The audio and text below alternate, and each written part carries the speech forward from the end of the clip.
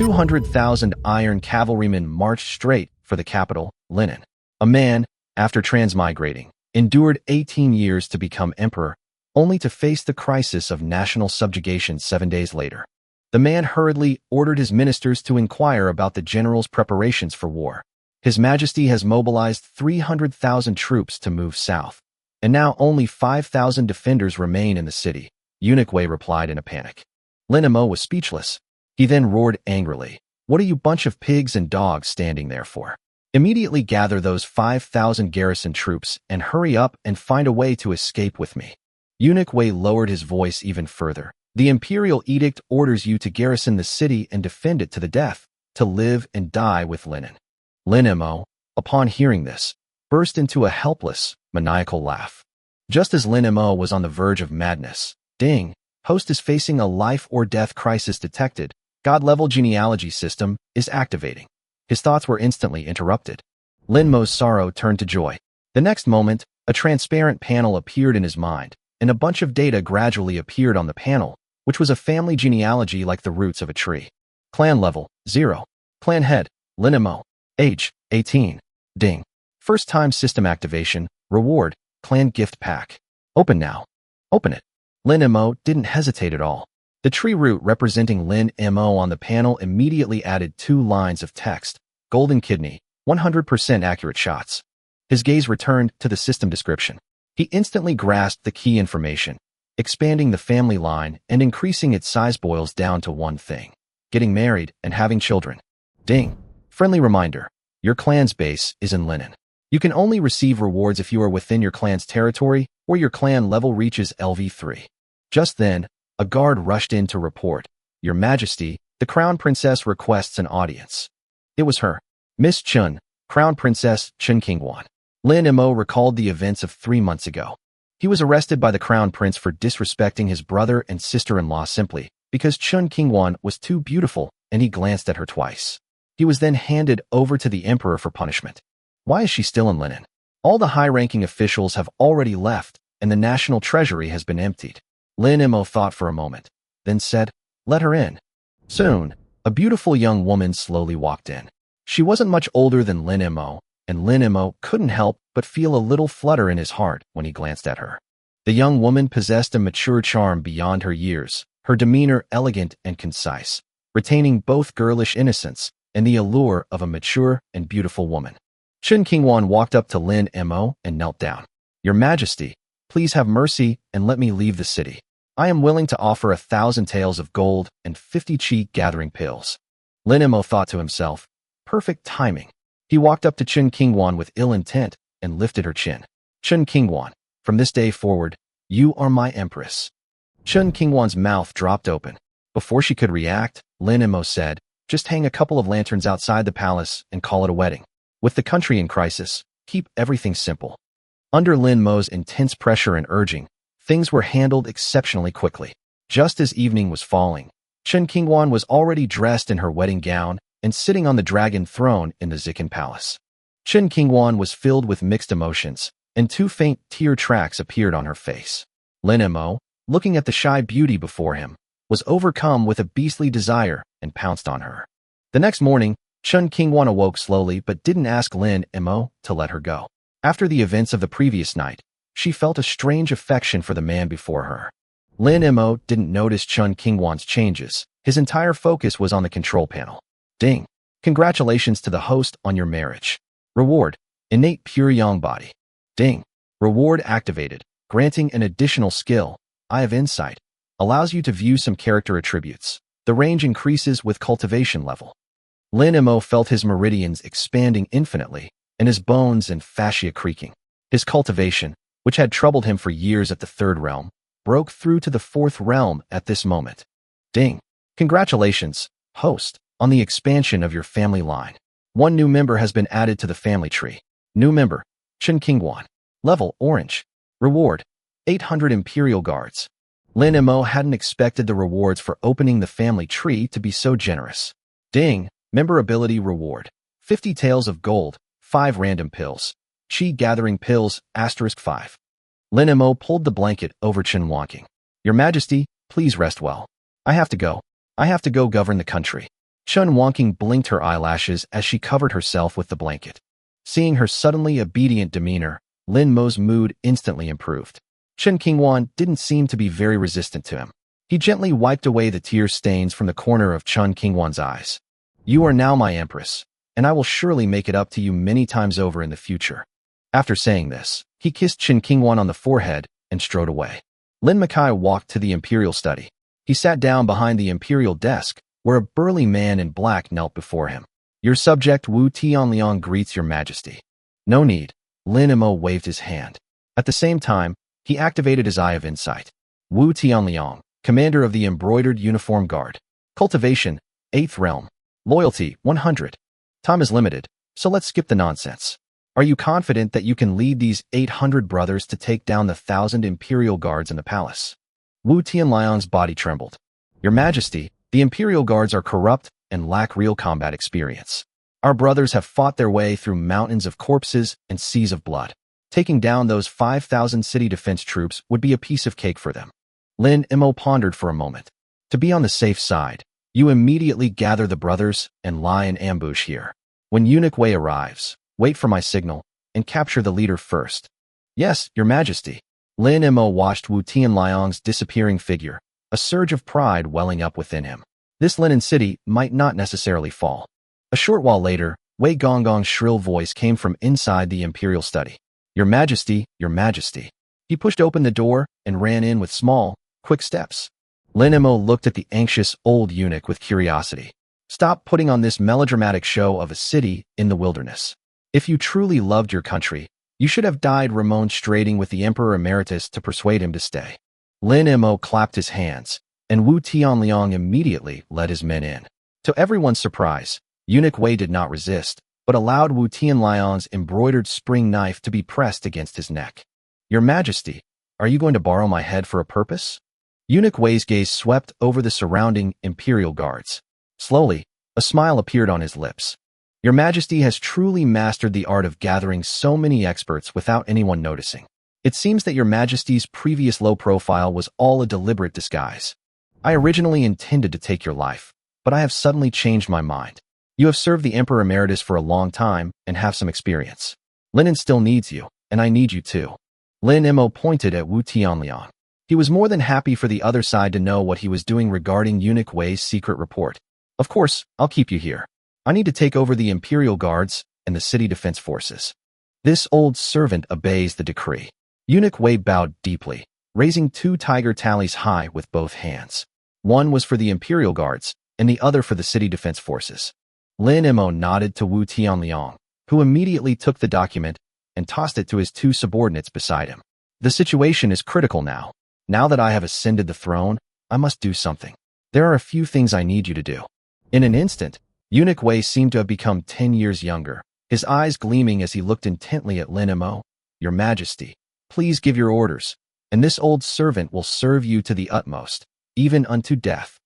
"It's not that serious. First, immediately issue my decree summoning all the vassal kings and feudal lords from across the country to come to Linen to defend the emperor." Eunuch Wei was taken aback. "Huh. Second, immediately summon all the remaining concubines in the harem. I want to interrogate them one by one." Just moments ago, Eunuch Wei thought the other party might be a wise ruler, but suddenly those 2 words popped into his mind again: a tyrant. Lin Mo's next sentence caused him to collapse to the ground. "Oh, right. What about the talented women, beauties, and palace maids? Arrest them all." Uffed. Eunuch Wei spat out a mouthful of blood. Eunuch Wei was escorted out on his errand by 2 men. After he left, Lin Mo fell into deep thought again in the imperial study. How could he possibly escape this predicament? Although Chun Wonking was a walking treasure trove, she was ultimately a drop in the ocean compared to what was needed this time. He had a rough idea in mind about recruiting people and building up the army. First, they recruited soldiers in Linen. Second, 30 li outside Linen City, there is a place called Black Wind Mountain. Countless bandits and outlaws gather on Black Wind Mountain, making a living by robbing passing merchants. At its peak, they even tried to extort money from the Linen City garrison. Everyone's driven by profit. Once they had the money, they'd try recruiting them directly. So the problem still boils down to money. Lin Mo beckoned, and Wu Tianliang bowed and approached. "Post notices throughout the city now. The army is approaching, and all wealthy gentry remaining in Linen must contribute money and effort. Regardless of whether they pay or not, you take men and confiscate their property on charges of colluding with the northern barbarians. Make an example of them, understand? Lin Mo gave Wu Tianliang a deep look. You must live up to your status. Do you understand what I mean? Wu Tianliang immediately knelt on one knee. Your Majesty, rest assured, not even a mosquito will be able to escape. Wu Tianliang, as expected of the commander of the embroidered uniform guard, was extremely efficient. Before long, his trusted men had completely taken control of the 1,000 imperial guards and 5,000 city defense troops in the palace. He was ruthless. Anyone who disobeyed him was immediately killed without exception. He forcefully seized military power with an iron fist. Meanwhile, numerous notices appeared throughout the streets and alleys of Linen City. The notice caused an uproar throughout the city. Countless people gathered around the notice board, discussing it animatedly. A new emperor has ascended the throne? When did that happen? No, the old emperor ran away? Panic gripped the city. Some were uneasy, some were angry. Some wanted to flee with their families immediately. But everyone realized one thing. The city walls were packed with people, but not a single person could get out. In the square in front of Lin Mo, hundreds of women stood in several rows, looking bewildered and at a loss. They were all from the palace who had not been taken away by Emperor Qingyan. Your Majesty, if you really do something today, you will surely be nailed to the pillar of shame. Eunuch Wei hunched over, as if he had aged more than 10 years. Lin Mo summoned 2 imperial guards and ordered them to drag old Wei away. You tyrant! You tyrant! Wei Gonggong's heart-wrenching roar echoed from afar. Lin Mo ignored him. Seeing this, a young eunuch hurriedly came over, bowing and fawning. Your Majesty, all the remaining women in the palace who are beautiful are here. Damn it! Who said only good-looking people are allowed? Bring those who aren't good-looking too. Slap! Lin Mo raised his hand and slapped her across the face. Yes, yes, yes, this servant obeys. Lin Mo immediately activated his Eye of Insight, scanning each entry. Name, Wang Ruotong. Level, green. Character attributes, sharp-tongued and fertile, with some knowledge of pharmacology. 200,000 iron cavalrymen marched straight towards the capital, Linen. After Lin Mo transmigrated, he endured 18 years of hardship before ascending the throne, only to face the crisis of national subjugation 7 days later. Lin Mo hurriedly ordered his ministers to inquire about the general's preparations for war. Eunuch Wei replied in a panic. His Majesty has gathered 300,000 troops and moved them south. Now there are only 5,000 garrison troops left in the city. Lin Mo was speechless for a moment, then angrily cursed. What are you bunch of pigs and dogs standing there for? Immediately gather those 5,000 garrison troops and hurry up and find a way to escape with me. Eunuch Wei lowered his voice even further. The imperial edict orders you to station troops and defend the city to the death, to live and die with Linen. Upon hearing this, Lin Mo laughed helplessly. Just as Lin Mo was one step away from going insane, his thoughts were instantly interrupted by the notification. Ding! Host is facing a life-or-death crisis. God-level family tree system is activating. Lin Mo's sorrow turned to joy. The next moment, a transparent panel appeared in his mind, and a bunch of data gradually appeared on the panel, which was a family genealogy like the roots of a tree. Clan level, 0. Clan head, Lin Mo. Age, 18. Ding. First time system activation. Reward, clan gift pack. Open now. Open it. Lin Mo didn't hesitate at all. The tree root representing Lin Mo on the panel immediately added 2 lines of text. Golden kidney, 100% accurate shots. His gaze returned to the system description, instantly catching the key information. Expanding the family line and increasing its size boils down to one thing. Getting married and having children. Ding. Friendly reminder. Your clan's base is in Linen. You can only receive rewards if you are within your clan's territory or your clan level reaches LV3. Just then, a guard rushed in to report. Your Majesty, the Crown Princess requests an audience. It was her. Miss Chun, Crown Princess Chun Qingwan. Lin Mo recalled the events of 3 months ago. He was arrested by the Crown Prince for disrespecting his brother and sister-in-law simply because Chun Qingwan was too beautiful and he glanced at her twice. He was then handed over to the Emperor for punishment. Why is she still in Linen? All the important officials have already left, and the national treasury has been emptied. Lin Mo thought for a moment. Let her in. Soon, a beautiful young woman walked in. She was quite young, about the same age as Lin Mo. Lin Mo glanced at her, and couldn't help but feel a little flutter in his heart. The young woman possessed a mature charm beyond her years, her demeanor elegant yet refined, retaining both girlish innocence and the allure of a mature and beautiful woman. Chen Qingwan walked up to Lin Mo and knelt down. "Your Majesty, please have mercy and let me leave the city. I am willing to offer 1,000 taels of gold and 50 qi gathering pills." Lin Mo thought to himself, perfect timing. He walked up to Chen Qingwan with ill intent, lifted her chin, and said, "Chen Qingwan, from this day forward, you are my empress." Chen Qingwan's mouth dropped open. Before she could react, Lin Mo said, "Just hang a couple of lanterns outside the palace and call it a wedding. With the country in crisis, keep everything simple." Under Lin Mo's intense pressure and urging, things were done exceptionally quickly. Just as evening was falling, Chen Qingwan was already dressed in her wedding gown and sitting on the dragon throne in the Zikin Palace. Chen Qingwan was filled with mixed emotions, and 2 faint tear tracks appeared on her face. Lin Mo looked at the shy beauty before him, and a beastly desire surged within him, so he pounced on her. The next morning, Chen Qingwan woke up slowly, but did not ask Lin Mo to let her go. After the storm of the previous night, she had developed strange feelings for the man in front of her. Lin Mo didn't notice Chen Qingwan's changes. His entire focus was on the control panel. Ding! Congratulations to the host on your marriage. Reward: innate pure yang body. Ding! Reward activated, granting an additional skill, Eye of Insight. Allows you to view some character attributes. The range increases with cultivation level. Lin Mo felt his meridians expanding infinitely, and his bones and fascia creaking. His cultivation, which had troubled him for years at the 3rd realm, broke through to the 4th realm at this moment. Ding! Congratulations, host, on the expansion of your family line.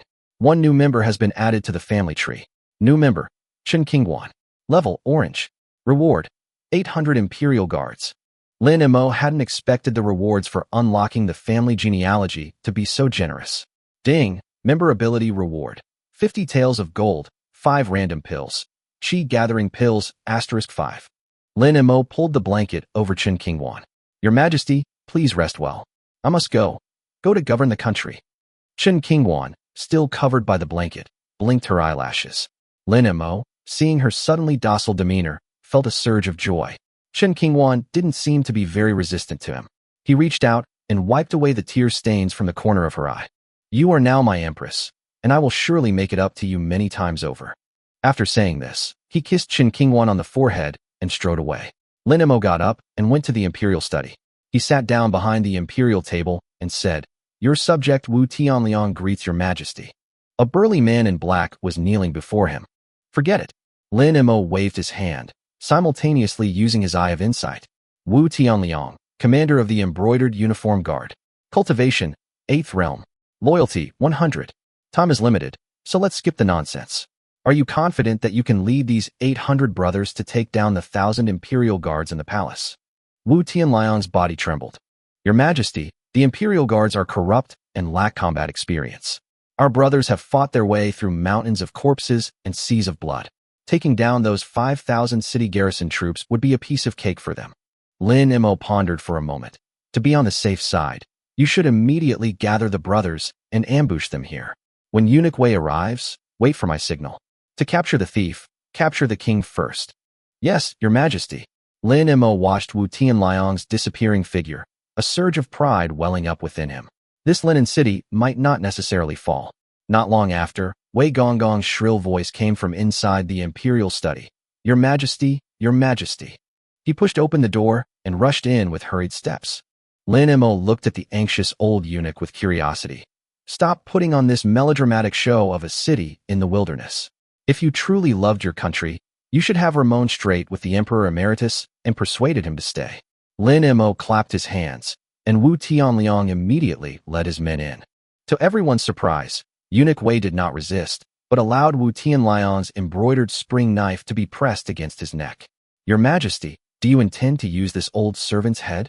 Eunuch Wei's gaze swept over the surrounding imperial guards one by one.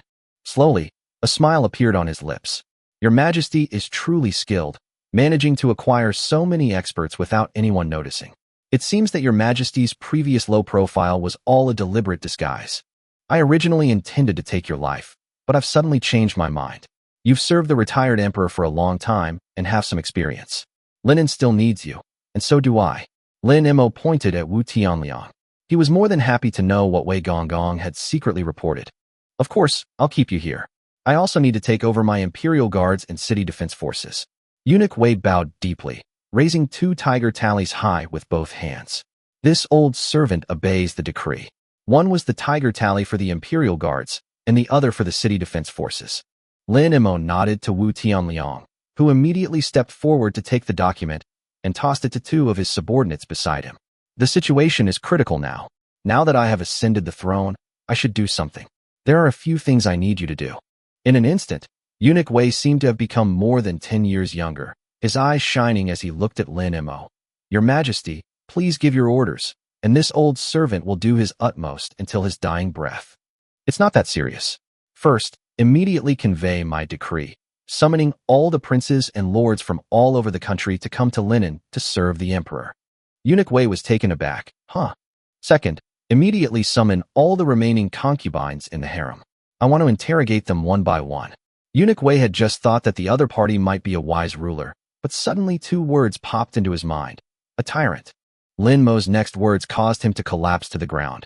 Oh, and what about the talented women, beauties, and palace maids? Bring them all here. Uffed. Eunuch Wei spat out a mouthful of blood. Eunuch Wei was being carried out on his mission by 2 men. After he left, Lin Mo fell into deep thought again in the imperial study. How could he possibly escape this predicament? Although Chun Wonking was a walking treasure trove, her resources were ultimately limited and insufficient compared to what was needed this time. He already had a general idea in mind about raising money to build an army. First, he would recruit soldiers in Linen. Second, 30 miles outside Linen, there was a place called Black Wind Mountain. Countless bandits and outlaws lived on Black Wind Mountain, making a living by robbing passing merchants. At their peak, they had even robbed the Linen city garrison. The world is bustling, all for profit. Once we have the money, we can try to recruit them directly. So, the problem still lies in money. Lin Mo beckoned, and Wu Tianliang bowed and approached. Now, post notices throughout the city. The army is approaching, and all wealthy gentry remaining in Linen must contribute money and effort. Lin Mo gave Wu Tianliang a deep look.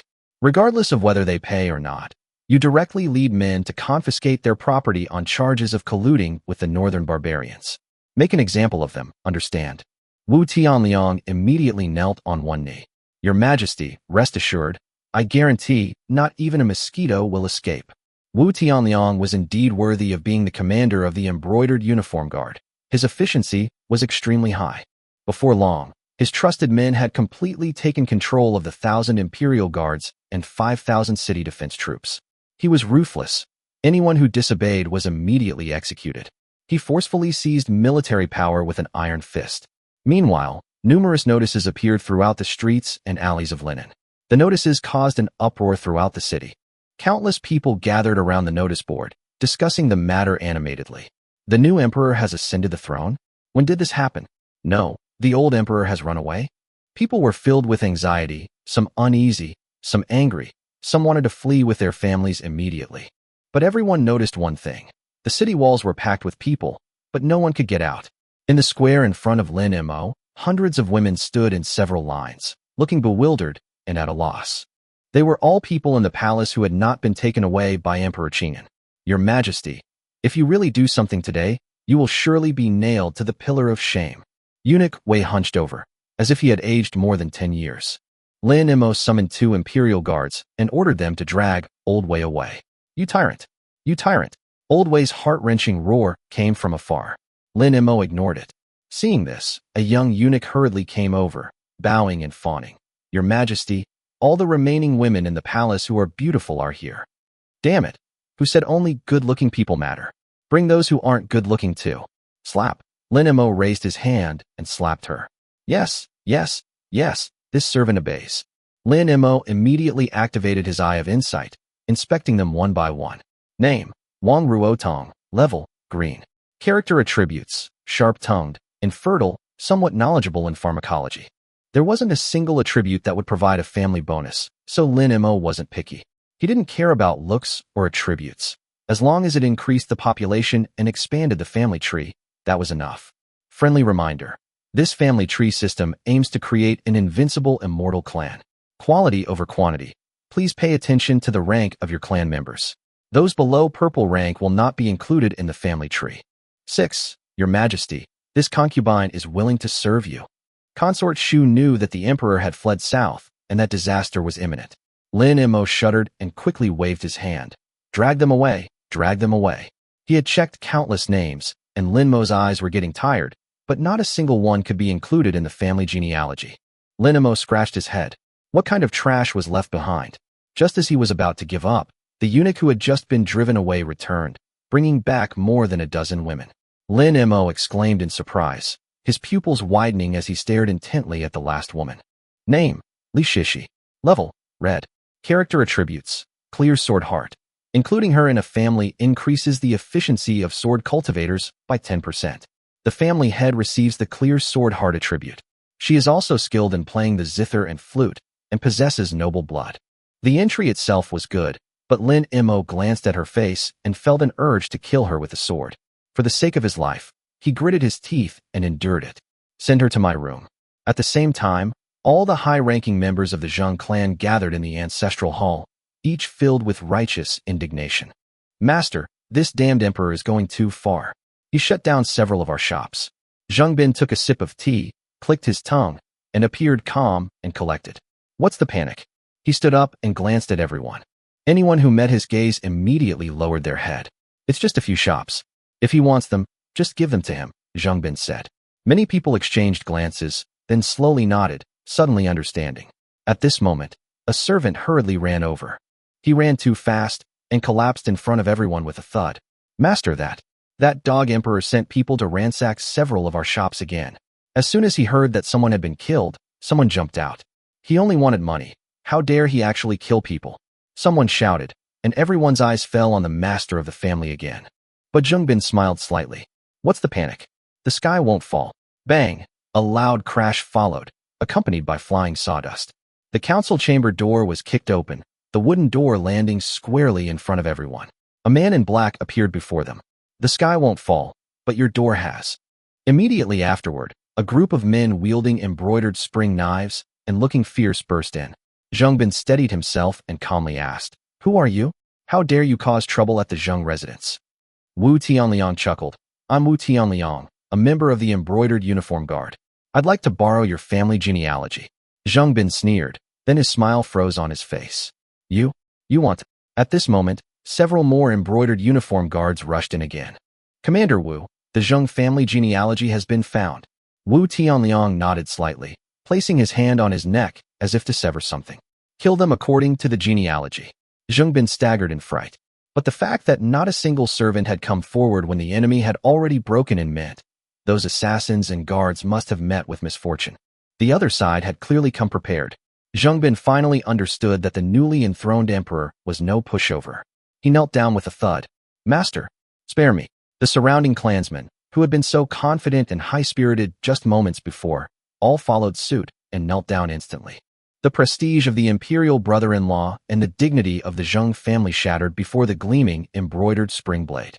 Yet Wu Tianliang didn't even glance at it, simply uttering, The Zheng family colluded with the northern barbarians, hoarded goods for profit, defied imperial orders, and are hereby exterminated as a warning to others. Kill. No. Zheng Bin let out a shrill scream as his head rolled to the ground. Call the rolls according to the rules. Verify them clearly. Better to kill the innocent than let one go. Hurry up. His Majesty is waiting for a reply. Understood. Boom. The embroidered spring blade flashed, sending plumes of blood mist flying. The Imperial Guard's eyes were cold, their movements swift and decisive. The magnificent Zheng family mansion was instantly transformed into a battlefield. Half an hour later, the gates of the Zheng residence were sealed anew. Meanwhile, in the capital, another notice appeared on the bulletin board. Anyone who harbors Jiaoxing, a sense of Jiaoxing, a belief that they can get away with something, conceals their wealth to resist taxes or levies, or even colludes with the enemy and betrays the country, will face the same fate as the Zheng family. The news spread throughout Chang'an in an instant. The crowd buzzed with discussion. Lin Mo's intentions were also quite obvious. Those who didn't donate would have their families confiscated and be exterminated. The entire city of Linen suddenly became tense and fearful with everyone on edge. Officials, nobles, wealthy merchants, and gentry, in particular, gathered to discuss countermeasures.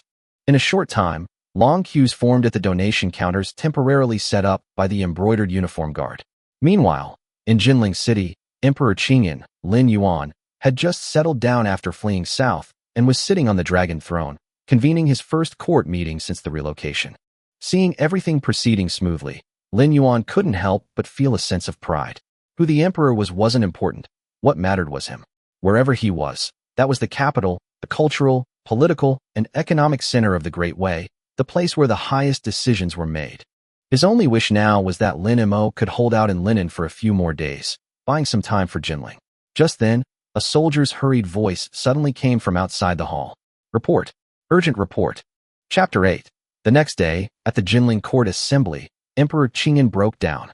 At the Jinling Court Assembly, upon hearing that news had come from Linen, all the civil and military officials perked up.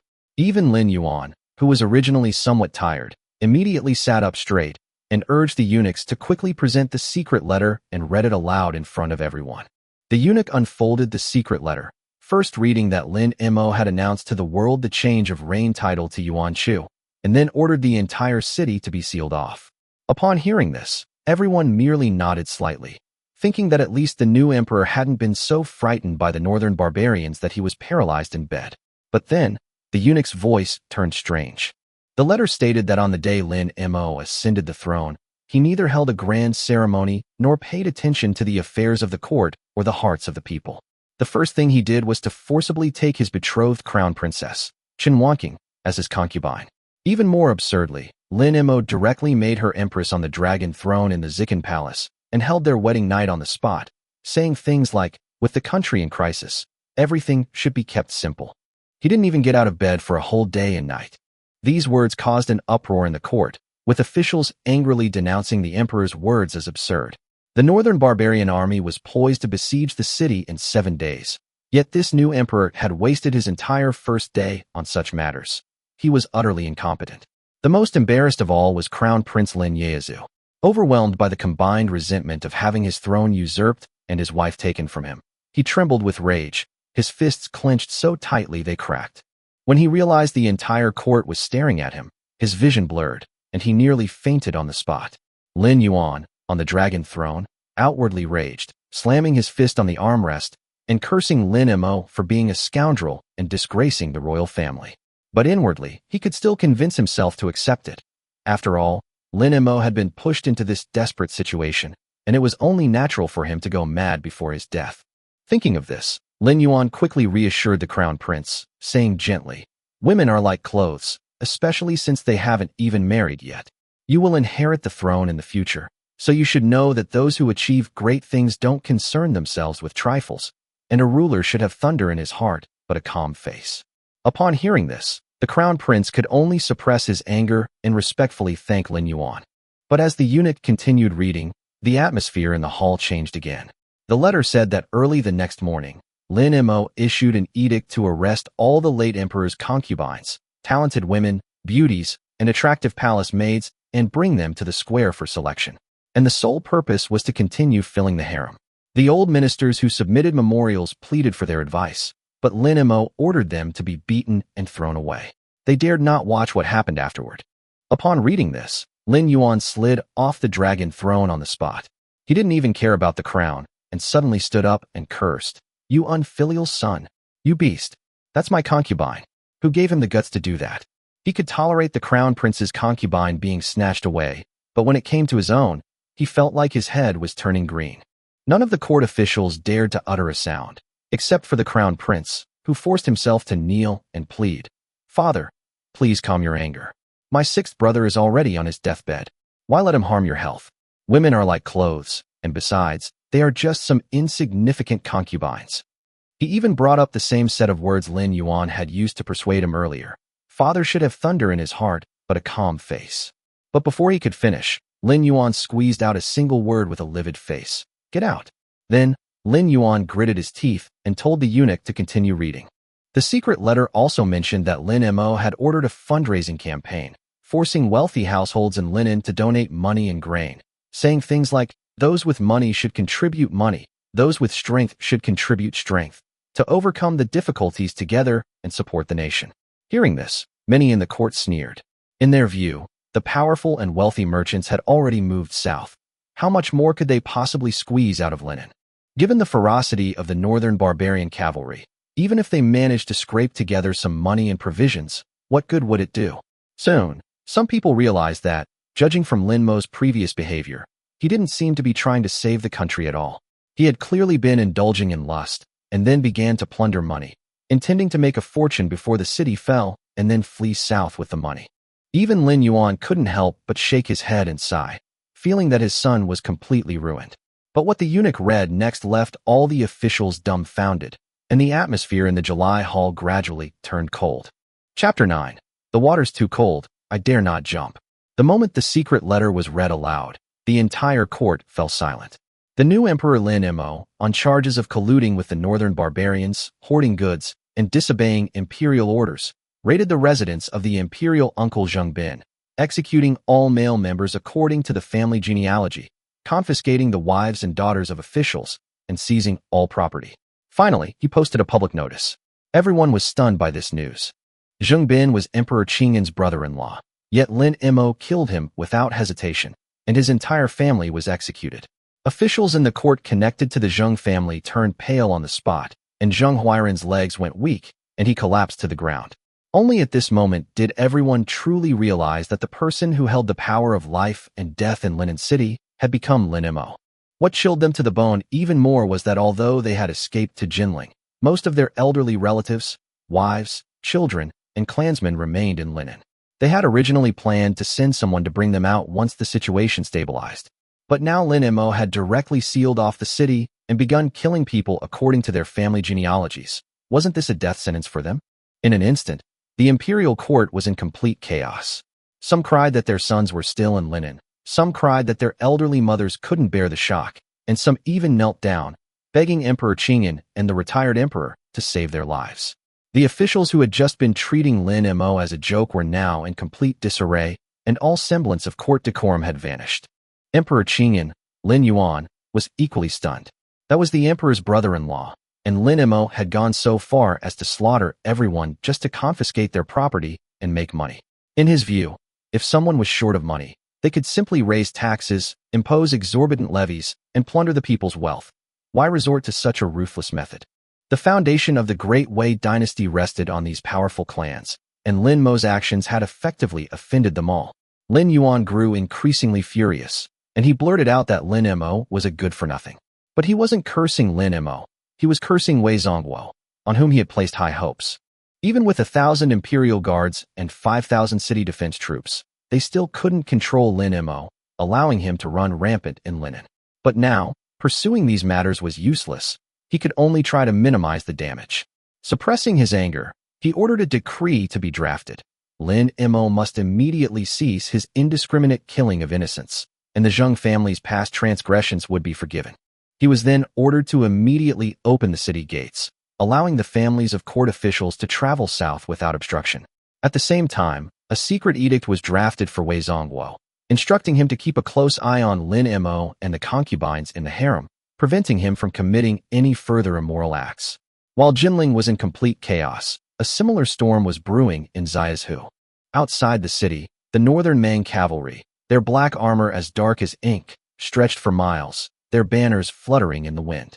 At the forefront of the army, a magnificent white horse stood at the very front, its rider a woman clad in silver armor, wielding a long spear, her bearing heroic and spirited, none other than Empress Xiao Yuerong of northern Mang. Despite her young age, Xiao Yuerong was already a rare peak-level expert of the Ninth Realm, a figure of exceptional talent on the continent. She stood silently at the front of the battle, exuding an imposing aura without anger, like a true Valkyrie. On the city wall of Xiaohu, General Chen Huayan of the Great Wei stood with his hand on his sword, staring intently at the army outside the city, while the voices of his lieutenants beside him already revealed despair. Some say Yunzhou fell in half a day, and the defending general and his entire family were beheaded at the city gate. Others say the defending general of Lingzhou surrendered early on. Still others say the defending general of Dingzhou simply led his entire clan to kneel and welcome the northern barbarians. Now, Xiasu City is running low on food and arrows. The people are in a panic, and the morale of the army is in disarray. If things continue like this, it will be impossible to hold out. Upon hearing this, Chun Huayan flew into a rage. He whirled around and shouted angrily, saying that Xia Prefecture was a strategic pass in the north, the throat of the Great Wei dynasty. He had received great favors from the country. How could he surrender without a fight? Then he drew his sword, pointed it at the city gates, and roared, I, Chun Huayan, swear to live and die with Xia Prefecture. Anyone who dares to speak of surrender again will be executed like this. After that roar, all the generals were stunned, and no one dared to mention surrender again. Madame Chun stood at the rear, her eyes filled with tears. Chun Huayan grasped her hand and said in a sorrowful voice that he was deeply indebted to the country and could only die for his country, only to implicate his wife. Madame Chun gritted her teeth and replied to him, We will share the same bed in life and the same grave in death. I have no regrets. The couple's words moved the surrounding soldiers to tears. Everyone felt that General Chun was loyal and righteous, and Madame Chun was noble and compassionate. Such people, even if they died in Xia Prefecture today, would surely be recorded in history. Afterwards, Chun Huayan personally escorted his wife down from the city wall and slowly walked along the street back to their residence. Along the way, Chun Huayan looked at the panicked people of the city, his heart filled with mixed emotions. He recalled his years of hard study and the words he had written at the farewell banquet for his colleagues when he left the capital to take up his post. I will not return until the northern barbarians are defeated. Thinking of this, he sighed deeply and said, Since ancient times, who has ever escaped death? The withering and flourishing of plants are all ordained by heaven. Upon hearing this, Madame Chun completely broke down, throwing herself into his arms and sobbing uncontrollably. She cried, saying that the northern barbarians were powerful and that she would die sooner or later anyway, and that she had no regrets about following her husband in this life. As she spoke, she suddenly noticed a well by the roadside, and her eyes hardened, clearly indicating that she had made up her mind to die. The next moment, Madame Chun said with tears in her eyes, My husband, I will go to the Yellow Springs first and wait to welcome you back. As soon as she finished speaking, she gritted her teeth and jumped directly into the well. Chun Huayan was so frightened that his heart almost stopped.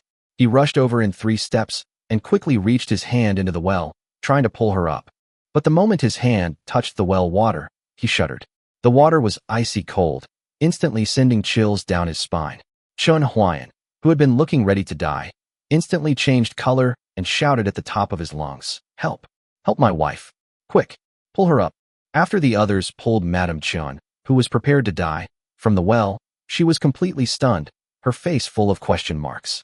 Before she could react, Chun Huayan spoke up tremblingly, Madam, I've thought about it. I, Chun Huayan, am a man of iron will. How can I rust to death in a well? Let's surrender the city.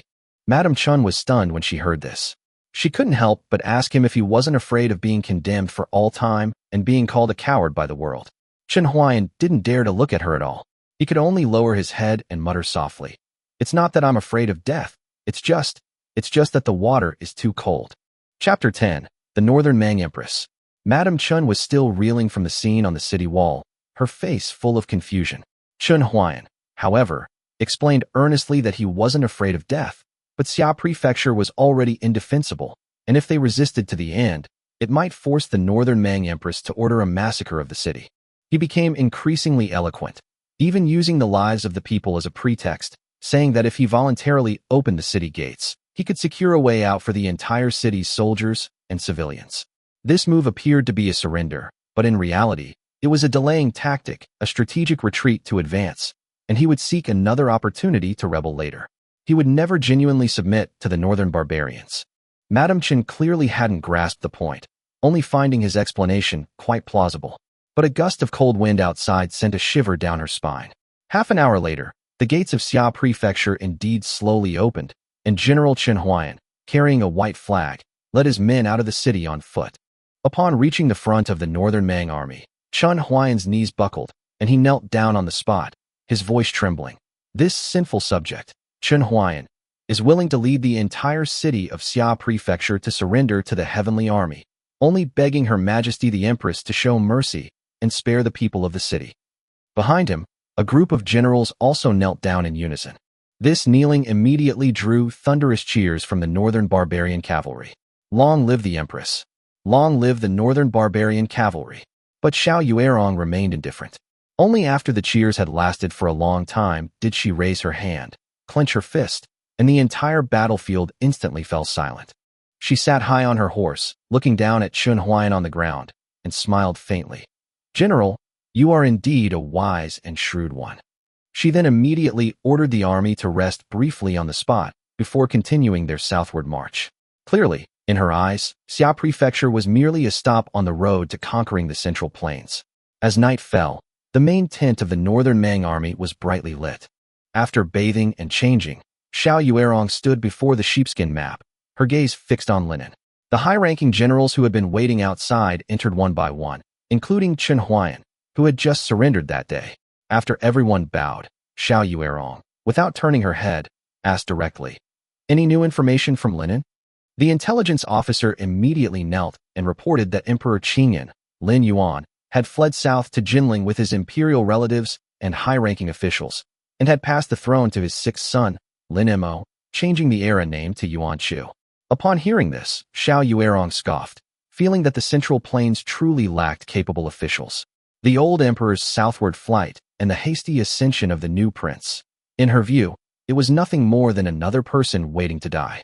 The generals in the tent echoed his sentiments, their words filled with contempt, showing no regard for the Great Way. At this moment, Chun Huayan, his face contorted with indignation, chimed in, saying that such a foolish ruler was unworthy of anyone's loyalty, and that his submission to the empress today was in accordance with the will of heaven.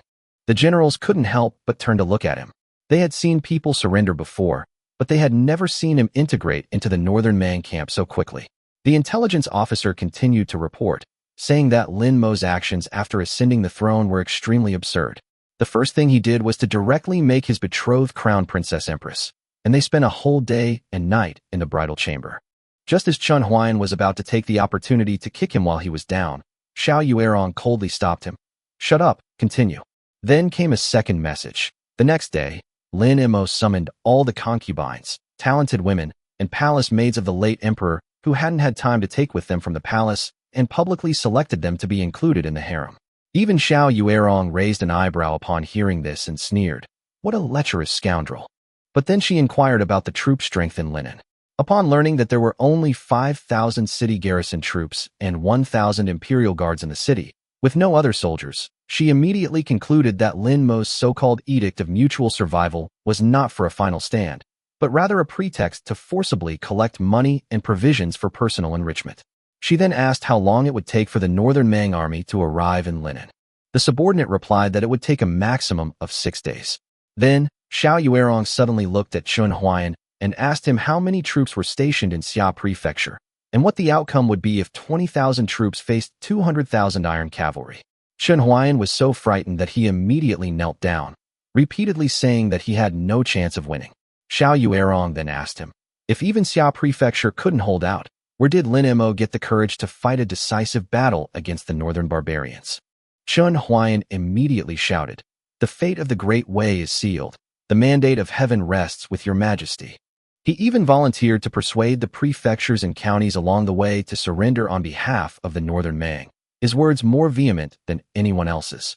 Xiao Yuerong listened and simply nodded, then ordered him to set off immediately with light equipment to persuade the various places to open their gates and submit. As soon as the military order was given, a murderous aura filled the tent. At the same time, Lin Mo, far away in the Linen Imperial Palace, was also preparing to deal with another troublesome matter. After returning to the palace, Lin Mo pushed open the palace door and quickly closed it again, making sure the entire hall was airtight and not letting in a single ray of light. The reason was simple. The person bound hand and foot on the dragon bed was none other than Li Shishi, and he really didn't want to see her face clearly. Li Shishi was tightly bound, and her meridians had long been sealed, so she could only struggle incessantly on the bed. Lin Mo groped his way to the bedside, and hearing her incessant movements, he became annoyed and hissed, "Shut up." But as soon as he reached out, Li Shishi shouted angrily, "You dog emperor, let me go." Upon hearing this, Lin Mo's anger flared up, and he threatened directly, "If you shout again, I'll kill you." To his surprise, Li Shishi was not afraid at all. and instead gritted her teeth and shouted back, "You dog emperor, if you dare to touch me, you're dead." Lin Emo sneered, "What can a prisoner like you do to kill me?" Chapter 11. Triggering the Barrier. Ignore. Basic family building gift pack. Li Shishi was held in his arms, but she was still uttering threats, saying that anyone who dared to touch her would be dead, and she even complained about her looks, asking him how he could do such a thing. Lin Mo, however, became interested and replied calmly, "I'm not picky." Li Shishi was both ashamed and angry, scolding him for his restless hands. Lin Mo denied it, retorting that she was the one who moved. The two exchanged barbs, with Li Shishi trying to use her status to pressure him, but Lin Mo was too tired to listen and simply covered her mouth. In the darkness, the hall quickly quieted down, leaving only faint sounds. Not long after, a system notification suddenly rang in Lin Mo's mind, completely changing the atmosphere of the night. Ding! Congratulations to the host for obtaining the entry. Clear Sword Heart. Cultivating the sword path will be twice as effective with half the effort. Ding! Congratulations to the host for expanding the family line. A new member has been added to the family tree. Li Shishi. Level red. Immediately afterward, the system displayed further explanations. Li Shishi possesses innate sword-wielding prowess, mastery of both the zither and flute, and literary talent. If she were recruited into a family, she could increase the efficiency of the family's sword cultivators by 10%. Upon seeing this, Lin Mo was first stunned, then slapped himself hard. He initially thought this woman was just a troublesome character of unknown origin, but it turned out she was actually a red quality member. But what happened next was even more outrageous. The system notified him again that he had triggered Ignore Barriers, directly activating her hidden attributes. Hidden term discovered. Few offspring. Hidden term discovered. Body of all spirits. Ding! Li Shishi is pregnant. Reward. Basic family building gift pack. Open now. Lin Mo opened it almost without hesitation. The next second, the contents of the grand gift package were revealed. 800 sets of bright armor, 800 black-maned horses, 100 catapults, plus a city wall enhancement card, and a new feature unlocked, 1,000 family prestige. Lin Mo was speechless after reading it, thinking that this system was obsessed with 800. But compared to the rewards, he cared more about the body of 10,000 spirits. Realizing he had hit the target on his first try, Lin Mo immediately realized this ugly woman was no ordinary person. He turned to stare at Li Shishi, his tone turning icy. "Who exactly are you?" Li Shishi slowly regained consciousness, clearly having been unconscious. She tried to feign ignorance, but Lin Mo had already reached out to grab her face, intending to tear off the human skin mask. After searching for a long time, he found nothing, which only made him more uneasy. Li Shishi was hurt from being scratched and angrily called him a lecherous man, saying he was doomed. Lin Mo, however, remained calm and simply said, "I don't care whether you live or die, but if you don't want your child to be born without a father, you'd better behave yourself. You are already pregnant." Upon hearing this, Li Shishi froze completely. After a brief silence, she broke down in tears, utterly unable to believe that this had happened to her. Seeing her emotional breakdown, Lin Mo didn't press her further, simply telling her to reveal her identity once she had thought it through, before turning and leaving. Back outside, Lin Mo immediately opened the family panel, where he saw 2 tender shoots sprouting from the base of the large tree, symbolizing the family. Lin and Lin Clan, Family Level 0, Clan Head Lin Mo, Affixes, Golden Kidney, Ignore Barriers, Clear Sword Heart. Wife, Chen Qingwan, produces 50 taels of gold and 5 random pills daily. Currently accumulated 100 taels of gold and 10 chi gathering pills. Concubine, Li Shishi, pregnant, increases the family's sword cultivation efficiency by 10%. Family Foundation, Linen, Family Prestige, 1,000, Popular Support, plus 10. As soon as Lin Mo stepped out of the palace gate, a member of the Imperial Guard came to report that the Empress summoned him. By the time he arrived, Chen Qingwan was already able to stand up with the help of 2 palace maids. Compared to the first day, she was now much more docile, exuding the gentle and refined air of a well-bred lady. Upon seeing him, Chen Qingwan asked in a pitiful tone, "Your Majesty said you'd govern the country. Does that mean you'd do that kind of thing?" This question stunned Lin Mo. He truly hadn't expected Chen Qingwan to be so jealous after only one day in the household. However, Chen Qingwan quickly composed herself and got down to business. She stated that now that she was empress, she should share the burdens of the Great Way and her husband. Although the Chen family had moved south, they still retained a large amount of property in the capital, which she was willing to donate entirely to help Lin Mo resist the northern barbarians. Lin Mo's nose tingled with emotion. Having lived in this world for 18 years, he had never even seen his biological mother. This was the first time someone had truly cared about his life or death. At that moment, looking at Chen Qingwan again, he felt that this woman was more moving than ever before. Chen Qingwan then revealed her family's wealth.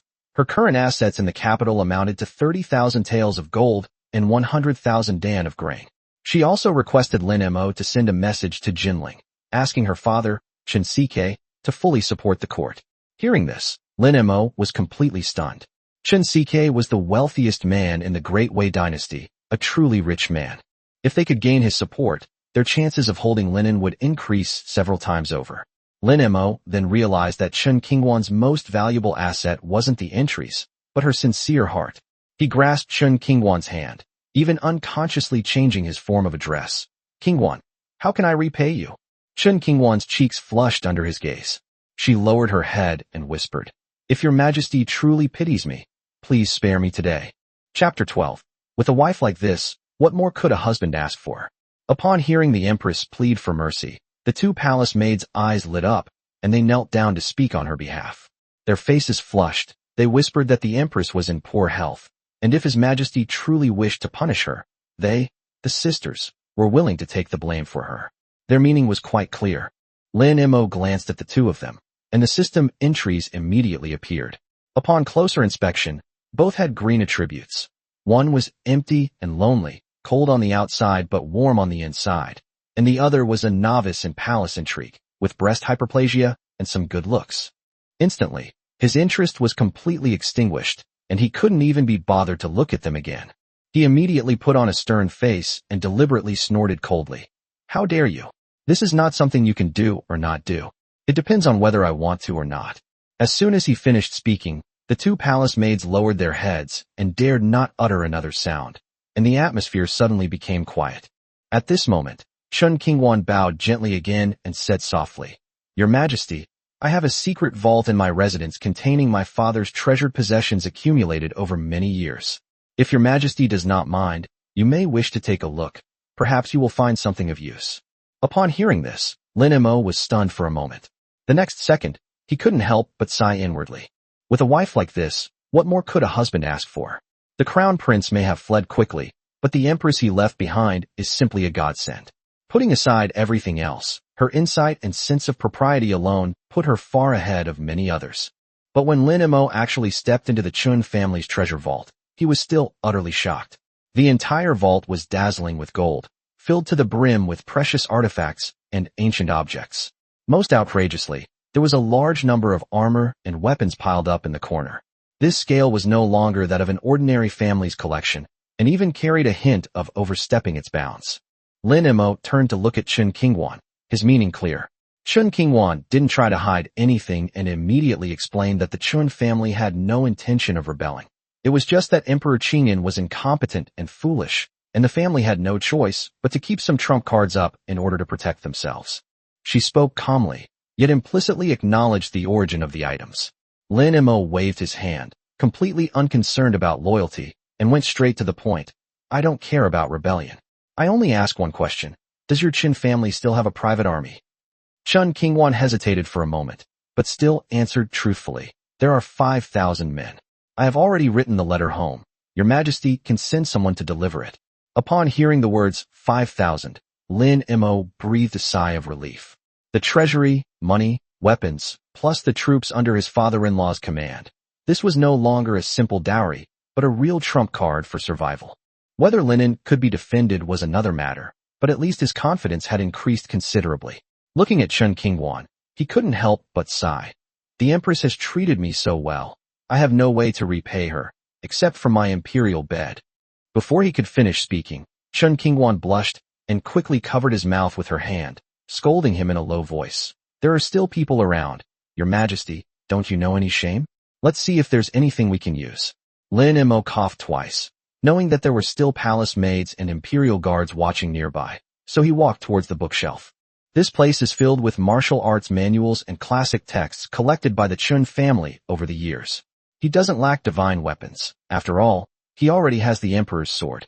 What truly excites him are the martial arts techniques that can rapidly enhance his combat power. Currently, he is only at the 4th realm, far from being a true top-tier master. But the situation was critical, and even learning just one more powerful martial art could save his life at a crucial moment. So he focused all his attention on those rows of sword manuals and techniques, not wanting to miss any opportunity. Chen Qinghuan, who was standing beside him, immediately saw through his thoughts and gently reminded him, "If your majesty wants to achieve quick results, there's no need to look at these body tempering techniques on the left. They emphasize gradual progress and take too long. It's too late now." Lin Mo was somewhat surprised, not expecting that someone who couldn't cultivate would know so much. Chen Qinghuan remained calm, only saying that she had been weak since childhood and, although unable to cultivate, had read a great deal of classical texts, which she had eventually memorized. Lin Mo's heart skipped a beat. This was no weak empress. She was practically a living encyclopedia of martial arts techniques, a true treasure trove.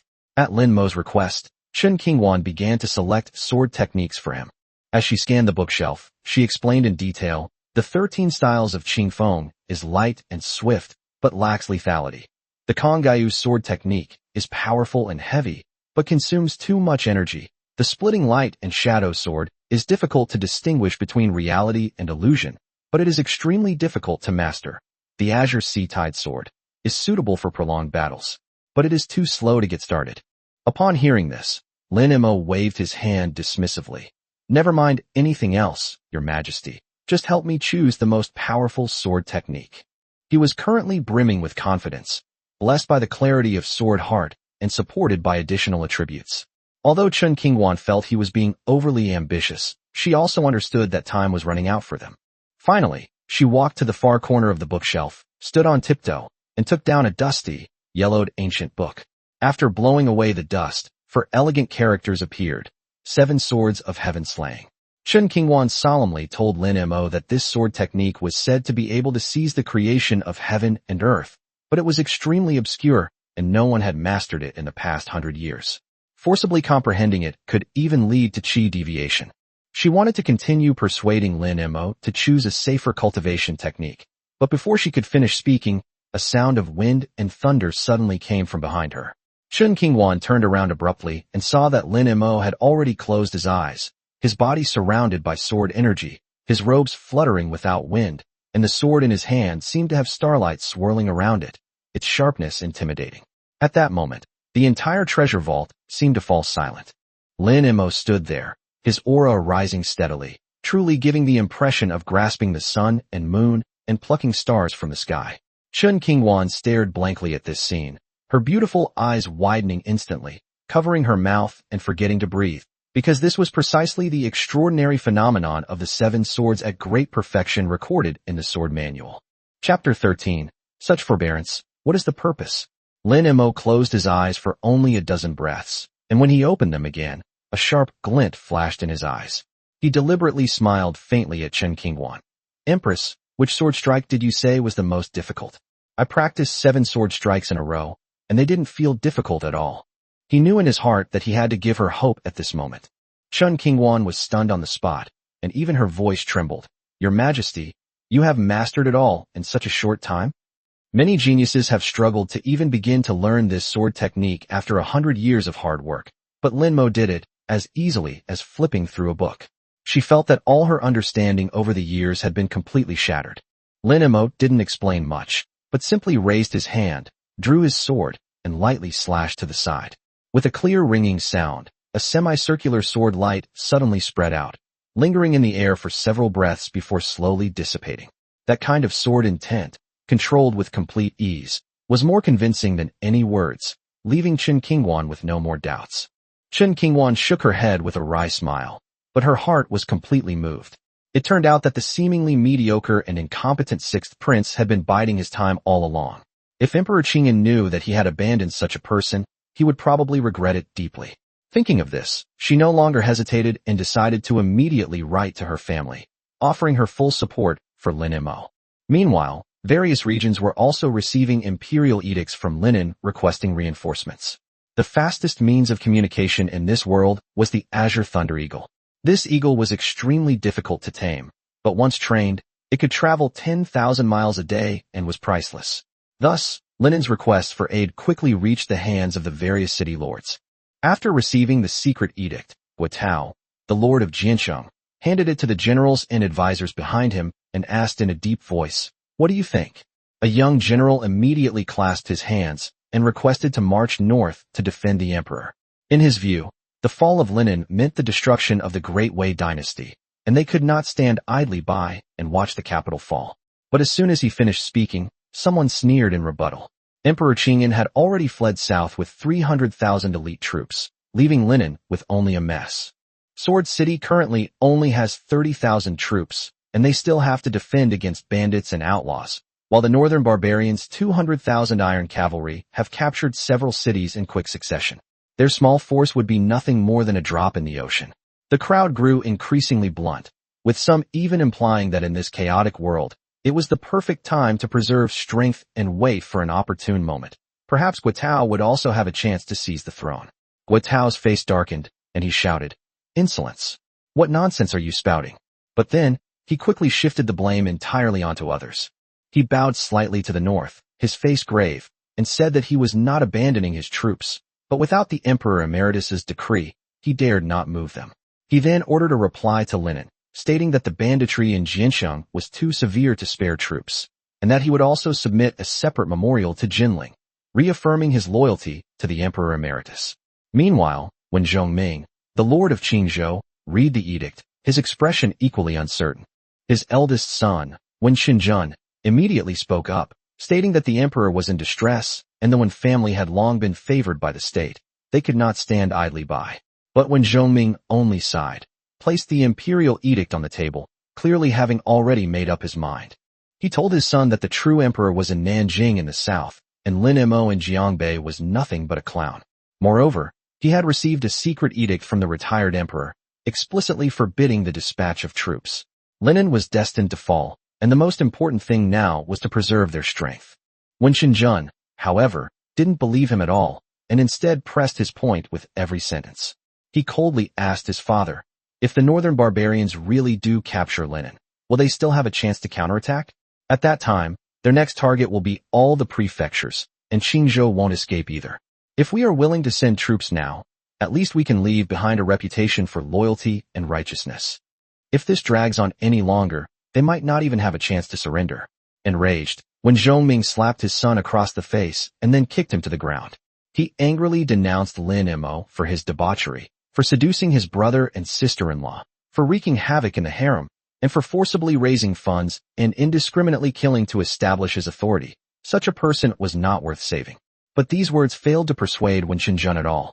Wen Qinzhen wiped the blood from the corner of his mouth, still kneeling upright. He bluntly stated that in the current situation, without forced fundraising and killing to establish authority, who would donate money or grain? As for the affairs of the harem, it was merely an outlet for venting anger after being thrown into a death trap. At least Lin Mo dared to kill members of powerful clans, which already made him far stronger than that person in Jinling. In his final words, he directly requested his father to allocate him 10,000 soldiers, offering to travel to Linen alone. When Zhongming was so angry that his chest tightened, and he roared that he had already contacted family friends to jointly submit a petition supporting the retired emperor, which was the right way to protect the Wen family. But Wen Qinzhen only replied, "Without a country, where is the family?" Having said that, he knelt down heavily, drew his sword, and held it to his neck. He gritted his teeth, declaring that if his father insisted on binding him, he would immediately commit suicide. He wanted neither soldiers nor men. He only wanted to go to Linen and try his luck. If Linen still existed, the Wen family would still have a chance to rise again. If Linen fell, his father would eventually understand his good intentions. Looking at his son, who refused to back down even at the cost of his life, when Zhongming couldn't understand how he could have given birth to such a child, so devoid of the shrewdness expected of a noble family, acting more like a wandering swordsman. Finally, enraged, he burst into a tirade, ordering Wen Qinzhen to get out immediately. Wen Qinzhen only muttered in a low voice, "Your son is unfilial." Chapter 14. The Crown Prince Apologizes. After Lin Mo's edict to defend the emperor was issued, the various prefectures seemed to have conspired together, with almost no one actually sending troops. Occasionally, a few groups responded, But they were only small, scattered groups, far from enough to bolster the situation. Many more secretly sent secret letters to Jinling, clearly indicating their intention to continue supporting the retired emperor. In Jinling City, Emperor Qingyan, Lin Yuan, flipped through the memorials of loyalty sent from all over the country, and the weariness on his face immediately dissipated. The phrases following the lead of the retired emperor and strictly obeying the orders of Jinling put him in a good mood, and he regained his self-righteous and domineering demeanor. He stroked his beard and said smugly to the eunuch beside him, "It seems everyone in the world knows who the true rightful heir is, and who the rightful master of the Great Wei dynasty is." The old eunuch quickly knelt down to flatter him, praising him for being ordained by heaven, and also taking the opportunity to ruthlessly criticize Linen. Lin Yuan was very pleased with what he heard, and then he thought of Chen Ck. Chen Qingwan was forcibly taken as empress by Lin Mo, and the head of the Yu family, whose wealth rivaled that of a nation, was certainly not happy about it. If he wasn't appeased in time, he might harbor other thoughts. So he immediately ordered Chen Ck to be summoned to the palace. Not long after, Chen Ck, dressed in casual clothes, entered the imperial study and bowed respectfully. Lin Yuan, contrary to his usual behavior, personally stepped forward to help him up, offered him a seat and tea, and then sighed with feigned heartache. "The matter in Linen has wronged Qingwan. I can't sleep or eat properly whenever I think about it." Chen Ck's face showed no emotion, and he calmly replied, "It is my daughter's fate that she suffered such a calamity." Lin Yuan immediately adopted an indignant demeanor, vehemently denouncing Lin Mo as worse than a beast. He even promised that once the Northern Mang affair was over, Lin Mo would be forced to kowtow and confess his sins before the Chun family ancestral hall, and that Chen Qingwan would be remarried. These words sounded respectable, but Chen Ck felt only disappointment. What Northern Mang affair? Right now, the entire Northern Mang army was marching south, clearly aiming for the Central Plains. Linen could fall at any moment. By then, it would be uncertain whether his daughter would even survive. What would be the point of such empty words, no matter how beautifully they were spoken? Thinking this, Chen Ck stopped beating around the bush and knelt down to plead. "Your Majesty, I only beg you to find a way to send someone to infiltrate Linen and bring my daughter out. I am willing to give you all my wealth and be at your beck and call." To him, any imperial marriage or confession was meaningless. Only his daughter's life mattered most. Upon hearing this, Lin Yuan's expression changed. What he feared most was that someone would turn their attention back to him and Jinling. If the people he sent ran into the Northern Mang army, they would be asking for trouble. More importantly, if Chen Qingwan was really taken away, Lin Mo would be unrestrained and could abandon the city and flee south, making him the first target of the Northern Mang. So Lin Yuan said he understood, but in reality he was making excuses. "How could I not know your love for your daughter? It's just that Linen is now a den of dragons and tigers. If we send people in rashly, it may anger Lin Mo and endanger Qingwan's life. You should be patient and wait for the situation to become clear. I will make arrangements." Upon hearing this, Chen Ck finally understood. The retired emperor had no intention of saving anyone. All he cared about was whether he could continue to hide safely. So Chen Ck said no more, simply bowed his head in gratitude, and then took his leave of the palace. In his heart, he had already made up his mind that he would never place his hopes on others again. Upon returning to the temporary residence, Chen Qingwan's mother, Qin Ling Shuang, immediately came out to greet her.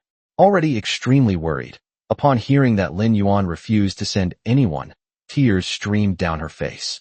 She cried, saying that she only had one daughter, and if something really happened to her, she didn't want to live anymore. The atmosphere in the room instantly became extremely oppressive. Chen Ck sighed and could only comfort her. "Don't worry, madam. I will personally lead the family's elite guards to rescue her this time." But Qin Ling Shuang immediately objected. She knew that Chen Ck was the backbone of the Chen family and could not be risked lightly, so she gritted her teeth and said, "I'll go. At the very least, I can sacrifice myself to bring Qingwan back." The couple were at odds. One wanted to go in person, while the other refused to let the other take the risk, and neither could persuade the other. Just then, the steward rushed in to report, "Master, the Crown Prince requests an audience." Upon hearing this, the couple almost simultaneously replied coldly, "We will not see him." Clearly, they had long since lost all hope in Lin Yezu. In their eyes, Lin Yezu, as the Crown Prince, had stood by and watched his fiancée fall into Lin Mo's hands, showing no intention of rescuing her when he fled. Such a man was utterly unreliable. But before the steward could even leave, Lin Yezu burst in, his voice trembling with tears. As soon as he entered the door, he shouted at Chen Sike, "Father-in-law, your son-in-law. No, Yezu is guilty. I have come here today to beg for forgiveness. You may beat or scold me. I will have no complaints." As soon as he finished speaking, he knelt down on the spot, putting on a look of deep remorse, not even caring about his status as the crown prince. Lin Yezu lowered his head, his voice trembling. "It was my incompetence. I left the capital in haste that day and failed to take Qingguan away by force. I harmed her. I am unworthy to be her husband. If I could suffer in her place, I would rather bear it for her." These words sounded sincere, but only he himself knew how much of his heart truly held true feelings. Ultimately, it wasn't that Lin Yezu suddenly developed a temper, but rather that the Chun family was simply too wealthy. Now, if he wanted to secure his position as crown prince and smoothly inherit the throne in the future, he had to cling tightly to this powerful family. So, this kneeling, seemingly an apology, was actually more like him securing a way out for himself. Chapter 15. Madam, I'm afraid I'll have to trouble you. Seeing the crown prince kneeling before the door, Chen Sike coldly replied, "Your Highness is too kind. This old man cannot bear such a grand gesture," without even offering to help him up. He was a man who valued his daughter above all else, and seeing the crown prince like this, he felt only disappointment and chill in his heart. The crown prince was still calling him father-in-law repeatedly, saying he would kneel for a long time if he wasn't forgiven. Chen Sike felt increasingly choked up, thinking that this future heir was neither discerning nor responsible, just as heartless and ungrateful as the one in the palace. If this continued, he was afraid he might really lose his temper and take action. So he said no more, helped his wife directly to the study, and ordered the servants to see the guests out. But the crown prince refused to leave, still kneeling outside to pledge his loyalty. After entering the study, the couple remained silent for a long time before Chen Sike finally let out a heavy sigh. He whispered, "You can see people's true colors in times of crisis. The northern barbarians have only reached Yunzhou, far from Jinling, yet the emperor and crown prince have already abandoned Linen. If the northern barbarians were to actually reach Jinling in the future, it's not impossible that this father and son might offer Qingguan away in order to seek peace."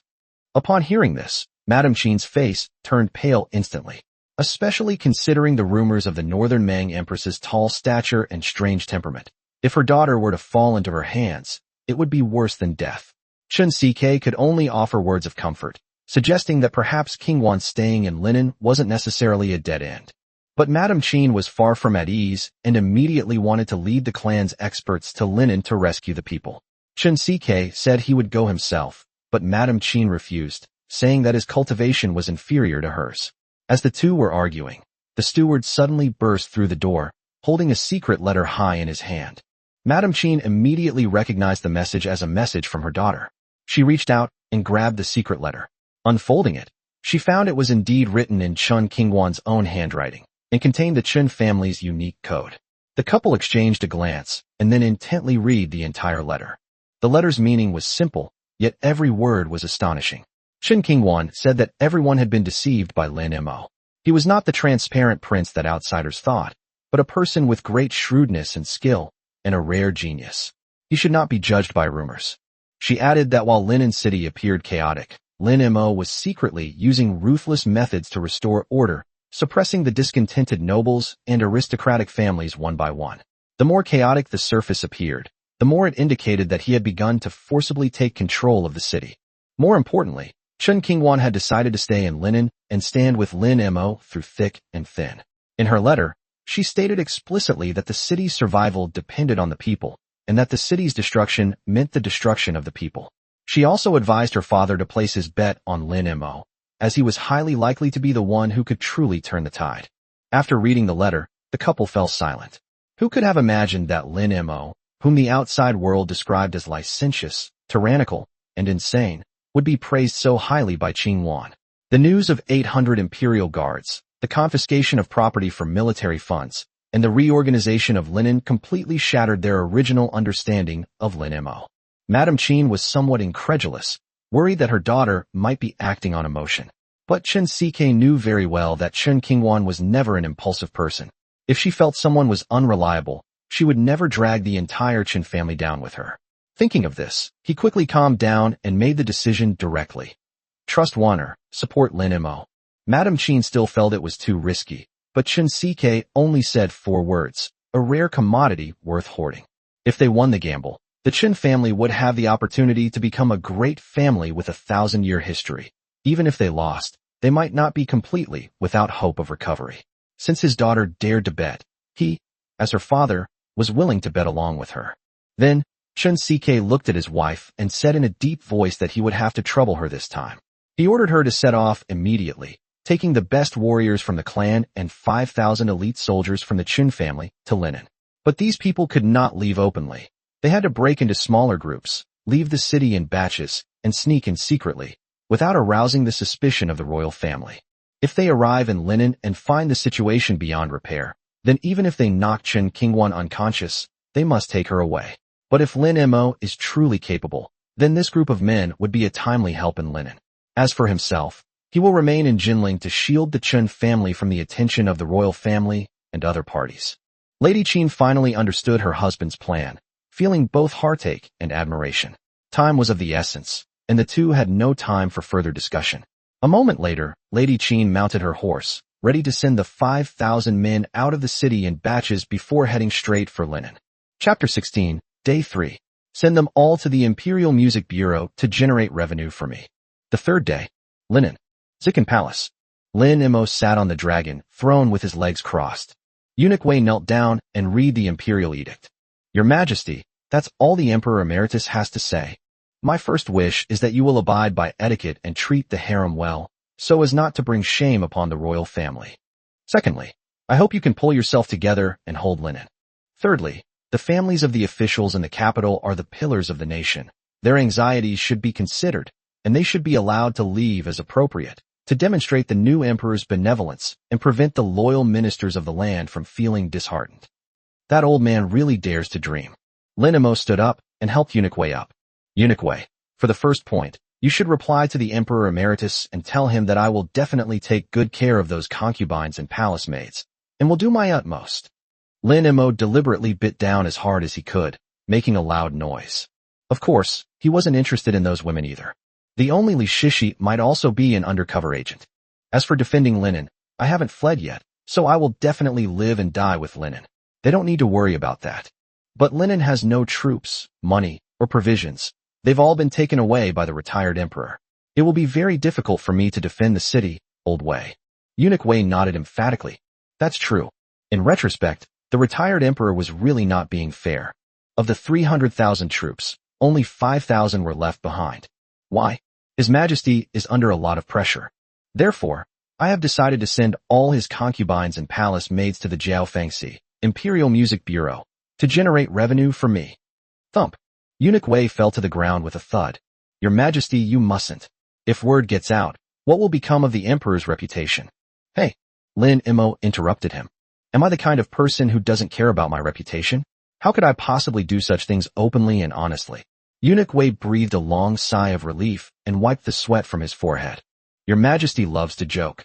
This old servant was almost scared to death. I care about my reputation, so all these things must be done secretly. All the beauties in the harem must be sent to the brothel without anyone knowing. Puff. Eunuch Wei coughed up a mouthful of blood. These are all minor matters. Let's talk about the third one. At this point, Eunuch Wei mustered his spirits again. Your Majesty, the Emperor Emeritus was only considering our past relationship, and the officials in Jinling are pressing us hard. The Emperor Emeritus is benevolent and compassionate towards his ministers. The old man runs faster than a rabbit, but now he's all talk about benevolence and compassion. However, I am also a benevolent ruler, so releasing them is not out of the question. Both Eunuch Wei and Lin Mo's bodyguard Wu Tianliang were taken aback. Your Majesty? Eunuch Wei asked, puzzled. Lin Mo paced back and forth, speaking slowly and deliberately. If the Emperor Emeritus wants to release them, so be it. But these people are in my Linen city, eating and drinking my food, and occupying my land. Now that the army is pressing in, they are even more eager to flee. If such a good thing existed in the world, I would like to try it too. So, you can leave, but you have to pay the toll. Toll? To pay the toll. Eunuch Wei was completely bewildered. Did His Majesty really want to become an outlaw? Good. Lin Mo clapped his hands excitedly. Based on the family size, past official positions, and the value of their properties in the capital, prices are clearly marked. Once they have paid the money and signed the papers, I will immediately release them from the city. Otherwise, join me in a final battle against the northern barbarians. Upon hearing that he could be released if he paid money, Eunuch Wei breathed a sigh of relief. Any way will do. Besides, it's just a little money. What does money matter in the face of life and death? Your Majesty, how is this money calculated? And how much do we need to pay? Lin Mo patted Eunuch Wei on the shoulder. How about I keep you here? Eunuch Wei is truly my right-hand man. This amount of money is a bit difficult to calculate, so I came up with a term on the spot. Leave the city penniless. Leave the city with nothing but ashes. Wu Tianliang, who was standing next to him, finally couldn't contain his curiosity and asked. Yes, everyone is only allowed to be born in one set of clothes. No gold, silver, valuables, land deeds, house deeds, antiques, paintings, jewelry, or anything of value are allowed to be taken out of the city. Those are all my property. Wei Gonggong felt like spitting blood again, but thinking of his old life, he swallowed the blood back down. Your Majesty, isn't this a bit too harsh? The journey to Jinling is 1,000 miles. Without taking any valuables, I'm afraid the road will be. Then they can choose to stay in Linen. I am a wise ruler and will not force them. Of course, I will let them go, but whether the people in the city are willing to do so is another matter. When disaster strikes, they run away. Shouldn't they at least give the people some compensation? Your Majesty, they've all been castrated. Eunuch Wei felt a chill run down his spine. Do you really have to extract the marrow from my bones? Eunuch Wei, you're wrong to say that. They've been exploiting the people to the bone all day long. Now that the people are just seeking revenge, is that not allowed? But don't worry, I am a wise ruler. How could I allow such a thing to happen? This money can be owed. Each person leaving the city can simply write an IOU. IOUs are issued, payments are made in installments, and the documents are signed in the family name. Interest is charged monthly without delay, and if payments are not made on time, the interest will compound. The hall was completely silent. Eunuch Wei's mouth dropped open. Wu Tianliang and the others looked at each other in bewilderment. There was only one thought in my mind. Your Majesty is too ruthless, too cruel, too damn creative. Absolutely not, Your Majesty. This would likely cause a huge backlash. A rebound. Lin Mo sneered. The Zheng family's blood hasn't dried yet. Kill all those that rebound. Tell them that letting them out of the city is an act of mercy from me. Either you obediently do as I say. Either stay in the city. Wu Tianliang. Your subject is here. You shall send someone to assist Eunuch Wei in handling this matter. If you encounter any troublemakers, just kill them directly. There is no need to ask me. Several imperial guards helped the somewhat distraught Eunuch Wei away. Suddenly, Lin Mo called out to him again. By the way, Eunuch Wei, there are 2 more things. Gather all the remaining officials in the court together and have them recruit soldiers for me. Furthermore, I hereby issue a decree to select beautiful women from across the land to enter the palace. I wish to select imperial concubines. Eunuch Wei gave Lin Mo a resentful look. At this point, he was speechless with dissatisfaction with the new emperor. While he may seem like a scoundrel, he is actually decisive, ruthless, and far more capable than the retired emperor. Now that the powerful and wealthy have been purged, if Linen can truly be saved this time, those aristocratic families will never be able to recover. You could say he's brilliant, but are these things he did something no human being could do? With his kingdom on the verge of collapse, he actually wants to choose a concubine? Oh my God. Whatever your Majesty says goes. Hurry up and get on with it. An emperor should act like an emperor. If we don't select some concubines, the empire will think that our great Wei has no beauties. This old servant will go, okay? Chapter 17, Choosing a Concubine. Choosing a concubine. Choosing a concubine. Soon, the news that His Majesty had granted permission to leave the city spread throughout the mansions of powerful and influential people in Linen, who were living in constant fear. Good news, we can leave the city now. Bad news, I'll have to be skinned alive. This guy is a real skinflint. No, a vampire. They're pushing people to their deaths. All their money was confiscated, and they were also required to pay a tax to compensate the people. But there was no other choice. Staying here means certain death. Money is gone, but you can earn it back. The person is gone, but you can earn more money. Linen North Gate. Inside the city gate, the Imperial Guard set up several tables and desks. The clerk was busy calculating on his abacus, checking the lists and calculating the amounts. Standing beside him were menacing-looking imperial guards. Families preparing to leave the city lined up in a long queue, each one pale-faced and utterly despondent. Li family. The redemption fee is set at 80,000 taels of silver, with 35,000 taels of property in the city as collateral. The remaining 45,000 taels must be paid in cash, or an IOU must be signed. Sign and affix your seal. The clerk loudly proclaimed, "Yes, sir." The Li family were once high-ranking officials of the third rank in the imperial court. However, since Lord Li fled in such a hurry, most of the clan members remained in Linen. I originally planned to proceed slowly, settle things first, and then send someone to pick them up, but unexpectedly the wind direction in Linen suddenly changed. Lord Li has been corrupt and lawless for many years, oppressing the people and committing all kinds of evil deeds. He also needs to compensate the people with 100,000 taels of silver, which can be paid in installments over 1 year by IOU. At the very front of the Li family line were an old man and a young boy, Lord Li's biological father and son. The old man immediately became unhappy upon hearing this. "Sir, you want money. We'll pay. We've confiscated your property, and we accept that. But what about the compensation for the people? One stone stirs up 1,000 waves." The old man's statement represented the thoughts of many powerful and wealthy people who wanted to leave the city. He was the first to take the plunge and speak out for justice, and immediately many people echoed his sentiments. "Yes, we are all decent people. We have never bullied ordinary people. Such a cleverly designed project is no better than outright robbery. Isn't your Majesty afraid that such actions will reach the ears of the Emperor Emeritus?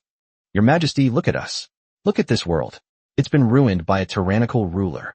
Some daring individuals even attempted to storm the government troops. Suddenly, a commotion broke out among the government troops. Upon closer inspection, it turned out to be Emperor Lin Mo himself who had come. Lin Mo, dressed in a dragon robe, had a warm smile and handsome features, giving him the air of a ruler. Upon seeing him arrive, the old man from the Li family immediately shouted loudly at Lin Mo. "If your Majesty wants money, we will give it to you. But why must your Majesty resort to such ruthless methods?" Lin Mo stepped forward, glanced at the ledger, and then looked up at the Li family members. He laughed and said, "If old Master Li doesn't want to pay, it's fine for him to stay in Linen. If he dies on the city wall one day, he might even be remembered in history. Your Majesty, even the Emperor Emeritus used to give me some face. Isn't your Majesty's behavior today a bit too ruthless?" Lin Mo glanced at him. Was I too gentle in my speech, and gave him too much face? He immediately waved his hand. "Time is of the essence, and I'm too lazy to listen. Of course, you're not worthy to speak. Guards, kill him."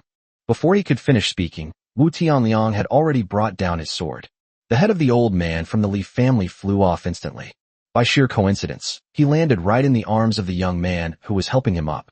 Blood mist splattered all over his face. Lin Mo walked over, looking at the young man who was dumbfounded and whose lips were trembling. "How do you say?" I'll pay. I'll write an IOU."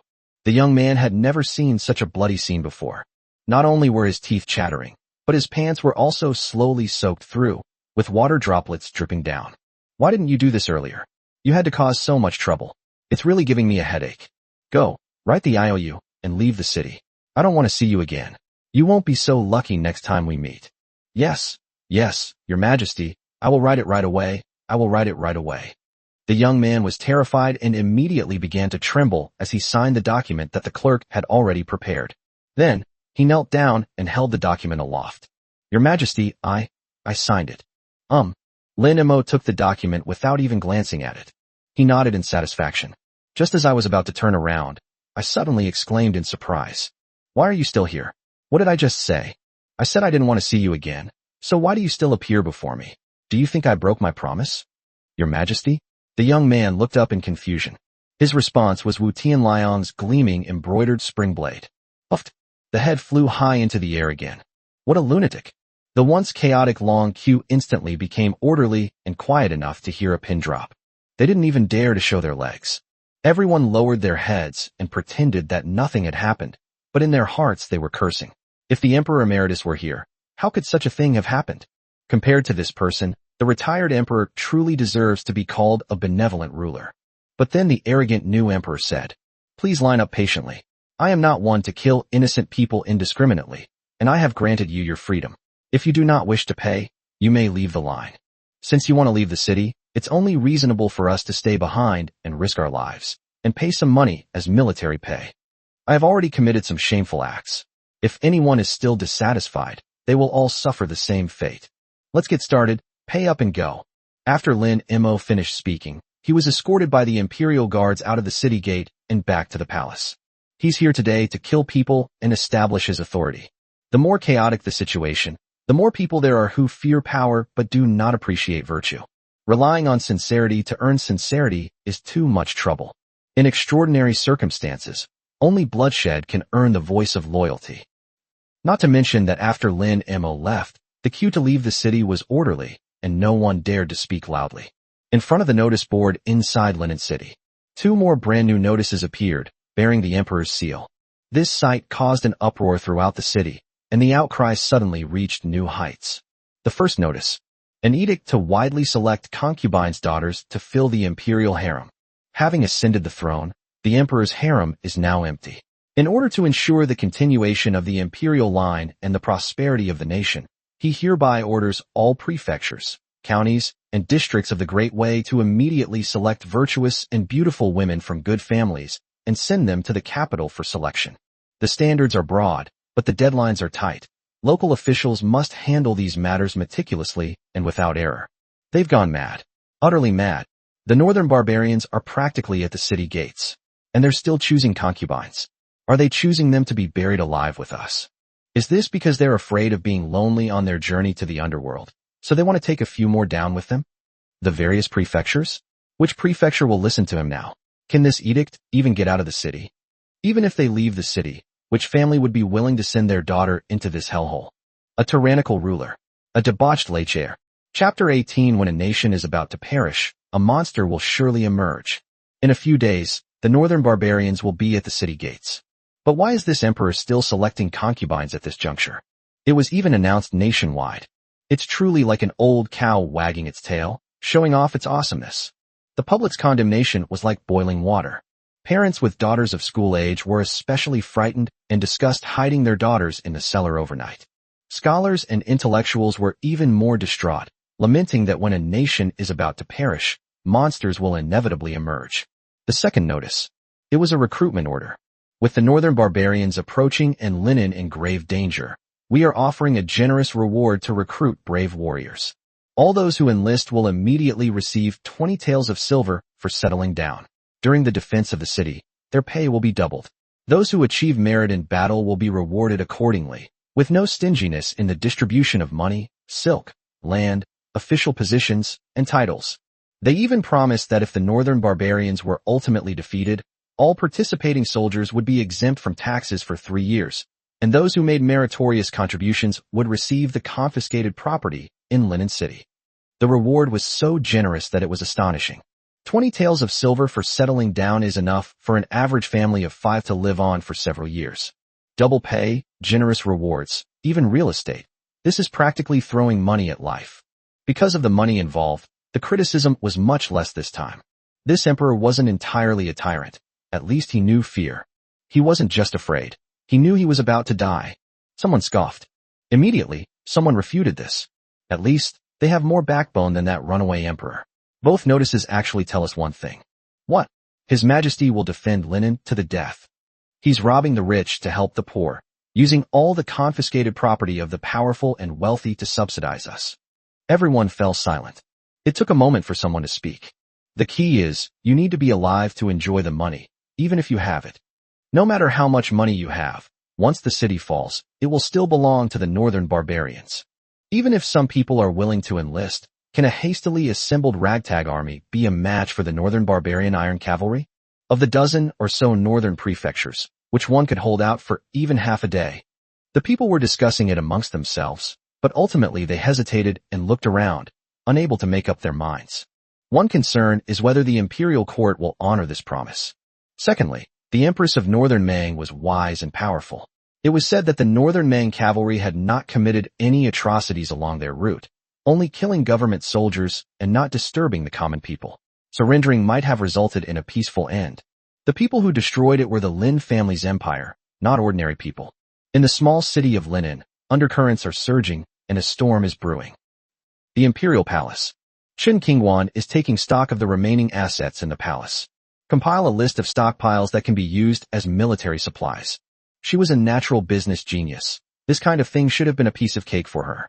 But a hint of worry remained on her brow. The more statistics we collect, the more alarming it becomes. Emperor Qingyan was truly ruthless.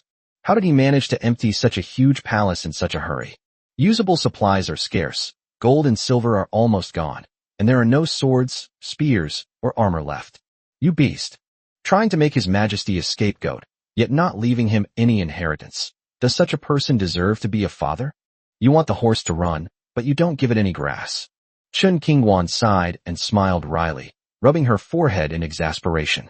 At this moment, her personal maid, Green Moth, hurriedly came over. She gave Qin Kingwan a wink, and the two went to a secluded spot. What's the matter?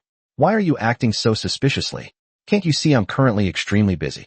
Qin Kingwan glared at her, but the bond between mistress and servant was deep.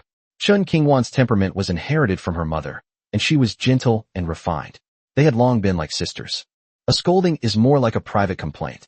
Miss, no, Your Majesty, something terrible has happened. The Northern Barbarian Army has attacked. No, Your Majesty. I just learned from the maid at the Imperial Hospital that His Majesty's new concubine, Li Shishi, What's wrong with her? You need to figure this out. Your Majesty. Green Moth looked miserable. She is pregnant. What? Li Kingwan's face stiffened. A sense of crisis arose instinctively. There's no way around it. Palace intrigue is instinctive. Even if the country is on the verge of collapse, no woman is immune to the common customs. Qin Kingwan, a lady from a prominent family, might feel a little better, but she still couldn't shake the feeling. She knew Li Shishi. She was said to be a woman of extremely ugly appearance. But Qin Kingwan didn't think so.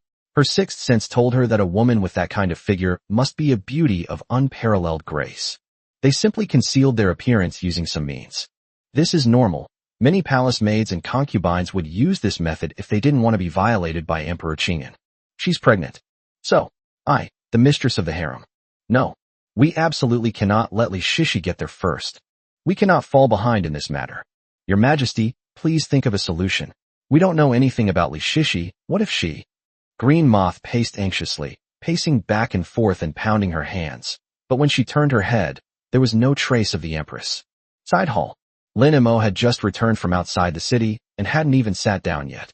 Then Qin Kingwan came walking quickly towards them. The Empress has arrived. Lin Mo immediately greeted her with a broad smile. Qin Kingwan gave a graceful bow. After dismissing those around them, only the two of them remained in the hall. She walked to Lin Mo's side without saying a word. She sat directly in his lap. She wrapped her arms around Lin Mo's neck. Her voice was soft and sweet, and her eyes were full of infatuation. Your Majesty. Lin Mo was taken aback, then reached out and wrapped his arms around that serpentine waist. What's wrong? Has someone harassed my Empress in broad daylight? Your Majesty, aye. Half an hour later, Qin Kingwan slumped into Lin Mo's arms. Lin Mo twirled a strand of her hair with his fingers. What's wrong with Kingwan today? I've heard that women experience estrus during their menstrual period. Is that true? No, that's not true. Qin Kingwan rolled her eyes beautifully. Your Majesty, it is I want a child. Lin Mo slapped his forehead, suddenly realizing what was going on. She must know about Li Shishi. A panel appeared in my mind. To Lin Mo's regret, the family genealogy did not show that Qin Kingwan was pregnant. What's so difficult about that? The Empress and I will just need to work harder. Lin Mo also refused to believe in superstition. Li Shishi is a reditribute character, so there's no problem. Qin Kingwan is no match for her. You bastard you. Half an hour later, Qin Kingwan lay on Lin Mo's lap, her face streaked with tears. Lin Mo let out a long breath. As expected, hard work pays off. The family tree in his mind changed again. Ding! Li Shishi is pregnant. 2 new members joined the family. A pair of twins, a boy and a girl, have been detected. The family now comprises 6 members, and the family level has been upgraded to LV1. First clan upgrade. Receive intermediate clan building gift pack. Open it now. Chapter 19, The Supreme Bone Moved. Open. Congratulations on acquiring a family mine. After use, it will be buried beneath the family's foundation, linen, and become part of the family's lineage. A clan's lineage can be upgraded to a spirit vein, a dragon vein, or an immortal vein. Clan vein. Within the clan's territory, everyone's cultivation speed increases by 5%, and clan members' cultivation speed increases by 10%. Army combat power increases by 5%. After upgrading to a spirit vein, additional spirit stone production can be obtained. Upgrade by acquiring clan lineage. Congratulations on receiving the Golden City Defense Gift Pack. Open it now. Open. Congratulations on acquiring 3,000 tons of gold slurry and 100 catapults. A golden gift pack glittered in the family system space, leaving Lin Mo completely bewildered. Is this some kind of Golden City Defense Gift Pack? Ding. Twins detected. Reward, small spirit gathering array. After use, the entire family will be enveloped in the array, increasing their cultivation speed by 10%. Ding. 2,000 clan prestige points awarded. He brought up the family tree page again. The Lin family of Linen. Clan level 1. Precarious, on the verge of extinction. Level 1. 1% of a family member's cultivation progress is returned to the family head. The return percentage and scope increase with the family's level. It can be extended to the family's sphere of influence, not just family members. Patriarch, Lin Mo. Age 18. Clan leader's entry, golden kidneys. Ignores barriers, pure sword heart. Special skills, great wilderness imprisoning heaven finger, supreme bone. Wife, Chun Kingwan, twins. Can generate 50 taels of gold and 5 random pills for the family daily, with a cumulative total of 100 taels of gold and 10 pills, 15 chi gathering pills. Concubine, Li Shishi, pregnant. The efficiency of the family's sword cultivators will increase by 10%. Direct relatives, none. Collateral relatives, none. Family base, sphere of influence Linen. Family prestige, 3,000, popular support, 30. Family resources, clan lineage *1, gold elixir *3000, catapult *200, bright armor *800, black mane horse *800, city enhancement card *1, small spirit gathering array *1. The patriarch's cultivation speed is increased by 20%, and patriarchal members receive a 1% cultivation speed bonus. Everything else was fine, but the family's status filled Lin Mo with immense joy. If it's the entire family's sphere of influence, such as the whole of Linen, or the expansion of the family's territory, even if it's only 1%, it's an extremely exaggerated concept. At that time, I will be able to become the most powerful cultivator simply by lying down. We must strive to take in more concubines. Bah. We should be working hard to expand our family. Your Majesty, what's wrong? Chun Kingwan was lying down perfectly fine. But then I suddenly sensed a change in Lin Mo. She sighed inwardly, realizing that she was an incompetent concubine. All right, Kingwan, you should rest well. I have some things to attend to. His Majesty. Chun Kingwan hurriedly grabbed Lin Mo.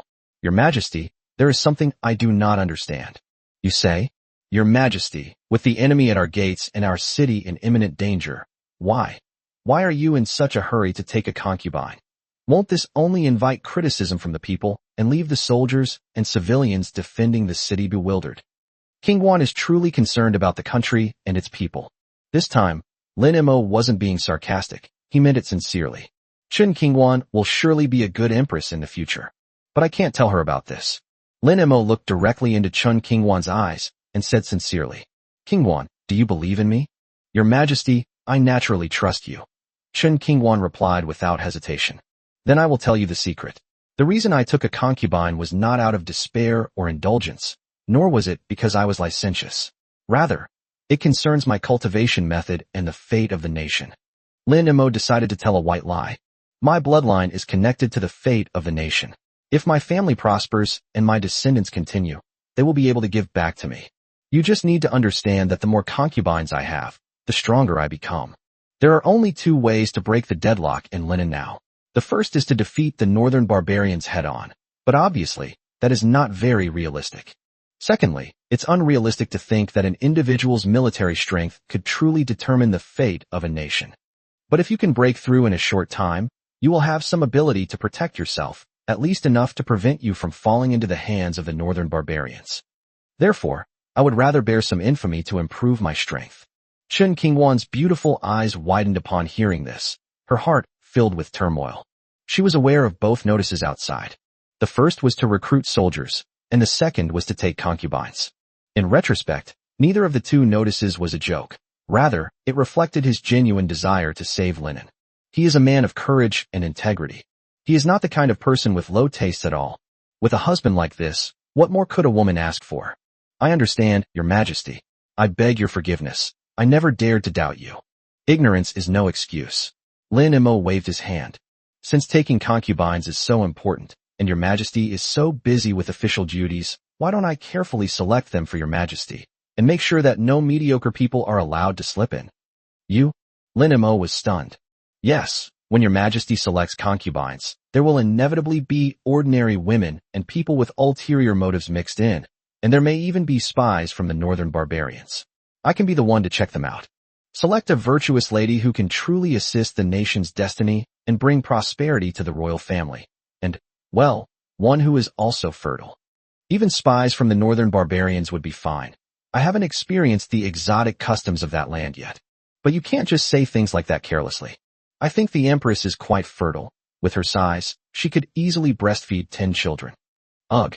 Chun Qingwan was afraid he would come again. They quickly changed the subject.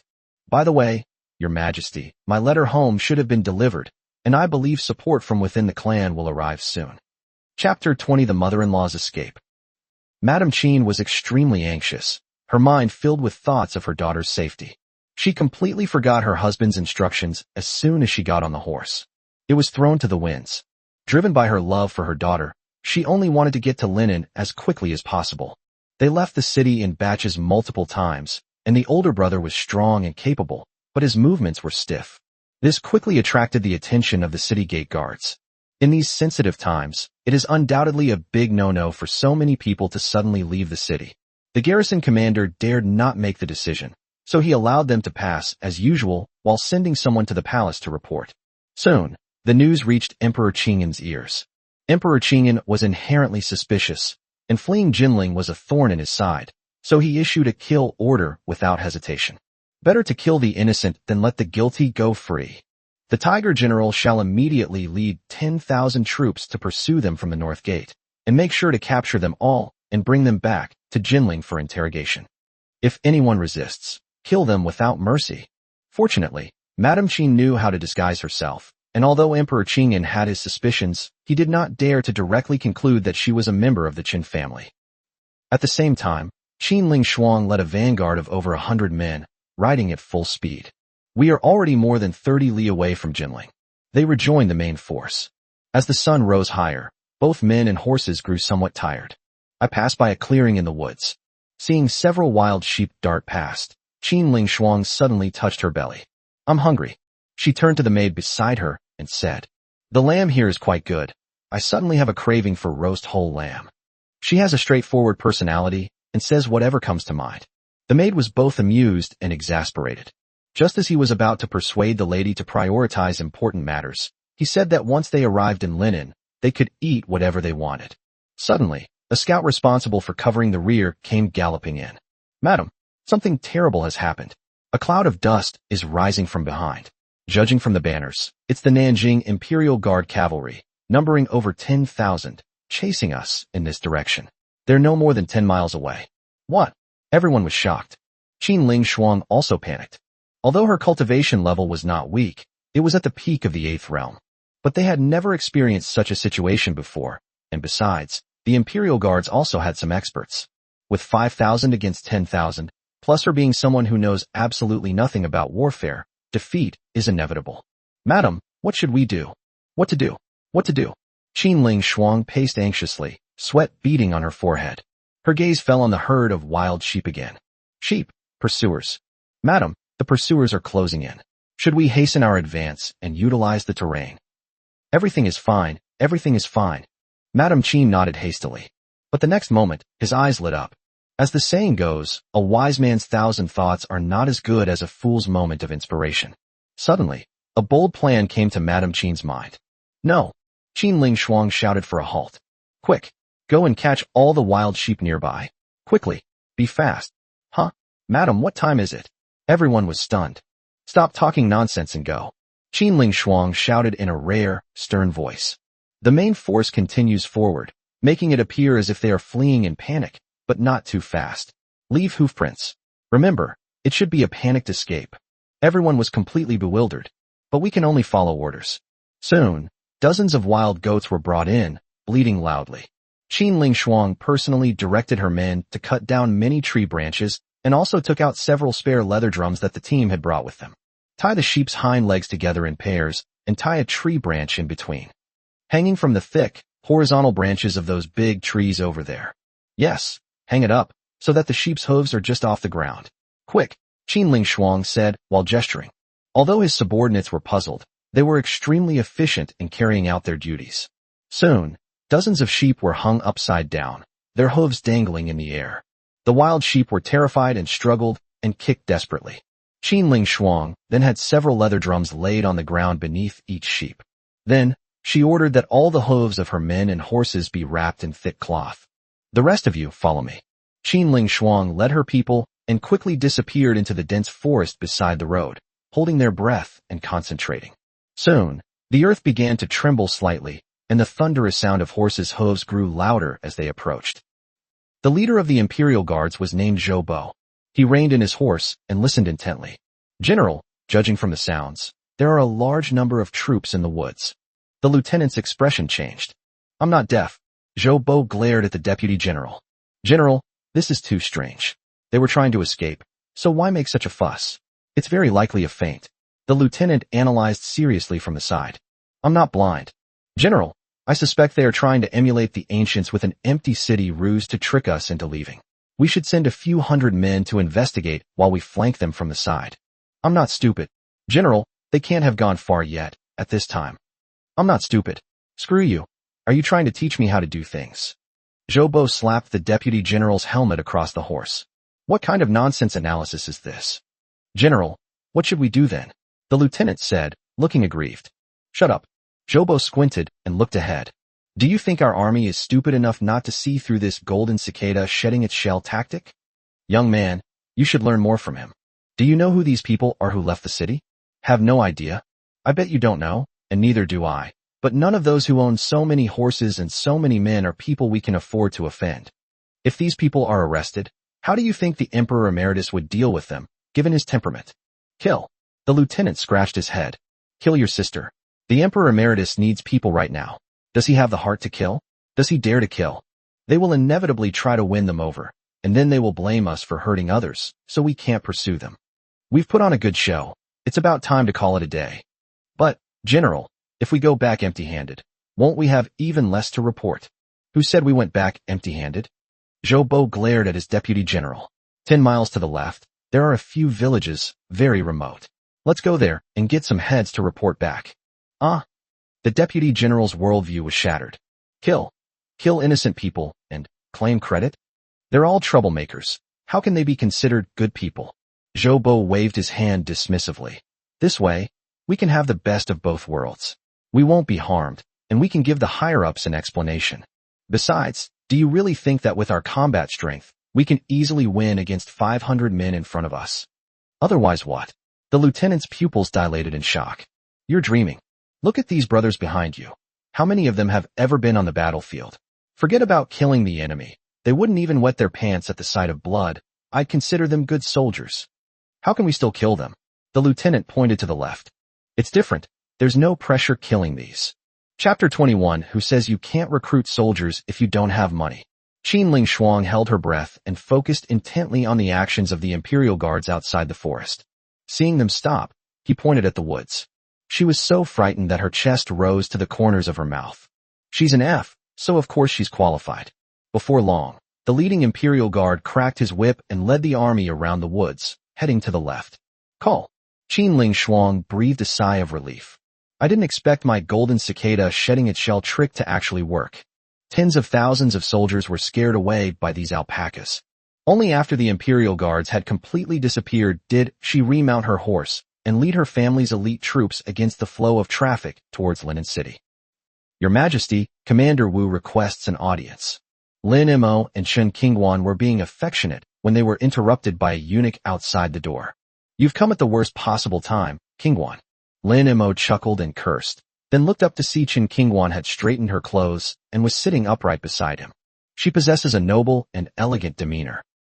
His Majesty, Wu Tianliang came in and went straight to the point. Your Majesty, Your Highness, the situation is not good. The notice has been posted for a while, but less than 100 people have come to inquire about it. Few, less than a dozen, actually signed and fingerprinted their pledges to join the army. The people were afraid of war, worried that we couldn't hold out, and didn't believe the court would keep its promises. How could I go back on my word? Lin Mo was also a little angry. As the saying goes, a generous reward will surely attract brave men. Such a sum of money is unique in the entire history of the Great Wei dynasty. No one came. His Majesty. Chen Qingwan stood by, looking worried. You'll definitely break your promise again. I have just made a preliminary calculation. Even if I include my dowry, the cash from the Zheng family, and other confiscated houses, as well as the cash from the palace's secret treasury, we can raise 3 million taels. If we can gather 20,000 men, and each man is paid 20 taels to settle down, that would be 400,000 taels, plus double pay. If we want to confront the northern barbarians head-on, we must purchase the corresponding warhorses, and each warhorse costs 50 taels. Including advance payments for arms procurement, daily food consumption, armor and weapons, and pensions and rewards. The gap is huge, and it is a drop in the ocean to fight a protracted siege. I suggest that we use this money to buy weapons, armor, horses, and so on. Well, you don't know the cost of firewood and rice until you're in charge of the household. For the first time, Lin Mo directly experienced why war is all about money. Chen Qingwan's financial management skills are beyond doubt. They are far superior to me, an amateur. If she says it's not enough, then it certainly isn't enough. Lin Mo felt completely overwhelmed. The system won't let me mass-produce units. Another way is to increase the family's prestige. If the public support reaches 90 or above, I refuse to believe that no one will be willing to die. But we can't count on any of that right now, and the imperial concubines can't be selected today. The imperial concubines have been searching for a suitable candidate for so long, but none had been found. Your Majesty, the Northern Meng army will be attacking in 4 days. We must hurry. Wu Tianliang was also in a real bind. If all else fails, we'll recruit soldiers with an iron fist. No. Lin Mo immediately denied it. Without popular support, they are nothing but a pile of shit whether they are scattered or united. They are just a rabble and won't get anywhere. Why did so many troops from so many northern states surrender at the first sign of trouble? Then what do we do? Lin Mo's eyes suddenly lit up. So be it. If we can't find them even with a lot of money, then we'll just hire them without spending any money. Oh. The Empress and Wu Tianliang were both taken aback. In a short while, Lin Mo then appeared at the recruitment office in Linen City. The makeshift shed had only a few people scattered around. Lin Mo strode in and sat down at the recruitment station. Out of curiosity, Chen Qingwan sat down next to her. The emperor personally recruited soldiers. The news caused an immediate uproar. The place, which used to be deserted, suddenly became bustling with visitors. But many people crowded outside, afraid to step inside. Of course, most of them were just there to watch the spectacle. After a while, a young man wearing patched brown clothes was pushed forward by his companions. I took a hard line before the notice was posted, but in reality, I was timid and hesitant. The young man came in and knelt down with a thud, not daring to raise his head. Your Majesty, the notice says that the family will receive 20 taels of silver, and their pay will be doubled. Is that true? People outside crowded together, standing on tiptoe to look inside. Lin Mo did not answer directly.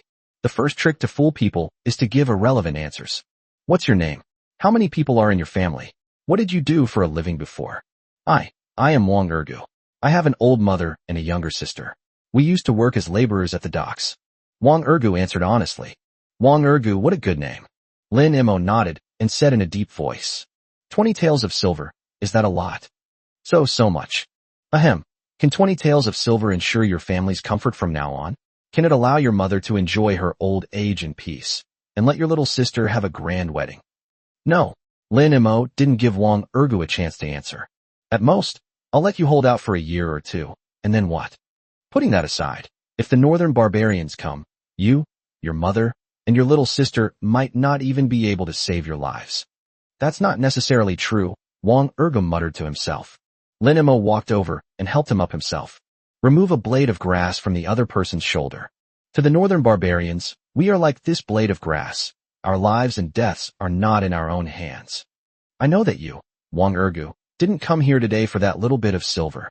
Yes, that's me. Wang Ergu looked at the emperor with a bewildered expression. Wang Ergu, you've come here today for an opportunity to change your own destiny and the destiny of your family in this chaotic world. A chance for you to go from an unknown Wang Ergu to a renowned nobleman. Oh, no need, I know you. Wang Ergu, think about it. If Linen were the same as before, would you, Wang Ergu, have this opportunity? But now, you have the opportunity to become a national hero who saves Linen and the Great Way. Ergu, your chance has come. A true warrior dares to cast aside the stench of money and face the dripping blood. Lin Mo put his arm around Wang Ergu's shoulder, making him face him. Come, look me in the eyes and tell me, is this what you want? Lin Mo's words were very persuasive, based on the principles of national righteousness, but unfortunately Wang Ergu couldn't understand them. He tilted his head and looked into Lin Mo's eyes, then gave him a bitter look. Your Majesty, how much silver are you going to give me? Damn, hopeless. Lin Mo released him. Wang Ergu, I'll ask you again, how old are you this year? 18. I'm asking you your age, you idiot. I meant age. Okay, I misunderstood you. I thought we were evenly matched. Lin Mo said softly. Young man, don't value money too much. Do you have a dream? Today, you join my ranks. Do you know what that means? This means that you are my confidant, a minister who helped me rise to power and the cornerstone of the future empire. They were my original partners in expanding our territory. Wang Ernie, you finally became a little tempted. You're not the kind of person who would sell yourself out for a little money. You're destined to rule a region, bring glory to your ancestors, and benefit your descendants. Join us, and you'll gain more than just money. You'll gain the realization of value that's even more important than money. Joining us means joining a powerful dynasty that you, Wang Ergu, will create with your own hands. Wang Ergu was overwhelmed by this series of dreams, future plans, investments, and the cornerstones of his empire. But at the same time, a surge of passion welled up inside me, which was hard to suppress. Your Majesty, money. 20 to 10,000 taels, with no upper limit. The more you work, the more you earn. 10,000 taels. I don't qualify. Wang Ergu was breathing heavily, his eyes fixed intently on the emperor. He suddenly knelt down on one knee. Your Majesty, I'll fucking do it. Chapter 22. Damn it. Your Majesty, I'll fucking do it. My life, Wang Ergu's life, is now with you. I don't want any money from the family. I only want to follow your Majesty. Good. Lin Mo helped him up. Wang Ergu, from today onwards, you are the first partner of our Great Way Jiangshan. Thank you, your Majesty. Wang Ergu was so excited that he was trembling all over. He immediately signed and pressed his fingerprint. Then it rushed out, howling like a wolf cub. I'm going to be rich. 10,000 taels of silver, 10,000 taels of silver, and there's no limit. 10,000 taels? Everyone around was stunned. Yes, His Majesty said it himself, 20 to 10,000 taels, with no upper limit. Moreover, he is a cornerstone of the Great Way dynasty, and in the future, he may be granted a title of nobility and become a prime minister. Ergu, don't get excited. When will we get the money? Wang Ergu was stunned for a moment, then flew into a rage. Young man, I advise you not to value money too much. Taking the money too early will make you lose your fighting spirit. I'm asking you, do you have a dream? Do you want to spend your whole life carrying bags for others? Wang Ergu had a very deep understanding of Lin Mo's words. As he spoke, his words became even more convincing than if Lin Mo had said them himself. Soon, your Majesty, I'm signing up too. And me, I don't want a silver coin. I want to risk my life for His Majesty and build up the Great Way. Your Majesty is right. Let's take a gamble. Straw sandals can be turned into leather boots. Let's do it. Defend Linen. Change your destiny. The registration area was instantly overwhelmed by the surging crowd. The secretary in charge was overjoyed. Don't fight. Don't fight. Everyone has a chance. Chen Qingwan watched in stunned silence. She pinched Lin Mo's waist. Your Majesty, you are truly cunning. Trying to get something for nothing is utterly heartless. How could you come up with such a wicked idea? Lin Mo shook his head. This is not what I wanted. They are truly heartless. Lin Mo looked at the people who were eagerly signing up. He silently thought to himself, this place is different from my previous life. I certainly won't get something for nothing. 10,000 is far more than the upper limit. He will definitely keep his promise as long as Linen can be saved. Lin Mo clenched his fist in his sleeve. Must. Putting that aside for now, where can I buy the armor, weapons, and warhorses you mentioned? Black Wind Mountain, a bandit's den. Them. Lin Mo slowly turned his head and looked at Chun Qingwan in surprise. The imperial court bought from bandits. Your Majesty may not know this, but these bandits are quite capable. The Chun family has too many merchant caravans. We have to deal with them every year. So I understand it quite well. Black Wind Mountain is a continuous range of mountains, which is very suitable for hiding and also suitable for breeding bandits and robbers. They are numerous and have extensive connections, and they have private dealings with the horse farms of Northern Mang. Oh, Lin Mo frowned slightly. The horse farm originally belonged to the Great Wei, but that bastard Emperor Qingyan had long ago ceded it to the Northern Mang. This has resulted in the Central Plains lacking horses, making their fighting strength increasingly weak. The Great Wei and the Northern Mang did not establish a trade route. Private transactions constitute illegal smuggling. Right under the Emperor's nose, right under Emperor Qingyan's very nose. Isn't this a situation where we could rise up in rebellion at any moment and march straight to Linen? As long as you have money, you can buy anything there. This humble servant can go in your Majesty's place. No, absolutely not. Lin Mo immediately shook his head in refusal. With Chun Qingwan's looks and figure, what would happen if she went to a bandit's den? I will personally go and meet these bandits. Lin Mo quickened his pace and left the recruitment shed. Your Majesty, you mustn't. Your noble status. Lin Mo suddenly stopped, turned his head, and looked at Wu Tianliang with curiosity. Let's go, prepare the horses, and take a few hundred brothers with me, traveling light. Ah! Chun Qingwan was taken aback, then burst into laughter. Your Majesty is moving way too fast. Time is of the essence. The Northern Barbarian Army will be at our gates in 4 days. Every minute is crucial. Besides raising offspring. Thank you, Your Majesty, for urging us to expedite the selection of concubines. Your Majesty, Blackwind Stronghold has at least tens of thousands of bandits and brigands. What you're doing? As Chun Wonking spoke, Lin Mo and Wu Tianliang disappeared from sight. Your Majesty is truly something. She stamped her foot. If His Majesty could act this way, she certainly couldn't hold him back. The selection of concubines must be expedited. There's simply no time left. Xiancheng. Xiancheng is an important town in the north. Throughout history, it has been a key hub for preventing the north from advancing south, and a place of strategic importance for military strategists. Inside the city lord's mansion, the lights were on full display. However, it could not dispel the gloom that permeated everyone's hearts. The Northern Mang army has already besieged the city. A huge map of the north hung in the center of the hall. The route of the northern barbarians' southward migration, marked with cinnabar ink. Yunzhou, Lingzhou, Dingzhou, Xiaozhou.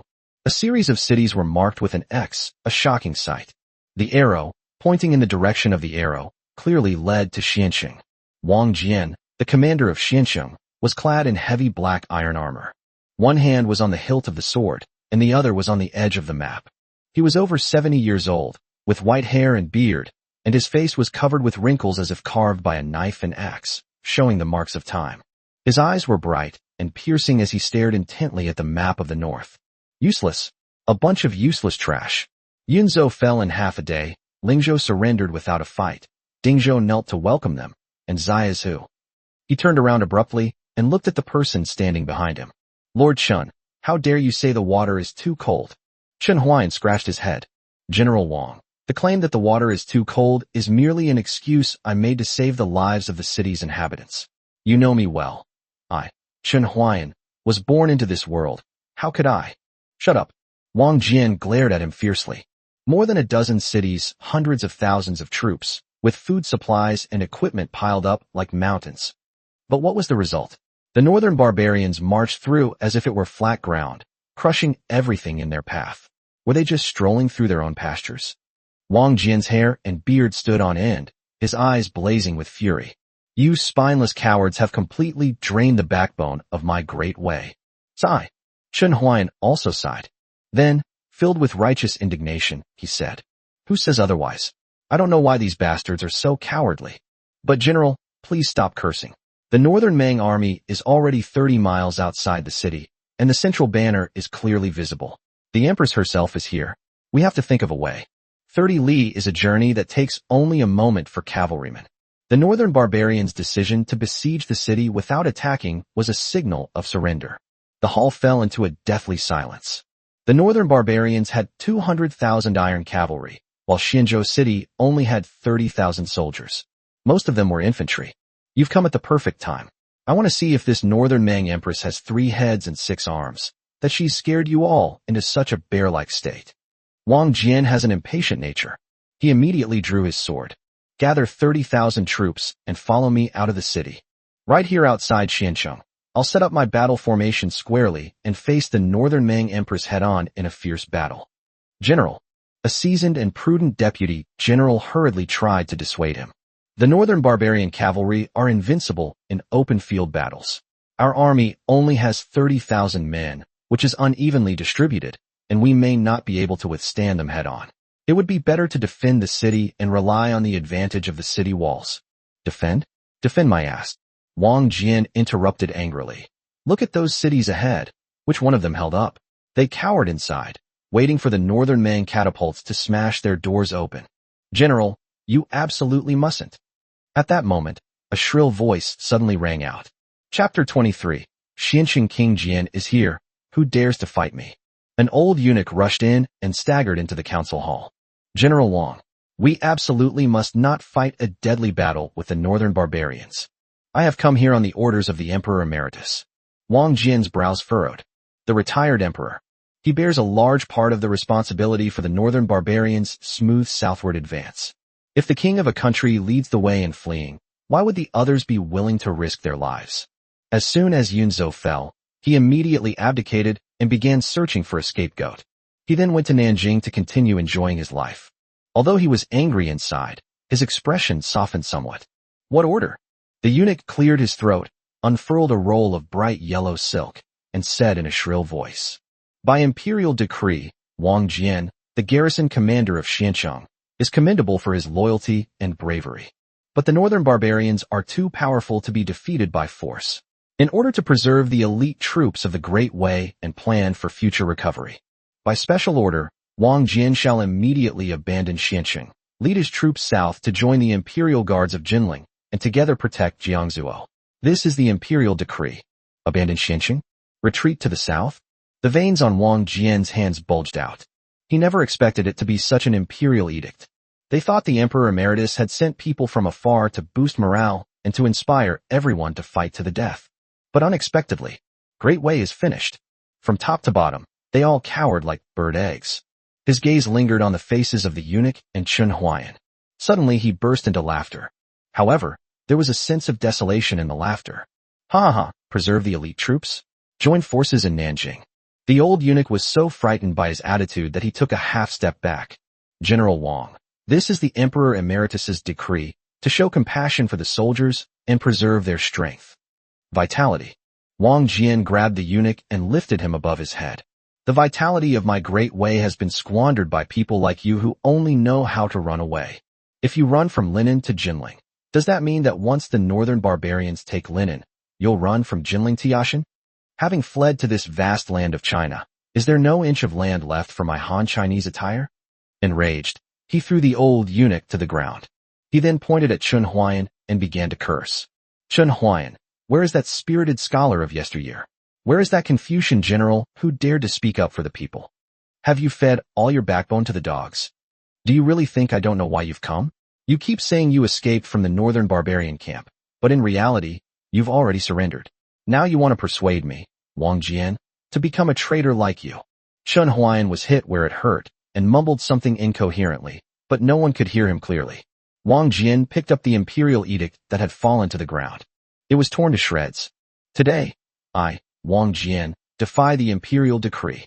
It's not that I'm disloyal, but that the Emperor Emeritus is confused. He's not even as good as that young emperor in Linen. You dare to do this?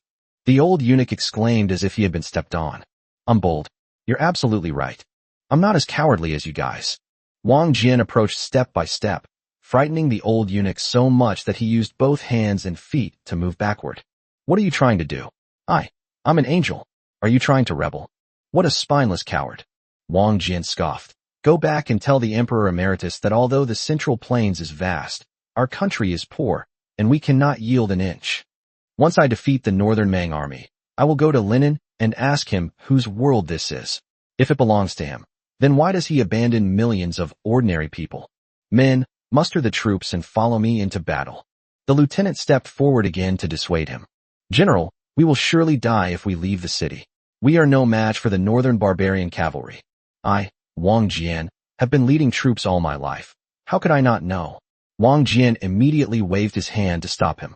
"I know that going out of the city to form ranks and confront the northern barbarian cavalry is like throwing an egg against a rock, a fight with a slim chance of survival. I, Wang Jian, am not a fool." He patted his deputy on the shoulder. He said in a deep voice, "But some battles we have to fight even if we know we'll lose, and some roads we have to walk even if we know they're dead ends." His gaze was intense as he swept across the faces of each general. "This battle is not about winning, but about showing the northern barbarians that not everyone in the Central Plains has weak knees. Tell those people in the south that in this great way, there are still men with penises. There are also soldiers who dare to shed their blood on their own land. If the city can't be defended, I admit defeat. But we can't lose face. This fighting spirit must not be extinguished." Wang Jian suddenly raised his sword high above his head. "Use all your strength. All generals, heed my command. Follow me out of the city, form ranks, and prepare to fight the northern barbarians.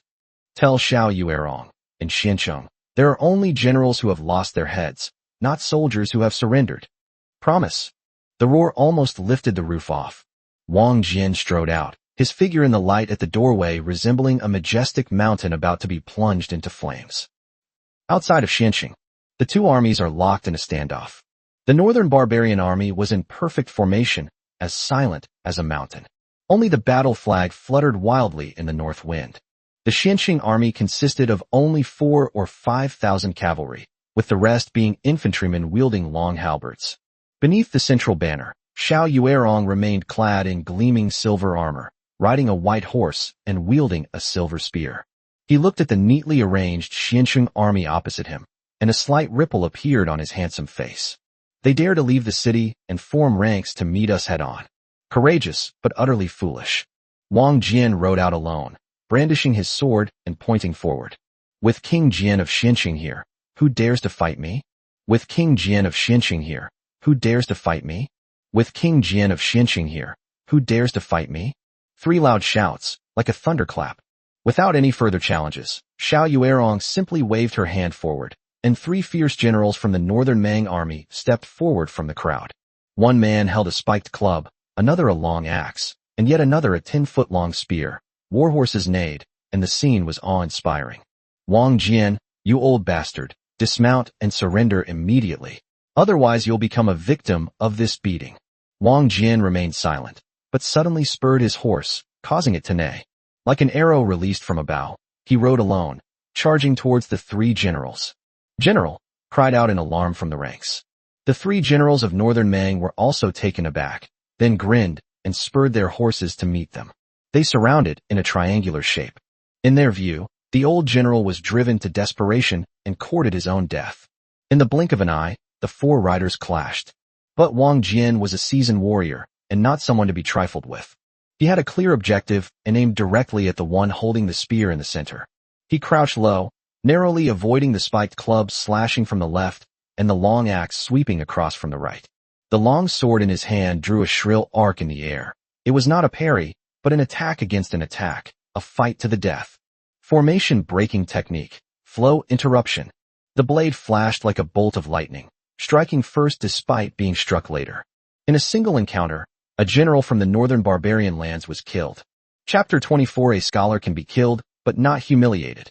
The other 2 generals were greatly surprised. As they marched south, the entire Great Wei dynasty collapsed. Even the best are like docile sheep. They won't fight back when hit or talk back when insulted. Seeing such a ruthless character all of a sudden is a bit disorienting. Both men had lost their fighting spirit and had no will to continue the battle. They hurriedly turned their horses around to retreat, but after Wang Jian killed one of them, he turned his long sword around. They spun around in a relay, giving them absolutely no chance. The bandit slaying style, reverse slash. With another strike, 2 more valiant generals from the northern barbarian landed on the battlefield. Wang Jian reined in his horse, his long sword pointing diagonally at the ground. Blood dripped down the scalpel groove. He gasped for breath, trying to steady his swaying body, his white beard splattered with enemy blood. Like a blood-soaked war god. He slew 3 generals in the blink of an eye. "General, you are mighty." After a brief silence, a deafening roar erupted from the Wei army. The previously low morale was instantly ignited by the old general. Everyone's eyes were bloodshot, and their blood was boiling. Even the common people who ran up to the city wall to watch the spectacle were deeply moved. I wish I were the one on that horse. A slight disturbance also arose within the Northern Mang army. They, who had won every battle, were actually defeated by 3 generals, one of whom was an old man with gray hair. This was a disgrace to their invincible cavalry. In an instant, countless voices called for the fight. Xiao Yuerong was slightly taken aback. She gently raised her hand, stopping the generals behind her from volunteering to fight. He was indeed a rare and valiant general, but unfortunately, he was born at the wrong time. I will go and meet him myself. He wanted to tell the world that Great Wei and Northern Mang were capable of fighting each other. How could I let him have his way? Xiao Yuerong was the emperor of Northern Mang, and she wanted to fight personally, but no one behind her dared to stop her. Because of her, Xiao Yuerong is an invincible general, the embodiment of the god of war. Xiao Yuerong gently nudged the horse's belly. The magnificent white horse understands its master's heart. They slowly made their way to the front of the formation. Silver armor reflected the sunlight, and a long spear pointed diagonally at the ground. She didn't display any impressive aura, yet she naturally became the center of attention on the battlefield. "I'll give you a chance, surrender." The 2 horses faced each other, and Xiao Yuerong slowly spoke. "Great Wei is not worth it." "Ha ha ha, little girl, are you all grown up yet? Such a big mouth. Today I'll send you back to your mother's breastfeeding." How could Wang Jian not know the other party's reputation? But we absolutely cannot lose in terms of momentum. Even if we lose the fight, we won't lose our spirit. Wang Jian, Emperor Qingyan, is a coward who runs away at the first sign of trouble. He only cares about his throne and has no regard for the common people. Do you really want to protect such an emperor? This kind of blind loyalty does not qualify one as a hero. A true hero is one who can assess the situation and understand the general trend of the world. Wang Jian scoffed. "You're wrong. I'm protecting the one in linen." "Linen?" Empress Xiao Yuerong looked at her as if to say, "Are you kidding me? The one in linen is even more despicable than the one in Jinling. Do you know what he did in linen? The entire Lin family is full of tyrannical rulers. And my Northern Mang army, under my command, marched south without committing any offenses and won the hearts of the people wherever it passed." "No." Wang Jian brandished his long sword, declaring, "Those who are not of our kind will surely have different hearts. Moreover, in my eyes, the one in linen is undoubtedly a wise and benevolent ruler. The streets are trodden with the bones of high-ranking officials, and the gates of the camps are adorned with the heads of powerful and wealthy. The Great Wei, the Northern Mang, the Southern Zhao, the Dali, all these countries are the same. They are all the domain of powerful clans. But this man in linen is different. If he can consolidate his power, this world will no longer be the private property of powerful clans. Just for the sake of his slaughter of the powerful and wealthy, I would give my life for him. Xiao Yuerong, there's no point in saying more. If you want to fight, then fight. Stubborn to the end. It's because you have some heroic spirit that I've said a few more words." Xiao Yuerong gave a soft snort and said no more. Their eyes met in midair, one indifferent and disdainful, the other tragic and resolute. 30 steps. 20 steps. 10 steps. Wang Jian roared again, unleashing all his remaining strength. The long sword transformed into lightning, still using the same move of splitting mountains. Even before the sword arrived, the terrifying sword intent was already overwhelming. This was the strongest strike of his life. Xiao Yuerong moved. She simply raised the gleaming silver spear in her hand. The movements were fluid and natural. It was as if he had just pointed casually. A glint of cold light appeared first. Then the spear shot out like a dragon. Bite. A crisp sound of knife hilts clashing together. A collision of pure brute force. However, Wang Jian, who was skilled in warfare, was far from being a match for this woman. His tiger's mouth split open instantly. The mountain-like gravity did not stop, pouring directly into the internal organs. Puff. Wang Jian looked up and spat out a mouthful of blood. He was thrown off the horse. It flew straight for more than 10 feet. The horse neighed mournfully and followed its master. They nuzzled and rubbed against their fallen owner. Xiao Yuerong shook her head, gently raised her left hand, and prepared to order the entire army to attack. However, at this moment, Wang Jian, who had taken the full force of his attack, stood up shakily. He used up his last bit of strength. The long sword was plunged into the ground, sinking more than a foot deep. Wang Jin gripped the broadsword tightly with one hand. He laughed loudly. "My lads, look carefully. I, Wang Jin, will die standing. The men of Great Wei would rather die than kneel." Puff. Another mouthful of blood spurted out. Wang Jin lowered his head. It was completely lifeless, but his posture remained upright. "Kill." His response was a near-frenzied roar from the Wei army. The defenders of Xiansheng, at this moment, forgot the vast disparity between themselves and the enemy, forgot that they would never return, their eyes red and their teeth clenched. They launched an attack on the northern Mang army. Xiao Yuerong gently lowered her hand. This was the signal for the entire army to launch an attack. The northern barbarian cavalry set off, advancing like an iron great wall. Light cavalrymen whistled and weaved through the enemy lines on both flanks. Xiao Yuerong coldly watched the two armies fighting each other. A surge of emotion welled up within me. It's astonishing that a person with such spirit could provoke such a tenacious counterattack. These Wei soldiers, knowing full well that they were like moths drawn to a flame, still went without hesitation.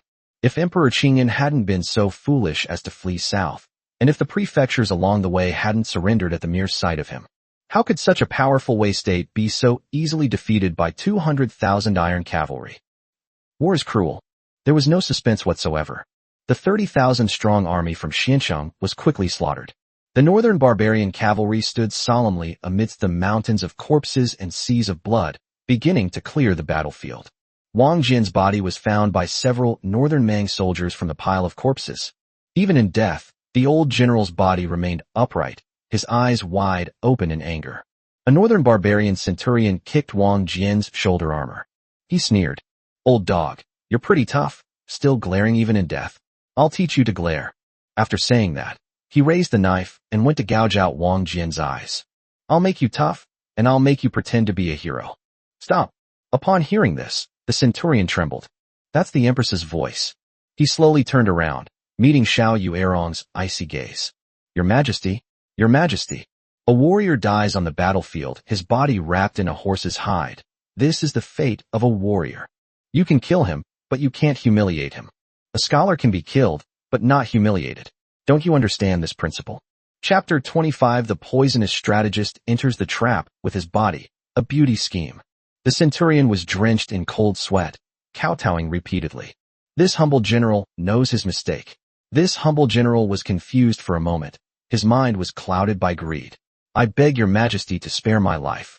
Xiao Yuerong said no more, and the spear in her hand transformed into a silver lightning bolt. Puff! The centurion's eyes bulged out, and with two hoarse sounds, he breathed his last.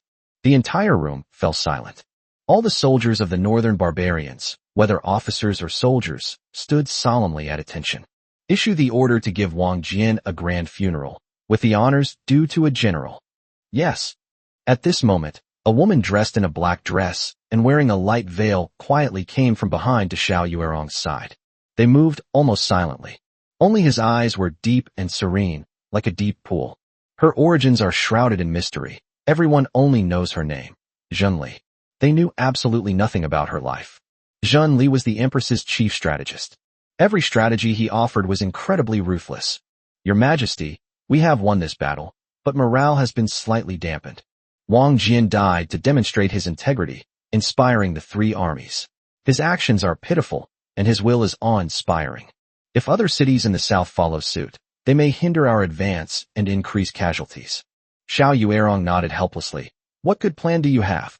"The best strategy is to attack the enemy's plans. The next best is to disrupt their alliances, and the next best is to attack their army. Now that our army is riding high on the momentum of a great victory, its military might is at its peak. Your Majesty is free to make the decision on whether to launch a military campaign.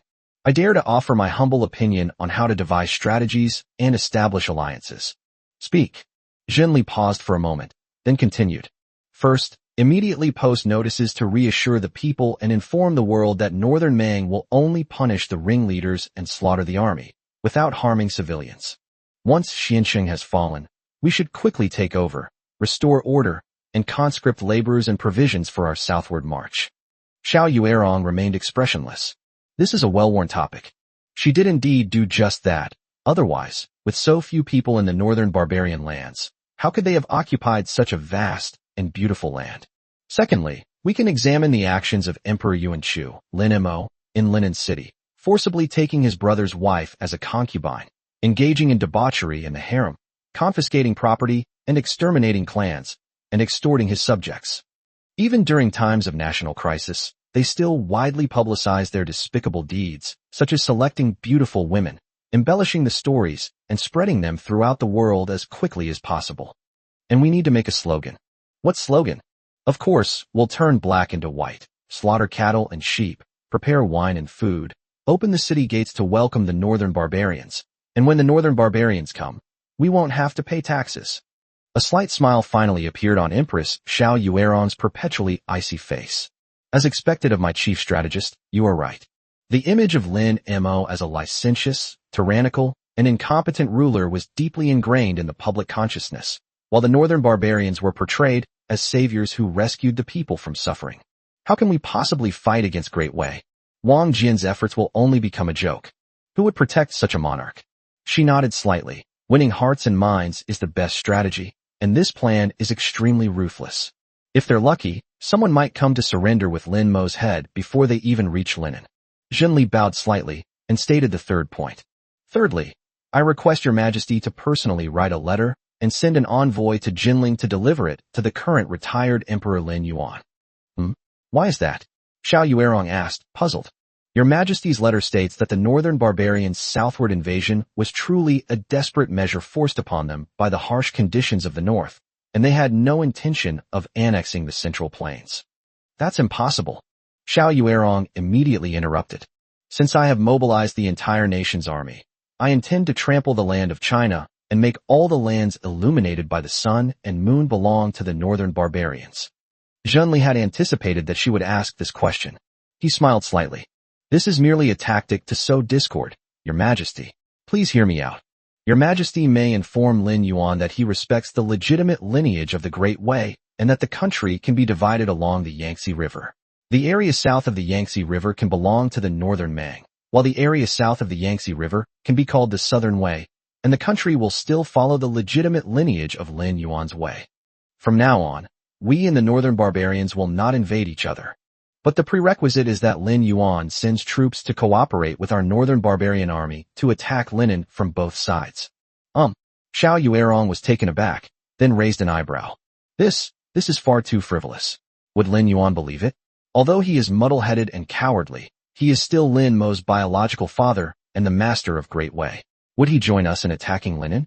Absurd, utterly absurd. Instead of explaining, Zhenli asked a question in return. Before your majesty sent out the troops, did you ever consider that Lin Yuan had already emptied the entire court and moved south while the army had just captured Yinzhou? Xiao Yuerong was stunned again. Yes, she never expected it. I thought it would take countless battles and hardships to get close to Linen. Unexpectedly, the army had barely set out when the Wei court had already suffered a crushing defeat. Judging from this, it's not impossible that they would send troops to besiege Linen. Great Wei, it's really not worth it. Your Majesty, I was born in the Great Wei. In my early years, I wandered and experienced all the hardships of life. I have seen too many hypocrites. This Great Wei court is the biggest arena of fame and fortune and a cesspool. Fathers and sons killing each other, brothers fighting each other. History is full of such stories. Emperor Qingyan, Lin Yuan, was greedy for life and afraid of death. He was selfish, mean-spirited, and power-hungry. He fled south in haste, leaving his son to die. Did he have any genuine fatherly affection for Lin Mo? He only had the intention to use him and abandon his son. The bond between father and son is worthless in the face of the royal family.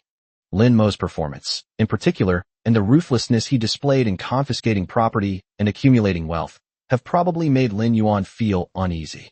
Zhenli sneered. Your Majesty, Lin Yuan is even more worried than we are about whether Lin Mo can hold Linen. Lin Mo is just something he used to curry favor with your Majesty. If you ask him to send troops, it's not impossible. Even if he doesn't send troops, they might also secretly sabotage things, preventing others from supporting Linen, or bribe the elders of Linen to instigate internal strife. Xiao Yuerong nodded again. He truly deserves the title of Poison Master. This plan is truly ruthless. Whether it succeeds or fails, As long as this matter becomes known to the world, then the Great Way. This will once again chill the hearts of the soldiers, who will be willing to risk their lives for the Lin family in the future. Xiao Yuerong looked up at the sky and sighed.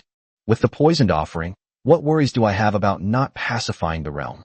Thank you for your kind offer, Your Majesty. There is one more thing. Your Majesty, please allow me to go ahead and sneak into Linen. If I proceed smoothly, the city gates may already be open by the time Your Majesty arrives in Linen. What you up to? Since Lin Mo is selecting concubines, I can use this opportunity to infiltrate the Great Way Court. If given the chance, I might even take Lin Mo's head. Without a member of the royal Lin family in charge, Linen would naturally be in complete chaos. You? Xiao Yuerong was still somewhat puzzled, looking Zhenli up and down. Zhenli naturally understood.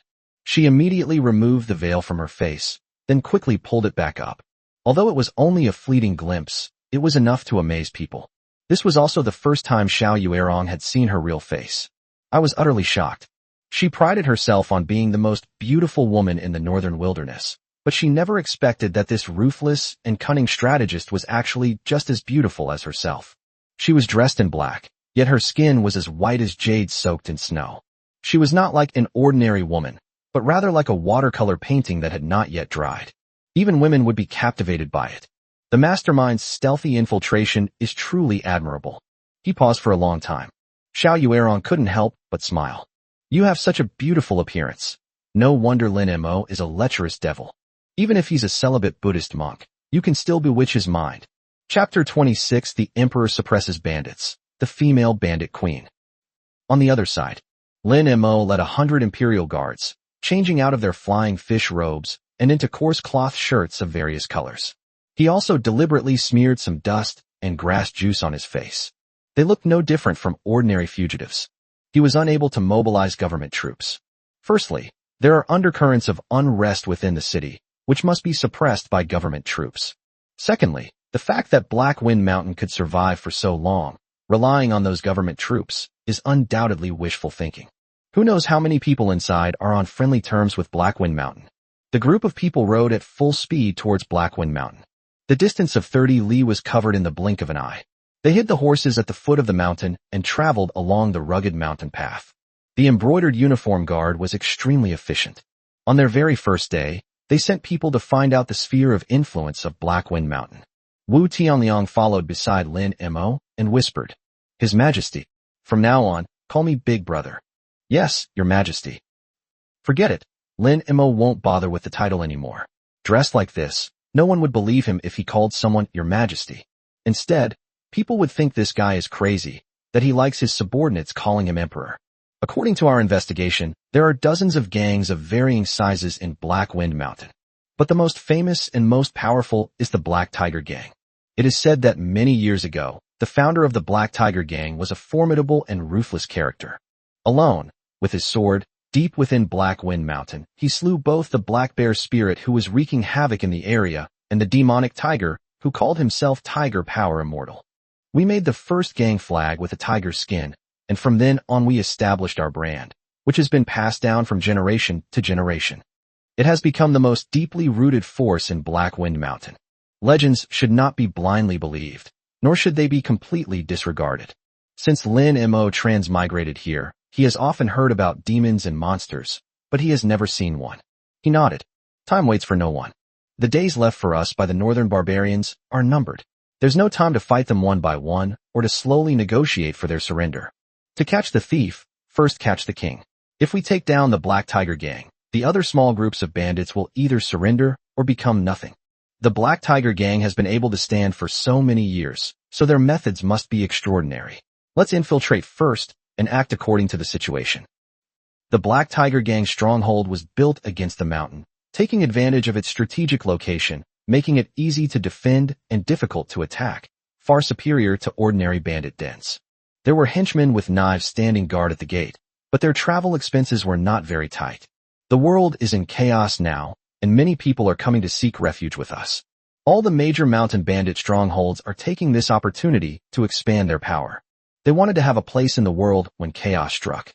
When the group arrived at the mountain gate, Wu Tianliang, who already had a rough and unrefined air about him, spoke with almost perfect tact.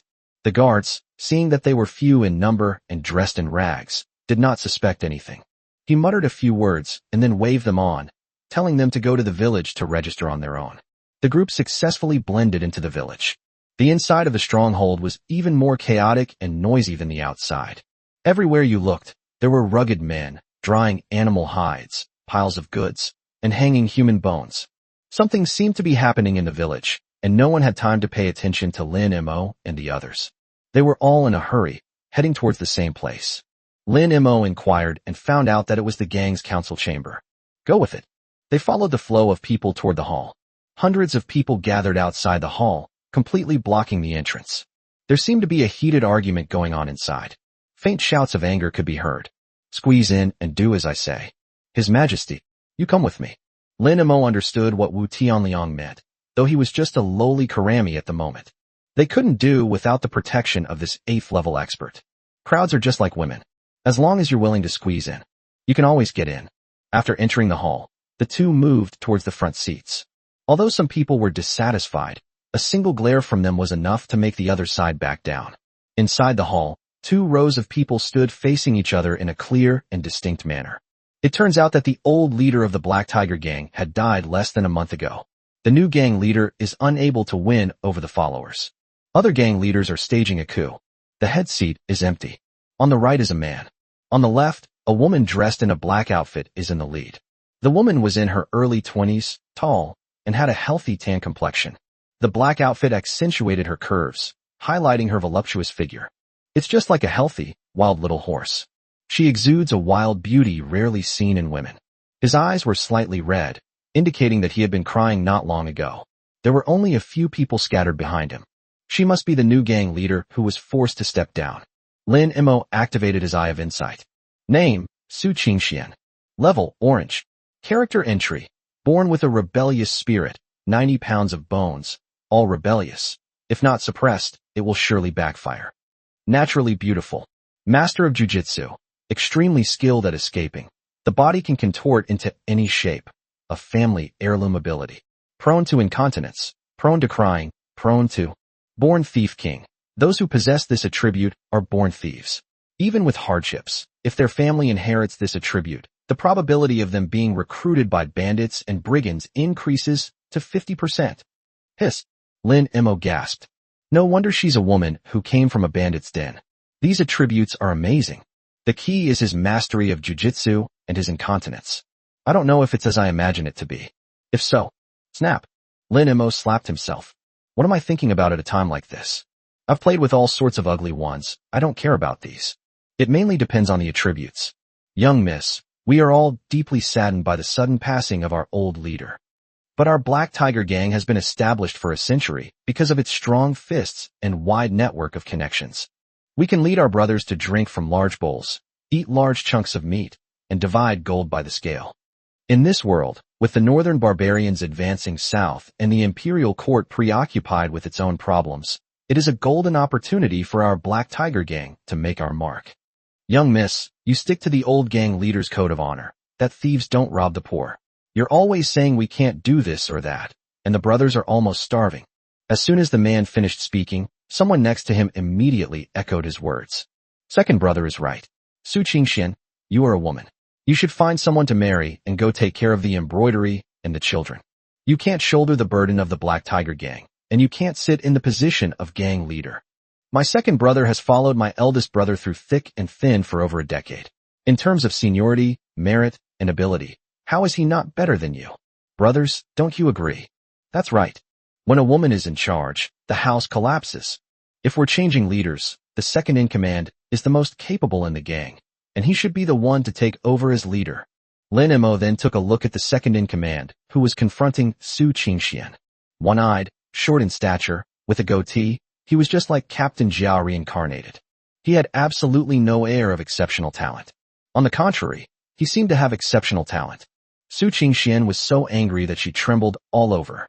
He pointed at the crowd. You, my father's body is barely cold, and you're already rebelling? Besides, the Black Tiger Gang's rules were set by our ancestors. The gang leader can only be a member of the Su family. Stop trying to intimidate me with your old gang leader's name. Rules are rigid, but people are flexible. Today, I'm going to set some new rules for you, woman. Guards, take Miss Su away and have her change into her bridal gown. Tonight, she'll choose one of the groomsmen to share a bridal chamber with. Chapter 27 Incontinence. Several of Su Qingxuan's trusted men immediately drew their swords and charged forward. They stood guard in front of their master. But outnumbered and outmatched, they were no match for these vicious men. In an instant, they were all knocked to the ground. Lin Mo took in all of this and quickly weighed the options in his mind. The Black Tiger Gang is in turmoil. This was exactly the result he had been hoping for. He rescued Su Qingxian and took control of the Black Tiger Gang without hesitation. Let's do it. Wu Tianliang's attention was always on Lin Mo, and he immediately understood. Swish. He drew his sword. The signal to take action was given. The Imperial Guards were well-trained and worked in perfect harmony. The seemingly chaotic positioning was actually premeditated. They immediately pounced on the leaders standing at the front with lightning speed. Wu Tianliang then took on the second-in-command one-on-one. It was called a one-on-one fight, but in reality, it was a complete rout. How could a mere bandit compare to an 8th-level master? Before he could even resist, a knife was already at his neck. Su Qingxian was stunned. The person who suddenly attacked her gave her a bad feeling. Who are they? Just as he was about to speak, he heard Lin Mo whisper beside him. We are the secret plan your father left behind before he died. Let's stabilize the situation first, and I'll explain to you slowly later. Who goes there? You dare touch our second brother. Brothers, grab your weapons. This sudden change happened far too quickly. Many people only then realized what was happening. But it was too late. Lin Mo stepped forward, defying the crowd. Gentlemen, we are all on the same side. We are a team secretly trained by the old gang leader, just to prevent anyone from rebelling and disobeying Mississippi. I never expected that the old gang leader would actually be right today. With the old leader recently deceased, some people are not thinking about unity and are taking the opportunity to cause trouble. Those who plotted wrongdoing will be punished today. The ringleader will be executed, and the accomplices will be spared. But anyone who dares to stir up trouble again will be dealt with as follows. Lin Mo waved his hand, and immediately a member of the Imperial Guard chopped off a head. The blood finally silenced everyone. Killing is always the best way to establish authority. It intimidated the entire audience. Now everyone has dispersed and is doing their own jobs. As for how to deal with these people, we will give everyone an answer later. Su Qingxian was no pushover either, and immediately issued a series of orders. Those arrested were replaced in key positions by their trusted confidants. Those who participated in the rebellion today will all be thrown into death row and await severe punishment. The rest of those who have been deceived, lay down your weapons and let bygones be bygones. The Black Tiger Gang is still the same Black Tiger Gang as before. After Su Qingxian finished preparing the tableware, she gestured for Lin Mo to proceed. Why don't we talk inside? Su Qingxuan's room. The Qing Dynasty Pavilion was covered with bows and arrows made of various animal hides. There is also a huge topographical map of Blackwind Mountain. Who exactly are you? My father couldn't possibly have such a secret force. Lin Mo didn't waste any words and directly revealed his identity. I am Lin Mo, the Emperor of the Great Wei Dynasty, the Emperor of the Yuan Dynasty. Well, Su Qingxian was taken aback at first. He then let out an utterly absurd and cold laugh. Is this guy out of his mind? Emperor, does your excellency think that I, Su Qingxian, am a simple countrywoman, and therefore easily deceived? This joke isn't very funny. Bite. A long sword drew a beautiful arc. It was firmly nailed to the table. Get to know it. Above the hilt is a striking golden dragon, and the sword itself is ancient and simple, with a subtle, flowing light emanating from within. Just looking at it from afar, one can sense its weight and majesty. Su Qingxian had never met him, but she also realized that Lin Mo wasn't lying. She was a martial artist, and her perception of such divine weapons was unmatched by ordinary people. The aura of a benevolent ruler. Emperor's sword. This sword must absolutely not fall into the hands of anyone else. You are really the emperor? Su Qingxian couldn't describe her current feelings. How could the emperor, disguised as a bandit, run into the Black Tiger Gang? What's he after? Genuine or genuine? The reason I have come here is a long story, but I can tell you that my purpose is to take you as my concubine. What? Su Qingxian found it even more absurd. Has this emperor lost his mind? With the nation in peril, why would he run to a bandit's den to forcibly take a concubine? What kind of unusual fetish is this? And I've heard that this emperor is indeed incredibly licentious. The northern barbarians were right before him, Yet he did not think of defending the city, but instead chose to select beautiful women from all over the land. A tyrannical ruler. What an utterly incompetent ruler. What do you see in me that you would go to such lengths to come all the way to Black Wind Mountain to take a concubine? Absurd. Absolutely absurd. Lin Mo, even if you are the emperor, you can't humiliate me like this. What's more, you're a terrible tyrant, even worse than Lin Yuan. Your actions in Linen have long been criticized by the people of the world. Although I, Su Qingxian, am a bandit from the Black Tiger Gang, I am also deeply aware of righteousness and no. This is not something you can refuse. Lin Mo interrupted Su Qingxian. He doesn't have time for romance now. Is winning someone's favor one by one something an emperor needs to do? He came to seek amnesty and, incidentally, to take a concubine. Disagree? Fine, I'll force myself on you. If she's as stubborn as a wild horse, then she'll be as fierce as a tyrant. Lin Mo snapped his fingers. 2 imperial guards immediately brought over the second-in-command, who was ashen-faced and trembling with fear. Su Qingxian was puzzled but impressed. What are you going to do? Threaten me with him? Or are you going to support him? Of course I'm here to scare you. The second-in-command was also spineless and immediately kowtowed and begged for mercy. Hero, spare my life. I was forced to do it by the other brothers. Puff. Wu Tianliang stabbed the second-in-command in the lower right abdomen. It felt as if the skin had been lightly scratched. Even the second-in-command looked at the wound and saw that there was not much blood. He looked up at Wu Tianliang in surprise. Confused, he asked, "Dude, what's going on?" Wu Tianliang and the others paid no heed to such bandits, and instead clasped their hands in a fist salute to Lin Mo, saying, "Your Majesty, this stab was made with only 3/10 of the force, at a tricky angle, just avoiding the intestines. If you sever a major blood vessel in the mesentery, the blood will not gush out, but will slowly seep into the abdomen. Intra-abdominal bleeding initially only causes abdominal distension, pain, coldness, and weakness. After about 2 hours, blood will gradually fill the abdominal cavity, followed by severe cramping and suffocation. Unable to die even when one desires it. They can only die from blood loss and extreme pain and fear." Holy crap. The second-in-command realized what was happening. I jumped up in fright. Just hearing these words is enough to send chills down your spine. What does this guy do? He's even more ruthless than an executioner. You son of a bitch. Take away. Lin Mo waved his hand, and the door closed again. Miss Su, whether you choose to be a concubine or not, the choice is yours. He turned his head to look, but they found that Su Qingxian was already pale with fright, and her shoulders were trembling slightly. There was even an unpleasant odor spreading throughout the house.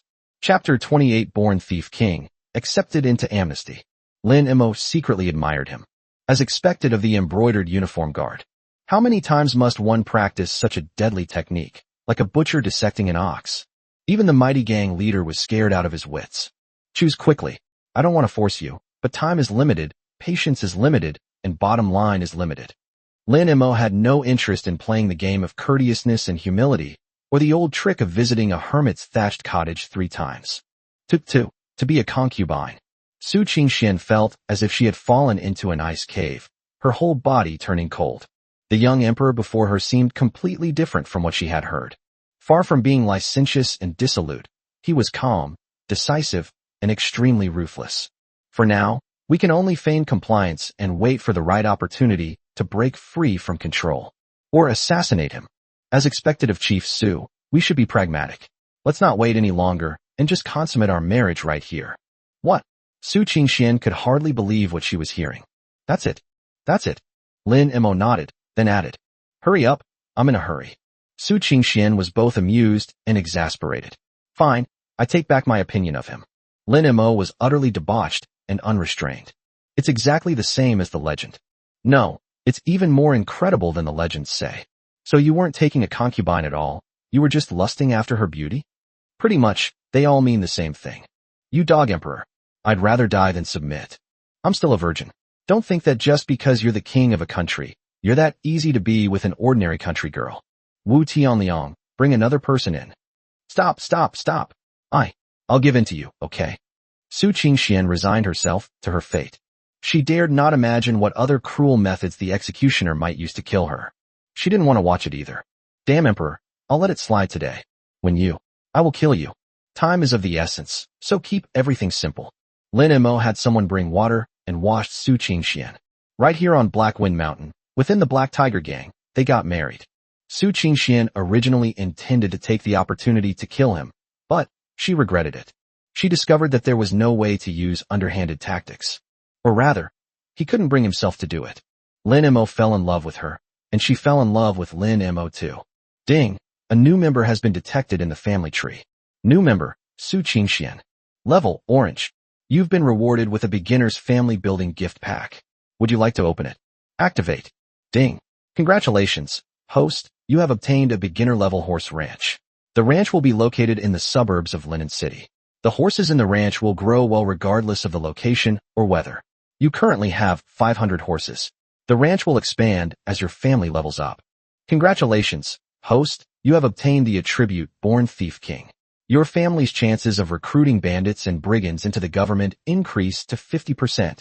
Ding. Congratulations on unlocking the hidden keyword, Thief King's Plunder. Possessing this entry allows you to randomly plunder one reward for your host every 3 days. First rate successful. Obtained 1 cat-eared girl outfit, 500 taels of gold, and 1 widow, automatically added to the palace. Inside the system space, there were fluffy cat headbands, collars with bells, and black lace dresses with tails made of shockingly little fabric. His lips twitched. No wonder they're bandits. They steal everything, don't they? From sexy lingerie to widow's money. Lin Mo glanced at Su Qingxian lying beside him, her head turned inward and wrapped tightly in the blanket. Hey, I have something else to discuss with you. Leave me alone. Su Qingxian pulled the blanket even tighter. Chief Su, now that you are mine, there are some things I should discuss with you. You tell me. Lin Mo got out of bed, put on his clothes, and walked to the bedside, gazing at the distant, undulating mountains. Try to make your silhouette look sophisticated and profound. I took you as my concubine, partly because of your beauty. But more importantly, I need the power of Black Wind Mountain, and I need your help, Su Qingxian. 200,000 iron cavalry from the northern barbarians will soon be at Linen. The retired emperor fled south, officials scattered, and Linen was practically a ghost town. But I didn't run away, I stayed. Could it be that Emperor Qingyan made you stay? Didn't you have no choice? Su Qingxian blinked her long eyelashes. Cough cough. Lin Mo remained completely calm and composed. Nonsense. If I wanted to leave, wouldn't it be easy? I would have already secretly slipped away to Black Wind Mountain and become a mountain king. Why wouldn't I leave? Because I am a man of courage and spirit. I did this so that the millions of people in the Central Plains would not be trampled by the iron cavalry of the northern barbarians. It is so that our Han Chinese attire will not be reduced to enslavement. If I had a choice between life and death, I would never live on my knees. I would die standing. The king dies for the state. The emperor guards the nation's gates. Su Qingxian's gaze was fixed on Lin Mo. The sunlight outside the window outlined Lin Mo's straight back, which now appeared desolate and tragic. He was confiding in me. So this is the real him. He was determined to live and die with Linen. He is indeed a man of courage and integrity. Lin Mo turned around and walked over in a few steps. He held Su Qingxian's small hand tightly. Although the northern barbarians are strong, it doesn't mean we can't fight them. But I need soldiers, I need food, I need men. Black Wind Mountain has been entrenched for many years, accumulating a wealth of skilled and capable men, and also has a private market route to the north. Qingxian, I need your help. This is also a crucial step for you to go from a bandit to a champion, and even to be crowned king and prime minister. Qingxian, do you want to become a national hero?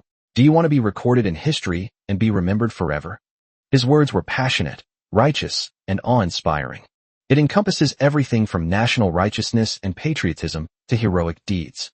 Su Qingxian was somewhat moved, and tears welled up in her eyes again, despite her tendency to lose control of her bladder. You've agreed to my request? Lin Mo was overjoyed. From this day forward, you will be my most capable concubine.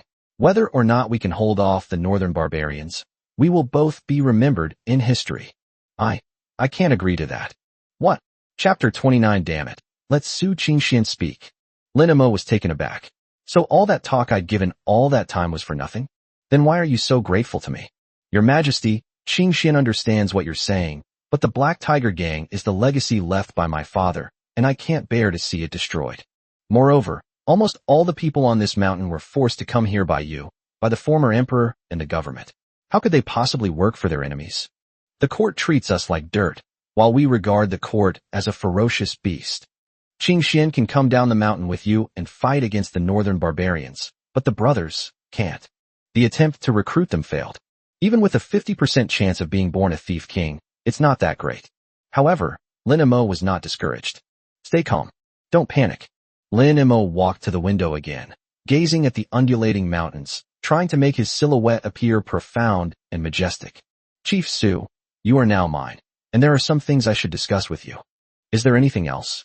Su Qingxian looked completely bewildered. I took you as my concubine, partly because of your beauty. But more importantly, I need the power of Black Wind Mountain, and I need your help, Su Qingxian. Su Qingxian rolled her eyes at him. Didn't we just say that? You could at least use a different word. Did you think that if we did it all over again, I would agree? Lin Mo performed it again. Do you want to become a national hero? Do you want to be remembered in history forever? Think. Su Qingxian suddenly covered her mouth. What's wrong with me? Why do the same few words evoke completely different feelings when heard twice? This time, she was truly convinced by Lin Mo. My mind started to make plans without me even realizing it. Yes, if the northern barbarians attack Linen, how could they possibly let Black Wind Mountain go? When the world is in chaos, no one can remain unaffected. Rather than passively taking a beating, it's better to sit and wait for death. To take the initiative. If they can truly defeat the northern barbarians, everything Lin Mo said will become a reality. She, Su Qingxian, will also be a figure with her own page in the family genealogy. Lin Mo, he is a wise ruler. To die together on the city walls would surely be a legendary tale. I knew you would. A woman's face changes faster than turning the pages of a book. Lin Mo was overjoyed and held Su Qingxian's small hand tightly. I urgently need your help with a few things. Your Black Tiger gang knows about the private market routes in the north. Linen is in dire need of horses, weapons, and armor. Horses? I can make contact with them. How many do you need? The more the better. There's plenty of money. Why? Su Qingxian sighed. I never imagined that the mighty Wei would fall to such a state, having to buy horses from others. The Hexi Horse Ranch, the largest horse ranch in the land, was originally given to the northern barbarians by Emperor Qingyan. Now, your Lin family has ruined this vast country. This Lin family is not that Lin family. Lin Mo shook his head. I now also have my own separate family genealogy. But what Su Qingxian said was indeed true. Emperor Qingyan had a penchant for everything except governing the country. From petty matters like walking dogs and birds, playing musical instruments, chess, calligraphy, and painting, to major events like performing the Fengshan ceremony at Mount Tai, ceding territory, and paying reparations. He can do everything. Various kinds of New Year's gifts are being given away. Fertile land, cut. Time is of the essence. Putting him aside, how long will it take for the horses to arrive? If it's in cash, it will take at most 3 days. 3 days, just right. The second thing is to quickly incorporate all the gangs, big and small, on Black Wind Mountain and turn them all into the Linen City Defense Army. Su Qingxian blushed slightly. I'm already yours, so all of this must be yours too. Lin Mo, you are a good emperor. It's just a pity you were born at the wrong time. The third thing is to bring all the women from your village here. I want to personally inspect them and see if there are any Northern Mang spies among them. Su Qingxian's eyes widened instantly. I take back what I just said. You are a debauched and tyrannical ruler. A married woman is like water spilled from a cup. She is no longer there. Su Qingxian ultimately couldn't fight Lin Mo's power, nor could she win an argument with him. He can always find all sorts of high-sounding reasons to occupy the moral high ground. Although he was so angry he was gritting his teeth. But the women in the gang were also gathered in an open space. There were even many female prisoners who were forcibly taken up the mountain by their gang members. Lin Mo put his hands behind his back and activated his Eye of Insight. Name, Chen Kuo. Level, Green. Character entry, decent cooking skills, loud voice, athlete's foot, very bad. Name, Chunny. Level, Gray. Character entry, cervical erosion, syphilis, sharp-tongued. Name, Yi Erniang. Level, Green. Character entry, fierce and brave, somewhat skilled in martial arts, with a strong body odor, and a jinx, has killed 6 husbands. Name, Lu Rian, stage name. Level, Blue.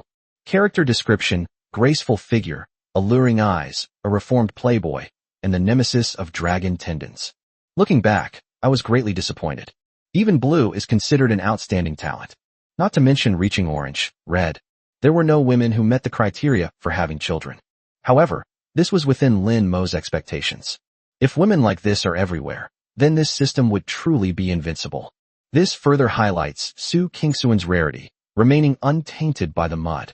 A golden phoenix that truly flew out of a chicken coop. On the other side, the Black Tiger Gang was brightly lit and bustling with noise. The henchmen lit their torches high. From a high vantage point, this house, built against the mountainside, resembles a magnificent fire dragon. This is the strategy that Lin Mo and Su Qingxian discussed.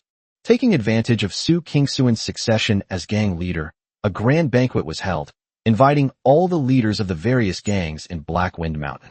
As soon as it got dark, the Black Tiger Gang was already bustling with activity. Tall, burly, and fierce bandits arrived swaggering in. The Black Tiger Gang is the largest gang in Black Wind Mountain. First, we have to give them face.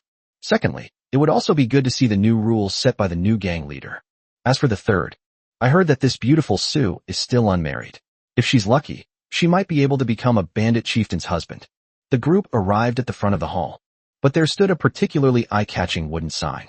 The gang leader's table. The second in command sits at one table. A table of leaders and elites. A table for women and children. The henchmen went to the open-air seating area on the back hill.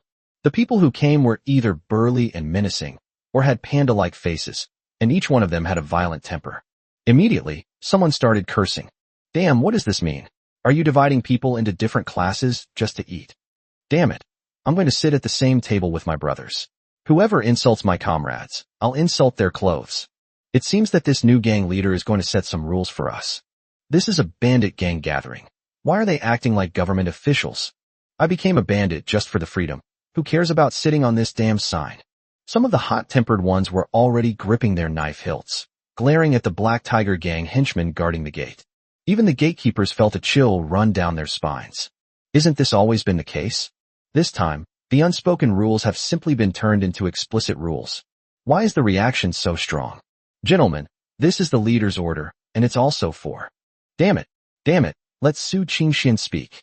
Chapter 30 Planting the Flag. The Black Tiger Gang henchmen guarding the gate were verbally abused. They couldn't control the situation at all.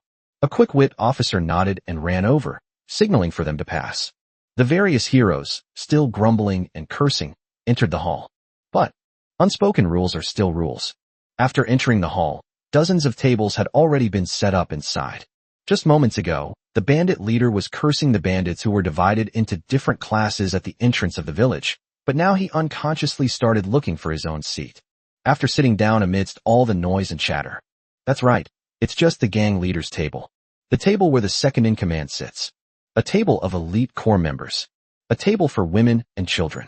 One of the underlings, unaware of the situation, actually wanted to get close to the boss. He was hit on the head by a huge blow. You little brat, is this your place? Go sit at the banquet in the back hill. Oh. The henchman's face was full of bewildered question marks. Who just said they wanted to be with their brothers? They were all rough and tough guys.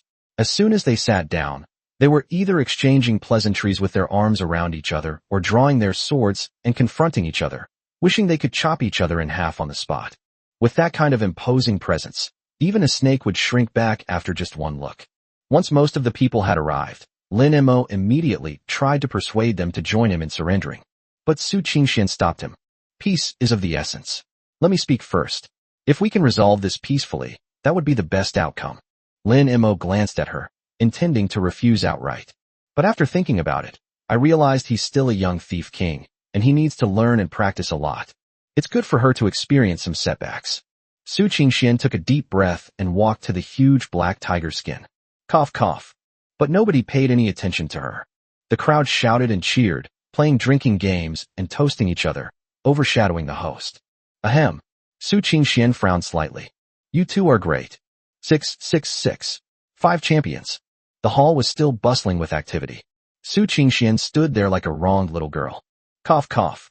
Stop coughing. No one will care if you cough up blood. Lin Mo patted the little thief king on the shoulder. I'm a little curious about what this ruthless bandit, born a king of thieves, will look like when he reaches the pinnacle of his abilities. Su Qingxian reminded him of the show Men's Diary that he had watched before he transmigrated. A person was too embarrassed to bother their colleagues, so they kept coughing until they actually coughed up blood, but no one paid any attention. Lin Imo slammed his hand on the table next to him. Bang! A loud bang. Wu Tianliang and 7 or 8 men immediately stood in front of Lin Imo. Aggressive. Everyone. Instantly, everyone stopped what they were doing and looked in Lin Mo's direction with surprise. Quiet down, everyone, and listen to what I have to say. I have invited you all here today for 2 reasons. First, to thank you for gracing us with your presence and to witness Qingxian taking over the Black Tiger Gang. Secondly, there is a major matter concerning the future and fate of all the brothers of Black Wind Mountain that I would like to discuss with you all. Everyone was completely baffled. I don't know this young man at all, but he had an extraordinary presence, exuding an air of nobility that made everyone unconsciously shrink back. With those guards around, it really did feel like a rat biting a cow's rear end, a rat eating a cow's udder. I just listened blankly as he continued. As you all know, the northern barbarians have sent 200,000 cavalry south, and they will soon be at Linen. His wise Emperor Yuan Shu has now decided to live and die with Linen and will never allow the country to be destroyed. Ugh, Su Qingxian couldn't help but think to herself. She really knows how to pat herself on the back. Would a truly wise emperor be like this? However, although His Majesty is benevolent and valiant, Linen is short of troops and provisions. His Majesty knows that Black Wind Mountain is home to many heroes and has abundant resources, so he has sent me here to invite you all to join him in accomplishing great things. Gentlemen, upon hearing this, the heroes were already furious and would not allow Lin Imo to continue speaking. What? The Imperial Court? The Emperor? Assist the Imperial Court in defending Linen? You bastard, are you insane or are we insane? We were forced into this mountainous region by that damned Imperial Court. Now they want us to risk our lives for them? Bah, what do we care if the northern barbarians attack? This Black Wind Mountain is far from the Emperor's reach. Let them fight. Exactly. Isn't it better to live a carefree and happy life? Why wade into those muddy waters? You might die without even knowing how. Boss Su, who is this pretty boy? You'd better explain this to us brothers. Most people stood up in agitation and slammed their hands on the table, smashing it to pieces. His face turned red and his neck thickened. Oh shit. Fight the northern barbarians? Or should we help the Imperial Court? The old lady crawling into bed really amused the men. Who would be so idle as to run up the mountain and become a bandit? Isn't it all because the officials forced the people to rebel? Now that the officials are in trouble, they're making the people die in their place. What a joke you're making about Black Wind Mountain. Su Qingxian hurriedly explained. Listen, everyone, we are all in this together. If Linen falls, will the northern barbarians let Black Wind Mountain go? This is actually for our own good. Besides, if Linen is saved, you will all have made a great contribution. Fart. I think you're obsessed with becoming an official's wife. What great achievement. Don't you see the Emperor has already fled to the other side of the river? The situation was on the verge of spiraling out of control. Wu Tianliang was waiting for Lin Mo's signal, ready to kill someone to establish his authority. Lin Mo thought so too. These bandits have a good point to make. The officials forced the people to rebel. That's a debt from the previous dynasty. How can it be brought up in the present? And such people are a minority. Most people are still lazy, pleasure-seeking, and act like bandits. Just then, the door was suddenly kicked open. A booming voice rang out. Wow, it's so lively here. I rushed as fast as I could, but I'm still late. Everyone turned around and saw a burly man, 9 feet tall, carrying a huge machete, as strong as a bear, with a full beard. He swaggered in, accompanied by several burly followers. Su Qingxian busied herself introducing things to Lin Imo. It turns out that this person is the leader of Xiang Paigong, the second largest gang in the Black Wind faction. Xiong Dali, also known as the Mountain Shaking Bear. This person is not only incredibly strong, but also domineering and tyrannical. He had always coveted the position of leader of the Black Tiger Gang, but he was only able to settle for second place due to the prestige and strength of Old Master Su. He deliberately arrived late, clearly intending to put on airs. Xiong Dali carried the knife into the center of the arena and threw away everyone who blocked his way. He stopped in his tracks. He slammed the broadsword into the ground. She raised her head and glared at Su Qingxian. With an imposing presence, he looked down upon the world. The gang leader sits at one table, the second in command at another. So where should I, the leader of Black Wind Mountain, sit? The group hesitated for 3 seconds. Suddenly, a deafening roar of laughter erupted. They've come to plant their flag. He crossed his legs, ready to watch Su Qingxian make a fool of herself. Chapter 31, Learning to Speak from Song Jiang. Su Qingxian trembled with anger and cold. Faced with this enormous creature, she felt an innate fear. There was no way around it. Being with Lin Mo caused me to develop megalophobia. Everyone on Blackwind Mountain calls themselves a hero of the wilderness. But it is said that only this person is a true hero from humble beginnings. He really did have sex. Xiong Dali wanted to say something more. Wu Tianliang, the executioner who had been waiting respectfully, finally made his move. No unnecessary words. There were no warnings. Even the movements are executed in one smooth motion, as fast as a shooting star. Drawing the sword, killing, sheathing, returning to its place. Everyone only felt a blurry black shadow flash by like a ghost. Xiong Dali's massive head flew straight forward as if it had been chopped off from a distance. It landed right at the leader's table. Xiong Dali's headless corpse still stood in the middle of the field, leaning on the knife. The fierce expressions on the faces of his followers vanished instantly, and they froze in place, as if frozen in place. The entire hall fell into a deathly silence once again. Even the sound of blood dripping was clearly audible. Tick-tock, tick-tock, tick-tock. You should sit here. Lin Mo clapped his hands. Gentlemen, I didn't originally intend to resort to violence. But some people don't seem to understand what big things or the big picture are. The stubborn fear the ruthless, and the ruthless fear the reckless. Without a word, the fighting escalated. Although the gang leaders had countless lives on their hands, they were all terrified and dared not even breathe. The mountain-shaking bear possesses immense strength. He is a top-tier warrior from Blackwind Mountain. Just like that. He was slaughtered like a chicken? What kind of monster is that silent guard beside the young man? All right, now the annoying flies are gone. Now, let's get back to business. With the northern barbarians besieging the pass and the nation in peril, Linen needs you. So I've come. I won't go into these grand principles with you. You wouldn't understand anyway. I'm asking you, what kind of life do you lead by robbing and pillaging? Living in constant fear, hiding here and there, risking their lives, and always on guard against government troops' encirclement and suppression. Your wives and children live in fear and trembling with dread because you're worried about retaliation from your enemies. You yourselves may not care, but do you expect your descendants to be the same? It's not that Lin Mo is good at talking, but that he has read a lot of water margin. These rhetoric techniques were all given to me by Song Jiang. They could persuade even heroes like those from Liangshan, let alone bandits who weren't even low level. These words clearly struck a nerve with many people. Many bandit leaders wore complex expressions. Some people sighed, and some people lowered their heads. Now the opportunity has come. Follow the imperial court to fight against the northern barbarians. After the success, you will no longer be bandits, but meritorious officials, civil servants. Your families will no longer have to hide in remote mountain areas. Lin Mo changed the subject. To show our sincerity and to ensure that you have no worries, the court has sent people to bring your families, wives, children, and elderly mothers to Linen City. What a brilliant tactic of using both kindness and severity. First, kill to establish authority, then appease, and finally take away their family members. Su Qingxian secretly thought, I've learned something. What? You bastard, you dare touch my family. I'll get your clothes.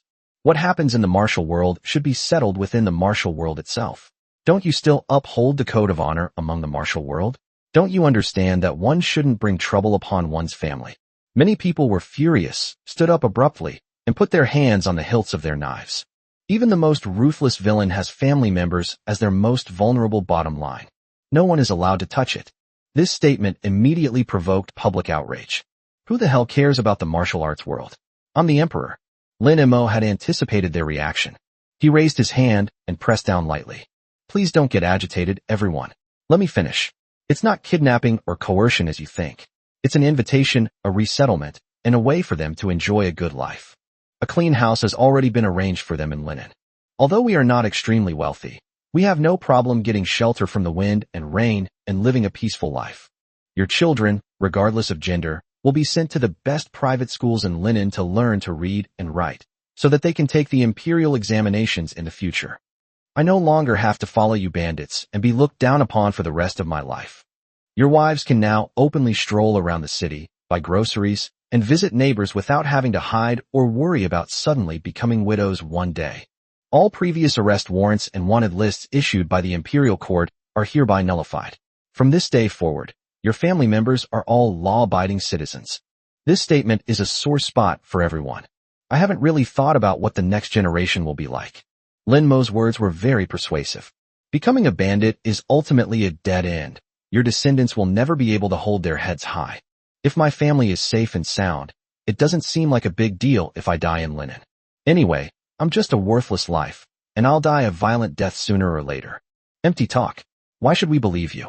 Some people haven't been completely brainwashed and remain clear-headed. You kidnapped our whole family. You're clearly taking them hostage. You're using us to blackmail us. Exactly. Who knows if you tricked us into coming down the mountain to our deaths, and then turned around and killed our families. Lin Mo frankly said. It certainly carries a sense of coercion, but if that's the case, and if we can continue to coerce each other like this, wouldn't that be a good thing? The logic is simple. If a hypocrite can maintain this facade for a lifetime, he will become a truly virtuous person. If one can take care of someone for a lifetime, isn't that also accumulating good karma? Of course, if you don't believe me, just go to Linen and see for yourself. Lin Mo waved his hand, and the Imperial Guards immediately stepped forward and, without saying a word, took everything from the leader's table.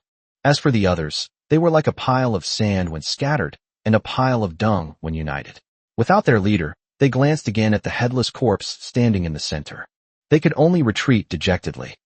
In the blink of an eye, only Lin Mo and Su Qingxian remained in the entire hall. Qingxian, time is of the essence. I don't have time to waste here. I'll take those people to the capital tonight. If nothing unexpected happens, we can take them all in tonight and hand them over to the embroidered uniform guard. You stay here and make arrangements to bring horses to the capital immediately. Oh. Su Qingxian was somewhat taken aback by Lin Mo's decisive and efficient actions. Are you leaving again tonight? Why don't we leave? Including tonight, the Northern Meng army will arrive in 4 days at most. Are you staying here for the new year instead of leaving? What I mean is, Su Qingxian lowered her head, not daring to look at Lin Mo. Buying horses is fine. But could you do it one more time before leaving? Lin Mo gasped. I thought he was being coy. So that's what it was about. He has always been forceful when he wants something, let alone such a beautiful woman. Even the most important matters must be postponed. If you're lucky, you'll hit the mark. Expanding the family tree brings rewards that are incomparable to anything else. Without saying a word, Lin Mo picked Su Qingxian up and carried her around the waist. We still need to hurry. The fastest way to hurry is... let me tell you a joke. What? Su Qingxian buried her head in his chest. One day, the ice cellar and the chilled plum juice had a fight. The chilled plum juice ran away from home. As she walked, she found herself melting, so she went back to the ice cellar to apologize. Guess what the ice cellar said? What are you saying? Freeze it yourself. Chapter 32 Brothers, let's do it. The leaders of Black Wind Mountain were all captured by the embroidered uniform guard and brought to Linen City.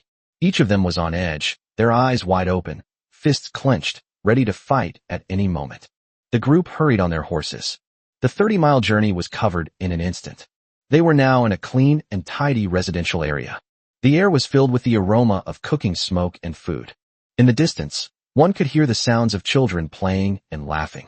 Having lived in the village for years, I've never seen such a heartwarming scene. The leaders of the various gangs felt as if a string in their hearts had been plucked. They appeared glamorous, drinking and eating heartily, but this simple life is precisely what they yearn for most. Father, a clear, childlike voice rang out.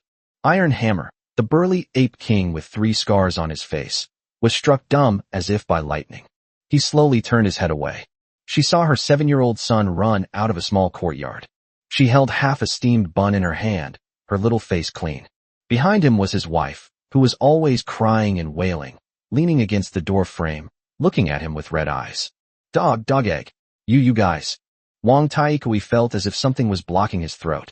He squatted down, wanting to pinch his son's face, but suddenly became afraid that his rough calluses would hurt him. Father, the teacher here is teaching me to read. Look, the little guy scribbled on the ground like he was showing off a treasure, and wrote the character, sun, mountain, crookedly. What character is this? Wang Taikui didn't recognize him. But I knew it must be a character. He had seen words before. On the other side, Lu Yudao, the ruthless man known as Ghost Seeing Sorrow, suddenly burst into tears. He murmured softly, Mother. Wherever his gaze fell, The old lady was holding a palm leaf fan and chatting animatedly with a group of middle-aged women. He laughed so hard his front teeth almost popped out. The entire resettlement area is like this. No, this is not a resettlement area, but a normal residential area. A group of men covered their faces, their shoulders trembling. They don't care about the fact that the country is safe and sound. My heart is truly at ease when my wife, children, and elderly mother are safe and sound. That kid really wasn't lying to us, someone murmured. They wouldn't need to spend so much to lie to us. They could have just killed us already. Upon seeing this, one of the imperial guards arrogantly said, "Gentlemen, did your families all see this? His Majesty is the ruler of a nation. Why would he go through all this trouble to deceive you? Your Majesty, your Majesty?" Some people noticed something unusual about it. That little pooey. Was that hero His Majesty, the current emperor? Nonsense. Who but His Majesty can mobilize us? Now, you have two paths before you. First, take your family away now. His Majesty has informed you in advance and will definitely not make things difficult for you. But you should not go to Blackwind Mountain. Go to the ends of the earth and flee for your lives. Second, stay here and gamble with His Majesty and with Linen City. Use your reckless courage to fight for a dignified future for your families. If you die in battle, give yourself a proper burial. If Linen is safe and sound, your wives, children, and elderly parents will all be descendants of meritorious officials, and from then on you will enjoy wealth and honor. Us. The leaders looked at each other, their lips twitching. If we stay, from this day forward, we'll be brothers in arms, bound together by fate. The city stands, we stand. The city falls, we fall. After a brief silence. Damn it. I'm risking my life, I'll gamble. Wang Taikui roared first, his eyes bloodshot. I'm going all out. What kind of broken northern barbarians are they? They're just grassland soldiers. How can we let them occupy our central plains? Count me in. If even the emperor has this much guts, I wouldn't be at a loss if I sold my life to him. Let's do it. Let's do it. Let's go back to the gang now and persuade the brothers to come to Linen to make a name for themselves. At the same time, Nanjing, 1,000 miles away, the imperial study, Emperor Qingyan, Lin Yuan, held a secret letter in his hand. The secret letter wasn't heavy, but it felt like a ton in his hands, causing his hands to tremble slightly. The letter was signed by Empress Xiao Yuerong of Northern Mang. My lords, you should all take a look as well. Lin Yuan handed the letter to the eunuch beside him. The letter was circulated among the 6 ministers who had been urgently summoned. After reading it, the imperial study was eerily quiet. After a while, Minister of War Sun Bai coughed lightly and said cautiously, Your Majesty, this letter is likely a divisive tactic by the northern barbarians, a delaying tactic. That Xiao Yuerong is ambitious. How could she sincerely agree to divide the country with our great way? She just wants to lure us into internal strife so she can reap the benefits. The Minister of Revenue stroked his beard and said, What Lord Sun said is certainly reasonable, but this may also be an opportunity for us. Opportunity? What opportunity? Lin Yuan immediately asked. Deep down, he wanted to accept the Northern Mang Empress's request. But that might make people gossip about me. Your Majesty, please consider. That man in linen is becoming increasingly eccentric and violent these days, confiscating property and exterminating entire clans. He is extremely ruthless. If he truly gains a foothold in linen, or even repels the northern barbarians, given his character, how does your Majesty think he will treat Jinling? How will he treat you, the retired emperor? Lin Yuan's heart sank. He never imagined this outcome. But if that's really the case, Lin Mo would probably be the first to not let his old father off the hook. After all, the country was destroyed and the throne was passed down, and he took all the family's wealth with him. It was indeed to make him a scapegoat. If he's not stupid, he'll understand that this isn't a genuine intention to pass on the throne. Of course, the Minister of Revenue continued. The northern barbarians are powerful. Linen will undoubtedly fall. Rather than letting the northern barbarians easily take Linen and advance on Jinling and Skaith, why don't we take this opportunity to intervene as well? Send out an army. If the northern barbarians are unstoppable, we will attack Linen from both sides. If Linen can truly hold out and hold off the northern barbarians, then we can negotiate with them again, and we'll have leverage, won't we? The other ministers nodded in agreement. This plan can be described as utterly shameless. But it is also extremely ruthless, making it the best choice for Linen at present. Having already fled to Nanjing, they no longer care about such a little bit of infamy. Lin Yuan listened, his eyes unreadable. However, some people have raised objections. This plan is too risky. What if it backfires, and we end up facing enemies on two fronts? Besides, who should we send? How many soldiers should we send? Too few will be useless, and too many will threaten the defenses of Nanjing. The argument immediately erupted again. But the only question was whether or not to send troops. No one ever mentioned sending reinforcements to Linen. Enough! At this moment, an old voice rang out, startling everyone. They looked on in astonishment. Chapter 33 Jinling City. The old minister faces death with equanimity. Enough! Absurd, shameless, utterly ridiculous. But the witness was Zhou Wenju, who had been sitting silently in the corner the whole time. Zhou Wenju, former lord of Jinling City. After Emperor Qingyan moved south, he immediately seized military and political power. Now he only has the title, but no real power. He was about 60 years old, with a handsome face and graying temples. Zhou Wenju walked to the center, bowed deeply to Lin Yuan, and then glanced at everyone. Your Majesty, the retired emperor. Gentlemen. Lin Yuan frowned. The court officials were still calling themselves Your Majesty, because they know that this world still belongs to me. This old man is rather out of touch with reality. He called himself the retired emperor, but he was most bothered by others calling him the retired emperor. This old minister is but a pedantic scholar. I was summoned here tonight, and I originally thought that Your Majesty had gathered wise and virtuous men to discuss how to rush to Linen's aid overnight. How can we preserve the last remaining bloodline of our great way in the north? How can we fulfill our duty as ruler and father to His Majesty, who is desperately defending the nation's borders? But what did this old minister hear? Zhou Wenju pointed to the secret letter. Divide the country along the river, wait for the right moment to act, and reap the benefits? Ha ha ha ha ha. He let out a few mournful laughs. The iron hooves of the northern barbarians trample on my central plains, slaughter my soldiers, and abuse my people. Their army is marching straight toward the capital. This is a national humiliation, a blood feud. The sea of blood is surging, the mountains and rivers are weeping blood. Zhou Wenju suddenly turned around and stared directly at Lin Yuan. Your Majesty, Linen is the capital of the Great Way. The one preparing to meet the enemy on the city wall is your son. Even if His Majesty's southward relocation was for a reason, why do we not think of uniting against the common enemy and turning the tide, but instead look here and try to negotiate with a tiger for its skin? To scheme against the ruler of Wei in exchange for charity from the enemy? Zhou Wenju, how dare you? Lord Zhou, how dare you slander His Majesty like this? Zhou Wenju, have you gone mad from all your studying? What nonsense are you spouting? Zhou Wenju's words were sharp and pointed at everyone present, including His Majesty. They all cursed them out. In officialdom, this kind of person is the most taboo. You think you're so high and mighty? If you're determined, no one will stop you from going to Linen. To everyone's surprise, Zhou Wenju completely ignored these accusations. This is no official letter. It's a knife aimed at the very backbone of our great way. It was the northern barbarian empress who inflicted the most vicious and despicable humiliation upon the men of the Central Plains. Lin Mo's face flushed from what he was being told. He patiently said, Zhou Wenju, watch your words. This is a negotiation between two countries. Two countries. Zhou Wenju interrupted Lin Yuan directly, pointing to the north. Whose land did those 200,000 iron cavalry trample? Yunzhou, Lingzhou Zai's who, piles of white bones, blood staining the battlefield.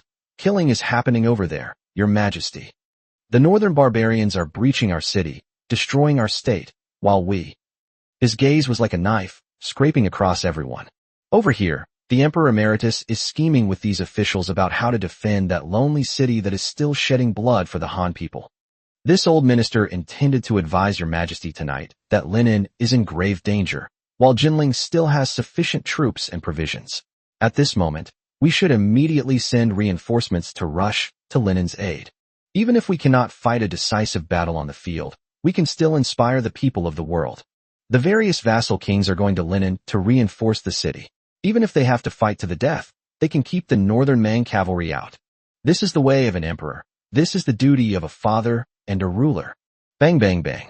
Zhou Wenju knelt down before Lin Yuan. His head slammed heavily against the floor. Blood flowed instantly. Your Majesty, the entire world is watching us.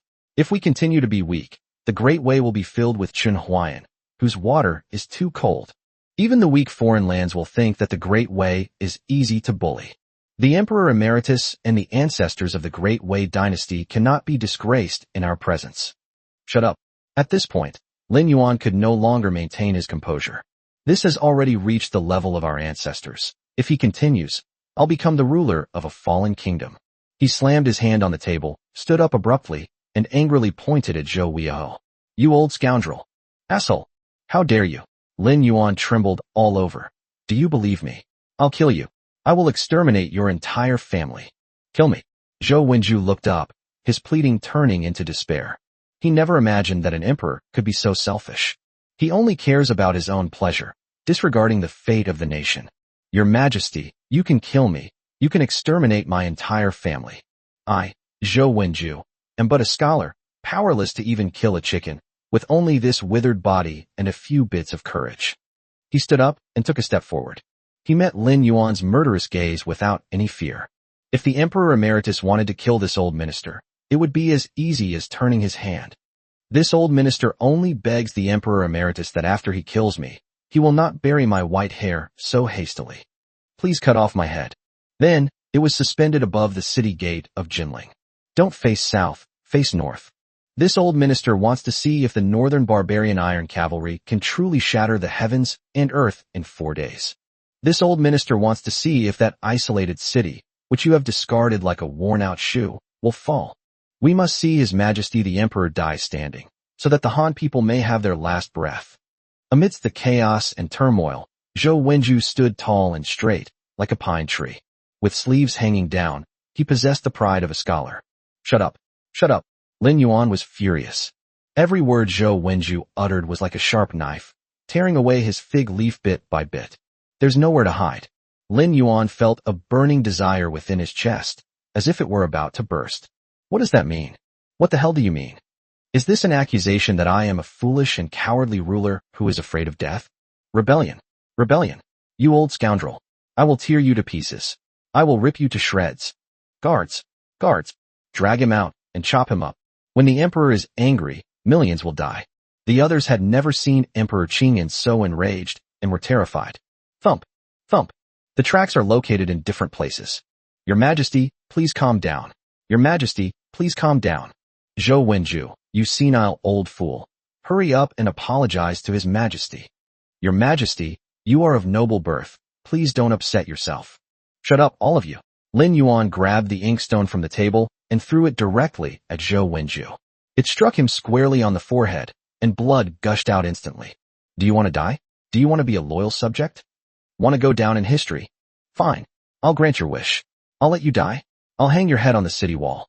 I want to see if your bones are harder, or my blade is sharper. Let's see if your reputation lasts longer, or if my empire is more secure. Drag him away.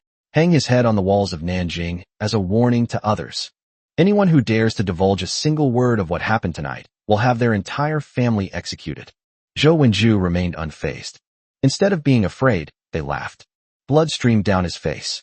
Although he was not large in stature, he exuded a commanding and awe-inspiring presence. The 2 imperial guards dared not touch him.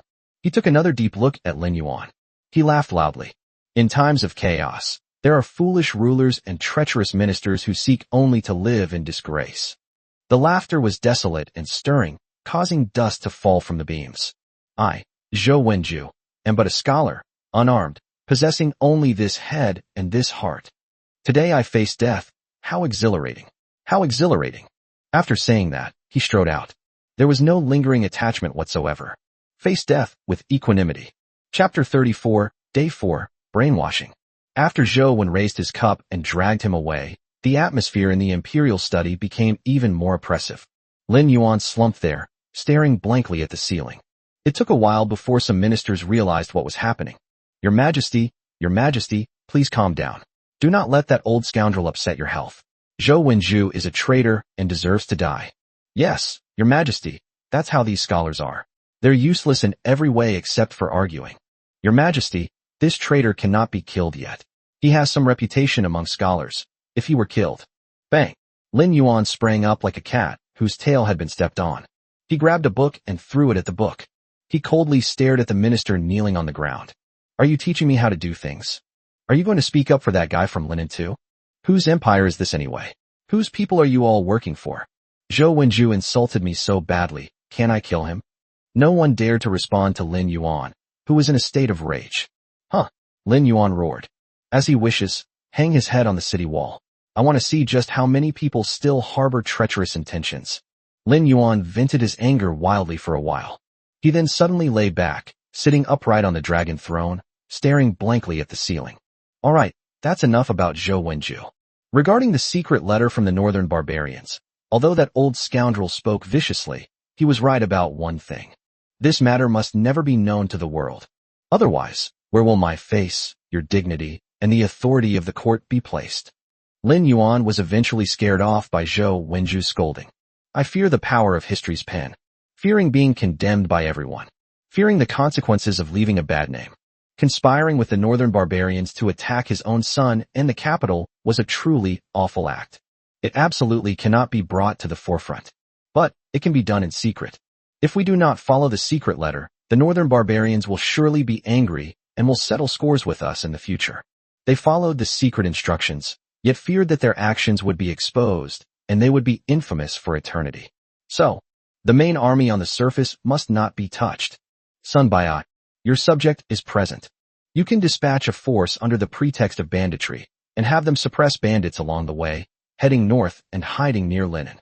Do you understand what I mean? Outside Linen City, as Qin Ling Shuang rode her tall horse, her heart sank deeper the closer she got to Linen. They rode swiftly from Nanjing, heading north all the way. What I saw and heard was shocking. Everywhere were convoys heading south, and routed soldiers abandoning their armor and weapons. Especially near Linen, the fields are silent, and travelers are heartbroken. Everywhere one looks like a country on the verge of collapse. The northern barbarians were like a knife hanging overhead. The Wei dynasty, however, was able to withstand the sharpness of the blade and had already fled south. We were originally capable of fighting. Why is everything all right? And why is there even a chance to deploy defenses and time to mobilize troops? Why should we simply hand over the most prosperous capital region in the world to others? The beautiful, mature woman sighed silently. Before me lies the once most prosperous Linen, still the same Linen city, unchanged, yet one can clearly feel a deathly aura enveloping it. A sign of national ruin. Madam, shall we go into the city? Linen is currently only open to those entering, not leaving, and they won't question us. Qin Ling Shuang's spirits lifted, and she suppressed the chaotic thoughts in her mind. Go in batches, don't be too conspicuous. Just then, rumble. The ground felt like it was undergoing an earthquake. The crowd at the city gate immediately stirred. Everyone looked in the direction from which the sound came. The sound of horses' hooves. The number of people exceeded 10,000. Qin Ling Shuang's heart tightened. No, Northern Mang wouldn't be this fast, would it? The vibrations grew louder and louder, and the dust kicked up by the horses' hooves rose into the sky. Amidst the smoke and dust, a cavalry unit leaped out. However, their weapons were of all kinds, and many of them were dressed in rags. They all had fierce expressions. Bandits. The bandits from Black Wind Mountain are here. Someone in the crowd let out a scream. The people were immediately thrown into a panic and huddled together. Qin Ling Shuang subconsciously reached for her weapon at her waist. He whispered to the person next to him. If the defending troops are unable to fight, we can secretly help them. What's the panic? Look carefully. On the city gate, an officer pointed at the billowing dust of the bandits and shouted. That's not a bandit. It's His Majesty. It was His Majesty himself who went out of the city to invite reinforcements for Linen, righteous heroes and warriors to fight against the northern barbarians. Make way for His Majesty's return to the city. He finished speaking. At the very front of the procession, a magnificent horse led the way. On horseback, a young man stood ramrod straight. The first rays of dawn fell directly on his handsome and resolute profile. Although he was not wearing a dragon robe and crown, his overall demeanor was completely out of place with those around him. It was immediately recognizable to everyone that he was none other than the current emperor of the Great Wei dynasty, Lin Mo. The people were stunned. Based on the emperor's actions, he should have joined the bandits and become an outlaw. Is he really going to defend Linen to the death? Is it really His Majesty? They've recruited all the heroes of Black Wind Mountain. My God, those bandits are vicious and ruthless. How did Your Majesty manage to do it all by yourself? Don't be too happy yet. At most, they only have 10 or 20,000 men, and less than 3,000 cavalry. How can they fight against the 200,000 iron cavalry of the northern barbarians? Those are Iron Cavalry. Qinling Shuang was stunned. She gazed intently at the returning young emperor, her heart churning with turmoil. The scenes of people fleeing south that I witnessed along the way, and the sight of them returning against the wind, form an extremely stark contrast. This young emperor, who had forcibly taken her daughter and acted absurdly. The image is changing. It must be admitted that Lin Mo on horseback at this moment did indeed have the qualities to win over his daughter's heart. Wanner's letter was not an attempt to exonerate him. He is heroic and handsome, young and energetic. None of these are the most important things. The most important thing is that he is fulfilling the emperor's promise to guard the country's gates. He's a real man, a true husband. What an outstanding person. Qinling Shuang couldn't help but gasp softly. Lin Merlima was below the city walls. Open the city gates, proceed with the plan, and do not disturb the people. Wu Tianliang. Your subject is here. Wu Tianliang stepped forward. I entrust these people to you. Time is of the essence. There's no time for leisurely practice. I'll give you 3 days. Use the most ruthless methods. Don't practice tactics. Just train courage and obedience. You know what to do with those disobedient troublemakers who try to take advantage of the situation. Your Majesty, please rest assured. Wu Tianliang clasped his hands in acceptance of the order. We will live up to your trust and transform them completely. No, it's brainwashing. Chapter 35 Linen Court Meeting. Having already heard the news, Eunuch Wei rushed over from the city. Looking at the large army behind Lin Mo. Immediately, tears streamed down his face. He glanced south. Your Majesty, your life was full of absurdities, but your decision to pass the throne was truly wise. Eunuch Wei dared not imagine what the situation would be like now if the throne had been passed to the crown prince or another prince. Let them remain alone in this city, facing the approaching northern Mang army. They'll be men if they don't wet their pants in fear. But what about His Majesty? He went up the mountain alone and managed to subdue so many unruly bandits who had been difficult for the government to eradicate for many years. What kind of methods and audacity is this? That's a malignant tumor that has entrenched itself in Black Wind Mountain for many years. Even a dog passing by there will get slapped twice. The imperial court also sent troops to suppress the rebellion on several occasions, but all attempts failed. It takes a lot of time and effort. Finally, Emperor Qingyan said that they weren't going to rebel anyway. Let them make a fuss over nothing. It must be heaven's mercy on our great Wei that has bestowed upon us such a wise and virtuous ruler. Heavens above, you finally opened your eyes. That's just how people are. When you're strong enough, people will automatically fill in the gaps in your imagination. Even if you just say something casually, they will take it to heart. In Wei Gonggong's eyes, Lin Mo's act of having sex with the Empress on the day he ascended the throne has now become a symbol of courage. Would Emperor Qingyan or anyone else have dared to do this? I'm afraid they won't even be able to get up. Do they still have the mind to inspect the late emperor's concubines? This is truly the ability to remain calm even when Mount Tai collapses before you. He straightened his robes and respectfully greeted Lin Mo. As soon as Lin Mo entered the city, he saw a familiar figure jogging towards him. It was none other than the Grand Eunuch Wei Zhongguo. At this moment, Eunuch Wei was a completely different person from before. His face was filled with heartfelt respect. He took the reins from Lin Mo and led the emperor's horse. Your Majesty, you must be tired from your journey. Your Majesty personally went to dangerous places to recruit heroes. You are truly awe-inspiring and courageous. This old servant is completely in awe of you. Lin Mo glanced at him sideways. How did old Wei become such a sycophant? I'm not the retired emperor. I can't stand this. This old servant is completely convinced. All right, enough with the flattery later. What I'm asking you is, how's the selection of concubines going? Eunuch Wei looked exasperated. Sure enough, his cool demeanor only lasted 3 seconds. This emperor is good in every way, except that he is too. Well, let's just call him carefree and unrestrained. But he couldn't suppress his curiosity after all. Your Majesty is so wise, so why are you so obsessed with this matter? Women are like monstrous floods. This old servant has been terrified of them his entire life. Your Majesty, why? Nonsense. Lin Mo glared at him. That's nonsense. Of course you wouldn't feel anything. I'm a man full of vigor and vitality, with a golden kidney. How can you compare? Can they be compared? Stop changing the subject. How's it going? Why? Eunuch Wei was somewhat angry at his lack of ambition. Your Majesty, if it were any other time when you were selecting concubines, I'm afraid all the women in the world would be eager to enter the palace. But at this critical juncture, who would push their daughter into a fire pit? Now, In Linen, especially among those in the imperial palace, they will soon be seen as prisoners of the northern Mang. Very few people came. Lin Mo really wanted to slap him. I am the son of heaven, the ruler of the country. Don't you know how to steal from me? This. Never mind. Take as many as you can. Have Her Majesty the Empress inspect them as soon as possible. I can't wait any longer. Your Majesty, this old servant should first assist you in returning to your quarters to bathe and change. What clothes? Lin Mo looked up at the sky. The first rays of dawn were breaking. Immediately convey my decree. All officials of the court still remaining in Linen City, regardless of rank or whether they are human or ghost, shall be punished. You must arrive at the Zikin Palace for an audience within half an hour. Being late will be treated as disobeying an imperial order. Speaking of which, I have been the emperor for a few days now, but I have not yet held a court assembly. None of the officials know what I look like. Eunuch Wei felt a chill run down his spine. His Majesty's handsomeness lasts less than 3 seconds, but his dejection also lasts less than 3 seconds. He had just returned and, without a moment's rest, immediately set out to reorganize the court and establish his authority. Then consider Emperor Qingyan, who didn't attend court for decades. The difference in their abilities is truly stark.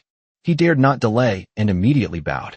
This old servant obeys the decree and will carry it out immediately. I guarantee that the decree will reach the entire city within half an hour.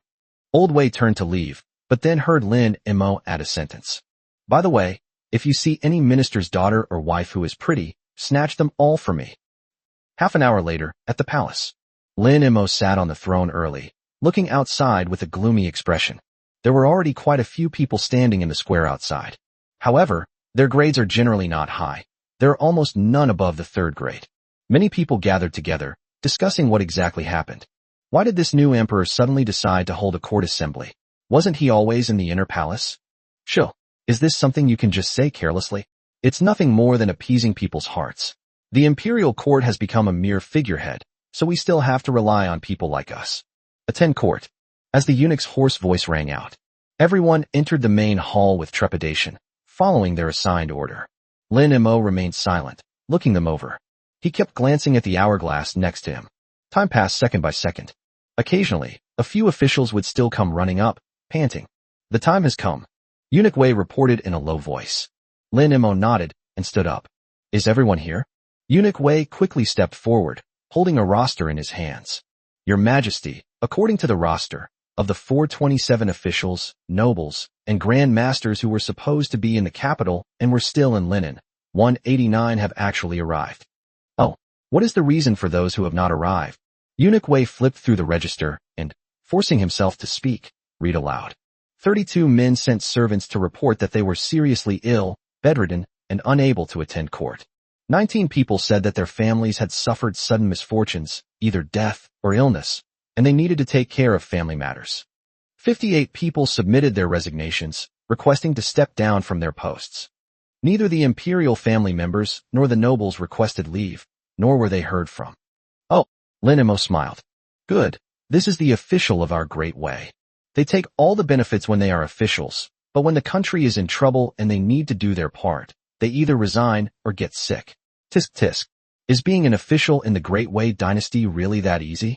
Lin Mo glanced at the officials who were silent as cicadas in winter. Of these, probably not many stayed voluntarily. However, due to poor communication, by the time they learned that Emperor Qingyan had abandoned Linen, it was already too late. The sky has fallen. Lin Mo had already closed the city gates. Eunuch Wei, this old servant is here. According to the roster, those who have not attended court within half an hour are included. Lin Mo's voice was very calm. The words that came out almost scared everyone to death. Whether they are members of the royal family or high-ranking officials, whether they are genuinely ill or faking it, whether they truly want to resign or have something to hide. He paused, then spoke slowly and deliberately. Kill them all, every single one of them. Hang his head above the gate of his mansion, confiscate his property, kill all the men, and remove the women from their posts. Do it immediately. Chapter 36. Either climb to the city wall or pay money and hand over your horse. Boom. The entire court was in an uproar. Kill them all. So many officials. Is it a capital offense simply for not showing up? This emperor is far too domineering and cruel. Eunuch Wei was also greatly shocked. He thought Lin Mo would at most target 1 or 2 examples to intimidate everyone. but unexpectedly. But he found himself completely convinced by what Lin Emo said. Yes, officials usually live a life of luxury. Does he resign from office at the first sign of trouble? Being an official isn't that easy. They get all the benefits. At this time, Linen City absolutely cannot afford to use appeasement tactics. His Majesty didn't have time to engage in hundreds of rounds of wrangling with them. This is the best choice. He stared at Lin Emo, lost in thought. A moment later, his expression hardened. This old servant obeys the order, and guarantees that none of them will escape.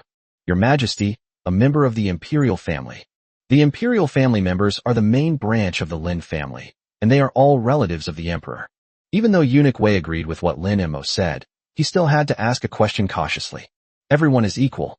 The four simplest Chinese characters, when they fell into Wei Gonggong's ears, were like thunder from the heavens. Everyone is equal. Such words, spoken by the Emperor, carry far more weight than others. This old servant will not fail in his mission. Lin Emo didn't care at all. He had already created a separate family genealogy, so he didn't care about the fate of those surnamed Lin. To survive, everyone has to deal with it. If you just want to reap the rewards without sowing, then start your journey early. Seeing how ruthless and merciless Lin Mo was towards the Imperial family, the officials who had been making a ruckus instantly fell silent. The only sound in the entire hall was heavy breathing. Lin Mo descended the steps and walked among the crowd, coldly scrutinizing each person without saying a word. The oppressive atmosphere was so oppressive that some people couldn't bear it and fainted on the spot.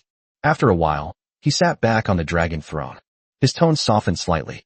Gentlemen, this is what Linen looks like now, and it also reflects my attitude. All those who hesitate and waver, I guarantee they will not live to see the fall of the northern barbarian city. I have no need for those who are afraid of death and only care about their own stupid worms. Now that the northern barbarians have 200,000 iron cavalry, even if we add today, they will definitely reach the city in 4 days. There is no way out for Linen. All of you here are still willing to stand on this throne in the Zikin Palace, to live and die with me, Lin Mo, and with this city of linen. I have remembered that. Lin Mo changed the subject. But just standing here won't do any good. With the nation in peril, I need you to contribute and set an example. It's here. What's meant to happen will happen. The officials felt a chill run down their spines. Lin Mo's actions just now were all paving the way for this statement. What does he want us to do? Lin Mo held up 2 fingers. I am now giving you 2 choices.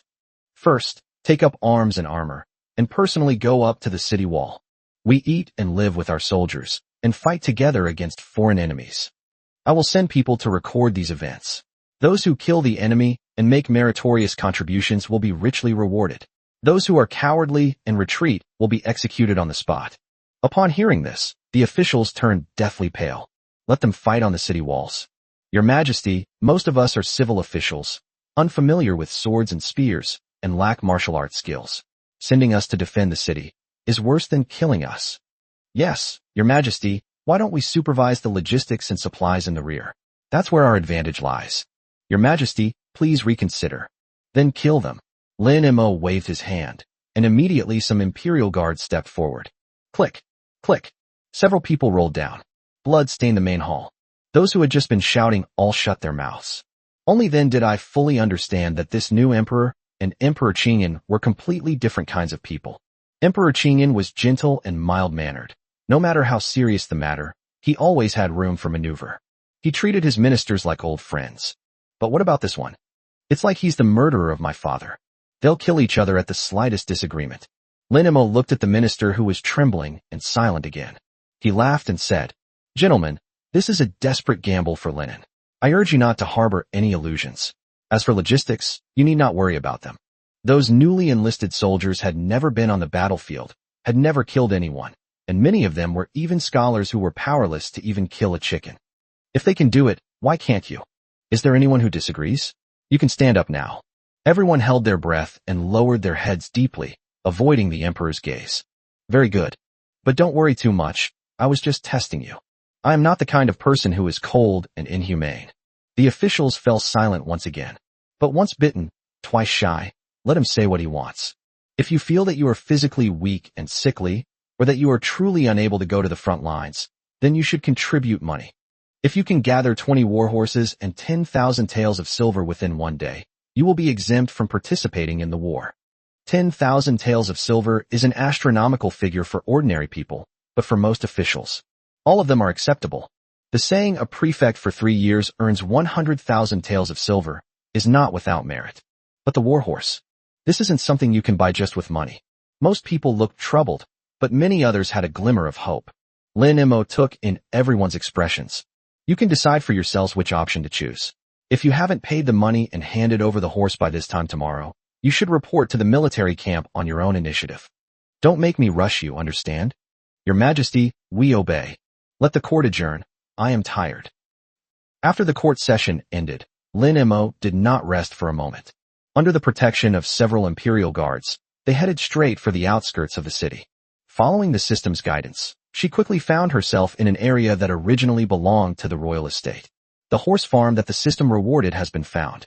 Inside the horse farm, 500 well-proportioned and robust black-maned horses are drinking water and grazing. The system is not deceiving me. However, the number was far too small, only 500 horses. The Imperial Guards went to investigate and quickly returned to report. 500 horses, all of them Maras. Lin Mo's face immediately darkened. This won't do. They need to reproduce quickly. Hurry up and mate. We need to find some good stallions. The next moment, he froze, as if he had thought of something. I quickly brought up the system panel. Golden kidneys, disregarding barriers, a body of pure yang. Holy crap. If that's the case, wouldn't that mean we could mass-produce horses? Lin Mo's desire for horses was now beyond measure. At this moment, all the young Maras looked quite pretty. Snap. Lin Mo slapped himself. What am I thinking? If only I could copy these attribute entries to someone else. How wonderful that would be. System, can you do that? Ding. Clan level upgraded. Anything is possible now. It really works. I wonder who will be the unlucky one. Who is it? Emperor Qingyan would be quite suitable. Ha ha ha ha. Lin Mo finally couldn't hold back and burst into laughter. This scene is so beautiful. A fine horse. Send people to guard the horse farm and take good care of them. These Maras must not be sent to the battlefield unless it is a critical moment. Yes, ma'am. These 800 Imperial Guards were highly disciplined and extremely efficient. Lin Mo only needed to give the order and then wait for the result. It works very well. He flicked his whip and turned his horse around.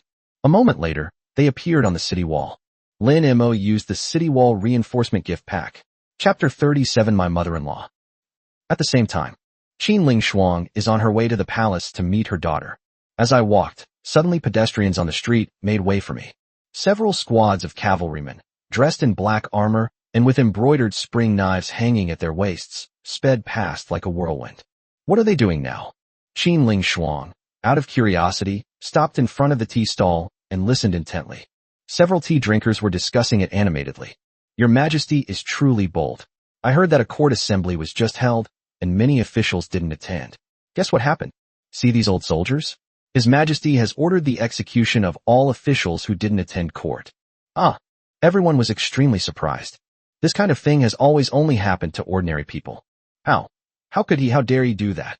Why wouldn't you dare? Don't you know what time it is? Our country is about to perish. Trying to be clever at a time like this is just asking for trouble.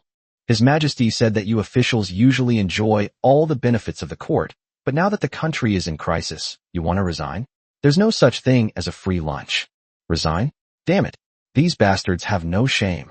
It's not just these people. All the members of the royal family and nobles have been ordered to be killed. Well done. A brilliant kill. Exactly. Why not kill them and keep them for the new year? If you ask me, this new emperor really has the demeanor of the founding emperor. Qin Ling Shuang was deeply shaken upon hearing this.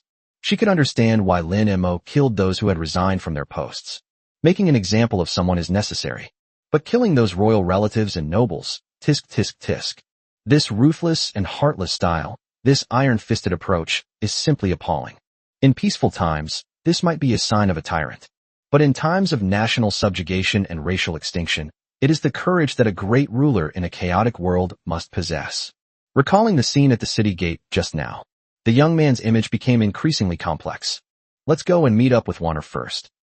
A moment later, the Imperial Palace. In the garden, a late-blooming osmanthus tree is in full bloom, its fragrance lingering. Beside the stone table, Chen Wangqing was leaning on the railing, gazing into the distance, seemingly lost in thought. As if sensing something, she suddenly turned her head. When my gaze fell upon that familiar figure, It felt like I had been electrocuted. It was her mother, Qin Lingshuang. Despite the constant fan service, her natural beauty and the elegant demeanor cultivated over the years were still undeniable. Her figure remains full and slender, like a juicy peach. A wonderful fusion of gentleness and sexiness in one person. Even Chen Qingwan, the daughter, was a little jealous. My mother is still as charming as ever. Qin Lingshuang could no longer suppress her longing for her daughter. He quickly snatched it away. Mother and daughter embraced each other affectionately. However, both of them had such stunning figures that even a simple hug was inappropriate for children. Mother, it's you. It's too dangerous here. Why isn't it my father? Silly child. If your father were to leave, Emperor Qingyan would be frantic with worry. Chen Wangqing reacted instantly. Indeed, the Chen family's influence is too great.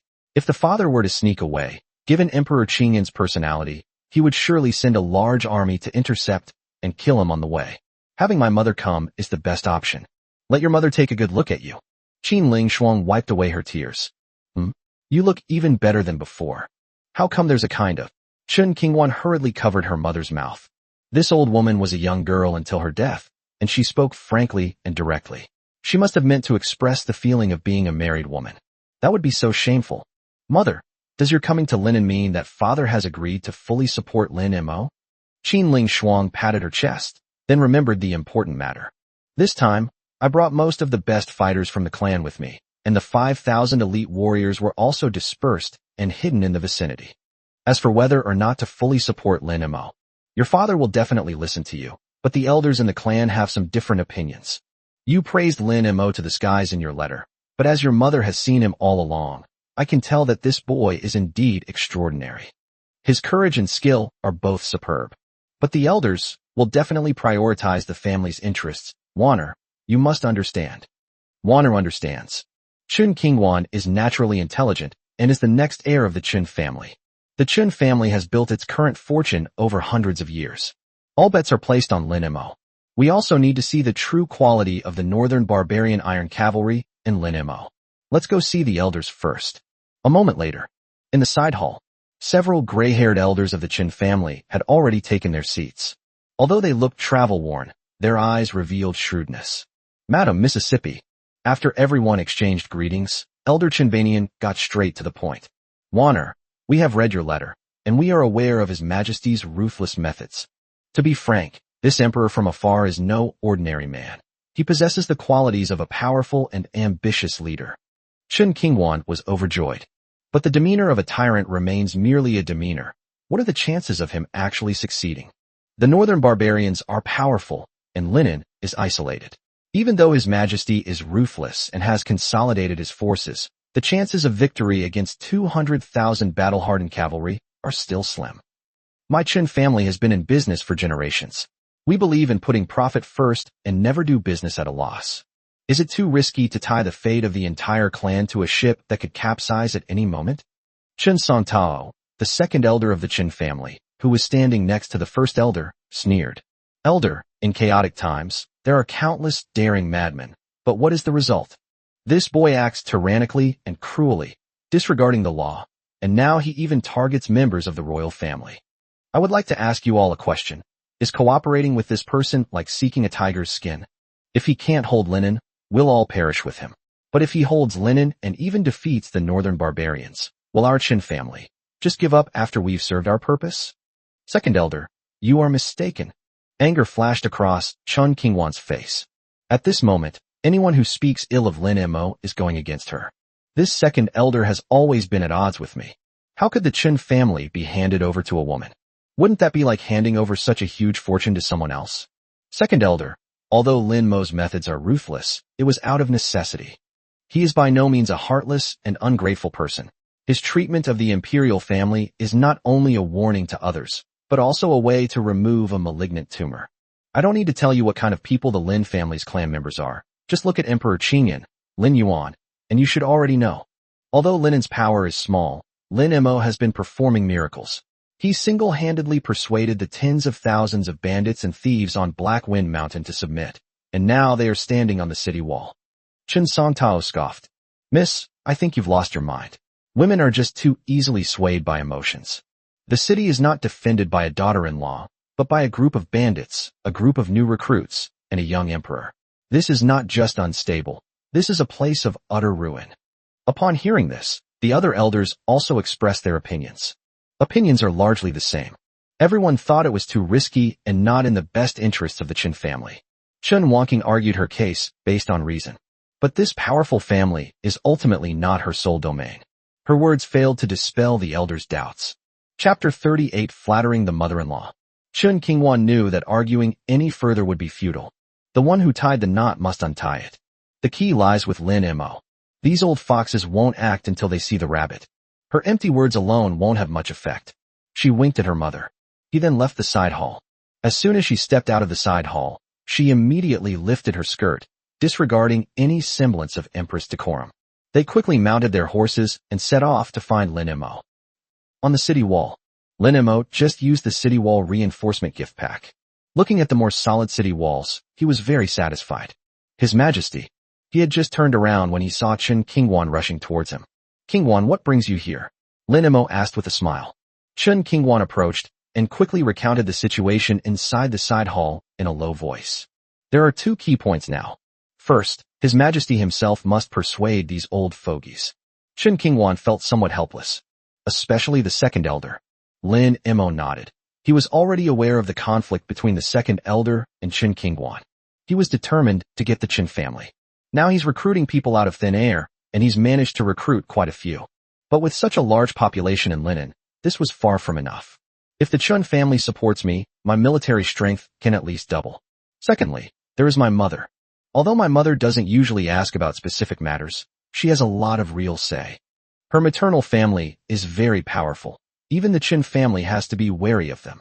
Your mother didn't fully commit, which is actually somewhat related to you. I don't really trust him, Lin Mo said, indicating that he understood. It's just about pleasing my mother-in-law. That's something I'm good at. Let's go and meet with the elders of your Qin family. Lin Mo straightened his robes and quickly headed towards the palace with Chen Qingwan. We haven't even reached the entrance of the side hall yet. You can hear heated discussions inside. The loudest voice came from the second elder, Chen Songtao. If you ask me, the young lady is still young and a woman, and she's been blinded by her emotions. She's only been married for a few days, and her heart is already completely with outsiders. They're turning their backs on others way too quickly. I wonder what kind of bewitching potion Lin Mo gave her. What? Chen Songtao sighed heavily. Women are women after all. They can't achieve great things. Their vision and perspective are too narrow. This ancestral legacy sigh. Chen Qingwan, standing outside the door, turned pale with anger. Lin Mo frowned and pushed open the palace door. Branches. That is incorrect. Lin Mo's voice arrived before he did. The Qin family members all turned around. The newcomer had an extraordinary air about him, with a faint smile on his face. Lin Mo, the first emperor of the Yuan dynasty. However, he was completely different from the violent image that was rumored to be. On the contrary, he looks more like a gentle and refined gentleman. Even Qin Ling Shuang, the mother-in-law, was immediately impressed. He thought to himself, what a fine gentleman, like jade among men, unparalleled in the world. Moreover, Lin Mo was tall, and the wind blew his clothes tightly against his body. There are faintly visible abdominal muscles. That's really sexually charged. Lin Mo walked straight forward and clasped his hands in a fist salute to Qin Ling Shuang. Only then did I realize that Qin Ling Shuang was actually so beautiful. Compared to Chen Qingwan, each has its own size. But the mature charm she exudes is something that Chen Qingwan, at her age, could never possess. Your son-in-law greets mother-in-law. They're quite polite. Qin Ling Shuang nodded slightly. Lin Mo then turned around and immediately spotted the person who had just made the sound. Elder, your words are somewhat inappropriate. How can you judge heroes based on gender? Wu Ding's wife, Fu Hao, was capable of leading armies to conquer all directions and expand the territory. Was she a man or a woman? Princess Pingyang Zhao of the previous dynasty gathered forces in Guangzhong to help her father establish his rule over the world. Her women's army was renowned. Was she a man or a woman? The people Lin Mo mentioned do not exist in this world. But he spoke with absolute certainty. People will only feel that they are ignorant, rather than suspect that he made it up. Anyway, that's the gist of it. In governing the country, strategizing, managing domestic affairs, and educating people, has there ever been a distinction between men and women? Lin Mo chuckled inwardly. I didn't know how to please my mother-in-law. To everyone's surprise, the second elder actually fed it to his mouth. Qingwan, my empress. At a time when the country was on the verge of collapse and his family was destroyed, he resolutely stayed in Linen to stabilize the harem and win over the hearts of the people. He also contacted his family for assistance. His loyalty and courage are admirable. If we ask ourselves honestly, how many people could shoulder this responsibility? A person's name is like the shadow of a tree. Lin Mo has been making too much of a splash lately, and his murderous aura is too strong, even when he's smiling. Chen Songtao felt his heart pounding like a drum when facing a cruel emperor. I was already a little scared. Faced with Lin Mo's repeated questions, he stammered and dared not say more. Elder, you question me simply because he is a woman, but in my opinion, it is quite the opposite. It is you who is complacent and clings to outdated ideas. Let me tell you this. Lin Mo suddenly raised his voice. Today I hereby establish a rule. Under my command, only talent matters, not background, and certainly not gender. If anyone treats a talented person with disrespect because of the difference between men and women, then he is making an enemy of me. Lin Mo moved closer to Qin Ling Shuang without making a sound. He sighed. Who says women are inferior to men? Women can hold up half the sky. His words were extremely insightful. It's no longer about defending Chen Qingwan alone. Instead, it is an open declaration of war against gender prejudice that has persisted for thousands of years. Chen Qingwan gazed at her husband's tall and straight back. His eyes were already red. Qin Ling Shuang's body trembled. Her beautiful eyes sparkled with wonder as she stared intently at Lin Mo. These words came from the mouth of an emperor? This is a patriarchal world. A tremendous wave of emotion surged within Qin Ling Shuang's heart. She comes from a prominent family and understands this all too well. Even though the bride's family is powerful, they are not immune to such bad habits. She always thought that this was just the way things were, and that she was powerless to change it. But this young man in front of me, he not only defended his wife, but also showed such respect for women. Such insight and such magnanimity surpass all men in the world. No wonder Wanner was so devoted to him. If you encounter a man like that early on, you might inevitably. Alas, Qin Ling Shuang quickly pulled herself back from her unrealistic thoughts. Her mind was filled with images of the fat, pig-like crown prince. Perhaps it's a stroke of luck that my daughter married him. Chen Songtao blushed with embarrassment after being refuted by Lin Mo's words. I was drenched in cold sweat. In particular, although Lin Mo spoke gently, the threat in his words was still quite evident. To be Chen Qingwan's enemy is to be his enemy. Seeing this, Elder Chenbanian quickly stood up to smooth things over. Your Majesty, please calm down. Your Majesty's words are enlightening and thought-provoking. It is we old folks who are out of touch with reality. Her virtues are evident to everyone in the Qin family, and they have no intention of belittling her. Chapter 39, I will give you 3 volumes of heavenly books. Chenbanian's smooth talk provided a way out for both sides. The tense atmosphere on the field eased somewhat. Lin Mo took advantage of the situation to back down. As long as you don't look down on them, that's good. Women are the ones you should never let down. What was said unintentionally was taken to heart by the listener. Those words were like a nail stuck in his throat. It shot into Qin Ling Shuang's heart. She never expected that Lin Mo could say something so profound. It should be understood that mainstream society considers only petty men and women difficult to deal with. What are women? Tools, servants, inferior beings. This son-in-law is quite interesting. Chenbanian stroked his beard and smiled. Your Majesty's words are truly enlightening, and we have benefited greatly from them. Of course, we're gathered here today not for Qingwan. Your Majesty has the will to save the world from collapse, and our Chen family admires you greatly. He then changed the subject. However, this matter is of great importance, concerning the lives and fortunes of thousands of members of my Qin family and our centuries-old legacy. We cannot afford to be careless, and we hope your Majesty will understand. Understand. Lin Mo nodded.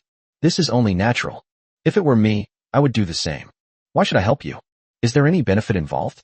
These are all decisions that require careful consideration rather than decisions made on a whim. Wanner is loyal to your Majesty and wishes to entrust her entire clan to your Majesty, but, your Majesty, please forgive this old man for speaking frankly. You say? If your Majesty wants my Chen family to support you wholeheartedly, then we should wait and see. Besides this determination, does your Majesty have any other support? That's true. Determination is the least valuable thing. Seeing this, Chen Songtao couldn't help but jump out again, saying in a sarcastic tone, The Grand Elder is absolutely right. We admire His Majesty's ambition, but fighting and defending a city is not about who has the greatest ambition. The 200,000 iron cavalry of the northern barbarians are real, and it is also clear that Linen's city is an empty city. Lin Emo was not angry when he heard this. Instead, his expression became even more composed. I understand the concerns of the elders, but I now have the advantage of favorable timing, location, and popular support, and the chances of winning this battle are very high. You have surely witnessed my methods and the changes in Linen. The 20,000 fierce bandits of Black Wind Stronghold have been incorporated into the army, and the people in the city are united as one. Throughout Linen, those who were afraid to fight and fled have left. This is the power of the people. I have fortified cities to defend. The weakest point of the Northern Man cavalry is siege warfare, which is an advantage of the terrain.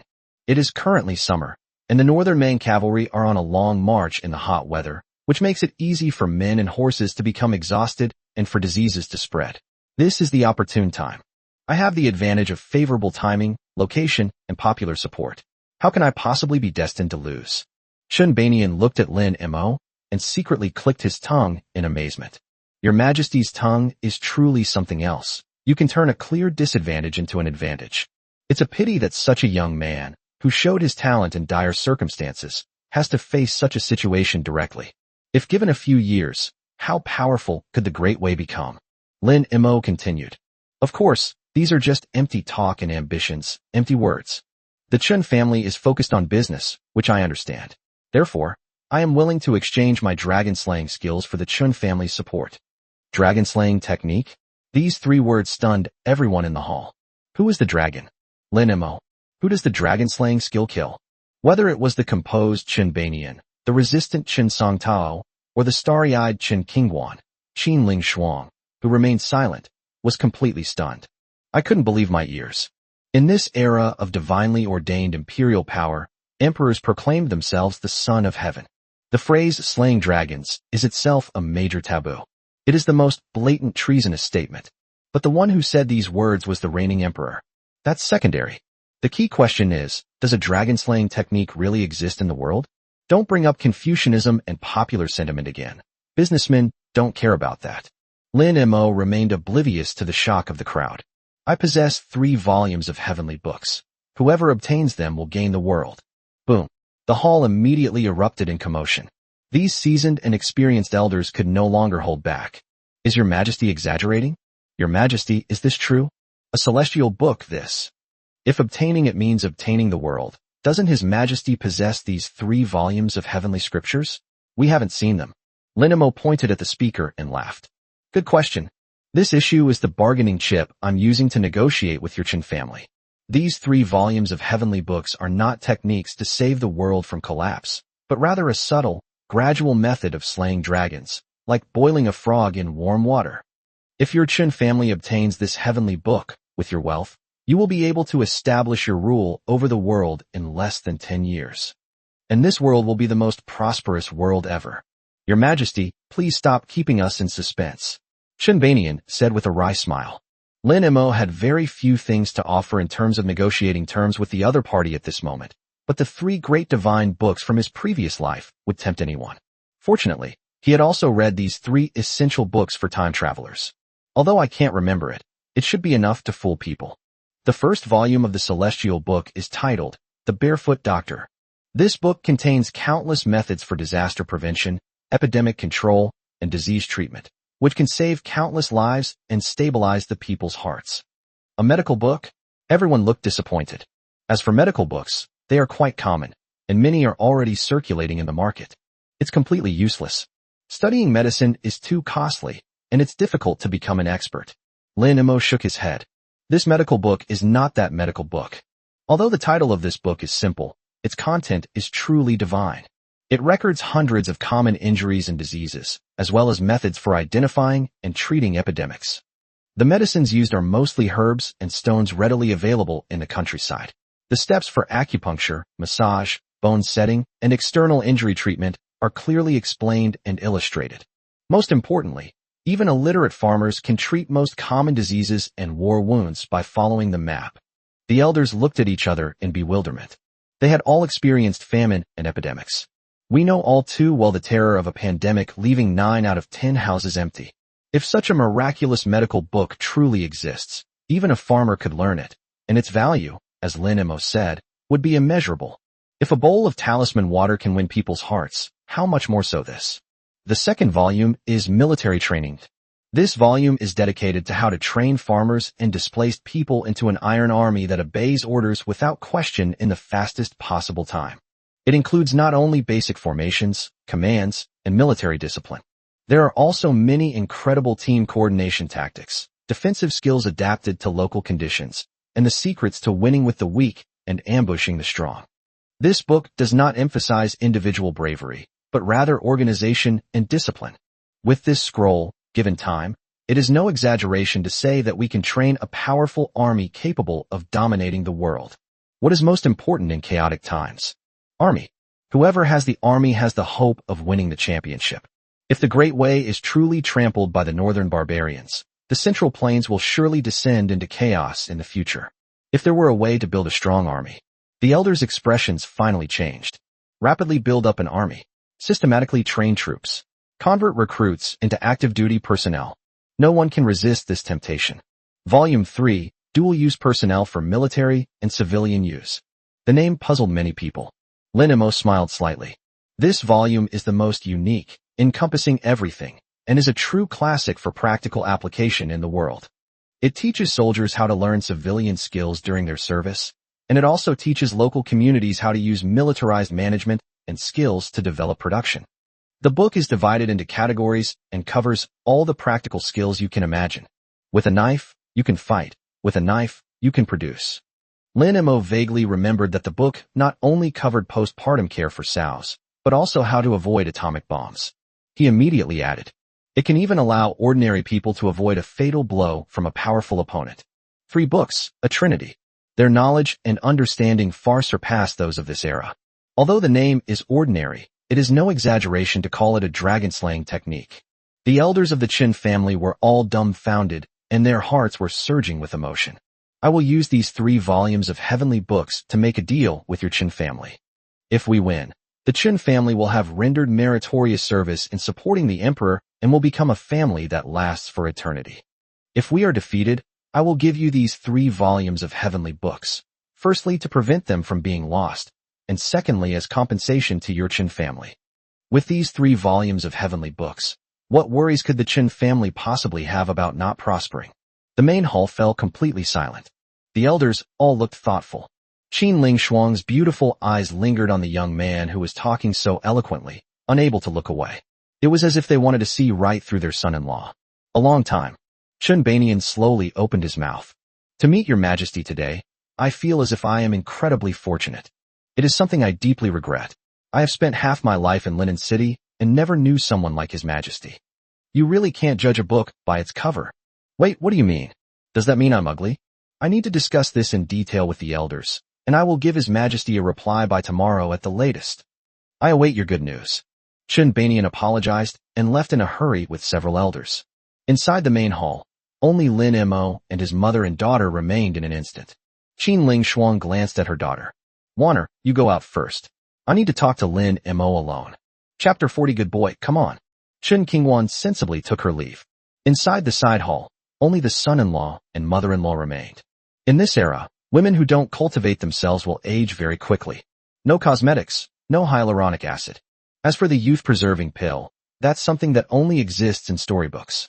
But Qin Ling Shuang was different. She should be around 40 years old, but she looks only 30. She still possesses a charm that surpasses that of ordinary noble women. Her skin was fair and radiant, and it was so moist that it seemed to burst with moisture when pinched.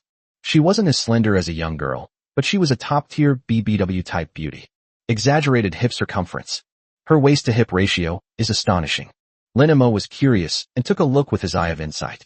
Name, Qin Ling Shuang. Level, red. Character description, voluptuous beauty, refined lady, with the air of a family head. Who the family head is unimportant. Whoever she marries becomes the family head. Fertile, beautiful but foolish woman, a natural leader. If included in the family genealogy, she can provide the family with 100 bodyguards daily. Holy crap. Lin Mo was shocked. This born leader is far too domineering. 100 assassins a day, that's 3,000 a month, and 36,000 a year. After marrying her for a few years, he suddenly gained an army of hundreds of thousands. They were all Suicide Squad members. But the Chen family doesn't seem that powerful, does it? Chen Qingwan is already 20 years old. At this rate, the Chen family would have already conquered the world. Lin Mo quickly understood. This attribute might only be useful for one's own family tree. That must be it. But why does she only have Chen Qingwan as her daughter? The Chen family has many descendants, but they are all from collateral branches. The only legitimate heir is Chen Qingwan. She's a red attribute character. If we could get her, along with Qingwan, one would provide troops and the other would provide funds. My God, life couldn't be better. Wait, Lin Mo was stunned. Oh no, how could I have such a despicable thought? Your Majesty has truly broadened my horizons today.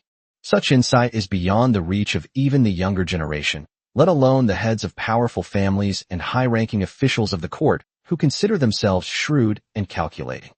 Women are the most precious people in the world, and I have never heard any man say that in my life, let alone an emperor. It is Wanner's good fortune to have met His Majesty. You flatter me. Lin Mo smiled slightly. He was adept at dealing with women who exuded wealth and power. After all, I had studied the book, How to Win the Heart of a Rich Woman.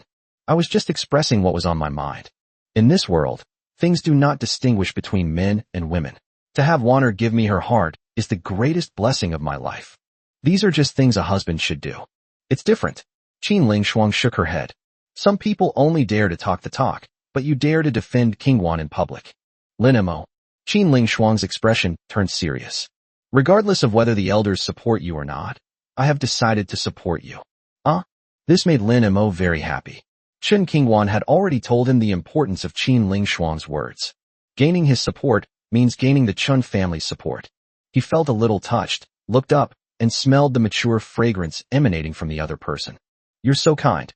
Not only are you gentle and beautiful, but you are also very righteous. On behalf of the people of Linen, I thank you. You have such a sweet tongue, but I'm old and no longer pretty. Qin Lingshuang was modest, but it was clear that Lin Mo's flattery had hit a nerve. No, you're not old at all. In fact, you're absolutely stunning. When I first saw you, I thought it was Wanner's older sister. If we didn't know the inside story, who would believe that you are Wanner's mother? Such looks and bearing, let alone in linen, it would be hard to find another like him in the whole world. Although Qin Lingshuang was experienced, she was still a woman after all, especially at her age. He was surrounded by sycophants or rigid, rule-abiding people. I have never heard such a straightforward and comforting compliment. It came from the mouth of a promising young man of noble birth who had just displayed his extraordinary talent. A faint blush rose to her cheeks, making her look 10 years younger in an instant. I couldn't suppress the smile from my lips. She suppressed a laugh, spat, and her eyes sparkled with captivating charm. Nonsense. I'm just too old to compare with you young people. Wanner is the real beauty. Perhaps she realized that the topic was a bit off. What kind of mother-in-law and son-in-law constantly talk about appearance? He quickly changed the subject and took out a jade pendant from his pocket. This is one of the highest level tokens within the Chen family. With this pendant, one can directly command the Council of Elders to draw upon supplies and funds without limit. Even if we empty the Chun family's pockets, no one will dare to stop us. This is for you. Lin Mo accepted the jade pendant. It feels warm and smooth to the touch. It still carried a trace of Qin Lingshuang's fragrance. It felt scalding hot when I held it in my hand.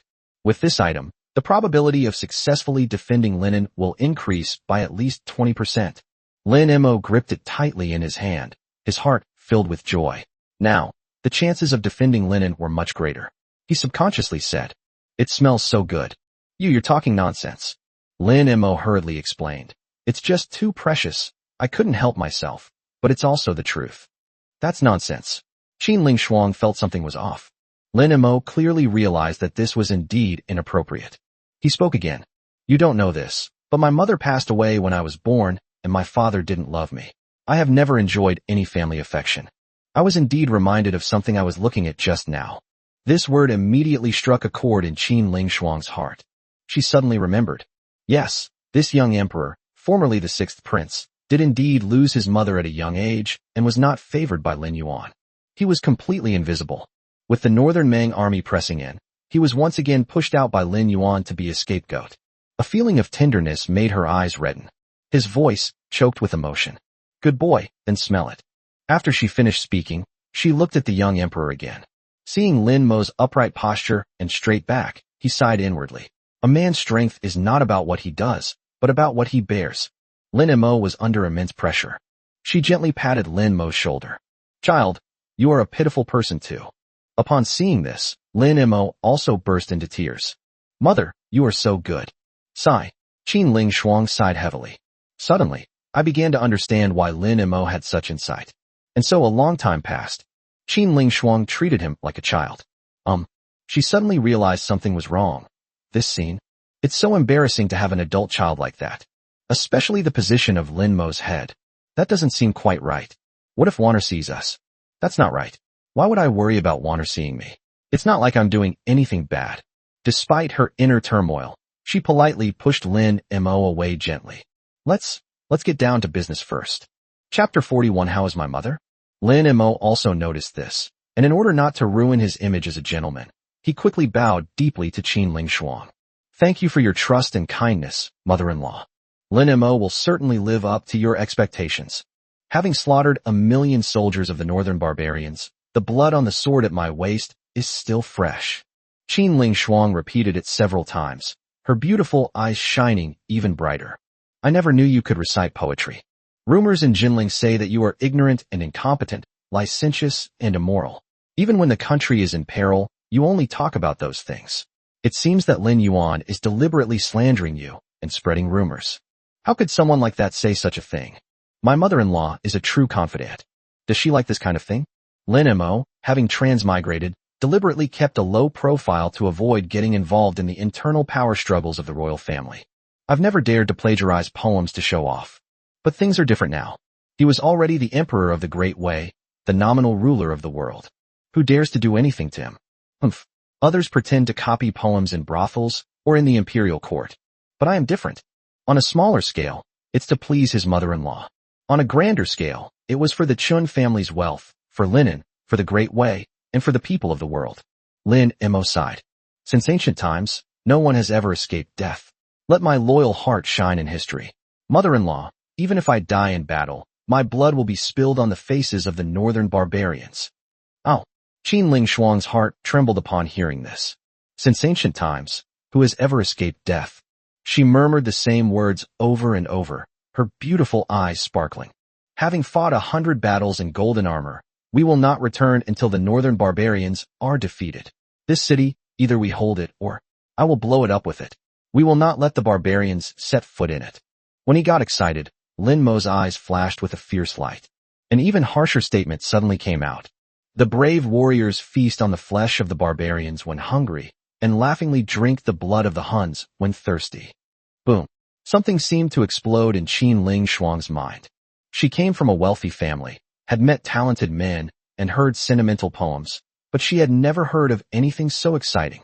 He exuded a murderous aura, yet was also brimming with heroic spirit. Every word was like an arrow, piercing her heart. She looked at Lin Mo and thought, this is no useless prince. This is clearly a man-eating dragon. Qin Ling Shuang's chest heaved violently, and her stunning curves trembled along with it. She suddenly felt a little hot. All of these, were your own ideas? How am I supposed to answer that? Lin Mo countered. Mother-in-law, have you heard this elsewhere? Of course not. Lin Mo paused, then added sharply. Why shouldn't a man carry a Wu hook and seize 50 states beyond the passes? Once we truly defeat the northern barbarians, I, your son-in-law, will definitely launch a northern expedition. We will reclaim every inch of the territory lost by Emperor Qing'an. Qin Ling Shuang finally couldn't hold back anymore. For so many years, I have never heard such inspiring words. Those cowards in Jinling only know how to calculate personal gains and losses, and only know how to live a life of ignominy. Even my husband. They also follow the crowd and prioritize profit. People like Lin Mo, who are willing to sacrifice their lives and have a strong sense of patriotism. This is truly the first time I've ever seen this. Good child. Qin Ling Shuang's voice choked with emotion. She instinctively wanted to hug Lin Mo again.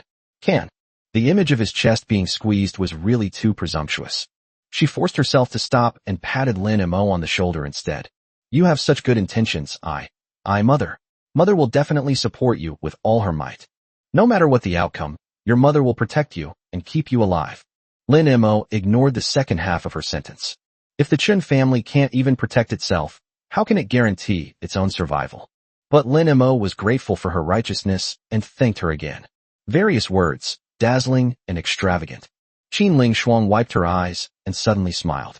That smile was captivating, and her eyes exuded a mature charm. You child, with such a sweet tongue and such excellent poetry, no wonder Wanner is so devoted to you. As she spoke, she pulled out a black token from her chest. This is the Chun family's shadow talisman. Holding it allows one to command all of the Chun family's elite warriors. I have brought all of them from Linen this time, a total of 5,000 people. Your Majesty should know better than a woman like me how to use them. After saying that, she took out a booklet from her bosom. This booklet records the Chun family's secret passages, their spies planted in various places, and even some secret connections with the North. Perhaps it will be of some use to His Majesty. 2 items were then handed to Lin Mo, and Qin Ling Shuang leaned forward slightly. The mature and rich aroma becomes increasingly clear. Treat Wanner well, and protect this city well. I hope you can live on, and become a truly wise ruler who brings peace to us women. To establish a heart for young women and a destiny for young girls has always been my grand ambition. Lin Mo. Lin Mo glanced at Qin Ling Shuang with curiosity. How many other things are hidden here? Why don't we take them all out at once? Qin Ling Shuang glared at him, then couldn't help but laugh out loud. I haven't seen such an interesting person in so many years. It is still the current emperor. At that moment, the palace door was pushed open. Chen Qingwan rushed in from outside. Mother, are you finished talking? Why did it take so long? She was worried that the two would break up, so she waited outside for a long time, but they didn't come out. In a moment of desperation, he pushed the door open and entered. Although Qin Ling Shuang kept her distance from Lin Mo at this moment, she still felt a surge of tension. They stood there, stunned. She's naturally slow-wit and has a slow reaction time. Now it's more like a child who has done something wrong and doesn't know what to do. Lin Mo quickly smiled and said, "The discussion is over, and my mother-in-law has decided to support me." Upon hearing this, Chen Qingwan breathed a sigh of relief. With his mother's support, the matter was mostly settled. Qin Ling Shuang snapped out of her daze. She smiled gently. "Yes, that's right. It's getting late, so I'll go back to my room to rest now." After saying that, she gracefully departed. The swaying curve of her waist and hips was breathtaking. After she left, Chen Qingwan asked Lin Mo, "How is my mother?" Chapter 42 The Northern Mang Empress's Letter of Surrender. How is my mother? Chen Qingwan looked at Lin Mo expectantly. How am I supposed to answer that? Is it good or bad? Lin Mo thought for a moment. Yes, my mother-in-law is very understanding and broad-minded, far beyond ordinary people. She has decided to support me. Chen Qingwan clapped her hands with the joy of a child. I knew it, mother would do that. Lin Mo smiled and was about to ask about the progress of the selection of concubines. Suddenly, hurried footsteps came from outside the door. Eunuch Wei staggered in, carrying a brocade box in his arms. Your Majesty, Your Majesty. Lin Mo frowned. This old Wei always makes a fuss over nothing. What? Those grandmasters have rebelled. No. Eunuch Wei's face was pale, and he glanced at Chen Qingwan. Chen Qingwan understood, but did not leave. She simply stood there quietly. There's nothing to hide from the Empress. Just tell her directly. Eunuch Wei took a deep breath. Your Majesty, both matters are of paramount importance. The first thing is that the Emperor Emeritus sent a secret letter. Lin Mo raised an eyebrow. What kind of trouble is that old guy up to now? Eunuch Wei hesitated for a moment, then finally let out a long sigh. I really can't stand what the Emperor Emeritus is doing. Your Majesty, the Emperor Emeritus said that he has sent a troop disguised as bandits to lie in ambush 100 miles south of Linen. When the Northern Barbarian army arrives at the city, if Your Majesty can truly defend it, this army will become reinforcements, and Lin Mo smiled. And if we can really hold on, this reinforcement army will become a weapon to seize power, which you, Eunuch Wei, can use to control me. If they can't hold out, they'll finish them off and curry favor with the Northern Barbarians. Eunuch Wei looked at Lin Mo in shock. Your Majesty knows things like a god. Lin Mo waved his hand. It's not that I'm a prophet. It's just that the Emperor Emeritus's worries are common knowledge. This is something he's capable of doing. Why are you telling me this? Don't you care about your decades-long master-servant relationship? Eunuch Wei knelt down with a thud. Your Majesty, this old servant has served the Emperor Emeritus for decades. I can understand his flight to the south, but I never expected. that he would do such a thing. His Majesty is his own flesh and blood. Linen is the capital of the Great Wei Kingdom, and the Northern Mang is the real enemy. Though this old servant is a lackey, a crippled man, I still understand a little about righteousness. His Majesty is working tirelessly in Linen to defend the country, and this old servant truly. The old eunuch's voice choked with sobs, his forehead pressed against the ground, and his shoulders trembling. Lin Mo felt a slight touch of emotion, but the more sentimental he became, the more awkward he felt. He then laughed and cursed. Stop making a scene, get up, and tell me the second thing. When Eunuch Wei raised his head, tears were streaming down his face. He pointed to the brocade box. Your Majesty, Xinsheng is gone. General Wang Jian led 30,000 soldiers to fight the northern barbarians to the death. Not a single person surrendered, and not a single person fled. Completely annihilated. The smile on Lin Mo's face disappeared. He had just overheard Lin Yuan plotting against him, but he didn't care. But what does it mean for the Great Wei to produce even one loyal minister? But just as he learned the news, he was already dead in battle. The boast he had just made to his mother-in-law seems to have come true. This truly embodies the heroic spirit of wearing golden armor through 100 battles, vowing not to return until Lulin is conquered. His Majesty, Eunuch Wei presented a letter. This was sent along with the remains of the Northern Mang Empress and Wang Jianzhan. Oh, Empress of Northern Mang. Lin Mo had never dealt with her before. All I know is that she's a very capable woman. Legend has it that it is 8 feet tall, has 3 heads and 6 arms, is hairless, and can swallow a child whole. He took the secret letter and unfolded it. A letter urging surrender. The letter was short, but Xiao Yuerong's demeanor was cold and sharp, like her gun. A personal letter from Emperor Lin Mo of the Great Wei Dynasty. In the Battle of Xinsheng, General Wang Jian died a heroic death. I respect his loyalty and bravery, and buried him with the honors due to a general. His remains were returned to the capital. The general's death was not due to a failure in battle, but rather because the fate of the Great Wei Dynasty had run its course. You are trapped in a lonely city, with no help from inside or outside, and your destruction is imminent. If you surrender and open the city gates, I will guarantee that your ancestral temples will not be destroyed and that not a single person in Linen will be killed. If we remain obstinate and do not see the light, when the city falls, everything will be destroyed. Where you go and what you choose to do is up to you. Empress Xiao Yuerong of Northern Mang. Lin Mo finished reading and remained silent for a moment. Persuade them to surrender. He immediately instructed Eunuch Wei to grind the ink and spread out the Xin paper. Chen Qingwan leaned closer and saw Lin Mo's brushstrokes as sharp as a knife. Empress Xiao Yuerong of Northern Mang reads, I have personally welcomed the loyal soul of General Wang. I will offer a blood sacrifice to the spirits of the 30,000 martyrs. Since you respect the general, do you know what the general said on his deathbed? The men of the Great Wei would rather die than kneel. These are the last words of the 30,000 soldiers of Xinsheng, and also my reply. If you are willing to submit to the Great Wei, I may make you my concubine. My harem is still vacant. You may now assume the position of one of the 4 imperial consorts. If you do not surrender, the same will happen when I defeat your 200,000 iron cavalry. Where you go and what you choose to do is up to you.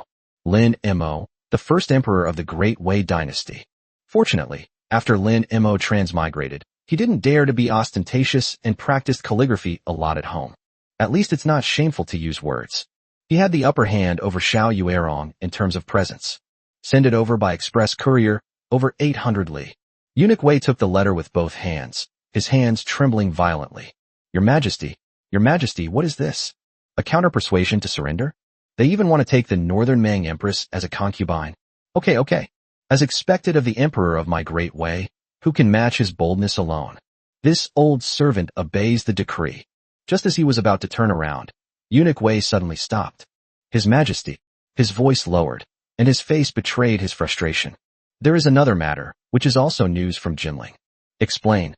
The former lord of Jinling City, Zhou Wenju, is dead. Lin Mo's eyes narrowed. Zhou Wenju's name is widely known. Zhou Wenju achieved fame at a young age and was a rare literary genius. Especially in recent years, he has become the undisputed leader in the literary world. He was well regarded and possessed the integrity of a scholar. How did he die? When Lord Zhou heard that the Emperor Emeritus was exchanging secret letters with the northern barbarians and wanted to send troops to besiege Linen, he made a scene in the imperial study. Eunuch Wei took a deep breath. I will remonstrate to the death. He said, the great Wei dynasty may perish, but the Chinese tradition and culture must not be severed. He said, Your Majesty, you dare to guard the nation's borders, but those people in Jinling are utterly disheartened. He said. The hall fell into a deathly silence. Chen Qingwan covered her mouth, tears silently streaming down her face. Lin Mo remained motionless. For a long time, he asked in a hoarse voice, what was Lin Yuan's final fate? The head was hung on the Jinjiangmen city tower. Bang! Lin Mo slammed his fist on the table. Lin Mo can only curse Lin Yuan as an old scoundrel and a son of a bitch, no matter how Lin Yuan treats him. But I would never take it seriously. But this bastard has no integrity, yet he's quite adept at destroying people's integrity. Isn't he afraid of the backlash from fate? Lin Mo walked to the window and opened it. He looked up at the sky and seemed to see two pairs of cloudy yet determined eyes looking at him through their potential. I have never seen you before, but I will remember you. Deliver an imperial order. First, tomorrow at Qinshi, 7 to 9 a.m., the entire city will be dressed in mourning to commemorate the 30,000 martyrs of Xiancheng and to pay tribute to General Wang Jian. Second, tell the embroidered uniform guard to hurry up and get things done. Also, make a copy of the list of those Grand Masters and send it to the Emperor Emeritus. Third, I need your help, Lao Wei, to get all the troops that came from Jinling to the city walls to defend the city. Chapter 43 Dancing at the Ancestral Grave. Meanwhile, performances have been taking place for 2 days in the Grand Theater in the back garden of Prince Rui's mansion. Emperor Qingyan was a gentle man, especially towards members of the imperial clan, whom he treated with great favor. Now the army is approaching, and there is chaos and turmoil outside. Inside these residences of imperial relatives and nobles, everything remained the same as usual. We get together every day for a small gathering, and every 3 days for a big one. In front of the stage, more than a dozen tables were set up to the brim. The table was laden with seasonal delicacies. More than 20 jars of Shaoxing wine aged for 30 years were opened, including the 3 whites of Taihu Lake, Jiaodong abalone, and camel hump from beyond the Great Wall. The aroma of wine mingled with the scent of cosmetics, intoxicating the senses. The play The Palace of Eternal Life is being performed on stage. The young female lead sings sweetly. I wish to grow old in gentleness, envying not even the celestial realm amidst the white clouds. Good. Prince Rui, Lin Xiao, slapped the table in admiration and tossed a gold ingot onto the table. Reward. He was in his 50s, wearing a crimson brocade robe with floral patterns, which made his belly look like he was 8 months pregnant. He sat beside a dozen members of the royal family, embracing singing girls and playing drinking games. He laughed without restraint. Compared to the outside world, this place is like a luxurious paradise. Just then, a servant rushed over. Your Highness! Your Highness! His Majesty ordered during the court assembly today that all officials and members of the imperial family who failed to report for duty be executed. The music on the stage abruptly stopped. The laughter of the crowd froze in place. Lin Xiao frowned. Why did everyone stop? Keep the music playing, keep dancing. Your Highness. The servant was dumbfounded. What are you yelling about? Let them kill me then, Lin Xiao said, picking his teeth, completely unconcerned. Killing a few minor officials to establish authority is normal. Some people nearby were still somewhat worried. Your Highness, this ruler is different from the late emperor. The Zheng family. We have a vivid memory of the Zheng family's lesson. Why don't we go to the palace and apologize to him? Apologize? Lin Xiao looked displeased. When the late emperor was in Linen, he never said such a thing. What treasonous thing have we done? Why should we apologize to him? What? Do you really think Lin Mo would dare to mess with us elders? Prince Rui raised his wine cup, squinted his eyes, and smiled. Don't be silly. He still needs us members of the royal family to maintain his image. Without us, he'll truly be all alone. Does he really want to start his own family genealogy? Come on, let's drink. Everyone nodded in agreement. That's right. Uncle Rui is right. Even emperors have to acknowledge their ancestors, right? If he offends all the members of the imperial clan, how can he still sit securely on the dragon throne? Boom. The back garden was once again filled with birdsong. Just then, another gatekeeper came running in, stumbling and crawling. Your Highness, it's terrible. A large number of government troops have surrounded us. The music that filled the hall came to an abrupt halt once again. Prince Rui frowned. What are they doing here? They said they wanted to arrest people. Arrest people? Prince Rui put down his wine cup and sneered. Whose? The servant hadn't answered yet. Wu Tianliang strode in. Behind him, a dark mass of imperial guards filed in.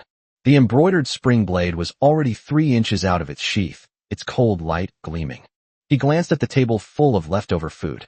Their gazes fell upon Prince Rui, who sat regally in the main seat. Prince Rui Lin Xiao. Receive the imperial decree. Prince Rui was taken aback at first. He then smiled. He slowly straightened his clothes and sat up straight. Go ahead and speak. Does Prince Rui not know that one must kneel to receive an imperial edict? Kneel to receive? Do you know that even the Emperor Emeritus has to respectfully address me as imperial uncle? Do you know that I am a hereditary prince personally appointed by the late emperor? Do you know that if I hadn't stood on the side of the Emperor Emeritus back then, he wouldn't have been able to ascend the throne? Without the Emperor Emeritus, what would your master be? He held up his finger. He tapped Wu Tianliang's chest, then tapped his own. I will sit here today, and we will drink wine and watch the show as usual. You dare to take this king? That brat of yours. How dare he touch me? The room fell silent. The royal family members who were somewhat frightened earlier gradually straightened their backs upon seeing Prince Rui's resolute stance. Yeah, they're not afraid of anything. The Zheng family is the Zheng family, and they are themselves. Lin Mo killed a relative of the Zheng family without hesitation. Relatives of the mother's family are like rootless duckweed. But they are completely different. They are the roots that support Lin Mo. Unless Lin Mo creates a separate family tree, he absolutely will not dare to touch them. That's right. Uncle Rui was the late emperor's most respected uncle. You dare to touch the royal family? You, surnamed Wu, are nothing but a dog, yet you dare to bark at your master. Wu Tianliang listened quietly. His face was expressionless. Throughout his years as an executioner, he enjoyed listening to the wild pronouncements of these people before they died. Seeing their astonished expressions the next moment was quite enjoyable for Wu Tianliang. Killing people is so boring. After Ruang finished speaking, and after those members of the royal family finished cursing. Are you done talking? Wu Tianliang smiled broadly. Then he raised his hand. Behind him, the imperial guards drew their swords in a flash. The cold light, like snow, reflected the candlelight throughout the room. Prince Rui's eyelid twitched. But he remained seated. He didn't believe it. He didn't believe that the young boy who had only been on the throne for 3 days would actually dare to attack the royal family. This is like stirring up a hornet's nest. It's like disturbing the Lin family's ancestral graves. He wouldn't dare. Wu Tianliang took a step forward. He took out a scroll of imperial edict from his sleeve. I have received the mandate of heaven and ascended the throne, but Linen is in grave danger, and the nation is on the verge of collapse. However, the imperial family and nobles did not think of serving the country, but instead indulged in singing and dancing, treating the national crisis as a child's game. His first crime. I have repeatedly issued orders and convened court assemblies to discuss the defense of the city, yet you have disobeyed my orders and feigned illness to avoid disaster. His second crime. According to the laws of the Great Wei dynasty, both of these constitute great disrespect and are punishable by. He paused. The entire room held its breath. He should be executed. Kill. Prince Rui finally couldn't sit still any longer. His expression changed drastically in an instant. You. I need to see the emperor. You're nothing but a dog of the royal family. How dare you lay a hand on a member of the royal family? Wu Tianliang held a knife to his neck. A smile bloomed on her cold face. You are right about one thing. I am a dog, but not the royal dog. I am His Majesty's dog. As for killing you. Uft. Wu Tianliang grabbed Prince Rui's hair with one hand as the blade flashed past. The head was held in his hand. By imperial permission, we can execute first and report later. Ah! The women screamed shrilly and fled in terror, covering their heads. Those royal nobles who were just cursing and swearing were now limp as mud, some even with their crotches soaked. Spare me. Spare me. I was forced to come by Prince Rui. Your Majesty, have mercy. I am willing to go to the city. I am willing to donate grain. Wu Tianliang did not look at them. I stood there quietly gazing at the sky. Behind them, shouts of killing rose up. Chapter 44, Day 5. Subduing the Chun family. Recruiting soldiers. The next day, on the 5th day of the northern barbarians' advance, in 3 days, their army will be at the city gates. Chenshi, 7 to 9 a.m. Linen North Gate, beneath the city tower. At the city gate, a 3-zhang high, approximately 10 meters, plain white altar was erected. In the center of the altar, 2 memorial tablets are enshrined. One was Wang Jian, the garrison commander of Xianqing.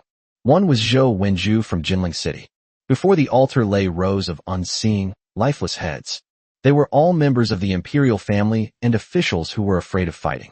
Those people stared wide-eyed, their faces still showing disbelief. How dare you? The people who heard the news had already surrounded the place completely. An elderly man leans on a cane, and a woman carries a baby. The barefoot boy stood on tiptoe. They didn't speak.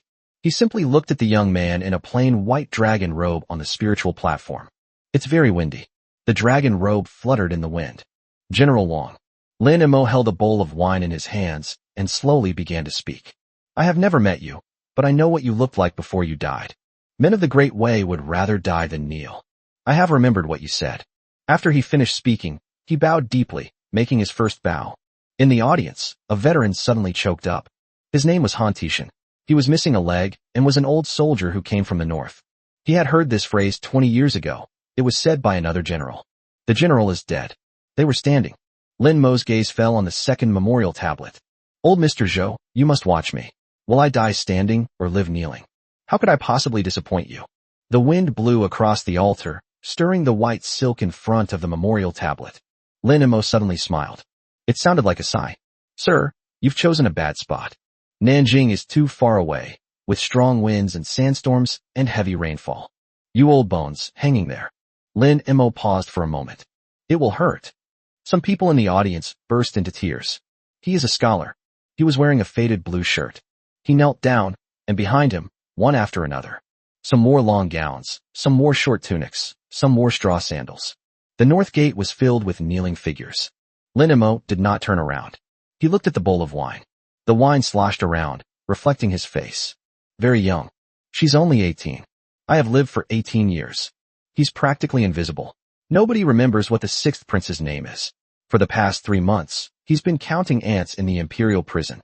There are more ants than I know any people. Lin Mo raised his glass. On the day of the coronation, Eunuch Wei said, Congratulations, Your Majesty. I am passing the throne to you. I thought I misheard. I thought they were going to be beheaded. He spoke calmly, as if he were talking about someone else's business. I only found out later. He raised the bowl high, and the wine poured out in a straight line.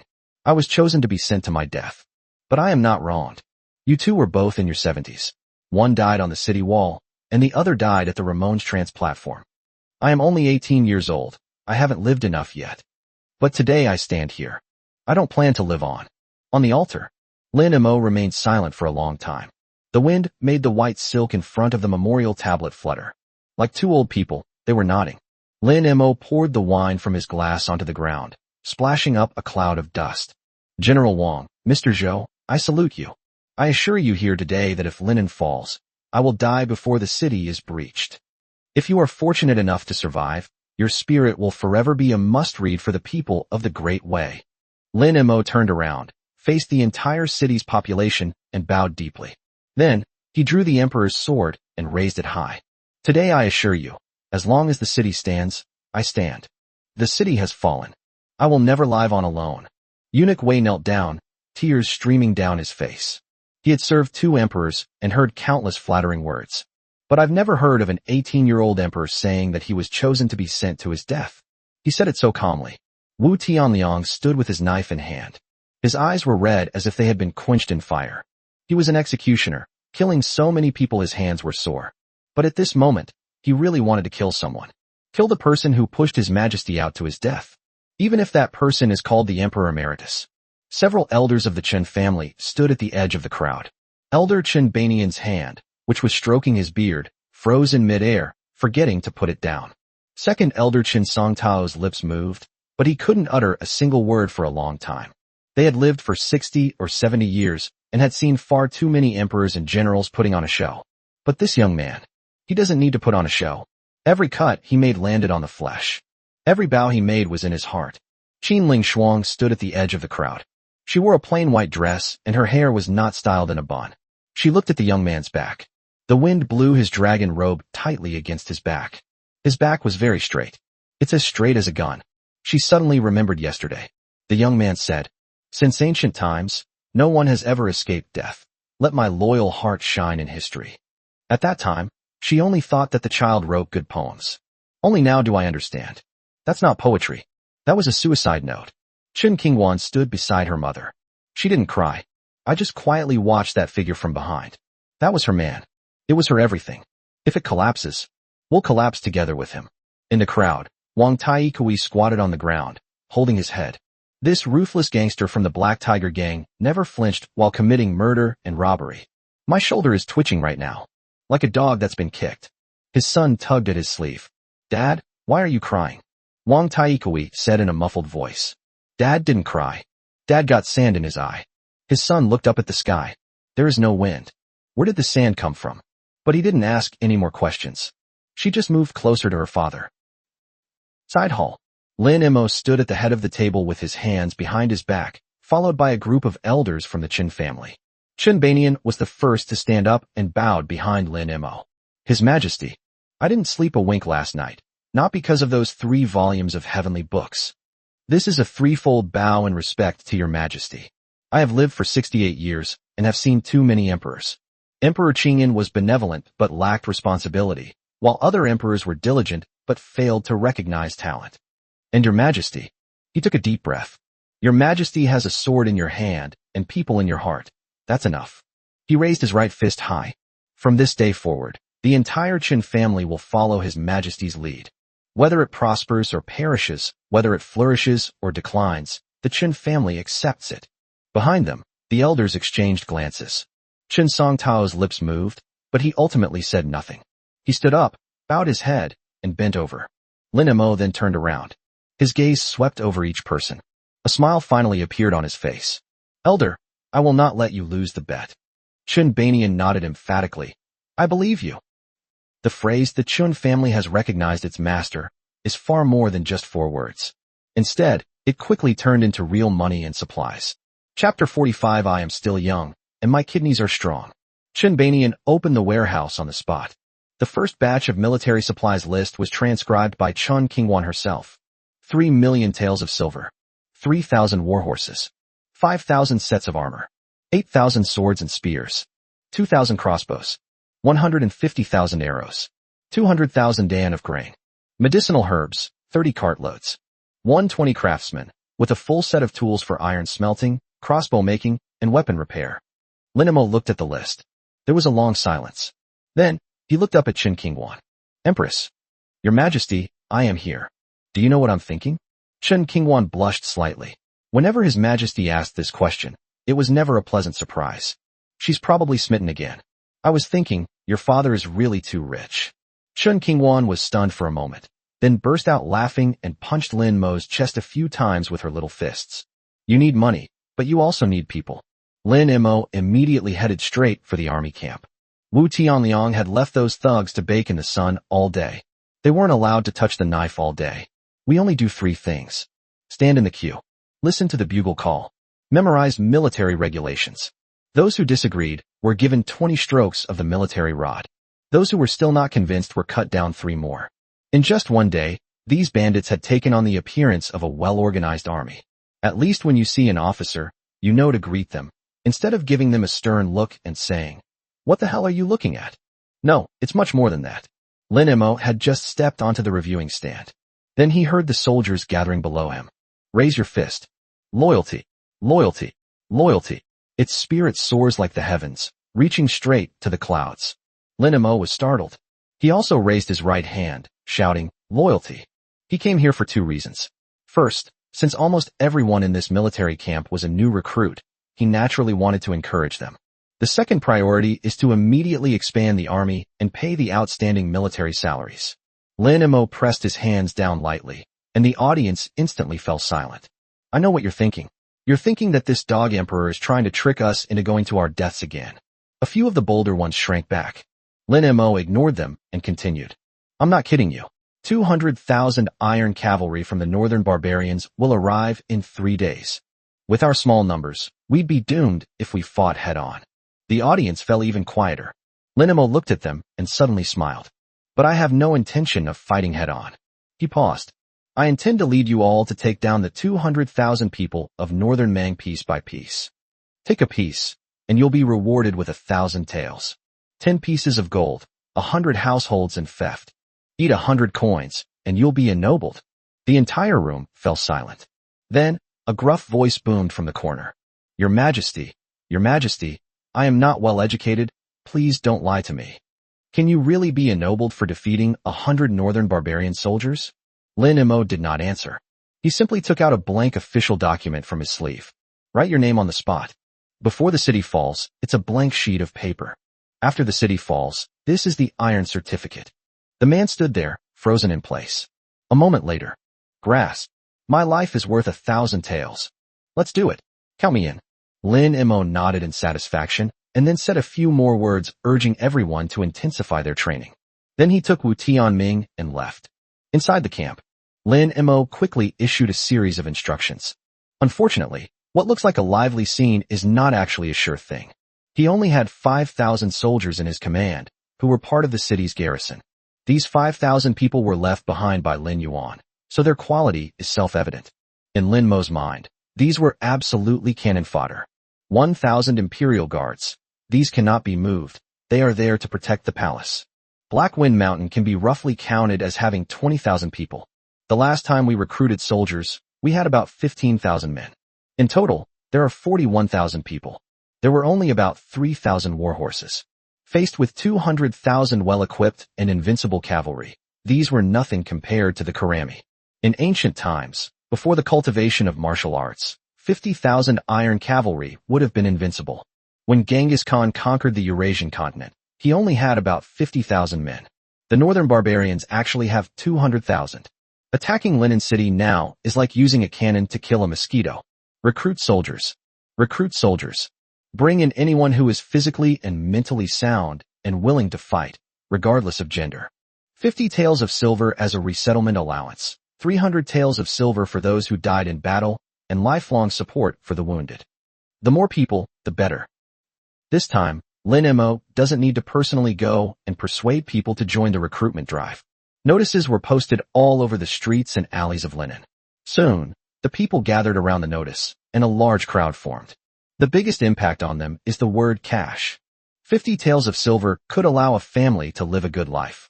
The immense wealth, coupled with Lin Mo's impact on the city's priests. In a short time, countless people signed up to enlist. There were even women. A woman wearing a coarse cloth headscarf squeezed to the front of the table and slapped a string of copper coins she had saved from selling vegetables onto the table. My husband died of illness last year. I don't have a man now, but I have strength in my arms. I can do everything. Move stones, deliver meals, boil water, and mend clothes. No money required. Meals will do. The clerk in charge of registration was stunned. He stared blankly at the woman. Her face was tanned dark by the sun, and her hands were covered in cracks. But she stood very straight. What's your name? Lu Zhaoshi. The clerk wrote down the name. Then he pushed the string of copper coins back. The imperial court is not short of this money. Keep it, and buy yourself a pair of shoes. Lu Zhao looked down at her cloth shoes that exposed her toes. She did not refuse. She clutched the copper coin in her palm, turned around, and walked into the recruitment queue. From beginning to end, she didn't shed a single tear, and there wasn't a trace of fairy-like affectation. A lame veteran squeezed through the crowd. He is over 60 years old, and his left leg was broken on the battlefield in northern Xinjiang 20 years ago. He walked up to the recruitment table. My leg is broken. But the hand wasn't broken. It can also be used to draw a bow. The clerk in charge of registration looked up at him, somewhat embarrassed. Grandpa, you. What? You think I'm too old? The veteran stared wide-eyed. Back when I was slaughtering the northern barbarians in the north, you were still wearing open-crotch pants. The clerk dared not speak. Then, I'll become an archery instructor. Such scenes were playing out throughout Linen City. What should have been a scene of dark clouds looming over the city, threatening to destroy it, now felt more like the moon shining through the clouds. After finishing his work, Lin Mo finally had time to throw himself onto the dragon throne. I rested by rubbing my temples. Eunuch Wei served tea from the side. Your Majesty, you haven't slept for days and nights. Is Eunuch Wei feeling sorry for me? Lin Mo sighed. There's nothing I can do. I'm just such a wise and meticulous ruler. It's true that His Majesty is a wise ruler, but he hasn't been resting much. Much of it has been spent on sexual matters. This old servant dares to offer this advice. But for the sake of all the people in the city, you should be more careful with your sexual activity and not be too indulgent. Fine. Lin Mo took a sip of tea, not taking it to heart. I am young and have strong kidneys. Eunuch Wei's lips twitched, but he didn't dare to reply. Oh right. Lin Mo glanced at Chen Qingwan, who was engrossed in organizing the account books beside him. Empress. How's the selection of concubines going? Chen Qingwan paused for a moment, her pen still in her hand. His Majesty. Good news and bad news. Which do you want to hear first? Let's talk about it together. Your Majesty, Linen is facing imminent disaster, and the court is on the verge of collapse. There are no wealthy young ladies coming to visit. Let me put it this way. There is a girl who came here. It is said that she can take half an incense stick to cook a pig from slaughter to mincemeat. Good heavens. Lin Mo automatically conjured up an image of a female butcher in his mind. Those with some good looks were taken away by the officials who fled south long ago, and those with some wealth hid in the cellars and dared not show their faces. Looks are not important. Lin Mo waved his hand, thought for a moment about Li Shishi, and said, I've played with all the worst ones. She's just a pig butcher. Do you think I'm afraid? Your Majesty, those who come to the palace now are either starving or mentally challenged. Alas, this approach won't work. Lin Mo fell silent. He knew that Chen Qingwan was telling the truth. Only if Linen sees hope can the selection of imperial concubines proceed smoothly. But how could he be content with that? So far, only 2 branches of the family genealogy have been established. That's far from enough. That's far from enough. Take them all for now, and I'll examine them one by one. What's the good news? Upon hearing this, Chen Qingwan suddenly smiled, her eyelashes curving upwards. Well, I could really take her place and suffer for her. Your Majesty's kidneys are truly terrifying.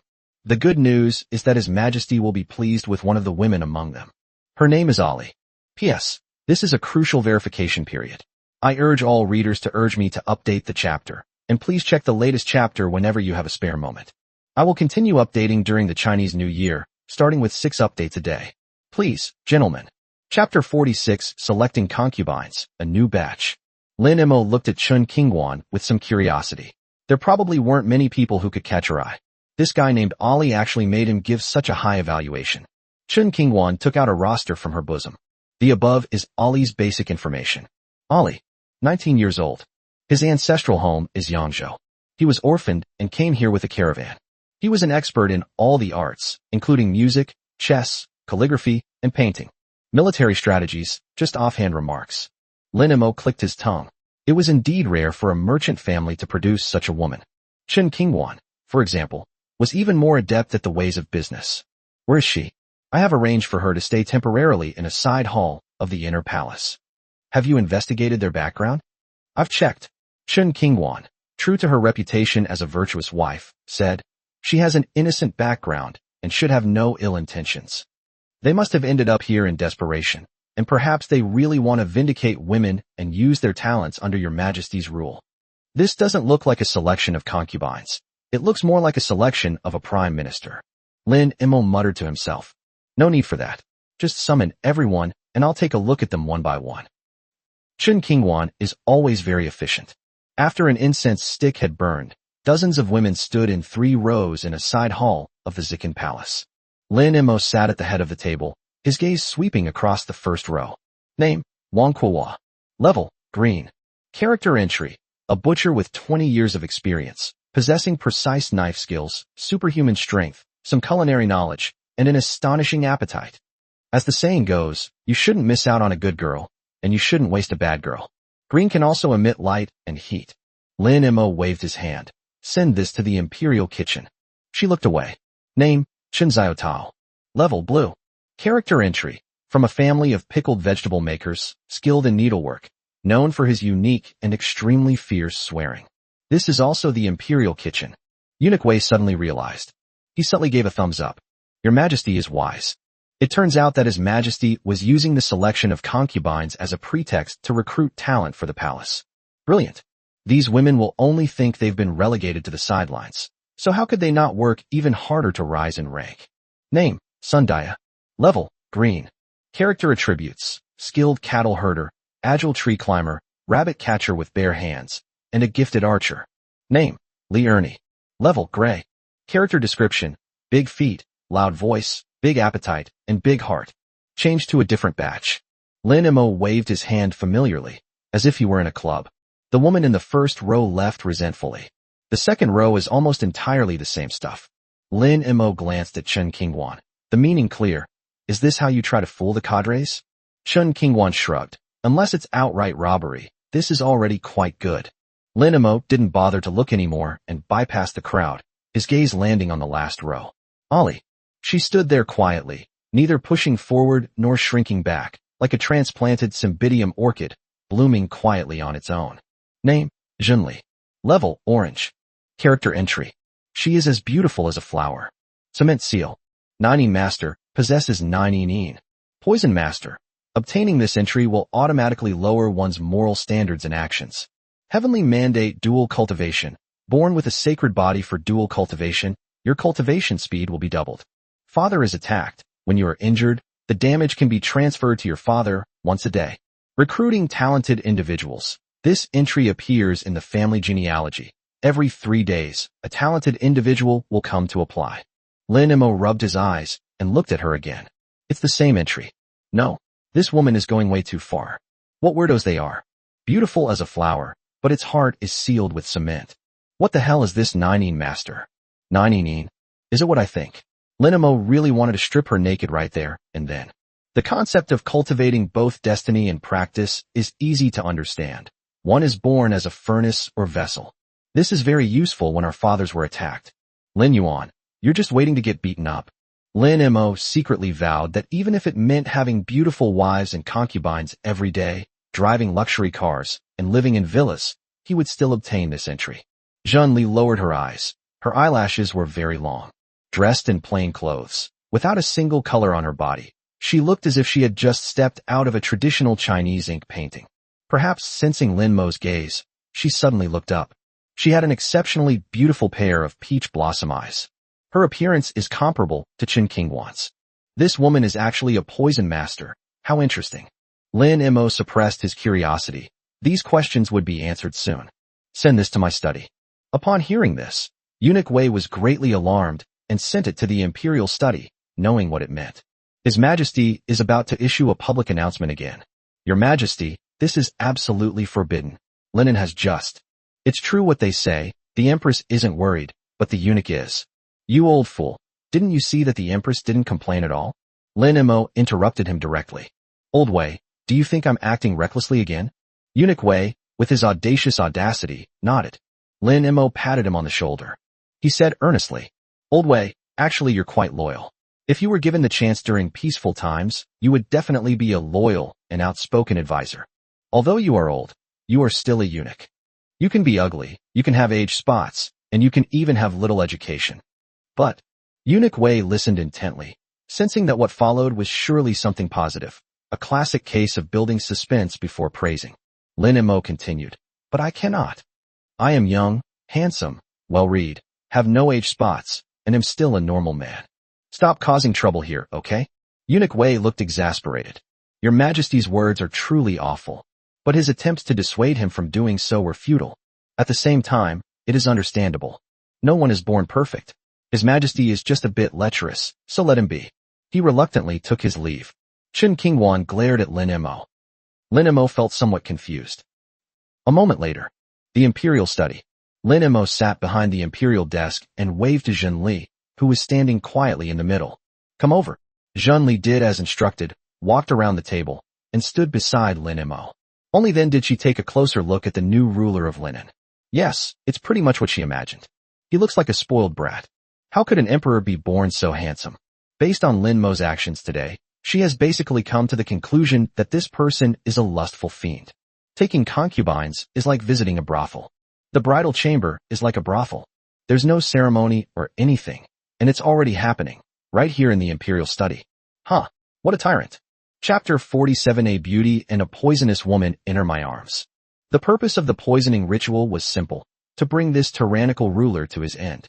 But she dared not make a move easily. The old eunuch's cultivation level just now made her heart tremble.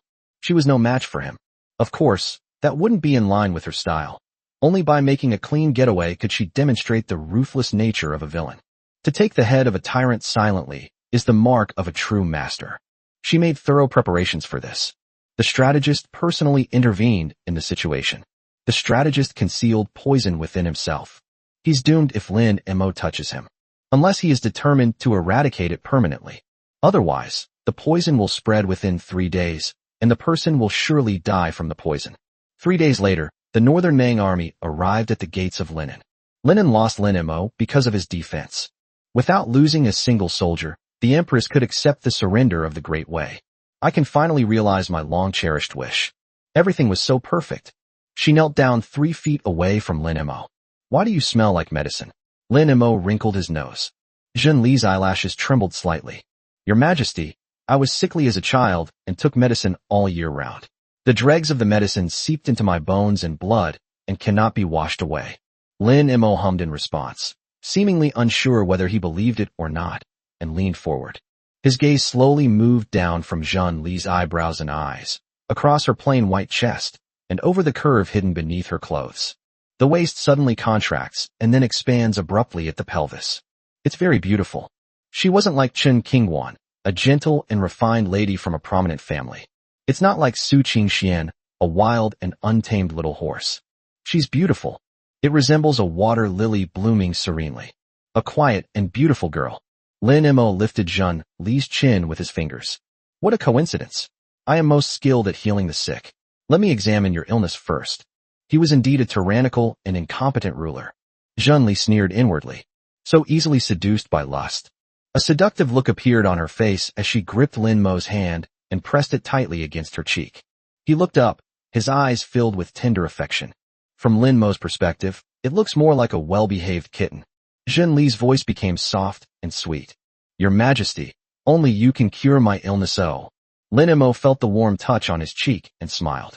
I've heard that you're not only proficient in music, chess, calligraphy, and painting, but also knowledgeable in military affairs. Did you enter the palace with ulterior motives? He was still somewhat alert, and Zhen Li smiled wryly. Your Majesty, I not only wish to offer this body to you, but all my skills also belong to you. As for the purpose, it's because Your Majesty and Emperor Qingyan are quite different. Your Majesty is a man of great talent and ambition, and is the hope of Great Way. She has a sweet tongue. Lin Mo pulled her into his arms. Inside the imperial study, clothes fluttered in the wind. Ding! Congratulations, host, you have obtained the entry. Our fathers besieged. Ding! A new person has been added to the family tree. Zhen Li. Level, orange. The family tree benefits from the attribute bonuses brought by new members, and wise men will come to join it every 3 days. The host enjoys the dual cultivation attribute, increasing cultivation speed by 100%. The number of system members has increased to 7. Reward received. Clan Building Beginners Gift Pack. Open now. Open. Congratulations, host, on acquiring a think tank. Think tank can continuously provide the host with strategist-type talents, including but not limited to military command, agricultural cultivation, weapons manufacturing, and other logistical personnel. This reward was a timely boon for Lin Mo. The city's garrison of 5,000 old, weak, sick, and disabled soldiers, 20,000 bandit leaders, and newly recruited soldiers. That's exactly what they need right now. Only discipline can ensure that the army obeys orders without fail. A bad soldier is a bad soldier, and a bad general leads to a bad army. If there are no good commanders, can we rely on him and Wu Tianliang? It's exhausting. With this think tank, the chances of successfully defending the city have increased significantly. Zhen Li slowly opened her eyes. She didn't care much about her health. It's just a stinking carcass. Rather than letting it be taken away sooner or later, it's better to use it for something meaningful. For example, assassinating an emperor. She is still with Lin Mo. She wrapped her arms around his neck, feeling the other person's heartbeat. The next moment, Zhen Li's expression changed drastically. Impossible. Absolutely impossible. Why is Lin Mo still so energetic, with his heart beating so strongly? Logically speaking, he should have already been poisoned. He was so well hidden that he couldn't detect it, and he was bound to fall into the trap. But why does he act like nothing happened? Zhen Li didn't quite believe it. She asked tentatively, Your Majesty, how are you feeling? Feeling? I thought only women in their 30s could be this fierce, but I didn't expect you to be. Tisk tisk, you really can't judge a book by its cover. Your Majesty, I'm asking you about that feeling. Lin Mo was taken aback, then suddenly realized. Is she asking about the saltiness? It has a medicinal smell. Isn't Your Majesty tired? Don't you feel even a little weak in the knees? There is a little, but it's not that serious. That's strange. Zhenli was filled with resentment. Perhaps the medicine hadn't fully taken effect yet, so he decided to accelerate the process. Thinking about it, she started rubbing Lin Mo's ear. Half an hour later. It's a ceremonial dress. Lin Mo still didn't feel anything. What about your own poison? Am I poisonous? I refuse to believe it. Again. What did you eat to grow up like this? Lin Mo looked her up and down, utterly astonished. If it were Chen Qingwan, she would have surrendered long ago. She became even more determined after each setback. At this point, Zhenli had lost all will to live. Whether it's poisonous or not is another matter. He was a master strategist in the northern barbarian lands, winning battles from afar, and even the Empress had to respectfully address him as master. I have never been treated like a plaything, watched at will. That's secondary. She discovered a terrifying truth. What started as an assassination attempt eventually turned into a completely proactive one. That feeling. It's truly wonderful. She had never experienced anything like this before. This frightened her. Am I that kind of woman? Shameless, seductive, and cheap slut? How could this be? No, absolutely not. Kill him. If you kill him, no one will know about this. There are more ways to kill Lin Mo than just Plan B. There's also Plan A. However, Plan A is not entirely safe and might alert the experts within the palace. She could not back down gracefully. But I can't worry about that now. Zhenli gave Lin Mo a deep look. He sneered inwardly once more. Goodbye, tyrant. She had made ample preparations for this day, for killing the Emperor of Great Wei. Even their fingernails were poisoned. Killing him would be as easy as turning one's hand. Nails, deadly when exposed to blood. Her fingers traced across Lin Mo's neck. Her fingernails pressed lightly against Lin Mo's skin, ready to dig in at any moment. A victor's smile appeared on his face. Zhenli asked with a smile. Your Majesty, are you afraid of death? Chapter 48 Miss Poisoner, you're really fierce. Your Majesty, are you afraid of death? Zhenli's voice rang in my ears. Lin Mo looked at the other person's charming eyes with some admiration. As expected of a cunning strategist, he got straight to the heart of the matter right away. I'm scared. How could I not be afraid? Who in the world is not afraid of death? If there is, they must be lying. I'm only 18 years old. I've just been released from the imperial prison and I'm facing such a mess. I've never experienced anything before. How can I not be afraid of death? I'm terrified, but what can I do? If I flee, what will happen to the people? Who asked you that? Zhenli felt a surge of anger, but her fingernail hesitated slightly before piercing through. I may be afraid, but I will die if I am destined to die. However, I am determined to defend this city. Zhenli disagreed. Your Majesty, as far as I know, the Northern Mang army has marched south all the way, and the Empress has strictly ordered that they not commit any atrocities. The people of Yunzhou, Lingzhou, Dingzhou, Ziyazhu, Xinsheng live in peace as before, without any massacre. Why should your Majesty worry about the people? Lin Mo pinched the little face of this great poisoner. You little brat, are you siding with outsiders? You're my concubine. How dare you speak up for the northern barbarians? I'm just telling the truth. You don't understand. Lin Mo sighed. He did not commit any offenses. That Empress of Northern Mang is a hero, I admit it. She was able to command 200,000 cavalry without disturbing the people along the way. That's a skill.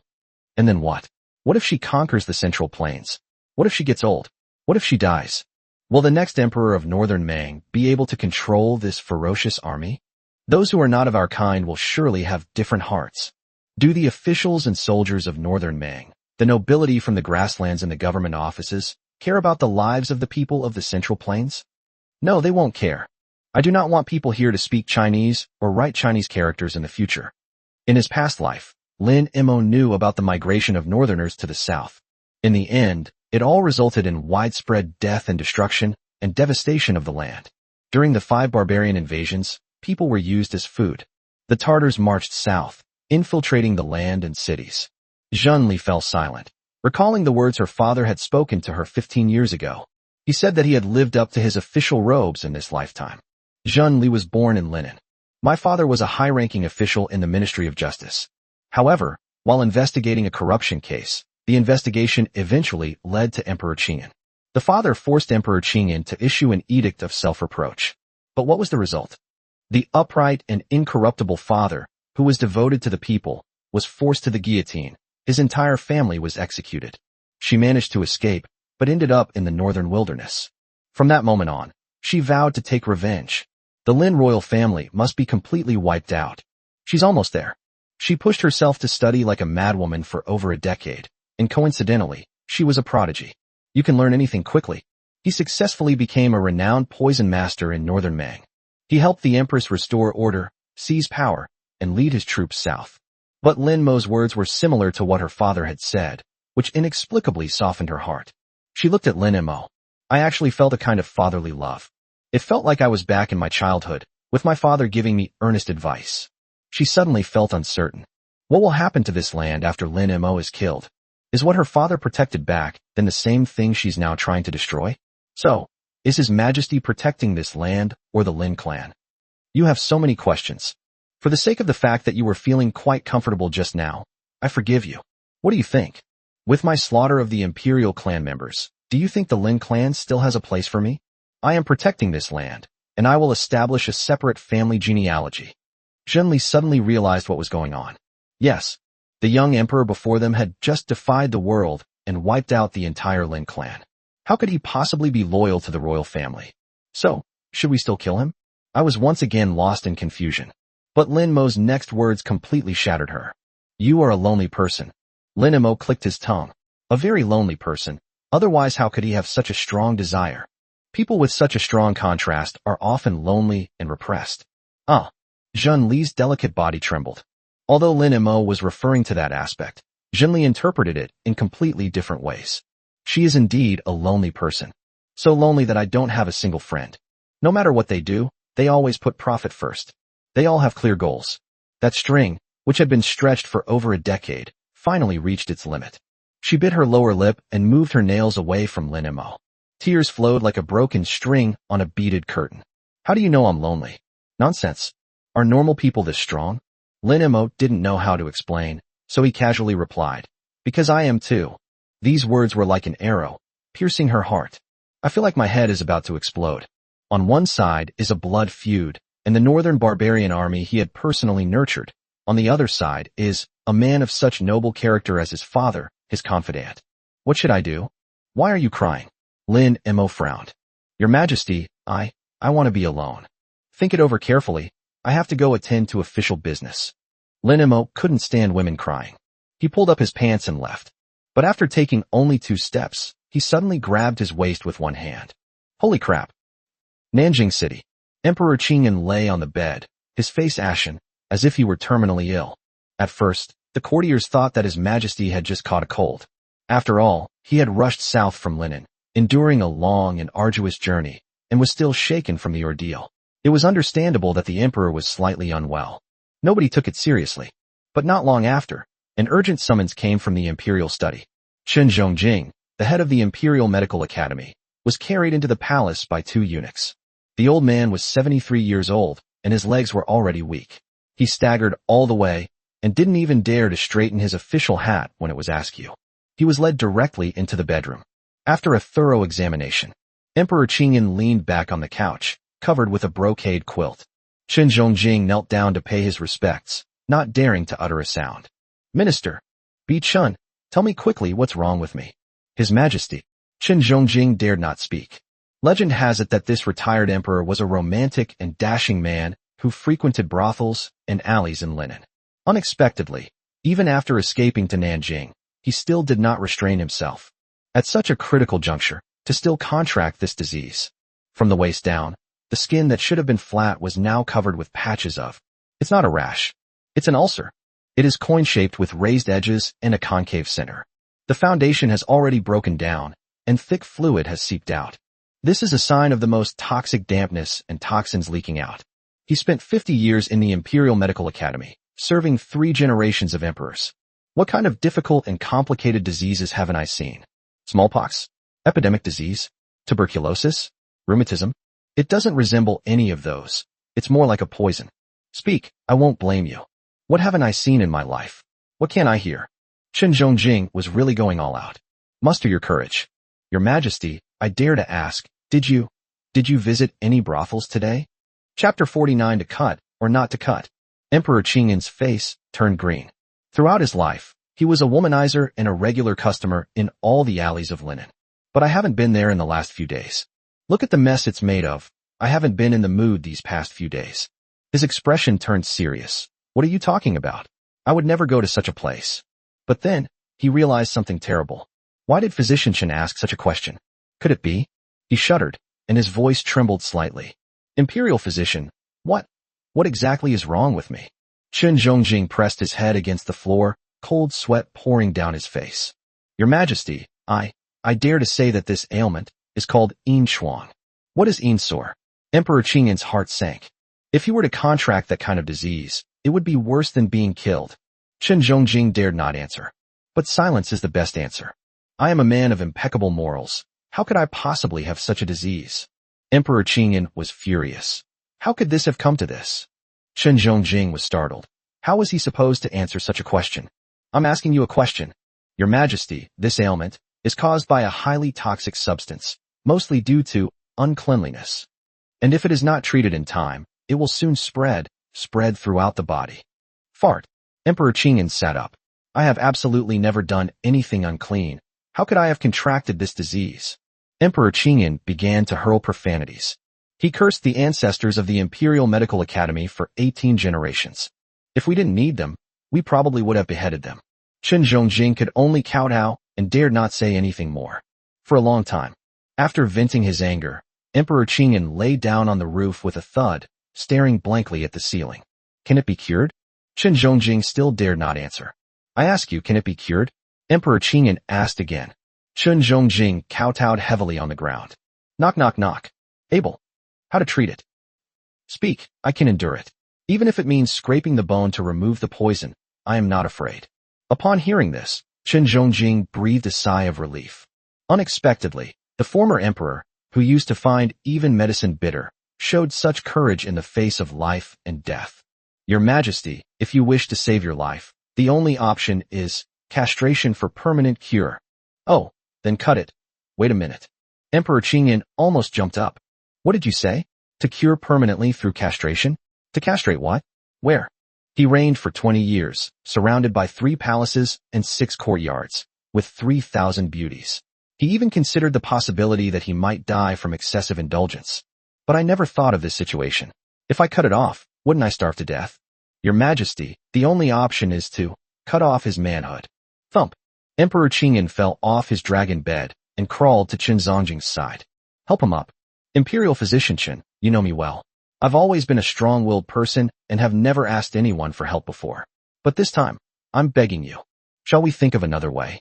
You know it's your manhood. How can you cut it off? If you cut it off, you'll die. Emperor Qingyan burst into tears, his voice trembling with sobs. Your Majesty, please forgive this old minister for speaking frankly. You say? Your Majesty already has over 20 sons and more than a dozen princesses, so the lineage is already secure. Your Majesty, why are you so fixated on this? Chen Zhongjing's voice grew softer and softer until it was barely audible. But these words were like a needle piercing Emperor Qingyan's heart. He suddenly stood up and kicked Chen Zhongjing. Bastard! Quack doctor! What are you trying to do? Do you want me to end up like those dead eunuchs? To deprive me of my right to be a man?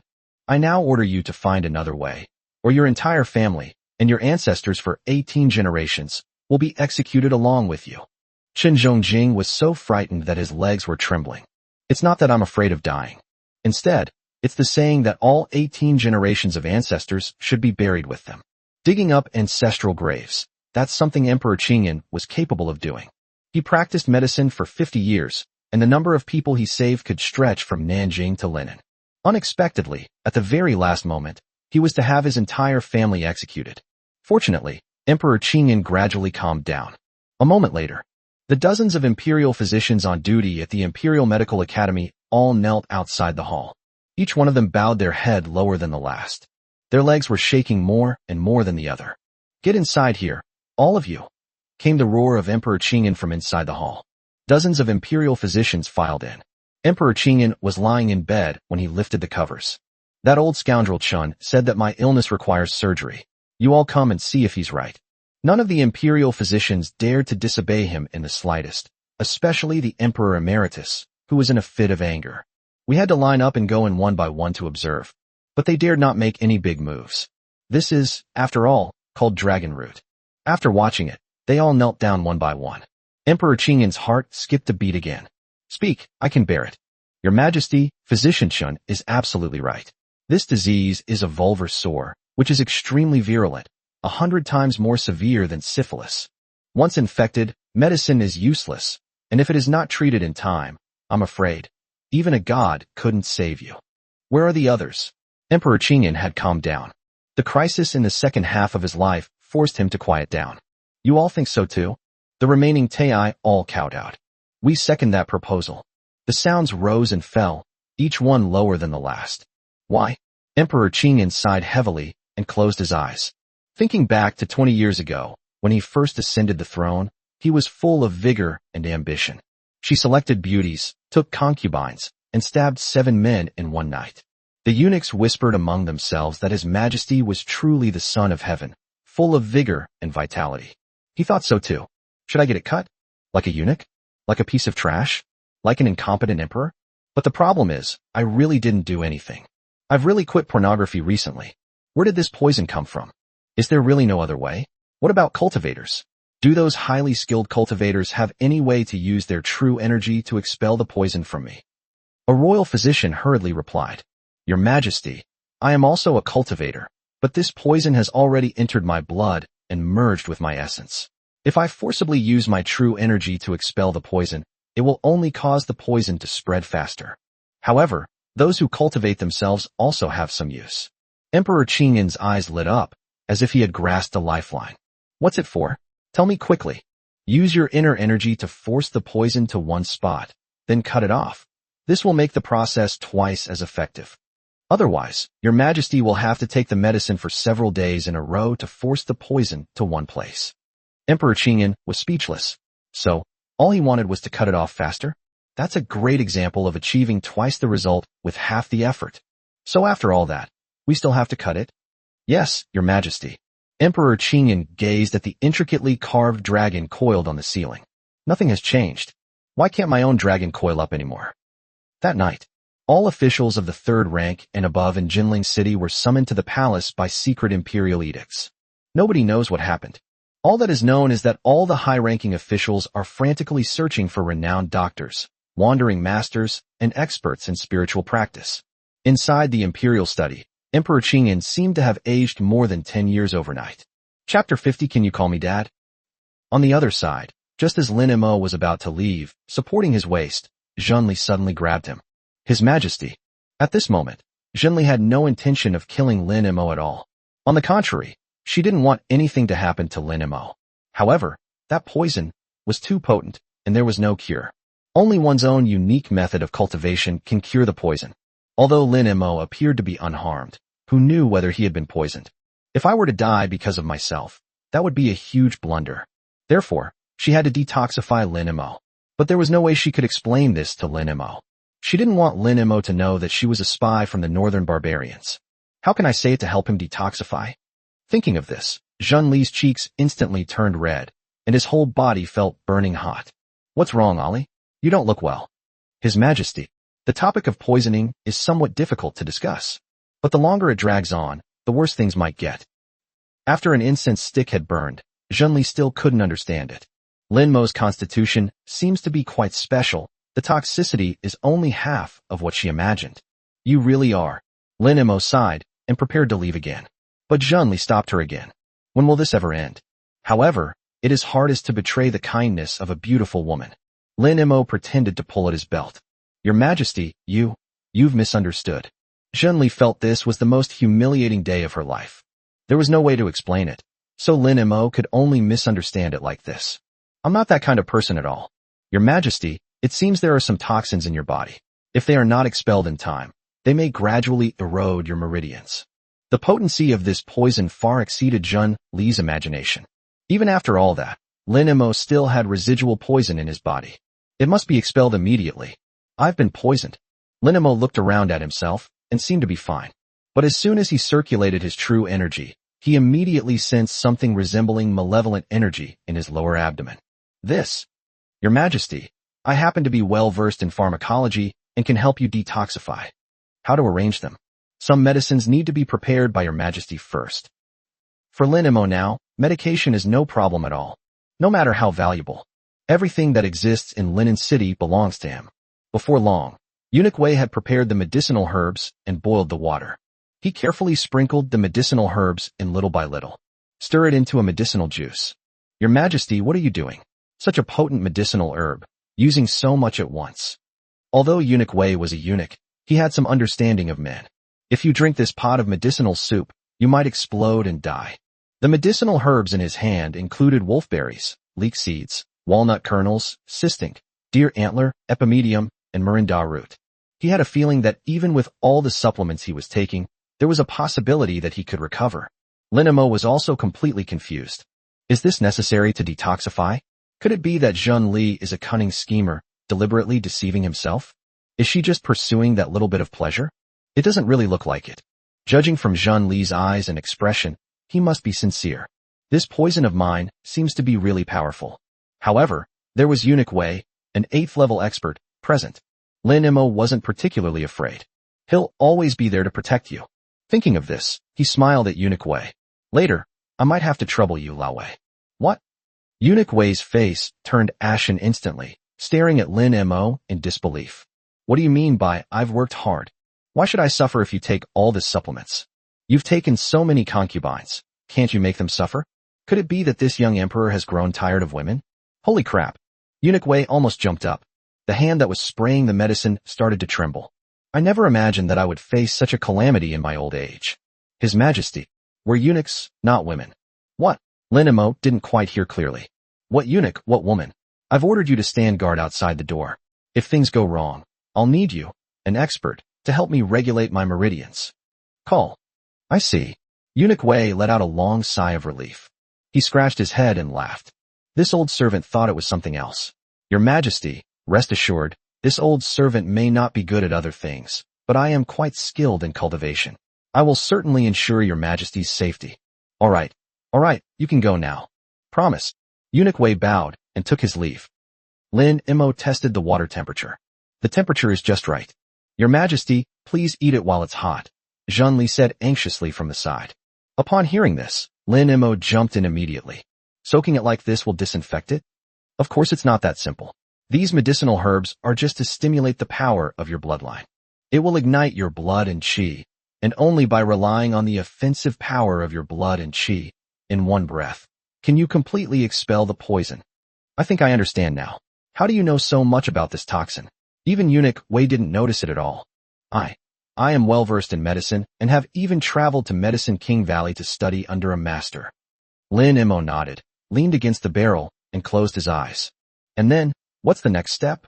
Next, circulate your internal energy and push your blood and qi to their limit. These medicinal effects will work along your meridians, gradually forcing out the toxins. This process might be a little uncomfortable, just bear with it. The blood and qi surged as if boiling, and the meridians were swollen and painful as if they were about to burst. I'll give it a try. Lin Mo did as instructed.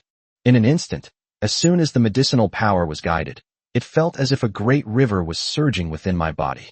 The powerful effects of the medicine surged wave after wave, rampaging wildly within the body. He was as if he had been running a high fever for 3 days and 3 nights. Her cheeks flushed. The veins on his forehead were throbbing faintly. Your Majesty? This was also the first time Zhun Li had used this poison and this method of antidote. Seeing that Lin Mo's eyes were red, he couldn't help but feel a little scared. Your Majesty, how are you feeling? It's quite powerful. Lin Mo pretended to be relaxed, but in reality, it felt like a million ants were crawling inside his body. Let them crawl if they want, but they're fire ants, for crying out loud. This could be fatal. Guide your true energy to your danshan, gather it into a single stream, and do it quickly, then force it outwards. Lin Mo focused all his attention on his body. It began to be slowly guided, and the violent medicinal power flowed like rivers into the sea, and 10,000 horses returned to their stalls. 1, 2 strands. 3 strands. It's getting thicker and thicker. It's getting stronger and stronger. Bang! Lin Mo suddenly opened his eyes, and a breath of stale air rushed out of his throat. Your Majesty. Zhun Li hurriedly stepped forward to support him. Just a little bit short. Lin Mo sighed. With that last bit of strength, we just couldn't get through. The steaming heat made Lin Mo feel nauseous. Isn't there any other way? Zhun Li shook his head. At this moment, Zhun Li was dressed neatly, but it had long since been soaked by the boiling steam. Her whole being seemed to be performing a seductive act. This made Lin Mo furious. He suddenly slapped his forehead. Oh right, you mean the more intense the blood and qi surging, the easier the detoxification process is, right? That's how it is. I do have a solution. What method? Lin Mo did not answer immediately, but stared blankly at Junli, making the other party feel a little uneasy.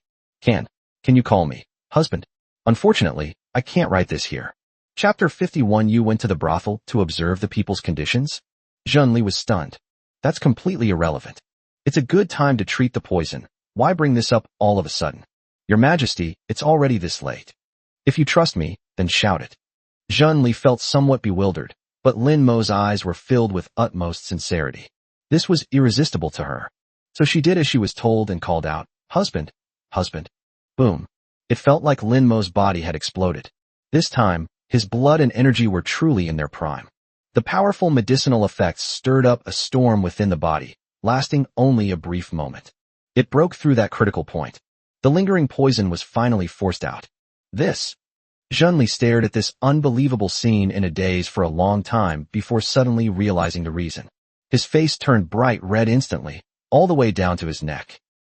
Northern Mang, Central Army Tent. Xiao Yuerong sat in front of the huge sheepskin map.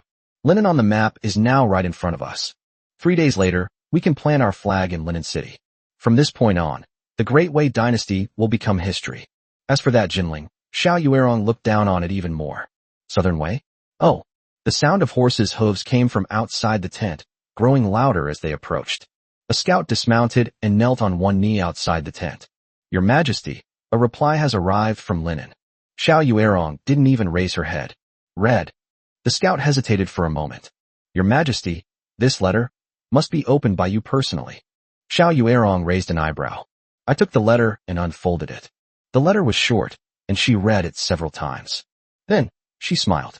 That's interesting. What's there to be afraid of reading? She handed the letter to the adjutant beside her. The lieutenant took it and glanced at it. His expression immediately became quite interesting. This. Xiao Yuerong stood up, put her hands behind her back, and smiled freely. This new emperor is quite interesting. He wants to take me as a concubine. An uproar immediately broke out inside the tent. Who is Xiao Yuerong? She is the Empress of Northern Mang, a godlike figure. Who does Lin Mo think he is? To take his Majesty as a concubine? Arrogant. A dying man. How dare he say such things? Your Majesty, this humble general is willing to lead 3,000 iron cavalry to raise Linen tonight and twist that brat's head off to use as a chamber pot. Xiao Yuerong raised her hand, and everyone immediately shut up. She looked at the letter and said softly, if I am willing to submit to the Great Wei, I may be appointed as one of the 4 consorts. If I do not surrender, the day he defeats my 200,000 iron cavalry will be the day I become a prostitute. This kid, did a donkey kick him in the head? Xiao Yuerong sighed and smiled bitterly, rubbing her forehead in exasperation. How did he manage to defeat 200,000 cavalry? The few bandits he recruited? Or are they just raw recruits from Linen City? Besides, it's questionable whether he'll even live to see the fall of Linen. Poisoning rituals have already penetrated deep into the imperial palace. With Junli's methods, killing Lin Mo would be as easy as taking candy from a baby.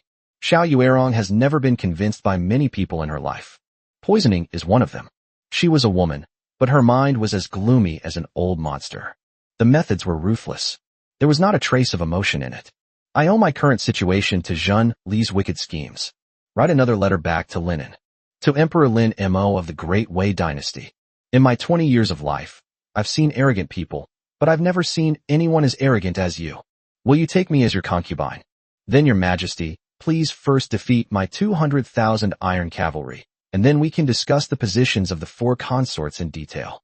I've heard that your Majesty was handsome and dashing in your youth. I have specially ordered a set of clothing worn by women of Northern Mang to be prepared and enclosed with this letter. This is the everyday attire of noble women in the northern wilderness. Its workmanship is exquisite, the embroidery intricate, and it exudes a captivating charm when worn. Your Majesty Lin Mo, you may wear this attire and raise a white flag atop the city walls of Linen, awaiting my arrival. Perhaps you may escape death.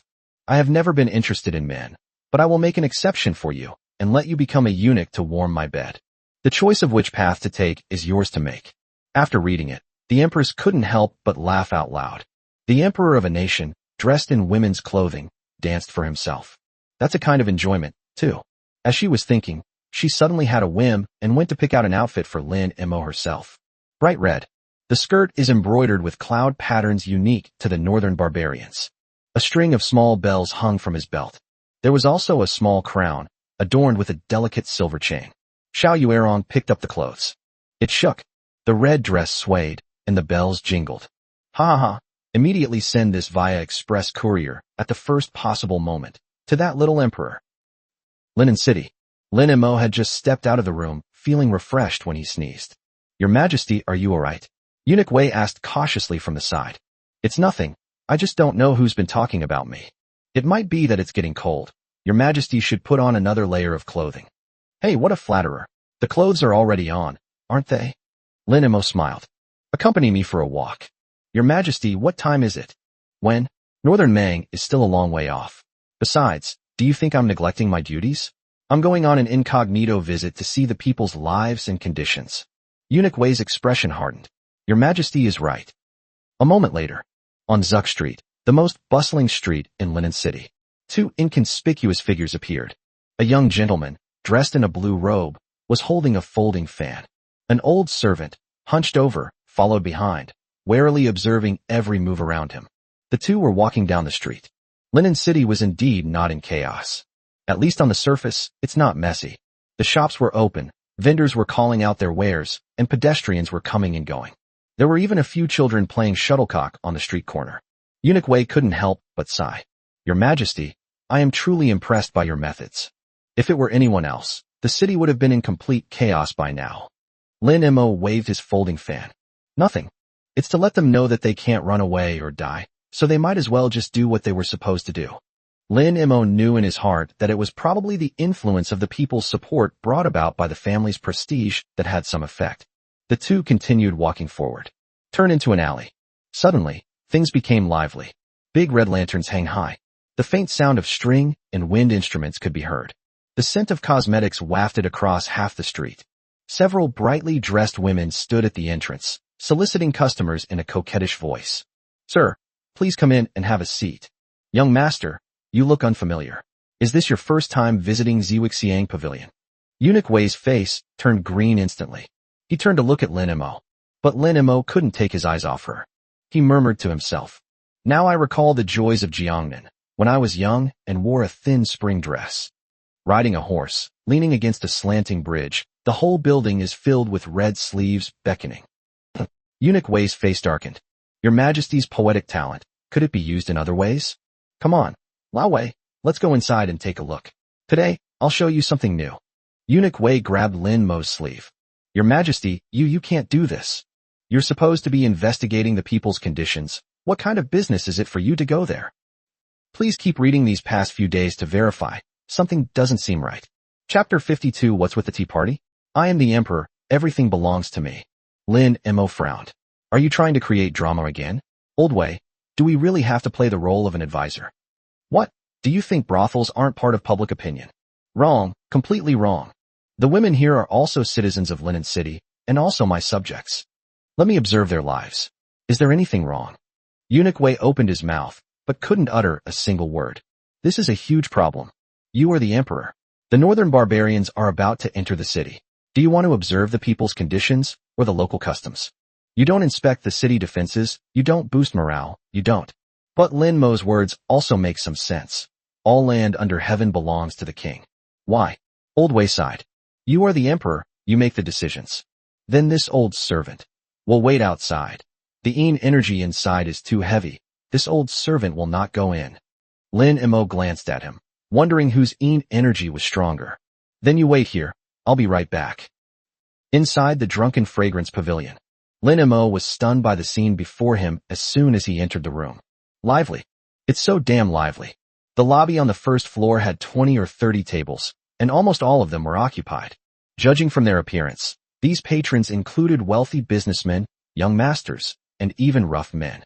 In the center is a circular platform, on which girls dressed in thin clothes, revealing large areas of skin, are performing their talents. One played the pipa, one played the xiao, vertical bamboo flute, and one sang a folk song. Several others were wildly twisting their waists, dancing wildly like water snakes. The audience below the stage was filled with clinking glasses and constant laughter. The feeling of being a businessman from his past life instantly rushed to his head. Lin Mo found a corner seat and sat down. A maidservant immediately brought over some tea. "Young master, you look unfamiliar. Is this your first time here?" Well then, young master, you've come at the right time. Tonight is our Drunken Fragrance Pavilion's once-a-month tea party featuring the most beautiful courtesan.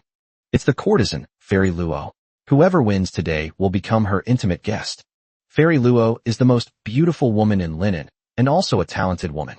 She is proficient in all the arts, including music, chess, calligraphy, and painting. It is difficult to even see her normally, let alone meet her alone. Most of the people who came tonight are here because of him. No wonder there were so many people. Now I understand. Lin Mo was naturally aware of the tea stall. It's like a female version of selecting imperial concubines. The courtesan will pose a question, and the guest can answer it. If they can't answer it, they can give a reward. If you can win the favor of the courtesan, you can enter her boudoir. Enjoy a top-notch one-on-one service. Of course, this service wasn't as perfunctory as it was in my previous life, where they would just try to get you to hurry up so they could move on to the next person. Every attraction requires an additional fee, just like an amusement park. Girls of this era are very professional. Their service is absolutely impeccable. There's nothing they can't do, only things you can't imagine. Seeing that Lin Mo didn't speak, the maid whispered in his ear again. "Young master, let me tell you, this is actually Fairy Luo's first time." "Forget it." Lin Mo waved his hand, saying that this kind of marketing tactic was really too low class. You might as well say that this Fairy Luo is proficient in all 18 martial arts. In a place like this, in this entire hall, who knows how many like-minded people there are. On stage, the song ended. Applause erupted. The still attractive madam walked onto the stage, beaming from ear to ear. "Ladies and gentlemen, today's main event is about to begin. Our courtesan, Fairy Luo. I wonder which gentleman will be lucky enough to have her today." Looking at Fairy Luo, even I, a woman, am drooling. As always, whoever catches Fairy Luo's, I will be the lucky one. Let's get started. The audience members were already bursting with excitement. The atmosphere in the entire hall instantly ignited. Lin Mo sat in the corner, watching with great interest. It's quite interesting. Linen City is about to be trampled to pieces by the Northern Man cavalry, but these people are still eating, drinking, and visiting brothels as usual. It is completely unaffected. They're about to die. I really don't know what they're thinking. He said it softly, just in time for the man next to him to hear it. The man patted Lin Mo on the shoulder. "Brother, what do you think? You came too, didn't you? What's the use of being afraid? I might as well take advantage of these last few days to visit all the brothels I haven't been to in the first half of my life. Why keep this money? Who knows what will happen when the northern barbarians enter the city?" At this moment, a woman slowly walked out from the stage. Nothing had changed at first, but the moment she came out, the sky seemed to darken considerably. All eyes were on this Fairy Luo. She wore a light blue dress and a thin veil over her face. Only his eyes were visible, but those eyes alone are enough to make one lose their mind. Lin Mo glanced at it, then glanced at it again. She does look quite like Joey Wong. Fairy Luo bowed gracefully to the crowd. "I'm sorry to have kept you waiting. Today's topic is linen. You may write poems or lyrics about this city. Idea is paramount, diction is secondary. Linen is the place where realistic depictions are the most difficult to create. On ordinary days, it's all about romance, nature, and the changing seasons. Many people come prepared, having already bought poems and lyrics, hoping to show off their talents in front of others. This left him somewhat at a loss. The first person to stand up was a chubby, wealthy businessman. He took out a large ingot of silver and stuffed it into the bosom of the maidservant beside him. 50 taels. I won't write the poem, but I have to pay for it. If you take a fancy to me, young lady, money is absolutely no problem." The audience burst into laughter. What kind of person is Fairy Luo? How could she possibly be interested in such a filthy creature as you? She was just standing there, and her aura alone gave people the feeling that she was someone to be admired from afar and not to be approached. What a toad trying to eat swan meat.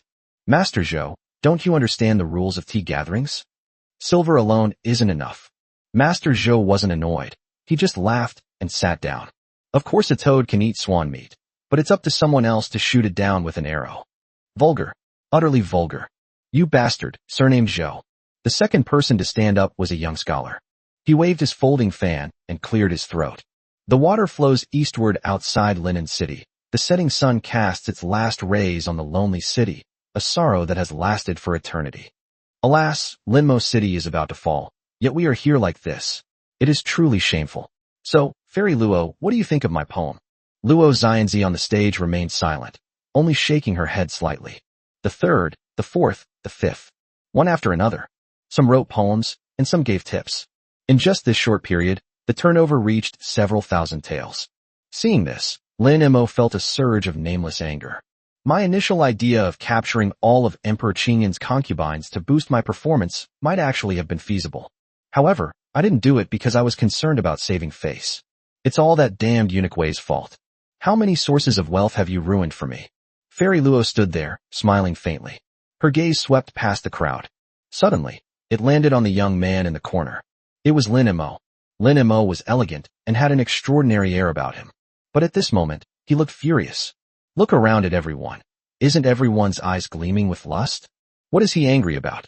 This person is quite different from others. He's rather interesting. Fairy Luo was somewhat curious. He then smiled slightly at Lin Mo. Young master, why do you not answer? Chapter 53. Arrest all these girls. I will interrogate them myself. All eyes turned to Lin Mo.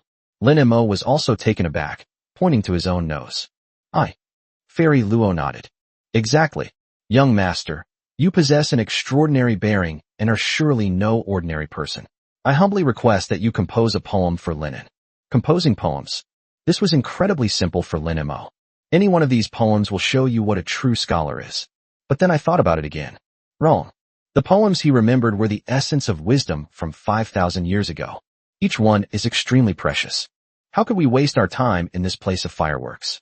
My mother-in-law is different. She did it for Linen. He hesitated for a moment, and it was during this hesitation that a sneer suddenly came from the side. What? Can't you make it? Lin Mo turned his head and saw a young man sitting at the table next to him. He looked to be in his early 20s, dressed in a brocade robe, with a fine jade pendant hanging from his waist. She's not ugly, but her eyes are a bit unsettling. Well, to sum it up in one word, O's. He likes to squint when looking at people. Those eyes were squinting at Lin Mo. If you can't do it, don't embarrass yourself here. This tea party isn't something just any Tom, Dick, or Harry can participate in. Lin Mo raised an eyebrow. The young man stood up and cupped his hands in greeting to Fairy Luo. Fairy Luo, I am but a humble servant, yet I offer my humble opinion as a starting point for your discussion. Fairy Luo nodded slightly. Please, young master. The man cleared his throat and began to recite. War clouds gather deep outside Linen City, and the setting sun sinks into the twilight of the lonely city. The iron cavalry is approaching in force. I dare not fail those before me. After saying that, he chuckled. He took out a silver note from his sleeve. It was slammed onto the table. 1,000 taels of silver. 1,000 taels. The entire audience erupted in uproar. This is by no means a small amount. For an ordinary family, the annual food expenses would be no more than 20 or 30 taels. 1,000 taels is enough for a family to eat and drink for 30 years. As for poetry, it sounded ordinary at first, but with the added prestige of 1,000 taels, it suddenly became high class.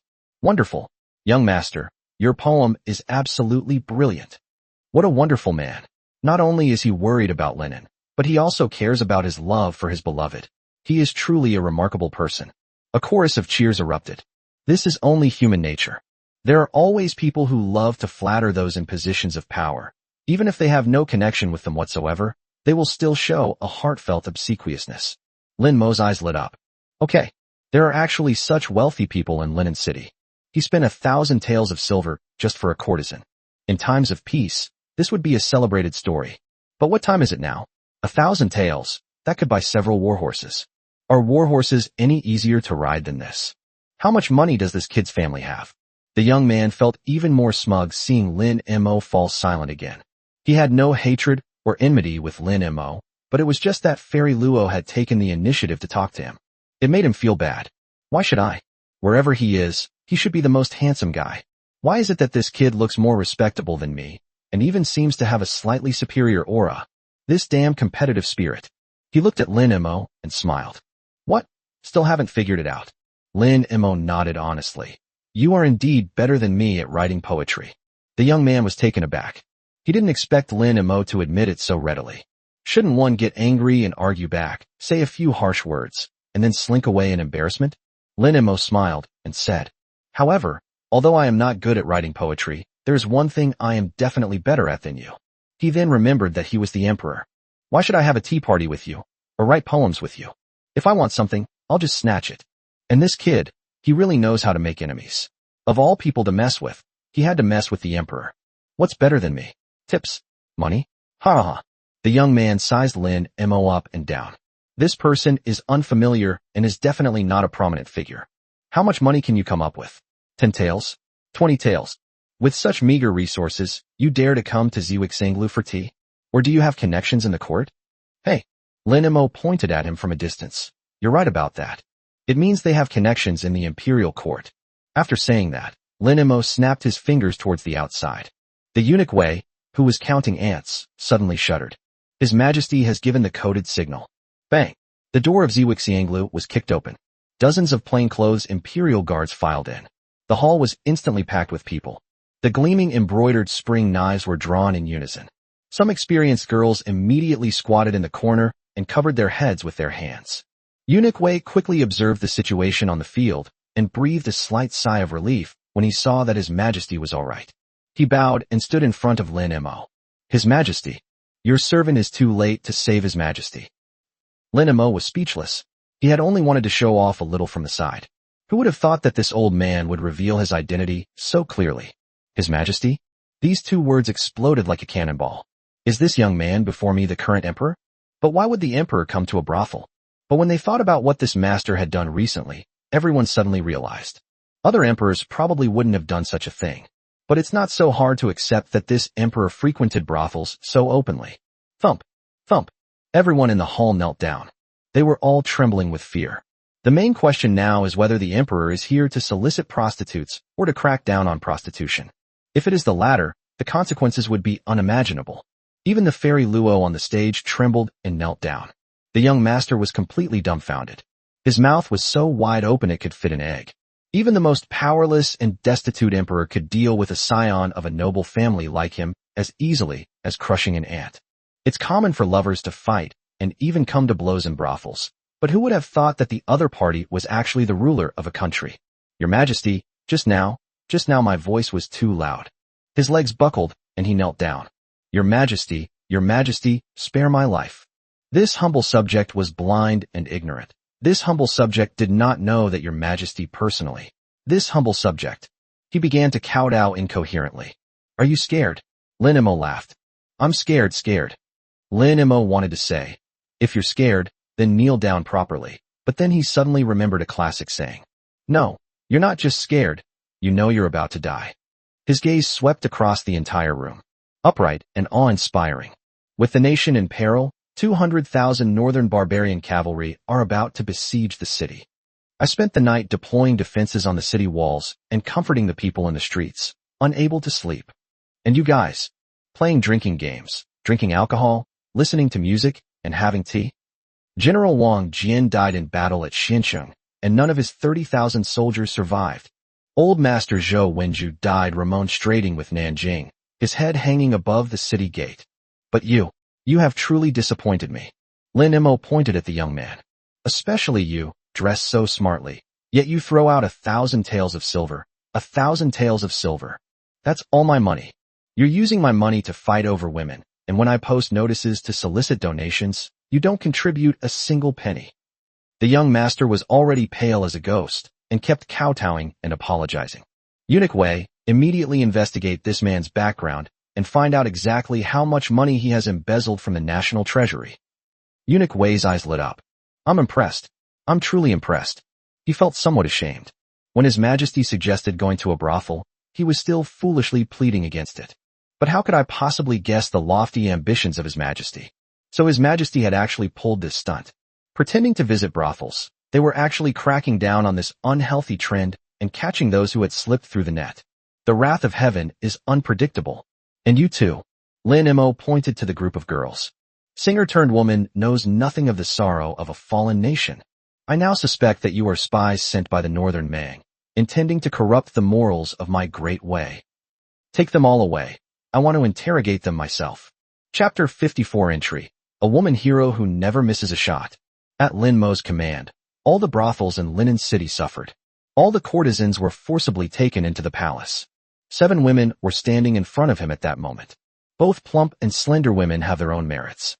As expected of the top courtesan, if this were in my previous life, she would have been worth at least 88 or more, Lin Mo thought to himself.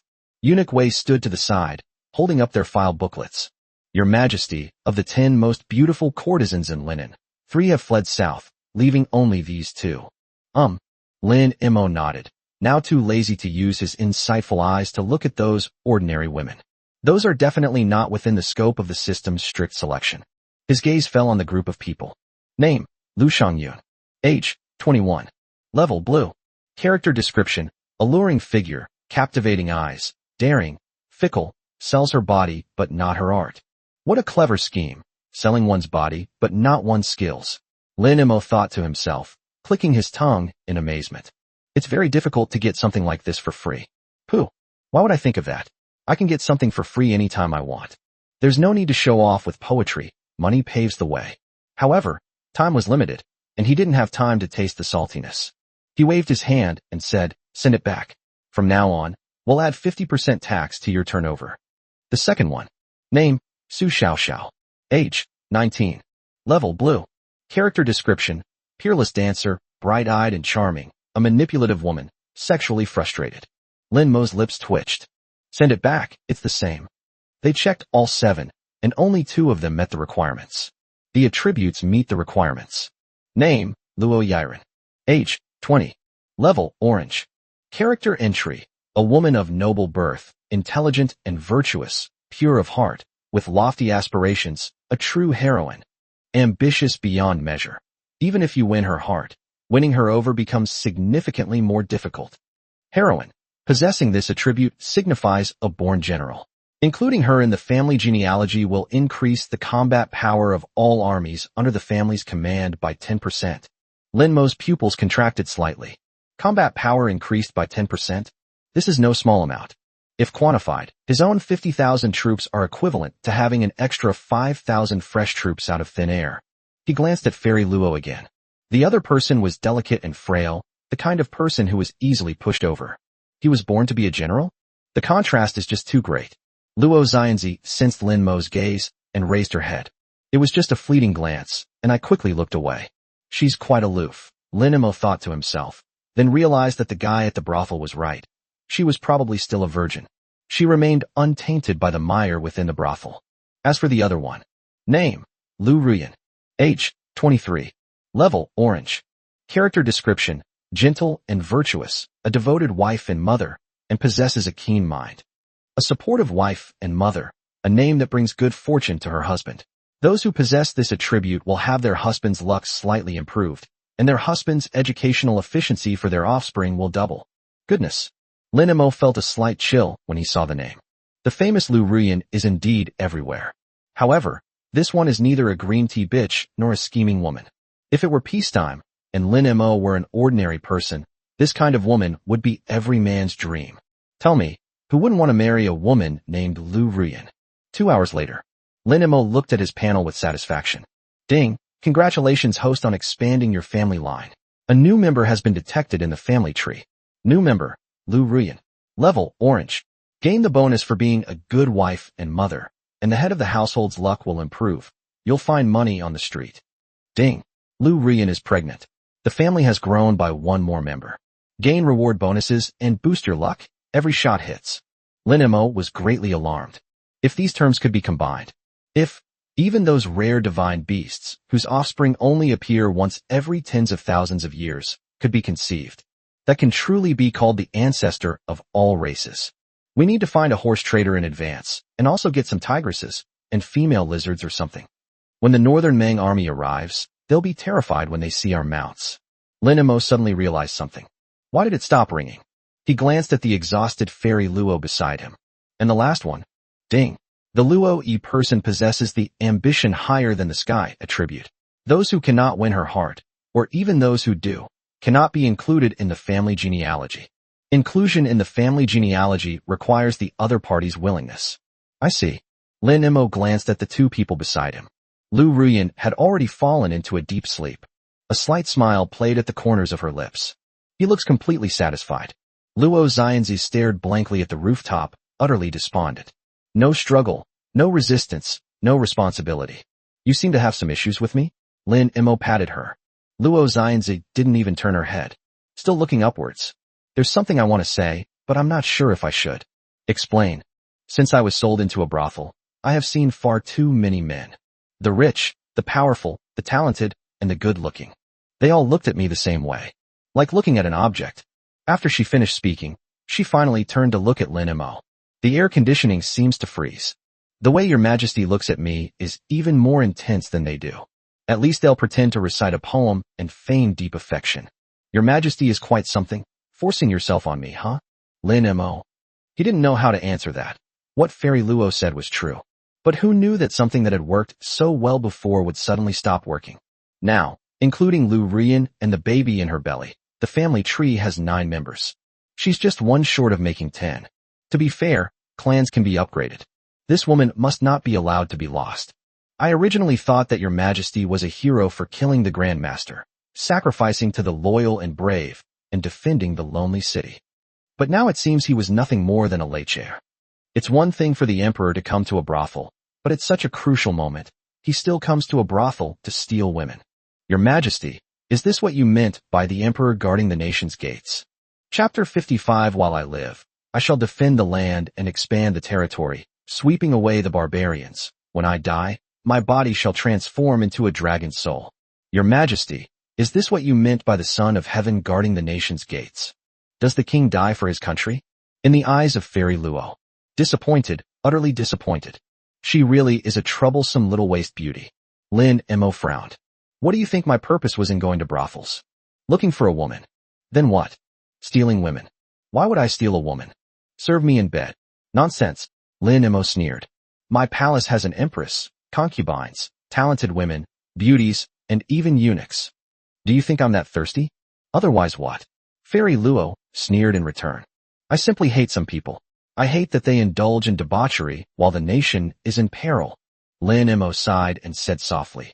Alas, the courtesan knows not the sorrow of a fallen nation, still singing the flowers of the rear courtyard across the river. Huh, so your majesty has poetic talent after all. What? Are you trying to play dumb in a brothel to fool others? Fairy Luo retorted sharply. Given such talent, why does he also have such a peculiar hobby? Luo Xianzi was well versed in history books. The emperors of all dynasties were the group most prone to political upheaval. There were virtuous married women, men who preferred homosexuality, women who were licentious and dissolute, and even women who loved frequenting brothels and alleyways. I am a dragon. Why should I pretend to be a pig? This is just a spontaneous remark. A spontaneous remark? Did His Majesty not arrest spies from Northern Mang this time?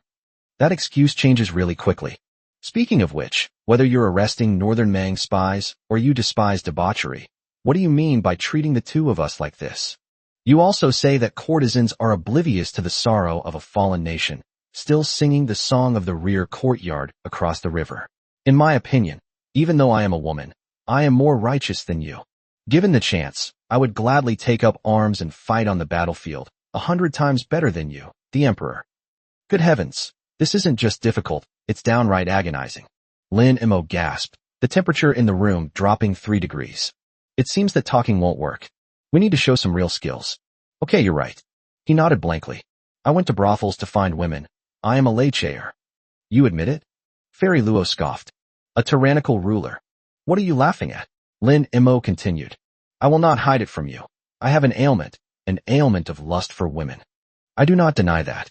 But you are sorely mistaken in calling me a tyrant. Where did we go wrong? Follow me. The Zheng family's old residence. Lin Mo and Fairy Luo stood in front of the desolate mansion. This place was once filled with carved beams and painted rafters, pavilions and towers, and it was a place where no commoners came and went, and everyone who talked and laughed was rich and noble. But now, everything is gone. The emperor's brother-in-law, Zheng Bin, is exploiting the local people. I will find any excuse to kill him. His entire family will be executed, and his property will be confiscated. Not only the Zheng family, but also the Li family, the Wang family, and the Zhao family. Any wealthy and unscrupulous family, whether they are ancient families or powerful clans, I will kill them all. Even those parasites from the royal family. I have no personal grudge against them whatsoever, and not a single penny of the confiscated property has ended up in my own pocket. Why did I do this? Luo is currently in Linen, and being in a brothel, a place with the best information network, she naturally knows about this. She knew Lin Mo was killing people to establish his authority, but she had no idea where the money went. Because I swore an oath. The emperor guards the nation's gates, the monarch dies for the state, and there's another saying that follows. What? The imperial treasury was burned to ashes, and the bones of nobles were trampled all over the streets. Fairy Luo fell silent. Horse Ranch on the outskirts of the city. Luo Yiren stood by the fence, looking at the beautiful young Maras inside. Its fur is glossy, and it is plump and strong. At a glance, there are at least several hundred horses. It was probably the entry about female heroes that made her eyes light up instantly. Warhorse. I never imagined there was a horse farm in Linen. Raised by me. Lin Mo smiled faintly. I don't believe I can't deal with you. The reason why the northern barbarians were able to sweep through the central plains as if they were in an empty land was because of their iron cavalry. I knew long ago that the central plains would suffer this catastrophe, and I prepared for it in advance. It's just a pity that I was just an incompetent prince before. No rights before, now rights. Lin Mo sighed, expressing his deep concern for the country and its people. But there was no time. Emperor Qingyan ceded all of my Central Plains horse farms to the Great Way, which has long suffered from deep-seated problems. I remember these shames branded on my Central Plains land at all times. If given time, I will certainly. Alas, why shouldn't a man carry a Wu hook and seize 50 states beyond the passes? Looking at the young emperor before him, Luo Yiren felt that his once thin shoulders had become broad. Yes, ceding territory to sue for peace is truly a disgrace. Lin Mo, he really seems different. Military camp. The two walked slowly between the various tents. The only sounds in the entire tent were the orderly footsteps and the resounding shouts of unwavering loyalty. These are all new recruits. 2 days ago, they knew nothing, but now, they are not seasoned veterans, but they are already warriors who defend their country. Black Wind Mountain, 20,000 people, I went there personally. He only brought a few hundred people. Luo Yiren's delicate body trembled. Black Wind Mountain is infamous and remains a persistent shadow over the entire city of Linen. It is said that everyone there calls someone a child. Some say that they lose a hair for every person they kill, which is why there are many bald people on the mountain. The rumors are not entirely consistent. In short, it's terrifying. Lin Mo, the ruler of a nation, went there in person? These soldiers, who obey orders without question, were they converted from bandits? Otherwise what? Lin Mo finally found an opportunity to ask this question back. Instantly Clear's breast ducks. Why the sudden change of heart? Of course, it's because you've been captivated by my charm and infected by my passion. Luo Yiren looked at Lin Mo for a long time before nodding. That's the only answer. Aren't you afraid they'll rebel? These people are all treacherous by nature. Rebellion? You're overthinking it. I gave them 6 words, and will put them into practice. Anyone can rebel, but they can't. Which 6 characters? Fairness, it's still not fair at all. The walls of Linen. The Loi man stood on the city wall, his hand stroking the crenellations. A gentle breeze made her clothes flutter. Her plain clothes clung tightly to her body, making her curves clearly visible. If you had calipers, you would definitely be able to tell that this is definitely a 36D superwoman. The city wall has been reinforced. The people working in front of you are all officials who used to boss people around in the imperial court. How do you feel now? Luo Yiren placed his palm on the city wall, feeling its weight. What do you think? Lin Mo had a profound impact on him. I never imagined he had already done so much. The northern barbarians may not necessarily be able to take over this city. She murmured. If only this city wall were a little stronger. No. Lin Mo waved his hand to interrupt. I would like to tear down this city wall. Without natural defenses to rely on, yet no one in the world dares to invade. This is what I desire. Luo Yiren trembled again. Lin Mo actually has such lofty ambitions. Your Majesty, what is your wish? Desire. Lin Mo suddenly remembered that charming ancestor. He drew his sword and pointed it north. In the name of the Emperor, I hereby swear an oath. While I am alive, I shall defend our territory, expand our borders, and pacify the barbarians. Even in my death, my body will transform into a dragon's soul, protecting China for eternity.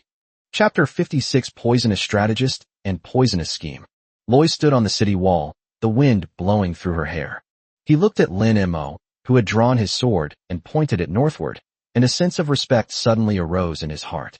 It turns out, I really did misunderstand him. How could someone who utters such words be a foolish ruler who only loves women? Perhaps he does have some unspeakable secret, or perhaps he truly suffers from a chronic illness. I thought about the scene carefully. It seems, calling it my great ailment would be more appropriate. Some people are born with high desires, which is normal. For example, she herself. It will also transform into a dragon's soul, protecting our Chinese nation forever. Luo Yiren's eyes reddened. His shoulders trembled slightly. I just said that I could take up arms and fight the enemy, and that I am better than your majesty. I take back what I said. Your majesty, you are a good person. He was a good emperor. It is Wei's good fortune to have you. It is my blessing to follow you. Ding, congratulations host on expanding your family line. A new member has been detected in the family tree. Name, Luo Yiren. Level, orange. Gain the heroine buff. The combat power of all troops under your clan's command increases by 10%. 10 family members detected. Family upgraded to LV2. Received family building gift pack. Open now. Open. Congratulations, host. You have obtained Water Essence *1, Granary Expansion Order *1, and Clan Prestige plus 1000. Water Essence. Once integrated into the family's earth veins, it ensures that the water source within the family's territory will never run dry, and the water will be pure and refreshing, beneficial to health when drunk. Grain Storage Expansion Order. Doubles the capacity of grain storage within the family's territory, increases grain production by 20%, and ensures stored grain will never rot. Current family prestige, 4,000, popular support, 40. Lin Mo was overjoyed. Water and food. The two things most lacking in defending a city.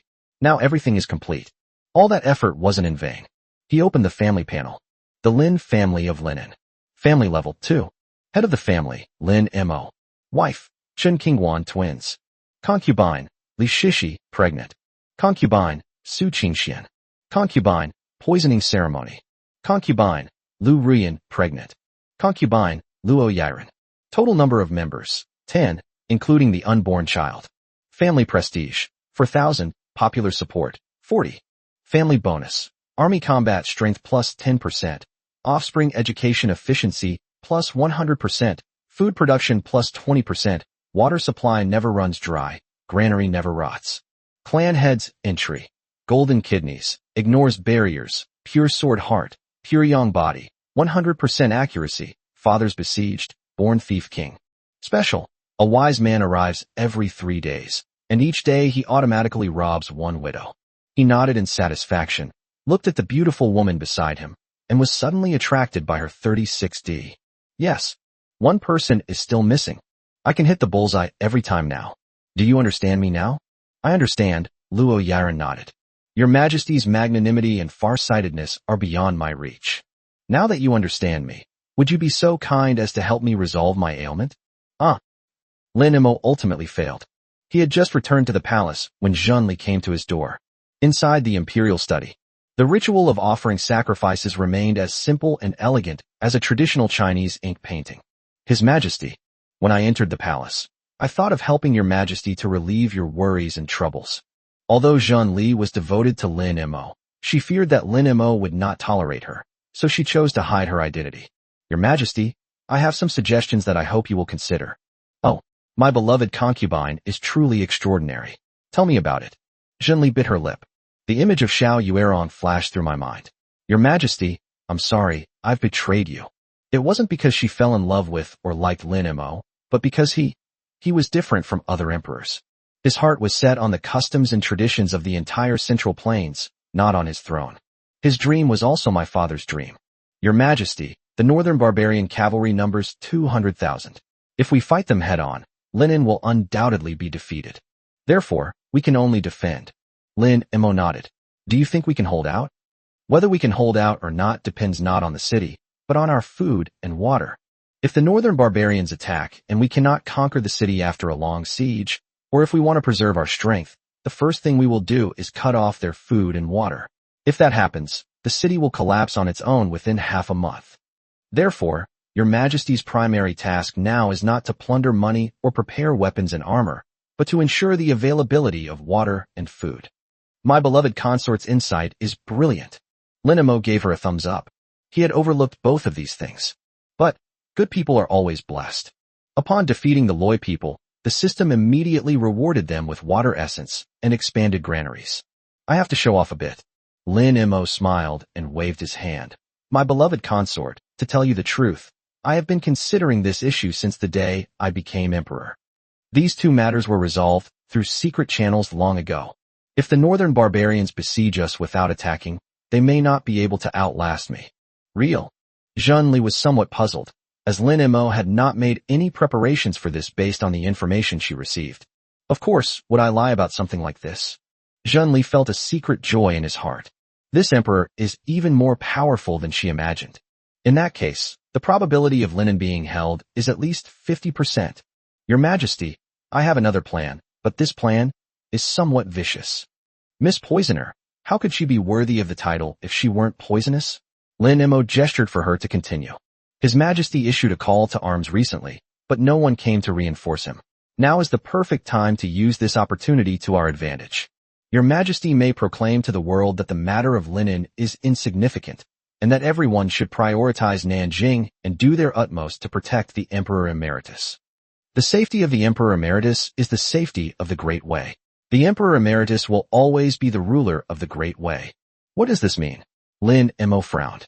Your Majesty must tell the world the deep bond between father and son, and even more so, the utmost respect you have for the Emperor Emeritus. Zhenli looked at Lin Emo calmly. You must speak earnestly and sincerely so that the whole world will believe that His Majesty is a most filial son. Your Majesty, if the Empress of Northern Mang were to find out, and if she were to encounter further setbacks in her siege, what do you think she would do? To relieve the siege of Wei by attacking Zhao? Bah, no, it's more like luring the snake out of its hole. Exactly. If she can't take linen, she'll go around to Jinling and use the safety of Jinling and the Emperor Emeritus to blackmail His Majesty. We could even lure His Majesty out of the city. If His Majesty makes a move, Linen can be captured. Lin Emo deeply agreed, and his greatest advantage in defending Linen now was the city's defenses. If we were to go out of the city and confront 200,000 iron cavalry, it would be like a toad trying to seduce a frog, ugly and incompetent. So for us, is this a case of shifting the blame eastward? He glanced at the woman in front of him, whose outward appearance was as calm as a still pond, but whose inner turmoil was as fierce as a flood. That's a really vicious move. They lured the Empress to Jinling, where they sat back and watched the two tigers fight. It is located in a different position from Jinling. There's a crucial question. The Empress of Northern Mang is indeed a woman of great talent and ambition. Would she believe that? Chapter 57. If we go and never return, then we go and never return. This is the third thing I wanted to tell Your Majesty. However, Zhenli did not say it aloud. She wanted to return to the Northern Mang camp to persuade the Empress to abandon the attack on Linen. Even if things don't work out, she wants the Empress to believe that Lin Mo is a filial son at heart. Thinking of this, the quiet girl's lips curled up slightly. She will definitely believe it. I don't think so. Lin Emo shook his head. I have wreaked havoc on the harem he left behind, and I believe that word has already reached the Empress's ears. How could that possibly be a deep father-son bond? I understand her. Lin Emo took another deep look at Zhenli, then nodded. Even if it has no effect, it can still annoy Emperor Qing'an. That's enough. Your Majesty, I would like to go out of the city. Why are you going out of the city? There's chaos and war outside right now. Linen is actually the safest place. Your Majesty, I still have close relatives who are stranded abroad. I wish to go and bring them back. All right, how long will it take? Zhenli remained silent for a moment. How long? She didn't know. She was less than 10% confident in persuading Xiao Yuerong. Xiao Yuerong is an ambitious woman. It's very likely she'll kill him outright to uphold military law. This departure may be a one-way trip. But Lin Emo reminded her of her fatherly love and the lifelong dream of that upright and honest official who spoke up for the people. Even if there's no hope, she'll still give it a try. If I go and never return, then I will go and never return. I can't say how long it will take, so I hope Your Majesty can favor me one more time. Ding! A new member has been detected in the family tree. Obtained 1 limited battle card. Limited combat card. Can temporarily increase troop combat power 5-fold. Only suitable for troop sizes under 3,000. Lin Mo sat before the imperial desk, lost in thought. The imperial court in Linen was practically at a standstill, but there were still many memorials on the desks. Under his intense pressure, some officials worked diligently during the day and also had to maintain people's livelihoods at night. The memorials were mostly about trivial matters within Linen City.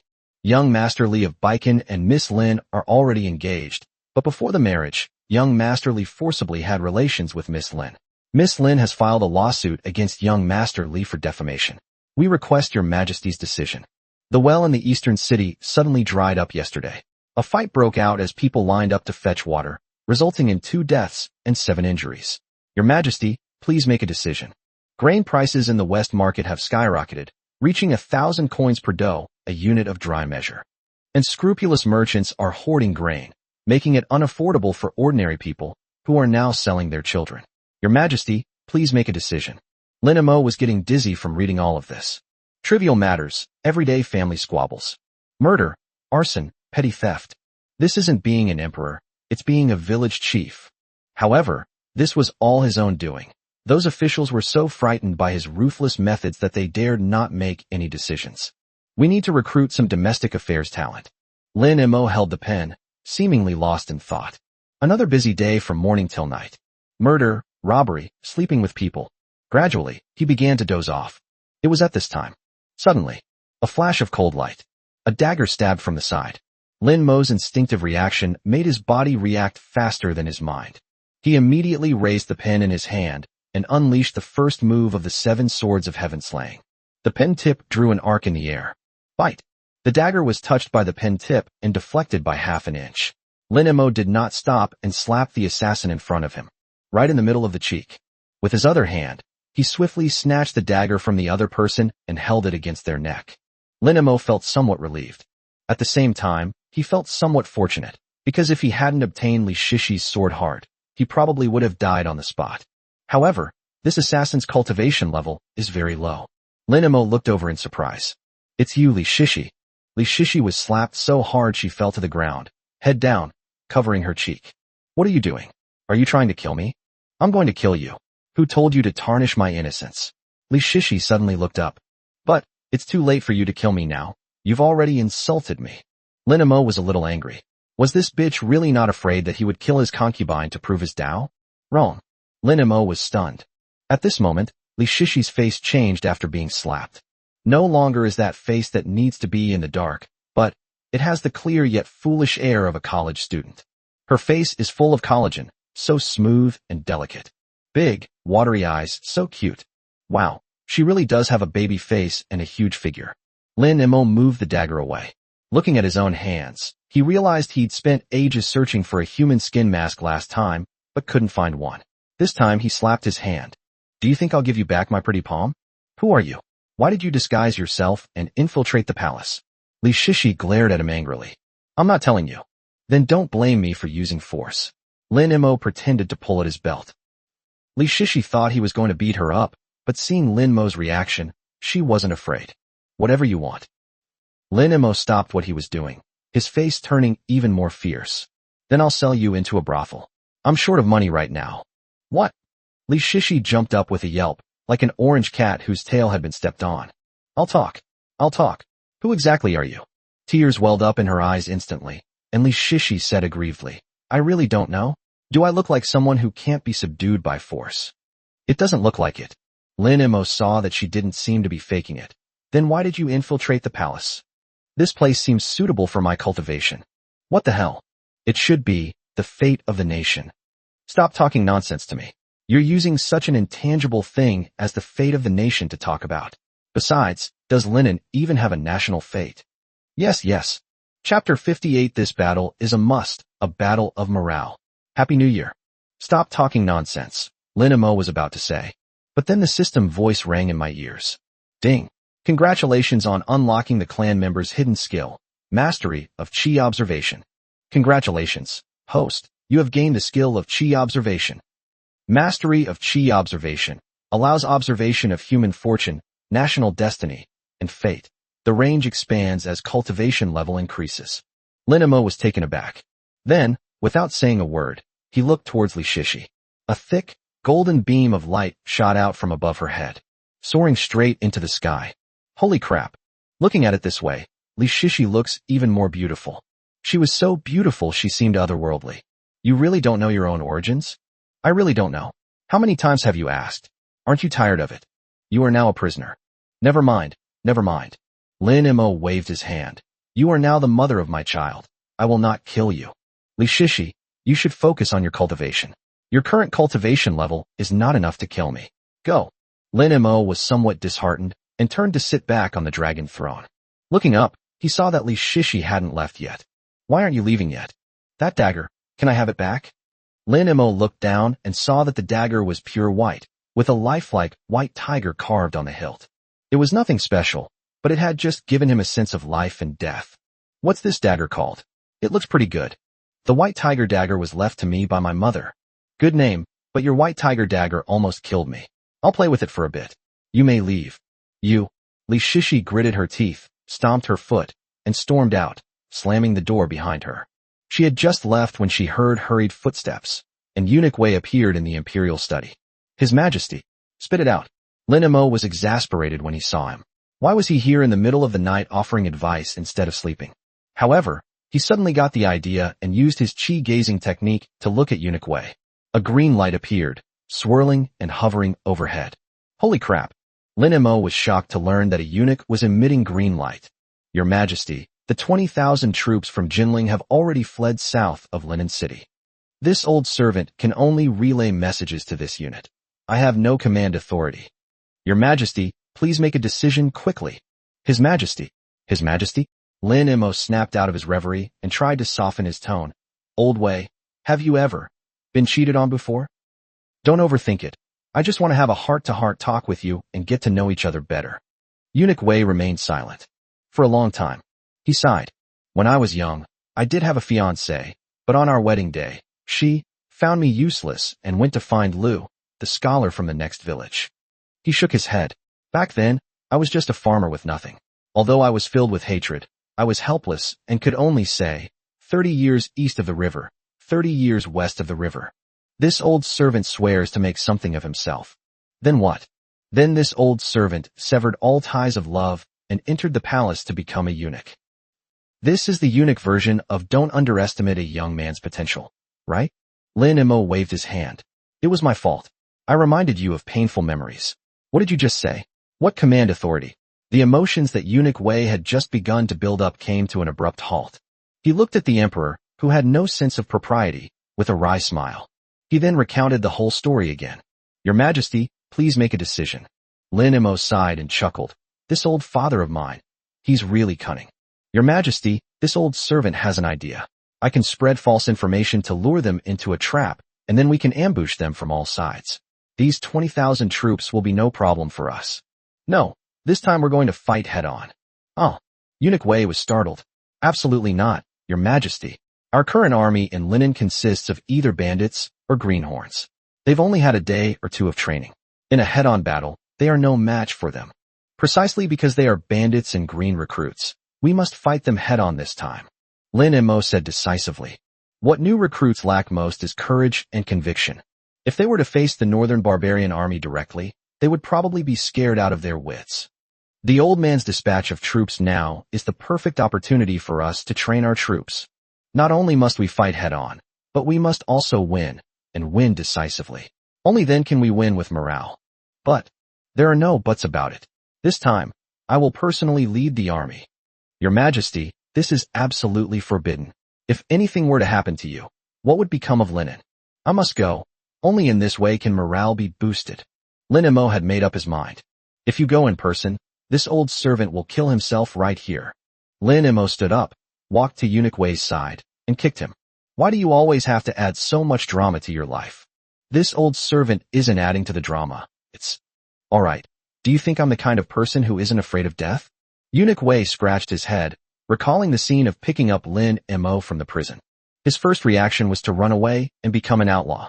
It has absolutely nothing to do with being fearless of death. It doesn't seem like it. How could I possibly risk my life? I am absolutely certain of victory. Lin Mo was confident of victory in this battle. The limited combat card I just got from Zhun Li can increase combat power 5-fold. This fighting strength is nothing compared to the Northern Mang army. But what about those people in Jinling? There is absolutely no possibility of failure. Lin Mo turned around, picked up his pen, wrote an imperial edict, and handed it to Eunuch Wei. Send this out, then come with me to the military camp. Let's join hands and fight a battle of morale. Your Majesty, but why don't you become the emperor? Half an hour later, an imperial edict was issued from Linen under the cover of night. It was sent by express courier, covering 800 li, to various parts of the Great Way. I have received the mandate of heaven to succeed to the throne, but now the northern barbarians have invaded, and their army is at the gates of our city. Although I am young, I understand the principles of loyalty and filial piety. My father is in Jinling, which is the center of the Great Way, the foundation of the Great Way, and the refuge of the nation. The matter of Linen is minor, the matter of Jinling is major. I am determined to live and die with Linen. I urge all loyal and righteous men of the land to go to Jinling to protect the Emperor Emeritus. The spirit of the Great Way will live on forever. At the same time, Lin Mo and Eunuch Wei, accompanied by the Imperial Guards, entered the army camp in a grand procession. There are no drafts saved. This was all written today. I'll correct any typos later. This is a late-night greeting to all of you. Happy New Year. Wishing everyone a prosperous and lucky New Year. Chapter 59. Do you know how much a steamed bun costs? The western camp was brightly lit. 40,000 people had already assembled, standing in a dense, dark mass on the training ground. They don't know what to do, but these sudden training sessions have become the norm these past 2 days. The instructor could appear at any moment and start yelling at you. Then came running laps, forming lines, and standing at attention. Shout out loyalty. But soon they realized that things were different. In the distance, the sound of horses' hooves was rapid, like war drums. 40,000 people turned their heads in unison. The camp gates were wide open. 800 riders filed in. All the horses were black, with black armor, and the sound of their hooves was as uniform as a single person. At that moment, both the new recruits and the bandits were stunned. Although they shouted every day that the northern barbarians were coming, it wasn't until now that they realized the war seemed to have really arrived. Make way in the middle of the line. A white horse slowly emerged, mounted the command platform, and stood before the crowd, reining in its horse. It is Emperor Lin Mo of the Great Wei dynasty. Lin Mo knew that today was a perfect opportunity to boost morale. Gone was his usual carefree attitude. He was quite serious. His gaze swept over the crowd. After a few days as emperor, coupled with his indiscriminate killings, he had long since become an awe-inspiring figure without even needing to be angry. The soldiers all lowered their heads. Lin Mo pondered how to speak. Throughout history, there have been countless famous speeches. Truth always lies on the edge of the sword. Don't ask what the country can do for you. Ask what you can do for the country. When the Great Way prevails, the world belongs to all. When people are of one mind and one heart, the world is in harmony. The wind rises and the clouds fly. My might extends across the land. I return to my homeland. Where can I find brave warriors to guard the 4 directions? The Han army is approaching. Do not move, or your country will be destroyed. Wherever the sun and moon shine, wherever rivers flow, that is Han territory. A true man should die on the battlefield, his body wrapped in a horse's hide, and be buried there. I have a dream. There were too many, but Lin Mo felt none of them were quite suitable. These soldiers were either newly recruited civilians from the city or bandits from the mountains. Nobody understands what it means to say the world belongs to everyone. He remembered that art student. Those words may be even more powerful at this moment. Lin Mo, mounted on his horse, finally spoke. Gentlemen, do you know how much a steamed bun costs in Linen City now? The entire audience was stunned. Steamed bun. The emperor came in the middle of the night and asked how much the steamed buns cost. Some of the bandits even revealed malicious smiles. Could it be the steamed bun I'm thinking of? 15 articles. 3 days ago, it was only 3 coins, but in 3 days it has increased 5-fold. What? I have arrested the officials I should arrest and executed. So why is this still happening?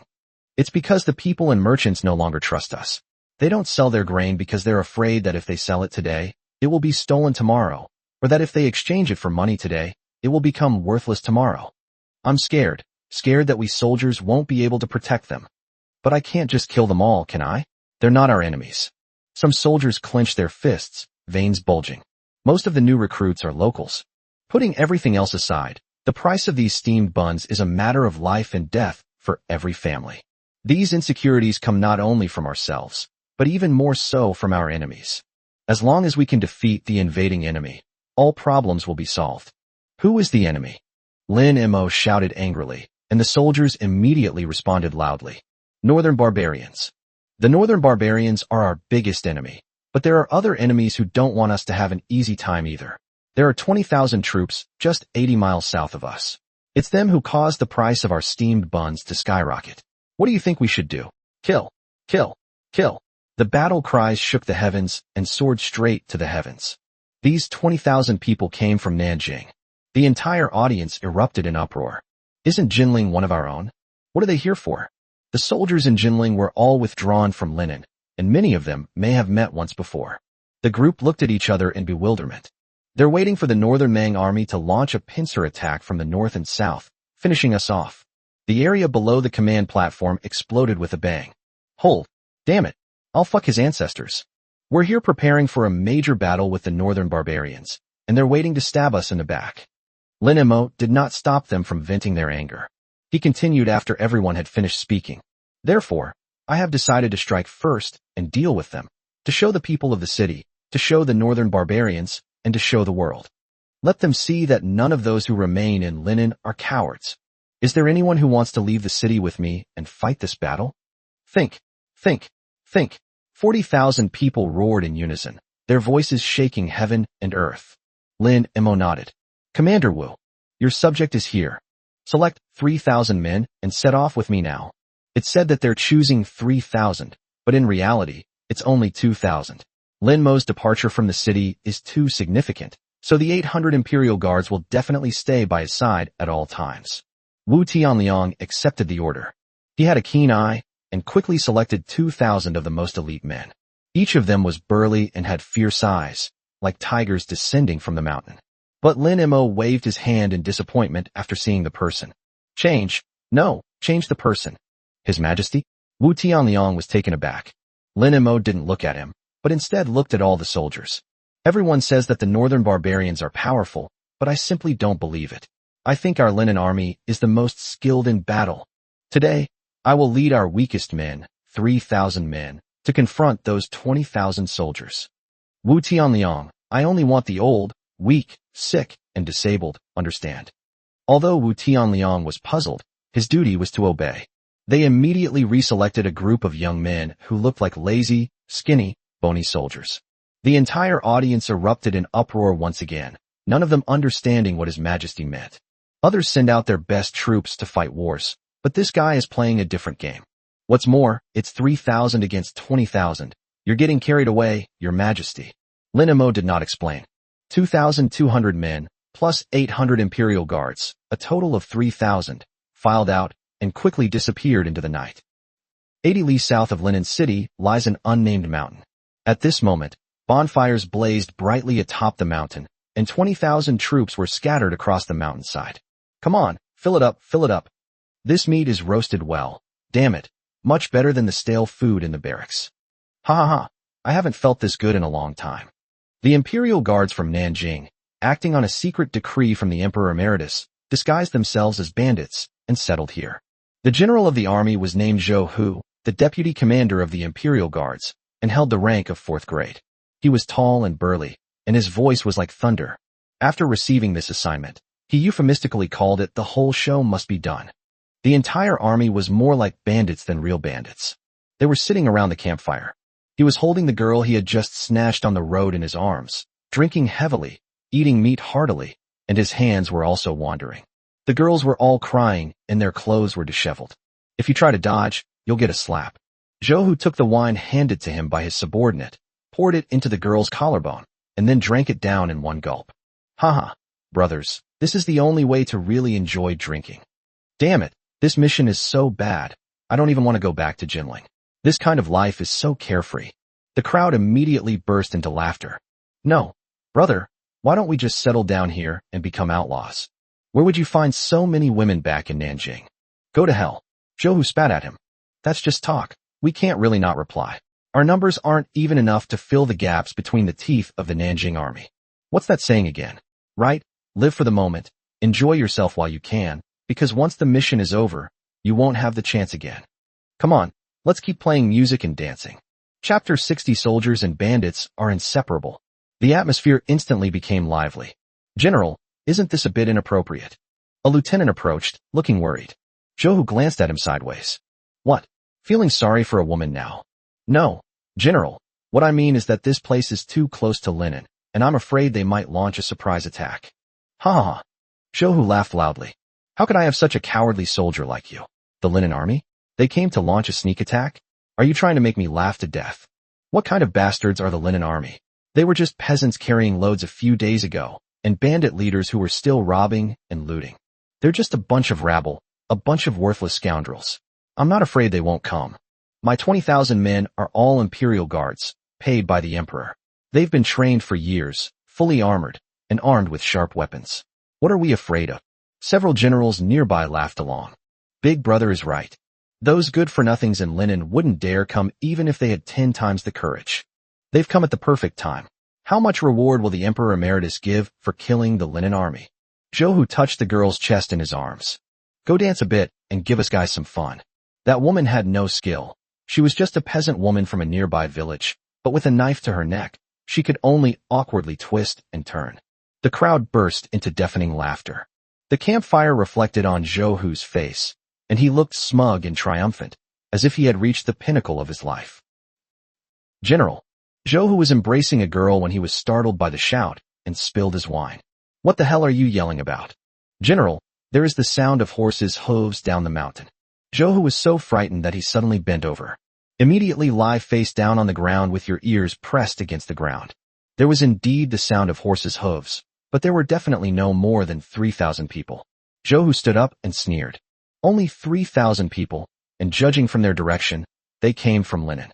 At that moment, a scout stumbled up. Reporting to the general, troops of approximately 3,000 have been spotted in the direction of Linen. Just as I predicted. The entire tent fell silent for a moment, then erupted in uproarious laughter. 3,000, huh? They sent 3,000 men to fight against our 20,000? Zhou almost burst into tears. Damn it. Do they think they're the Northern Barbarian Iron Cavalry? Zhou certainly has the right to laugh. Although the Imperial Guards were weak, that was relative to the Northern Barbarians. Incompetent in foreign wars, expert in domestic wars. They rarely suffered defeats against other armies of the Great Way. 3,000 people are nothing to them. Keep the music playing and keep dancing. Half an hour later, the scouts returned with another report.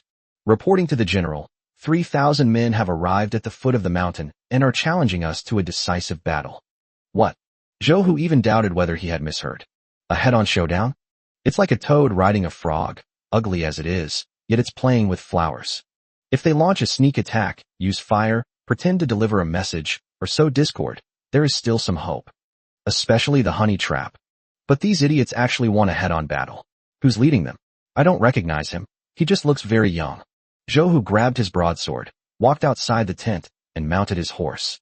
Come on, brothers, let's go have a go at them. 20,000 people, their torches forming a fiery dragon, snake from the mountainside to the foot of the mountain, their imposing presence reaching the heavens. At the foot of the mountain, on an open space, 3,000 people stood in formation. Zhou led his troops, and the two armies faced off. It opened up a distance of 1 arrow's length. He looked the other person up and down. Then, he laughed even harder. Are they here to fight a war? And they want to challenge us head-on? Zhou even felt a sense of humiliation. What are these things? He pointed to a young man in the front row who was as thin as a bamboo pole. Are those legs as thick as my hook 8? If you didn't tell me, I would have thought you were a refugee from somewhere. Those around him wholeheartedly agreed. The enemy army was a complete ragtag bunch, and what was even more appalling was that there were several women mixed in with them. Lin Mo was too lazy to waste words with this kind of person. Silently recite the phrase, restrict the use of combat cards. 5 times the combat power. Effective immediately. He then raised his hand. All troops attack. 3,000 people, activated instantly. 800 Imperial Guards led the charge. They only knew how to obey orders, and were completely unaware of the subtle changes that were happening to them. That's how war works. If some people aren't afraid to die, then those around them will also be unafraid to die. Even though most of them were going to the battlefield for the first time, they charged forward fearlessly. 3,000 men moved as fast as the wind, their eyes filled with murderous intent. Zhou smile froze on his face. Holy crap, they actually dared to. What kind of lunatics are these? They'd risk their lives for 3,000 against 20,000? How many taels of silver do they even get for a month? Charge! Charge, you bastards! Zhou roared and took the lead, charging ahead of his troops. The 20,000 people behind them also rushed out in unison. Torches were like a sea, and shouts were like thunder. Boom! The two armies clashed. The 3,000 troops, regrouped from their scattered positions, were like a sharp knife, piercing straight into the heart of the 20,000-strong army. Like cutting butter with a hot knife. In the first charge, a large number of Imperial guards were killed. Zhou's eyes widened. He reined in the horse. What did he see? Were the soldiers in linen really that brutal? Not only were they disciplined, but each of them was also a formidable individual fighter, fearless and valiant. They may look old, weak, sick, or disabled, but their explosive power is several times stronger than that of battle-hardened soldiers. His heart sank. His previous arrogance vanished instantly. The Imperial Guards do not fight tough battles. Even the retired emperor wouldn't fight this kind of battle, so why should Zhou fight it? Withdraw. Zhou didn't strike with his sword, but directly issued the order to withdraw his troops. As the saying goes, when an army is defeated, it collapses like a mountain. When the general retreats, the soldiers have no will to fight. 20,000 people, like headless flies, began to retreat. This retreat led to utter defeat. However, quite a few people died from being trampled. Zhou rode his horse recklessly. Get out of my way, get the hell out of my way. He showed no mercy to anyone who tried to obstruct him. But how could he possibly escape? A moment later, Zhou knelt on the ground, trembling.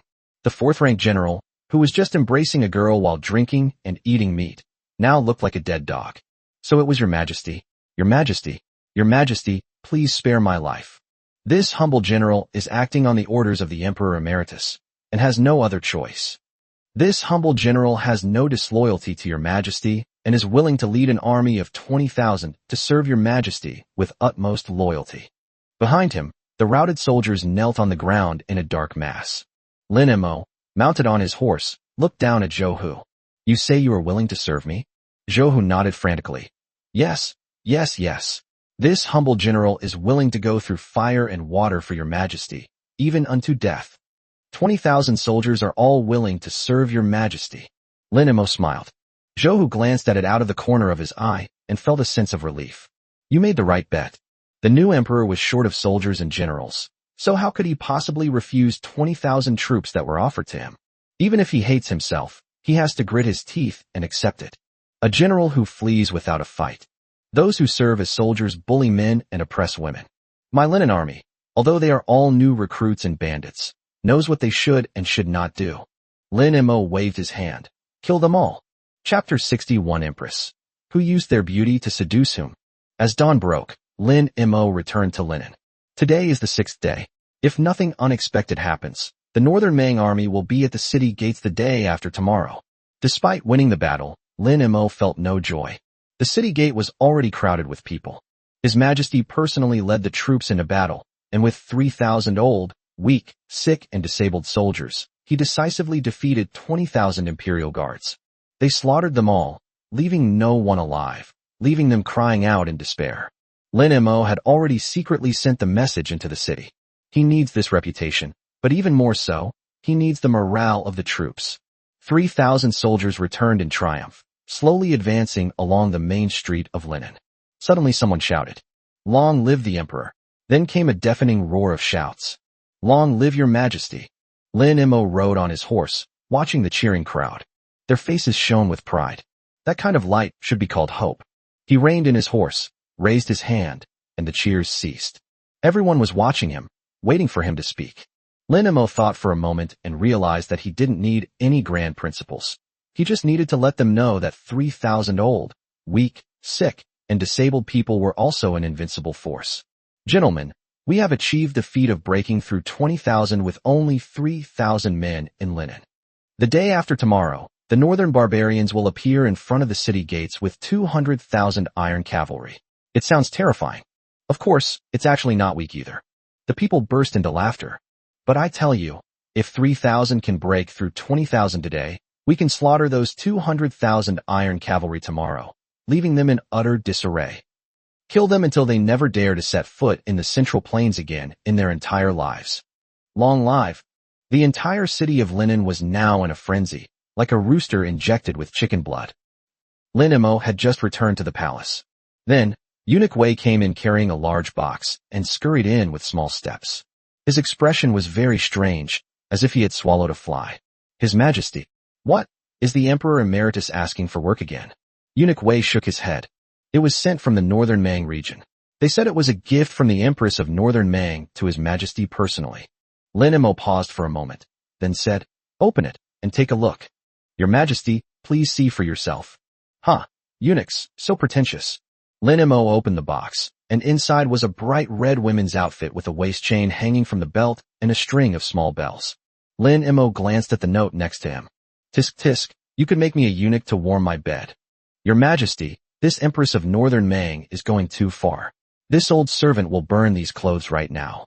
What are you burning? Lin Mo quickly stopped him, and after thinking for a moment, he realized what he was doing. Bring me a pen. Does your Majesty intend to retaliate? Eunuch Wei was secretly delighted. This emperor never suffered a loss. The Xian paper was spread out, and Eunuch Wei personally ground the ink. Lin Mo thought back for a moment. He wielded his brush and splashed ink on Xian paper. Soon, a sexy maid outfit appeared on the paper. Eunuch Wei's face darkened. Find the best tailor immediately, have it made according to the blueprints, and send it to the Northern Mang camp as quickly as possible. Tell Xiao Yuerong that unless she puts on the clothes and kneels down to beg for my favor, I will not spare her life. Otherwise, she can just wait to be sent to the brothel. At the same time, the Northern Mang camp. Xiao Yuerong sat in the large tent, holding a secret report in her hand. It was Lin Mo who issued the imperial edict, calling on the Great Wei to protect the retired emperor. The imperial edict was earnest and expressed deep affection between father and son. This Lin Mo is a filial son? Xiao Yuerong naturally didn't believe it. He even dares to do that to the emperor's wife. Is he some kind of filial son from the Central Plains? Suddenly, an announcement came from outside the tent. Your Majesty, Master Jin Li requests an audience. Xiao Yuerong's eyes lit up. Please come in quickly. Jin Li was her most trusted strategist and the person she relied on most. During this trip south, Jin Li volunteered to infiltrate Linen and use a honey trap to assassinate Lin Mo. If all goes well, I should be back by now. The curtain was lifted. A slender figure slowly walked in. Jin Li was still dressed the same, in plain clothes and a simple skirt, like a watercolor painting that hadn't quite dried. His face was a little pale from the long journey. Xiao Yuerong glanced at her. I feel like something has changed.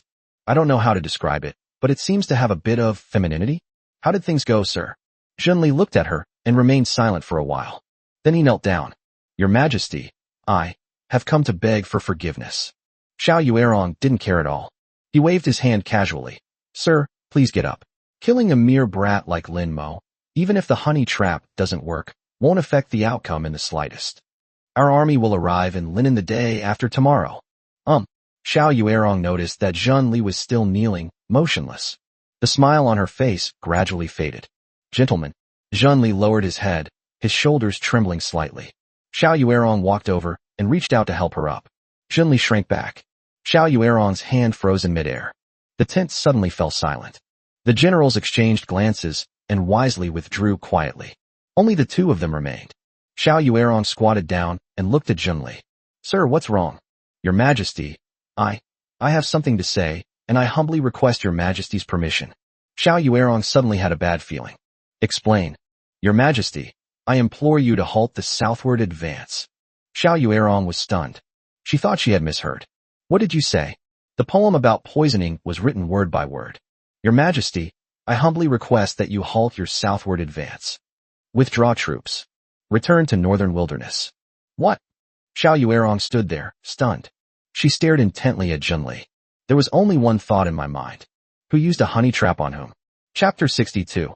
Forcing your Majesty to abdicate. If your Majesty does not cede the spoils, I will kill myself here today. The large tent was eerily quiet. Xiao Yuerong stood there with her mouth agape. For a very long time. Sir, do you know what you're saying? Jin Li met the Empress's gaze. Your subject understands. You know that? Then do you know that the army is only 2 days away from Linen, with 200,000 iron cavalry advancing south, with unstoppable momentum? Half of the Great Way's territory is already in our grasp. Linen is about to fall, and I am about to establish an unparalleled great cause. At this time, you want me to withdraw my troops. Jin bowed deeply, pressing his head to the floor. I know that my words may be utterly absurd, but please, Your Majesty, let me finish. Speak, Xiao Yuerong shouted angrily. She just couldn't accept it. A person who went through thick and thin with her, someone she could even call a sister. This is such a blatant betrayal. 10 years ago, one was an orphan girl fleeing from war, and the other was an unloved princess. The two women chatted all night long, talking about everything from the common people to menstruation. They talked about everything. How did it suddenly become like this? What's more, you, Zhenli, are a poison master. Your Majesty, this time I infiltrated Linen and met Lin Mo, the new emperor of the Great Way. But after witnessing what he did and hearing what he said, I found that he is different from other emperors. Xiao Yuerong sneered. How is it different? How did he win you over with his smooth talk? Zhen Li's expression changed instantly. A blush crept onto her cheeks. Why are you blushing? Xiao Yuerong was furious. This is no longer just a betrayal. It even evokes the heartache of being cheated on. What a smooth talker. Zhen Li composed himself. Your Majesty, I have a question for you. Where will Your Majesty be 100 years from now? If I cannot break through these 9 realms of shackles, I too will turn into a handful of dust. So even if Your Majesty conquers the Central Plains, 100 years from now, the Central Plains will still be the Central Plains, but the northern barbarians will cease to exist. Are you cursing my empire? Xiao Yuerong's eyes were filled with icy coldness. I am not cursing, but speaking of history. Your Majesty should have read more history books than I have. How many foreign tribes have invaded the Central Plains throughout history? But what was the final result? It won't be long before the Han people rise up again, and a man destined for greatness will emerge. Today, his horses trample the Central Plains. Tomorrow, his descendants will be slaughtered. Your Majesty, this is the beginning of disaster. The beginning of the disaster? Xiao Yuerong was so angry that she laughed instead. You're so fickle. You didn't say that before. That day, Zhenli told her that the royal family of the Great Wei dynasty had been incompetent for generations, ceding territory and paying reparations, with annual tributes being sent incessantly. Officials are greedy, soldiers are cowardly, and the people suffer unspeakably. The Lin royal family is morally corrupt. By what right do they rule the world and occupy the beautiful land of the Central Plains? You told me that only I am worthy to be the ruler of this world. The Empress grew angrier the more she thought about it, and grabbed Zhen Li by the collar. Tell me, what kind of mind-altering drug did Lin Mo give you? So you're capable of disregarding the bond between ruler and subject, and the bond between sisters. Speak. Your Majesty, Lin Mo is really different from those people, really different. You've fallen in love with him. Xiao Yuerong loosened her collar, somewhat distraught. Now that things had come to this, how could she not guess what had happened? This woman must have given herself to someone else. But she still held on to a last glimmer of hope. Are you in love with him, or are you in love with him? If it is the latter, then there is still hope for Zhen Li to be saved. If it's the former, there's no hope. Your Majesty, isn't this the same? Zhen Li asked, somewhat puzzled. Of course it's different. If you fall in love with him, once I conquer the Central Plains, you can choose any handsome man in the world, many of whom are 100 times better than Lin Mo. But what if you fall in love with him? Xiao Yuerong sighed deeply. Then don't blame me for being ruthless. Zhen Li was completely confused and stood there, not knowing how to respond. Enough, I'll ask you one last question. Compared to that Lin Mo, in what way am I lacking? Your Majesty is excellent in every way. But Lin Mo, he's a perfect man. He's incredibly talented and learned, extremely filial, gentle, kind, respectful, frugal, and modest. He has the world in his heart. Shut up. Xiao Yuerong was furious. I could barely believe you if you said he was well endowed and skilled in bed. But what nonsense are you spouting? I never expected that the dignified poison master of Northern Mang would be such a love-obsessed person. I treated you as a national hero, and you have truly lived up to my expectations. I will show you whether your perfect man can withstand my iron cavalry. Guards, take this national hero away. No one is allowed to see him without my order. Zhen Li did not plead for mercy. On the contrary, I felt a sense of profound enlightenment. At least, she confessed to the Empress. and at least she embellished the imperial edict she gave Lin Mo. Nanjing. The palace was filled with the stench of medicine. Emperor Qingyan, Lin Yuan, lay on the bed, his face sallow and his eyes sunken. In just one day, she lost a lot of weight. He drank medicine all day long, including various precious herbs, folk remedies, and secret methods, and even had various high-level practitioners expel the poison through their internal energy. I've tried them all. None of it worked. That damn festering sore not only didn't disappear, but it's spreading even faster. At this moment, the area in front of the dragon throne was filled with kneeling people. All the imperial physicians of the Imperial Medical Academy, Lin Yuan's most trusted ministers, and Crown Prince Lin Yezu. Chen Zhongjing knelt at the very front, pleading, "Your Majesty, we can't delay any longer. If we delay any longer, the poison will attack our hearts, and even a god couldn't save us." As soon as he spoke, everyone could no longer contain their eagerness. The palace was instantly filled with mourning. "Your Majesty, we humbly request that you make a decision as soon as possible. Your Majesty, the health of the Emperor is paramount, and the fate of the nation is of utmost importance. Your Majesty, it's just a matter of one cut. Eunuch who in the castration room is very experienced and can perform the procedure painlessly." Lin Yuan kept his eyes closed and remained silent. Minister of Revenue Sun Baiyi moved his knees to the front of the dragon bed, his head pounding loudly, tears streaming down his face. "Your Majesty, please just cut it off.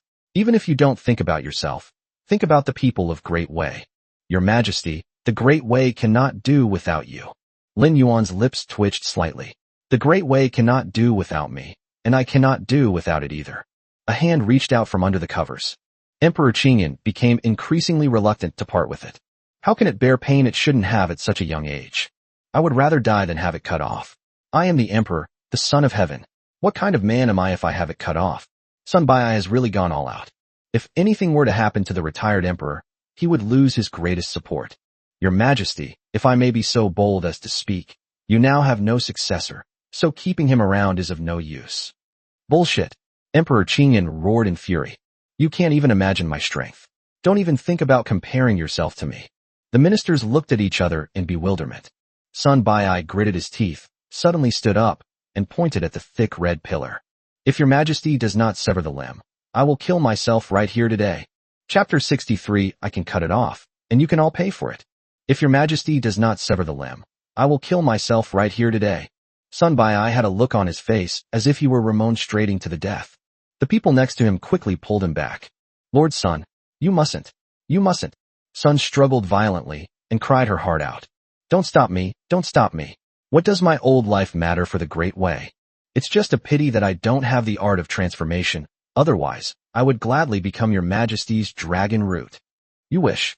It's like a frog tattooed on a tadpole. Are you trying to show off your mother's ass?" Emperor Qingyan's lips twitched. The scene was unimaginable. "Are you threatening me?" "Your Majesty, I am utterly loyal." At this moment, the others also climbed up. "Your Majesty, we are also willing to die to remonstrate with you." Lin Yuan turned his head and stared at them coldly. "You? Are you rebelling?" "I will not cut it, absolutely not. I would rather die than cut it. Anyone who dares to mention cutting again, I will kill their entire family. Then I shall take my leave." Sun Baiyi was really going all out, and he pretended to ram himself into the pillar again. Fortunately, someone nearby reacted quickly and pulled him back. Lin Yuan was trembling with anger. He weakly raised his hand and pointed at the crowd. "Fine, fine. You are all loyal ministers, and I am the only tyrant. You make it sound nice, but if you were in my shoes, what would you choose? I don't want you to die. I can cut myself off, but I'll make you pay with one of your lives. To accompany someone, that's worse than being buried alive with them." The ministers looked at each other, feeling a chill run down their spines. Of course, when the sky falls, the taller one will hold it up. If someone were to accompany him, it would undoubtedly be the Crown Prince. All eyes were on the innocent, kneeling Crown Prince. Then the white-haired minister shouted sternly, "Your Highness, the Emperor Emeritus is on the verge of death, and the entire court is pleading with him to the death. How can you remain so unmoved?" The Crown Prince's face turned green. "What does this have to do with me? You're not afraid to die for your cause, but you can't even accompany one of you?" But how could he possibly say these things? These people were the guarantee of his rise to power. The prince swallowed hard and moved to the edge of the bed. "Father, your subject believes that the ministers are right. Emperor Qingyin's face instantly turned black. What did you say? Father, what I mean is, father's health is of utmost importance, so if it's cut off, then so be it. Rest assured, father, regarding the important matter of continuing the family line, your son will do his best. Emperor Qingyin was taken aback, then smiled and waved to his son. Your Highness, come closer. I have something to say to you. The crown prince leaned closer. Snap. A loud bang. Emperor Qingyin exerted all his strength, swung his arm in a wide arc, and slapped the man hard across the face. You unfilial son. Have you forgotten where you came from? Are you hoping I'll die soon so you can take the throne? The crown prince was so frightened that his face turned ashen. Your subject dares not. Your subject would never dare. This stalemate is not a solution. Every minute of delay increases the danger. Several highly respected ministers exchanged glances. Then, Sun Bai'ai took out a rope from his pocket. Your Majesty, I dare not concede death, but this matter is not up to your Majesty. I will have no complaints about how you punish this old minister afterwards. We, your humble servants, apologize. After he finished speaking, several ministers rushed forward and tied the struggling Emperor Emeritus tightly to the spot. Holy crap. For the first time in his life, Emperor Qingyin swore. You've really rebelled. I will exterminate your entire clan. No, your 10 clans. Your Majesty, please calm your anger. We had no choice. For your Majesty's good health, and for the Great Wei dynasty to last for thousands of years. Eunuch Hu, who was in charge of the cleansing room, was already waiting nearby. Holding a gleaming knife, he stepped forward, trembling. Emperor Qingyin's eyes nearly popped out of their sockets. No, don't. I beg you don't. Just then, the sound of a eunuch's duck could be heard from outside the door. Report. An urgent dispatch from Linen, a personal edict from Emperor Yuan Chu. The palace fell silent instantly. Linen is the word they are most concerned about. Even cutting off the emperor's head could be put aside. Emperor Qingyin was granted a general amnesty. Quickly bring it here. I want to see how the situation is. The eunuch handed over the imperial edict. I have received the mandate of heaven to succeed to the throne, but now the northern barbarians have invaded, and their army is at the gates of our city. Although I am young, I understand the principles of loyalty and filial piety. After reading it, Emperor Qingyin stood there stunned. It felt like swallowing a pound of excrement. After a long silence, he suddenly sprang up, even though he was bound like a dumpling. Asshole! He actually said he was filial. He ruined my entire harem, and even sold them into brothels. He said there was a deep bond between father and son. I truly regret it. Everyone shared the same sentiment. Lin Mo is really too unethical. They even claimed that in order to generate revenue for Linen, all the concubines were thrown into brothels. They also encouraged soldiers to take care of their businesses in their spare time. What kind of grown son would do such a thing? Emperor Qingyin was so enraged that he lost his mind. He coughed up a mouthful of black blood. He glared fiercely at Sun Bai'ai. Hurry up and untie me. When he was in a fit of rage, no one dared to disobey him in the slightest. After being untied, Lin Yuan jumped off the bed, barefoot and trembling all over. I deeply regret my actions. We should have just sprayed him on the wall back then. He looked down at the festering sores. It's all because of you that I have such a rebellious son. It's all because of you that I've become a laughingstock of the world. The more I think about it, the angrier I get. The angrier he got, the more he trembled. I'll chop you up. Emperor Qingyin completely lost his mind and snatched the castration knife from Eunuch Hu's hand. Without hesitation, he's slicing it off. Uft. Blood splattered all over the face of the crown prince kneeling before him. Ah! The screams of Emperor Qingyin, like those of a pig being slaughtered, echoed from inside the palace. The ministers, who had just realized what was happening, immediately panicked. Quickly, stop the bleeding for His Majesty. This is a blessing for the Great Wei. Linen. In the imperial study, Chun Qingwan and her daughter Qin Lingshuang were forcibly brought there by Lin Mo to handle internal affairs. He had just put down the memorial he was holding. The two of them rubbed their temples at the same time. Tired. But at this moment, the beautiful woman Qin Lingshuang had a smile on her lips.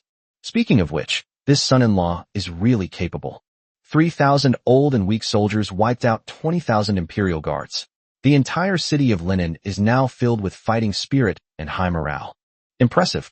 It's been a long time since the Great Wei has won a battle with fewer troops. Chun Qingwan said to Yu Rongguang. He was originally very capable.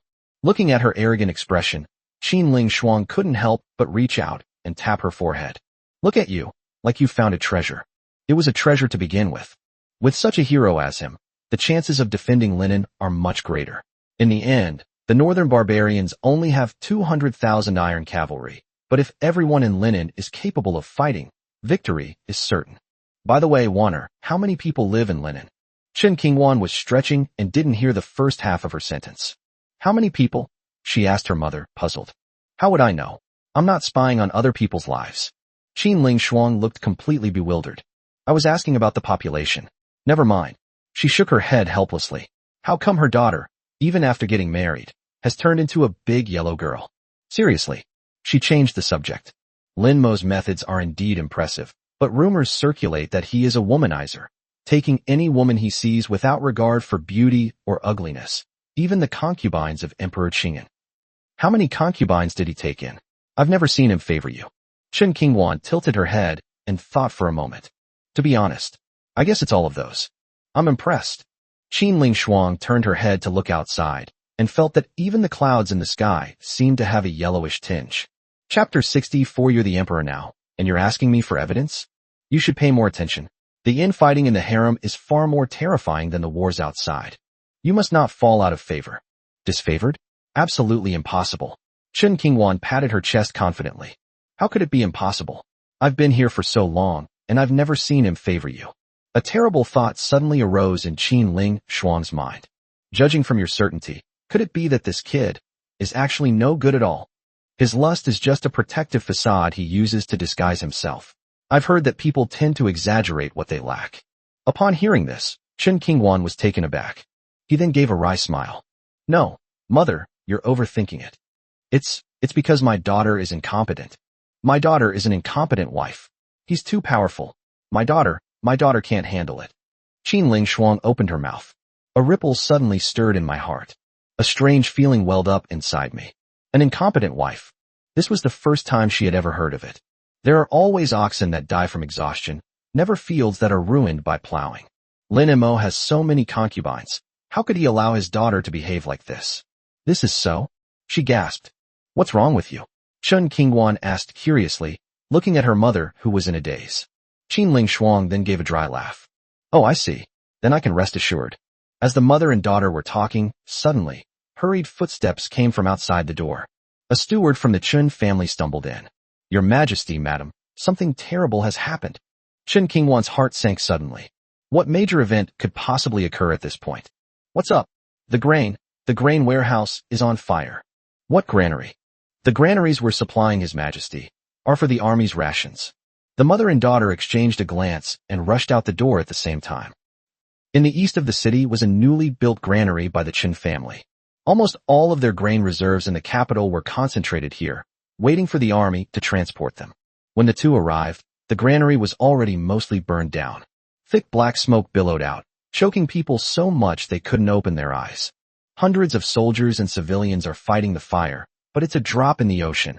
How can they possibly extinguish it? Chen Qingwan collapsed into her mother's arms. That's grain. This was life-saving rations reserved for His Majesty. Who could be so heartless as to commit such a heinous act? Thump thump thump. Upon hearing the news, Lin Mo led a team of imperial guards to the scene. He reined in his horse, stared at the firelight, his face ashen. Wu Tianliang followed behind, his hand on the hilt of his knife, ready to strike and kill at any moment. Lin Mo dismounted, patted Chen Qingwan on the shoulder, and indicated that everything was all right. There's nothing wrong. Now that he has the order to expand the granary and the essence of the water source in his hands, he has nothing to worry about. But he was still furious. Without those things, this fire would have annihilated the entire Linen, especially the morale that they had worked so hard to boost. This time, we are bound to suffer a setback. How did the fire start? Lin Mo asked the granary manager.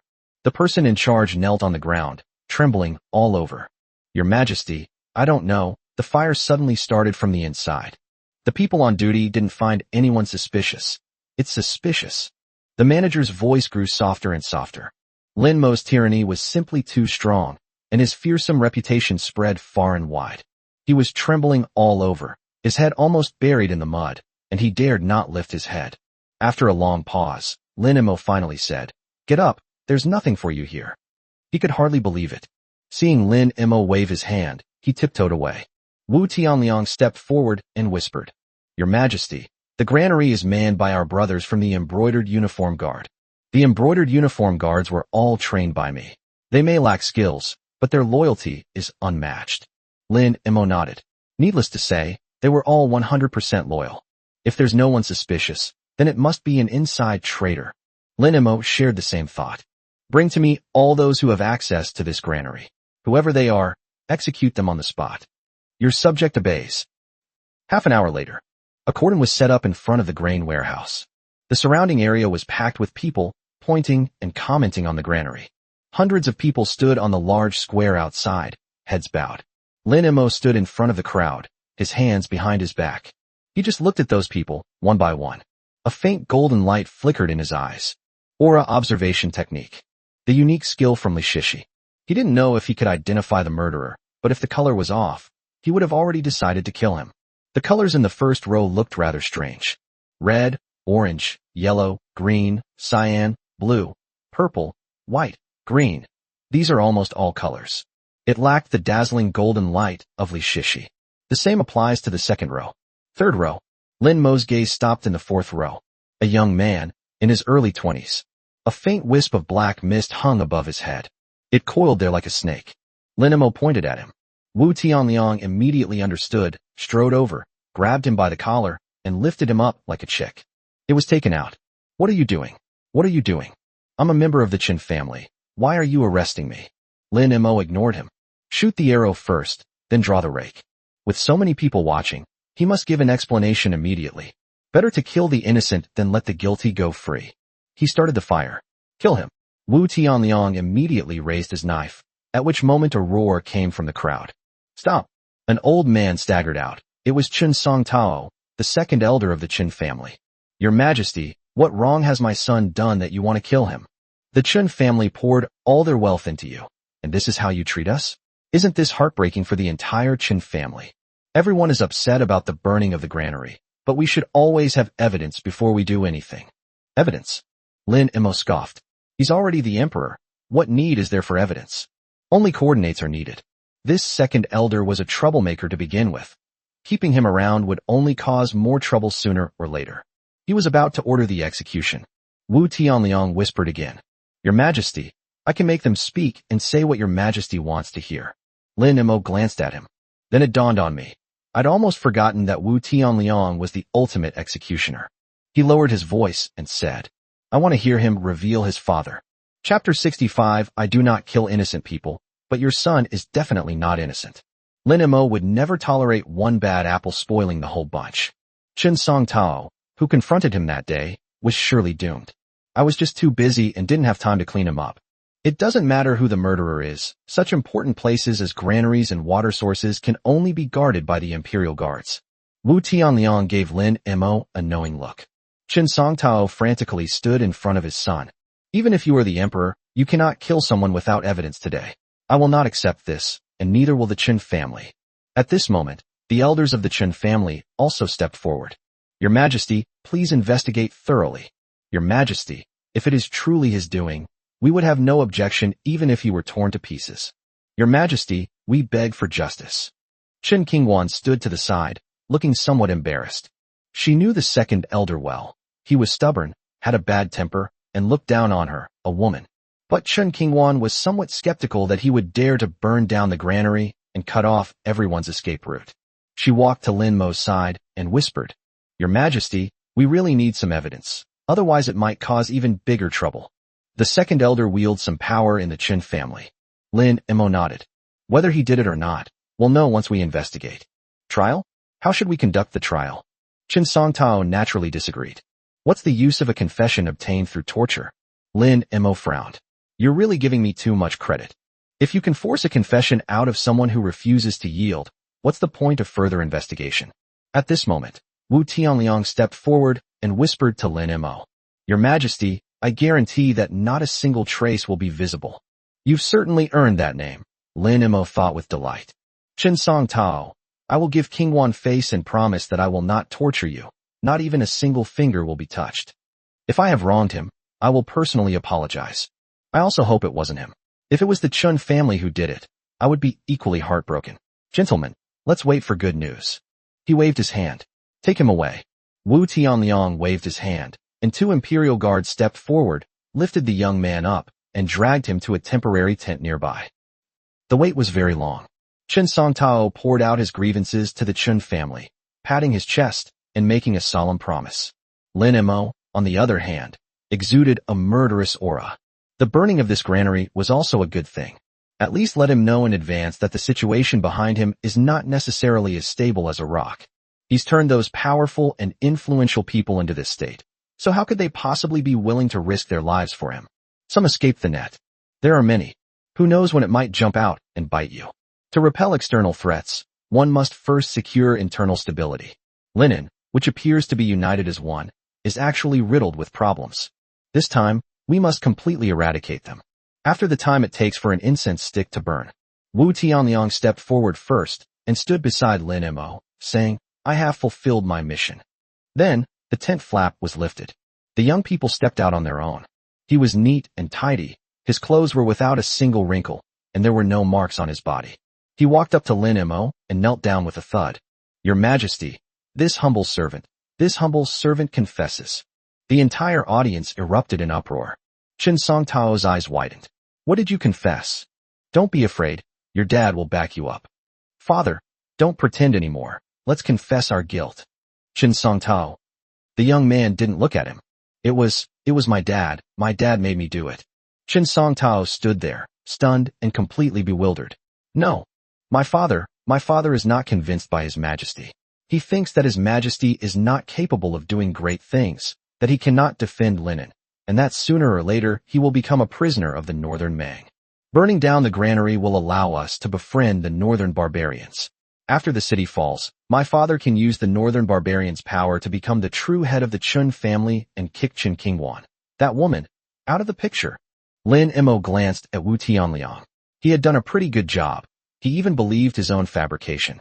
Chen Songtao's face turned pale instantly. What nonsense are you talking about? How could I do such a thing? How could I possibly collude with the Northern barbarians? Chen Songtao rushed forward and grabbed his collar. He raised his hand to slap her. But then, his hand slowly loosened its grip. He suddenly took 2 steps back and stared intently at his son. He understood. This is the son's doing. This son has always admired Chen Qingwan, and what he just said is probably his true purpose. He must win over the Northern barbarians. Only then will he have a chance to become the head of the Chen family. That's how he had that little chance to take Chen Qingwan for himself. A bitter smile appeared on Chen Songtao's face. Lin Mo must have already obtained solid evidence, and now he is shifting the blame onto himself. That would be the best solution. In this way, perhaps by sacrificing myself, I can save him. Oh well, what can I do? He's my only son. Parents who love their children plan far ahead for them. It was worth it to give my life for him. Good boy. Chen Songtao squatted down and helped his son up.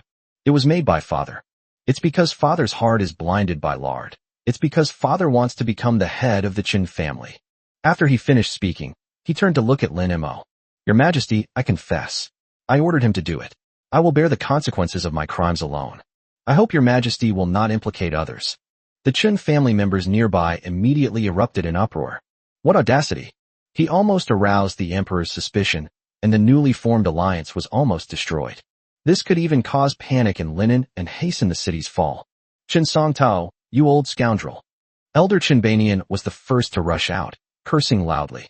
The Chun family has treated you well, and His Majesty has treated you well, yet you have colluded with the Northern barbarians. Have you gone mad? No wonder you've always opposed siding with His Majesty. So that's what you were planning. Burn the granaries? Cut off Linen's retreat? You're going to destroy the Chen family. Destroy the Great Way. Do you want to become a sinner who will be infamous for all eternity? Lin Mo did not react much upon hearing this. He knew this was the Chun family showing their loyalty. Supporting oneself is also a matter of weighing the pros and cons for these shrewd elders. Chen Songtao stood there, his eyes calm. It is I, Chen Songtao, who have let down the Chen family, His Majesty, and the people of Linen. I confess my guilt. It's good that you confess. Your Majesty, please spare my son. Rest assured, I will not kill an innocent person. Lin Mo nodded, and Wu Tianliang understood without saying a word, immediately slashing with his knife. Blood sprayed out. Chen Songtao fell heavily to the ground, kicking up a cloud of dust. But he felt no pain. With his eyes open and a smile on his lips, he looked relieved. At least, his son was saved, so he can die in peace, and he can face death with composure. But the next moment, his smile froze. Because that dog emperor doesn't keep his word. I do not kill innocent people, but your son is definitely not innocent. Cut. Chapter 66. The courtesan becomes a general, the butcher becomes a minister? WCNMBD. XNMBYY. NMSL. Chen Songtao really wanted to shout out the three-part mantra of quality. But the blood kept flowing from his neck, and he couldn't utter a single word. He cursed Lin Mo's ancestors for 18 generations in his mind. Then, there was a thud. My son's face came into view. He lay down next to his son. Chen Songtao rolled his eyes back and died with his eyes wide open. With the grain burned, Lin Mo had no choice but to issue the order to expand the granary. He led a group of imperial guards and immediately mounted his horse. He looked down at Chen Banian with a cold glance. Elder, I do not wish for the Chen family to have another Chen Songtao. I'll give you half a day to get rid of all those disloyal and treacherous people. Otherwise, I'll do it myself. After saying that, Lin Mo led his men on horseback towards the outskirts of the city, ignoring everyone's reactions. On the way, Lin Mo still had some doubts and asked Wu Tianliang, "Did that kid burn down the granary?" "It's him. Why would he do such a thing?" "Your Majesty, the crime he pinned on his father is the truth." Lin Mo scoffed. "This kid has quite the ambition. Do you really want to marry Chen Qingwan and reach the pinnacle of your life? There used to be one, named Yezu. Your Majesty, this lad is quite talented. His method of burning down the granaries is quite interesting." Lin Mo also became interested. "Tell me about it." He wrapped the white phosphorus in ice and put it into the granary in advance. The temperature in the grain warehouse was high. As the ice gradually melted, the white phosphorus was exposed and caught fire. He had already left the granary when the fire started, so he has an alibi. If it weren't for your Majesty's discerning eye, this would probably have remained an unsolved case. At least, I would never have been able to figure it out. What was said without malice may have been taken to heart by the listener. Lin Mo was taken aback. White phosphorus is not particularly rare here. In Leizhou, there were people who would go outside the city every night to chase phosphorescent lights as a form of entertainment, similar to the late-night live streamers of a previous life. A tinderbox that can be ignited with a single breath is made by combining white phosphorus with sulfur, saltpeter, rosin, and other substances. There's also military-grade smoke. But no one ever thought of using it for murder and arson. Wonderful, wonderful, wonderful. Lin Mo exclaimed in admiration 3 times in a row. Wu Tianliang, your subject is present. Send down the order to loot all the white phosphorus in Linen City. The emperor was in the suburbs. Lin Mo stood there, his clothes fluttering in the wind. He pulled out the order for the expansion of the granary. Silently recite, use in your mind. The next moment, everyone stared wide-eyed. On the barren land, a huge granary appeared out of nowhere. No, 1, 2, a whole 10 enormous granaries, just like that, appeared out of nowhere. Wu Tianliang, the ruthless executioner, scratched his head. He opened his mouth, but couldn't speak. What kind of situation hasn't he seen? But I've never seen this before. His Majesty, in my entire life, I have never submitted to anyone, but your Majesty, I submit. You've learned to flatter now? Lin Mo raised an eyebrow. He doesn't usually like flattery, but it depends on the person. These words could come from the cold mouth of Wu Tianliang. Just hearing it makes you feel elated. If you can talk, then say a few more words. Of course, it was also because of the loyalty of the embroidered uniform guard that Lin Mo did not hide it from them. They want to know that their emperor is omnipotent. I never flatter. I am simply stating the facts. I have been killing since birth, working for others. I have seen emperors, princes, and generals, but compared to your Majesty, not even worthy to carry my shoes. All right, let's get down to business. Lin Mo blushed slightly. Now is not the time to pop the champagne. There are a few things I need you to do. Soon, notices were posted all over the streets and alleys of Linen City. The notice was surrounded by layers of people. Those who could read read aloud. The edict of the Emperor Yuan Shu of the Great Wei Dynasty reads, Linen is in peril, and the northern barbarians are about to arrive. Though I am incompetent, I am willing to live and die with the city.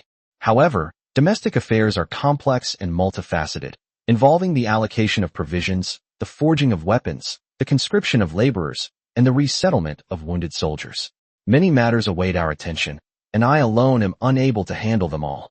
We are now seeking talented individuals. Anyone with a skill, regardless of background, gender, or literacy, is welcome to apply. Those who can manage the grain should manage the grain. Those who can do the math should do the math. He who can heal the wounded, heals the wounded. Those who can write, write. Those who can offer advice and strategies will be accepted as guests in the inner circle. Anyone with a skill or expertise will be given an important position by me. The salary will be generous, and the rewards will be substantial. Before the city falls, you will live and die with me. The signature area. It was stamped with the bright red imperial seal. The people were talking about it. What is your majesty trying to do? Is it to recruit talented individuals? At this point, with the northern barbarians almost at the city gates, what's the use of recruiting more people? What do you know? War requires even more talent. It's written on the document that we need people for everything. Logistics, care of the wounded and sick. Can I give it a try? I'm in the funeral business. Go ahead, it's free anyway. Next to the recruitment notice, there are these two more. The first one. Special appointment. Luo Yiren is hereby appointed as General Tiger Might, effective immediately, to command the Linen City Defense Forces. The second one. Special appointment. Wu Tianliang is appointed Minister of Personnel, in charge of all officials, and in charge of all recruitment matters in Linen. Compared to recruiting talents, these two have enough impact. Since ascending the throne, Lin Mo has never bestowed any official title or rank upon anyone other than the Empress. On the contrary, he dealt with all the officials so badly that they were neither human nor ghost. This means two top-level official positions.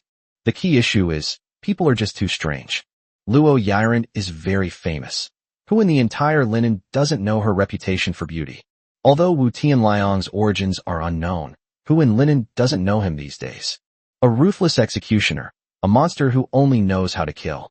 The common people couldn't understand what was hidden in this, but they developed a strange trust in this emperor. He had done so many absurd things before. Seizing his sister-in-law, taking his father's concubine as a concubine, paying travel expenses to leave the city, burning the Zheng family to ashes. It may seem absurd, but Linen is genuinely improving at a visible pace. In Linen City, there is a secluded residence. In the underground chamber, the candlelight was dim. A dozen or so people sat around a long table, all dressed in fine clothes, with gloomy faces. There were several notices on the table, the very same ones that are now plastered all over the city. The person sitting at the head of the table was an elderly man in his 60s. His hair and beard were all white, and his brows exuded an air of authority that came from long-standing power. His name was Huang Tingru. He was the head of the famous Huang family in Linen. Lin Mo used a method to leave the city with nothing, which resulted in the massacre of many powerful and wealthy families. It drives people to the brink of ruin and death, turning generations of accumulated wealth into ashes. He couldn't bear to see the Huang family's business destroyed. If Lin Mo wants money, then he won't leave the city.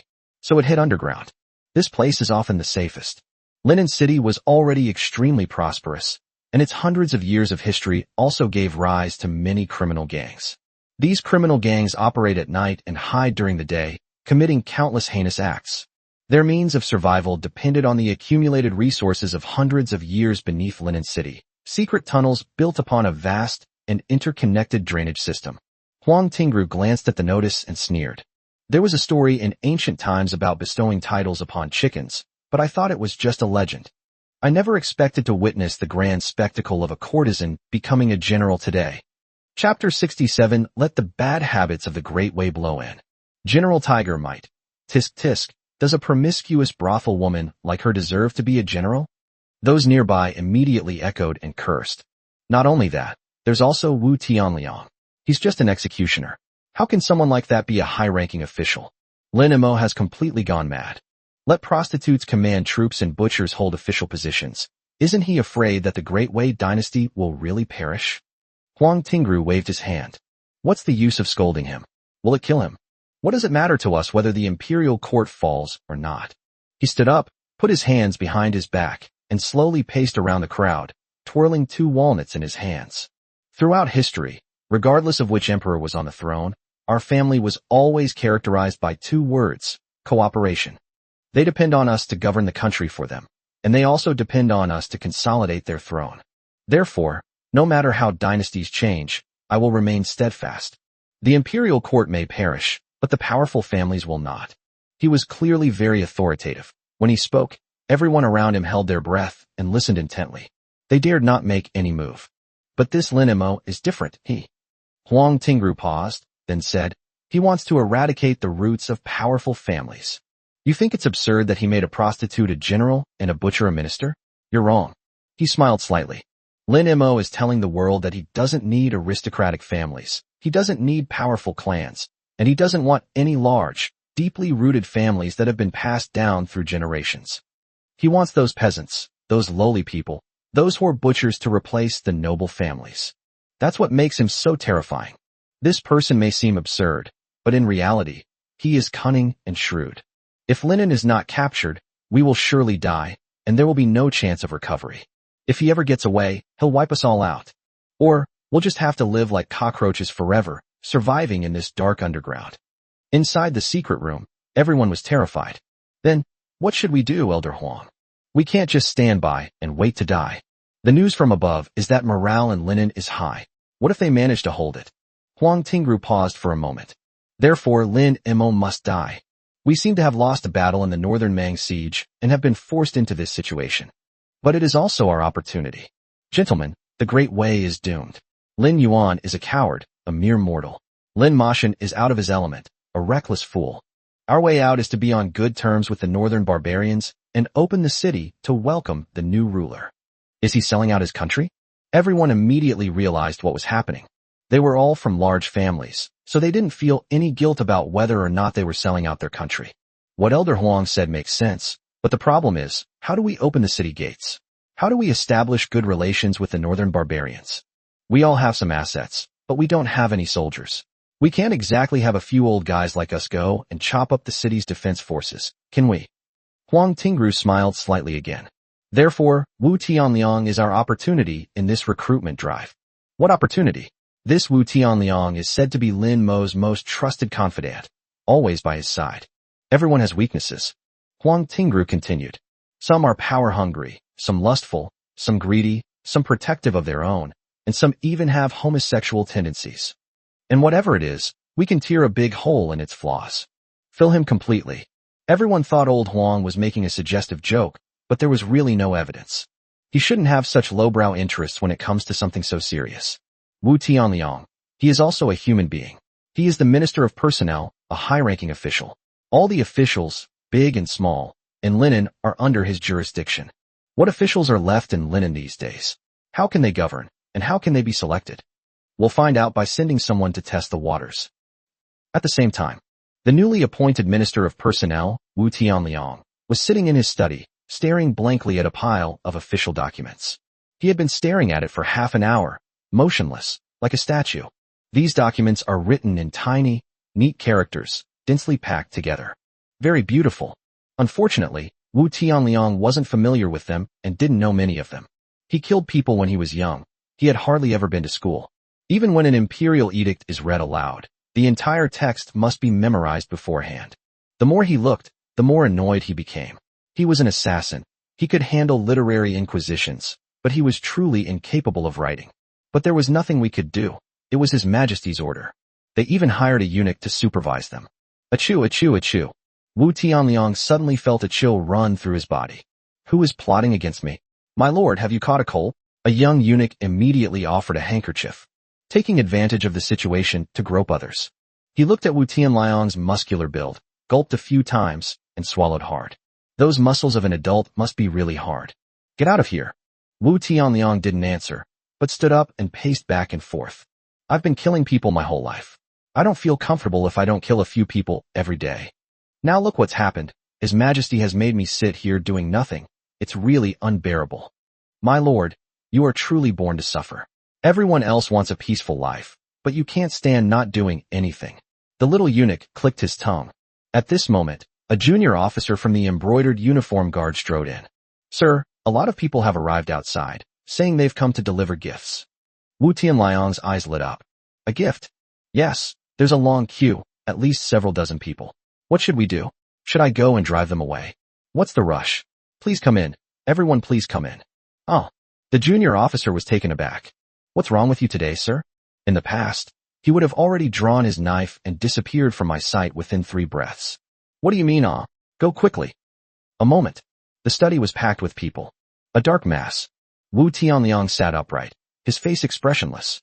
Inwardly, however, he was groaning. His Majesty wanted him to play a corrupt official. How could he possibly? At most, he's just a cold-blooded corrupt official. Lord Wu, I am Li Fugui. I have long admired your esteemed reputation and have prepared this humble gift as a token of my respect. A wealthy businessman preemptively opened the box in his hand before the rest of the crowd. It was a golden expanse, worth at least 20 or 30 taels of gold. Not bad. Wu Tianliang nodded. Li Fugui was overjoyed and bowed repeatedly, saying, It's nothing. It's nothing. Snap. Wu Tianliang suddenly slammed his hand on the table. Everyone was startled. Li Fugui's legs went weak, and he almost knelt down. Sir. Li Fugui, right? Wu Tianliang sneered. You're really up to no good. My lord, I'm innocent. Injustice? As an official of the heavenly court, I enjoy His Majesty's deep trust. Wu Tianliang clasped his hands in a fist salute towards the direction of the palace. We should set an example by being honest and upright. You bring gold and silver jewels to corrupt high-ranking officials? What else could this be but a sinister plot? He just wants to get a minor official position. How could I tolerate you? The entire room fell silent. Everyone stared at the unfortunate Li Fugui, not daring to utter a sound. Li Fugui knelt on the ground, trembling all over. My lord, spare my life. My lord, spare my life. Wu Tianliang looked at him and remained silent for 3 seconds. I'll punish you. I'll punish you by making you the grain and fodder transport officer. If you do a good job, I'll let bygones be bygones. If you don't, then don't blame me for being impolite. Huh. Li Fugui was stunned. I see. Why didn't the adults just say it directly? Why make such a fuss? It's truly a case of Chao Pai's father-in-law remaining silent and Zhen Ji's father speechless. But the next moment, he felt a chilling killing intent. All that was heard was Lord Wu saying, You really think I'm taking money from you to make you an official? Sir, little one, Wu Tianliang raised his hand to interrupt. He remembered what Lin Imo had taught him. He slammed his hand on the table and said sternly, I am going to test the law myself and see just how corrupt the social atmosphere of the Great Way is. I can refuse this gift, but you must present it. You are testing me, but I am also tempering my mind. Today, we open our doors wide. Let this bad trend blow in. Chapter 68, The Beauty Trap. Inside the study, people were bustling about, and gift boxes were piled up like a small mountain.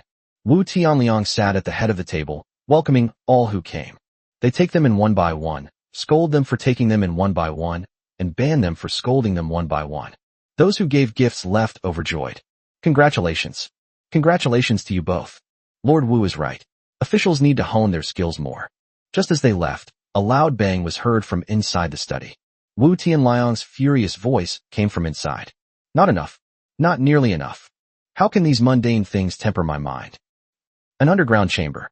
At the long table, Huang Tingru was twirling 2 walnuts in his hands, closing his eyes to rest, while the others held their breath. Branches. A young man pushed open the door and entered, his face beaming with joy. Old Huang, good news. Everyone opened their eyes in unison. Speak. That Wu Tianliang is indeed a corrupt official. This afternoon, he opened the doors of the government office wide, giving official positions to anyone who came to offer gifts.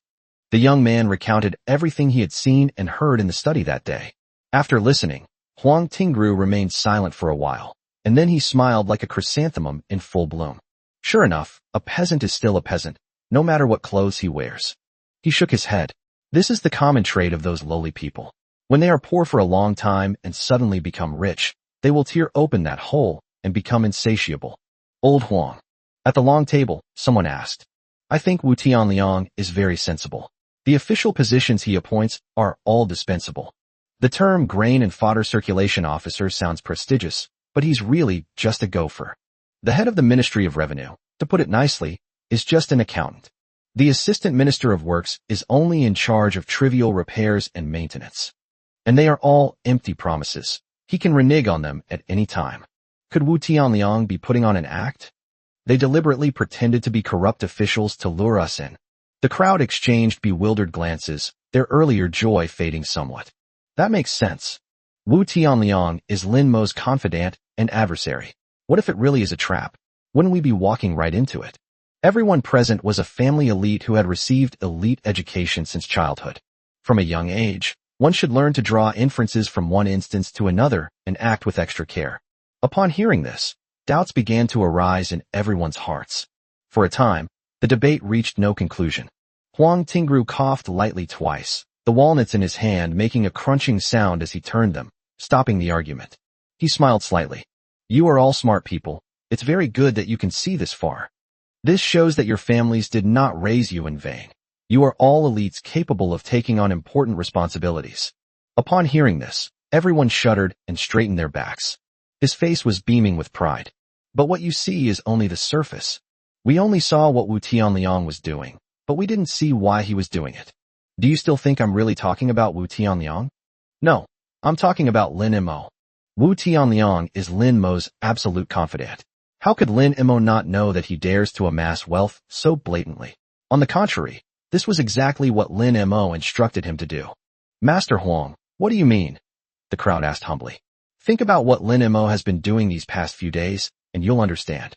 He killed members of the imperial family, slaughtered aristocratic families, confiscated their property, used it to pay military expenses, and took all other people's money and put it into the national treasury.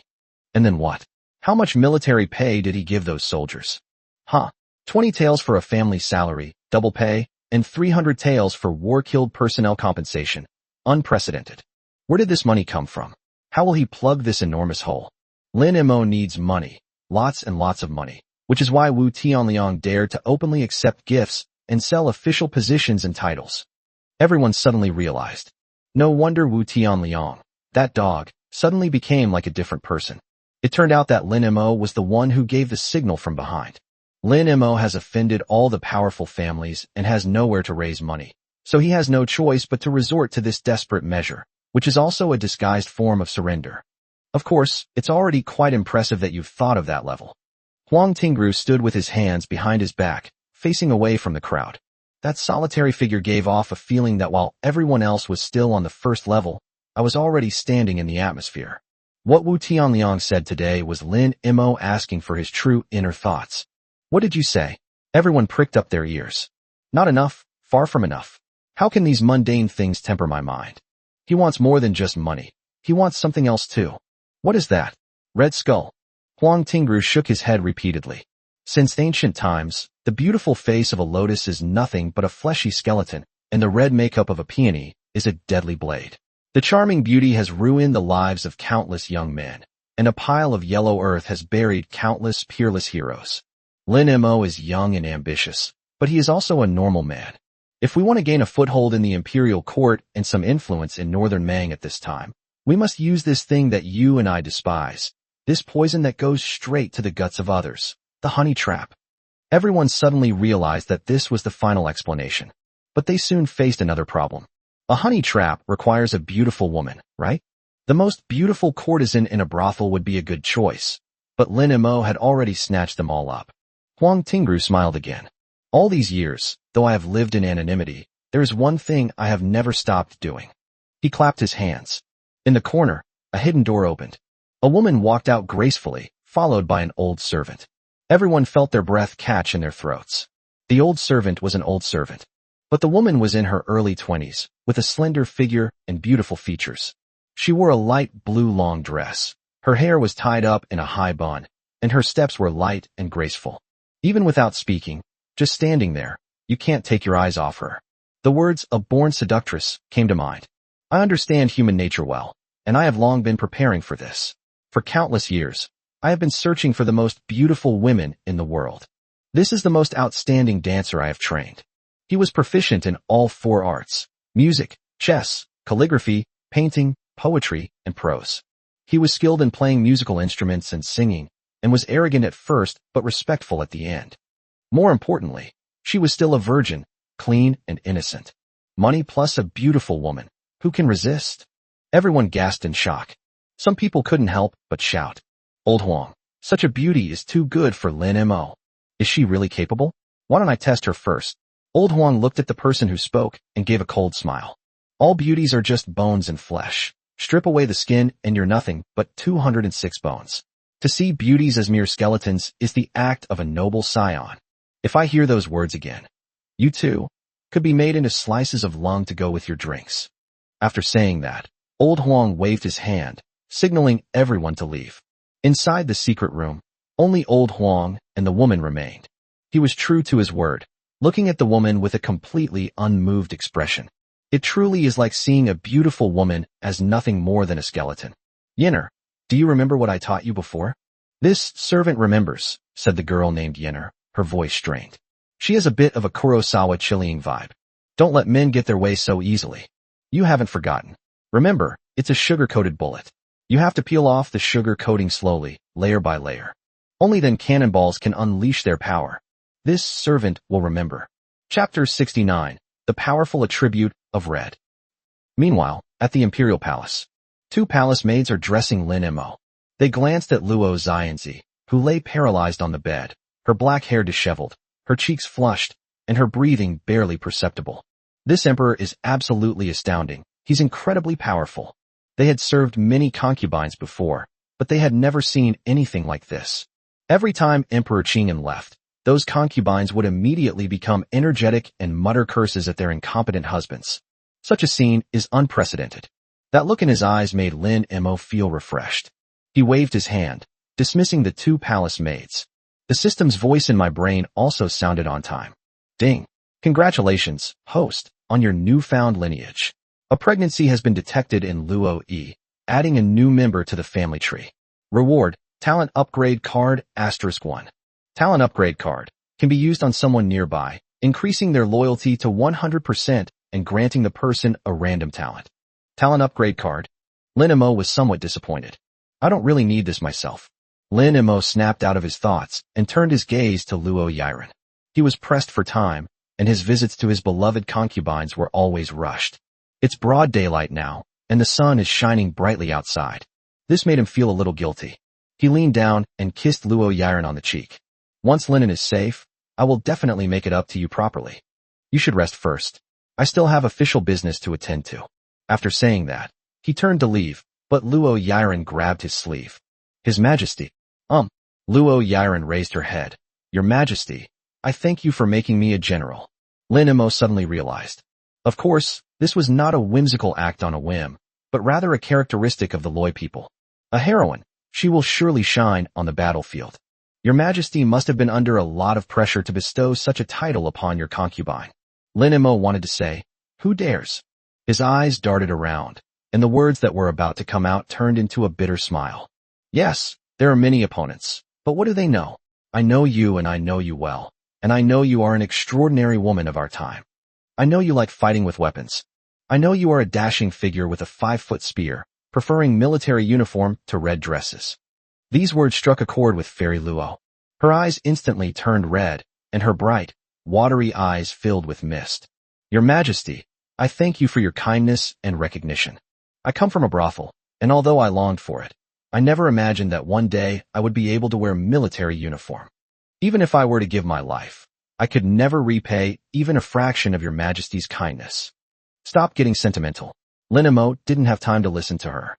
If you want to repay me, recover quickly. In your current condition, can you still mount a horse and fight the enemy?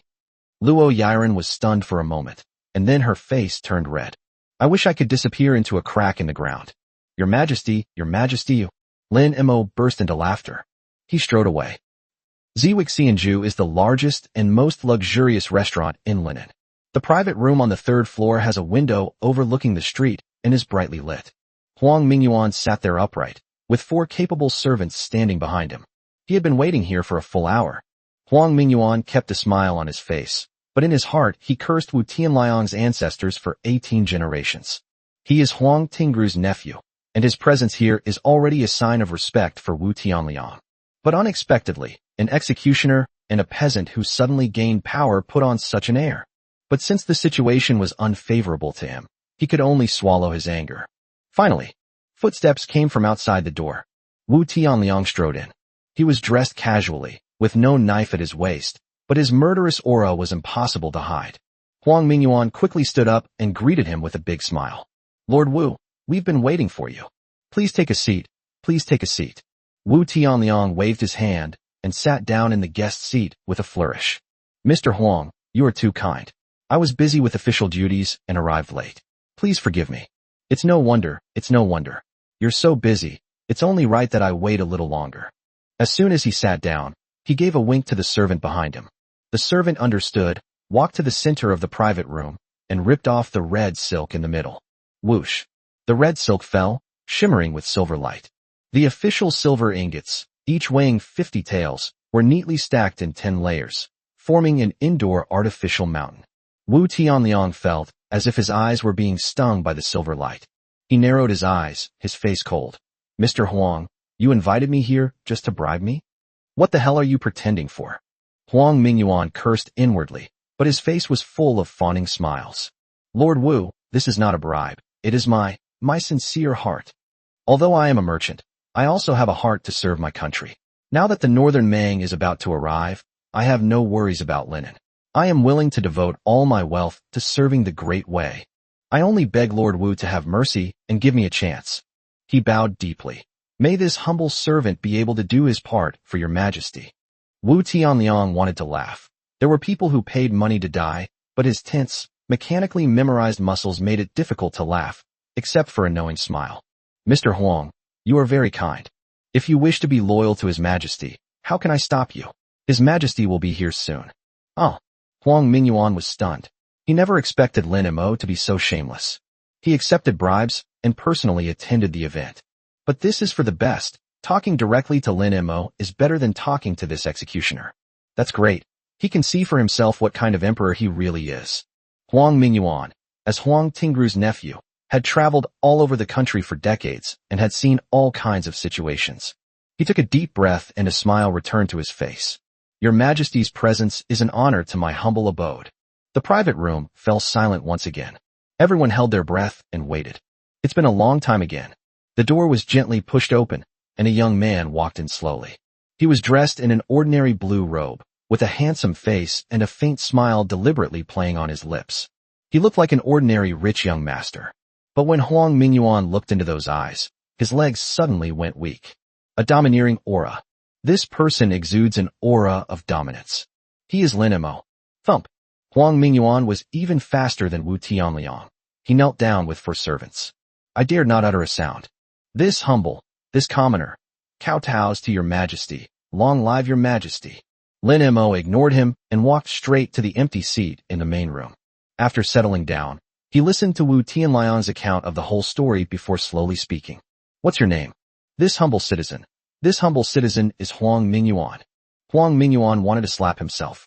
The other person was clearly an ordinary young man. So why was he so afraid? The Huang family of linen? Yes, your majesty. Lin Mo had heard of this family before. Although not as powerful as the Qin family, they are still one of the leading families in linen. They didn't leave the city, yet they all disappeared overnight. Surprisingly, this actually attracted the big fish. Get up and have a couple of drinks with me. Huang Mingyuan then stood up shakily, barely touching half of the chair with his bottom. He suddenly realized why he was so afraid. A person's name, a tree's shadow. According to recent rumors, Lin Mo is a complete psychopath. After several rounds of drinks, Huang Mingyuan finally mustered up his courage and, under the influence of alcohol, began to test the waters. Your Majesty, I have another generous gift to offer you. Lin Mo raised an eyebrow. Oh. Huang Mingyuan clapped his hands. The door to the private room was gently pushed open. 6 women filed in. They wore gossamer skirts as thin as cicada wings. A thin silver chain was tied around her waist, and she walked barefoot on the floor, the bells on her ankles jingling. Chapter 70, I'll accept the beauty, no need for the scheme. The one in the lead, in her early 20s, had the most slender figure. She walked gracefully to the center and gave a gentle bow. Her water sleeves fluttered, and her waist swayed gently. Her skirt billowed up, revealing a section of her snow-white calves. Her neckline was slightly open, revealing a deep cleavage. Her eyes were full of charm. What an amazing woman! Lin Mo stared wide-eyed. He has met many beautiful women recently, but none of them have been as naturally alluring as this one. Her face possessed the purity of a naturally white, sacred body. Her eyes held the allure of a naturally beautiful young woman.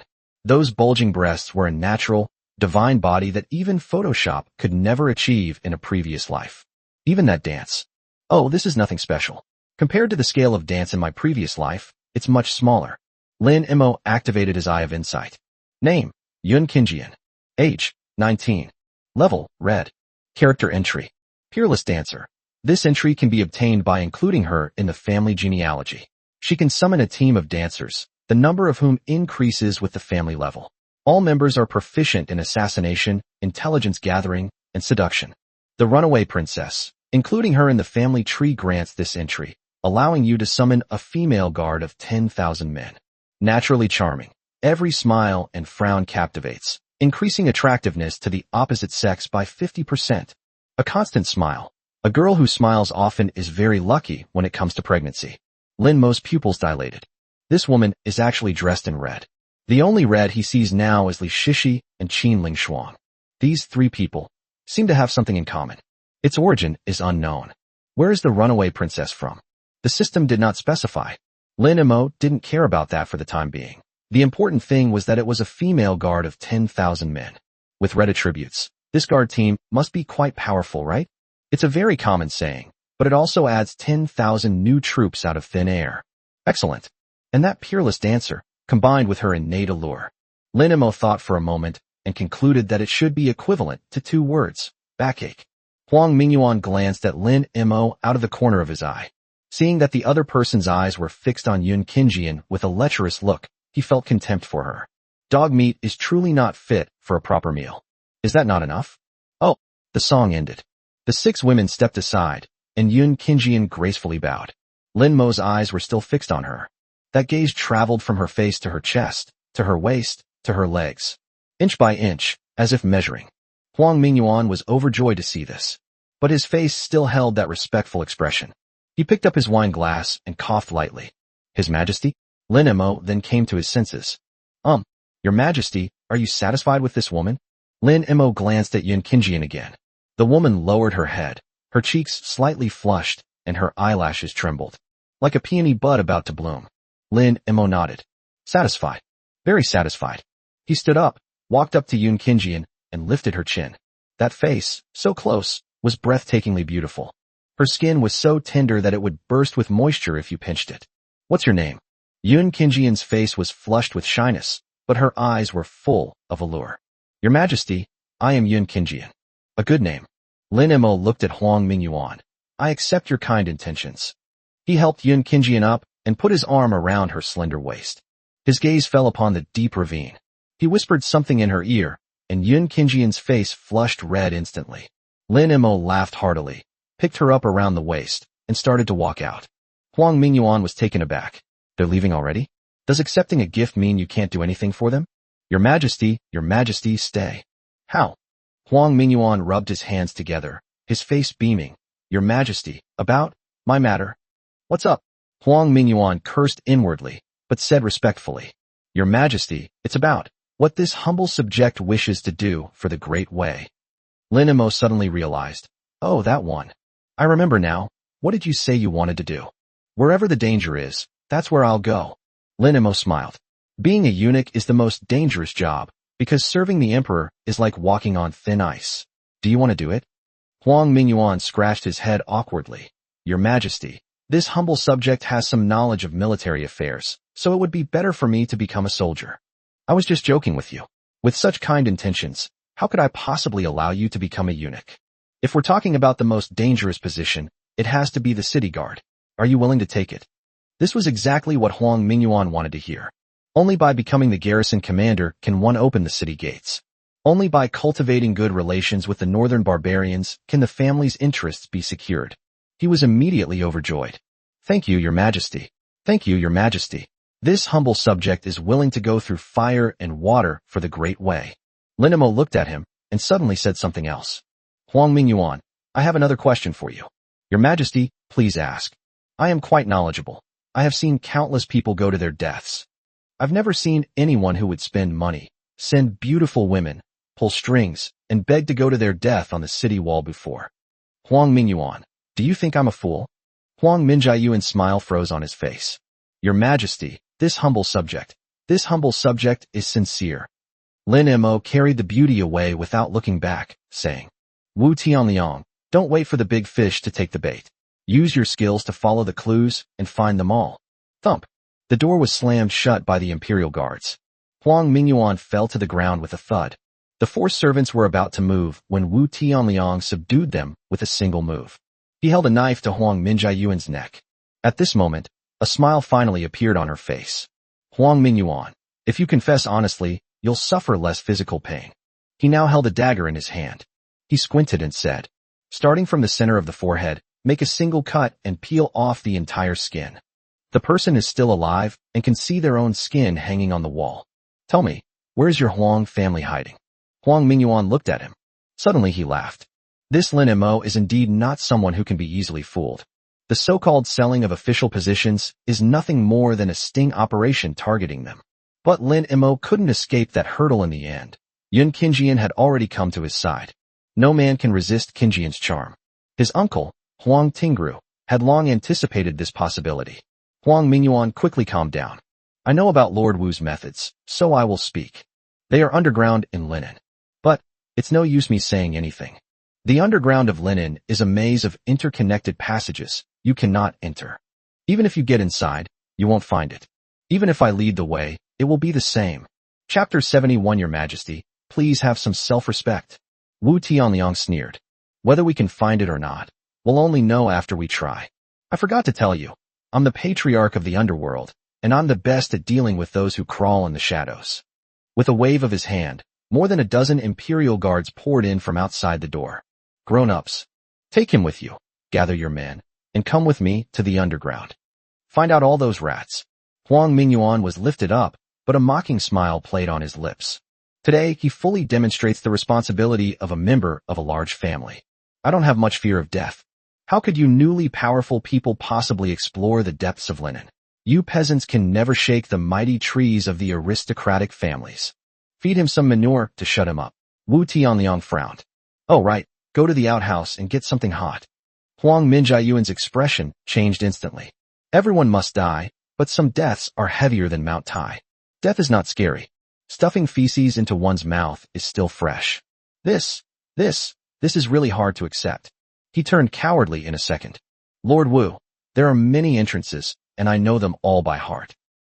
At the same time, inside a private room on the top floor of Ziwixianju, Lin Mo carried Yun Qingjian and pushed open the door to enter. Linen was once the most prosperous place on this map, and Ziwixianju was the most luxurious restaurant. The interior decoration amazed Lin Mo, who was used to high-end hotels. Standing by the window, you can see the entire view of Linen. The room was filled with expensive incense, which made people's minds wander. A giant bronze mirror stands in the middle, making one want to pose in front of it. Lin Mo's heart skipped a beat. He placed Yun Qingjian in front of the bronze mirror and turned her around. Press it on his shoulder. He was about to tear off her clothes. You're lucky to be looking in the mirror. His Majesty. Yun Qingjian grabbed Lin Mo's hand, stopping him from taking any further action. She turned to face Lin Mo. Her watery eyes stared straight at him, and she bit her full lips. She said shyly, Why is your Majesty in such a hurry? This kind of thing can't be so unromantic. How about I perform a dance for your Majesty first? Lin Mo was taken aback. Who knew this little girl was such an interesting person? They're being so proactive. Unlike some people's girlfriends, who just lie there, putting on a face mask, scrolling through jokes, and muttering to themselves. Hurry up, I'm in a rush. Even girls of this era can't let go. They won't even speak unless they're deeply moved. Of course, he wasn't in a hurry. He was just eager to become stronger. There's no rush. Lin Mo nodded. Yun Qingjian began to dance. This time, however, he was not as perfunctory as he had been in front of everyone. This time it's a close-up, sexy dance. Even Lin Mo, a seasoned veteran of the entertainment industry, was finding it hard to keep up. You look even more beautiful after that jump, in my opinion. Yun Qingjian chuckled. So your Majesty must not be impatient. This servant has many other special skills. Oh, Lin Mo became interested in her background. This kind of woman clearly has received training in this area. She still smelled of virginity, and by only scolding her and not eating her, he ended up getting the better deal. Were you specially trained by the Huang family to seduce men? Yun Qingjian's smile froze slightly, but she immediately returned to normal, her eyes sparkling with a pitiful charm. After years of training, she has long since become a top-tier actress. Your Majesty truly has discerning eyes. The commoner girl was indeed specially trained by the Huang family to serve men, so they could cultivate relationships with powerful and influential people. My daughter has been an orphan since she was a child. From the time she can remember, she was taken in by the Huang family and kept in a courtyard with her sisters. Every day I practice martial arts, play the zither, practice how to smile, how to walk, how to sway my waist, how to win a man's heart. Yun Qingjian kept Huang Tingru's words in mind. To deal with men, you have to let them see and touch you, but not have you. The more he can't get it, the more anxious he becomes. The more anxious you are, the more likely you are to be obedient. Just now, I saw that this seemingly absurd emperor had long seen through the Huang family's conspiracy. Huang Minjiayuan's connection has completely broken down. The heavy responsibility of the Huang family now rests entirely on my shoulders. So she decided to change her strategy and first get the other person to empathize. Any man would cherish and protect a beautiful woman, right? I knew back then that when I grew up, I would be given away. Perhaps it's an official, perhaps a portly wealthy businessman, or even a eunuch. Unexpectedly, it was given to His Majesty, which can be considered a stroke of luck amidst misfortune. Sometimes I think, how wonderful it would be if I could escape these days of being imprisoned. How pitiful, Lin Emo sighed. Life is but a fleeting dream, and the seasons of life pass by in their coolness. Your Majesty, Yun Qingjian, her eyes brimming with tears, threw herself into Lin Mo's arms and drew circles on his chest. This humble woman has a miserable life, and I shouldn't have told your Majesty, spoiling your mood, but it's all right. Lin Mo waved his hand. It's no big deal to listen. Are you done talking now? A moment of bliss is worth 1,000 pieces of gold. Now that you're done, let's get down to business. After saying that, he pressed Yun Qingjian down in front of the bronze mirror. Yun Qingjian looked completely bewildered. No, do you have any sense of public morality? Such a touching story, and all you have on your mind is that kind of trivial stuff? Your Majesty, your Majesty, your Majesty, get down right now. I've said so much, and is this all you're thinking about? Otherwise what? You were sent here to do this, weren't you? Normally, Lin Mo might also have those two common male flaws. They lured respectable women into prostitution to persuade troubled young girls to reform themselves. He would surely persuade her to forget the past and start a new life with him. Wouldn't that be wonderful? But what time is it now? The northern barbarian's sword is hanging over his head. He has no time for romance. Yun Qingjian's face flushed red instantly. She shoved Lin Mo away, took a few steps back, and pressed her back against the bronze mirror. Your Majesty, please have some self-respect. Although I am a dancer, a plaything sent here, I still have dignity. I would rather die than accept such heartless treatment. Large tears rolled down her fair face. Like a broken string on a beaded curtain, it evokes pity in me. Lin Mo was somewhat puzzled. What is she resisting? The moment she stepped into the room, she should have known that she could not defy her fate. If you can't resist, why not just lie down and enjoy it? If she gains the Emperor's favor, she might even be able to carve out a place for herself in the harem. Now that's the time to be sentimental. However, it doesn't matter. Lin Mo silently recited a phrase in his mind. Special talent upgrade card use. The next moment, a faint light shot out from his body and entered Yun Qingjian. Yun Qingjian was terrified. Chapter 72 Your Majesty, I will take the initiative. Yun Qingjian was startled. The tears in her eyes instantly transformed into a seductive, tender gaze, filled with deep affection. She called out, Your Majesty, in a soft, sweet voice that was almost sickeningly sweet. A radiant smile bloomed on her face. Someone just mentioned dignity. Your Majesty, what is dignity? Yun Qingjian asked innocently. 6. Lin Mo gave the upgrade card a positive response. What is the Huang family's real purpose in sending you here? The Huang family wants their servants to bewitch His Majesty so they can place their people in the court or the army. When the northern barbarians arrive, they will have made great contributions and will then be qualified to negotiate with them. And if I could, I'd even poison His Majesty. Lin Mo nodded. This was in line with their style. Profit comes first. They infiltrated the imperial court on one hand and secretly colluded with the northern barbarians on the other, ensuring they would get a share of the spoils no matter which side won. Under normal circumstances, given Yun Qingjian's methods, she herself would likely fall into the trap. Lin Mo wasn't confident he could resist the allure of this seductive beauty. Unfortunately, no matter how much they planned, they could never have predicted that someone was cheating. They also asked about some underground matters. Lin Mo placed his hand on her waist. A moment later, Lin Mo focused all his attention on the panel. Ding! Congratulations, host. on the addition of a new member to your family line. New member, Yun Kinjian. Level, Red. The Patriarch has obtained the entry, Peerless Dancer. Peerless Dancer can summon a team of dancers, 5 times the clan level, all proficient in assassination, intelligence gathering, and charm. Current clan level LV2 can summon 10 dancers. The Patriarch acquired the entry, the Runaway Princess. The Runaway Princess can summon a 10,000 strong guard, with strength equivalent to elite soldiers. Lin Emo was somewhat surprised. With his unerring accuracy, ability to ignore barriers, and golden kidneys, if he were to get really into a fight, he could become the grandfather of the Horse clan even if he just played around with a mare. Why didn't she get infected? Li Shishi's type didn't have reproductive isolation. She's in quarantine? However, looking at those 2 attribute entries, Lin Emo couldn't care less about those doubts. The corners of his mouth turned up slightly. The women's dance troupe will open a Maoyanfong, at that time.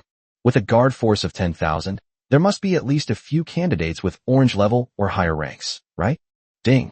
Congratulations to our clan member for unlocking a hidden keyword. Congratulations to our clan member for obtaining the entry.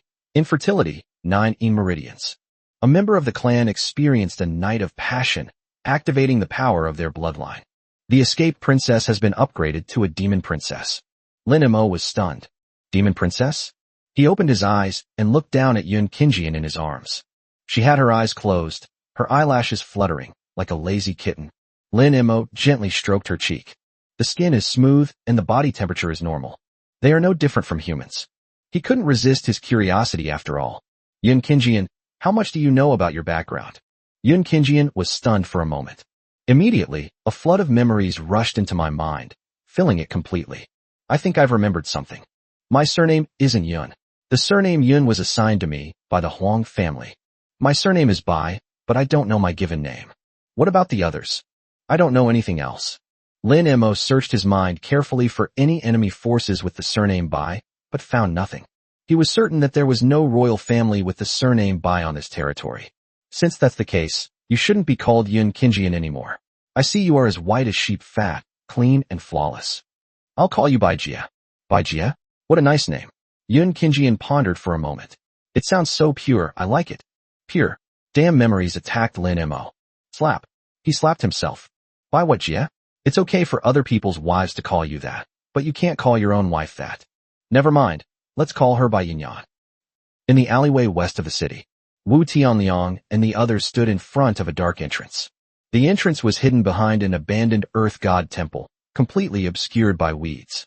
If Huang Mingyuan hadn't pointed it out, no one would have guessed that this place was actually a hidden paradise. Sir, this is it. Huang Mingyuan pinched his nose and said. Wu Tianliang was afraid that he might play some tricks, so he specially found a few dry ones and hung them around his neck. If you're not careful, it might melt in your mouth. Huang Mingyuan had no choice but to be dishonest. Lead the way. The tunnel is very deep. The light of a torch can only illuminate 3 feet in front of you. The paths branch off frequently on both sides, one after another, like a maze. As Wu Tianliang walked, he made marks along the way. After walking for about the time it takes for 2 incense sticks to burn, the view suddenly opened up before us. The houses were so densely packed that they resembled a village. Wu Tianliang was secretly shocked that things had developed to this point. Sir, everyone's gone. Otherwise there would be guards here. Huang Mingyuan led the Imperial Guards to the secret chamber. Just as he said, the place had long been deserted. Wu Tianliang's face was grim. He waved his hand and ordered, search. The Imperial Guards scattered and ransacked the place. A moment later, they spread their hands and reported, no one's here. The stove is still warm. They just left not long ago. Shall we pursue them, sir? I advise you not to pursue them. The underground is a maze of tunnels. Even tens of thousands of elite soldiers could lose their way, let alone this small group. Huang Mingyuan spoke fluently and candidly, as if he were one of his own. The drainage system in Linen was built with great effort, and it was expanded over hundreds of years by those dark forces. Now it looks more like a giant spider web. Even if I lead the way, there is absolutely no way we can find their trail. Wu Tianliang frowned and asked, is there any way to force them out? The only way to force people up there is a water attack. Water attack? Huang Mingyuan is right. With such a large underground passage, fire attacks and poison gas are not very effective. Only water. But where can we get water? Where would they get such a large amount of water? Linen is naturally dry. Feeling annoyed, Wu Tianliang glanced over and saw a piece of paper on the long table. He stepped forward and picked it up. There was only one sentence on the paper. Rats have their ways. Cats have theirs. You peasants are only fit to eat dirt. A gift to the clown Lin Mo. Chapter 73. Rats have their ways. Cats have theirs. You peasants are only fit to eat dirt. Half an hour later, Lin Mo withdrew from Bai Yinyan. A moment. He appeared in the next room. The note was placed in front of him, and Wu Tianliang was standing to the side with his head down. Your Majesty, I am incompetent. This was Wu Tianliang's first failure since he arrived here. Now that they hold power and Linen City is completely sealed off, the powerful families have money, but no one to rely on. His Majesty granted him the greatest power, the power of life and death in Linen. Yet even so, he was unable to deal with the remnants of these aristocratic families. A deep sense of powerlessness welled up inside me. Rats have their ways, and cats have theirs. You peasants are only fit to eat dirt. Lin read it aloud. Although his face remained calm, he secretly wished he could tear these people apart. Bai Yinyan's appearance reveals that the other party will stop at nothing to curry favor with Bei Meng. Who knows what kind of conspiracy is going on behind the scenes? Poisoning water sources, setting fire to granaries, spreading rumors of plague? They're capable of doing such things. And it's very difficult to defend against. If you don't nip the weeds in the bud, you won't be able to sleep at night. What's more, these people, even on their deathbeds, still look down on them. They always talk about peasants and lowly people, as if they deserve to be superior. Are kings and nobles born with a special destiny? Oh, cross that out. I'm now the real emperor. Wu Tianliang took out a map from his pocket. Your Majesty, this is a map of the underground passages in Linen City. It was originally a drainage system built by successive dynasties, but now it is completely inaccurate after being dug up by generations of gangsters. Lin Mo didn't take the map, so it was already inaccurate and not of any reference value. Besides, he wasn't a civil engineer and couldn't understand those densely packed routes. Is there any way? Not at the moment. Sending a large army down would be a losing proposition. Countless soldiers might be trapped and die inside. However, Huang Mingyuan did mention that we can only use water to attack. If we were to use water to attack, in my humble opinion, the only option is to dig a moat and divert the river water to flood the city. Absolutely not. Lin Mo immediately spoke up to stop him, saying, the people of Linen will suffer because of this. It's not worth it for these rats. Lin Mo knew of some cases like this.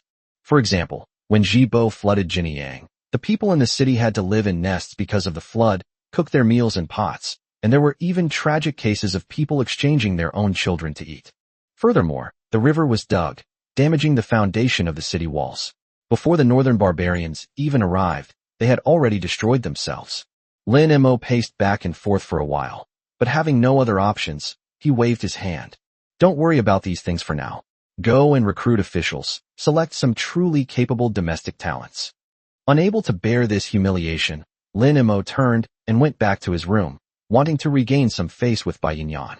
Bai Yinyan had already woken up, her head covered, with only her big eyes showing. The scene from just now kept replaying in my mind. I never thought I'd actually struck gold. His Majesty is tall and slender with smooth and full muscle lines. He exudes masculine charm. As she thought about it, she felt like her body was melting. Seeing Lin Mo approaching, she immediately got up and moved closer to him. She wrapped her arms around his neck. Her soft, cuddly body clung to him. His eyes were glazed over. Your Majesty. By the way, can you flood Jinshin Temple? Lin Mo thought of the story of Bai Sihan. I don't have that kind of ability. Is your Majesty worried about the underground passage? Bai Yinyan rolled her eyes beautifully. Instead of relying on me, you might as well find an underground river. An underground river? Where would you find such a thing? If it existed, such a complicated drainage system wouldn't have been built in the first place. However, Lin Mo's eyes suddenly lit up. There is no underground river. But he also received a reward, the essence of water. The essence of water is inexhaustible.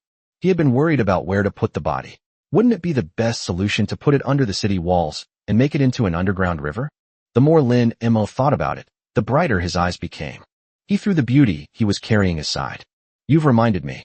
This time, I'm going to capture all those bastards and make them eat dirt. After saying that, he strode away.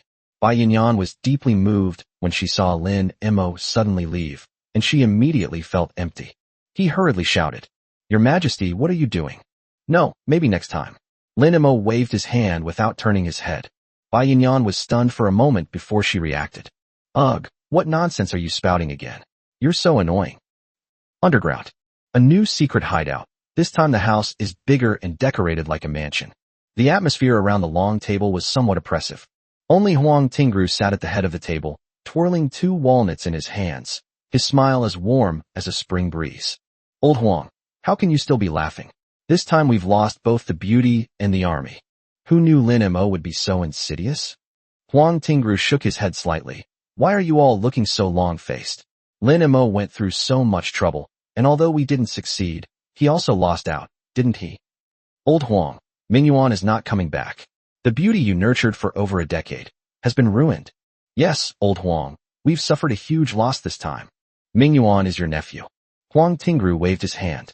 Those who achieve great things do not concern themselves with trifles. He's just a nephew. With a production volume of billions, why would we care about this? It's worth it to risk his own safety for ours. Lin Mo is still young. If he tries to feign friendship while secretly arresting people, we will all be doomed. Upon hearing this, everyone was filled with admiration. As expected of a highly respected elder, Mr. Huang truly deserves everyone's respect. This composure, this decisiveness, this meticulousness, these are qualities that everyone should learn throughout their lives. What Elder Huang said is absolutely right. We admire him. Elder Huang, what should we do next? It's no longer feasible to follow the path of the imperial court. The northern barbarians are about to attack the city. We must show them some skill so that they will respect us. Huang Tingru remained silent for a moment. He then spoke softly. Since Lin Mo is so heartless, then don't blame us for being ruthless. I have 3 strategies to make Linen fall into chaos. First, spreading rumors. Lin Mo killed the powerful families and robbed them of their wealth, all just to escape for himself. He had already prepared a way out for himself. If this kind of thing is spread too often, people will believe it. That's human nature. People never hesitate to assume the worst about others. Second, to create plagues. Find some corpses that died of disease and throw them into the drinking wells in Linen. In a few days, the people who drink the water will fall ill. Although this move is despicable, it was all because Lin Mo forced me to do it. Someone immediately asked, where are we going to get the body? Huang Tingru stared at him for a long time. Is this something a scion of a prominent family would ask? The man shrank his neck and stuck out his tongue. As for the third, it undermines morale. Wasn't Lin Mo's granary burned down? We've been spreading the word in the army that the army's food supplies have long been exhausted, and if there's no food, the soldiers' pay will be taken back. Successfully accomplishing any one of these 3 things will be a great achievement. Even if the effect is not significant, at least we can show our loyalty to the Empress of Northern Mang. Let her know that although we are physically in Wei, our hearts are in the north. The crowd was filled with excitement. Old Huang, that's brilliant. Old Huang, you are truly our pillar of strength. Huang Tingru waved his hand, looking completely nonchalant. It's a trivial matter. He stood up and stood with his hands behind his back. That small, even slightly hunched figure appeared like a towering tree in everyone's eyes. Seeing the admiring looks in everyone's eyes, Huang Tingru suddenly laughed loudly. Old Master Huang, why are you laughing? I laugh at Wu Tianliang for being so stupid and Lin Mo for being so naive. They even sent people to the underworld. What a ridiculous little emperor. In fact, no matter what, we have long been in an invincible position. Who can break through this labyrinthine underground? Everyone nodded in agreement. The atmosphere inside the room became much more relaxed. Mr. Huang, would you do me the honor of coming to my place for a few drinks later? I've prepared a roast suckling pig especially for you. Upon hearing this, everyone cheered. This suckling pig is no ordinary pig. They were pigs fed with human milk. Huang Tingru neither agreed nor disagreed. He looked up at the ceiling of the secret room and suddenly burst into laughter again. Old Huang, what is it that makes you laugh again? I just remembered something. Mingyuan went there with the intention of dying. I specifically instructed him to tell Lin Mo that only by using water can they find us. The rake is drawn. Will he be able to hit it? I gave him the answer. So what can he do to me? What can he do to me? What can he do to me? What can he do to me? Huang Tingru's voice echoed endlessly in the secret room. Suddenly, a ticking sound. A drop of water landed on the corner of his mouth by sheer coincidence. Huang Tingru paused for a moment, then looked up again. Why is this place leaking? Chapter 74 Wu Tianliang. You want to die? It's not that easy. Why is this place still leaking? Huang Tingru asked, puzzled. Someone immediately laughed. Old Huang, what underground place doesn't leak? It could also be formed by the accumulation of moisture from damp, dark places. Huang Tingru nodded. But he quickly realized something was wrong. The reason we chose to meet here is because it's completely airtight. How could it possibly be leaking? He looked up again. Splash. A stream of water suddenly rushed down from the crack in the bricks above. They poured water all over his head and face. Huang Tingru was stunned. Everyone was stunned. Before they could even react. Boom. The door to the secret room was flung open, and a torrent of murky water roared in. Everyone was shocked. What kind of water was this that dared to flood the Dragon King temple? This is, damn it, someone dug a moat. That bastard Lin Mo dug up the moat. Someone screamed, immediately causing a great deal of panic. The crowd scattered and fled, rushing towards the outside of the secret chamber. What's the panic? Huang Tingru remained calm in the face of danger and gave a rebuke. A member of a noble family will remain unmoved even if Mount Tai collapses before him. His response was a fist the size of a clay pot. A punch landed squarely in the eye socket. What the hell are you talking about?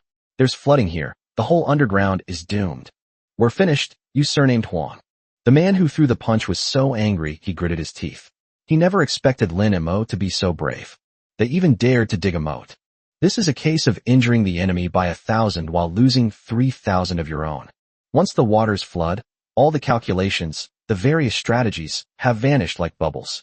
He was furious and had nowhere to vent his anger.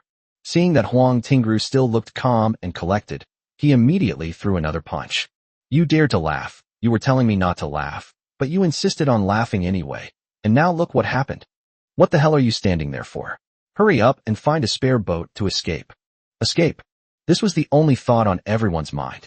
Even Huang Tingru was inspired. Run. We should run. The floodwaters came on strong and fast. In just a short time, the water had reached above the knees and even past the waist. It is still rising at an extremely rapid pace. On the ground, Huang Mingyuan led the Imperial Guards to mark the entrances to various underground caves within Linen City. At each marked entrance, a large number of soldiers would remain there. Lord Wu, it's no use. The underground resources have been accumulating for hundreds of years. It's unrealistic to expect to catch them by waiting for them to come to us. They're just wasting time. Huang Mingyuan's words came to an abrupt end. He saw the well-concealed hole and suddenly moved. A person, soaking wet, crawled out from inside. But for him, this was just the beginning. Then, another one, one after another. It's never going to end. Like a mouse, it crawls out of its burrow. Huang Mingyuan actually took a bite of the poop hanging around his neck. The tangy, refreshing taste jolted him awake, and he realized this was no dream. This is fucking real. Water, you dug a moat? The reason he so arrogantly proposed the water attack method was because he was certain that Lin Mo would never dare to dig. No, it's that no one dares to dig a moat, because that would be destroying the Great Wall. This Lin Mo, he's a complete lunatic. Does he not want to live anymore? Wu Tianliang sneered. Arrest him. The Imperial Guards rushed forward and pinned them to the ground one by one. Such a scene began to unfold throughout the entire city of Linen. Below, the floodwaters raged. On the ground, everything was as it always was. In just a short time, countless people drowned, and anyone who managed to escape by clinging to life was arrested on the spot. An old man, soaking wet, with disheveled hair and a deathly pale face, was brought before Wu Tianliang. Old Huang, did you enjoy your swim? Wu Tianliang asked with a smile. This ruthless executioner, this cold-faced general, has a surprisingly charming quality to his genuine smile. Huang Tingru raised his head and stared straight at him. Wow, he vomited up the water that had accumulated in his stomach, and there was a small crucian carp in it, which thrashed about on the ground. Huang Tingru wiped the water off his face. He looked around at the people who were being held down on the ground and the tribesmen who were still being arrested from the cave entrance. My heart was filled with despair. It's over, completely over. But when he turned around, his face was full of smiles. Good. Lin Mo, you've actually dug a moat just to deal with us. It was worth it, absolutely worth it. Lin Mo, you've won. You arrest us today, but when the Northern Mang army arrives one day, this Linen City will be nothing but paper. You'll have ruined the entire city. I admire you. I really admire you. Huang Mingyuan's lips twitched, but he didn't dare to speak. Wu Tianliang looked at him like he was an idiot. Finished with your reflections? Who told you His Majesty dug a moat? You, surnamed Huang. How did you become the head of a family with a brain like that? Huang Tingru's smile froze on his face. Without digging a moat. How can we? His words came to an abrupt end. He realized a problem. If a moat is dug, the river water will inevitably overflow, and the entire city of Linen will be flooded. But the ground is dry. The houses didn't collapse, and there were no refugees. How is that possible? How could only the underground area be flooded? Can't figure it out? How did you do that?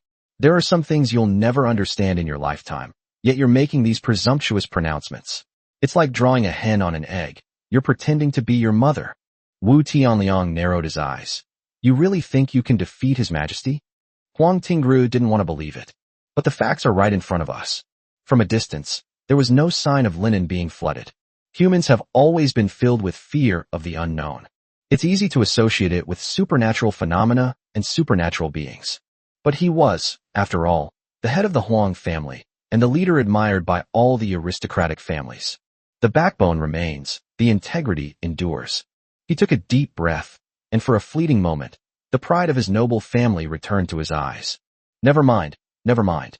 You win, I admit defeat. Kill me or torture me, it's all up to you. I have enjoyed all the riches and honors of my life, and I have had enough of the extravagance and debauchery. It is worth dying for. Before I die, I'll give your master a piece of advice. You peasants, Lin Mo's son, a lowly servant, will never be able to be a person of high status in your entire lives. Having said that, he calmly stepped forward, awaiting his execution. Kill me. Ha ha ha. You are all too incompetent. Even if you kill me, it won't change the glory of my first half of life. Upon hearing him insult Lin Mo, Wu Tianliang's desire to kill him vanished instantly. Wanna die? It's not that easy. With a wave of his hand, 2 imperial guards grabbed Huang Mingyuan and brought him over. Huang Tingru looked closely. There was a dried-out piece of feces hanging around its neck. It looks like I was bitten. Vomit. He suddenly bent over and began to vomit violently. Huang Mingyuan was filled with shame, wishing he could disappear into the ground. Uncle, Huang Tingru had just finished vomiting when he smelled that same odor on the other person's breath again. My stomach churned instantly. He pointed at Wu Tianliang, his fingers trembling. You. A scholar can be killed, but not humiliated. Chapter 75 Lin Mo. You want me to personally negotiate peace? You dare call yourself a scholar? Wu Tianliang sneered. You'll get what you deserve in the second half of your life, just like you enjoyed the first half. Huang Tingru, let me tell you one more thing. As long as His Majesty doesn't want you to die, even the King of Hell can't do anything about it. Someone, take him away. Feed 3 times a day. The Imperial Palace, the Imperial Study. Chun Qingwan and her daughter Qin Lingshuang sat behind a pile of account books, their faces filled with despair. To save effort, Qin Lingshuang rested her chest on the table. The table legs were wobbly. This Lin Mo is really something. Is he trying to squeeze every last drop out of us, mother and daughter? We've been working nonstop since we came to Linen City. We're doing this for free every day. I think we'll be exhausted before the northern barbarians even arrive. The grain and fodder accounts are finished. Then the arms accounts come up. The arms accounts are finished, but the list of conscripted laborers hasn't been touched yet. That's fine, but we're working ourselves to the bone while he's out having a good time. It's really sigh. Chun Wangqing knew that her mother was just like that. They might complain a bit, but they work harder than anyone else. Lin Mo had already explained to her mother the reason for her carefree and philandering life. That's what his cultivation technique requires. He also had his reasons. Mother, it's a critical time. At this moment, Lin Mo also walked in from outside. Looking at the pile of documents on the table, he felt a headache coming on. He could only apologize to the two of them and offer a forced smile. He also briefly discussed the future prospects of the Great Way, its national conditions and culture, and made some empty promises to barely appease his proud mother-in-law. Qin Lingshuang, Your Majesty, next time you draw a picture of a cake, sprinkle some sesame seeds on it. I love to eat them. Chun Qingwan, Your Majesty, provisions, weapons, laborers, wounded soldiers, artisans, money. Everything needs to be managed. My mother and I are simply too busy to handle it all. Lin Mo also sighed. That's true. There is a severe shortage of domestic policy talent. Let me think of a way. Lin Mo was about to give a perfunctory reply and leave when he heard the eunuch's voice from outside the door. Your Majesty, someone requests an audience. A scholar, who called himself Zudge the Hermit, said he had come to seek refuge with His Majesty. Lin Mo was taken aback. This is supposed to be a hermit? The mother-in-law immediately retorted, how do you know? Maybe he's just here to freeload. His name contains the word hermit. Then I'm still called Ling Shuang, but have I ever been above frost? My mother-in-law must be exhausted. Lin Mo remembers how gentle and dignified she was when she came. After a moment's thought, he recalled the entry for Zhenli, a think tank. Every 3 days, wise men would come to seek refuge. It seems that this recluse Zudge was indeed a wise man. Let him in. A moment later, a middle-aged man walked in slowly.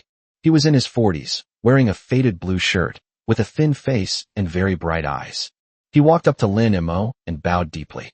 This humble commoner, Zudge Yinshi, pays his respects to your majesty.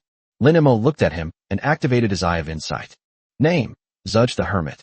Proficient in domestic affairs, strategy, and military tactics, capable of governing the country and ensuring its stability. Loyalty, 100%. Lin Mo's eyes lit up, just as he suspected. Please have a seat, sir. He cut to the chase. Since you've come to seek my help, do you have any good strategies to offer? Zudge the Hermit smiled slightly. Your Majesty speaks frankly, so I will not beat around the bush either. This humble subject has 3 strategies to help your Majesty defend the city. Lin Mo sat up straight. I'd like to hear the details. The recluse Zudge extended one finger. The first strategy is to negotiate peace. Negotiation? Although Lin Mo was unsure whether they could hold out, he never considered negotiating peace. Although he was not talented, he had been influenced by the Ming dynasty in his previous life, and the principles of not making peace through marriage, not paying tribute, not ceding territory, and not paying reparations were deeply ingrained in his bones. This is the bottom line. Could it be that Zhenli has planted an undercover agent for himself? Zudge the Hermit nodded. Yes, peace talks. But it wasn't a real peace negotiation. Instead, they sent someone to the northern Mang camp to feign a desire for peace. Firstly, it can probe the strengths and weaknesses of the northern barbarians and make them arrogant. The northern barbarians marched south with unstoppable momentum, and it was the time for their troops to become arrogant.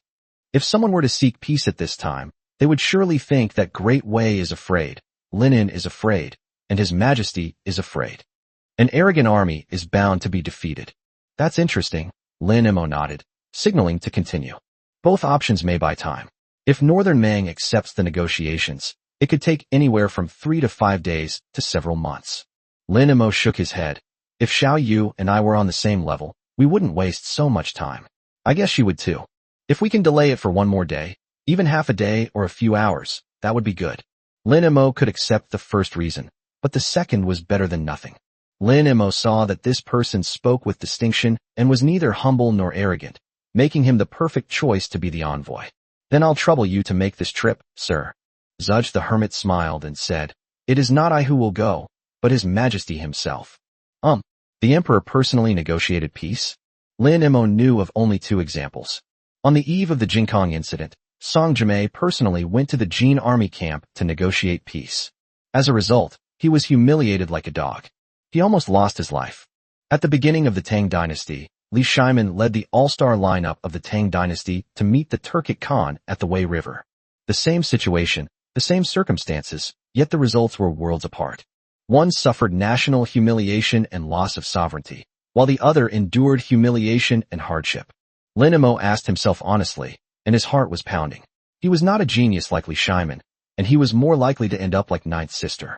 Besides, I just gave Xiao Yuniang a set of sexy lingerie. No wonder they skinned him alive. Chen Qingwan, standing nearby, slammed her hand on the table. Where did this country bumpkin come from, spouting such nonsense? Is he trying to harm Great Wei? Zudge the Hermit waved his hand. Your Majesty, please do not be impatient. Let me finish. First, only if His Majesty goes in person can the other side believe that we are sincerely seeking peace. Secondly, even if it doesn't work out, it will still spread the story of His Majesty's solo journey to the meeting, which will have an extraordinary impact on His Majesty's reputation and the morale of the Wei army. As for the third point, only if His Majesty goes in person can the northern barbarian army be utterly humiliated. After listening, Lin Mo vaguely felt that there was some truth to it. He went to feign peace talks, but instead told the people that he had single-handedly challenged the entire northern barbarian camp. This had an impact on his imperial authority that nothing else could compare to. From then on, whenever someone mentioned him, they had to first praise him. He is both brave and resourceful. The key issue is safety. He remained calm and said, "Please continue, sir." Second strategy, prepare for war. Reinforce the city's defenses. Use rolling logs, boulders, yaksha-shaped stones, wolf-tooth swatters. Do everything you can. The more backups we have on the city walls, the more chances our soldiers will have to survive. I believe His Majesty is already doing these things. Lin Mo nodded. Another method is to boil golden juice, which involves mixing and boiling excrement, poisonous plants, and poisonous insects, and then pouring it onto the enemy troops attacking the city. It rots upon contact and kills upon touch. This substance is inexpensive yet highly effective. That's right. Lin Mo wanted to slap himself. The system reward clearly included 3,000 tons of gold elixir. So why didn't I think to brew some myself? This is a biological weapon. Imagine if, during a siege, someone were opening their mouth wide and shouting battle cries. Suddenly golden liquid entered their mouth. That's sour and refreshing. Qin Lingshuang frowned. Sir, this plan is quite dirty. Chapter 76 Empress. Are these erotic clothes from the Central Plains? Zudge the Hermit didn't take it seriously and extended his third finger. The third strategy is public opinion. Does Your Majesty know why the Northern Mang has swept southwards with unstoppable momentum? It's not just because they have a strong army, but also because they know how to create momentum. Wherever they went, they posted notices to reassure the people, saying that they would only punish the ringleaders and not harm the common people. They spread the word that Emperor Qingyan was incompetent and that the fate of the Great Wei dynasty was sealed. They portray His Majesty as a licentious and incompetent ruler, saying that His Majesty forcibly took his brother's sister-in-law as a concubine and committed adultery in the harem. The people believed it, the soldiers believed it, and everyone in the world believed it. Therefore, no one is willing to risk their life for the Great Wei. The generals along the way, after surrendering, even lamented that abandoning darkness for light, that the Great Wei was not worth it. Lin Mo suddenly realized something again. Two words popped into my mind: newspaper. This is the best tool for deceiving people and creating public opinion. With a pen in hand, even black can be turned into white. Anyway, readers can't comment. He doesn't care if no one reads it. He can write a few erotic stories himself. With titles like The Secret History of the Demon Queen and The Overbearing Demon Lord Falls in Love with the Silly Me. Why worry about readers? Your Majesty may create the Yuan Chu Miscellaneous Report. It can contain the imperial decrees, His Majesty's achievements, preparations for defending the city, the brutality of the northern barbarians, and the heroes who sacrificed their lives for the country. Writing about General Wang Jian, who died in battle at Xiancheng, he said before his death, a man of the Great Wei would rather die than kneel. Write about Mr. Zhou Wenju, who died remonstrating with Nanjing, his head hanging above the city gate.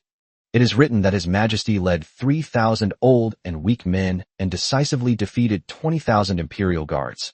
Write about the common people, the soldiers, and those who were willing to risk their lives for linen. Print these things into a book and distribute it throughout the world. Let the world know that linen still exists, the Great Wei still exists, and His Majesty still exists. Let the whole world know. He paused, his gaze intense. The people on this land are still working hard. Hearing this, Lin Mo finally smiled. He clapped his hands. Having you, sir, is like a fish finding water. Chen Qingwan and Qin Lingshuang also sighed in admiration. This recluse Zudge is indeed extraordinary. Qin Lingshuang looked at her son-in-law's tall and strong back, then at Chen Qingwan. He muttered to himself.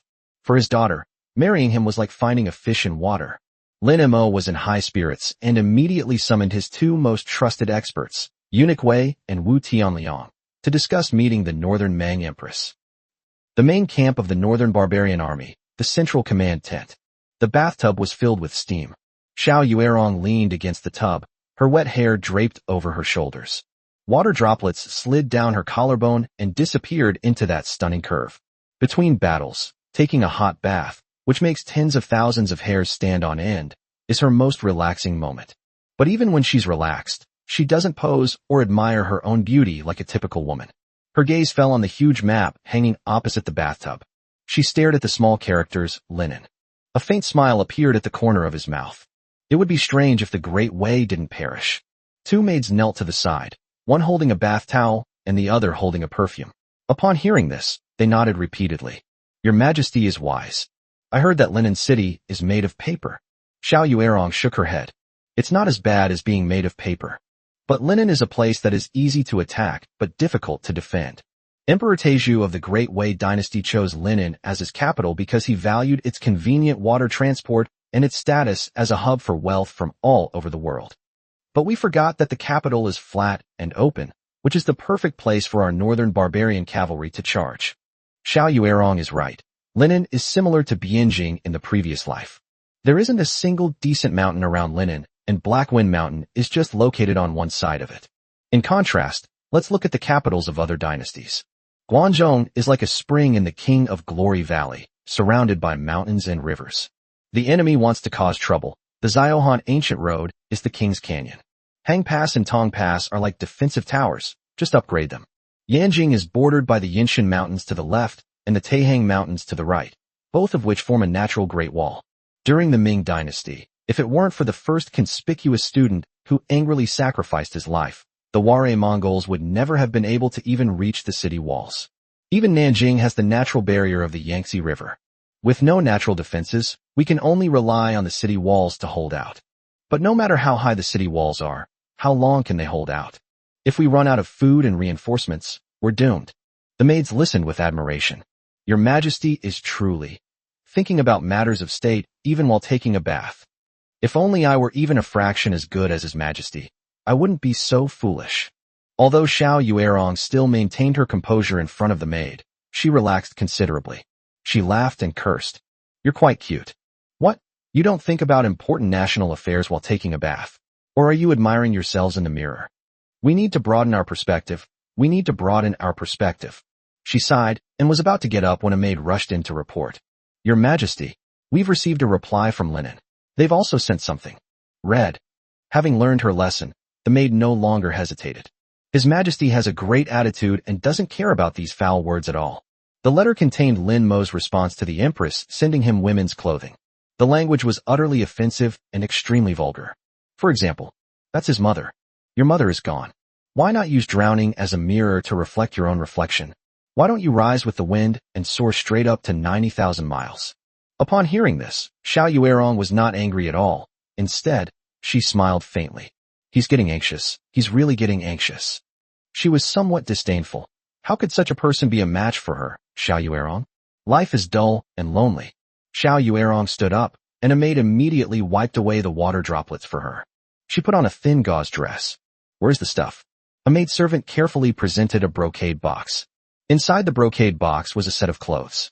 There was pitifully little fabric, black lace, thin straps, and a skirt that couldn't be shorter. It also has a pair of furry ears. A tail with a bell. Xiao Yuerong was taken aback. The maid beside her turned pale with fright and knelt down with a thud. Your Majesty, this slave is guilty. Xiao Yuerong waved her hand. What crime have you committed? I simply feel that the craftsmanship and skill of clothing in the Central Plains are far superior to those of our northern Mang. As for Lin Mo's attempt to humiliate me, he is still too young. You may all leave. The maid servant, feeling as if she had been granted a pardon, immediately bowed and withdrew. After everyone left, Xiao Yuerong simply couldn't suppress her curiosity. He picked up the clothes and held them up against himself. This outfit is actually quite nice. She was an empress, but she was also a woman. What woman doesn't love beauty? Xiao Yuerong was no exception. Moreover, women are naturally drawn to beautiful clothes. She turned her head and looked again to confirm that the tent was now empty. Call. Xiao Yuerong took a deep breath. Unfastened the gauze garment. She put on that black lace. Chapter 77 Emperor Qingyan.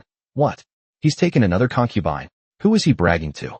Thin straps hung on her shoulders, and the skirt only covered her upper thighs. Its fluffy tail was slightly upturned. She stood in front of the mirror, looking at my unfamiliar self in the mirror. Is this something I can wear out? The people of the northern barbarians were fierce and unruly, and their women lacked the delicate, shy demeanor of those from the Central Plains. On the contrary, many of their clothes are revealing. Even so, Xiao Yuerong felt a burning sensation on her face. She's simply a fairy. Xiao Yuerong opened her arms and turned around, the bells on her body jingling.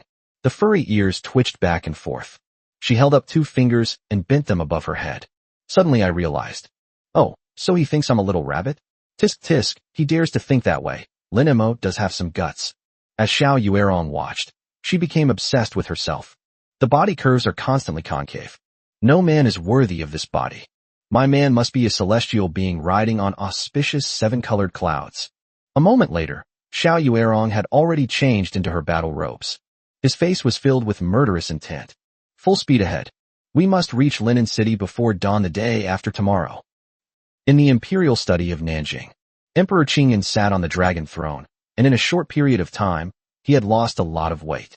His eyes were sunken, and he seemed to have no will to live. Several trusted ministers knelt below, not daring to utter a sound. Nobody wants to mess with a man who has just become an incomplete man. The old eunuch beside him was reading Wei Gonggong's secret letter. Despite his physical disability, Emperor Qingyan remained determined and continued to closely monitor the situation in Linen. Your Majesty, Eunuch Wei has sent a secret report. The 20,000 troops His Majesty dispatched to Linen were annihilated by Lin Mo personally leading the army. Emperor Qingyan remained expressionless. Lin Mo posted notices throughout the city to recruit talents from all over the world. The soldiers and civilians in Linen City were of one mind, and everything was going very well. Emperor Qingyan remained unmoved. Lin Mo's public memorial service for Mr. Zhou Wenju and General Wang Jian greatly boosted his prestige. Emperor Qingyan felt neither sorrow nor joy. Lin Mo has taken 3 more concubines, it is said. What? Emperor Qingyan was furious and couldn't help but scream. He immediately sensed something was wrong with the sound and covered his mouth. He could endure all of the things that came before. But I just had my penis cut off, and you're already taking in concubines like crazy. What does that mean? Who is it for? Who are they mocking? Who can stand for that? The old eunuch, not understanding his meaning, continued reading. It is said that all 3 are exceptionally beautiful, with alluring figures and captivating charm. Enough.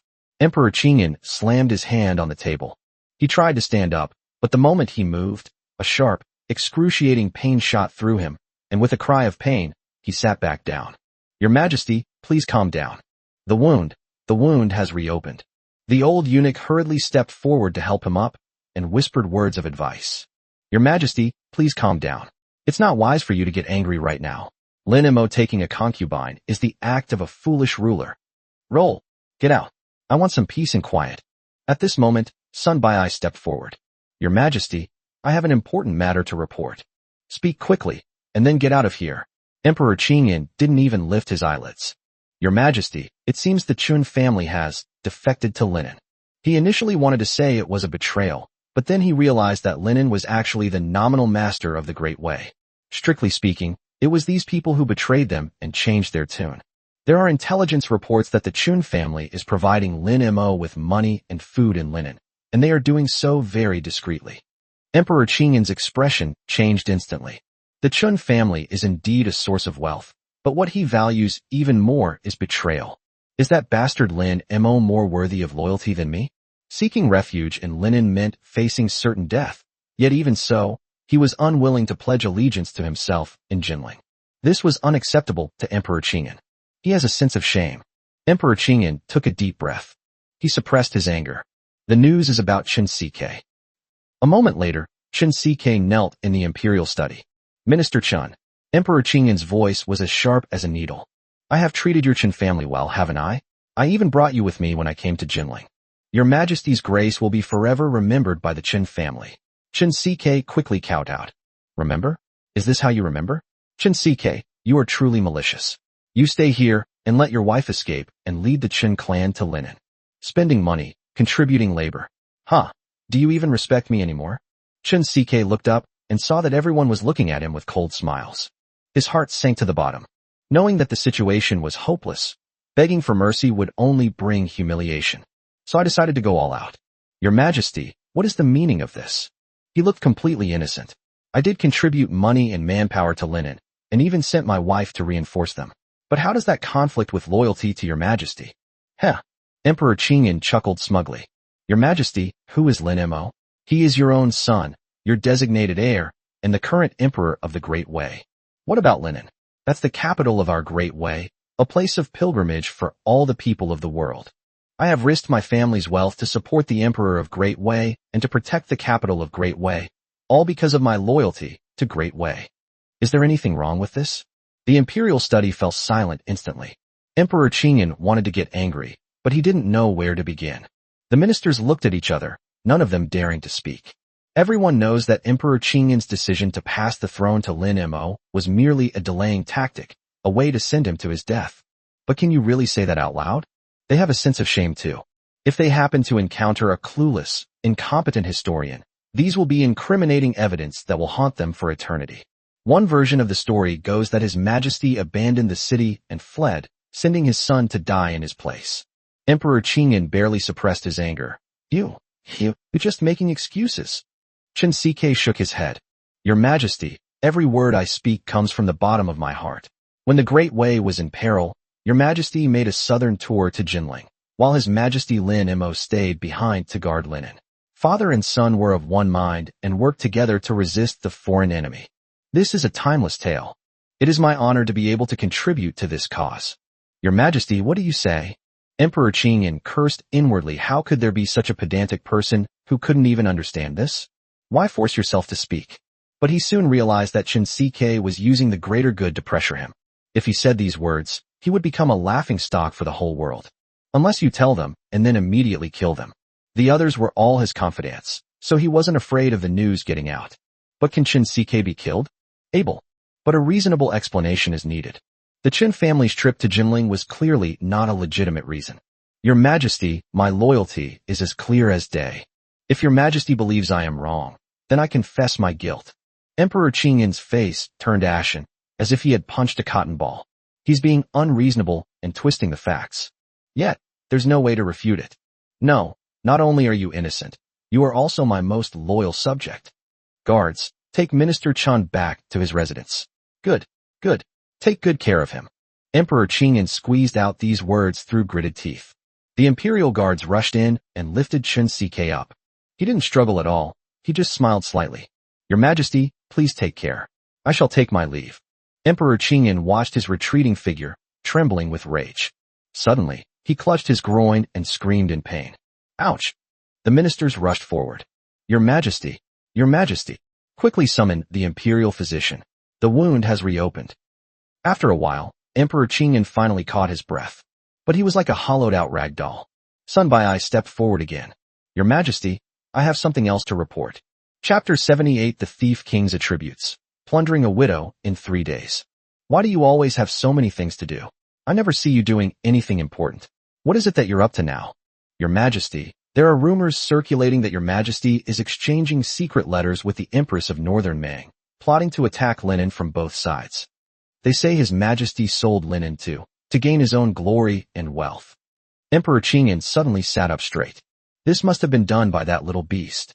His so-called filial piety is just making me die. Your Majesty, regardless of who did it, the whole city is talking about it now.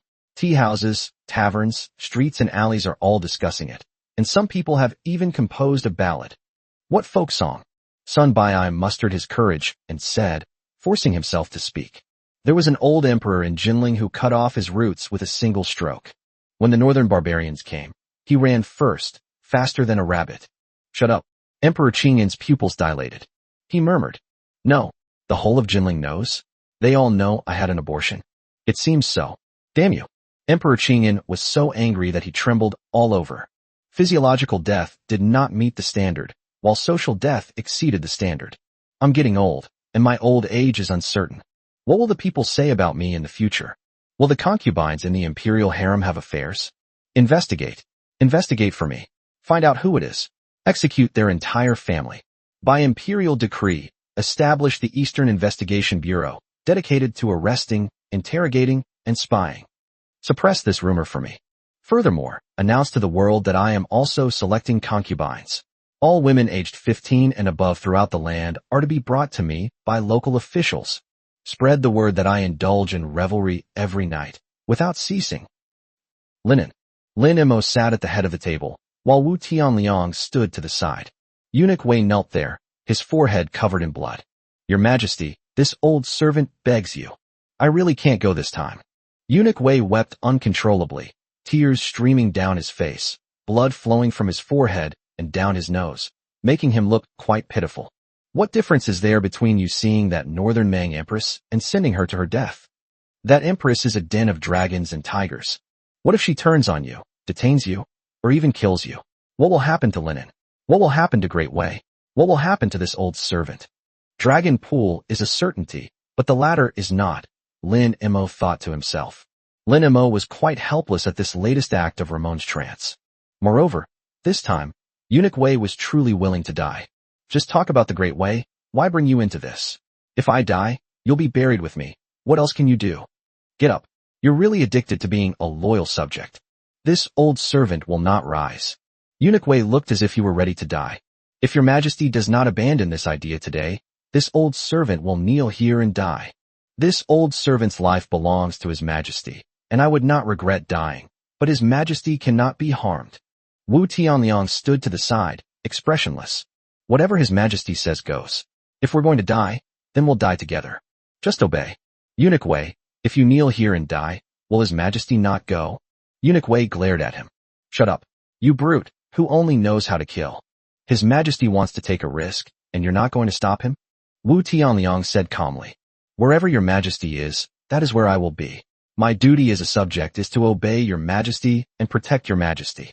In other matters, I am certainly not as good as your majesty in thinking. Your majesty is willing to go, and there must be a reason for it. Eunuch Wei was so angry that he trembled all over. You? This is blind loyalty. All right. Lin Mo waved his hand. You can kneel here, Wu Tianliang. Come with me out of the palace. He had just stood up when he saw Eunuch Wei recklessly charging headlong into a pillar in the main hall. Boom. Eunuch Wei made no effort to resist. He was already old, and this almost killed him instantly. His scalp was lacerated and bleeding profusely. Holy crap. Lin Mo and Wu Tianliang were both stunned. You old geezer, are you serious?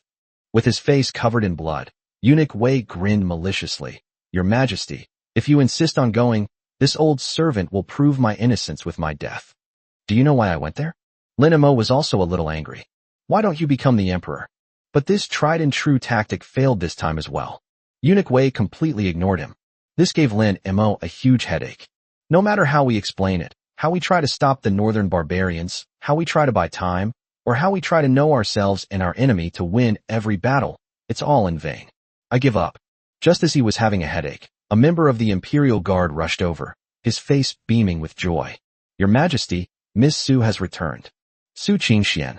Lin Mo's eyes lit up. Yes, we've arrived at the palace gate. The war horses are coming. Lin Mo kicked Eunuch Wei in the buttocks. Hurry up and use your internal energy to heal your injuries. Then come out with me to greet him. He had to personally greet Su Qingxian. War horses are the guarantee for the great battle against the northern barbarians. No matter how strong the internal affairs are, or how many infantrymen there are, it's all useless. Lin Mo once had some thoughts about Mares, which shows his desire for war horses. Outside Linen City, Su Qingxian rode on her horse, dressed in a black outfit, her wheat-colored skin glowing in the firelight.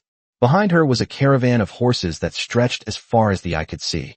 Each horse was a fine steed, with glossy coat and a robust build. At least tens of thousands of horses. Lin Mo was overjoyed and quickly stepped forward, opening his arms to personally welcome him. Qingxian. Su Qingxian dismounted and ran to him in a few steps. After not seeing each other for a few days, my longing for you is like a tidal wave. She wanted to throw herself into Lin Mo's arms, but felt it was too girly, especially with so many people around. He then clasped his hands in a fist and smiled. I have fulfilled my mission. Good, good, good. Lin Mo exclaimed good 3 times in a row. With these horses, I have even more confidence in this battle. I rushed as fast as I could and finally made it. We encountered several groups of scouts from the northern barbarians along the way, fought a few battles, and lost some of our brothers. Thank you for your hard work. Lin Mo was touched. The two only met for a day. The way Su Qingxian treated him speaks volumes about her heart. If he survives, how could he possibly let down such a beautiful woman? Your Majesty, I have brought someone with me this time. Who? Lin Mo glanced at the dozens of Black Tiger Gang brothers beside him, and the next moment, he understood what Su Qingxian meant. A woman slid off the horse. Her hair was as black as clouds, and her eyes and brows were as gentle as a pool of spring water. She was slender and delicate, like a willow swaying in the breeze. Standing there, like a frightened little rabbit. Head bowed, eyelashes trembling, she dared not look at anyone. Su Qingxian took her hand and walked to Lin Mo. Your Majesty, this is someone I met on the road. She is a widow. Widow? Lin Mo suddenly realized that Su Qingxian did have this entry, the king of thieves' plunder. Her husband died, and she was left with no one to rely on, just about to seek refuge with relatives. I took pity on her and brought her back. But who knew? It was really a coincidence, a destiny, that she was actually from a family of craftsmen and had a lot of experience in reinforcing city walls and defensive equipment. Oh, the woman finally raised her head and quickly glanced at Lin Mo. She hurriedly lowered her head again. This humble woman Zhao Zhuer greets your majesty. Her voice was soft and sweet, like a marshmallow. With Lin Mo's current level of cultivation, he would have long since been able to view beauties as mere skeletons without fear. Beauty and ugliness are both dumb. Practicality is what makes a little princess. He immediately activated his Eye of Insight. Name, Zhao Zhuer. Age, 22. Level, Orange. Character entry. Gentle as water, naturally beautiful, burning with jealousy, destined to bring misfortune to her husband, a widow whose door is always rife with gossip, ingenious, cunning with multiple escape routes. Burning jealousy. Included in the family genealogy, the family head will receive an entry that doubles the damage dealt to those with a dearest partner, including but not limited to combat and verbal attacks. A woman with a husband-killing fate, born to bring misfortune to her husband, who will suffer from daily headaches, depleted kidney essence, and weakened yang energy. Those with a weaker fate will surely die within 3 days. A widow's doorstep is always a source of trouble. The image of a beautiful woman as a source of misfortune will constantly attract unwanted attention. Unique craftsmanship. Those with a passion for crafts, such as carpenters, stonemasons, and jade craftsmen, often create breathtaking works. A cunning rabbit has 3 burrows. Including this in the family genealogy grants the patriarch an entry, allowing for 3 instances of death in place of the victim. Each fatal injury is randomly transferred to any person within 100 miles. Hiss, Lin Mo gasped. This woman's biography is quite impressive. The saying, a cunning rabbit has 3 burrows that's just too incredible. What does it mean to be able to die in someone else's place 3 times? And it was truly a timely reign. If he obtained this entry, what would he have to fear from the Northern Mang Empress? We can also learn from Sun Wukong back then, saying, I am Sun Xingqiu. Hey, I'm back again. I am Sun Xingqiu. Such ingenuity is something that can only be found and not easily found these days. Lin Mo ordered a wide recruitment of talented individuals. While there were talented people, very few were truly outstanding. Widow Zhao is perhaps the best among them. As for the gossip and troubles that often surround a widow's door, Lin Mo didn't care at all. He is the emperor now. Who dares to harass my widow? Those are heinous crimes punishable by the extermination of 9 generations of one's family. The only thing she was somewhat wary of was her fate of being a widow. But he possesses a pure yang body, golden kidneys, and the protection of his father's enemies, making him arguably the strongest shield. Which is stronger, this wicked spear or the one that brings misfortune to husbands? It is not yet known. If all else fails, I can just die in your place and then be banished to the cold palace. Your Majesty, her name is Zhao Zhuer. Su Qingxian introduced from the side. She used to be the 4th child in her family, and everyone called her Zhao Si girl. Zhao Si, good name. Wait, what? Lin Mo was stunned. How could such a delicate and frail woman be given such a name? That way, she won't bring bad luck to her husband. When they get into bed, she can say, Your Majesty, Zhao Si will serve you today. Lin Mo would have to be crippled. No, this name is too vulgar. No one can use this name anymore. Lin Mo added another sentence. Anyone who disobeys will be executed. Their entire family will be exterminated. Everyone felt somewhat confused, but Lin Mo was the emperor, and his words were law. All they could do was nod in agreement. Qingxian, you must be tired from your journey. Go and rest in the city first. Men, let the war horses into the city. After Lin Mo gave a few orders, only Zhao Zhuer, Wu Tianliang, and eunuch Wei remained by his side. He needs the entry immediately. Miss Zhao, Lin Mo said softly with a smile. His Majesty, since you were brought by Qingxian, you must be someone who can be trusted. Now that Linen is in imminent danger, and you happen to be skilled in defensive fortifications, would you be willing to lend me a hand? Zhao Zhuer nodded. I am a citizen of the Great Way, so naturally I should do my part for the Great Way. Good. Today is your time to contribute. Of course, since you have treated me so well, I cannot treat you unfairly. You've been a widow for so long. I can't let you remain a widow any longer. Oh, Zhao Zhuer was taken aback, not understanding what His Majesty meant. Having followed him for so long, how could Eunuch Wei not understand? He knew that His Majesty was about to act recklessly again. This won't do. This isn't decent. You two can leave now. Lin Mo waved his hand at them. Wu Tianliang immediately turned his back and left.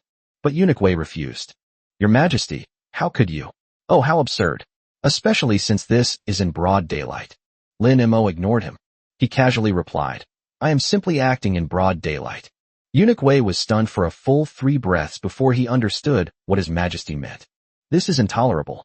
Does Your Majesty know how long it will take for the Northern Meng army to arrive?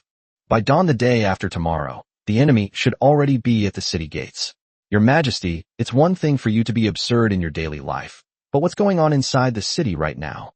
Lin Mo ignored him. He mounted his horse. He pulled the frail Zhao Zhuer up with him and rode with her. Instead of heading into the city, they went towards the outside of the city. With a flick of the whip. Drive, His Majesty. Only then did Eunuch Wei feel a little relieved. It turns out I misunderstood His Majesty. He rode his horse towards the outskirts of the city, perhaps just wanting to show off in front of the woman and discuss city defense techniques. His Majesty is still someone who can be relied upon in critical moments. He sighed. What do you know? Wu Tianliang, standing beside him, looked at the sky, expressionless. He said quietly, Who says it can't be done right now? Chapter 79. One cannot discuss ice with a summer insect, nor can one discuss Ding with a eunuch. How is that possible? Eunuch Wei was shocked. His entire worldview collapsed. His face was filled with disbelief. Wu Tianliang glanced at him and shook his head slightly. One cannot discuss ice with a summer insect, nor can one discuss matters with a eunuch. Explaining it to him is pointless and a complete waste of breath. I don't believe it. You, surnamed Wu, must be lying to me. His Majesty must be discussing important military and national affairs with Miss Zhao. Taking a concubine was a matter of great importance to the military and the state, so Wu Tianliang remained silent. Half an hour later, Lin Mo returned. Having obtained the phrase, a cunning rabbit has 3 burrows, his life was now guaranteed, and he was in high spirits. Looking at the beautiful woman in his arms, her face streaked with tears, he unconsciously began to hum a little tune. The love I give you is like crystal. Miss Zhao, who had already collapsed, suddenly blushed again. This emperor is truly unique. Not only was it so direct, but even the lyrics were so offensive. What love? That's just romantic love. What crystal? Oh, it really is crystal. This was the first time she had ever met a man so straightforward. There's no way you just come up and... I've had several men in the past, and I even went through wedding ceremonies and attended their wedding banquets. Before they even consummated their marriage, he lost consciousness. Thinking of this, her expression suddenly changed drastically. He looked anxiously at Lin Mo. Your Majesty, I just remembered something. I was told by fortune tellers since I was little that I was destined to bring misfortune to my husbands, that I had been married 3 times, and each time, I caused their deaths. Your Majesty, your spear couldn't pierce my shield. Lin Mo waved his hand. How can you believe in metaphysics? He had already examined himself. He was a pure yang body, and his golden kidneys were completely unaffected by her husband-killing fate. These are nothing but lies used by the world to deceive people. The so-called husband-killing is just them shifting the blame onto a woman like you. Their hearts are despicable. Zhao Zhuer was taken aback, and then her defenses crumbled instantly. She melted into Lin Mo's arms like water. Her fate has made her endure too much. Neighbors' criticism, the world's disdain, family ostracism. Even her own father never said that this was just someone else's excuse. But this young emperor was the person at the pinnacle of power in the entire Great Way. Yet he understands more than those people. Your Majesty, Lin Mo had the privilege of reading several great works. 100 Ways to Make a Woman Take the Initiative, How to Win Over a Rich Woman, How to Spend 5 Yuan for 3 Years. I have a lot of experience with this. People like Zhao Zhuer are the most vulnerable inside. Like those girls in my previous life who developed their breasts early. Even though it was genetic, they were labeled as slutty at a young age when they were still naive. This had a huge impact on their lives. A single, unexpected expression of concern and understanding can win them over. You'll get in return a "you understand me." Especially for young women who have been hurt, the first thing to do is to empathize. Don't talk about poetry in distant places, but about the wounds of life. If you want to thank me, then join me in protecting linen. Since you are a top-notch craftsman, the defense of linen will be entrusted to you. Your Majesty, I will certainly live up to your expectations. Can you still walk? I need to rest for a while. All right, it's not that I'm heartless. It's just that the situation is urgent. Thank you for your hard work. After Lin Mo finished his manipulation, he rode his horse to the city gate and sent Zhao Zhuer back. As they passed by Wu Tianliang and Eunuch Wei, he flicked his whip. Come with me to see the Empress of Northern Mang. After saying that, he spurred his horse, and the steed neighed loudly as it galloped northward. Without saying a word, Wu Tianliang mounted his horse. Eunuch Wei stood there, stunned for a full 3 seconds. Then he suddenly knelt down. His Majesty, that's the Northern Barbarian camp. Those are 200,000 iron cavalry. If you go there, this old servant would rather die than let you go. Lin Mo didn't turn around at all. If he dies, drag him to feed the dogs. Huh? Feed the dog? Eunuch Wei was stunned again. Wu Tianliang reined in his horse and looked down at him. Eunuch Wei, if you follow now, you can still protect His Majesty. If you die here remonstrating, that would be the greatest act of foolish loyalty. After saying that, he lashed the horse's rump with his whip and galloped away. Then, Eunuch Wei scrambled to his feet and mounted another horse. Your Majesty, please wait for me. 3 fine horses, 1 in front and 2 behind, gradually turned into black dots under the setting sun. The Empress had already stationed herself in Dingyuan County. Given the army's speed of march, they will surely arrive in Linen by dawn the day after tomorrow at the latest. At his speed, riding alone, Lin Mo would have more than enough time to return before dawn the next day. It mainly depends on the progress of negotiations with the Empress. Under Lin Mo's intense pressure, everything progressed rapidly, and the entire Linen was like a high-speed machine. Recruiting soldiers, training soldiers, repairing city walls, boiling gold syrup, forging weapons, and managing military rations, all proceeded smoothly and simultaneously. The Hermit Zudge proposed printing and subscribing to newspapers in the morning, and by the afternoon they had already been delivered to the people of Linen. The largest tea house in Linen was already packed with people. There was no storyteller, but it was 10 times more lively than usual. Most of these people were idle men who didn't want to join the army and preferred a peaceful life. They loved to join in the fun. Just because there was a notice posted at the entrance, and a thick stack of papers was piled up next to it. Free. Although paper-making technology had long been widespread in the Great Wei Dynasty, paper was not something that ordinary people could use at will. This is a newspaper? A man snatched a card, turned it over and over, but couldn't recognize a single word. What are you going to do with this? Someone nearby immediately retorted. Can't you just use it to wipe your butt? Doesn't that broken piece of porcelain hurt? No, my butt isn't that precious. A literate gentleman nearby came over and picked up a copy as well. Show me. Having studied for half my life with no practical application in mind, this is the kind of occasion that feels most satisfying. It's the kind of exhilarating feeling that college students experience when they go back to their village for the Lunar New Year and enter the Wi-Fi password for an elderly woman wearing reading glasses. He cleared his throat. The inaugural issue of the Yuan Chu Miscellaneous Report. In the first year of the Yuan Chu era of the Great Wei Dynasty, the northern barbarians invaded from the south, and their army besieged the city. The emperor guarded the gates of the country, the monarch died for the state, and the soldiers and civilians of Linen vowed to live and die with the city. The purpose of this newspaper is, firstly, to record the progress of the city's defense, including daily battle conditions, food and fodder reserves, arms manufacturing, and enemy movements, all of which will be published truthfully so that the people are aware of the court's preparations. Secondly, it can keep abreast of the court's movements, new policies and decrees, personnel changes, and the reshuffling of officials. Anything that does not involve secrets can be published. Thirdly, supervise all officials. Anyone found guilty of committing crimes, embezzling public funds, or holding a position without performing their duties shall, in addition to being severely punished by the laws of the Great Wei, be exposed here to the world, so that their infamy will be spread far and wide, and they will have nowhere to hide. The first 2 points are not of much concern to the people, but this one immediately received a chorus of applause. This is truly killing someone by breaking their spirit.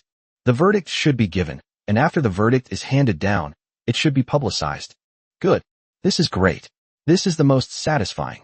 Let those corrupt officials know that our eyes are sharp.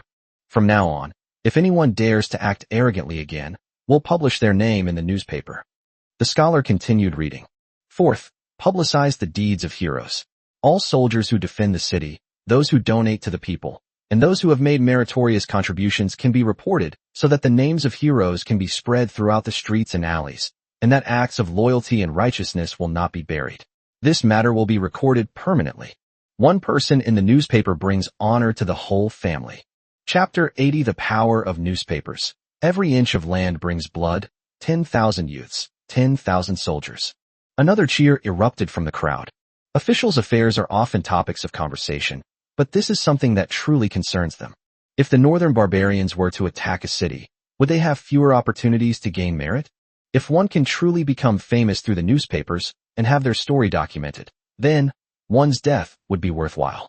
Fifth, record miscellaneous folk affairs, anecdotes, interesting gossip, weddings and funerals, trivial matters. As long as it is interesting, it can be published so that soldiers and civilians can also have a good laugh amidst the flames of war. This is good. This is interesting. Quick, see what's interesting. The scholar turned to the last column and found the miscellaneous records of linen. According to the linen miscellany, Mr. Wang, a schoolteacher in the east of the city, was peeping at Widow Lu next door while she was bathing. This newspaper has verified that this is indeed true. Since Widow Lu did not perform the act, the court will not investigate and will simply laugh it off. Mr. Wang. The scholar was suddenly stunned. People nearby were also stunned. Mr. Wang, please continue reading. No, you are Mr. Wang.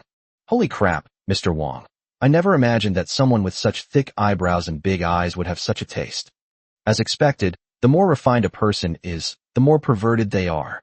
Old Wang really doesn't live next door? Holy crap. The scholar covered his face, wishing he could disappear into the ground. I didn't. The people around him laughed so hard they almost fell over. Don't bother explaining. Go home and explain to your wife. Mr. Wang has finally achieved his goal. This time he has truly become famous throughout the world and has become the greatest scholar in the land. Ha ha ha. Laughter filled the tea house. Mr. Wang covered his face and staggered out of the crowd. It's over. This time it's completely over. Snap. With a thud of the gavel, everyone turned to look. The old storyteller took out a newspaper and cleared his throat. The land is shattered, like drifting catkins in the wind. My life is adrift, like duckweed battered by rain. Fearful on the beach of Hong Kong, lonely in the Ling Ding Ocean. Gentlemen, let's begin with the new emperor's masterpiece. Today, let's not talk about talented scholars and beautiful women, nor about gods and ghosts, but only about one thing: the northern barbarians. Smack, another slap. Do you all know what kind of scene unfolds where the iron hooves of the northern barbarians have reached? On the day Yunzhou fell, the northern Mang soldiers killed people and burned houses indiscriminately. 3,000 people were captured and enslaved, and were taken to the harsh and cold lands of northern Mang.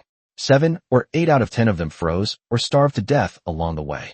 In Lingzhou, any woman with even a little bit of beauty was forced into prostitution.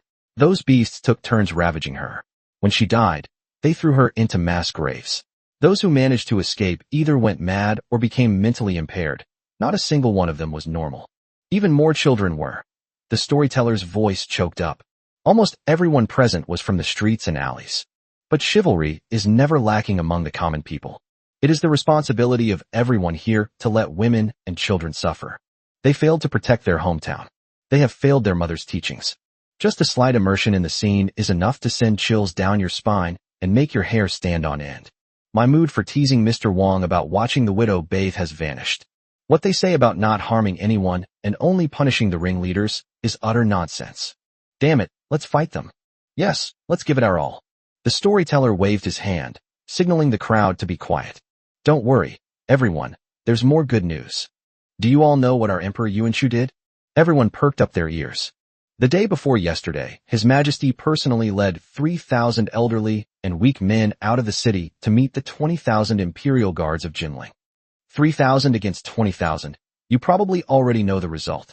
Thanks to Lin Mo's deliberate publicity, almost everyone in the capital knew about this matter. But few people know the inside story. 3,000 old and weak soldiers slaughtered the 20,000 imperial guards, causing them to flee in terror. Their commander was killed in battle, and the rest of the troops escaped in disarray. Our casualties are no more than 800. A deafening roar of applause erupted from the tea house. Good. Your Majesty is mighty. Guess what His Majesty said? The old man mimicked Lin Mo's tone and said in a deep voice, I'm telling you, if we can break through 20,000 with 3,000 today, we can slaughter those 200,000 iron cavalry and make them flee in disarray tomorrow. Kill them until they never dare to set foot in the Central Plains again in their entire lives. The tea house was buzzing with excitement. Kill! Kill! Kill! The shouts were deafening. And then there was General Wang Jian, who led 30,000 soldiers in a desperate battle against 200,000 Northern Man cavalry. His entire army was wiped out, and not a single soldier surrendered. Our great way is not lacking in heroes, but in courage. Our Central Plains has been the world's hegemon since ancient times. As long as we unite, we will be invincible. Upon hearing this, a young man felt an indescribable surge of pride welling up within him, as if it were about to burst forth from his chest. He slammed his hand on the table and stood up abruptly. I'm going to join the army. Another one stood up. I'll go too. Count me in. Damn it, let's go for it. One by one, people stood up. I walked out the door and headed towards the recruitment area. Even those who initially had reservations about the imperial court's recruitment of officials still went to the recruitment office. Such scenes were playing out all over Linen City, and newspapers suddenly became extremely difficult to obtain. Tea houses, restaurants, streets, alleys, the whole of Linen was bustling with excitement. Zudge, the recluse, stood on a corner of the street, quietly watching all of this. He stood with his hands behind his back, his face expressionless. But there is light in their eyes. A junior officer from the Imperial Guard leaned over and whispered, "Sir, you are truly skilled. This method is really effective." The recluse Zudge smiled faintly. His Majesty said this is called brainwashing. But I think this is called awakening. With this newspaper, the people will know the truth and that they too can live a good life. This is called the awakening of the people's wisdom and the will of the people. As for whether this newspaper will change its flavor 100 years or 1,000 years from now, Zudge the Hermit does not know.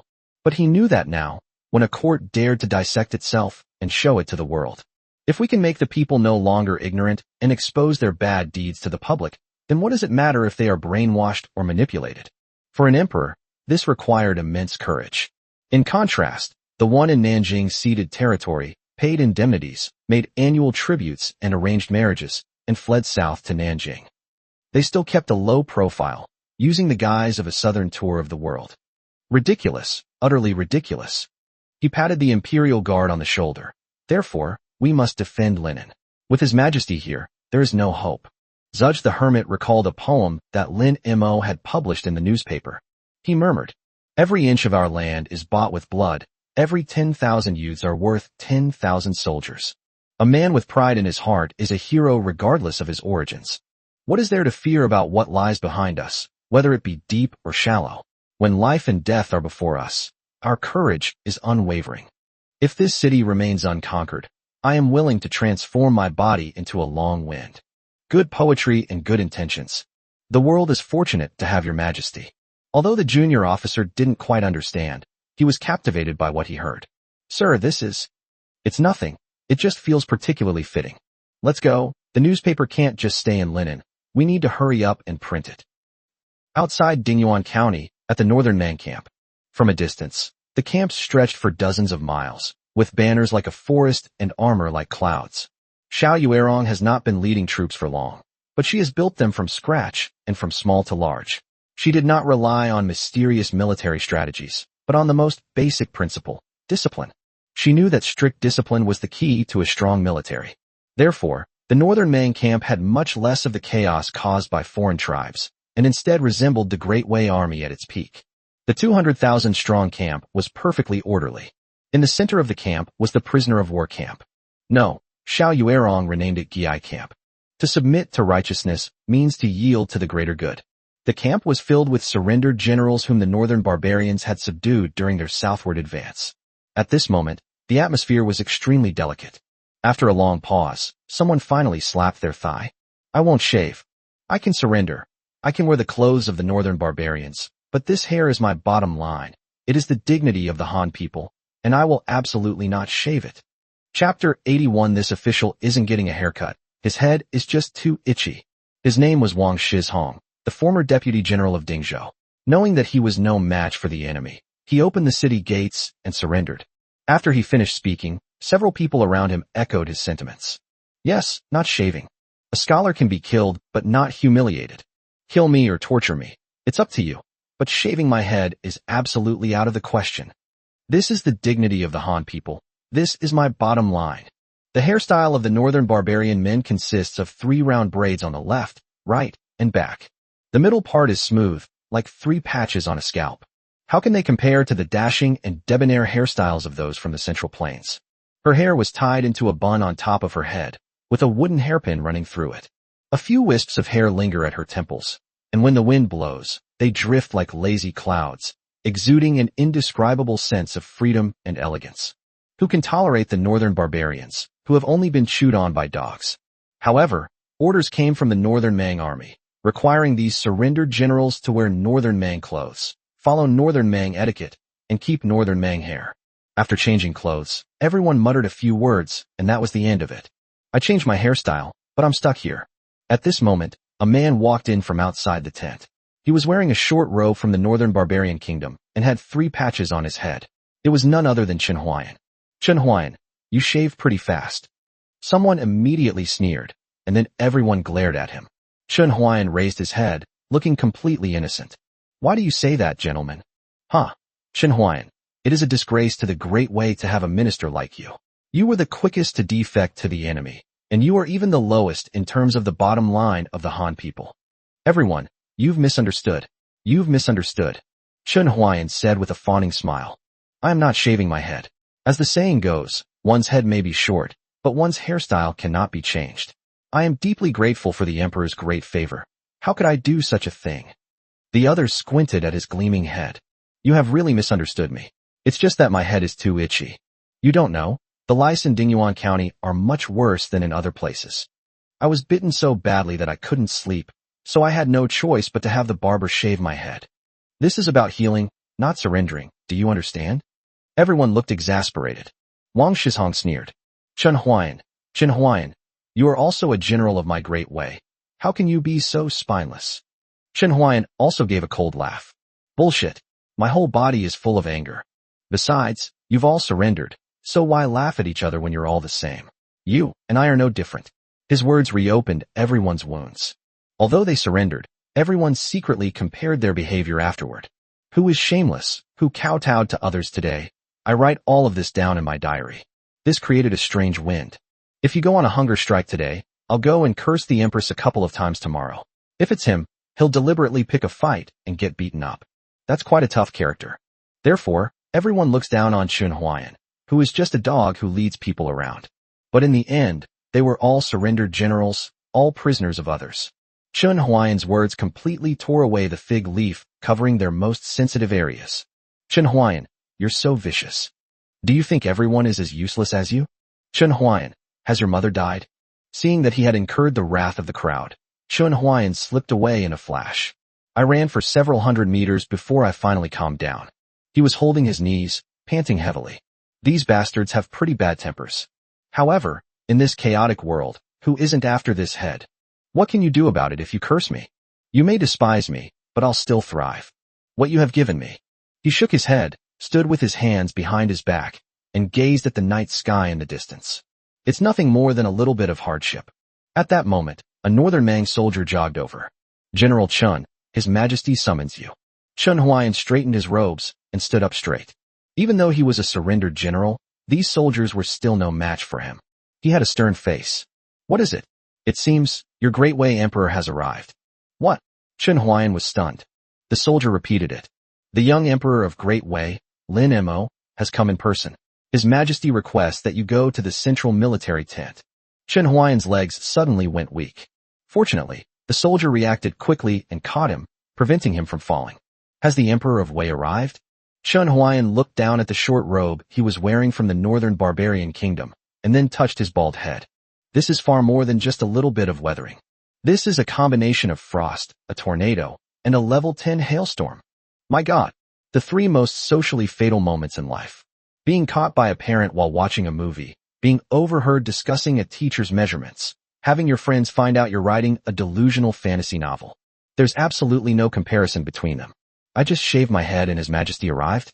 No, how could he possibly come to the Northern Mang camp? He's got a death wish. Could it be that His Majesty, like himself, has also defected to the enemy? Chen Huayan racked his brains, but couldn't figure it out. He jumped up suddenly. Wait for me a moment, I'll go pack my things. I'm going to change my clothes. The soldier stared at him expressionlessly and wouldn't let him leave. His Majesty said that you should wear this outfit when you go. Chen Huayan's face turned pale instantly. Then, the sound of pigs being slaughtered echoed from above the camp. No, I'm not going. Let me go, let me go. The central command tent was brightly lit. Lin Emo stood with his hands behind his back in the center of the tent. Half a step behind him, Wu Tianliang placed his hand on the hilt of his knife, his face expressionless. Eunuch Wei lowered his head and remained silent, but in reality, he was fully focused on guarding his surroundings. Both sides of the large tent were filled with high-ranking generals of the northern barbarians. They were all burly and thick-shouldered, with menacing faces, and were fully dressed in armor, exuding a menacing aura. The way they looked at Lin Emo was like looking at a little lamb that had mistakenly wandered into heaven. You're that young emperor of the Great Way? He's quite handsome, like a rabbit figurine, but I like him. Going to the meeting alone? Haha, I don't know whether to call you stupid or brave. Laughter erupted. Lin Emo ignored him. He was only looking at the woman at the head of the table, Xiao Yuerong.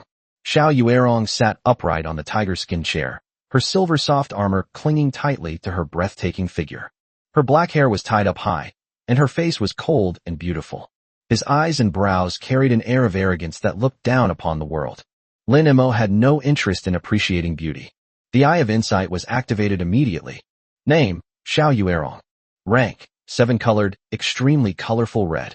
Character entry. Chapter 82. A Solo Journey, Two Dragons Clash, First Encounter with the Empress. Daughter of Destiny, bearing the fate of the Northern Mang Kingdom, with boundless fortune, being included in the family genealogy can directly elevate the family to a high-level martial arts family.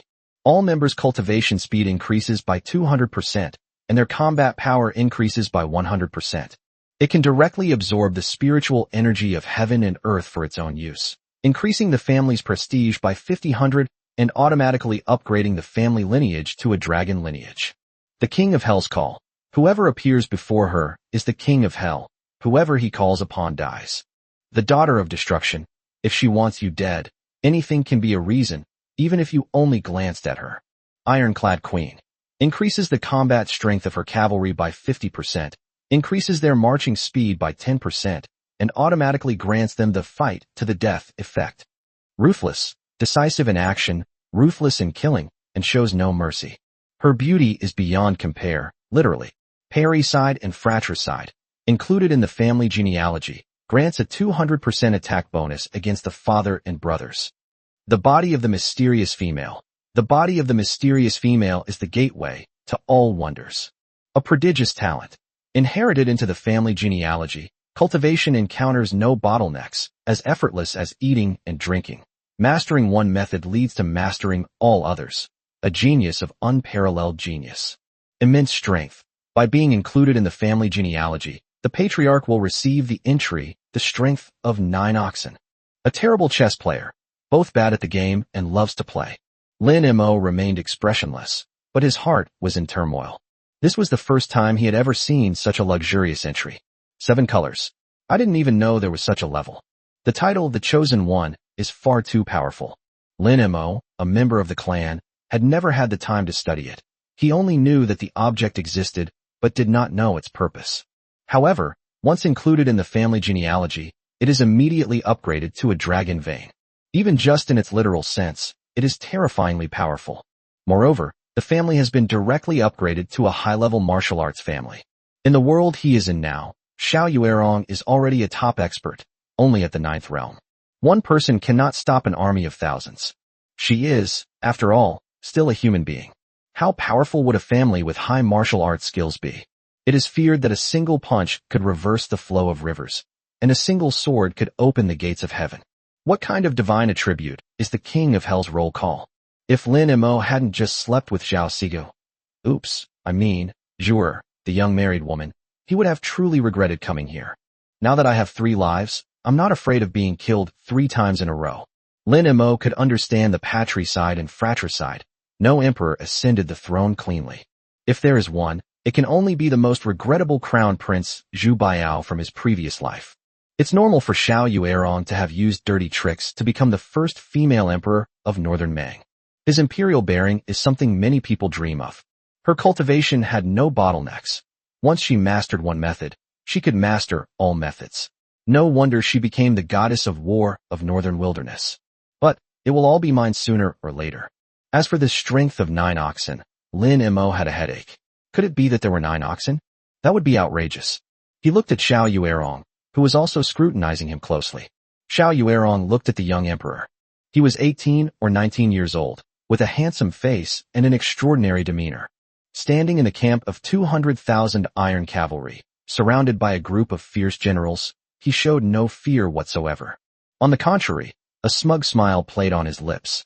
This was not quite the emperor of the Great Way she had imagined. For someone like Lin Yuan, she had already automatically conjured up an image of a sleazy, hunchbacked coward in her mind. Xiao Yuerong suddenly remembered what Zhonli had said. Lin Mo is different from other emperors. She didn't believe it then, but now she does. No wonder he could bewitch Zhonli so much that she was willing to betray him. He, Lin Mo, is qualified. At least this courage is rare in the world. Going to the meeting alone? Oh. Xiao Yuerong gently tapped the table. All the generals of the northern barbarians immediately shut their mouths. There was not a sound at all. You could hear a pin drop. I originally thought that the emperors of the Great Way were all spineless cowards who feared death, but I never expected that there would actually be one with courage. Just for your audacity, I respect you greatly. Lin Mo listened and smiled faintly. The empress dared to mobilize the entire nation's army to invade my central plains, leaving no way out. I admire your courage as well. We are evenly matched. Xiao Yuerong raised an eyebrow. Each other. Lin Mo, open your eyes and look. Outside the tent are my 200,000 iron cavalry, who have marched from northern Mang to Dingyuan, sweeping all the way and advancing with unstoppable momentum. And your Linen, an ancient city, is without any help from within or without. The Great Way's chi techniques are exhausted. What can you use to stop me now? Empress, you are wrong. Lin Mo met the Empress's gaze. I will teach you this today. The advantage of an army lies not in the number of its cavalry, but in the unity of its people. The sharpness of a weapon lies not in the sharpness of the blade, but in the will to wield it. Your 200,000 iron cavalry are nothing but clay chickens and earthen dogs in my eyes, worth nothing more than stigmatized animals. Laughter immediately filled the entire tent. Ha! The northern barbarian generals were all laughing so hard they were doubled over. What did he say? Clay chickens and earthen dogs. Ha ha! This pretty boy's mouth is much harder than his bones. Sell your head for a pittance? I'd like to see whose knife will be stuck in your throat when we attack the city. A burly general stood up and pointed at Lin Mo. Kid, are you scared out of your wits? 200,000 iron cavalry, and you call them mere chickens and dogs. You're tens of thousands of peasants in Linen City. Do you even deserve to be called soldiers? Lin Mo glanced at him and said quietly, the last person who called me a peasant is still eating 3 simple meals a day. Oh, I mean really simple meals. Although the general was fierce, the domineering aura emanating from Lin Mo still made him shrink back. Although the other party was the emperor of a weak country, he was still the ruler of a nation. Especially since the empress doesn't give the order, he doesn't dare to act recklessly. She glared at Lin Mo and dared not say another word. Lin Mo looked at Xiao Yuerong. I have a question for you. Explain. You marched south with unstoppable momentum, but did you encounter any real resistance? The empress pondered for a moment. Only Wang Jian can barely be considered one. What if everyone in Linen were Wang Jian? Now in Linen, everyone is ready to fight, and the morale is unstoppable. 10,000 young men, 10,000 soldiers. Linen is their home, the root of the Great Way. They will not give up easily unless they are killed in battle. This means that you are not facing an isolated city, but hundreds of thousands of soldiers who are defending their homeland. 200,000 iron cavalry are here to plunder and seize territory. But they are different. Their wives, children, and fathers are there, and they have no way out. Do you think you can easily break through the city? People can back down for the sake of profit.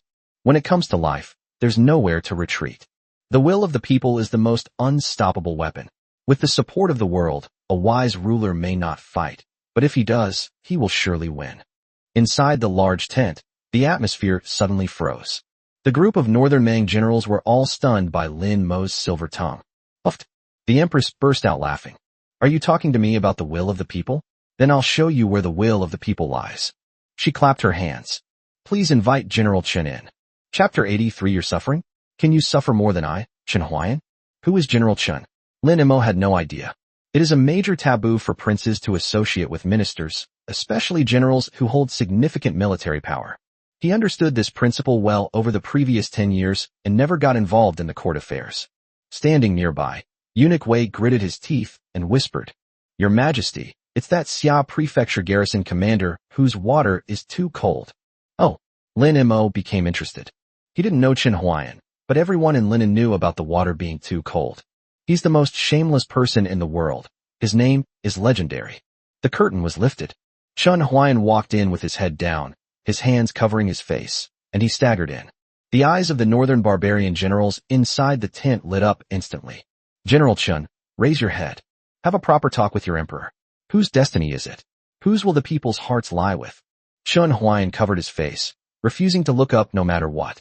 A general from the northern barbarian tribe rushed over and shoved him in front of Lin Mo. "General Chen, His Majesty is here. Why don't you pay your respects?"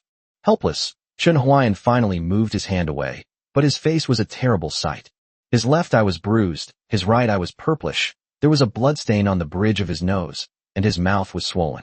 It was all something he had just decided on a whim, and he did it himself. He was taken aback when he saw Lin Mo. "I've never seen this prince before." Then, with a loud wah, she burst into tears. He knelt down with a thud, crawled on his knees, and grabbed Lin Mo's leg. "Your Majesty, this servant misses you so much. This servant thinks of your Majesty day and night, unable to eat or sleep, hoping to see you again. Now that I have finally seen him, this servant has no regrets even in death."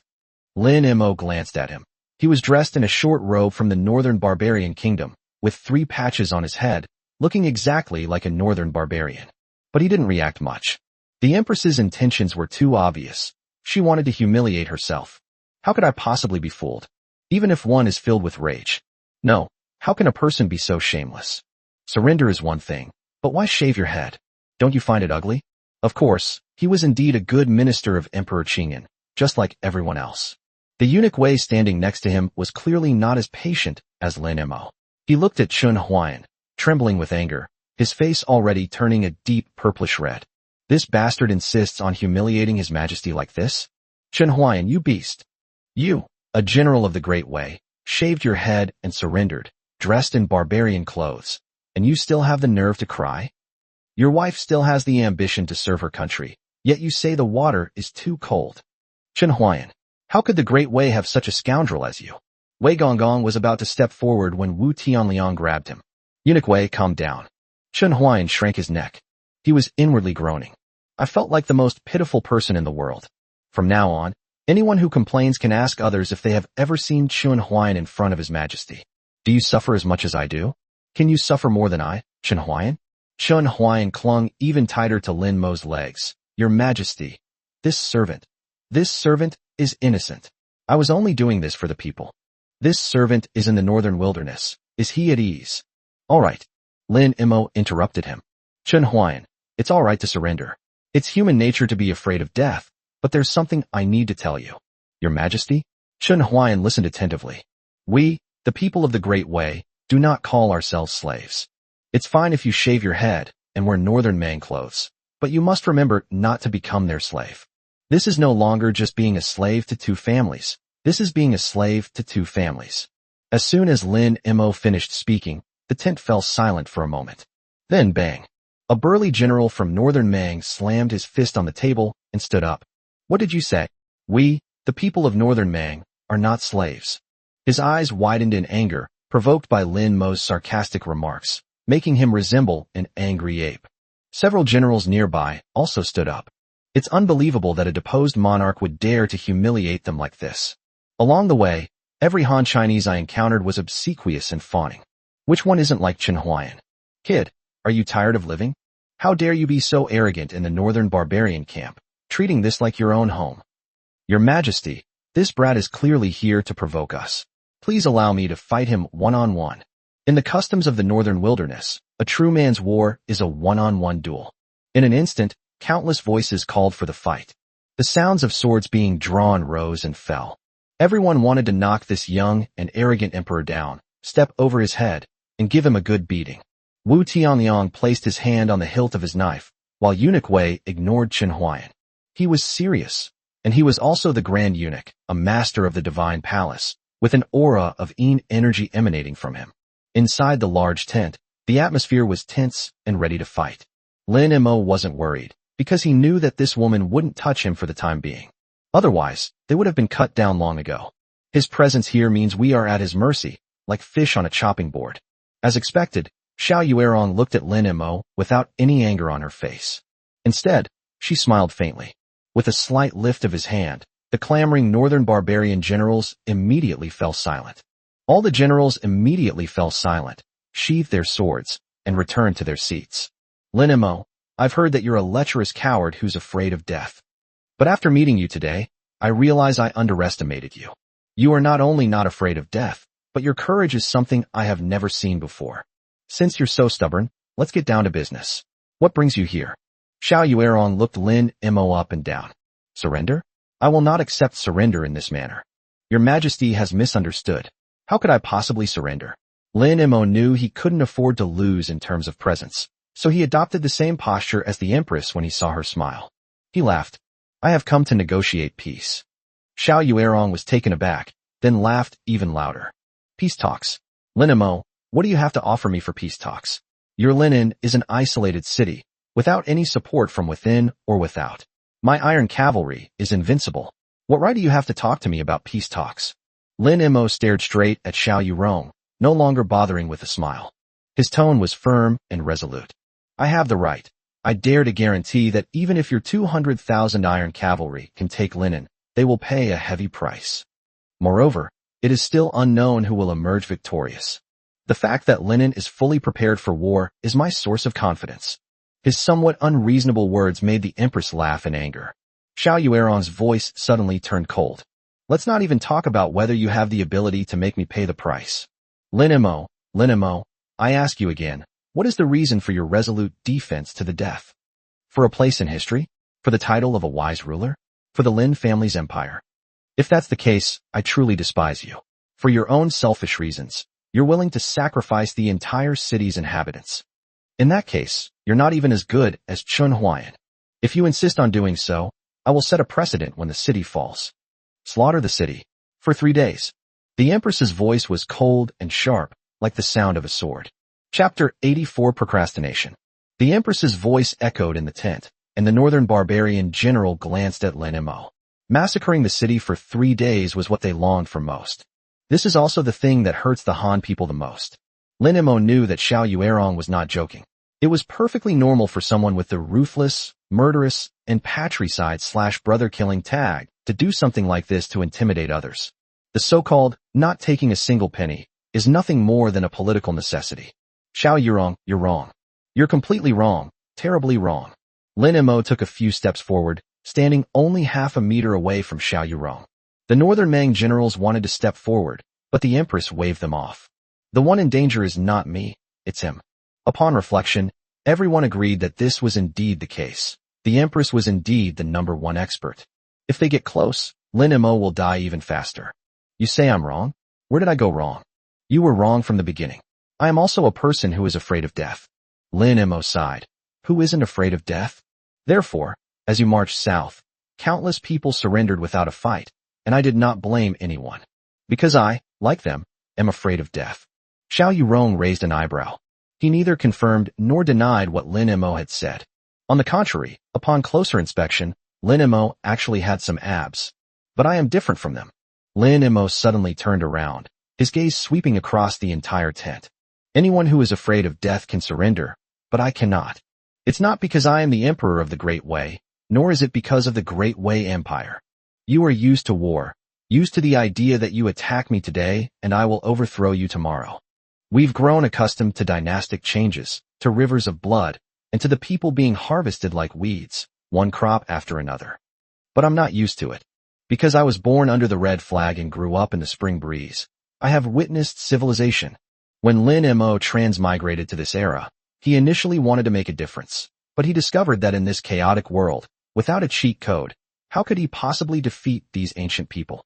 They were all old silver coins. Become famous throughout the world for writing poetry? The very next day, the crown prince's executioner's blade might come down. He absolutely could not allow himself to have such a talented younger brother. Wasn't Xiao Ji just like that? As for things like cement, glass, paper making, perfume, gunpowder, and penicillin, even if they don't exist in this world, they're not something he can get his hands on. A common man is innocent, but possessing a treasure is a crime. No one would think he was contributing to society. They would only make him hand over the formula and cause him to bleed for profit. Given Emperor Qingyan's character, would he really protect him? The answer is naturally no. But things are different now.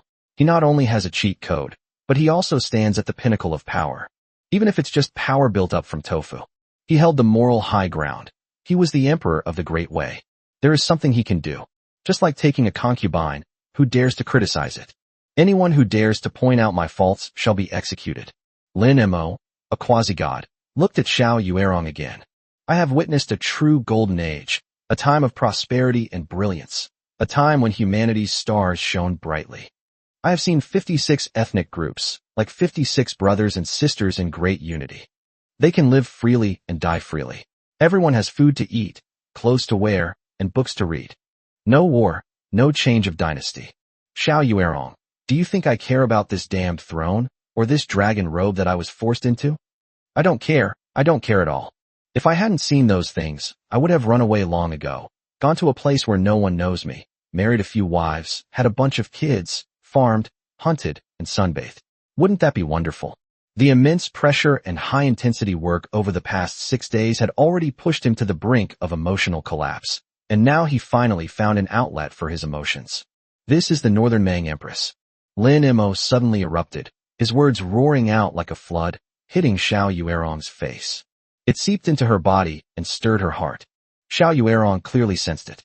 He stood there, completely stunned. This was the first time she had ever heard such words. The first time she saw such eyes. They were red, filled with tears, anger, grievance, and even something she had never seen before but could sense, idealism. She had lofty ambitions from a young age. I searched through all the history books. I have never seen what Lin Mo said about everyone having food to eat, people not having to kneel, and even the 56 ethnic groups being one family. No, how could that be? Every nation has its own beliefs and its own territory. Would Emperor Qingyan allow the Northern Mang to graze sheep in the south? Won't. Therefore, they need to come and seize it.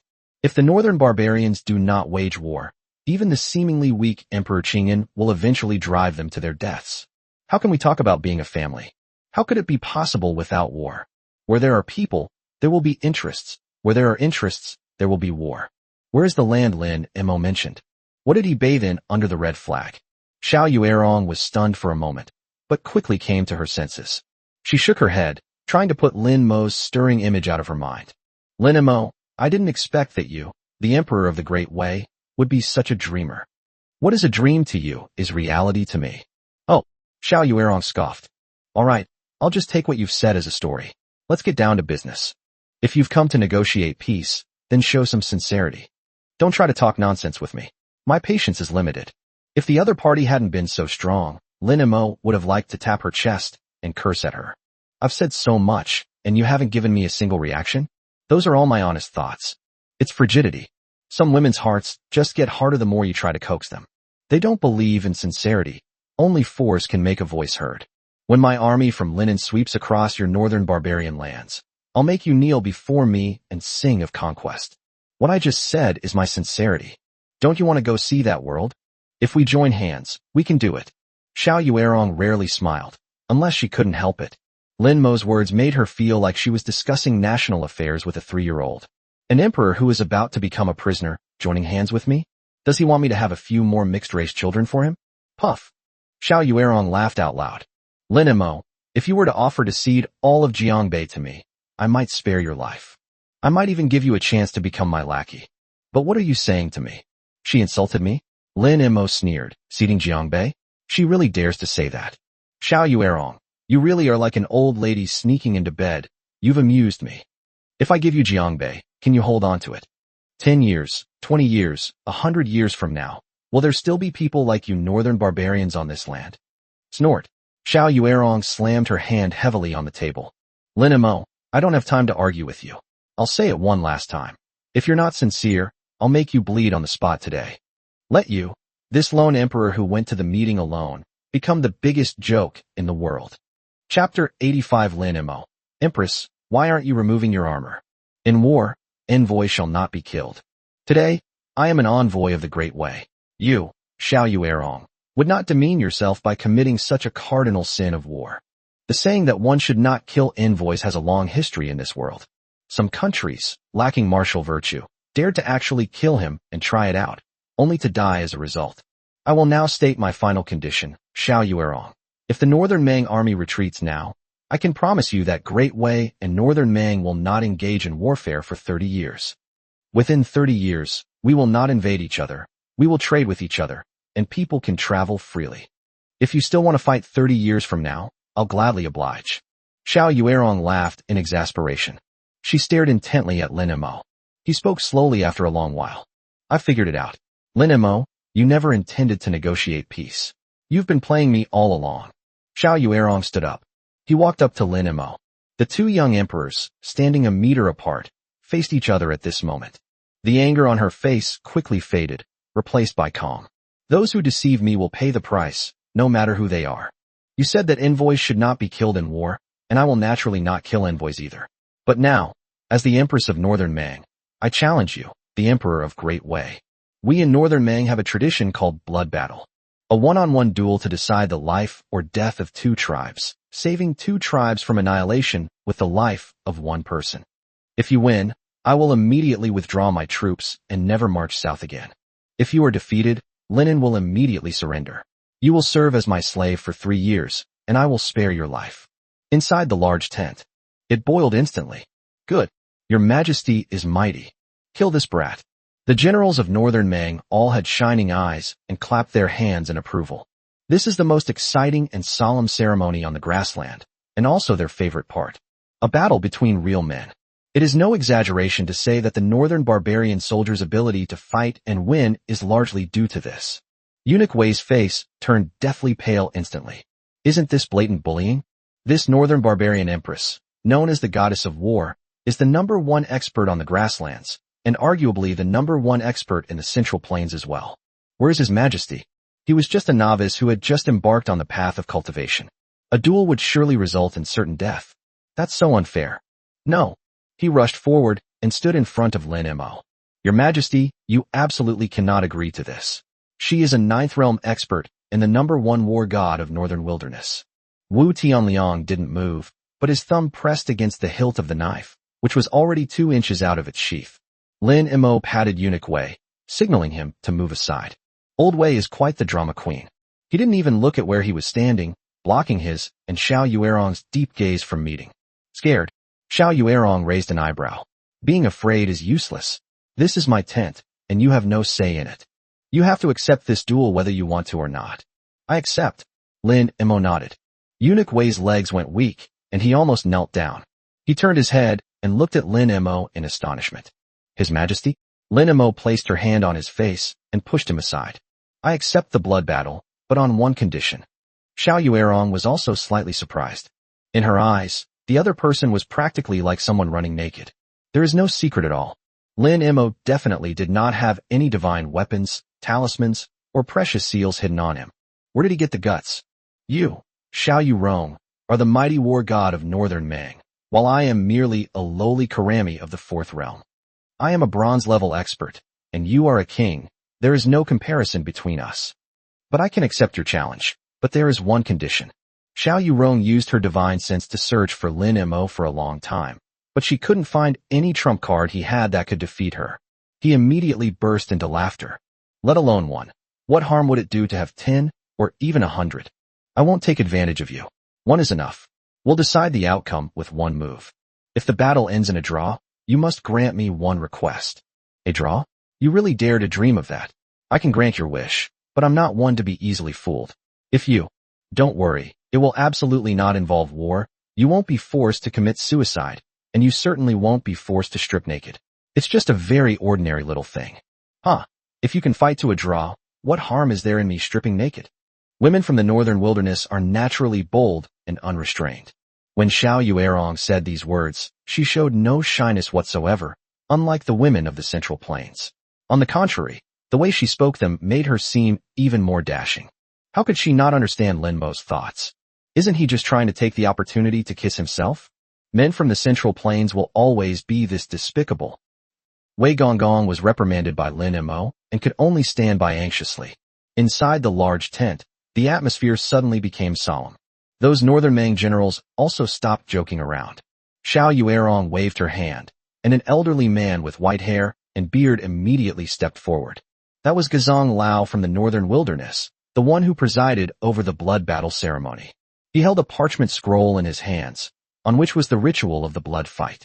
Your Majesties, please. The old man unfolded the sheepskin and placed it in front of the two men. Once the blood oath is made, it will be witnessed by the gods. If anyone goes back on their word, they will be abandoned by both gods and men, and will never be able to be reborn. Xiao Yuerong didn't even look at it. She just bit her finger and pressed a bloody mark on the sheepskin. Lin Mo was the same, but I was still a little scared. This woman is really fierce. She bit such a big hole in my hand when I pressed my fingerprint on her hand. The old man put away the sheepskin and said loudly, "It's agreed. The second item is to remove the armor." Huh. Lin Mo was stunned. There's this benefit too. His gaze swept around the tent before finally settling on Xiao Yuerong.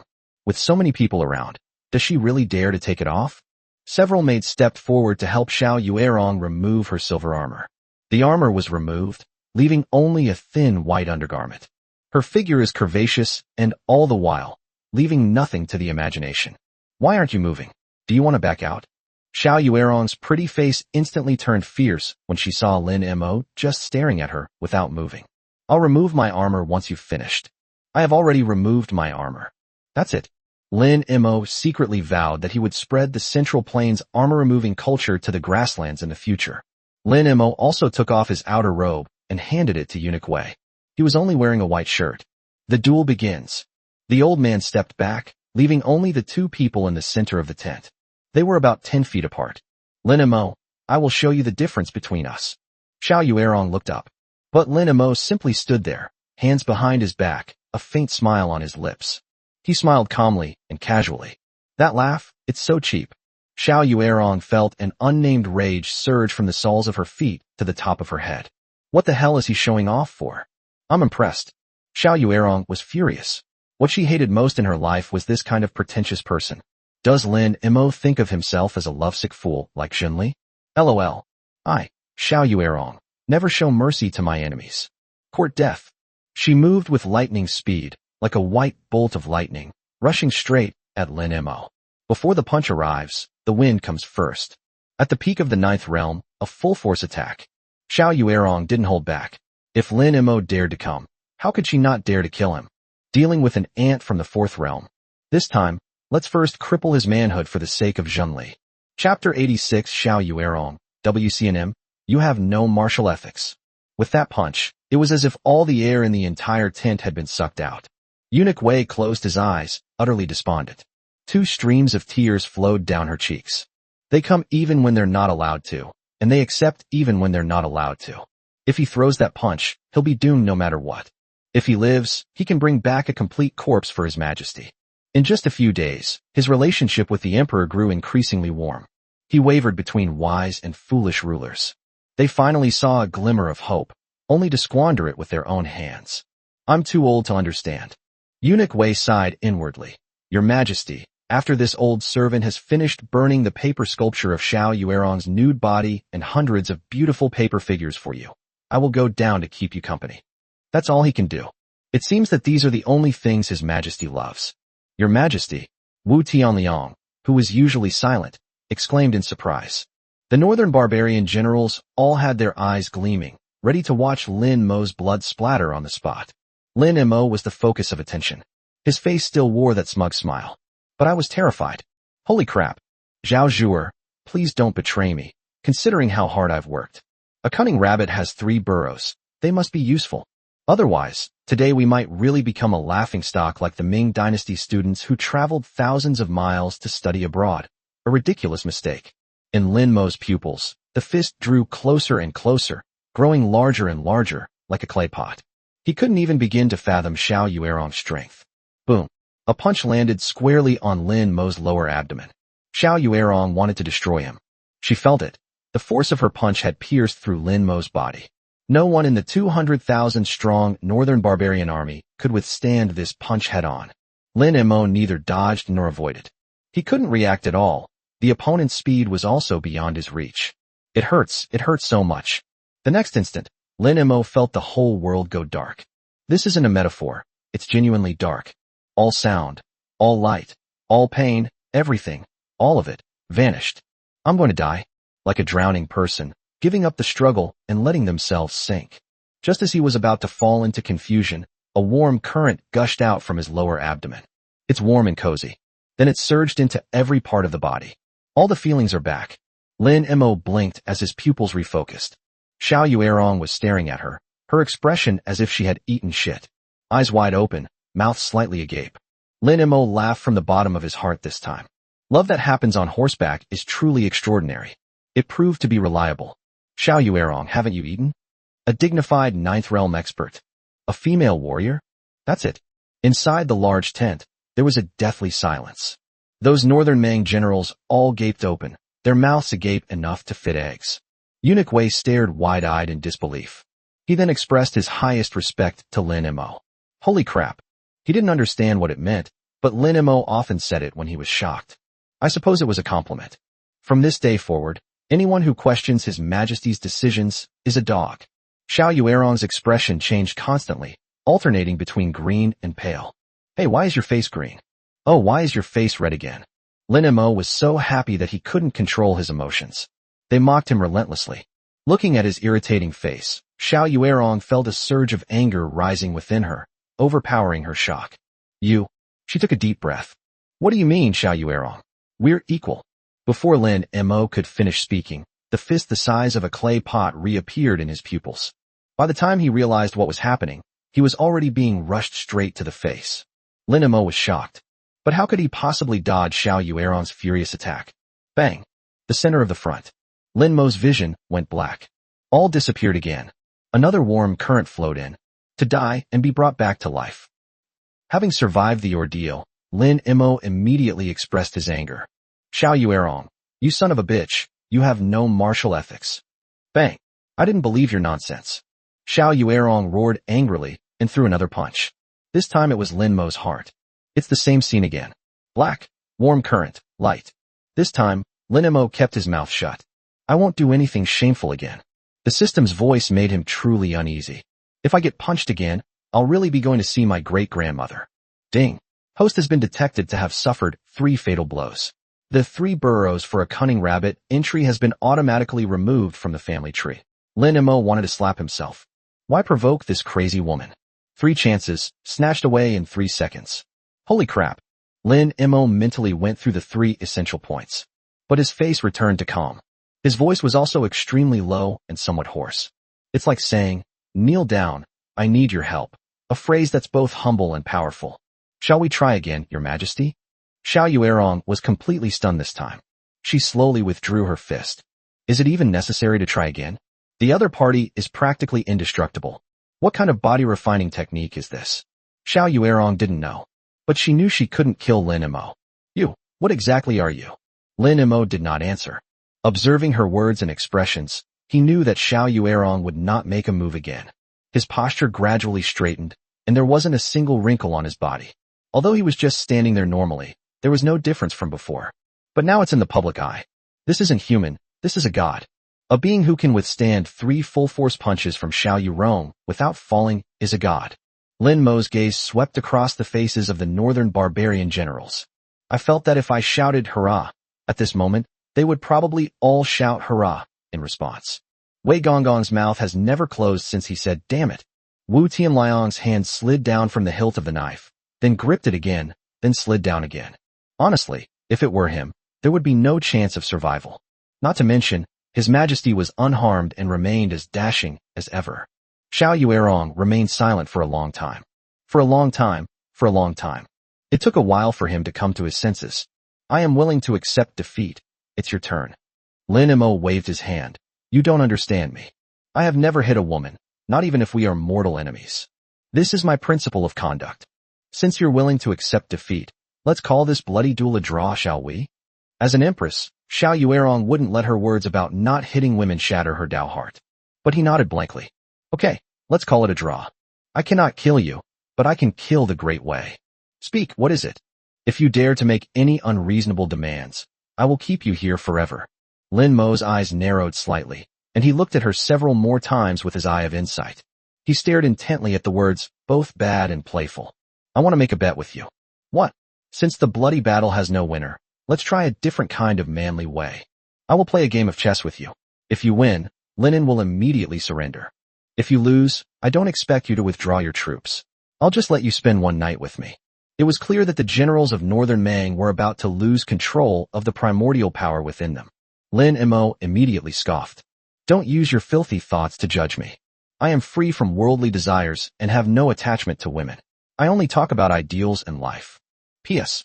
I'll revise it later. Please excuse any typos. Chapter 87 The Warrior's Chess. Upon hearing this, the generals of the northern barbarians were somewhat relieved. Empress Xiao Yuerong is their goddess. How could they allow such a lowly bloodline from the Central Plains to defile her? It's just playing chess. It is said that the Empress claimed to be unparalleled in chess skills and invincible against the northern barbarians. This kid really knows how to pick his opponents. You're not even as good as fighting her. Xiao Yuerong's expression suddenly became quite interesting. If I heard correctly, Linimo said playing chess? Playing chess. Aside from vying for power and conquering cities, Xiao Yu's greatest hobbies were nothing more than two things. The first bath is relaxing. No matter when or where, even when heading south to capture a dragon, she always carries her own personal bathtub. Taking off all your clothes and soaking in it, you feel like you're in paradise. She could enjoy this time without having to think about anything. The second is playing chess. That thing doesn't relax you at all. On the contrary, it makes you highly tense and restless, but it's really addictive. She tormented all the palace maids around her. To her regret, there was no one around her who was her equal. Each time she successfully reached the top, she lost interest. In order to travel south this time, she specifically gave up her chess addiction.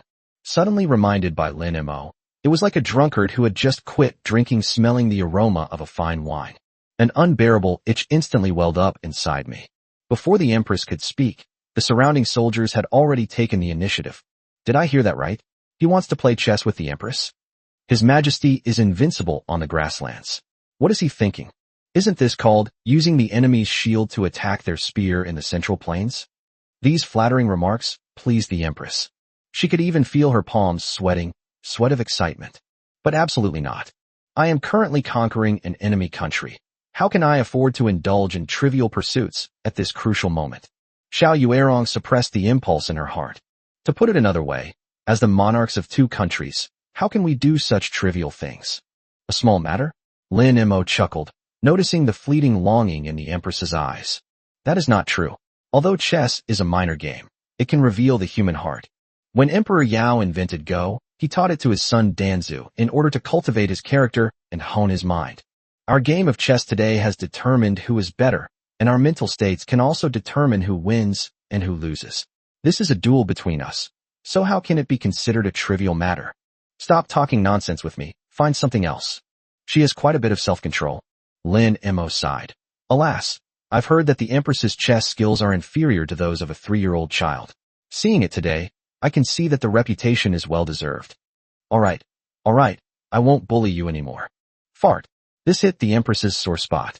You can humiliate me as a person, but you absolutely cannot look down on my chess skills. How dare you slander my chess skills? I have defeated all my opponents in the palace. Isn't that a fact? It's just that others are praising me. They're not giving it their all, yet you're taking it seriously. Impossible, it's clearly. They're clearly afraid you'll kill their heads. The two were at loggerheads. The Empress's chest heaved violently with anger. She couldn't stand it. Good. You scoundrel, you've successfully caught my attention. You're really stubborn. What difference would a next match make? Someone, set up the chessboard. Lin Mo breathed a sigh of relief. This trip hadn't been in vain after all. This game of chess, and time seems to stand still in the cave. Let you have your chariots, horses, and cannons. What's the point of chariots, horses, and cannons? You can talk after you win. But soon, Lin Mo's scalp really started to tingle. He witnessed firsthand how the Empress had described setting up the chess pieces. It was already late at night, and the tent was brightly lit. The hillside beside the camp was illuminated by torches as if it were daytime. On the hillside, crisscrossing grids were drawn with white lime, stretching from the foot of the mountain all the way to the top. Each compartment contains a box. Some boxes were small, some were large, some were golden, and some were black. At the top of the mountain, a large golden banner was planted. Lin Mo stood at the foot of the mountain, looking at all of this, completely bewildered. This is chess. Xiao Yuerong stood with her hands behind her back, a smug smile on her lips. Our northern barbarian culture is different from yours. We don't play chess, military chess, Gamaku, or Go. We only play chess, the kind of chess only warriors play. What the hell? Mountain climbing chess. What? You want to play chess with me without ever having seen it before? Upon seeing the chessboard, the Empress instantly felt as if she had arrived at her home turf. I will reluctantly teach you myself. After saying that, she lightly touched the ground with her toes, and like a startled swan, she drew a beautiful arc in the air. It landed steadily in the middle of the field, stepping on a giant die. This is the 6 Ding Divine Dice. The priest will throw it for the two of us. The number rolled determines the number of spaces we move. The treasure chests on the mountain contain all sorts of things. Some could be rewards, some could be punishments. Everything is up to fate. The first person to reach the summit wins. Of course you can rest assured. Although war is a game of deception, I never cheat when it comes to chess. Lin Mo fell silent. Isn't this just Ludo or Monopoly? Are they playing this game in the northern barbarian lands? Even an empress could be a terrible player in this kind of game. It's harder than becoming a master. However, one thing is undeniable. Her chess skills are still at the level of a 3-year-old. Who would have thought that such a powerful ruler of the grasslands could have such a childish side? What? Scared? Xiao Yuerong was smug. Pointing to the starting points on the east and west sides, he said, it's probably too late. Now we're each at the starting point. Now let's see a real test of chess skills. Is there a Go game called Hook 8? Lin Mo was speechless.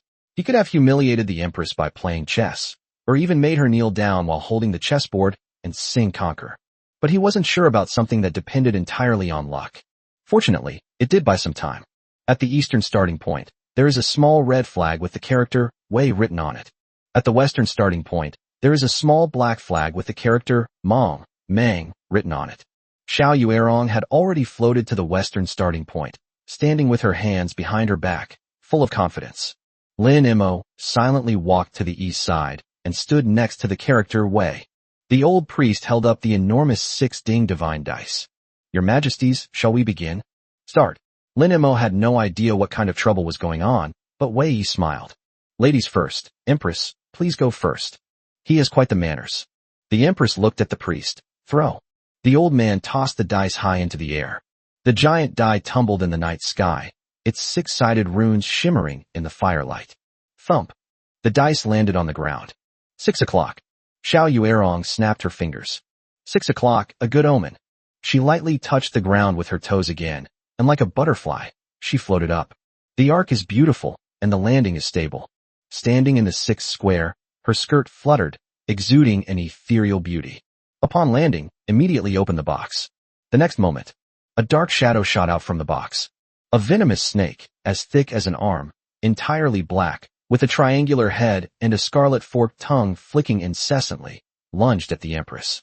Xiao Yuerong's expression changed only slightly as she pointed a finger at the snake's vital spot. The venomous snake exploded and the victim died. Holy crap! Lin Mo was completely dumbfounded. Is this some kind of game of chess or a gamble with your life? Chapter 88 Empress. I'm getting addicted, you think you can run away? Xiao Yuerong laughed so hard, she almost fell over when she saw his cowardly appearance. If you're scared, just admit defeat. Our northern wilderness chess is a chess of warriors, not a chess of cowards. Lin Mo was completely unmoved by any provocation. If that venomous snake had come for him, he probably would have been hit, given his lack of Xiao Yuerong's strength. I have a suggestion. Why don't we have our men climb the mountain, and you and I can personally toss the dice for them? What do you say? Not good. Xiao Yuerong waved her hand, and a group of northern Mang cavalry immediately headed towards Lin Mo. Block all his escape routes. You were the one who suggested playing chess, so you have to play today whether you like it or not. It's not up to you. I'm getting addicted, and you think you can just slip away? Absolutely not. You win. Lin Mo had no choice but to let the old priest roll the dice. Thump. 3 points. Lin Mo's only strength was his swordsmanship. His movement skills were not particularly impressive. Unlike Xiao Yuerong, I cannot gracefully ascend. He could only climb up little by taking the number 11 bus. This scene immediately caused the people of Northern Mang to burst into laughter. He thought to himself, the Empress is indeed the Empress. She knows how to humiliate her opponent in this way. The difference in skill between the two is immediately apparent. Lin Mo climbed to the third square. Looking at that box, my heart was pounding. He was born with a fear of snakes, and even after he cultivated himself, he was still afraid. Therefore, I have the utmost respect for those heroes from humble backgrounds. They're really ruthless. Out of the corner of his eye, Lin Mo saw Xiao Yurong crossing her arms, waiting with great interest for him to make a fool of himself. He cursed inwardly. You damn woman, you just wait. I found a stick nearby and used it to pry open the box from a distance. His movements were extremely cautious, which, in the eyes of others, even appeared somewhat sleazy. But to everyone's surprise, there were no venomous snakes in the box. It was a secret manual. Inside the brocade pouch was a wooden plaque with several large characters engraved on it. The 69 strategies for climbing mountains. Lin Mo didn't understand, but felt it was impressive. The priest immediately offered an explanation. The 6-9 stratagem. The one who employs this strategy may advance 9 steps forward and simultaneously designate an opponent to retreat 6 steps. Woohoo! Lin Mo uttered a 6-word mantra. Hee. Xiao Yuerong, step back. You. How can you be so lucky? I've never even tried one of these 6 stratagems. You gotta try it this time. How does it taste? Lin Mo sneered. Xiao Yuerong was shocked. The items in the brocade pouch in this box are all kinds of random things. She has good sportsmanship and is arrogant, so she disdains cheating and always opens blind boxes. I've played so many times, but I've never enjoyed the benefits of this 6-9 strategy. Lin Mo pointed to the sky. Everything is up to fate. Xiao Yurong, true to her word, returned to square one, gritting her teeth. Enough talk. Let's continue. The old priest tossed the dice again. 4 o'clock. Not bad. Xiao Yuerong appeared gracefully once again. Open the box. Inside was a general in full armor, wielding a long sword. This is the ultimate move in the game of climbing chess. It was supposed to be a surprise attack. But the general scratched his head and smiled helplessly at Xiao Yuerong. Your Majesty? I. What do you mean, I? Go ahead and chop me up. I never cheat. Helpless, the general pretended to make a cut, only to be kicked away by Xiao Yurong. Next, Lin Mo finally understood why she was known as a terrible player at Ludo. Her luck on the chessboard was just so bad. Lin Mo rolled 3 again. However, they obtained the ice and fire plan of the mountain climbing strategy. Ice and fire skill. When the score is odd, the score doubles. When the score is even, the score remains unchanged. Next round, the mountain climbing strategy, the double flight strategy. Double fly strategy. Regardless of the point value, the number of steps forward is doubled. Hehuan strategy allows you to invite any player to advance the same number of steps. Lin Mo would certainly not choose her. The push cart strategy. No matter where the other person extends their arm, you can push them to the bottom of the hill. Poison dragon scheme. The user of this scheme will receive an additional spear, which can be used to attack any nearby opponent. The attack party cannot defend themselves. The most powerful is 1. Strike. Enter. Soul. Plan. The ultimate killer move. Whoever masters this move will reach the summit. The next second, Lin Mo appeared on the mountaintop, standing next to that large golden banner. The night wind lifted the hem of his clothes, and the firelight reflected on his face. He stood with his hands behind his back, looking down at Xiao Yuerong. Like a god. The entire hillside was deathly silent. The northern barbarian generals all gaped, speechless. Xiao Yuerong was completely numb. She was still standing at the starting line, looking up at the figure on the mountaintop. She had played countless chess games in her life, but this was the first time she had ever seen someone with such incredible luck. This was also the first time that we had suffered such a crushing defeat. Lin Mo is so annoying. If you're going up the mountain, you're going up the mountain. Why pose like that? She's going crazy. After all this effort, nothing has been done. Xiao Yuerong took a breath. Continue. The priests nearby were dumbfounded. Your Majesty, he's already reached the summit. I say continue. Xiao Yuerong was indeed as she said. His sportsmanship is impeccable. In this situation, one should still follow the rules and throw in a conventional manner. Move forward, throw, move backward, throw. The night grew deeper. The moonlight grew brighter and brighter. When Xiao Yuerong stood on the mountaintop, it was already midnight. He and Lin Mo stood side by side. Why bother? Why not just fly up here? You're just not cut out for chess. I'm telling the truth. Bullshit. I just want to prove that anything you can do, I can do too. The bloody battle ended in a draw. In chess, you lost. I acknowledge it. There should be some punishment for losing, right? Speak. Xiao Yuerong, your journey south was unlike that of other barbarians who indiscriminately slaughtered innocent people. I thank you on behalf of the people of the world.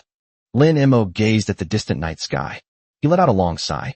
He came to the northern Mang camp to delay the Empress's southward advance, but who didn't secretly hope that he could persuade her to stop and that the two countries could establish friendly relations. The people were spared from war and were able to recuperate and rebuild their lives. But judging from the Empress's behavior, it's simply impossible. This battle is inevitable. It will come in a day. Even if he manages to hold off the Empress today, it will only be for one more day. Thank me, and then surrender. Xiao Yuerong sneered. You will not stop your southward advance, and I will not surrender. It's best if neither of us mentions such things again. Our two countries will inevitably go to war sooner or later, but we can avoid it today. Xiao Yuerong, you lost the game of chess. I have only one request. Tonight, let's set aside our identities, be ordinary people, and talk about romance, not war. An ordinary person? Xiao Yuerong was slightly taken aback. He then laughed and said, Actually, I know very well what your purpose is, Lin Mo. You just want to buy some time so that Linen can be better prepared. But do you think it's useful? Lin Mo blushed, feeling as if he were running naked. Just about to explain. Xiao Yuerong waved her hand. Tonight, let's just be ordinary people. I happen to be a little curious about you two. The outcome was never in doubt, so what's wrong with giving you one more day? Chapter 89, The Empress's 18 Strategies. Lin Mo felt that Xiao Yuerong was driving his car, but he had no evidence. If Xiao Yuerong can be so carefree, he certainly can be too. Immediately setting aside the war and their past grievances, he smiled and asked, All right, then we're just ordinary people now, ordinary friends. I have a question. Why is your Northern Mang's mountain climbing chess so strange? What's so strange? Xiao Yuerong asked, puzzled. Don't you think there's something a little off about this brilliant plan? I don't think so. This chessboard was left behind by a Daoist fairy who once passed through Northern Mang. I obtained it by chance. There are 18 brocade pouches in total, so... Xiao Yuerong blushed slightly. So, I named them the 18 Strategies of the Empress. You should understand that we emperors always want to embellish our image. That's true, but you really know how to name things. Lin Mo thought about it and realized that it was indeed the case. To be an emperor, one must believe in the mandate of heaven and the divine right to rule. If there are no auspicious omens or signs, one can fabricate them out of thin air. Liu Bang claimed that the white snake he killed was the son of the Red Emperor, and Wu Zetian also had a stone carved with the words, Holy Mother descends upon the people. May the imperial cause be prosperous, retrieved from the Luo River. Such examples are too numerous to list. Being an emperor is actually quite boring. You end up deceiving others to the point that you even believe it yourself. Actually, we're all just ordinary people. We all have to be born, grow old, get sick, and die. We all have to eat, drink, and excrete. Lin Mo suddenly remembered something. He turned to look at Xiao Yuerong. By the way, can you poop? I've heard that fairies don't poop or fart, let alone an empress fairy like you. Puff. This was the first time in Xiao Yuerong's life that someone had spoken to her like this. Something feels off, but it's also very relaxing. As the saying goes, 1,000 cups of wine are not enough when drinking with a bosom friend. The emperors of two countries were so harmonious that they were like close friends, a rare and precious encounter. She didn't put on airs either. He laughed loudly. How could I not poop? I poop every morning. Don't you, Lin Mo, poop too? How could I not poop? Below the mountain, 200,000 elite troops of the northern barbarians were watching with predatory eyes, fully on guard. On the mountain, two young emperors were discussing the cycle of the 5 grains. Under the moonlight, the two laughed so hard they almost fell over, sitting on a rock on the mountaintop. There was no tension, no backstabbing. They both had a strong curiosity about each other's private lives. Lin Mo looked at the enemy empress who was laughing carefree. The moonlight shone on her face, washing away her original coldness. It now has a touch more gentleness. And yet, she couldn't help but be drawn to the other's voluptuous figure. That must be a 36E, right? It's such a waste for an emperor, Lin Mo thought to himself. Xiao Yuerong noticed his gaze and glared at Lin Mo. You little brat, where are you looking? Xiao Yuerong, I have another question. Just ask directly, stop being so indecisive. It's like you're acting like a woman. At this moment, Xiao Yuerong's words were fierce, but she seemed more like a little girl. I've heard people say that someone who can't see their toes when they look down is an absolute beauty. Can you see your toes? There's such a saying? Xiao Yuerong stood up and lowered her head. A deep ravine blocked our view. But it's still visible. She rolled her eyes at Lin Mo. You can see it? Where did you hear this heretical talk? Only a pregnant woman about to give birth can't see the toes. As expected, everything in the books is a lie. Lin Mo shook his head. I still don't quite believe it. Let me take a look. Oh. Xiao Yuerong chuckled at his face. You men are strange. You're an emperor now, yet this little bit of meat still holds such a strong attraction for you? You go to great lengths to see it. What a joke. Do you think I, Lin Mo, am that kind of person? Who the hell cares about 2 ounces? You've got at least 5 pounds. 5 pounds is required before it's considered. You're overthinking it. He's just verifying something. As the emperor, what hasn't he seen? Xiao Yuerong thought about it and realized that it made sense, considering how many concubines Lin Mo had taken in. He should have lost all interest in women long ago. Wrong. Those eyes were clearly lecherous. Snort. He's taking advantage of me. You've asked me so many questions, so I'd like to ask you one too. What? I heard that you, Lin Mo, are quite talented and can write poetry. You even wrote some poems to boost morale in Linen. Xiao Yuerong pointed to the moon in the sky and then to the vast land beneath her feet. Look at this beautiful scenery. Why don't you write a few poems to amuse me? I am quite interested in the culture of your Central Plains region. After I destroy your great way, I will carry on its glory for you. You can die in peace knowing that I have done so. Lin Mo was immune to her words. You can write poetry, but you Northern Mang people don't understand the romance of poetry. Do you think you can just spout it off? Writing poetry requires inspiration. Those who need to invest their emotions, some write poems about magnificent landscapes, some about the bright moon in the sky, and some even write about beautiful women like paintings. But without inspiration, it's all just empty talk. What kind of inspiration do you need? How would I know? A good article is born of nature, and a masterpiece is often a matter of chance. Do you think I'm selling cabbages? Xiao Yuerong pulled Lin Mo over, their faces almost touching. They pressed his head down. Can you see your toes? It seems impossible. Has inspiration struck? It seems they're here. Oh man. Xiao Yuerong kicked Lin Mo back. It's a good thing I know you're the emperor of Great Wei, otherwise I'd think you were some kind of thug. Now that inspiration strikes, let's get started. Lin Mo slapped his forehead. If you had done this earlier, wouldn't inspiration have come sooner? Wandering the world in a drunken stupor, a slender waist held lightly in my palm. It's all right. Xiao Yuerong nodded. As expected of the Central Plains, its literary culture is indeed flourishing. Lin Mo's casual remark revealed a depth of knowledge that the northern barbarians could not accumulate over several lifetimes. Hand in hand, arm in arm, we entered the boudoir. With shy smiles, we blew out the lamp. Oh, gently gather, slowly twist, wipe and pick. First it is the rainbow skirt, then the 6 melodies. A silver bottle suddenly shatters, water gushing forth. Iron cavalry charges forth, swords and spears clashing. On the night of the bright moon over the 24 bridges, where is the beautiful maiden teaching the flute? Damn it! Xiao Yuerong found something was wrong the more she listened. She gritted her teeth and said, Is this all your inspiration? Isn't this shocking enough? Lin Mo was secretly pleased with himself. These were timeless masterpieces, the Song of the Pipa and the Slender West Lake. Isn't that enough to make you, northern barbarian, marvel at the wonders of nature? So your inspiration is all lewd and obscene. Lin Mo was taken aback, then suddenly realized what was going on. It's not that his inspiration went astray. Prejudice in people's hearts is like a mountain. It's too yellow. I'm too lazy to explain to you. How could you possibly understand the beauty of poetry from the Central Plains? Chapter 90. Let's see who turns on you faster. You have so many murals. At the foot of the mountain, the generals of Northern Mang formed a circle around each other. They all craned their necks to look up at the mountain. They just sat there. Were they going to sit until dawn? Eunuch Wei, standing nearby, immediately let out a cold laugh. Maybe we'll work until dawn. Eunuch Wei was quite familiar with the nature of his emperor. How could he possibly let go of someone as powerful as the Empress of Northern Mang? As for the difference in their levels of cultivation, Eunuch Wei didn't seem to care much. In his eyes, there was nothing His Majesty couldn't handle. He pleaded with the death not to let them come. But what was the result? Old Wei is nothing but a complete clown. Not only did the 3 of them survive, But His Majesty also lured the Northern Mang Empress to a secluded spot on a mountaintop. What can you do in a deserted place?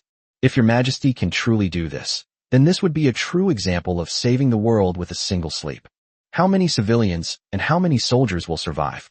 For the first time in his heart, Eunuch Wei so desperately hoped that His Majesty could truly seduce the man. Get out of here. The northern barbarian soldiers glared at him. A general with a fierce face got anxious. No, we need to send someone up to check on His Majesty. What if something happens to him? Impossible. That kid is nothing more than an ant from the fourth realm. How could he possibly harm Her Majesty the Empress? You don't know anything. Women are strange things. You can't judge them by their level of cultivation. Isn't Mr. Jin cunning enough? He betrayed us after just one meeting, didn't he? If His Majesty were to betray us. The group exchanged glances, realizing that it wasn't impossible.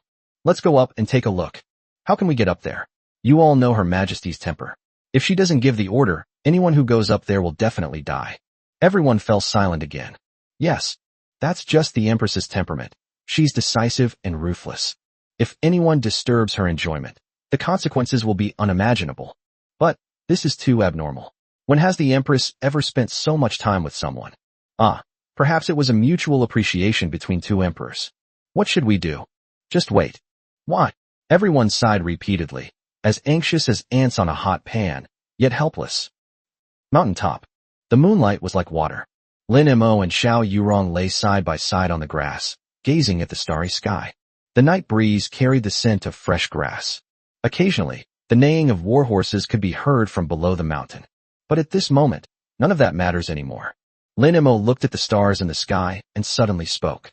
Xiao Yurong, wouldn't it be wonderful if peace could always be like this? No war, no killing, no damned intrigues. How wonderful. You're dreaming. Xiao Yurong laughed. If my northern barbarian territory and your Linen territory were reversed, how would you, Lin Mo, react if I said these words? Of course I wholeheartedly agree. Tell the truth. Forget it. I can't fool this woman. Lin Mo honestly replied. How can I allow others to snore beside my bed? You know this principle, so how can there be peace? We're wasting one night today, but by the night after tomorrow at the latest, or rather, by tomorrow, the army will be at the gates of Linen.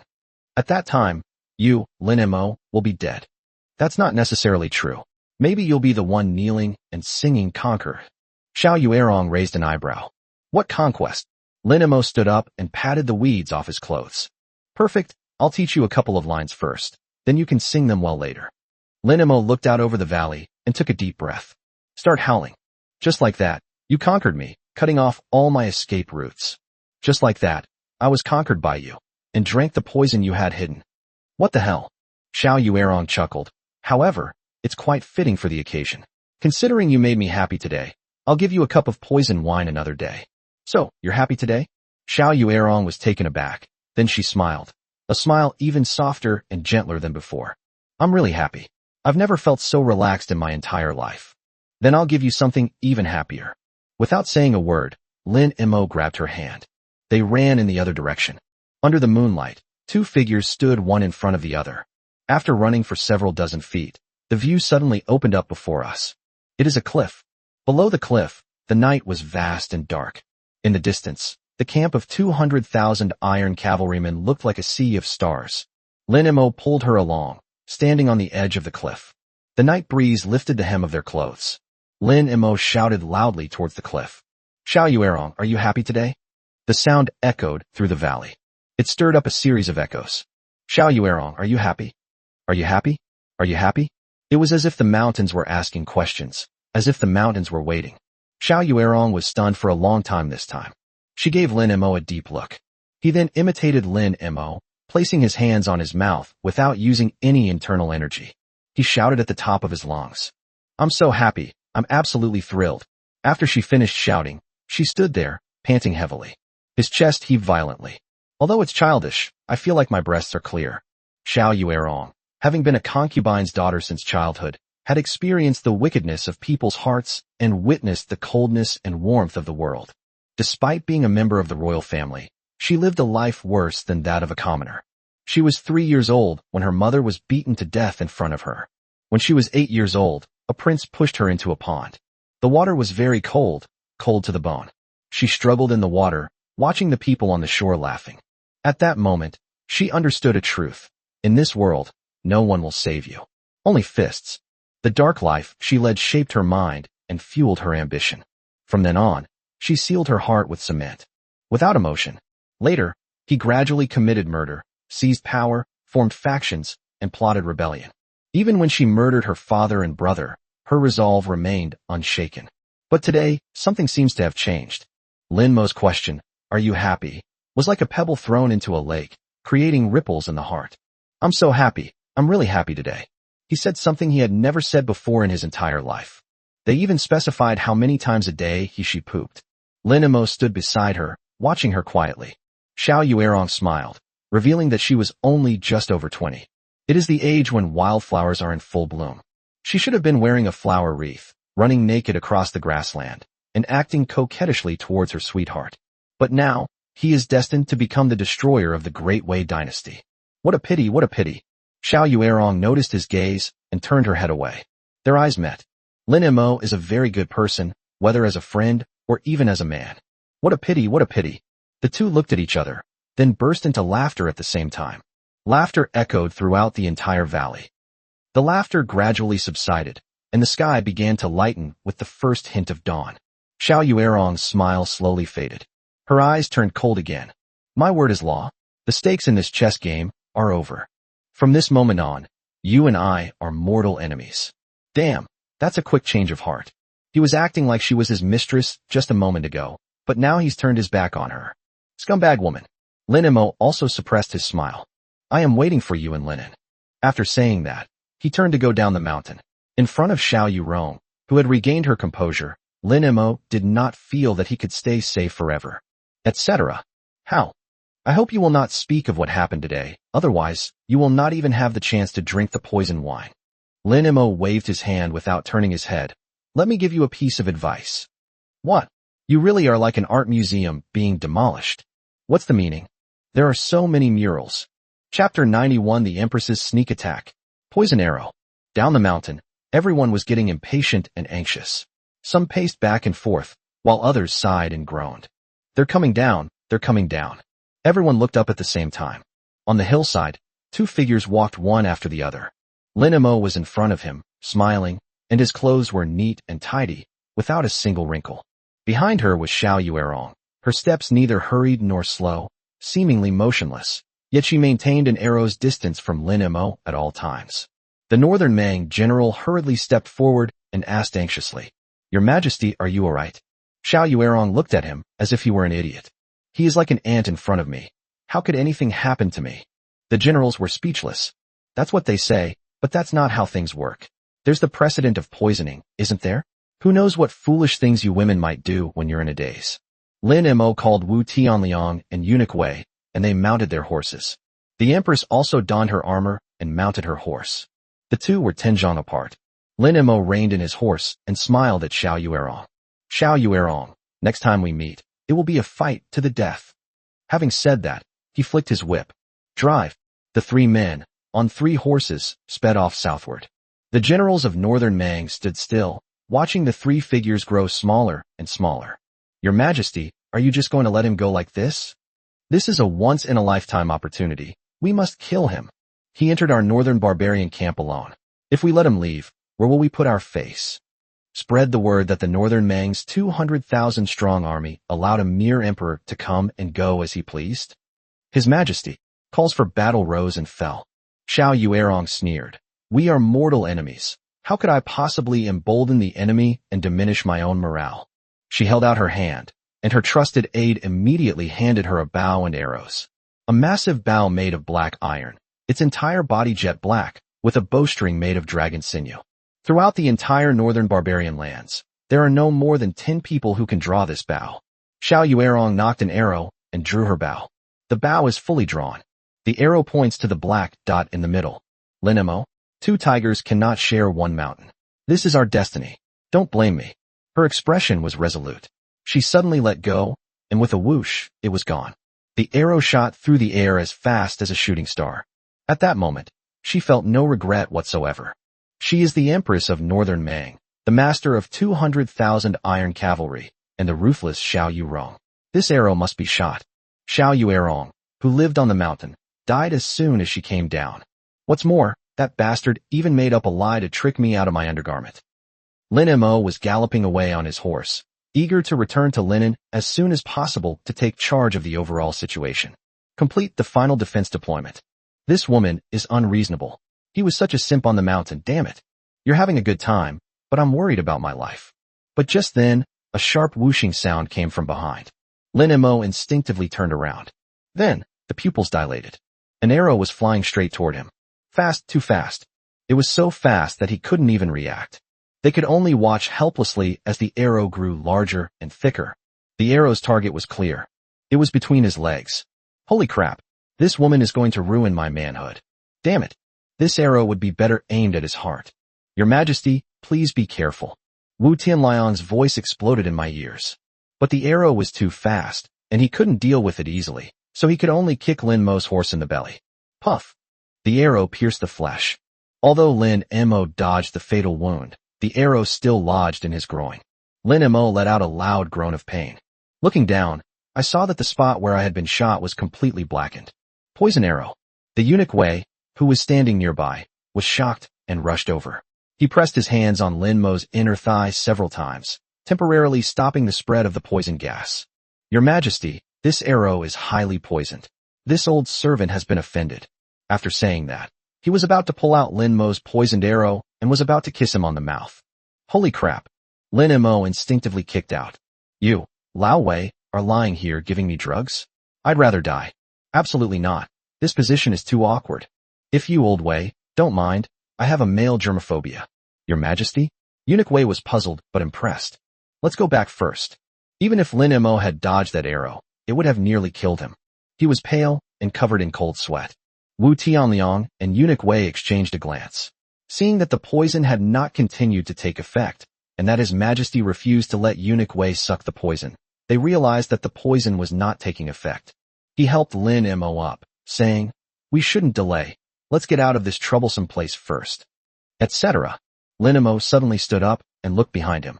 From afar, Xiao Yuerong could be seen riding a tall horse, her expression obscured, but she still held the bow in her hand. That bitch. Lin Mo mustered all his strength and shouted back. Xiao Yuerong, WCNM. That felt great. After cursing, he immediately clutched his thigh, mounted his horse, and fled in a frenzy. Xiao Yuerong shook her head. Although the arrow missed slightly, Lin Mo was probably doomed. This is a poison developed by Zhenli. Products from Zhenli are guaranteed to be of the highest quality. He, Lin Mo, will not live past today. Xiao Yuerong recalled the scene on the mountain when the two of them shed their identity shackles and lived together peacefully. The handsome young man shouted into the valley, "Are you happy?" A faint sense of guilt rose in my heart. Looking in the direction Lin Mo fled, a gentle breeze carried the sound of the other party cursing loudly. Xiao Yuerong sighed in a voice only she could hear. My mother died a long time ago. If you die, perhaps there is still a chance. She withdrew her gaze, raised her hand, and commanded, "Order the entire army to depart immediately. We must arrive at the gates of Linen before nightfall tomorrow." Yes, sir. The generals received their orders and left. The camp was immediately filled with shouts and the neighing of horses as the 200,000-strong army began to set up camp in an orderly manner. Xiao Yuerong was about to turn her horse around and return to camp. A scout galloped over. Report. The scout dismounted, holding a stack of newspapers in his hands. Your Majesty, this is something our spies sent from Linen City. It's a newspaper that Lin Mo sent to all parts of the country. Newspaper. Xiao Yuerong took it and casually flipped through it. Then, her complexion changed at a speed visible to the naked eye. That bastard. The slight shame I felt from that arrow just now vanished instantly. In the newspaper, Lin Mo portrayed Xiao Yuerong as utterly worthless. Empress Xiao Yuerong of Northern Mang was 8 feet tall, with a waist circumference of 8 feet, and had abundant body hair. She could spew poisonous mist from her mouth. Where they went, not a blade of grass grew, and not a chicken or a dog was left. Every time they conquered a city, they would build an earthen wall for 3 days and eat human flesh as rice and flour.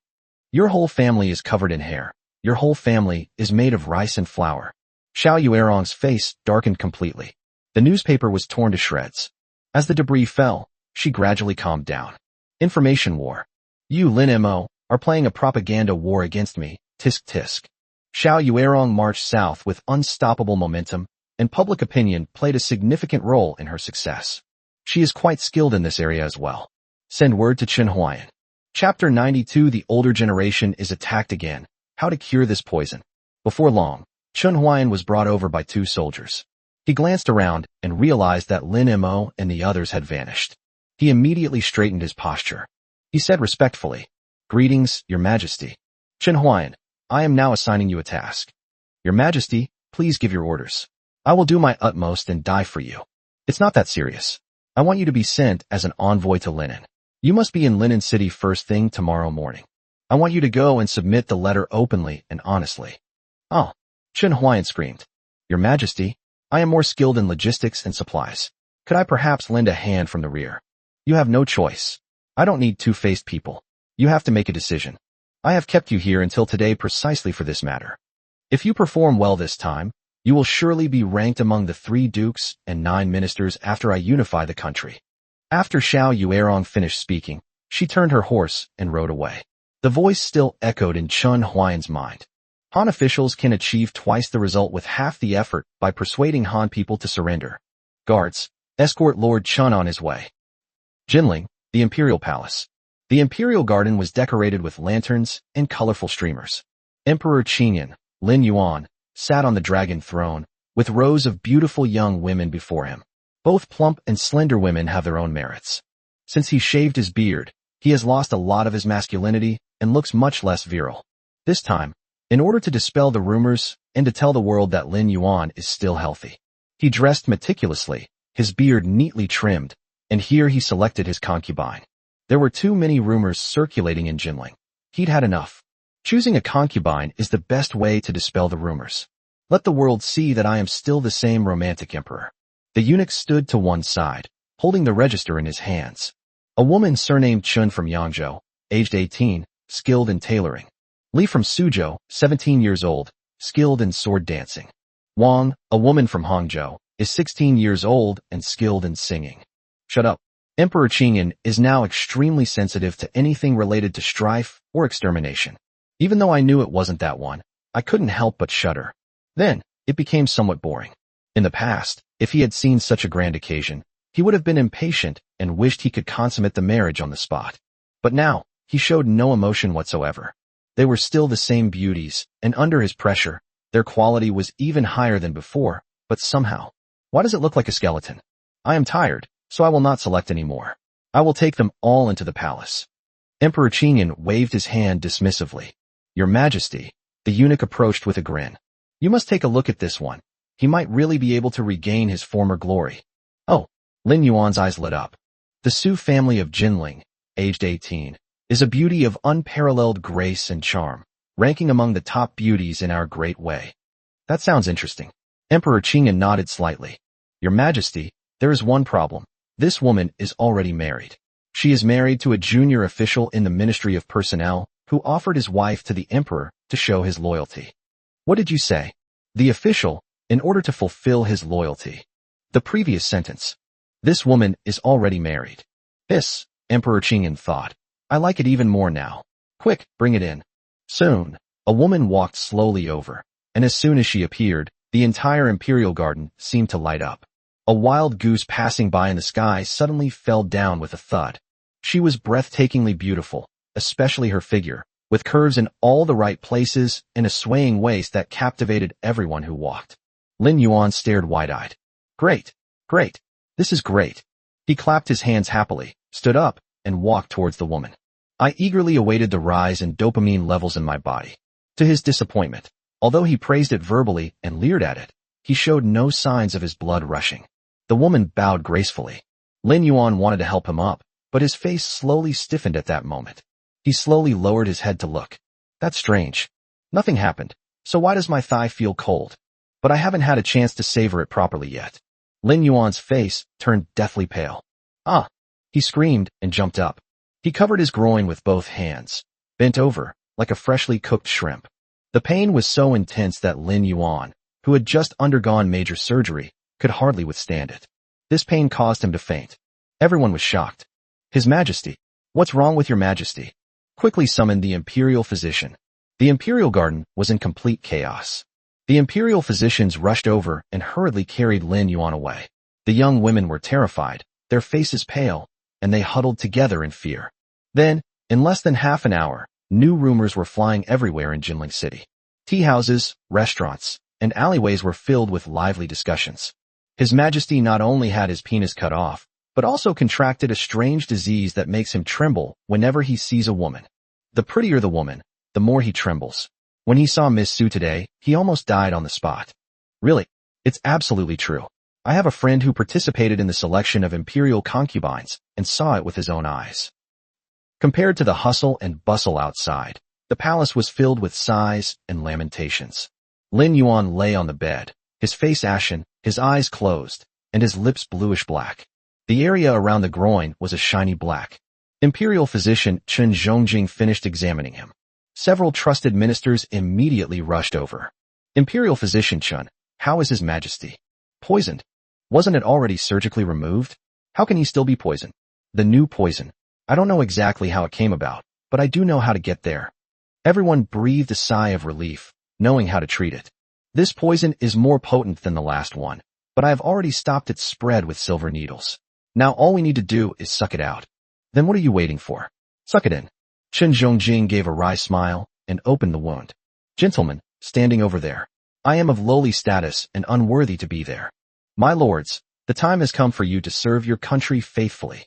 Remember, be quick, be ruthless, and be accurate. The group looked at each other in bewilderment. Holy crap, this spot is so awkward. These are all high-ranking and influential officials of the empire. Who could accept that? This is worse than killing them. Just as they hesitated, Sun Bai'ai stepped forward. I'll do it. The crowd was puzzled. I have followed your Majesty for many years and have been deeply grateful for your Majesty's favor. Today is the time to repay your kindness. After Sun Bai'ai finished speaking, he took a deep breath and was about to bend down. What kind of person is Sun Bai'ai? How could someone who only knows how to flatter and fawn over those in power be so willing to risk his life? There are no fools here. They are all seasoned veterans of the officialdom. He instantly understood Sun Bai'ai's intention. Good heavens! This saved His Majesty's life. When His Majesty wakes up, won't he spoil this Sun Bai'ai rotten? It was just a moment of disgust, but it brought him a lifetime of smooth sailing. Is there even a need to choose? When profits reach 10%, some people will get tempted. When profits reach 50%, some people will take risks. When profits reach 300, one will not be afraid of being hanged. Such a highly profitable venture, something that at most requires rinsing one's mouth upon returning home. Who would allow Sun Bai'ai to enjoy it all by himself? Etc. Someone grabbed him. Lord Sun, you are a civil official, and you are quick-wit, but this matter requires lung capacity. I practice martial arts every day, so I have the largest lung capacity. Chapter 93. Sharing the rain and dew evenly. Everyone realized what was happening. An old minister standing nearby immediately objected. I'll take it. I understand your Majesty's heart best, and I can control it at will, so that your Majesty will not feel pain, but pleasure. I'll do it. I am eloquent and quick-wit, the most silver-tongued person in the great way. Who can compare to me? My mouth is the biggest, and it covers the widest area. I have a long tongue. No one wanted to give up such a golden opportunity to make a name for themselves. The crowd pushed and shoved, but no one was willing to give way. It looked like a fight was about to break out. Shut up. You are all important officials of the court. What kind of behavior is this, making such a racket? At this moment, an elderly man with white hair and beard stepped forward. Upon closer inspection, everyone recognized him as Xin Bing, a highly respected veteran who had served 3 dynasties. Xin Bing was over 70 years old and had served 3 emperors. His students and former officials were all over the country, and he enjoyed great prestige in the court. He walked up to the crowd and slammed his cane heavily on the ground. Bang! You are all officials appointed by the imperial court, important ministers of the country.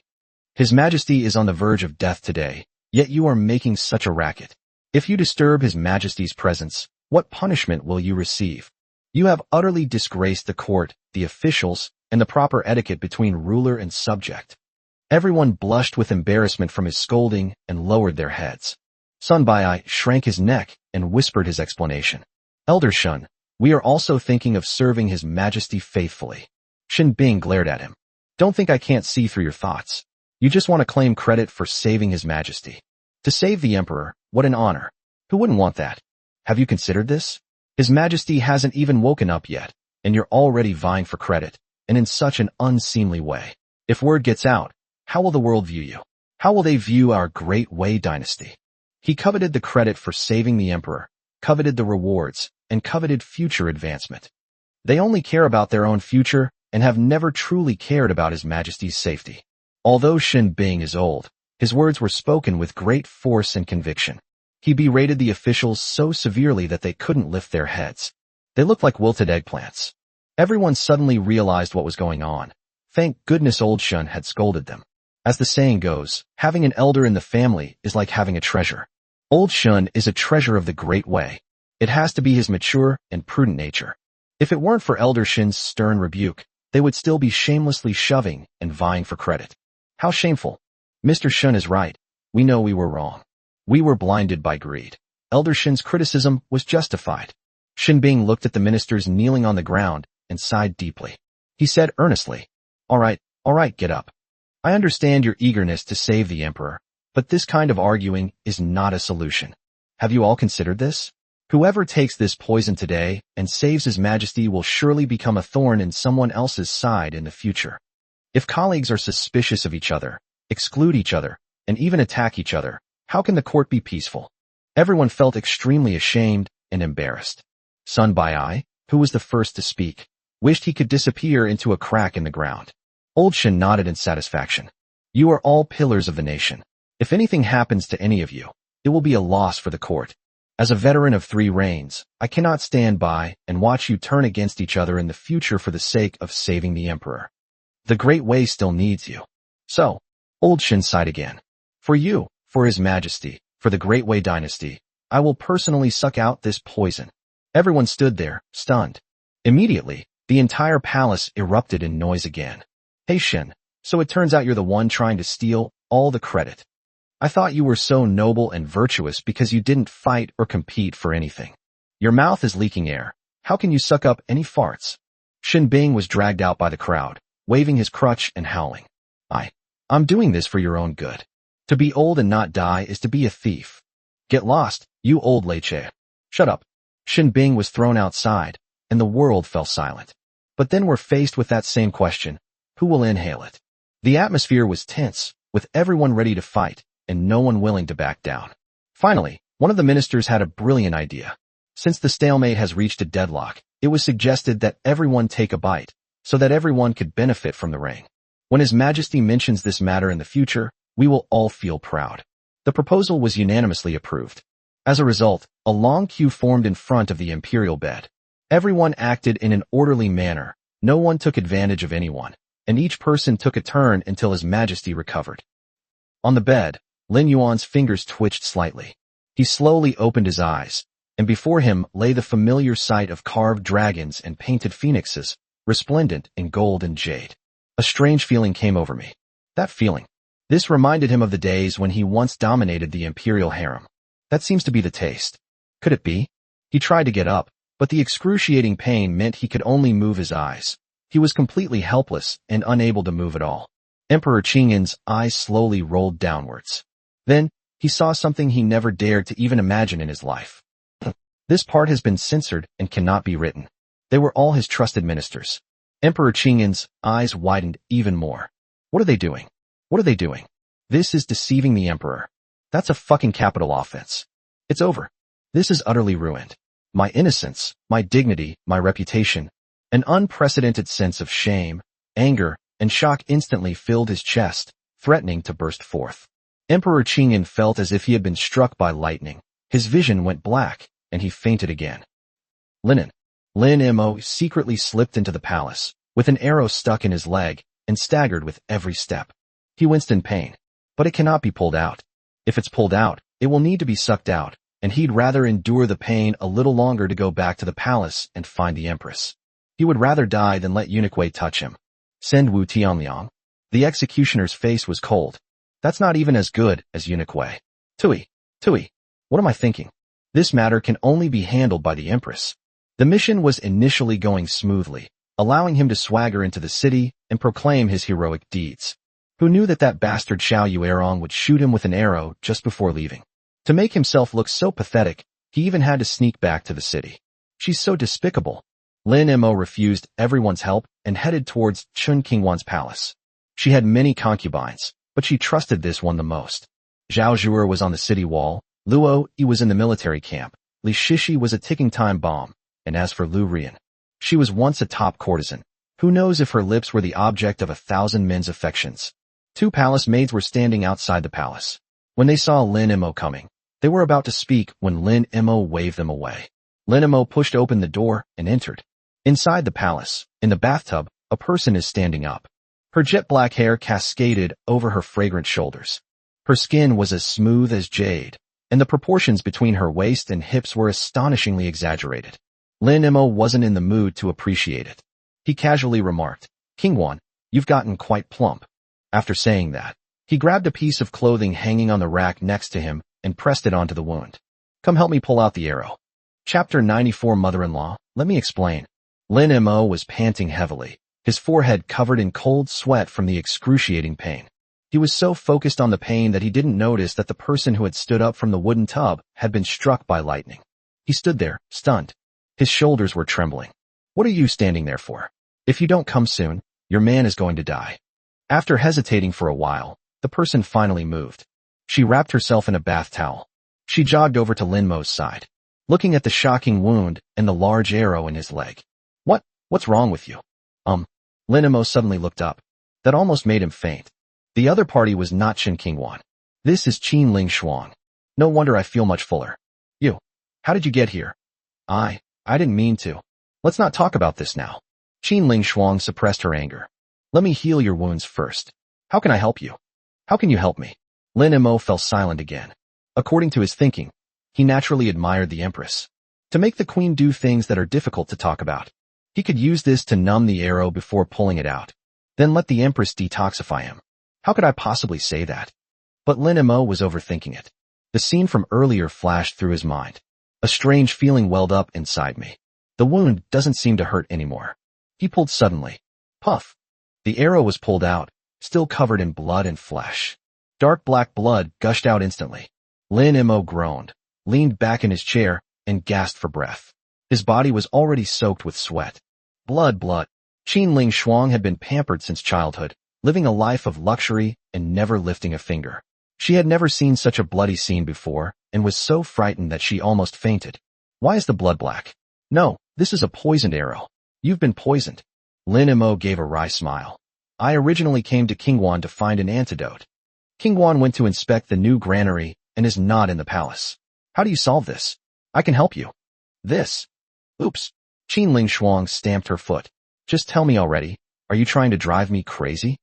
"This? I really find it hard to say. How can you be like this? What time is it? Why are you still being so fussy and indecisive? You're more womanly than a woman. We're family now." Lin Mo felt like strangling himself. If I had known, I would have been better off taking a gamble with Lu Ruyan. The black aura has spread. If it isn't dealt with promptly, he might really die here. In urgent situations, expediency is necessary. A dog's life is more important. Lin Mo stopped acting like a timid girl and explained the antidote in a straightforward manner. Qin Ling Shuang's pupils dilated in shock. "Say it again." A moment later, Lin Mo bowed solemnly to Qin Ling Shuang. "Your son-in-law thanks mother for saving my life. The poison has been neutralized." But Qin Ling Shuang's face turned green.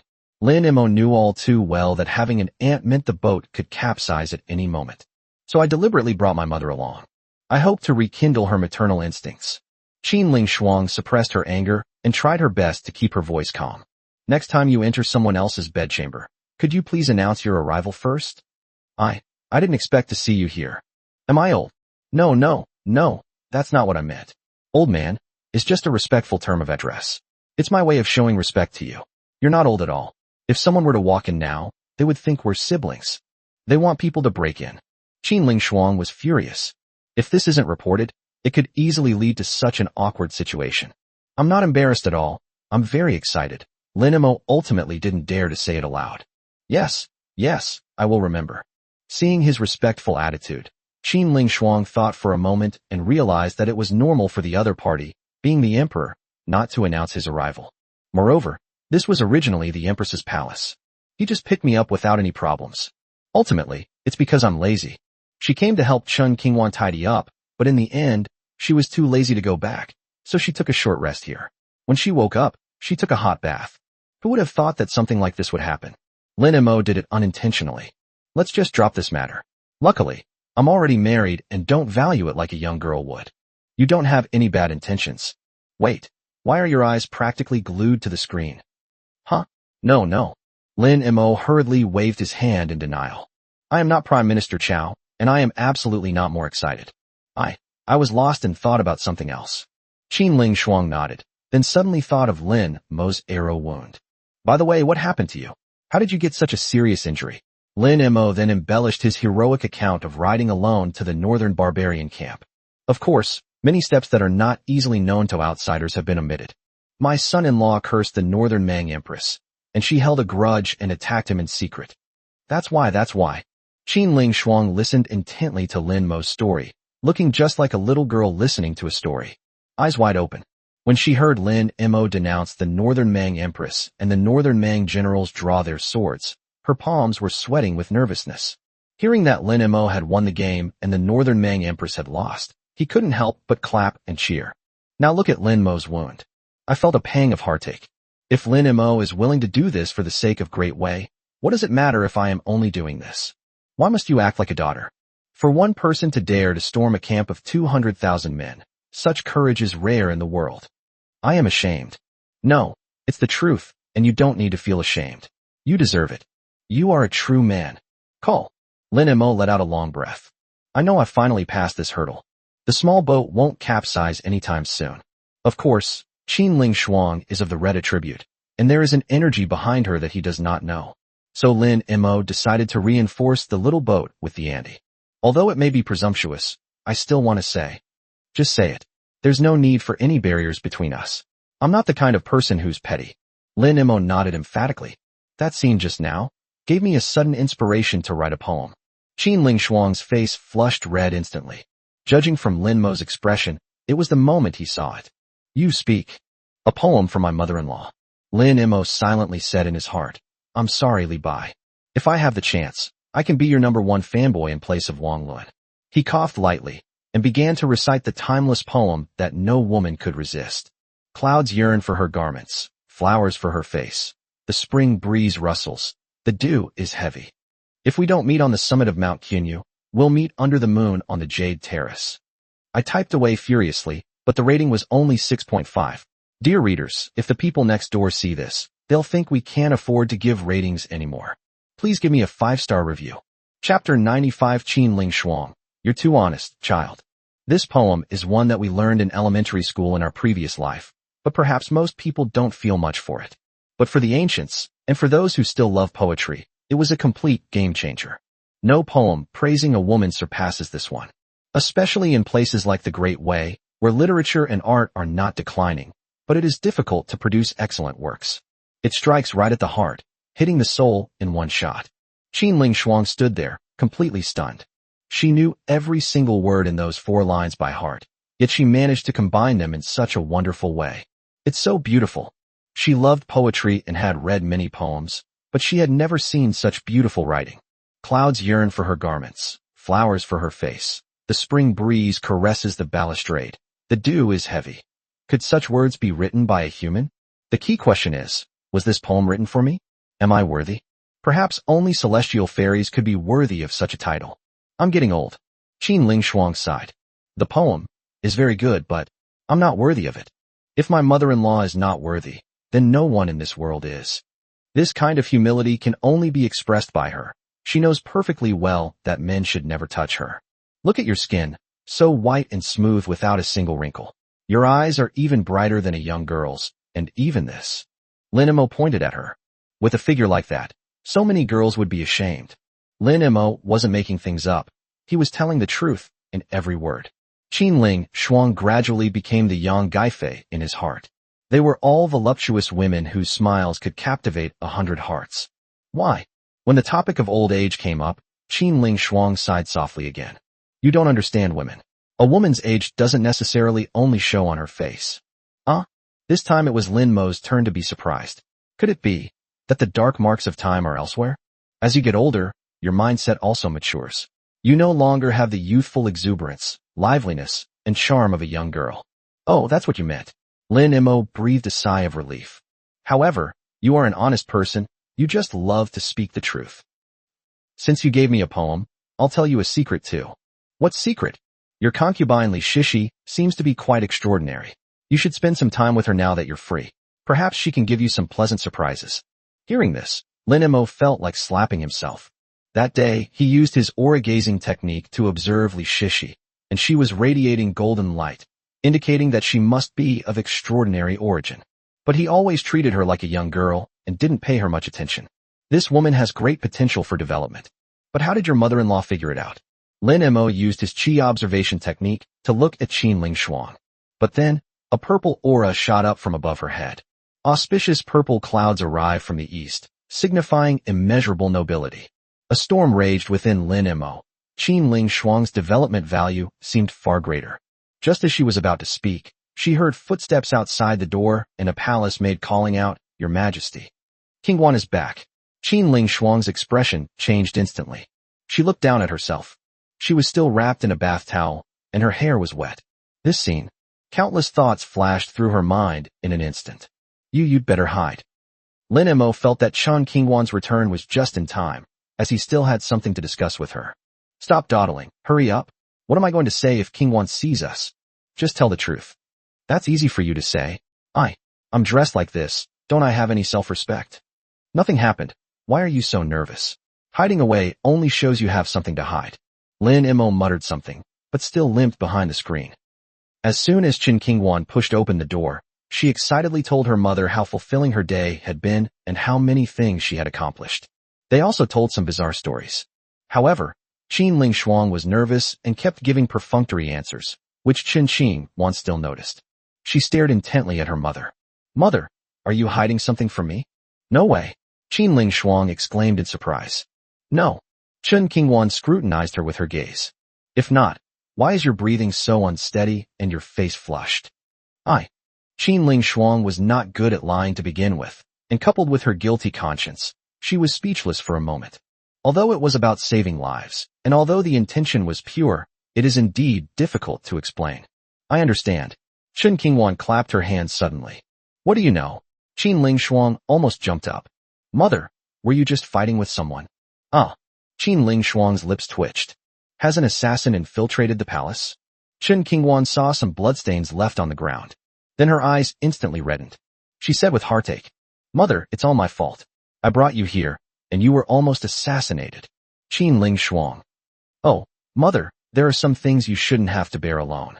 Your daughter has grown up long ago. Although my cultivation level is low, I can still help my mother with some of the burden. How to share this burden? Qin Ling Shuang didn't know how to answer. We could only go along with Chen Qingguan's words. Your mother didn't want to distract you. What's there to be distracted about? When mother and daughter are of one mind, their strength can break even metal. All right, stop talking. Qin Ling Shuang simply couldn't continue this topic. Otherwise, she would have completely lost all her virtues as a woman. You go to my place first. I'll find someone to clean this place up. Lin Mo readily accepted good advice. After leaving here, I went straight to Li Shishi's residence. He doesn't have many concubines now, and each one can freely choose her palace. Li Shishi didn't get along with the others, and her residence was very secluded. She didn't even want the palace maids who served her. Even a normal palace felt like a cold palace because of her living there.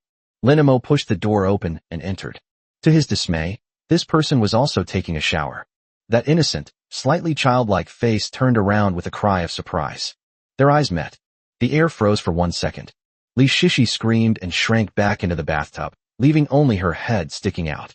You bastard, why are you always like this? Lin Mo waved his hand dismissively. We've been married for so long. Why are you still so shy? Who said we're an old married couple? I was forced into this by you. I've never truly accepted you. I don't need your approval. I need the family genealogy's approval. Lin Mo didn't want to argue with her. Hurry up and put on your clothes. I need to see you. You only contact me when you need something? Get out of my room. When trouble comes, there's Zhong Wuyan. When things are peaceful, there's Xia Yingchun. This is the pain of every woman. Even if Li Shishi felt that she had no feelings for Lin Mo, She couldn't bear this humiliation. Then let's not wear clothes. Let's talk business. You bastard. Tears welled up in her eyes, and Li Shishi puffed out her cheeks, but there was nothing she could do. She took a deep breath. You turn around. Lin Mo did as instructed. Behind me came the sound of rushing water and the rustling of clothes being put on. A moment later, Li Shishi, dressed neatly, stood in front of Lin Mo, arms crossed, glaring at him angrily. You still dare to come here? Aren't you afraid of my white tiger dagger? Lin Mo didn't react at all to her threats. I just found that the little girl, who had just come out of the bath, looked surprisingly beautiful when she was angry. For a moment, I was stunned. If she were to cosplay Qing Lin, that would be absolutely amazing. Chapter 96 Anime, Girl Li Shishi. What are you looking at? If you want women, go look at your other wives. Li Shishi glared angrily. She's even jealous? Lin Mo ignored that question, came to his senses, and went straight to the point. I've come here this time to ease the tension between us. Well, to put it bluntly, to curry favor with you. Is this how you try to please me? Such youthful faces and incredibly intelligent minds are as innocent as their appearance. Lin Mo said it anyway, and she simply believed it. She genuinely believed that Lin Mo had come specifically to apologize and back down. Thinking of this, the grievances and near collapse that had been building up over the past few days instantly burst into tears. It gushed out like a river. She roared, her voice trembling with tears. How can you be like this? You just like using force and voyeurism? Do you, Lin Mo, not understand us women at all? You think you've got me just because you've taken my body? You think you can fool me and I won't kill you? Lin Mo scratched his head, wondering why she was so agitated. Especially when it comes from Li Shishi's mouth, it's something we women spit out. There's something strange about it that I can't quite put my finger on.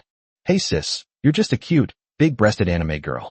I, Li Shishi, love men who can make me follow them willingly, men who can conquer my heart.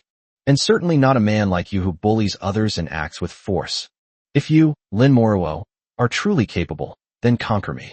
If that's the case, I'd be willing to put a collar on me and make me lie there barking like a dog. Lin Mo was speechless. But what are you now? Let me tell you, don't even think about making me happy. I'm the kind of person who can't be appeased. Is Li Shishi trying to make him a warm and caring man? Lin Mo didn't believe it. A warm-hearted man has to be ranked after a dog. So the bachelor nodded. Then I won't try to coax you. After saying that, he made a move to leave. Li Shishi was stunned, tears still on her face, her mouth agape as if she had been acupunctured. Then, she burst into tears. You bastard, who cares if you try to coax me? Get out of here, get out of here. Hiss. Lin Mo watched as she squatted on the ground, her shoulders shaking, sobbing uncontrollably. Thinking to himself that this was troublesome, he stopped in his tracks. All right, stop crying. Who told you to coax me? Get out of here. You bullied me. You all bullied me. Then I'll leave. Who told you to get lost? How can you be so lacking in emotional intelligence? No wonder you only know how to use force. Go get me a towel. Lin Mo shook her head and walked to the dressing table to get a towel. Li Shishi's eyes suddenly lit up. His hand stealthily reached for his waist. With a dagger in hand, he felt invincible. Taking advantage of the moment Lin Mo grabbed the towel, she quickly approached, raised her hand, and stabbed downwards. Unfortunately, Lin Mo slipped and fell forward, almost hitting the ground. He looked closely and saw it was a bar of soap, so he bent down and picked it up. That's how he escaped the fatal blow. But Li Shishi suffered a terrible fate. The dagger missed its mark. She had used too much force and crashed into Lin Mo from behind. The dagger was stuck in his own thigh. Oh whoa! Li Shishi screamed in agony. What happened to you?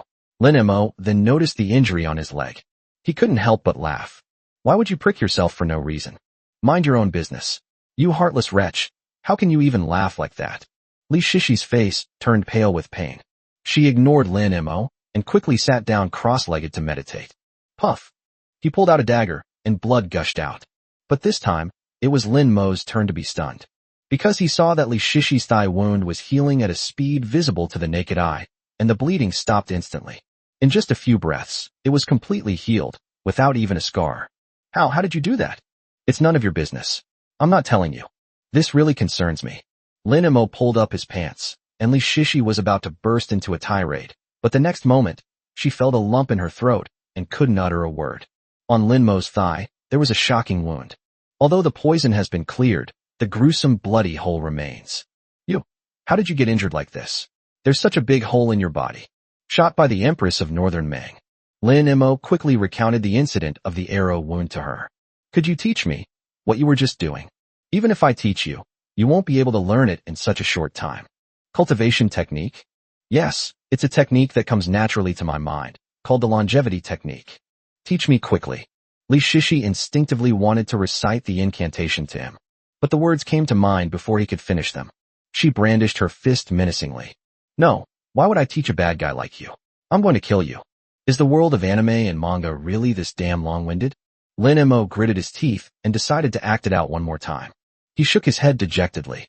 Yeah, why are you teaching me? I'm not an important person. I am nothing more than a pitiful person who was raised in the deep palace since childhood, whose mother died early, and who spent 18 years in darkness. Who in this world could possibly save me? As he spoke, his expression turned ferocious. I, Lin Mo, was born with this pitiful fate. Since I'm going to die sooner or later anyway, I might as well let this arrow wound flare up and let me die in excruciating pain, as if my body is being torn to pieces. Is it that serious? Li Shishi was startled by his state. All right, I'll tell you, but it's really no use. The mysteries of heaven and earth are the origin of all things. I will cultivate for countless eons to prove my supernatural powers. Within and beyond the three realms, only the Tao is supreme. My body is covered with golden light. One wondrous word after another flowed from Li Shishi's mouth. Lin Mo could remember and even feel the power of this technique, but he couldn't digest it in a short time. Li Shishi pursed her lips. I already said that this technique requires years of practice. It can't be mastered in a short time. Then I can only wait to die. I can heal you. Huh? Lin Mo asked in surprise. But this place is too awkward. I have to turn my head away, otherwise it will be disgusting to look at. Li Shishi turned around and clumsily groped Lin Mo's body. The next moment, she screamed again. Lin Mo, you're finished. I kindly treated your injuries, and you still brought weapons to defend yourself? Don't you have even this much trust? Where did I bring any weapons? Lin Mo looked down. Suddenly I realized. This Li Shishi is just too innocent. Then, a sudden warmth spread through the wound, like the spring sunshine, like a mother's embrace. A white light flashed across Li Shishi's hand. Lin Mo's wounds are healing at a speed visible to the naked eye. In just a few moments, the skin will be smooth as before. No wonder. Qin Ling Shuang speaks so highly of her.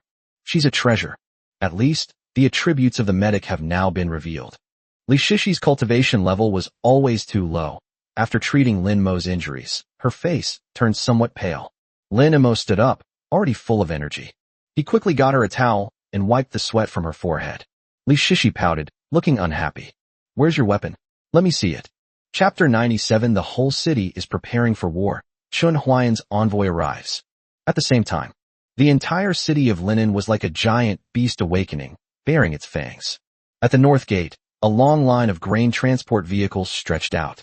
One after another, ox carts and horse-drawn carts, fully loaded with grain, were used to transport provisions. The official in charge of provisions stood by the roadside, holding an account book in his hand, shouting at the top of his lungs. Hurry, hurry, get to work. This batch of grain must all be stored in the warehouse today. The northern barbarians will arrive tomorrow. We can't waste a single grain of food. The laborers, drenched in sweat, carried sacks of grain as they ran towards the city. No one complained, because everyone knows that this food is essential for their survival. Inside the city, the blacksmith's furnace burned day and night. The clanging and banging of blacksmithing echoed from morning till night, and from night till morning. Hundreds of blacksmiths worked in shifts to forge arrows, swords, spears, and armor. The iron was taken from the treasuries of those aristocratic families whose property had been confiscated, and it was piled up like mountains. An old blacksmith, shirtless and sweating profusely, hammered repeatedly onto a red-hot iron bar. The young apprentice next to him handed him a bowl of water. Master, have some water and take a rest. The old blacksmith took the bowl, gulped it down in one go, and wiped his mouth. What rest?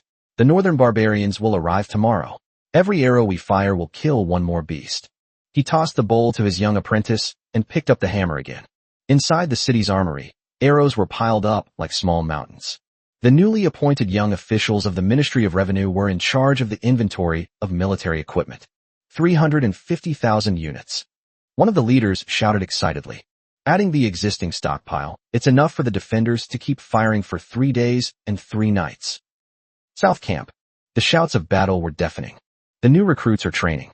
On the reviewing stand, Wu Tianliang, dressed in black, stood with his hand on the hilt of his sword, looking expressionlessly at the new recruits below. With the continuous expansion of recruitment, the number of infantrymen in linen has now reached 80,000. Hurry, hurry, maintain formation. Don't panic. On the training ground next door, Luo Yiren was wearing a silver soft armor, with a long sword at his waist, and riding a chestnut horse. That face, which once captivated countless men in brothels, was now filled with a chilling aura. She was the general handpicked by Lin Mo. This was also her lifelong wish. They trained even harder than they do in bed. Before them stood the 10,000 female guards. She pointed her long sword at the enemy. This thrust must be swift, precise, and ruthless. Those beasts of the northern barbarians won't show mercy just because you're a woman. They will only become more cruel. The female soldiers responded in unison, thrusting their spears forward simultaneously. Su Qingxian on the horse track, Zhao Zhuer on the city wall, Zudge the recluse of the Imperial Household Department. The entire city of Linen is like a machine operating at overload. It was running at high speed with a loud rumble. Inside the palace, Eunuch Wei was reporting to Lin Mo. Your Majesty, we now have 80,000 infantry, 10,000 cavalry, 350,000 arrows, enough swords, spears and armor to equip 50,000 men, and 200 catapults, which have already been deployed on the city walls. Countless logs and boulders, 500 pots of molten gold, the hearts of the people and the army can all be used. As Eunuch Wei read, tears streamed down his face. For the first time, he truly saw hope for victory in Linen. 7 days ago, he simply went to the prison with the Emperor Emeritus's decree to find Lin Mo to take the blame. In just 7 short days, the entire city of Linen underwent tremendous changes. From nothing to something, from something to strength. With everyone united as one, and with unwavering determination, we can overcome any obstacle. Your Majesty, we are ready. Lin Mo remained expressionless. 200 catapults. It seems he received them all from the family's gift package. Linen is of paramount importance to the Great Wei dynasty. How could there not be a single one? That bastard Lin Yuan. He couldn't take the catapult with him at all. He destroyed it before he left. Lin Mo was so angry she wanted to laugh. Was he afraid that if he actually managed to hold on to the throne, he would challenge him for it? How ridiculous. But he disagreed with what Eunuch Wei said about being prepared. It's still a long way off. Although Linen appears powerful now, its cavalry is far more formidable than one might imagine. If they were to face the enemy head-on, these troops wouldn't even be enough to fill someone's teeth. One charge could lead to a complete rout. But he couldn't say these things. Lin Mo patted Lao Wei on the shoulder and laughed. Old Wei, we can definitely win. Tears welled up in Lao Wei's eyes. I will shoot it back. Old Wei understood, but he was used to it. This emperor has never been serious. How are the preparations for the white phosphorus on Wu Tianliang's side going? Everything that could be searched within the city has been gathered up and frozen in ice. Outside Linen City, a troop of Northern Mang cavalry appeared on the horizon, the sound of hooves approaching from afar.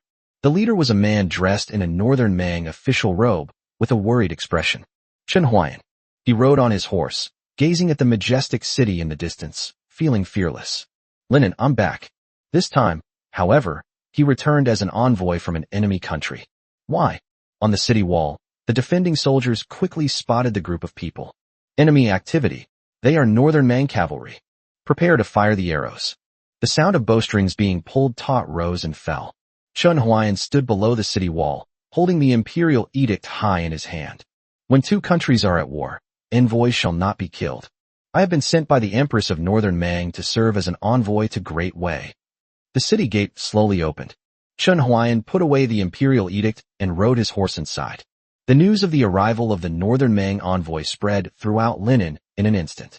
The streets were packed with people. Many people living here are seeing the Northern barbarians for the first time. The blacksmith put down his hammer, the laborer put down his grain sack, the gossiping old woman dropped her melon seeds, and even the playing children leaned against the adults' legs. A mixture of emotions, including scrutiny, curiosity, and anger. Chen Huayan instantly became the focus of attention in the entire Linen. His back was instantly soaked with sweat. He lowered his head, avoiding everyone's gaze. I just want to get through the most difficult part of my life as quickly as possible. But the crowd was too dense, and we couldn't walk fast at all. 1 step, 2 steps, 3 steps. Suddenly, someone in the crowd shouted, Isn't this Lord Chun? 20 years ago, we were classmates. Wasn't he a garrison commander in Xia Prefecture? Which Lord Chun? The crowd erupted in chaos. Few people may know Chen Huayan, but his water too cold is famous. Everyone from 80-year-old women to 3-year-old children has heard of him. So it was him. Why is he wearing the official robes of the northern barbarians? He surrendered. What else could he do? Look at his hair. He might be full of northern Mang blood now. Fuck his ancestors. The curses came like a tidal wave. Chen Huayan was so ashamed that he put his hand on his forehead to cover his face. He muttered to himself, I'm not Chen Huayan. I'm not. Snap. A rotten egg flew over and hit Chen Huayan squarely on the forehead. Egg yolk dripped down his face and onto the northern barbarian official's robe. Chen Huayan, however, did not wipe it. Snap. Another rotten egg. Snap. Rotten vegetable leaves, and even tomatoes that people are reluctant to eat. One after another, Chen Huayan was riddled with holes. He remained seated on his horse, head bowed, repeating, I am not Chen Huayan. I am not. I really am not. A northern Mang soldier standing nearby couldn't bear to watch any longer. How could the mighty northern barbarians tolerate such humiliation? A defeated nation, yet it showed absolutely no remorse. He slapped away a civilian who rushed at him. Get out of the way. Dare to approach again, and you will be killed without mercy. Chapter 98 Chen Huayan. I didn't have a choice before, but this time I want to be a good person. The man was slapped so hard he stumbled and fell to the ground. Covering her swollen face, she looked up at the northern Mang soldier, her eyes filled with anger and humiliation. An immediate commotion broke out in the surrounding area. Chen Huayan also saw the slap. I saw that innocent and pitiful soldier, and I saw the arrogance and disdain in the eyes of the northern barbarian soldiers. In that instant, his mind went blank. That slap wasn't aimed at ordinary people. It was aimed at the last shred of dignity that Chen Huayan had left. Asshole! Chen Huayan dismounted, but perhaps due to excessive excitement, he staggered, despite his normally agile horsemanship. He rushed up to the northern barbarian soldier. He shoved him away and roared. You bastard! What are you doing? The northern barbarian soldiers were stunned.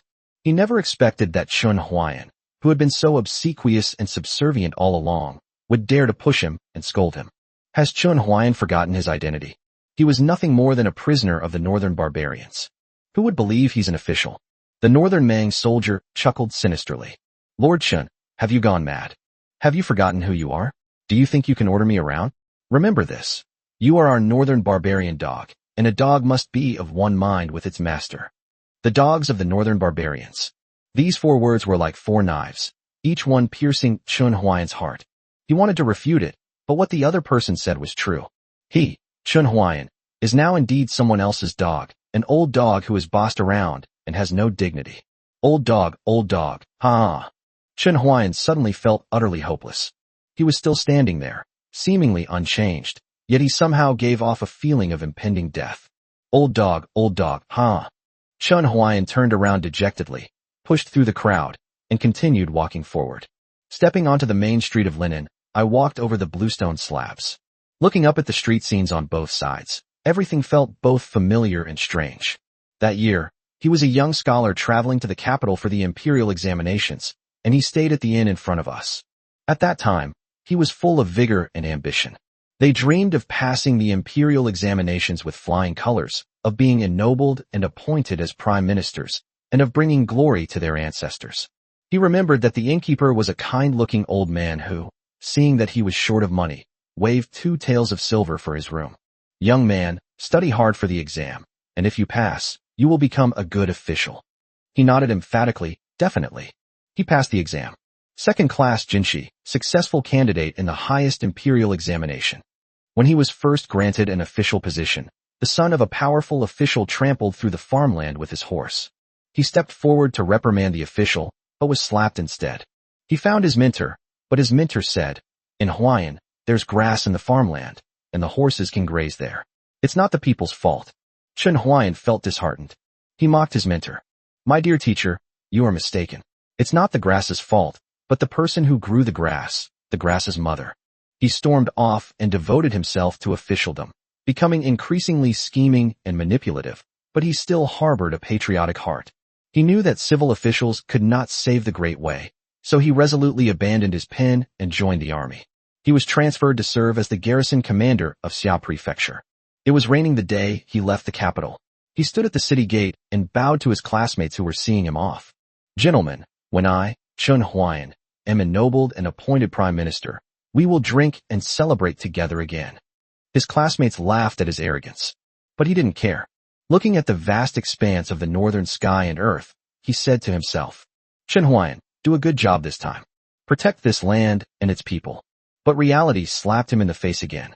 He strengthened his troops and prepared for a northern expedition at any time. However, less than 6 months after taking office, the imperial court issued an edict to cede territory. The northern horse ranch of the Great Way was ceded to the northern Meng.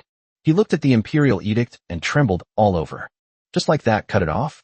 He wanted to write a letter. He wanted to curse, but the people around him advised him against it. "General, forget it. We can't interfere in the affairs of the imperial court. General, would you like to take another slap?" He fell silent. That night, he stood alone on the city wall and drank all night long. 2 more years passed. The northern barbarians demanded annual tribute, and the border had just won a victory against the northern barbarians. Yet Emperor Qingyan still sent money without hesitation. From that time on, the scholar who talked about wanting to be ennobled and appointed as prime minister, and who said he wanted to be a good official, disappeared. If you can't beat them, join them. From then on, he changed, becoming more shrewd and worldly wise. Speak human language to humans and ghost language to ghosts. The images flashed through my mind like a slideshow. Chen Huayan looked at the familiar scene on both sides of the street and at the people who hated him to the bone. He smiled. It turns out that he went through such a long and winding journey, from a scholar to a general, from passion to indifference, from idealism to reality. In the end, he was nothing more than an old dog. Ha ha ha. Chen Huayan laughed like a mad beast. Everyone was stunned. "I have no idea what's wrong with this corrupt official." Chen Huayan turned around, his gaze sweeping over the people. "Gentlemen, I'm here to deliver an imperial edict." He tremblingly took out the imperial edict. "Empress Xiao Yuerong of Northern Meng hereby issues this decree to inform the soldiers and civilians of Linen. You are trapped in this isolated city, with no connection to either the inside or the outside world. Your destruction is imminent. I could have simply razed Linen to the ground and destroyed everything. However, I remember that heaven cherishes life and cannot bear to see the people suffer. A special envoy has come to inform you. If you open the city gates and surrender, I will only execute the royal family of the Great Way and will not harm a single commoner. You may continue to live your lives, conduct business, and farm as usual. My army will not commit the slightest offense. If they remain obstinate and resist to the bitter end, on the day the city falls, I will massacre the entire city for 3 days, leaving no one alive, men, women, or children. You may choose your own path. I advise you all that the current situation in Linen is entirely due to Lin Mo's personal desires. You are all honest common people. Why must you be buried with one person for personal gain? The actions of the Great Way royal family are still fresh in our minds. We should learn from history. It must be said that Xiao Yuerong was also a master at manipulating people's hearts. After the imperial edict was read, many people looked at each other in bewilderment. Yes, why should they pay the price for one person's selfishness? How did Emperor Qingyan treat the people? To satisfy his personal desires, Emperor Qingyan amassed rare flowers and stones, supported tens of thousands of alchemists, and collected beauties from all over the land. Exorbitant taxes and levies, exploiting every last drop of blood. The people were driven to ruin and suffered unspeakable misery. Is it worth sacrificing your life for such a royal family? Doesn't the emperor's word make the same thing? Just then, "Make way, His Majesty has arrived." The crowd was separated. Lin Mo rode in on horseback. Upon hearing that Chen Huayan had been sent on a mission, he immediately guessed the empress's intentions. "So I came in person." But it was too late. How dared Chen Huayan do this? Lin Mo, mounted on his horse, gave Chen Huayan a cold look. Given his personality, he wouldn't let Chen Huayan live even a second longer. He raised his hand, about to give the order. Suddenly, Chen Huayan tore the imperial edict apart with both hands. Sizzle. The imperial edict was torn in two. Tear it again. Tear it again. Countless fragments flew up from Chen Huayan's hands. Like snowflakes, they drifted into the air. Lin Mo stopped, not understanding what this bastard was going to do. Chun Huayan stood there, watching the fragments flutter down. Ha! Gentlemen, I am Chun Huayan, the garrison commander of Xia Prefecture, and a general of the Great Way. In my life, I have made many mistakes. I was afraid of death. I surrendered to the northern barbarians. I shaved my head. I wore their clothes. I became their dog. Only now do I realize that I was wrong, terribly wrong. He walked dejectedly to Lin Mo's side. Looking at the spirited young emperor, his eyes held a complex expression. He whispered in a voice only the two of them could hear. Your Majesty, I didn't have a choice before, but this time, I want to be a good person. Lin Mo was about to reply to him. Go and talk to the people and see if they agree. But then they saw Chun Huayan heading in the direction of the people. Thump. He knelt down straight down. Chapter 99. It's not that the water is too cold, it's that people's hearts are cold. Chun Huayan knelt down. He pointed to the fragments of the imperial edict fluttering in the air. This imperial edict was read by Xiao Yuerong. She wanted to use the words of the Han people to persuade them to surrender. But I will tell you, it's all fake. I have lived half my life, and only now have I finally come to understand one thing. We Han people can lose, we can be defeated, we can die completely. But we must never lie on our knees. The moment they kneel down, Han civilization will be severed. The moment you kneel down, the innocent souls who died under the northern barbarian blade will have died in vain. The moment we kneel down, our descendants will keep pointing fingers at us and cursing us. You spineless bastards, you have disgraced your ancestors. He looked up at the sky, and 2 streams of murky tears slid down his face, mixing with the rotten egg liquid. If you surrender, you'll end up like me, a lousy old dog that everyone wants to beat. Kill me if you want, humiliate me if you want. I am the garrison commander of Xia Prefecture. After I surrendered, even a lowly soldier from the northern barbarians would point at me and curse me. Gentlemen, are you any better off than I am? The streets were deathly silent. Lin Mo slowly lowered his raised hand. He looked at the figure kneeling on the ground, at his disheveled appearance with his patched head and egg yolk covering his body, and a strange feeling suddenly welled up in his heart. He never expected that someone so utterly despicable could actually have a sudden awakening. Perhaps this is the national sentiment ingrained in our bones. The people who had just been smashing him, cursing him, and wishing they could devour him alive now had complex expressions on their faces. There was incomprehension, sympathy, admiration, but mostly anger. No matter what he says, he has utterly disgraced the Great Way. Chun Huayan slowly stood up. The egg hadn't hurt him, but he was like an old tree that had been bent over for too long, and it was very difficult for him to straighten his back. He looked at the people around him, his voice hoarse. Gentlemen, a dying man's words are often good. Never follow my example, and wag your tail and beg for mercy like a dog. Anyone who kneels down is not worthy of being called a Han Chinese, and I, Chun Huayan, am the least worthy. We have poetry and songs, music, chess, calligraphy and painting, gentleness, kindness, respect, frugality, benevolence, righteousness, propriety, wisdom, and trustworthiness. We have the most brilliant civilization in the world. Han people will never be slaves. After Chun Huayan finished speaking, he faced Lin Mo and bowed deeply. Then, he walked forward shakily. The crowd automatically parted to make way for him. He walked very slowly, each step as if he had used up all his strength, greedily gazing at the surrounding street scene. He had lived in Linen for a long time and knew it very well. The purpose was very clear. There was a well on one side of the street. Chun Huayan stood by the well, looking down at the dark well opening. He laughed, but as he laughed, tears streamed down his face. Lady, it's not that the water is cold, it's that people's hearts are cold. He raised his head and looked at the people. He looked at the young emperor. He looked at the land where he was born, raised, and betrayed. Gentlemen, don't follow my example. Don't be a dog. After saying that, he jumped. Splash. Water splashes up. The water splashed again, and all was silent. Some people covered their mouths, tears streaming down their faces. Some people lowered their heads, their shoulders trembling. Some people are still standing there, their eyes filled with complex emotions, unsure whether to hate or respect them. Lin Mo remained seated on his horse, motionless. He guessed what Chun Huayan was going to do, but did not stop him. This may be the best ending for him. What he used to pursue by any means necessary to survive is now a burden and an ordeal for him. Fire it out and bury it. Eunuch Wei cautiously asked from the side. Your Majesty, what is written on the tombstone? As for what to write, Lin Mo naturally couldn't sing its praises, otherwise everyone would follow suit, surrendering first and then suddenly realizing the truth. If there were a reward, the entire Great Way would be thrown into chaos. Write the truth. As you command. Wait a minute, Lin Mo called out to Eunuch Wei. Let's erect a blank monument. He had merits and demerits, right and wrong, honor and disgrace. It's hard to say, and we'll leave it all to future generations to judge. Eunuch Wei nodded and turned to leave. At this moment, the northern barbarian soldiers finally snapped out of their shock. They watched Chun Huayan jump down, exchanging bewildered glances. Then the leading soldier suddenly jumped up. Lin Mo, you've gone mad. Lord Chun is our northern Mang's envoy.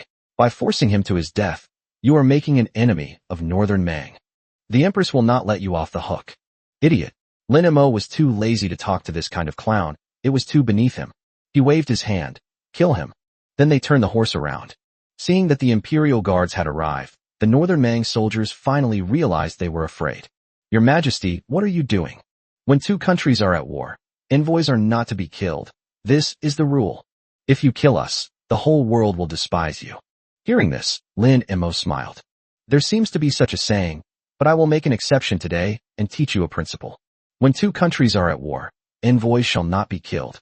Execute the envoy, and the two countries will go to war. The swords of the Imperial Guards were already drawn. The northern Mang soldiers' expressions changed drastically. They never imagined that a dignified emperor would be so disregardful of his status. Don't stoop to their level. He turned and was about to run away. But then, a flash of light, and several heads rolled to the ground. Lin Mo turned his horse around, not to go to the palace, but to begin inspecting the final arrangements for the entire city of Linen. Blacksmith shop. The clanging and banging of the blacksmith's hammer was deafening. One by one, shirtless men were drenched in sweat. Upon seeing His Majesty's arrival in person, the officer in charge of military equipment rushed over, his face beaming with excitement. Your Majesty, we have 400,000 arrows. Combined with the existing stockpile, it's enough for the defenders to fire for 3 days and 3 nights. Lin Mo nodded. Where are the swords, spears, and armor? Enough to equip 80,000 people. There's even a surplus. Lin Mo looked at the blacksmiths who were shirtless and sweating profusely. Thanks for your hard work. But I won't say anything about taking care of your health.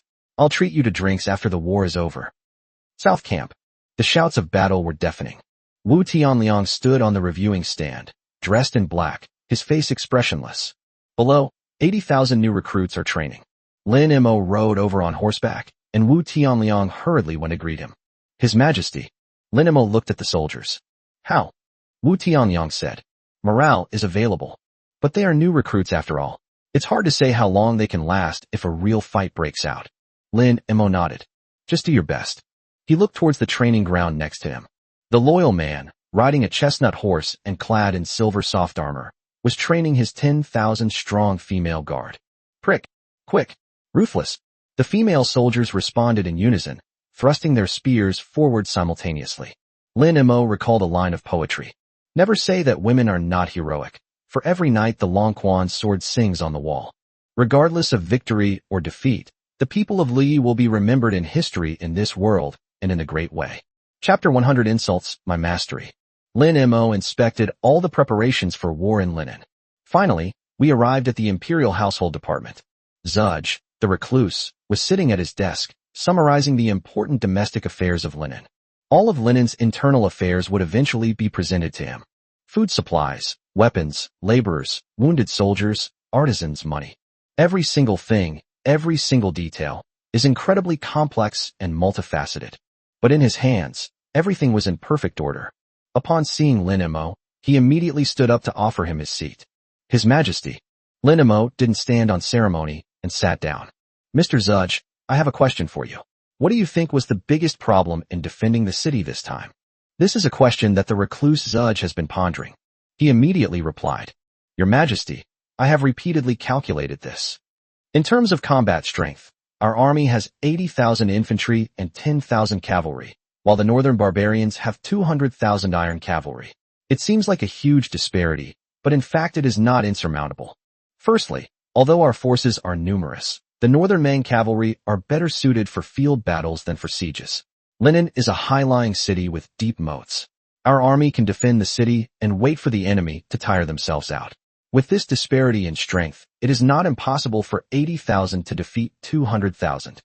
Secondly, although the northern barbarian cavalry is strong, their southward advance has stretched their battle lines too long, and their food and supplies rely entirely on rear transport. Our army, on the other hand, has ample food and supplies and an inexhaustible water supply. The longer the battle drags on, the more disadvantageous it will be for the northern barbarians. Thirdly, although our army has many new recruits, their morale is high. Wu Tianliang is extremely strict in training his troops, and the 10,000 female soldiers of Luo Yiren are also a force to be reckoned with. On the other hand, the northern barbarians have been advancing like a whirlwind. Pride comes before a fall, as has been the case since ancient times. Fourth, our army has the advantage of being on the city wall and is aided by molten metal, rolling logs, and stones. If the northern barbarians launch a strong attack, their casualties will be heavy. If we only consider the confrontation between the two armies, I am 60% confident that Linen can be defended. But His Majesty asked about the biggest problem, not the odds of winning. Then my answer is not within the city, not outside the city, not in northern Mang, but in Jinling. Oh, Lin Mo narrowed his eyes slightly. The hermit Zud's idea coincided with his. He was simply at a loss for what to do, so he came to ask for advice. The recluse Zudge continued. If Jinling can be like Linen, refusing to yield an inch of territory and fully supporting His Majesty, there is a 90% chance of winning the battle against northern Mang. Lin Mo sighed softly. The Central Plains are a land of outstanding people and abundant resources. If we can truly unite, how can the northern barbarians dare to bully us? Unfortunately, these are all just fantasies. Emperor Qingyin's 300,000-strong army fled at the mere sight of him. Hoping for his support was like hoping a sow would fly. If Nanjing remains inactive, we are 60% confident of victory. If it were Jinling. Zudge the hermit stopped abruptly and shook his head slightly. That should be impossible.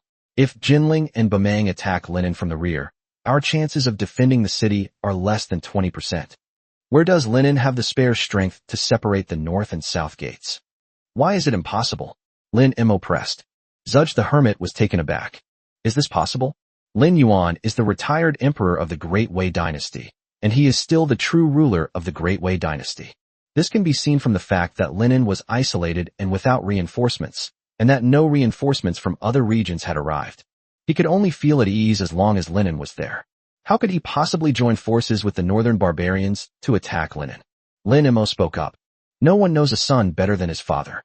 Oh no, no one knows a father better than his son. My father is capable of anything. He would rather believe someone else's empty promises than believe a single word from any of his sons. Because, Lin Mo sighed. What the northern barbarians want is the territory of the Great Wei, but he feels that his son is stealing his throne. The better Linen is, the more afraid he will be. If he has the chance, he will definitely kill me. There is no doubt about that. Zudge the hermit remained silent. He was a strategist, but not a poisoner. He was not as ruthless as Zheng Li, who would stop at nothing and even plant the bomb at point B. I never imagined that people could be so despicable. Lin Mo looked at him and gave a wry smile. Does your excellency think I am exaggerating? Your majesty just didn't expect. Lin Mo waved his hand. Don't think too much about it. I've come to you about this matter. Is there any way to resolve this hidden danger? Zudge the hermit naturally understood his meaning. Lin Mo's so-called solution was not to kill Emperor Qingyan, but to discourage them from sending troops. He pondered for a long time. The biggest asset in Jinling is Lin Yuan. In the eyes of the people, although he fled south, he is still the nominal ruler. If he really conspired with the northern barbarians, all he needed was an imperial edict saying that His Majesty was a false emperor, that His Majesty had usurped the throne, and that Linen was a rebel. Then the 300,000 troops in Jinling, along with the troops of those vassal kings, could all legitimately attack Linen from both sides. Just say one thing. To repel external aggression, we must first pacify internal strife. Lin Mo nodded. That's what I'm afraid of. Your Majesty, I am thinking, is it possible to write an article for the front page of the newspaper and send it to the whole country, to Nanjing? Use the power of words to resolve this concern. Word. Lin Mo knew the power of words, and he used the phrase clouds think of clothes, flowers think of beauty, to please his mother-in-law.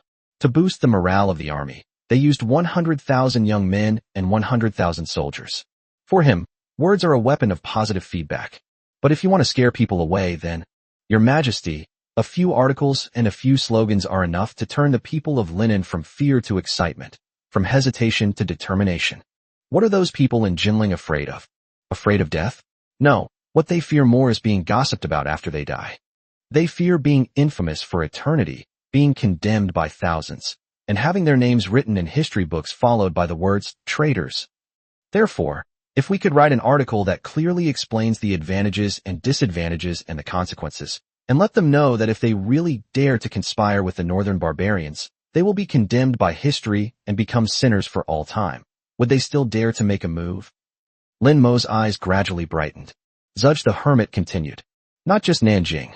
And then there are those feudal lords, those aristocratic families, and those who are still watching from the sidelines. Publish an article and send it around the world, so that they can see what the consequences of colluding with foreign enemies will be. Make them hesitant to act rashly, and prevent them from making any rash moves. This is the power of words. To subdue the enemy without shedding blood. Lin Mo suddenly realized and exclaimed in admiration, Sir, you are brilliant. Zudge the Hermit shook his head.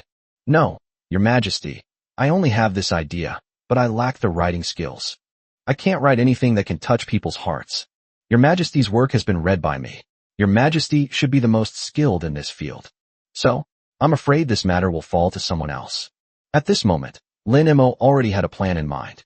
He smiled from the bottom of his heart. I am not the best emperor, but I am certainly the most sarcastic and cryptic of all emperors. Insulting people is something I excel at. Chapter 101 The enemy is at the gates. The Han dynasty is on the rise. Lin Mo already had a plan in mind. He stood up, put one foot on the stool, and rolled up his sleeves. The recluse Zudge stood aside, watching quietly. Emperor Lin Mo of the early Wei dynasty hereby issues this edict to all his subjects. Lin Mo wrote the first sentence, then paused for a moment. He thought of Emperor Qingyan. I recalled that edict of succession. I remember the moment I was dragged out of the dungeon and made a scapegoat. A cold smile curled at the corner of his lips. I have heard that in ancient times, there were 7 powerful states: Qin, Qi, Shu, Yan, Han, Zhao, and Wei. These 7 states stood side by side, each occupying a region. Qin was located on the western border, a land of rugged terrain and fierce people, a nation of tigers and wolves. Its generals were brave, and its soldiers were bloodthirsty. The 6 states feared it and formed an alliance to resist Qin. Of the 6 states, Wei bordered Qin, and when Qin's army marched eastward, it was the first to bear the brunt of the attack. It was not that Wei was incapable of fighting, but war meant the death of soldiers, the depletion of supplies, and the loss of resources. The ruler of Wei, weary of war, devised a plan to cede territory in exchange for peace. Lin Mo wrote faster and faster. He thought of the Great Wei Horse Ranch and the annual tribute. To intensify his emotions, he even recalled the various treaties of the Qing government. Cut, compensate again. This cycle repeats endlessly. As the state of Wei was on the verge of collapse, 1 million Qin soldiers were already at the city gates. The same was true for all other states, and Qin ultimately unified the world. What Lin Mo wanted to write was that earth-shattering, timeless masterpiece. On the 6 states. How similar this place is to the northern Song dynasty of the past. Upon its publication, this article caused a sensation in Bianjing, Kaifeng, with scholars and officials eagerly sharing it. This demonstrates the extent of its influence. Since the Qin and other 6 states did not exist in this world, Lin Mo altered many things. The 6 states were destroyed not because their armies were weak or their strategies flawed, but because they bribed Qin. Bribing Qin weakens our strength, leading to our downfall. Zudge, the Hermit, stood to the side, his whole body trembling. He instinctively took a step forward, staring intently at those words. The problem lay in bribing Qin, which was the path to destruction. These words, like a knife, directly exposed the truth of the country's downfall recorded in thousands of years of history. He sighed in genuine admiration. I never imagined that Your Majesty, at such a young age, would possess such insight. I am truly ashamed. It wasn't written by me. Lin Mo denied it verbally, but his pen kept moving. Upon reading this part of history, I put down my book and sighed. Those who cede territory suffer not only pain today, but also future calamity. Those who pay tribute suffer not only temporary humiliation, but also dig their own graves. Why is that? The desires of enemy states are inexhaustible. Today they cede 5 cities, tomorrow they demand 10, Today they pay 1 million. Tomorrow they ask for 10 million. The more they offer, the more urgently they demand. When there is no land left to cede and no money left to pay tribute, then the day when swords are pointed at our necks will be a matter of waiting. The cities that were captured were all places where the enemy stationed their troops and stored their provisions. The tribute paid annually was all used to fund the enemy's forging of swords and arrows. Using one's own land to support the enemy's army, and using one's own wealth to forge the enemy's weapons, is this not digging one's own grave? Zudge the hermit watched from the side, his scalp tingling with unease. These words are all so powerful and thought-provoking. His mind had already automatically conjured up an image of northern barbarians living in Han Chinese houses, wielding Han Chinese knives, and ripping open the hearts of Han Chinese. Not only him, but also Lin Mo as the writer. It moved those behind them even more. All the anger was transformed into powerful words and the uncontrollable profanities that came out of his mouth. A tyrannical ruler. Tyrant. Lustful glutton. You're not a human being. Damn it, Lin Yuan. You really are Shakespeare's nephew, Janet Mosseby. I would rather die in battle than live by ceding territory. We would rather perish with the city than share the land with the enemy. I would rather future generations criticize me for being stubborn and self-willed than for betraying my country for personal gain. The pen falls. Ink dry. These words were practically insults directed at Emperor Qingyan, yet they didn't mention him at all. The language is bold. Whoever ceded territory, paid reparations, paid tribute, negotiated peace, or colluded with the northern barbarians will be condemned by later generations as a traitor who sought personal gain at the expense of his country. How about it, Mr. Zudge? Are these words powerful enough? Can they kill Emperor Qingyan? The recluse Zudge did not answer. He suddenly took a step back and straightened his clothes. He bowed deeply to Lin Mo. On behalf of all the people of the world, I thank your majesty. Lin Mo waved his hand. Don't give me that. Go and print them right away. I want the whole world to see this article before tomorrow. Zudge the hermit nodded. Your subject will take care of it immediately. He held the article carefully, as if it were a rare treasure. He stopped abruptly at the door. I glanced back. The young emperor had one leg still on the stool, his sleeves rolled up, and his hair somewhat disheveled. But at this moment, Zudge the hermit felt that this person was as tall as a mountain. The next day, just as dawn was breaking, the walls of Linen were already packed with people. Lin Mo stood atop the city wall, dressed in a black dragon robe with the emperor's sword hanging at his waist. The morning breeze ruffled his clothes, making them rustle. He gazed northward. There, smoke and dust began to rise on the horizon. 200,000 iron cavalry are approaching. The northern barbarians were moving faster than he had imagined. He originally thought he would arrive after dark. Now, at midday, they may already be at the gates of the city. But Lin Mo showed no fear whatsoever. His eyes and brows exuded composure and certainty, something that brought peace of mind to those who saw him. Behind him lay the entire city of Linen. On the city wall, swords and spears were like a forest, and banners blocked out the sun. 80,000 troops were arrayed and waiting inside the city. Below the city walls, people of all ages crowded every street. In this scene, no one spoke. Everyone was waiting for the young emperor to say something. Lin Mo turned around. His gaze swept over the soldiers, then over the civilians. Gentlemen, 200,000 iron cavalry from the northern barbarians will soon be at the city gates. Are you scared? No one answered. Lin Mo smiled. I am afraid. I'm terrified. But what I fear is not the northern barbarians, but the day when my descendants come to our graves and ask us, when the northern barbarians came, what were you doing? You have caused us to be slaves now. How should we answer? They're saying we ran away. They're saying we surrendered. They're saying we handed over the city. He shook his head. I cannot say it. I would rather die than say it. His voice suddenly rose in pitch. Today, I will only tell you 3 things. I will not attack unless attacked. If someone offends me, I will retaliate. He drew the emperor's sword, its tip pointing north. Those who openly offend our great way, no matter how far away, shall be punished. Good. A loud shout erupted from the crowd. A taciturn soldier's face turned red, and veins bulged on his neck. Good. Good. Good. 80,000 soldiers shouted in unison. What's meant to happen will happen. They've been preparing for this day for 7 days. The northern barbarians arrived as promised. The swords and knives from Linen will also not fail to arrive as promised.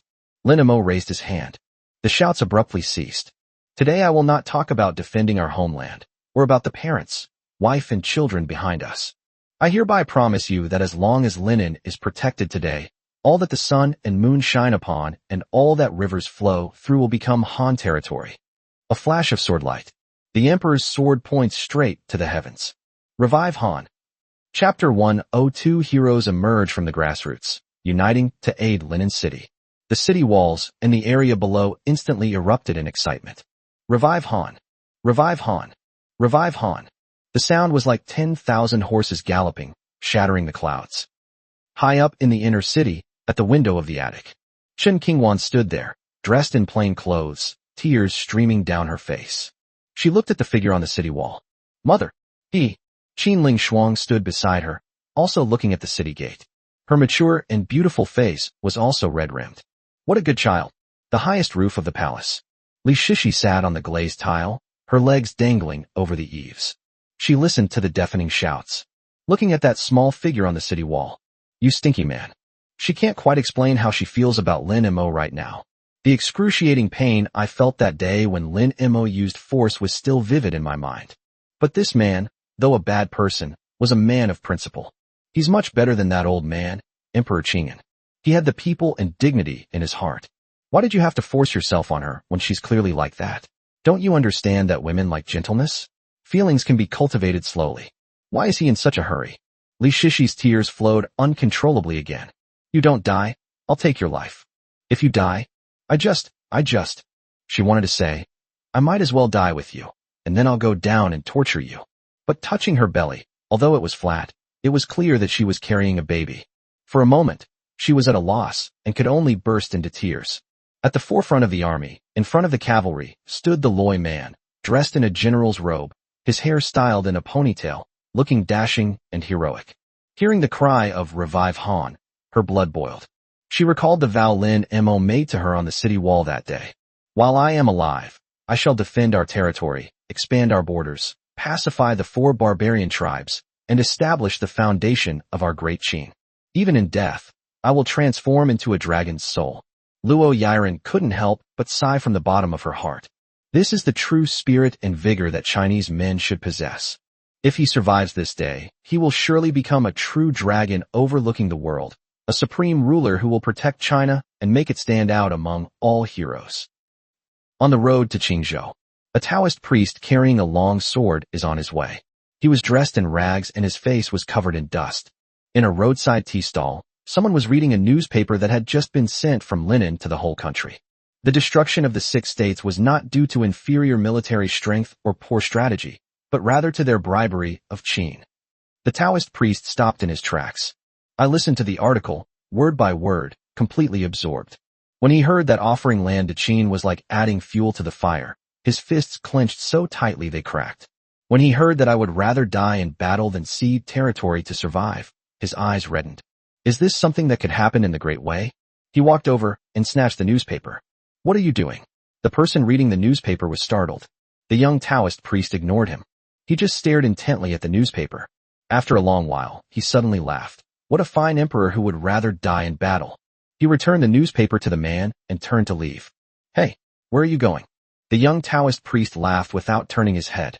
In prosperous times, one secludes oneself in the mountains to cultivate oneself. In chaotic times, one descends the mountain to help the common people. 30 li outside Suzhou City, on the post road. A team is fleeing south in haste. 5 or 6 carriages, more than a dozen large trunks, and more than 20 family members and servants. The guards looked tense and kept glancing back. Inside the carriage, a middle-aged man in an official robe leaned out. Hurry up, what are you dawdling for? We must reach Jinling City before dark. The middle-aged man retreated into the carriage, holding an exquisite wooden box in his arms. It contains the ill-gotten gains he made during his years as an official. Land deeds, house deeds, banknotes, gold. That's enough. The carriage continued south, its wheels kicking up clouds of dust. In the dense forest beside the post road, the 3 bandits lay motionless in the grass. The scarred man at the head of the group squinted, staring at the approaching procession. There's a lot of money to be made. The short, fat man next to him swallowed hard. Big brother, are you in or not? If you're going to do something stupid, how can you not do it? The 3 men burst out of the dense forest, and before the guards could react, knives were already at their necks. Don't move, All of you better behave. The middle-aged man leaned out of the carriage and turned pale with fright. Just what I feared most came to pass. Hero, spare my life. Hero, spare my life. Scarface grabbed him and pulled him out of the carriage. An official? Yes, yes, I am Joe Mullen, the vice prefect of Suzhou. Scarface sneered. A sub-prefect? A high-ranking official. He kicked open the box next to him, and gold and silver jewelry rolled out with a clatter. The short, fat man's eyes widened in disbelief. Boss, after this job, we can retire. Scarface didn't look at the gold and silver, but instead saw a stack of newspapers inside the carriage. What is that? Scarface picked up a copy. He couldn't read. Read. The 6 states were destroyed not because their armies were weak, but because they fought poorly. We'd rather die fighting than cede territory to survive. Scarface sneered after hearing this. You're a Tongpan? An official of the Great Way? Yes, yes. Where did all that gold and silver come from? Joe Mullen dared not speak and stammered incoherently. Is it the people's hard-earned money? That's not important. The northern barbarians are coming. Even your emperor isn't running away, so why are you? Aye. Huffed. The 3 of them quickly killed all of them. After killing the man, Scarface wrote 7 large characters in blood on the carriage. The murderer is the bandit Joe Ding. After doing all that, he burst into laughter. I've been a bandit my whole life, killing, arson, and highway robbery. He's done all sorts of despicable things. But there is one thing that makes him better than these officials. The 2 underlings looked completely bewildered. Officials head south, we head north. Let's show off today and let those people see who says there are no heroes among outlaws, and who says bandits have no guts. Let's go to Linen and have some fun, kill a few northern barbarians, and have some excitement. 30 li outside Jinling City, there was a private school. A few thatched huts, a small courtyard, a dozen children, and a schoolteacher. The teacher was standing in front of the hall, holding a ruler, shaking his head. A wise man does not stand under a dangerous wall, thus preventing disaster beforehand to avoid being harmed later. Knowing there is danger, yet still moving forward, that's not a gentleman, that's a reckless fool. He paused, then glanced around. Have you memorized everything? Understood, sir. The students answered in unison. The teacher nodded in satisfaction and was about to continue speaking when he suddenly noticed a student in the corner looking down at something. He was furious. He walked over and snatched the item away. Why are you reading idle books during class? Just as he was about to continue scolding, his gaze fell on the newspaper, and he froze. The 6 states were destroyed not because their armies were weak, but because they fought poorly. I would rather perish with the city than share the land with the enemy. He taught for 20 years, teaching the classics, the virtues of loyalty, filial piety, and righteousness. But now, looking at this article, he suddenly felt that he had wasted the last 20 years of his teaching career. He recalled the words he had just spoken. He gave a bitter laugh. If I hear the way in the morning, I can die content in the evening. Sir, what does this sentence mean? The old man's face suddenly turned cold. If he knows the way to his house in the morning, he can go die tonight. Students, I just misspoke. A wise man does not stand under a dangerous wall. That is, when the time is not right. The time has come, my lord. The old man couldn't find a suitable word to say. Suddenly, he forced out a sentence. Knowing there are tigers in the mountains, yet still heading towards the mountains I know are dangerous. Chapter 103 Emperor Qingyan's Regret.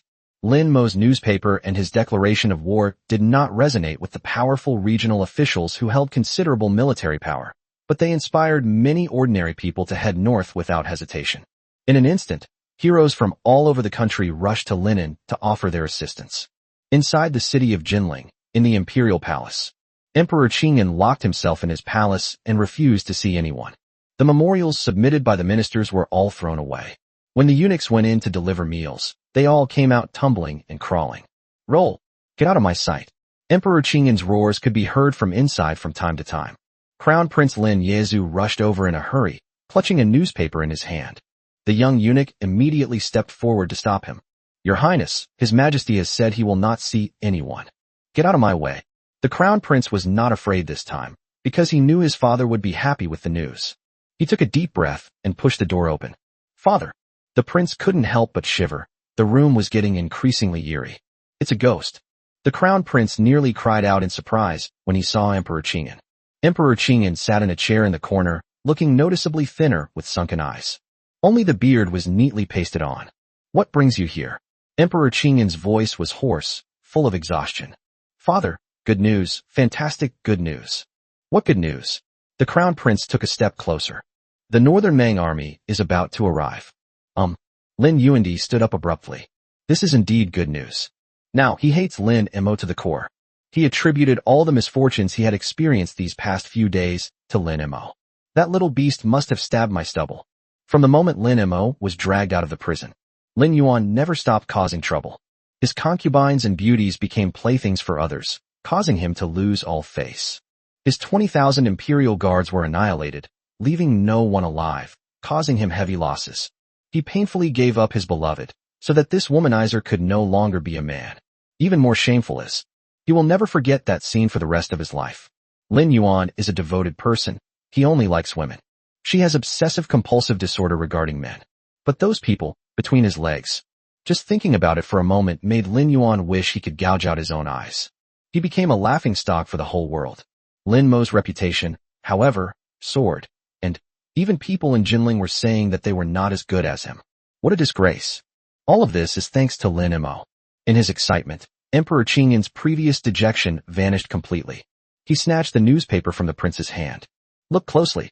Upon seeing this, they were completely dumbfounded. He raised his head and stared blankly at the crown prince, his eldest son and the future successor to the empire. He asked incredulously, Are you sure you read what's on this? Your Majesty, I am certain that the northern barbarians will be at our gates at noon today. You think this is all a good thing? This time, Emperor Qingyan didn't wait for his answer. He pointed at the crown prince, his hand trembling. You idiot. Open your dog eyes and take a good look. Every single word written here is cursing me.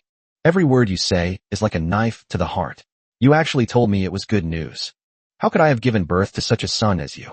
If you were even 1/10,000th as good as that little beast, would you have needed to be the crown prince for so many years? You would have become the emperor of the Great Way long ago. Lin Yezu was so frightened that he knelt on the ground, trembling. Father, your son only wants to. What are you thinking about? Get lost. Emperor Qingyan kicked him. Lin Yezu scrambled out of the room. Inside the palace, only Emperor Qingyan remained. He stood there, panting heavily. He was too lazy to teach the crown prince. The reason he was made crown prince was because they saw his stupidity. Only the foolish crown prince has his throne still safe. But the words in the newspaper made him unable to calm down. Newspapers from Linen were distributed throughout the country. Now, what will the world think of me? Ceding territory and paying reparations to sue for peace, it almost cost me my name. In Lin Mo's words, I am a traitor who betrays his country and seeks personal gain, and will be condemned by future generations. Asshole. Brute. How can a son insult his father like that? Why did I cede territory? It was to exchange it for peace. A mere annual tribute, to spare the people from war. Is that not a grand strategy? You know nothing. You know absolutely nothing. Isn't the relocation to Jinling to preserve the strength of our Great Way? You bastard. What do you know about governing a country? What do you know about the big picture? You brat who hasn't even grown his first beard yet. I'll fuck your mother. Emperor Qingyan completely lost his composure, and a string of profanities he had never uttered before spilled out of his mouth. But as the cursing went on, tears fell down. What did I do wrong? I just want to live, is that wrong? Does he really have to stay in Linen?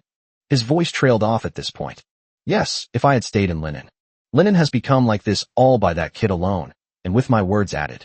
With a loving father and a filial son, and with father and son working together in harmony, how could the northern barbarians still be so arrogant?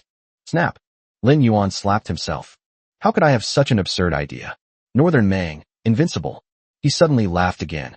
You little beast, go ahead and curse me. But what's the use of cursing me so harshly?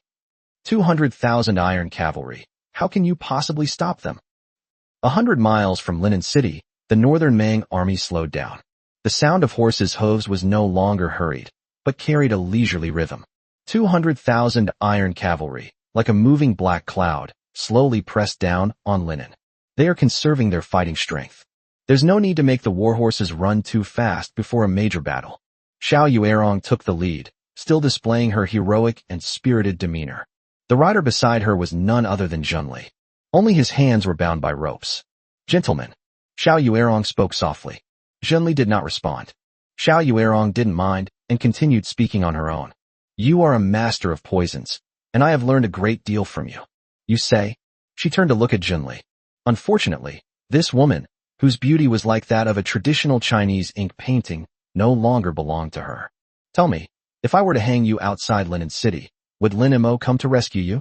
Chapter 104 Fated Showdown. Zhenli looked at the Empress. That method is too crude. You wouldn't know how. Xiao Yuerong burst into laughter. How could I not? Lin Mo is shameless. He dared to kill my envoy. What wouldn't I do? Xiao Yuerong was furious about the envoy's murder. Lin Mo came to Bei Mang and said that in war between two armies, envoys should not be killed. They sent their own envoy, damn it. That bastard. Zhenli shook his head again. No, that's not like you. You, Xiao Yuerong, consider yourself superior and invincible. You would never use such means that would damage your reputation, at least, not now. Perhaps you will only consider it if we fail to capture Linen and the situation becomes deadlocked. Xiao Yuerong hesitated for a moment. He laughed and said, He truly is my confidant, a comrade in arms who has shared life and death with me for so many years and understands me even better than I understand myself. It's a pity that such a person betrayed his country after being slept with for one night. In this world, I have never seen anyone like you before. Zhenli, is that trivial matter really that important? In a few moments, my royal banner will be raised atop Linen. I'm giving you one last chance. Help him or help me. Zhenli looked ahead at the city of Linen, which was covered with banners and flags not far away. Your Majesty, all these years with you, I feel, are not as joyful as those 2 days. I experienced the happiness of being a woman. You're really stubborn. You've made up your mind. Xiao Yuerong, being inexperienced in such matters, had no way of understanding what she was saying. Looking at Zhenli's calm face, I suddenly felt a little irritated. She waved her hand. Take him away. 200,000 iron cavalrymen, their hooves thundering, shook the very earth. Smoke and dust billowed, obscuring the sky and the sun. Finally, at the height of the sun, they arrived at Linen City. Xiao Yuerong took the lead and stood at the front of the formation. Behind him stood 200,000 iron cavalry, arrayed like a mountain. The black flag resembles a surging sea. She raised her head and looked towards Linen City. On the city wall, swords and spears were like a forest, and banners blocked out the sun. In the very center of the city wall stood a person, Lin Mo, wearing a black dragon robe and with the emperor's sword hanging at his waist. Lin Mo was also looking at her. The two were only an arrow's length apart, but at this moment, they were separated by an army of 200,000, by life and death, and by destiny. Xiao Yuerong suddenly smiled. She raised her whip and pointed it at the city wall. Lin Mo, her voice echoed in the wind. Looking at that handsome face, she remembered that night when he held her hand and they ran on the mountaintop. I remember him shouting her name into the valley. I remember that awful song he sang. Just like that, I've been conquered by you. She suddenly felt a little dazed, but only for a moment. She withdrew her gaze and resumed her cold and resolute demeanor as the Empress. I thought to myself, he's such a jerk. I have arrived. On the city wall, Lin Mo stood with his hands behind his back. He looked at the woman riding a horse, clad in silver armor. Looking at that cold and beautiful face, those deep eyes. I remember the moonlight on the mountaintop that night. I remember the way she shouted happy to the valley. I remember the arrow she shot. He smiled. Xiao Yuerong. His voice, too, echoed in the wind. I have been waiting for you for a long time. Xiao Yuerong sneered. Waiting to die? A general behind him advised. Your Majesty, why waste time arguing with them? Let's just launch a full-scale attack on the city. The Empress shook her head. Have you not heard that the best strategy is to attack the enemy's plans, while the worst is to attack their own men? Attacking cities is inferior to attacking their hearts and minds. I have been doing this all the way, which is why my army has been able to advance so rapidly and has hardly ever put up any resistance. Today is no different. My words will surely leave Lin Mo utterly ashamed and humiliated. At that time, the Empress did not continue to explain to them, but instead looked at Lin Mo. He said in a loud voice, Lin Mo, you're a smart man too. Take a good look at the general trend of the world. Your great way, from top to bottom, inside and out, is rotten to the core. The emperor is incompetent, the ministers are corrupt, the generals are cowardly, and the people are disaffected. Your defense of the city today will only earn you the infamy of aiding and abetting evil in history. Surrender, Lin Mo, or all those who died in the Battle of Linen will be blamed on you. Chapter 105. I have never seen such a shameless person as you. The previous chapter was rushed, so some parts have been revised. Lin Mo, come out of the city and fight me one-on-one. War is a civilized act and must be justified. Generals dueling, chariots colliding, performing a war dance, even exchanging trash talk. This is called paying tribute to the master. In a past life, a military strategist who employed unorthodox tactics suddenly appeared, so there was no need for a teacher. They went straight into battle. But this rule is still preserved here. The main purpose is to boost our morale. Tell the soldiers that there is a just cause for this battle, why we are fighting this war, and why we must win. Standing atop the city wall, Lin Mo held no sympathy for Xiao Yueron's act of taking the lead and challenging her master to a duel. This whole one-on-one thing is so old-fashioned. He certainly wouldn't personally lead the charge. Anyone with status who gets close to the battlefield becomes a target of everyone's attacks. The Zhou Emperor was shot off his horse by an arrow, Zhao Kuo was killed by a hail of arrows, and Liu Bang was shot in the chest by Xiang Yu's arrow. Even when Li Shimin charged into battle, an entire platoon of horses perished. The unfortunate Nurisi was killed by a cannon shot. Lin Mo didn't believe he could be stronger than these ruthless people. Xiao Yueron's martial arts skills are unparalleled. She has the qualifications. I don't have it myself.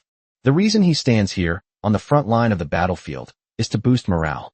He won't win in a one-on-one fight right now, but he's unbeatable in a verbal duel. He looked down at Xiao Yuerong from his high vantage point. Xiao Yuerong, I originally thought that as the Empress of Northern Mang, who roamed the grasslands, you must be a woman of great wisdom and insight. I never expected you to utter such vulgar and absurd statements that defy the facts. I have something to say, so listen carefully. Your northern barbarians originated in a harsh and cold land, living beyond the Great Wall for generations, eating raw meat and drinking blood, and are uneducated. Since I ascended the throne, I have inherited the mandate of heaven and the great lineage. I originally intended to let the people rest and work together to achieve peace. But you, insatiable and ever-increasingly greedy, have been burning, killing, and looting in the Central Plains, and you even want to destroy the very foundation of the Han people. His intentions are despicable. Xiao Yuerong gave a cold laugh. Lin Mo, I originally thought you were a smart man, but I never expected you to be so incredibly foolish. Since you understand destiny and are pragmatic, why? Shut up. Lin Mo immediately interrupted her. Shameless, despicable servant. Don't you know that everyone in the world would love to eat your flesh raw? How dare you utter such nonsense here? Xiao Yuerong's face darkened instantly. That bastard has such an awful way of speaking. However, he could even utter such vulgar language as WCNM and was capable of killing an envoy. Lin Mo truly has absolutely no manners. Who is the lowly servant? Lin Mo, aren't you also a servant? She knows Lin Mo's background perfectly well. His mother was a palace maid, and he was conceived after drinking. They must have had a tough childhood, going hungry and eating excrement as they grew up. Why are your mouths so dirty? He has completely disgraced the Central Plains. You were originally a shepherdess in the borderlands, living in a harsh and cold place for generations. Fortunately, you were nourished by heaven and earth and managed to survive. We should be grateful for heaven's benevolence and live a peaceful life, content with our lot, tending horses and sheep. But you are a wolf in sheep's clothing, greedy and insatiable, and have repeatedly invaded the Central Plains by sending troops south. They slaughtered my city, killed my people, kidnapped my children, and plundered my wealth. His crimes are heinous and unforgivable. Lin Mo got more and more into cursing. You presumptuously claim to be a chosen one and a mighty ruler, but in reality you are nothing more than a butcher. What face do you have to stand between heaven and earth? What right do you have to call yourself an emperor? You were born a concubine's daughter, but through a twist of fate, you murdered your father and brothers, and usurped the throne. They should have cultivated their character and won people over with virtue, but instead they went against the tide, acting cruelly and inhumanely. A spineless dog dares to bark and howl in front of two armies. I have never seen such a shameless person as you. Lin Mo finished cursing in one breath and felt a sense of satisfaction. Fortunately, I particularly admired Prime Minister Zhuge and could recite his deadly spiel by heart. Of course, he also knew that he and Xiao Yuerong were absolutely irreconcilable. Their friendship ended on the mountain, and could only remain on that mountain. These words were like a deathbed to the people of Northern Mang, but they stirred the blood of the people of Linen. 80,000 defenders shouted in unison. Revive Han! Revive Han! Revive Han! Waves of sound rose into the sky. Xiao Yuerong almost fell off her horse. This was the first time she had ever heard someone curse so rudely on the battlefield. That's unassailable. She, Xiao Yuerong, the Empress of Northern Mang, the goddess of war of the northern frontier, the master of 200,000 iron cavalry, will soon become an emperor for all time. But in front of hundreds of thousands of soldiers, he was scolded like this. She wasn't Wang Lang, who could be cursed to death, but she still felt a lump in her throat and an urge to cry. But she endured it. After so many years of bloodshed, her heart was as firm as a mountain, unbreakable. He does not show his emotions. She took a deep breath and decided to yell back. Behind him, an old general rode up on horseback. His Majesty, the people of the Central Plains are best at writing and eloquent speech. We grassland people conquer the world on horseback. Why bother arguing with them? Other generals also gathered behind her. Although he didn't speak, his expression clearly said, Your Majesty, please don't humiliate yourself. Why challenge someone else's strengths with your own limited knowledge? It's unbearable. We, the northern barbarians, rely on our spears and swords. War is the best strategy for us, Your Majesty. Xiao Yuerong looked around at everyone and saw that each of them had a fierce fighting spirit on their face. She suppressed her anger. Yes, why bother with a battle of wits with Lin Mo?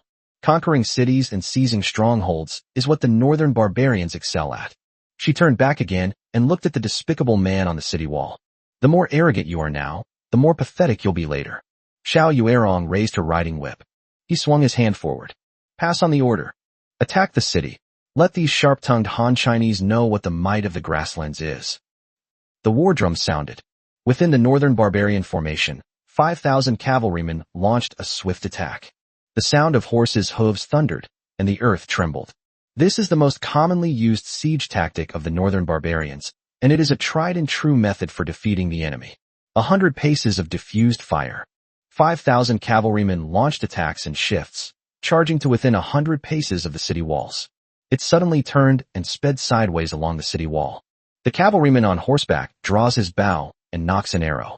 Put. The first wave of arrows soared into the air. A dense swarm of arrows, for example, on this day. Like a dark cloud, it pressed down on the city walls. In such a large-scale battle, the whistling sound of arrows piercing the air was enough to make one's eardrums ache. Lin Mo stood on the city wall, watching the 5,000 cavalry charge out of the northern barbarian formation. For a moment, he suddenly felt a little dazed. 7 days ago, he was just an ant in the prison. Now he stands atop the city wall, facing 200,000 iron cavalry. For the first time, I experienced the unpredictability and vicissitudes of life. It was also the first time I had ever witnessed a war that was described in my previous life's history books and was very far removed from my own experience. This isn't making a movie or performing a short film. This is a real war, one that will kill many people. War has broken out. Chapter 106 Brutal Battle. Raise your shields. Zhao Zhuer stood there, looking at the many people around her who were in a daze, and snatched the command flag from the guard. Loudly, raise your shields. The soldiers on the city wall were almost all facing war for the first time. Training and actual combat are different. Without someone to lead, they will surely fall into disarray and lose their way. Hearing Zhao Zhuer's voice now reminds me of the shield wall tactic we've been practicing recently. One after another, the giant wooden shields were raised high. In the blink of an eye, an iron-like shield wall stretched across the city wall. Bang! Arrows rained down on the shield wall, dense as hail. The clanging and banging sounds were deafening. Several arrows slipped through the gaps in the shields and lodged in the soldiers' shoulders and arms. Someone groaned and collapsed. The people nearby were immediately stunned. It was the first time I had ever seen a dead body, an arrow piercing a face and tearing away chunks of flesh, and a comrade whose death was extremely gruesome. Someone let out a groan, unable to hold on any longer, and began to vomit. So this is what war is all about. It's not a casual remark like wearing golden armor through 100 battles, nor is it just a few words in history books about slaying 100,000 enemies. They were living, breathing people who lost their lives in all sorts of bizarre ways right in front of them. But soon, the sight of more dead bodies and the shouts of the officers beside them brought them back to reality. The shield wall finally went from being on the verge of collapse to remaining completely still. Lin Mo also hid behind the shield wall. This was also his first time experiencing such a brutal war. The last time, the 20,000 Jinling Imperial Guards were different. That was a one-sided crushing defeat, a chaotic massacre. When he killed, Lin Mo deliberately didn't look. After a war, My clothes weren't even dirty. This time was different. An eyeball was pierced and torn off by a sharp arrow, landing right in front of him. He also felt like vomiting. However, as the emperor in the absolute core of Linen, he absolutely could not do that. The food that was in my throat was swallowed back down again and again. He couldn't remain calm and composed. He could only manage to keep a blank expression. 5,000 Northern Mang cavalrymen, working in perfect coordination, unleashed wave after wave of mounted archery, a barrage of arrows raining down upon them. It's still pouring down. If anyone were to stick their head out, they would probably be shot into powder immediately. It had to be Wu Tianliang, this cold-blooded man who had seen life and death many times. He looked at the raw recruits who were still trembling a little. Suddenly, he laughed loudly. "Miss Zhao, this shield you made is really sturdy." Many soldiers turned their heads sharply to look at the new girl. Lin Mo only accompanied her briefly before heading to the Northern Mang camp. Their identities were not disclosed. Many people believed that she was a skilled city-guarding expert invited by His Majesty. A gentle and kind-hearted person, seemingly delicate yet highly accomplished. Zhao Zhuer blushed instantly when she was stared at by so many people for the first time. "Lower your head. It's all thanks to everyone working hard to finish the project. I just shared my thoughts. Even a strong bow and crossbow cannot penetrate from 100 paces away. Miss Zhao, don't be modest. This first merit in defending the city should be attributed to you." Wu Tianliang laughed as if he were crying. But it was his words that eased the tension considerably. Some people even started shouting loudly about the ineffectiveness of the Northern Barbarians' arrows. Seeing this, Lin Mo's emotions gradually stabilized. Below the city, Xiao Yuerong looked at the shield wall that had initially been in a panic but was quickly raised, and her brows furrowed slightly.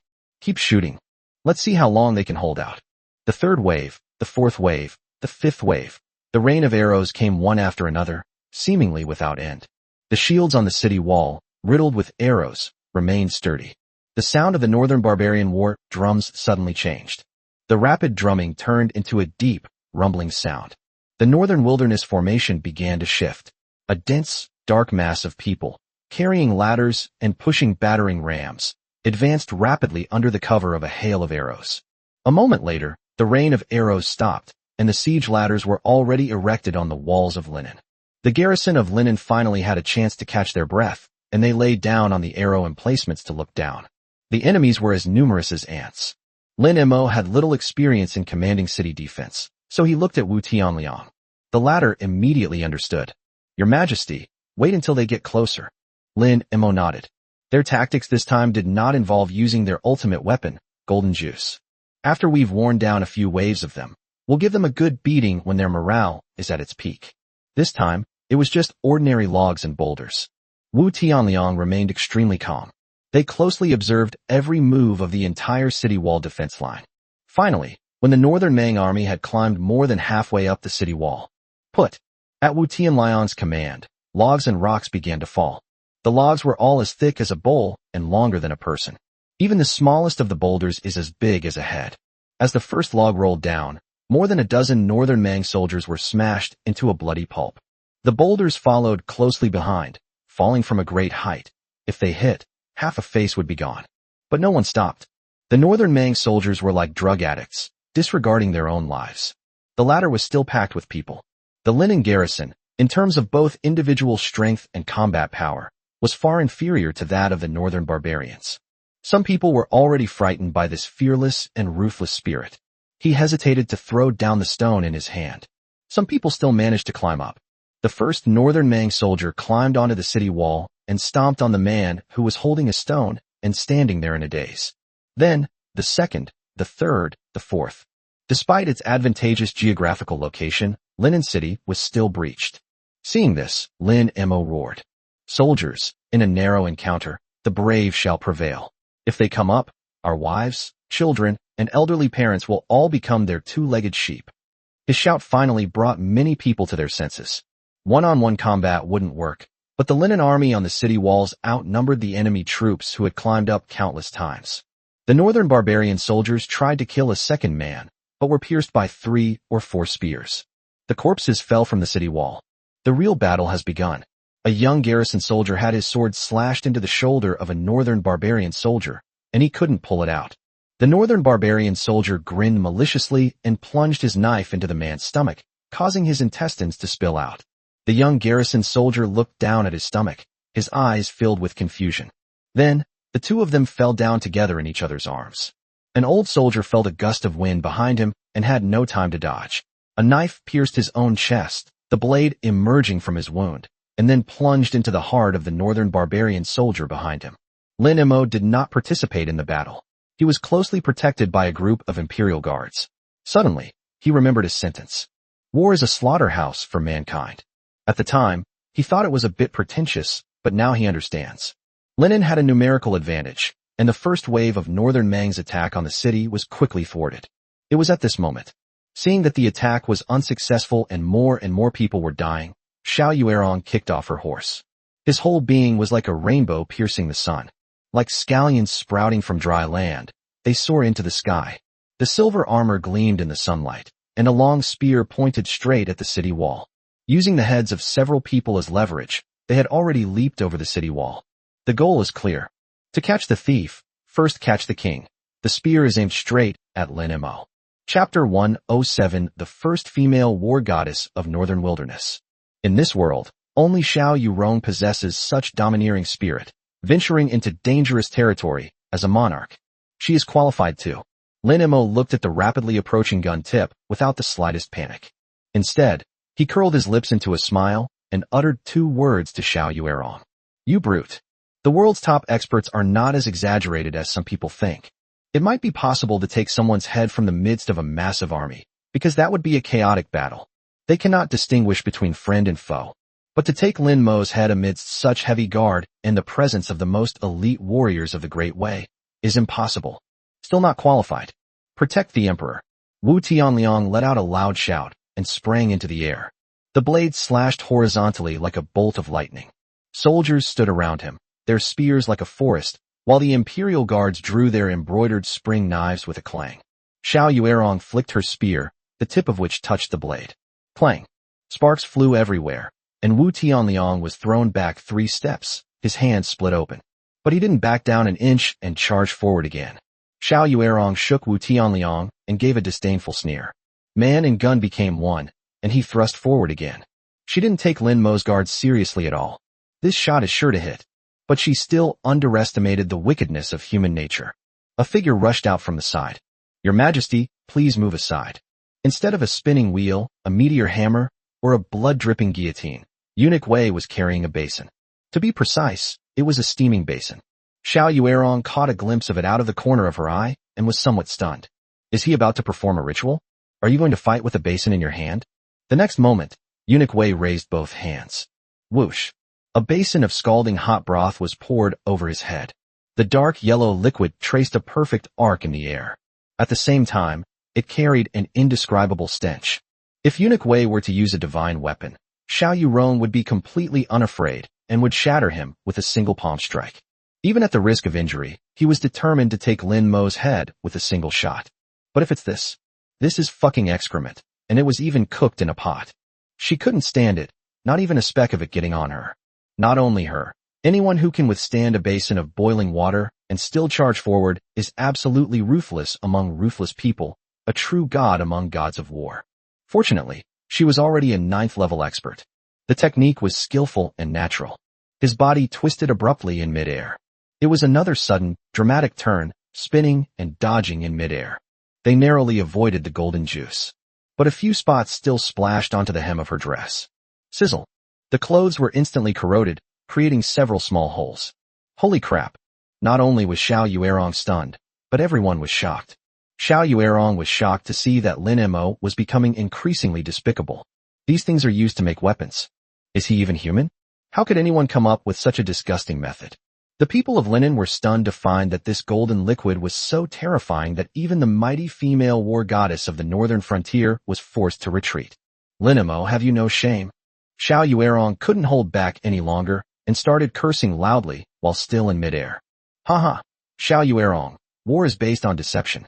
Battles between 2 armies are not child's play. Although Xiao Yuerong hated it to the extreme, she was helpless. She had already moved out of the best defensive position, and Wu Tianliang and the others were protecting Lin Mo. Two fists can't fight four hands. No matter how high her cultivation level was, she had no chance of killing Lin Mo. Unless she trades her life for hers, and both of them perish together. She gritted her teeth. Lin Mo, you just wait.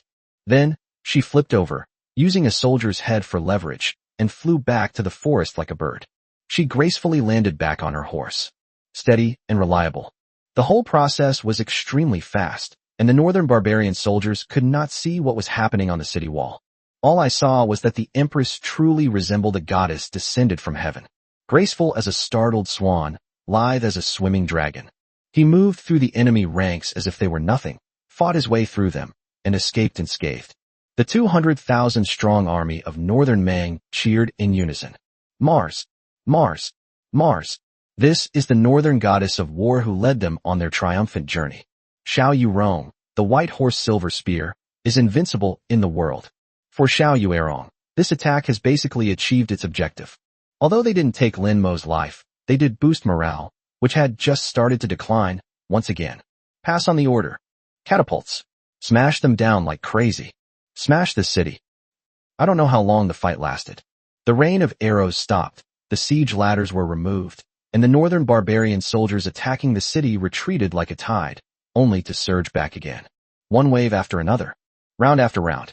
On the city walls, corpses were piled up like mountains. There were those from the northern barbarians and those from the garrison. Blood flowed down the city wall, congealing into dark red marks on the bluish-gray bricks. Everyone was bloodthirsty. No one remembers how many they killed. With the war having escalated to this point, no one cares about Lin Mo's previous promises, how much money he would receive, or what title he would be granted. All they know is, kill. Kill those invaders. Wu Tianlion's knife was chipped. Even the fair-skinned eunuch, Wei, had his face stained red with blood. The sun is setting. Night fell. Torches were lit on the city wall. The firelight illuminated the weary faces and those still fighting. The shouts of battle never ceased throughout the night. Inside a separate tent at the rear of the northern Mang camp, Zhenli sat in the corner, her hands shackled, her plain white dress stained with dust. She had been sitting like that all night. In the distance, the shouts of battle still echoed. She could hear it clearly through the tent. The sharp whistling of arrows piercing the air. The roar of catapults crashing against the city walls. The soldiers' shouts as they charged forward. The screams of the injured. Revive the Han dynasty. Mars. Each sound was like a knife, stabbing into her heart. Every scream represents a life, perhaps even a family. They are all born of mothers and raised by fathers. They are flesh and blood people. She remembered the day Lin Mo pressed down on her. He was taking advantage of her while he kept talking to her. You think I'm doing this so I can sleep with you? I did it for world peace. She didn't understand why Lin Mo said that. What does world peace have to do with taking advantage of her? But Lin Mo's words were a wake-up call. I am doing this so that everyone will have food to eat, clothes to wear, books to read, and even that everyone will be like a dragon. I took you in so that there would be no war, no division, no northern way and southern way, and no ethnic conflicts. But now it seems that his vision was grand, incredibly grand. It was far greater than anyone could have imagined for the poison ritual. It was so great that it made this northern barbarian poison master feel ashamed. I want to help him. In the northern Mang camp, mere handcuffs could not possibly restrain her, even if she were powerless to kill a chicken. However, she felt guilty towards the Empress and couldn't bear to leave. Zhenli suddenly looked up, still smiling radiantly, her face full of spring-like joy. She gave a charming smile to the two northern Mang soldiers guarding her outside the tent. My lords. His voice was as soft as spring water. Chapter 108 The rising sun shines brightly. The two soldiers turned around. I saw her stunningly beautiful face, her captivating eyes, and her figure, barely concealed beneath her simple white dress. His Adam's apple bobbed at the same time. Sir, what can I do for you? Zhenli gently shook the shackles on his hands. This thing is hurting my hand so much. Could you loosen it a bit? The two soldiers exchanged a glance. He swallowed. Look at Zhenli's expression, his frivolousness. Could it be? A bold and exciting idea popped into my head. It wasn't that Zhenli was so beautiful that she could make people infatuated and obedient. It's a different kind of stimulation. Strategist and sentry. The Empress's confidants and gatekeepers. The excitement brought about by this difference in status is like a stunningly handsome CEO falling in love with me, a security guard. It's irresistible. Slow death is not a loss, but execution is a huge gain. Especially those peach blossom eyes, shimmering with tears, made the two soldiers' hearts melt. Just relax for a bit. It should be fine. What can a woman like her do to cause trouble? Strategist, now that you've loosened your clothes, shouldn't you loosen them for us brothers too? Pa, what nonsense are you talking about? Zhenli glared at him. But in their eyes, that was just foreplay. With a clang, the handcuffs fell to the ground. That crisp sound was like the scythe of death. A cold glint flashed between Zhen Li's fingers. A thin hairpin, which had been in my hand without me even realizing it. Puff. Quick, ruthless, and accurate. 2 people in a row, in no more than 3 breaths. Zhen Li stared expressionlessly at the 2 corpses. He shook his head slightly. When the second in command controls everything you have, he becomes the boss, and you become the second in command. Of course, Lin Mo is an exception. She took a deep breath. Under the cover of night, they headed towards Linen City. The siege lasted from noon until nightfall, and from nightfall until dawn. The sky was beginning to lighten with the first light of dawn. Finally, the sound of retreat rang out from within the northern wilderness formation. The northern barbarian soldiers, like a tide, began to retreat. Below the city, the 2 sides' corpse-collecting teams were hauling away corpses, cart after cart. This is standard battlefield practice. No one stopped it, and both sides remained harmonious. After all, fallen leaves return to their roots, which is a fundamental principle of nature.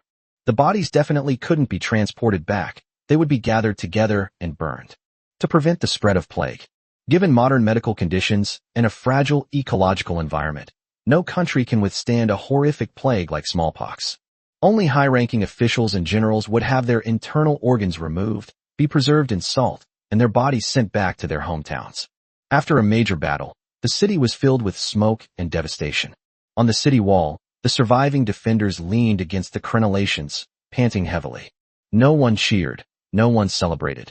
They just stared blankly at the earth stained red with blood. The northern barbarians did not retreat, but merely set up camp. No one knew when their next attack would be. Lin Mo stood on the city wall, gazing at everything around him, motionless. He did not participate in the battle, nor did he kill any enemies, but he was more tired than anyone else. It's mental exhaustion. You watch living, breathing people die right before your eyes, and you are powerless to stop it. It's good enough that it didn't crash. Especially those people, most of whom were young. Wu Tianliang came closer from behind. Despite a night of intense fighting, he remained in high spirits. He was born for this kind of scene. But at this moment, his voice was also a little hoarse. His Majesty. Lin Mo did not turn around. Explain. We lost 10,000 men, 5,000 were seriously wounded, and countless others were slightly wounded. The brothers from Black Wind Mountain were the bravest, 70% of them died. The Hammer brothers are gone. Lin Mo's shoulders trembled slightly. Indeed, those who are righteous are often from humble backgrounds. Those who step forward in critical moments are always the ones with the least status and the lowest position. They all wanted to secure a future for their descendants. They want to fight all the wars of the next generation. Lin Mo had some recollection of Wang Taikui. The bandit leader of Black Wind Mountain had 3 scars on his face and looked fierce and menacing. But he was overjoyed that his son was studying in Linen. She tells everyone she meets, "My son can read now and can write his own name." On the platform, he was the first to shout, "I'll do it." 2,000 women soldiers also died in battle. More than 30 craftsmen died, all killed by catapults. Eunuch Wei. Lin Mo suddenly turned around. Over the past few days, he and Lao Wei have developed a very close friendship. Although this old fellow was Emperor Qingyan's spy, he was a man of great righteousness. Lin Mo couldn't believe it. Isn't he an 8th realm expert? How could he? Wu Tianliang scratched his head. Eunuch Wei's basin is missing. You fucking. Lin Mo wished he could kill Wu Tianliang with a single sword stroke. But I also know he was trying to lighten the mood. At this moment, Eunuch Wei came over, bowed, and chuckled. Your Majesty, I will surely die after you. We must ensure His Majesty's body is intact. We also need to ensure the safety of His Majesty's concubines and protect His Majesty's offspring. Lin Mo felt a slight touch of emotion. I turned my head to look. The blood on Eunuch Wei's face had dried, mixing with the wrinkles, making him look like a python coiled on his face. It's so ugly. Lin Mo patted him hard on the shoulder. I drew an absolutely amazing savory pancake. Work hard, and my throne will be yours in the future. Ah, Your Majesty, this. Just kidding. Do a good job, and I'll find you a few more godmothers in the future. Upon hearing this, Eunuch Wei finally felt relieved and laughed heartily. Back then, the first time he met His Majesty wanted to adopt him as his godson. I didn't expect His Majesty still remembered this. Lin Mo turned around and looked at the soldiers lying sprawled on the city wall. He stepped over. Eunuch Wei and Wu Tianliang followed behind. The three remained silent as they inspected the city's defenses. As I passed a stack of arrows, a young soldier leaned against it, covered in blood. He saw Lin Mo and struggled to stand up. Lin Mo pressed down on his shoulder. "Don't move, rest." The soldier nodded, then looked up again. Looking at Lin Mo. "His Majesty." A patch of blood stained her dry lips. "Your Majesty, can we hold out?" Lin Mo was taken aback. He looked at that young face.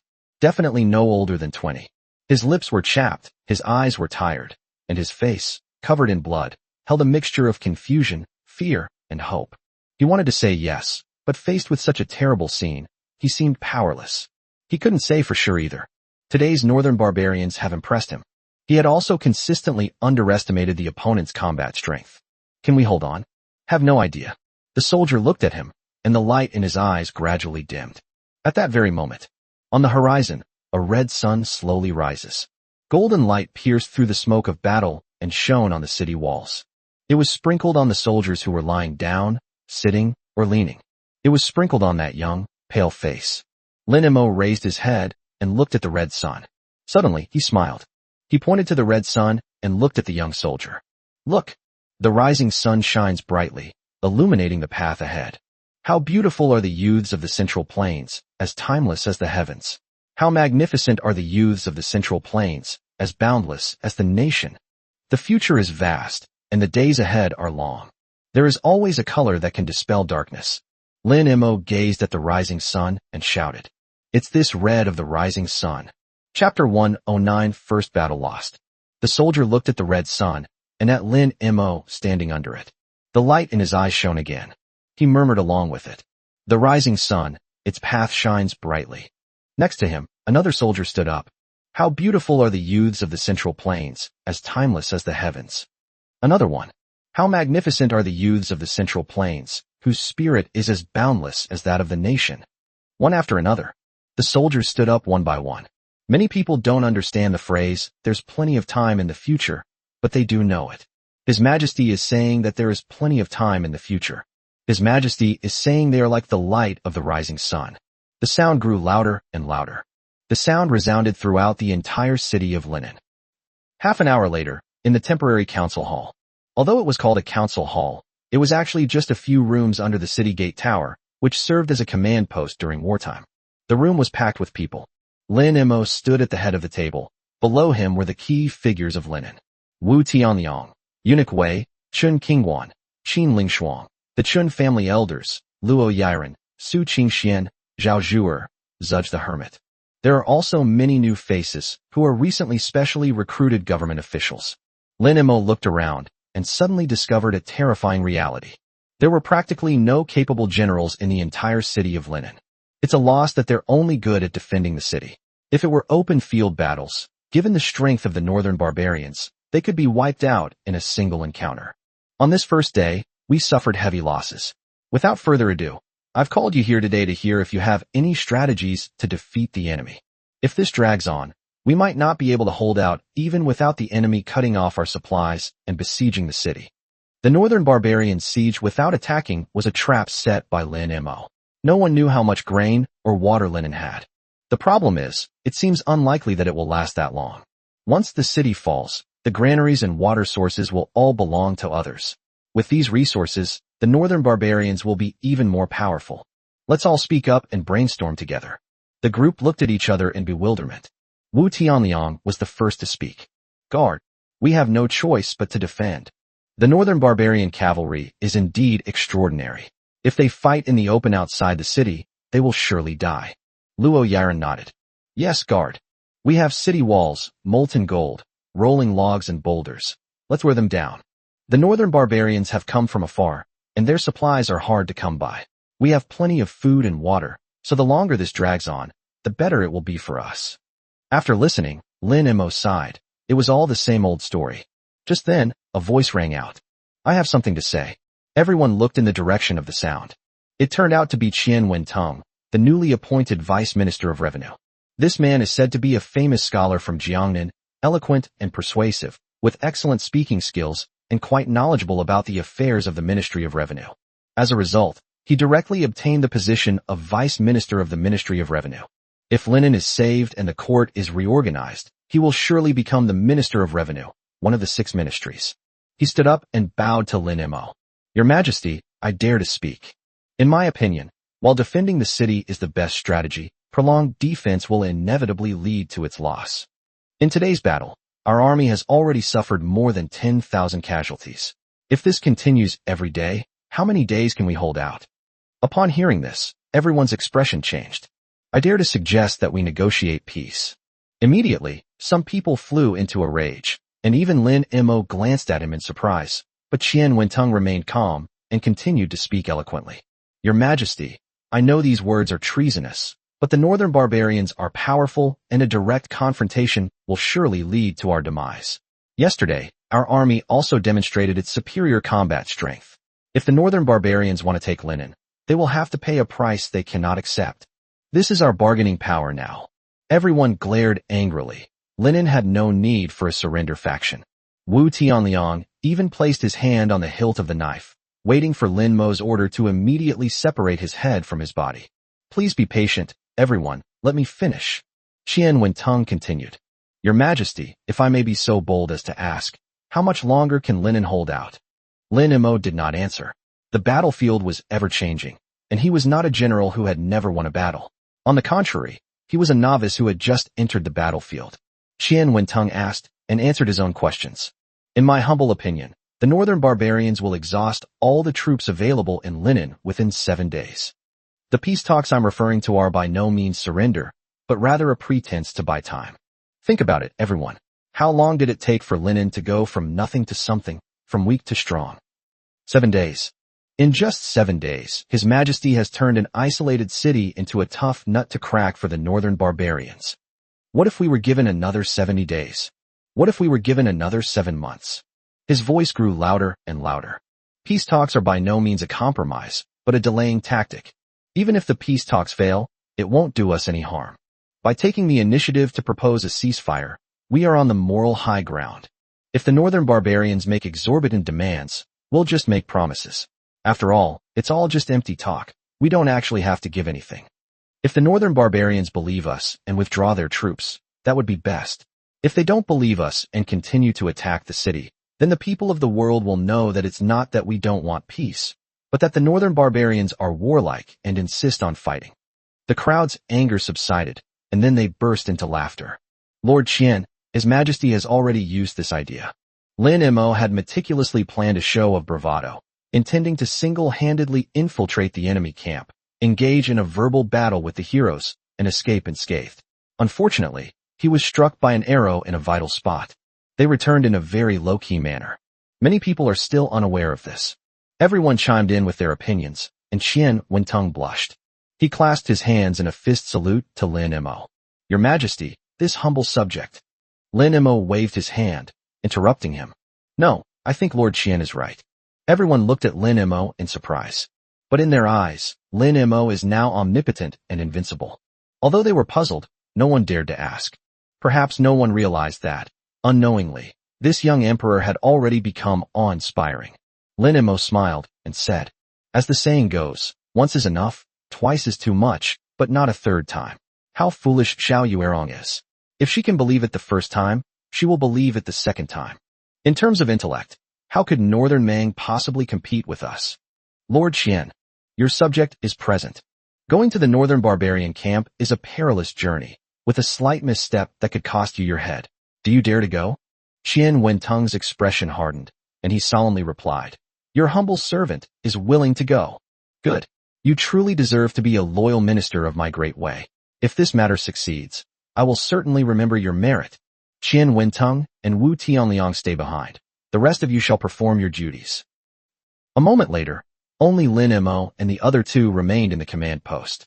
The reason he resorted to the same old trick was not because he hoped Xiao Yuerong would fall for it again.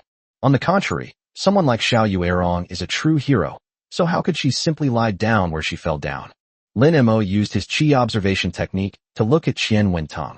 A faint blue light rose from above Qian Wentong's head. What does greenish hue represent? Golden light shone from Li Shishi's head, signifying her extraordinary destiny. Qin Ling Shuang's head was surrounded by a purple aura from the east, signifying her immense nobility. This green aura, could it be the noble spirit that scholars pursue? Lord Qian, what did you do before? Chapter 110 Abyss? No, she's a female bodhisattva. There are very few officials in the entire Linen, and Lin Mo doesn't even recognize such an important official position. If it were any other emperor, he would have been ridiculed to death long ago. But for Lin Mo, people would only say he's busy. His reputation had reached the point where people felt he was going to a brothel to attend to state affairs. Your Majesty, I am originally from Suzhou in Jiangnan, and I was the top scholar in the imperial examination in the 3rd year of Qingyan. I had no interest in officialdom. After spending 3 months in the Hanlin Academy, I went to Zhongding Academy to become a teacher. Lin Mo suddenly realized that a top scholar had been teaching at the academy for more than 10 years. No wonder it can cultivate a green aura. Why are you back in office now? Qian Wentong smiled and said, Your Majesty asked, so I answered truthfully. During the reign of Emperor Qingyan, the administration was corrupt and the officialdom was chaotic. I am not cut out to be an official. But now, the Great Way is facing annihilation. Although I am foolish, I would like to do my part. Lin Mo nodded. It is said that the most unfaithful are scholars, but today I realize that they are just those who have studied the wrong books. Qian Wentong, you might be beheaded on the spot during this mission to Northern Mang. Are you afraid? Qian Wentong looked up, about to answer. Lin Mo suddenly shouted. A gentleman should be honest. He naturally wouldn't make his words come true, nor did he possess the art of inquiring into someone's heart. He simply wanted to use this surprise attack to observe the other party's micro-expressions. If Qian Wentong were to defect at the last minute, all the white phosphorus that Lin Mo had painstakingly collected would be wasted. Qian Wentong was startled. He looked into Lin Mo's sharp eyes. A calm smile. Your Majesty, to be honest, I am just as afraid as you are. Your Majesty is somewhat skilled in martial arts, but I am completely powerless. How could I not be afraid? But some things are more important than life. If I teach others loyalty, filial piety, integrity, and righteousness, and that I should sacrifice my life for righteousness, and that every citizen has a responsibility for the rise and fall of the nation, then all these years of teaching have been in vain. Good. Lin Mo stepped forward and grasped Qian Wentong's hands. The Great Way is fortunate to have such a gentleman. In that case, I will not hide it from you. Wu Tianliang, who was standing nearby, immediately understood and took out a porcelain bottle from his pocket. Lord Qian, this substance is white phosphorus. Qian Wentong nodded. He naturally knew about white phosphorus. It was among the luxurious tinderboxes used by wealthy families. Lord Qian, His Majesty's intention is for you to send these things to the Northern Mang camp. If you do, this mission will be considered a success. Your trip to the Northern Mang camp was ostensibly for negotiations, but in reality, it was for arson. We froze all the white phosphorus into ice several days ago. The Lord used the excuse of chilled plum juice to comfort the army, but now that the weather is hot, these things will be confiscated by the Northern Mang soldiers regardless of whether the negotiations succeed or not. But sir, it will be extremely difficult for you to escape. Oh. Qian Wentong stared intently at the porcelain vase, his eyes seemingly burning with intense heat. I understand now. When the sun is strong, the ice melts on its own, and the white phosphorus will burn without warning. I never imagined it could have such a wonderful use. It's truly an eye-opener. Lin Mo patted him on the shoulder. Lord Qian, there is still a glimmer of hope. Bai Lin has no way of investigating, and Xiao Yurong cannot find the reason. I'm afraid she might become ruthless and resort to punishing others. Even if you pretend to defect to the enemy, as long as you can save your life, that's fine. The city gate slowly opened. Lin Mo personally escorted Qian Wentong to the outskirts of the city. Behind them were more than a dozen horse-drawn carriages, all loaded with wooden barrels. Sending his enemies to their deaths didn't bother Lin Mo much. Sending a national hero to his death left Lin Mo with a lump in his throat. What empty words like take care, come back alive, and I'm waiting for you are simply impossible to utter. Based on his understanding of Xiao Yurong, Qian Wentong was certain to die this time. All words are too insignificant in the face of life and death. Your Majesty, I have a dying wish. It's a wish, Lin Mo corrected him. I entrust the academy to His Majesty. I will. After hearing Lin Mo's assurance, Qian Wentong bowed deeply, turned around, and left without looking back. A dozen or so horse-drawn carriages followed behind, rumbling towards the northern Mang camp. Lin Mo watched their figures disappear into the morning light. My heart was filled with mixed emotions. He knew this wasn't the time for sentimentality, but he still couldn't let go of it. Suddenly, he heard a song coming from the wind. The brave warrior departs, never to return. Ha ha ha, the brave warrior has gone forth, never to return. At that moment, Lin Mo suddenly felt relieved. Yes, this is what a true Han Chinese descendant should be like. This is the resilience of this nation. The darker the times, the more people step forward, without hesitation and without fear. Until the convoy disappeared from sight, Lin Mo turned around and resumed his cold and aloof imperial demeanor. He strode back. He kept talking. Wu Tianliang, your subject is present. First, the defenses on the city walls have been reorganized. Last night's battle exposed too many problems. The shield wall was too slow to react, the rolling logs and stones were not prepared enough, and the troop rotation was chaotic. Secondly, let those green recruits see dead bodies. Their performance last night was terrible. Some were so scared they wet their pants, and some couldn't even hold a knife properly. How can they fight like this? Thirdly, regarding the pension, anyone who dares to obstruct it, dares to embezzle even a single penny, will be executed by slow slicing. Profiting from national disasters is Lin Mo's Achilles heel. No one is allowed to touch it. Wu Tianliang felt a chill run down his spine. I will take care of it immediately. The two were walking quickly when suddenly Lin Mo stopped. He squinted and looked ahead. On the streets of the city, a group of people dressed in white were hurrying along, scattering powder along the way. They were all women, dressed in plain white monk robes, with shaved heads. Their steps were quick, yet orderly. Who are those people? Eunuch Wei, who had somehow caught up, hurriedly replied. Your Majesty, those are the nuns of Jingkai Nunnery. Jingkai? Yes, it's a famous nunnery in Linen City. They usually eat vegetarian food and chant Buddhist scriptures, and don't concern themselves with worldly affairs. However, these nuns are not ordinary nuns. They are skilled in medicine and set up stalls outside the city every year to provide medicine and treat the poor. The wounded soldiers from last night, they also came, and they worked all night, saving many lives. Now we're sprinkling some medicinal powder to prevent the spread of plague. They are all kind-hearted female bodhisattvas. Lin Mo nodded slightly, feeling somewhat gratified. Even the reclusive nuns have come out, which shows that Linen is now united in purpose. Everyone is busy. He can't just sit idle either. All Lin Mo could do, besides uniting people and boosting morale, it can only branch out and spread. They selected candidates and visited brothels, but couldn't find any girls who met their criteria. He also had strength, but nowhere to use it. Girl? Lin Mo seemed to be deep in thought. Oh yes, nuns too. The next moment, he focused his gaze on the female bodhisattvas. Chapter 111 Abbess, just give in to this humble monk. Eye of insight, open. Familiar panels appeared before Lin Mo's eyes. Name, Jingkai. Age, 28. Level, blue.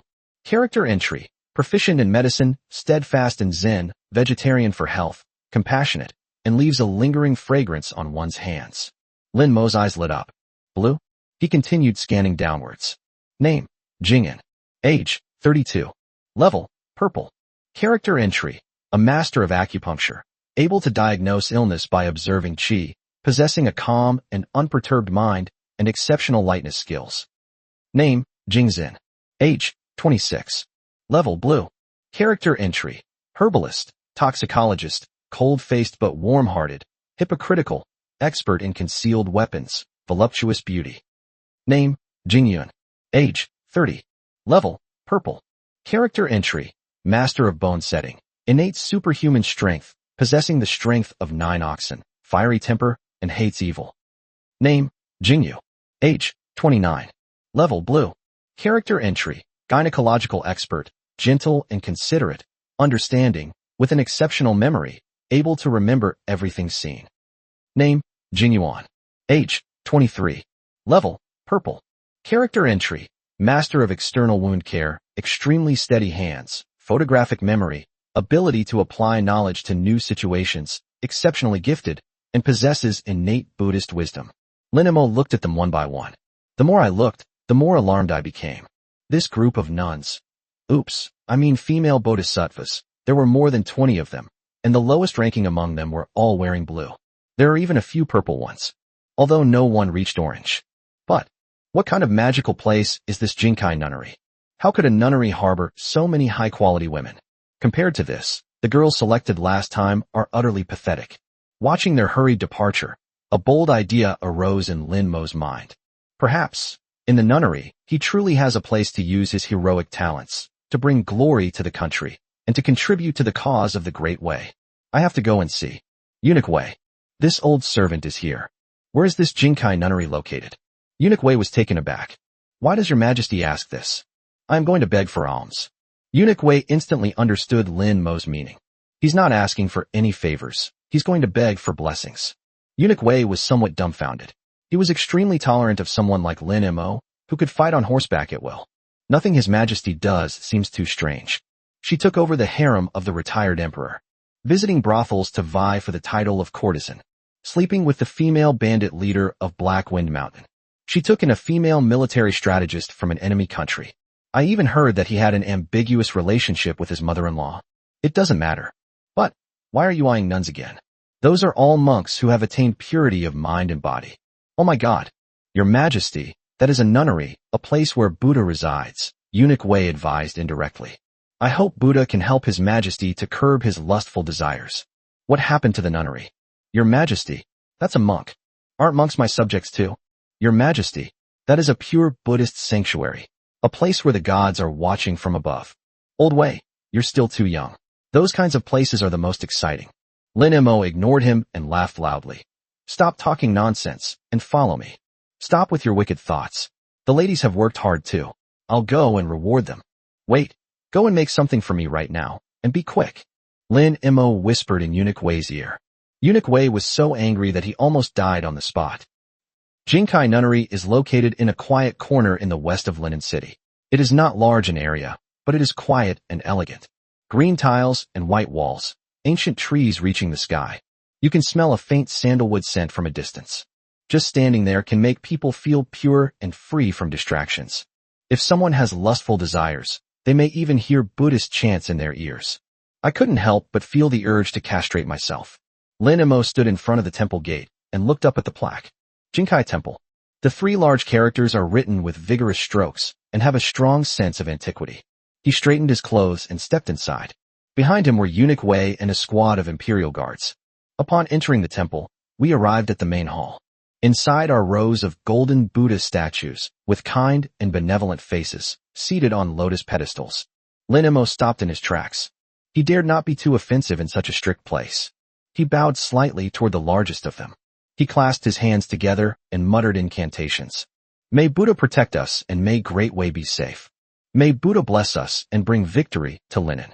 At that moment, a young nun next to her burst out laughing. Your Majesty, this is Guanyin, the goddess of mercy who grants children. You have prayed to the wrong Buddha. You should pray to Guanyin Bodhisattva for peace and safety. The little nun is quite cute. Lin Mo shook his head. It would be even better if it brought a child. All right, summon all the nuns here. I want to reward you and thank you for standing up for the Great Way. Lin Mo was of noble status, so the nuns dared not neglect him and immediately went to deliver the message. A moment later, the courtyard of Jinkai Nunnery was packed with people. People of all ages and heights, all bald and dressed in plain white monk robes.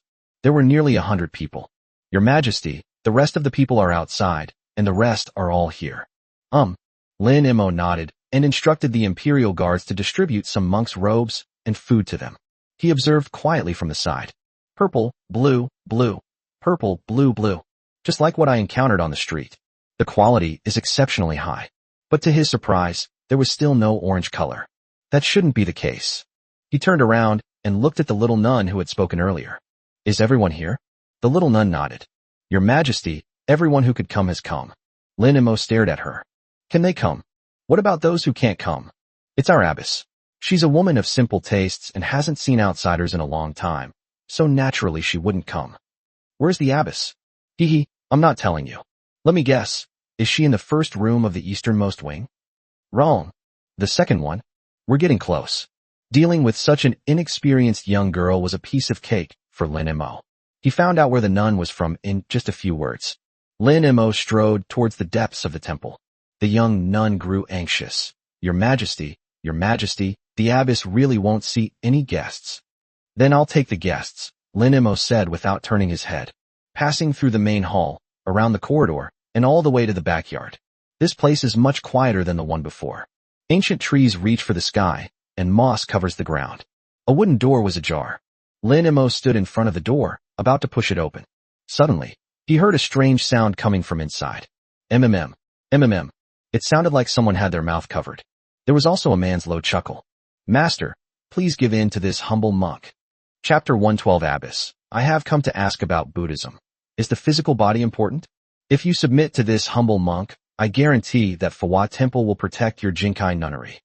Please give this humble monk a chance. Lin Mo's expression changed instantly. He flew into a rage. You bastard. He kicked the door open. You bald monk. Let go of the nun. Inside the door, the candlelight was dim. A lewd-looking monk was kneeling on the ground, his hands clasped together, pleading earnestly with a figure standing behind him. Damn it. He's also a masochist. They're already resorting to force, and he's still begging on his knees? Lin Mo thought with disdain. If it were me, I would have already forced myself upon the overlord. The figure in the photo, dressed in a plain white monk's robe, sat upright on a prayer mat. His back was to the door, so his face was not visible. But just that silhouette alone is enough to make people unable to look away. Her shoulders were like those of a sculpted figure, and her waist as slender as a silken thread. Her back was straight, yet she possessed an indescribable grace. She was just sitting there, yet she was like a solitary orchid blooming quietly in a secluded valley. The monk's robe was loose, yet it still couldn't conceal his ample, round breasts. Hearing the noise, the monk turned around abruptly. He was stunned when he saw Lin Mo. Who are you? My dear father. Lin Mo cursed, then waved his hand, and Eunuch Wei immediately led the Imperial Guards forward. To Lin Mo's surprise, the monk's cultivation level was also quite high. He was on par with Eunuch Wei. His physical body was trained in the iron bell cover technique. It's just a pity that they encountered an extremely cunning person like Eunuch Wei, whose gentle strength was like a needle hidden in cotton. It is specifically designed to treat the golden bell cover, a type of defensive technique. In addition, there were the Imperial Guards beside him and his own guilty conscience. He gave up resisting after only a few moves and allowed the Imperial Guards to capture him. Lin Mo knew about the Phwa Temple that he mentioned. Royal Temple. Emperor Qingyan was extremely afraid of death. They also coveted power and sought immortality. He not only made offerings to all sorts of sorcerers, but he also believed in Buddhism. There are also many temples of all sizes in Linen City. Lin Mo sneered inwardly. Realizing he had forgotten about these people, the nun had seen them during the city defense. I didn't see a single bald person. It's true what they say. In times of chaos, Bodhi doesn't concern itself with worldly affairs. In times of peace and prosperity, it welcomes pilgrims. Keep a close watch on them and interrogate them thoroughly. Lin Mo waved his hand, signaling Eunuch Wei to leave, and then he was about to close the door. Eunuch Wei was greatly alarmed. His Majesty. What now? Eunuch Wei lowered his voice. Your Majesty, this is the nun. Even if you disregard your status and the place, you should also consider her age. She's more than qualified to be your grandmother. No big deal. With a bang, Lin Mo slammed the door shut. Li Shishi was made up and looked like a ghost. She's done all that before, so what's there to be afraid of? Of course, the premises. Lin Mo stared intently at it. Name, Master Miaozhen. Age, unknown. Level, red. Hiss.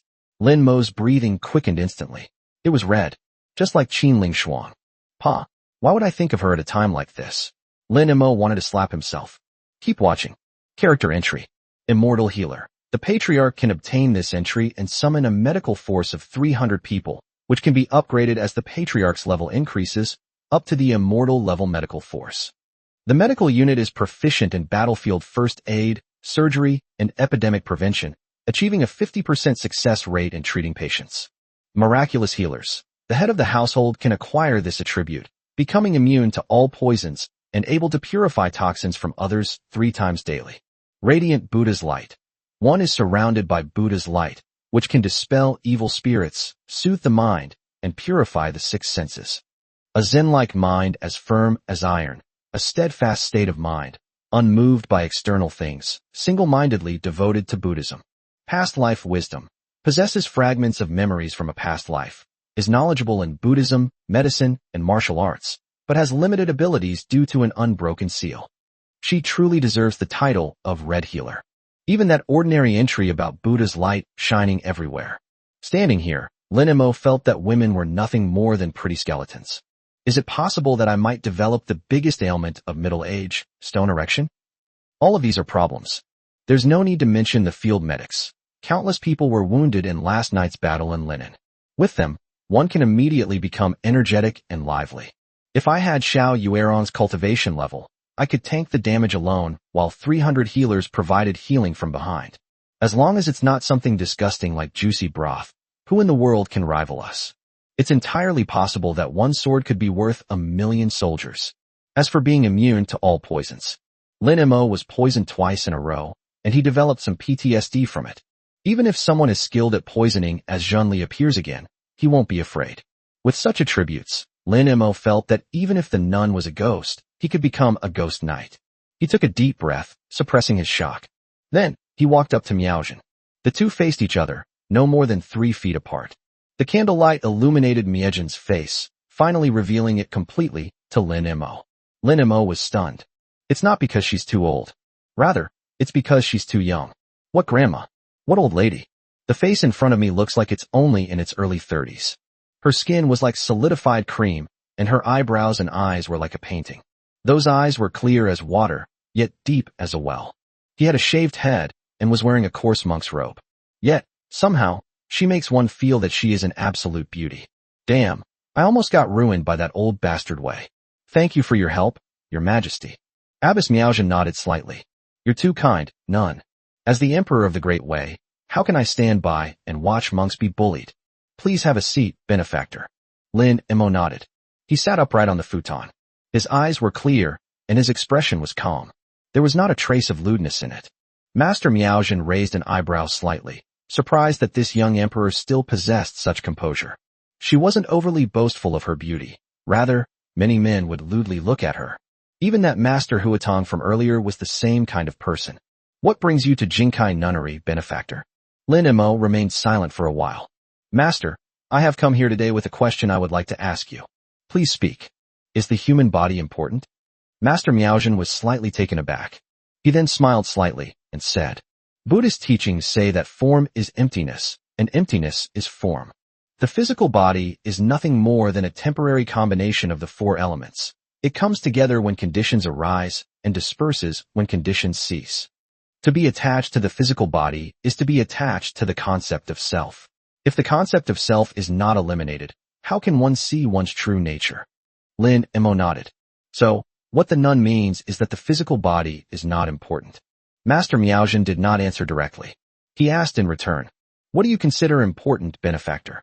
Lin Mo thought for a moment. I don't know either. That's why I asked the nun. Master Miaojin looked at him. Then, benefactor, do you think this candle is important? Lin Mo knew nothing about Buddhism.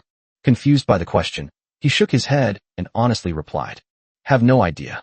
The reason you don't understand is because you're too clear about what's important and unimportant. But Buddhism doesn't teach this. Buddhism teaches dependent origination. The physical body is a cause and effect, the candlelight is a cause and effect, the sandalwood incense is a cause and effect, and the fact that you are sitting here talking to this humble nun is also a cause and effect. When conditions arise, people gather. When conditions cease, they disperse. Nothing is eternally important, and nothing is eternally unimportant. What is needed right now is what is important. The nun was greatly pleased with his eagerness to learn. So young, yet so thirsty for Buddhism. Rare. Chapter 113 Abbess, you're too attached to appearances. Master Miaojin looked at him. His eyes were clear as water, yet deep as a well. Have you ever heard a verse, benefactor? Lin Mo shook his head. Master Miaojin said softly, Bodhi has no tree, nor is the bright mirror a stand. Originally there was nothing, so where can dust settle? Lin Mo had, of course, heard this verse before. The famous verse of the 6th Patriarch Huineng in his previous life. He never imagined that such a thing existed in this world. Master Miaojin hadn't spoken to anyone for a long time, but now that someone was discussing the Dharma with her, she finally opened up completely. The same applies to the physical body. Since there is no inherent nature, how can there be a distinction between important and unimportant? Buddhism teaches the non-dualistic path. It's neither important nor unimportant. It transcends what is important and unimportant. To be attached to it is to be attached to appearances. To deny it is also to be attached to appearances. Only by not being attached to appearances can one see the true nature of reality. Lin Mo listened intently. He thought for a moment, then asked in a deep voice, since the nun says that the physical body is not attached to form, what about being violated? Master Miaojin smiled. Things that arise from causes and conditions should be handled according to their own circumstances. Have you ever heard this saying, benefactor? What? All conditioned phenomena are like dreams, illusions, bubbles, shadows, dew, and lightning. Thus should they be viewed. It's all just an illusion. What do you believe to be real in this world? Lin Mo was completely baffled by the question. I didn't understand the words, but I did understand one sentence. The nun said that being violated was an illusion. That's enough. Based on his own strength, he could never possibly be her match. Lin Mo clasped his hands together and said, I don't know either. Your Buddhist teachings are profound, and I cannot argue with you. Master Miaojin nodded slightly. It's not that you can't win the argument. It's that you're too attached to the answer. Buddhism doesn't talk about answers. It only talks about letting go. Lin Mo was silent for a moment, then said, Master, I also have something I'd like to say to you. 500 glances in a past life are exchanged for a single brush in this life. The nun said that everything is like a dream, a bubble, or a shadow. But if there were no such bubble, how could we meet? If there were no physical body, how could we look at each other? If there were no present moment, how could we discuss the Dharma? I understand what you mean, Master. The physical body is just a shell. If you value it too much, you are being attached to appearances. Master Miaojin felt there was something wrong, but that was roughly the gist of it, and nodded slightly. I have something I'd like to ask of the nun. Please speak freely, benefactor. I need the nun's physical body. Master Miaojin looked completely bewildered. She opened her mouth. I wanted to say something, but I couldn't say anything. She had lived for over 30 years and had never encountered anything like this before. Someone discussed the Dharma with her for a long time, which made her happy. She felt that this young emperor was indeed wise and had a connection with Buddhism. But what was the result? It turns out they went through all that trouble just for this? Her face flushed red. You. She pointed at Lin Mo, her fingers trembling. You lecherous scoundrel. Lin Mo looked completely innocent. The nun said that the physical body is not important. It's just a shell, so lending it to me shouldn't be important either, right? Master, why be so attached to appearances? Master Miaojin was speechless. She looked at Lin Mo, looking at his innocent face, looking at his clear eyes. This kid has been digging a hole from the very beginning. What does it mean that Bodhi has no tree, that all conditioned phenomena are without form, and that one should not be attached to appearances? He's seducing himself. It's all for that last sentence. She considered herself to have a tranquil mind and believed herself to be well-versed in Buddhist teachings. And what was the result? She was rendered speechless by an 18 or 19-year-old emperor who used her own reasoning. The nun was furious. But monks don't swear, and they aren't as rude as Lin Mo. Unable to express her anger, she could only turn to Lin Mo. Suddenly, he raised his middle finger. Chapter 114, you still say you don't understand Buddhism? Master, what are you doing? Master Miaojin gritted her teeth. You are shameless. She forced herself to calm down. Benefactor, do you think my body is something you can just lend out like that? Do you know how important the physical body is to a woman? Especially for a nun like me. It's not a matter of lending or not lending. It's a matter of strict rules and regulations. Why can't you understand this, nun? Lin Mo's expression turned serious. Have you not heard the ancients say, what's the use of royal power and wealth? What's the use of strict rules and regulations? Quickly take me far away and fly away. Master Miaojin was taken aback. Had the ancients said such a thing? How come she's never heard of it? So, you, the Emperor of Great Wei, are no different from that lewd monk. Wrong. Utterly wrong. How can you compare such a despicable person to me? You think I'm after your beauty? Do you think I'm some kind of scoundrel? I can't explain it to you clearly, but I can tell you that this is for the people of Linen, and for the sake of the country. A sense of absurdity rushed to Master Miaojin's mind. He's really willing to make up all sorts of stories just to sleep with me. The abbess sent her disciple to Linen to practice medicine and help the world, which shows that she has the world in her heart. You are also well-versed in Buddhism, so why do you have to be as stubborn as a rock and not know how to adapt? Master Miaojin was caught off guard by Lin Mo's barrage of attacks. This isn't a matter of flexibility or inflexibility. I am the abbot. Lin Mo interrupted her, speaking righteously. All things are vanity. Life is but a dream. Fame and fortune are but external possessions, and what can one hold in one's hand after death? My lord, while the physical body is not important, but what? As the nun just said, Buddhism doesn't talk about buts, and attachment is clinging to appearances. Master Miaozhen, that bastard has a really good memory. You have said so much, but I am still a nun. If I were to lend it to you, all my spiritual practice in this life would be for naught. Monks believe in the emptiness of the four elements. What does the nun want? Cultivation is about cultivating the mind. It has nothing to do with anything else. They are all just illusions. If the mind is unmoved, what harm is there in the movement of the body? If the mind is moved, what harm is there in the stillness of the body? If you say you are Buddha, then you are Buddha. Master Miaozhen's pupils widened in shock. You bastard, you still say you don't understand Buddhism? Her chest heaved violently with anger. This humble nun cannot get over this hurdle in her heart. Master, the heart is originally empty, so where can dust settle? It's less about me lending you money and more about me helping you with your cultivation. After Lin Mo finished speaking, he put his hands together in prayer. Sincerely said, Master, break free from your attachments and attain Buddhahood on the spot. If sincerity is the sea, then in Lin Mo's eyes it is already a boundless, surging ocean. Master Miaozhen was speechless, utterly unable to refute it in the slightest. It's all my fault for making such confident statements earlier. The phrase, instant enlightenment, completely shattered her psychological defenses. She gave a bitter smile. Please stop, benefactor, this humble nun. May Buddha have mercy. I thank the nun on behalf of all the people of the world. This is something I, a humble nun, did for the people of Linen, to break their attachments. Please don't misunderstand. Don't worry. Master Miaozhen silently recited the great compassion mantra. Namo Ratna, Treya, Namo Arya. Lin Mo put her down. But that bald head was really glaring. He took out the wig that he had asked Eunuch Wei to make urgently. They put it on the nun.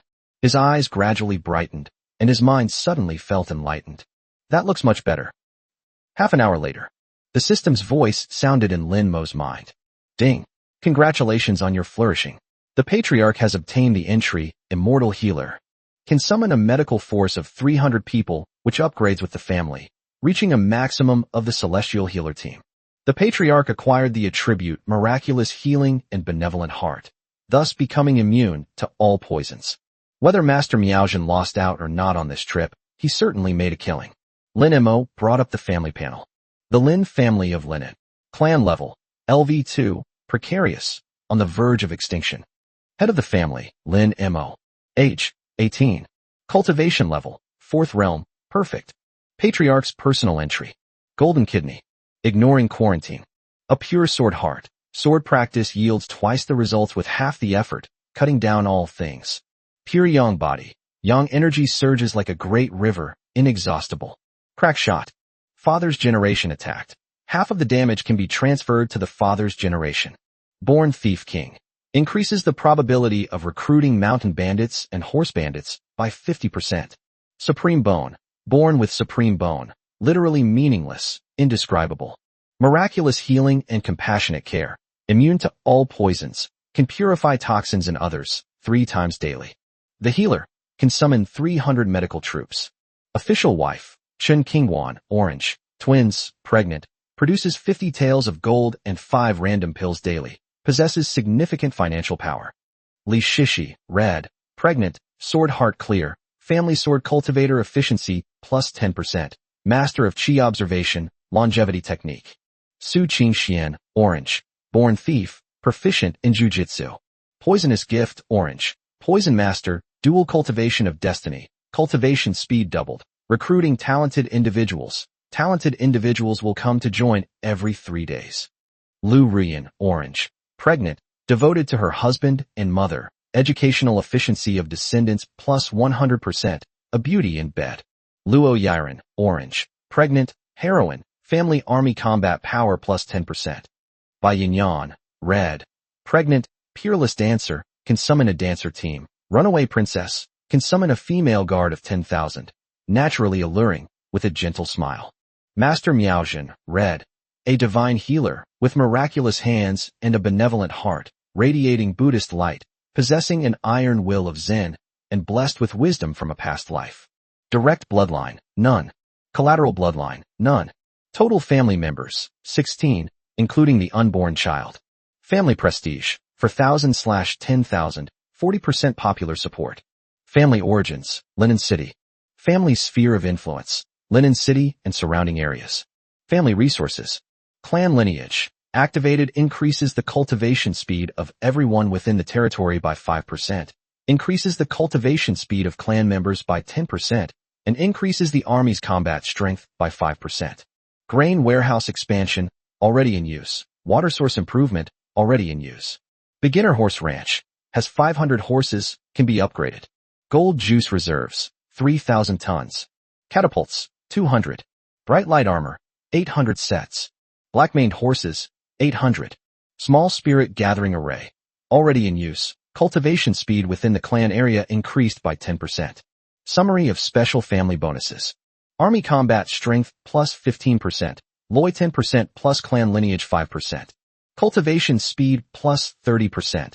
10% from clan lineage plus 10% from spirit gathering array plus doubled from dual cultivation of destiny. Limited to clan leader only. Efficiency of educating younger generations plus 100%. Every 3 days, wise men come to seek refuge. They robbed one widow every day. Invulnerable to all poisons. Can be summoned. 300 medical personnel. Dancer troupe. The 10,000-strong female guard. The loss is irreversible. Chapter 1:15 Family Upgrade. Great Snow Dragon Rider. Ding. Congratulations. The total number of family members has reached 15. Your family level has been upgraded. Current clan level, LV3. You have received the clan upgrade gift pack. Do you wish to open it? Open. Ding. Congratulations, clan head. You have obtained a 9th realm peak experience card, *1. After use, one can enter a state of perfect harmony with nature, possessing peak 9th realm strength, lasting for 1 day. Ding. Congratulations, clan head. You have obtained 1,000 Great Snow Dragon Riders. There are 2 kinds of cavalry in the world, the Great Snow Dragon Cavalry and other cavalry. They ride white horses, wear silver armor, and wield dragon spears. When still, they are like snow-capped mountains, flying white for 1,000 miles. When they move, they are like an avalanche, shaking the earth. Note, they have already gathered in the south of the city. Ding. Congratulations, clan head. You have obtained 100 chi gathering pills, 1 breakthrough pill, and 10 spirit stones. Ding. Gained 1,000 clan prestige. Current total 5,000, and 50% of the clan's followers have pledged allegiance. Lin Mo stared at the rewards for a long time, stunned. Whether it's the 9 Realms trial card or the Great Snow Dragon Rider, these are nothing more than providing some boost to city defense. But those 10 spirit stones, though not a large number, completely stunned him. This world is at most a low-level martial arts world. Although Xiao Yuerong is strong and is known as the goddess of war, her combat power is quite limited. He climbed the city wall alone without sustaining any injury, which speaks volumes. The sudden appearance of the Spirit Stone gave him a feeling of being the only immortal among all those who cultivate martial arts. If a family's lineage is upgraded to a spiritual lineage, will it be able to produce Spirit Stones? Lin Mo didn't know, but at that moment his heart was burning with excitement. Anything is possible as long as you upgrade your family. The nun, who had been practicing vegetarianism and chanting Buddhist scriptures for many years, seemed to radiate a holy light. Lin Mo joked, if the nun harbors ill intentions, then she has committed a terrible sin. As the saying goes, saving a life is better than building 7. It's because of my long-term Buddhist practice, the nun interrupted Lin Mo. But when this topic comes up, the thought of my years of quiet cultivation being ruined fills me with resentment and regret. 2 lines of clear tears slid down her cheeks. So that's how it is, Lin Mo suddenly realized. The scientific explanation is that years of abstinence from sexual activity led to blocked fallopian tubes. Equivalent to tubal ligation. Master, should we try harder? No. Get out. Master Miaojin could not tolerate his lewd words. A whisk, which appeared out of nowhere, was pressed against Lin Mo's lower abdomen. If you dare to do anything reckless, you're dead. No, that's a rejection of men. It's definitely over if it's no longer possible. Lin Mo was speechless, but immediately realized his mistake. Yes, they used the guise of practicing Buddhism to deceive people. Now that people have realized what they've done, how could they possibly still do it? The nun is a highly accomplished and virtuous monk. How could there be even a trace of lust? Lin Mo cupped his hands in a respectful gesture towards the nun. I express my sincere gratitude. I am very grateful to my master for his righteousness and for lending a helping hand. When Linen is successfully defended in the future, I will personally visit him to express my gratitude again. There was a lot of work waiting for him outside. After saying that, he was about to get dressed and leave. But then, the whisk disappeared, and that soft, delicate pink and white hand grabbed Lin Mo again. The voice was cautious and seemed to carry a hint of pleading. Benefactor, why not this humble nun do her part for Linen again? What? Lin Mo was taken aback, then saw that the other person had their head down, eyes closed, eyelashes trembling slightly, and a blush creeping from their neck to their cheeks. He instantly understood the nun's intention. But you just rejected me, and now you're coming again. Do you think I, Lin, am someone to be trifled with? Lin Mo shook his head. They continued to wear clothes. Please do your best for Linen next time, Abbess. I have other important matters to attend to. You. The nun's eyes widened, unable to believe what she was hearing. That despicable man. But she really couldn't control herself. She grabbed Lin Mo's hand and placed it on her cheek. A clumsy seduction. Please stop joking. Her voice was both clear and cool, yet soft and sweet. You just told me to get out. In the heat of the moment, one speaks without thinking. 1 hour later, a whisk that appeared out of nowhere swept up Lin Mo and slammed him heavily to the ground. My benefactor, all love and affection are illusory. Do not indulge in pleasure, Linen still needs you. Holy shit, you bitch. Lin Mo witnessed for the first time what it meant to be like a madman before the event and a saint afterward. That's exactly the kind of person I'm talking about. He got up awkwardly, clutching his clothes to his chest. Does the nun still intend to do her utmost for Linen? I'm out of energy. Then shall I leave? The response he received was a Buddhist chant. Let's go. Form is emptiness. Emptiness is form. All conditioned phenomena are like dreams, illusions, bubbles, and shadows. Lin Mo glanced at her. But then they saw that Abbess Miaojin was already sitting on the prayer mat, fully clothed. Hands clasped together. His expression was aloof. He looks like a highly accomplished monk who spends the rest of his life with only the light of a lamp and the sound of Buddha. He touched the large, bloody marks that had just been scratched on his body. Absolutely amazing. Goodbye. Lin Mo flung open the door, and sunlight streamed into the room, illuminating the two of them. He turned back and glanced at the elegant nun once more. Then he shook his head. Etc. The nun's voice came from behind me. If you have the time, you may come with me to discuss Buddhist teachings. A smile gradually spread across Lin Mo's face. Then he strode away. As Lin Mo stepped out of the meditation room, Eunuch Wei immediately approached him. He gave a thumbs up with a bitter expression. Your Majesty, you are truly a ruthless person. Lin Mo ignored him. We've wasted a lot of time. Let's go check on the distribution of the pensions. Lin Mo attaches great importance to the pension. This was his promise to those soldiers, and it was the money they earned by risking their lives. There must be absolutely no room for error. Otherwise, how could Lin Mo have the face to stand on the city wall and make everyone risk their lives? You know you're wasting time, huh? Eunuch Wei muttered something under his breath. Eunuch Wei still dared to say a few words of criticism about this emperor. Although Lin Mo had caused a bloodbath in Linen, Eunuch Wei knew that he was a very easygoing person. He didn't give off any of that feeling of serving a ruler is like serving a tiger. He doesn't even seem to mind if you joke with him. This is completely different from other emperors, who would execute 9 generations of their families for a single wrong word. As long as he upholds righteousness and handles matters properly, Lin Mo gives people the feeling of being a caring family member. By the way, Your Majesty, what should we do with that bald monk? Oh. Lin Mo then saw that a person was kneeling in the courtyard, none other than the monk Huatong, who was bound hand and foot. That bastard dared to flirt with his own nun.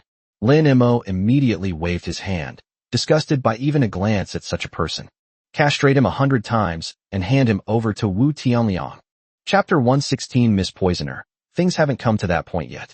Being an emperor has its advantages. With just a word from Lin Mo, even the birds in 1,000 mountains would vanish. By the way, let's go somewhere else. This is a quiet place for Buddhist practice. We shouldn't disturb the nun's meditation. Lin Mo straightened his robes and strode out of Jinkai Nunnery.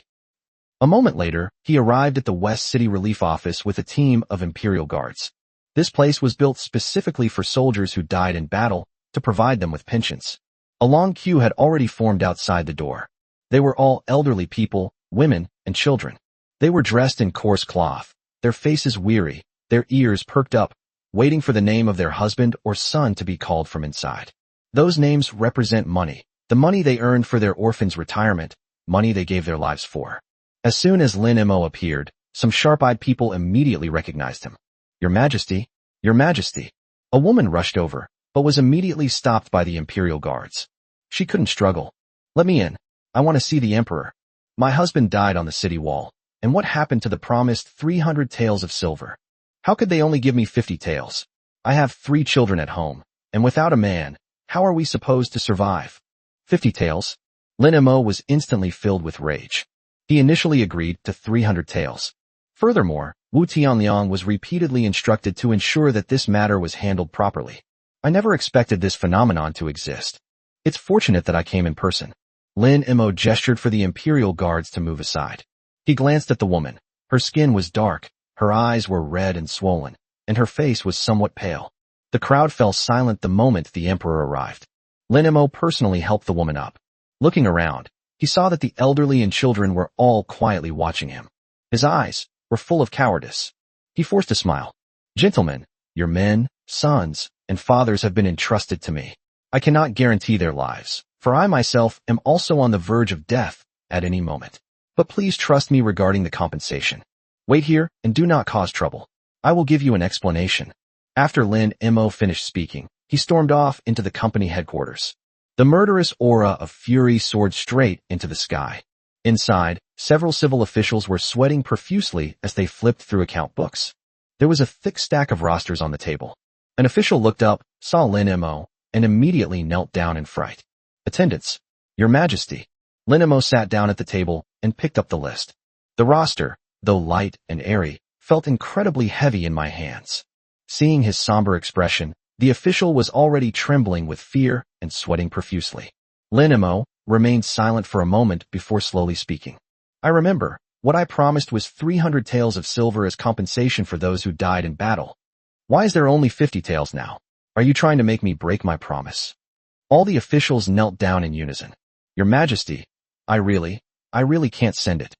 300 taels per person, 10,000 people would be 3 million taels, which is far beyond our budget. And now we are recruiting more and more soldiers. If 10,000 die in battle today, who knows how many will die in battle tomorrow? We can't take all the money from the treasury at once. How will we compensate the soldiers who come after us? Besides what? Lin Mo felt somewhat ashamed after what the ordinary soldier said. Although his tone was angry, his anger had subsided considerably. More than anything, it was anger at myself. He initially thought he was just trying to recruit soldiers without any investment, never considering the consequences. You bragged a lot, but now the consequences are coming. Looking at it now, moreover, 50 taels of silver is already the highest ever paid as a pension. During Emperor Qingyan's reign, pensions were only 10 taels of silver, and there was no guarantee of even that. He is him, and I am me. Lin Mo gave a stern rebuke, but I couldn't bear to scold them anymore. Distribute them all at 300 taels for now, and I'll figure out the rest. Lin Mo left somewhat dejectedly, and when he reached the gate, but he had a smile on his face. He addressed those people with a kind and gentle expression. Gentlemen, 300 taels, not a penny less. Those who were shortchanged can now receive more. 300 taels. Really 300 taels. Long live the Emperor. Thank you, Your Majesty. The crowd cheered, but to Lin Mo, it sounded like needles pricking his ears. He felt bitter and strode away. Eunuch Wei, send a secret letter to Emperor Qingyan. 50,000 taels of silver for each concubine. This time, don't pay the money. Strip them all naked and send them to Northern Mang. No, send them to Jinling, so that he can never hold his head up again. Although Eunuch Wei felt it was morally wrong, this was the only way. War is a money-burning affair. Without money, there will be no one to fight. If linen falls and famine strikes, it won't just be a matter of saving face. It will truly mean people eating each other. Let's do another round of investigation to find out how many wealthy families are still in the city and how many people haven't donated. Copy them all for me. Sell everything in the Imperial Treasury. Talk to the Empress about selling the Chun family's treasure vault as well. If that's still not enough. Lin Mo gritted his teeth. The only option left is to excavate the Imperial tombs. Eunuch Wei's lips twitched violently. Your Majesty, this is absolutely unacceptable. Your Majesty should at least think about your posthumous reputation. What's wrong with that? Do you think I'm some kind of moral exemplar? If I can't come up with the money, and it incites a popular uprising or a mutiny, everyone's lives will be lost here. I'm already dead. Why should I fear the world's condemnation? What do I care about posthumous fame? Lin Mo was looking furious when suddenly a figure flashed out from the alley. She stood so gracefully in front of Lin Mo. It's like a traditional Chinese ink painting slowly unfolding on the street. Zhenli, when did you get back? Lin Mo was overjoyed. Zhenli had said he was going to look for his relatives, but there had been no news since. Zhenli looked at him, a slight smile playing on her lips. She was aloof and usually expressionless, but when she saw Lin Mo, she couldn't help but smile, even though she tried her best to control herself. Your Majesty, I have returned. Have you brought your family back? The emperor blushed. Only then did he tell Lin Mo everything in detail. Of course, using seduction to lure the northern barbarian soldiers became another form of cunning. Lin Mo was stunned for a long time after hearing this. He then shook his head and smiled bitterly. It was also my fault that you suffered this calamity. It's fortunate that you're unharmed. Given your current status, you shouldn't go looking for that woman anymore. She really might kill you. Zhenli nodded slightly. Immediately changed the subject. Your Majesty, I have a plan that can solve your urgent problem. Chapter 117 Wrath. Is there still a paradise in Linen? Emperor Qingyan fled south, practically emptying the entire court.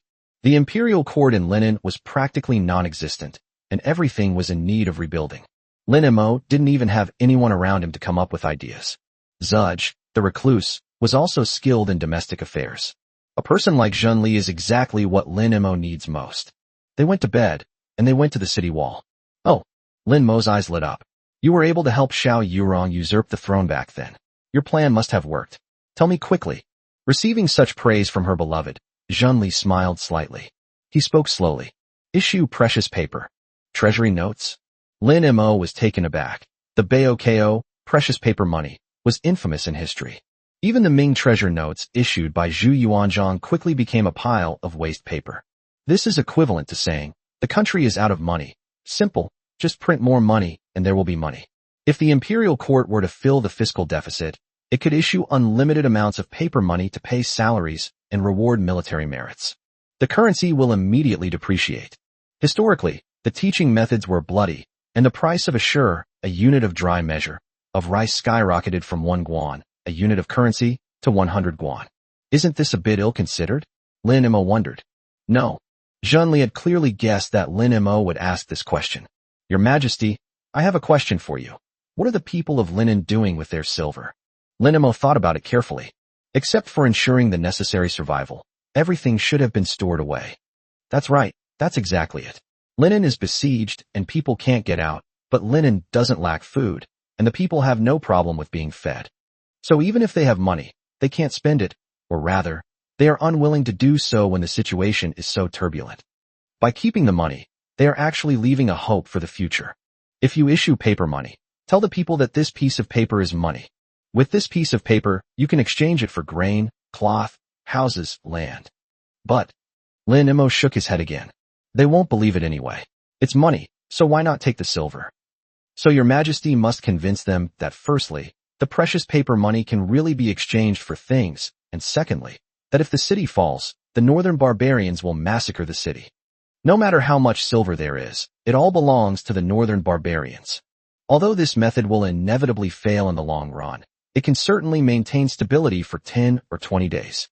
If anyone doesn't recognize it, or the merchants don't use it, your Majesty may raise the butcher's knife. Lin Mo believed what Zhenli said. Maintaining stability for more than 10 days is very important for Linen. In war, one must strike with full force at the first attempt, then weaken at the second, and exhaust oneself at the third. If the northern barbarians cannot capture Linen within 10 days, or even a month, the morale of the northern barbarians will inevitably plummet. Lin Mo wrapped his arms around her slender waist. He laughed loudly. My poisoning ritual is truly like a fish in water. Then lower your voice. You've become even more beautiful in just a few days. Tonight, I'll show you what it means to be in your element. Zhenli's face flushed slightly. On the street, everyone was looking this way. She pushed Lin Mo away. Your Majesty, I have another plan. They poisoned some of the corpses to create a plague, and then hurled them into the enemy camp using catapults. It hasn't come to that yet. Your Majesty doesn't think this will work? Well, it's not impossible, but what if the winds change and the plague spreads to Linen, and Lin Mo can't get out? Then it'll be all over. Your Majesty, I have another plan. Lin Mo waved his hand. Issue paper money first. Just then, a series of hurried footsteps approached. Wu Tianliang strode over. His Majesty, that monk Huatong has been completely abandoned. Oh, I never imagined that such a dignified monk would be so spineless. What exactly does Buddhism teach? Wu Tianliang nodded. What a spineless coward. I only fed him a sip of hair tea, and he was so scared that he wet his pants. He has completely disgraced the 8th level experts. Hiss. No wonder he made the call. This hair tea was made by cutting human hair into small pieces, mixing it into tea, and then feeding it to prisoners. Hair clippings enter the intestines along with the tea and cannot be digested. It will become harder and sting more. Each strand of hair felt like a silver needle, causing excruciating pain and making one wish they were dead. He could master the iron shirt technique, but he couldn't even train his intestines.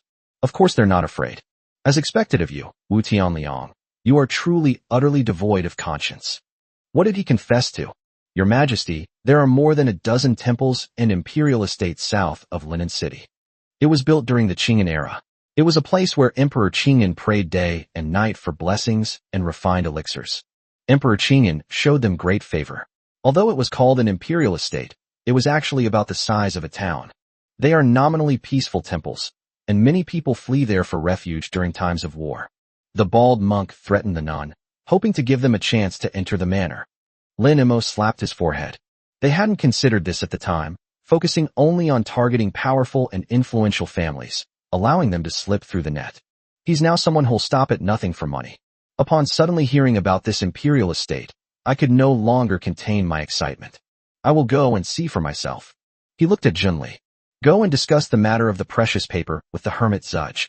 Discuss the specifics of how to issue it, how much to issue, and how to make the people believe in it. You should discuss and decide together, and try your best to appease the people. Your Majesty, please rest assured. Lin Mo turned around, and with Wu Tianliang and a group of imperial guards, mounted his horse. Let's go to the south of the city. The sound of horses' hooves clattered, and dust billowed. Half an hour later, Lin Mo reined in his horse. Before my eyes, it's a paradise on earth, surrounded by green mountains and encircled by clear waters. Red walls and golden tiles, flying eaves and brackets. The bells tolled melodiously, and incense smoke curled upwards. Large tracts of fertile land are neatly laid out on the hillside. Even the feng shui is perfect for a tiger descending the mountain. Grass. Lin Mo couldn't help but curse. This is the imperial estate. Wu Tianliang nodded. Yes, this is the biggest one, called Bliss Manor. There are at least several thousand people inside, all of whom are tenant farmers who work the land for the monks. Growing crops for monks. Lin Mo narrowed his eyes. They are lazy and ignorant of farming, enjoying the incense offerings and doing nothing, yet they even have people specifically assigned to farm for them. This is the story of if I don't go to hell, who will? I want to go to a hell like that too. Let's go in and take a look. He spurred his horse forward. Just as they arrived at the entrance of the imperial estate, several monks wielding sticks blocked their way. The leading monk, dressed in a kazeya, had a kind and benevolent face. This is a royal temple. Unauthorized personnel are not allowed to enter. Wu Tianliang immediately shouted. Are you blind? This is the Emperor of Great Wei. Get out of the way. The monk was only stunned for a moment. He immediately shook his head. This is Emperor Qingyan's imperial estate, and we only recognize Emperor Qingyan's token. Without a token, Your Majesty, please proceed. Wu Tianliang's face darkened, and he placed his hand on the hilt of his knife. Are you looking for death? The monk remained fearless, straightening his chest. This humble monk is ordered to guard the estate. What is there to fear in death?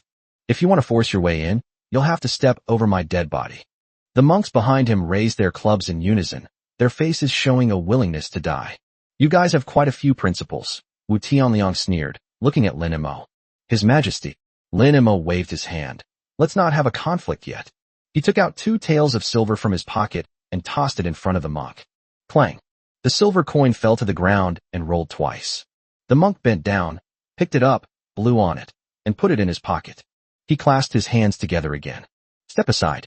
Rules are rigid, but Buddhism speaks of fate. Please, benefactor. Chapter 118 The Great Snowfall and the Dragon Riders emerge. Heaven and earth fall silently. Lin Mo rode in. Behind him, Wu Tianliang, accompanied by more than a dozen imperial guards, twitched at the corners of his mouth. Why is this still possible? Pass through the gate and walk along the bluestone path. The imperial estate covers a vast area. After walking for a while, they stopped in front of a huge temple. Fawa Temple. The temple gates are tightly closed. A large group of people stood in front of the door. They were all bald. There are at least several hundred. They were all burly men with menacing faces, carrying sticks, knives, and guns. Wu Tianliang lowered his voice. Your Majesty, there are many experts here, and we are probably no match for them. Lin Mo nodded, reminding himself to restrain himself. We'll wait until we gather a large army to come. The leader was a middle-aged monk, wearing a gold-embroidered robe and holding a staff in his hand. Benefactor, this is a royal temple, and unauthorized personnel are not allowed to enter. Please leave. Lin Mo, mounted on his horse, looked down at him. I am the Emperor of the Great Way. The monk smiled. We only follow the orders of Emperor Qingyan. I want to go in and take a look. Donor. The monk took out a bright yellow silk cloth from his robes and slowly unfolded it. This is an imperial edict personally written by His Majesty Qingyan. It is clearly written above. Bliss Manor is a royal place of prayer, and no one is allowed to disturb Master Wuchen's meditation. Those who disobey will be punished for defying imperial orders. The monk reached out and took something from behind him. A whip. It was entirely black, with dense runes engraved on the whip. Does the benefactor recognize this item? The monk asked and answered his own question. This is the Emperor's whip. The treasure that Emperor Qingyan personally bestowed upon Fawa Temple in those years. Fawa Temple is a royal temple that has prayed for the country for generations. If any emperor in later generations is foolish and immoral and disturbs the Buddhist temple, this whip can be used to strike the tyrannical ruler above and the treacherous minister below. He thrust the whip forward. Please leave, benefactor. You're using the whip of the previous dynasty to beat the emperor of this dynasty? Lin Mo was almost amused by him. It seems that Emperor Qingyan favored these people quite a bit. This has given them such a big misconception. The monk shook his head. You've misunderstood, benefactor. This humble monk would not dare to strike His Majesty. But please take a look, Your Majesty. The imperial edict is still here, and the whip is still here. If Your Majesty insists on going in, wouldn't that be disobeying the imperial edict? If word gets out, it will not be good for Your Majesty's reputation. Aren't you afraid that I'll lead a large army and raze this dilapidated temple to the ground? The monk smiled calmly. Your Majesty would not. Fawa Temple has countless believers. In Linen City, 1 in 10 people has made offerings to us. If Your Majesty were to raze Bliss Manor to the ground, what would the people of the world think? They will say that His Majesty is cruel and heartless, not even sparing monks. Furthermore, the Bliss Manor is the life's work of the retired emperor, the place where he refined elixirs. If he knew that Your Majesty would disregard his imperial edict and turn against him with weapons, how would Your Majesty face the retired emperor in the future? Since His Majesty is a very filial person, I suppose he wouldn't make things difficult for the Bliss Manor. If the elixir is successfully made, it will be presented to His Majesty. This combination of kindness and severity left Lin Mo speechless, calling it utter idiots. Is he threatening me? After threatening them, they even offered a hollow promise. While other emperors believed in elixirs of immortality, Lin Mo would never believe it. Even the first emperor failed because of this. Learning from history, he will not repeat the same mistake. But the more they tried to stop them from entering, the more Lin Mo felt they were guilty, and the more he wanted to get in. What if I insist on going in? Please leave, benefactor. You can't get in here. The dozen or so people behind you are far from enough. Your Majesty may return and bring your troops here. Oh, Lin Mo suddenly realized they hadn't expected him to suddenly appear here. This is to buy time. Transferring evidence? If I really bring troops here and gain nothing, given their prestige and influence, they might really cause quite a stir. Wu Tianliang moved closer to Lin Mo from behind. Your Majesty, a wise man doesn't fight a losing battle. I will go back and mobilize the troops immediately. Need not. Lin Mo shook his head. Then, press your thumb and middle finger together and put them in your mouth. When the Emperor whistles, everything is absolutely reliable. The great snow dragon riders are nearby. How could Lin Mo possibly let these bald monks take advantage of him? Your Majesty? Wu Tianliang was taken aback. What was going on here? The monks were also amused and exasperated by the young emperor. This is the first time I've seen an emperor like this. That's just being a scoundrel, compared to someone as dashing, refined, and gentle as the retired emperor. The soil is crumbling. Lin Mo remained unmoved, simply gazing quietly into the distance. 10 breaths. 20 breaths. 30 breaths. The laughter gradually subsided, because the earth began to shake. Boom! The sound of horses' hooves, like muffled thunder, rolled in from the horizon, getting closer and closer. It got louder and louder. The monks' smiles froze on their faces. They turned their heads and looked into the distance. On the distant horizon, a blanket of white snow was approaching. It was so white it was dazzling and blinding, like an avalanche. A moment later, the snow-white expanse came into view. 1,000 white horses. 1,000 silver-armored knights. White horse, silver armor, holding a dragon spear. He wore a silver mask on his face. Only pairs of cold eyes were visible. They stopped behind Lin Mo, forming a square formation. Silence reigned, still as a snow-capped mountain. The whole world fell silent. Chapter 119. The Buddha is 1 foot taller. The devil is 10 feet taller. You have the Diamond Sutra, I have the Jade Maiden Sutra. The leading monk stood there, trembling all over. He didn't even realize when the whip he was holding had fallen to the ground. Lin Mo rode on his horse, looking down at those shiny bald heads. Will we be able to get in this time? After saying that, I couldn't be bothered to look at it anymore. Clang. The main gate of Phwa Temple was blasted open by a single spear thrust and shattered into pieces. Lin Mo led the way, charging into the city. The loud noise attracted more monks from the temple, holding various weapons. Halt. This is a sacred Buddhist site. Before he could finish speaking, Lin Mo slightly raised his hand, and behind him, 1,000 great snow dragon riders appeared, each wielding a giant bow. The bowstring is as taut as a full moon. The arrows flew like shooting stars. Whoosh. Every arrow is a fatal blow, 1 arrow for 1 kill. Some monks didn't even realize what had happened before they went to see the Buddha. These monks were all superior people in Jila's Wang, receiving worship and offerings and holding a high status. No one expected Lin Mo to be so ruthless, suddenly launching a deadly attack. To be honest, before taking action, shouldn't we at least exchange some trash talk or announce a crime first? What's going on here? Kill the chicken to scare the monkey. The effect is immediate. Inside Phwa Temple, even the sound of the bells has stopped. Silence reigned. Just as Lin Mo was about to order a search, the doors of the main hall slowly opened. A golden light shone through it. Everyone subconsciously squinted. An old monk walked out slowly. He wore a purple gold keizaya and held a 9-ringed tin staff. Amazingly, with each step he took, a lotus flower seemed to bloom beneath his feet. It is very much like the highest realm of Buddhism, walking on lotus flowers.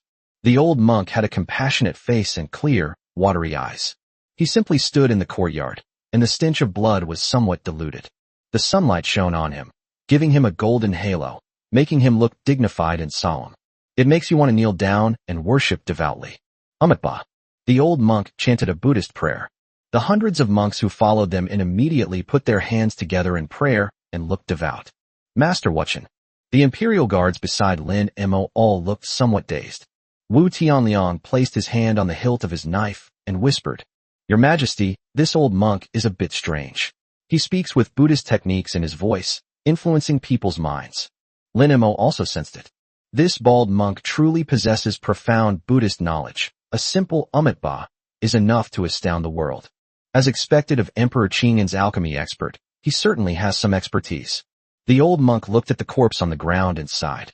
You have committed too many killings today, benefactor. Heaven cherishes life, and all living beings possess Buddha nature. With this one stroke of your blade, these disciples' decades of arduous cultivation under the dim light of the Buddha will all be in vain. Humans are not plants or trees. How can they be without feelings? How can you, benefactor, bear to do this? His voice was very gentle, like a spring breeze nourishing things silently, like a mother's hand gently stroking the cheek. Lin Mo's mind went blank.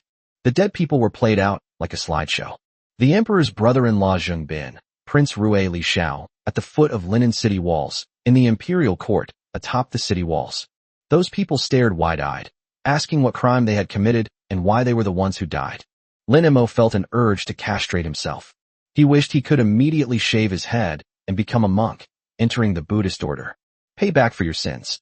Only Buddhism can redeem his filthy soul. Lin Mo squinted and looked around, feeling that he couldn't see things very clearly. All you can see are those gleaming, golden bald heads. This bald head is like a lighthouse in his life. And this was his final resting place.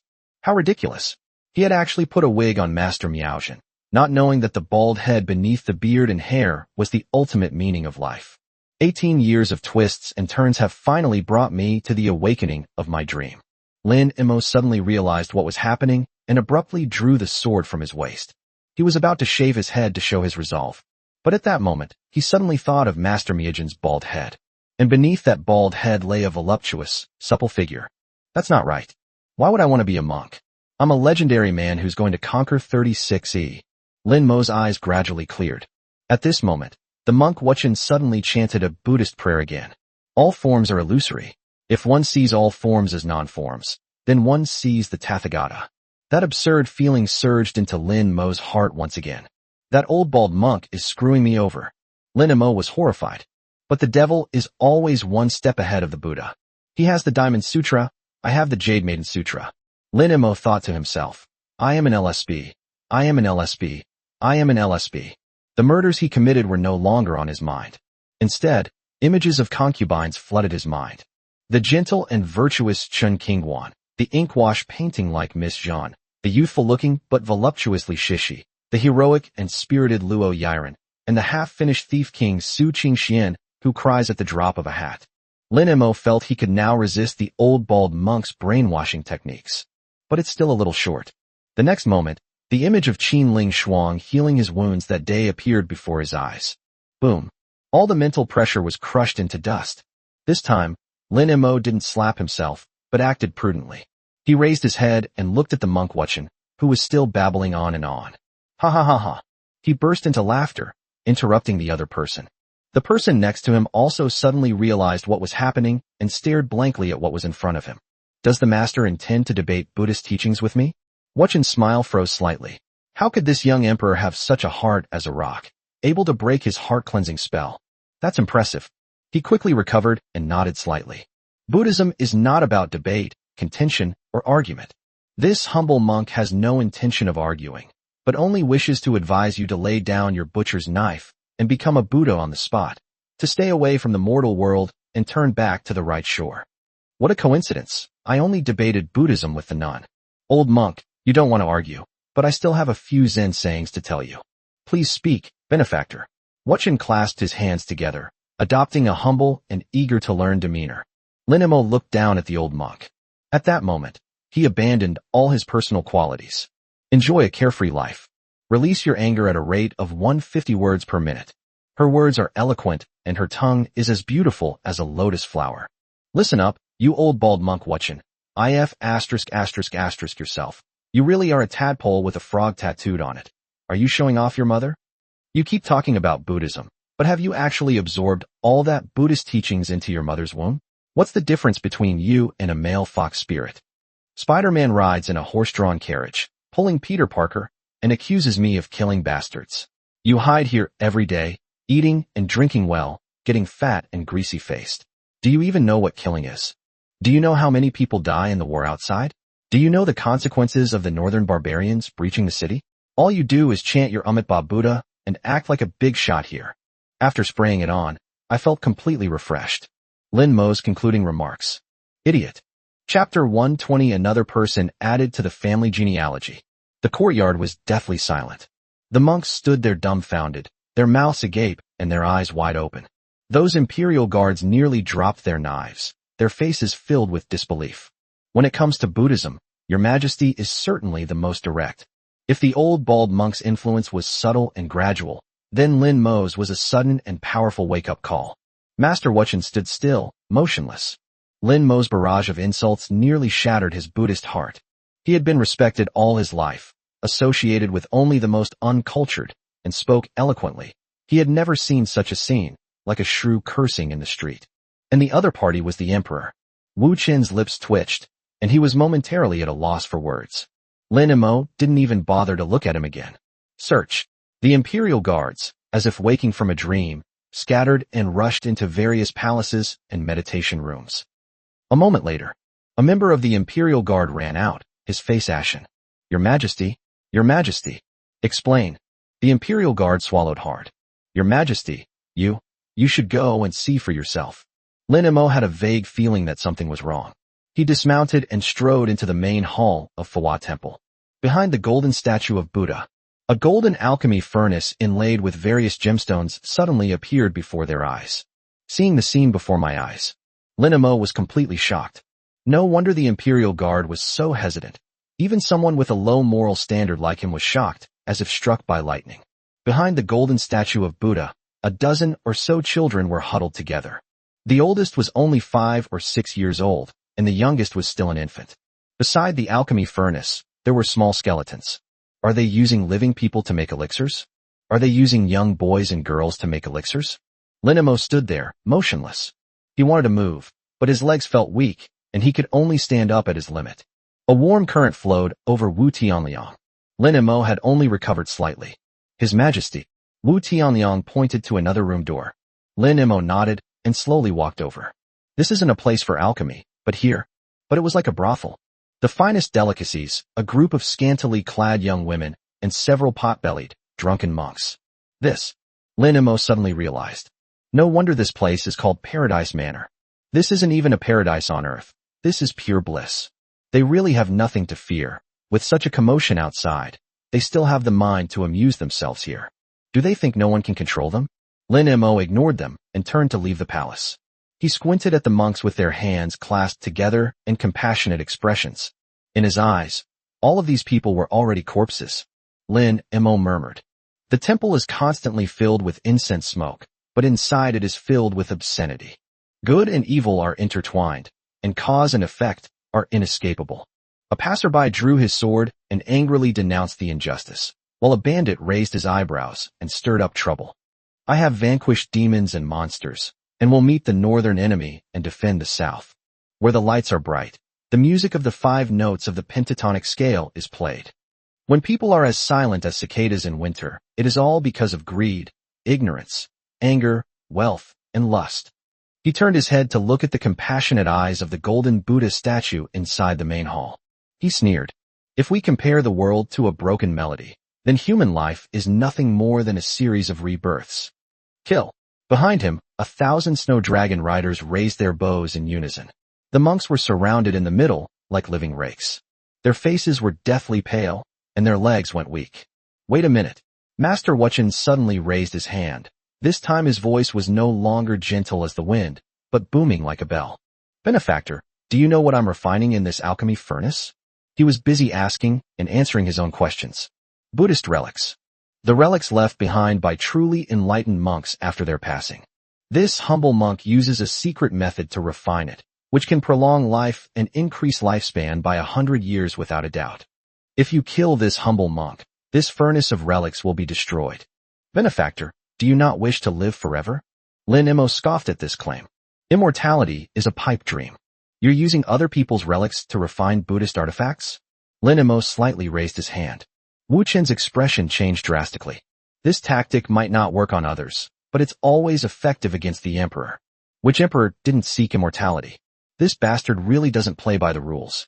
He gritted his teeth and shouted again. Lin Mo, don't be ungrateful. Your brother is in my hands. If you lay a hand on him, he will surely die. With a wave of his hand, Wu Chen sent several monks to escort a young man out of the hall. The boy was only 15 or 16 years old, wearing a gray monk's robe and with a shaved head. He was all smiles, but he looked rather silly. This is your younger brother, Lin Hao, the 19th son of Emperor Qingyan. He has been sent to Fawa Temple to become a monk in place of his father. If you kill this poor monk, he will also be buried with him. Lin Mo grew up like a lost soul, and had no affection for the royal family whatsoever. I don't even acknowledge my own father, so why would I acknowledge a younger brother? At this point, you're trying to use family ties as leverage? This thing disappeared after his mother died. Emperor Qingyan had a multitude of sons, numbering at least 30, 40, 50, or even 60, and Lin Mo couldn't even recall their names, let alone have any connection with them. He doesn't care about his younger brother at all. Lin Mo sneered inwardly. I've even killed off the entire imperial clan. Has he lost his mind and is trying to threaten me like this? Let go. Lin Mo raised his hand. Before he could finish speaking, a system notification suddenly sounded in his mind. Ding.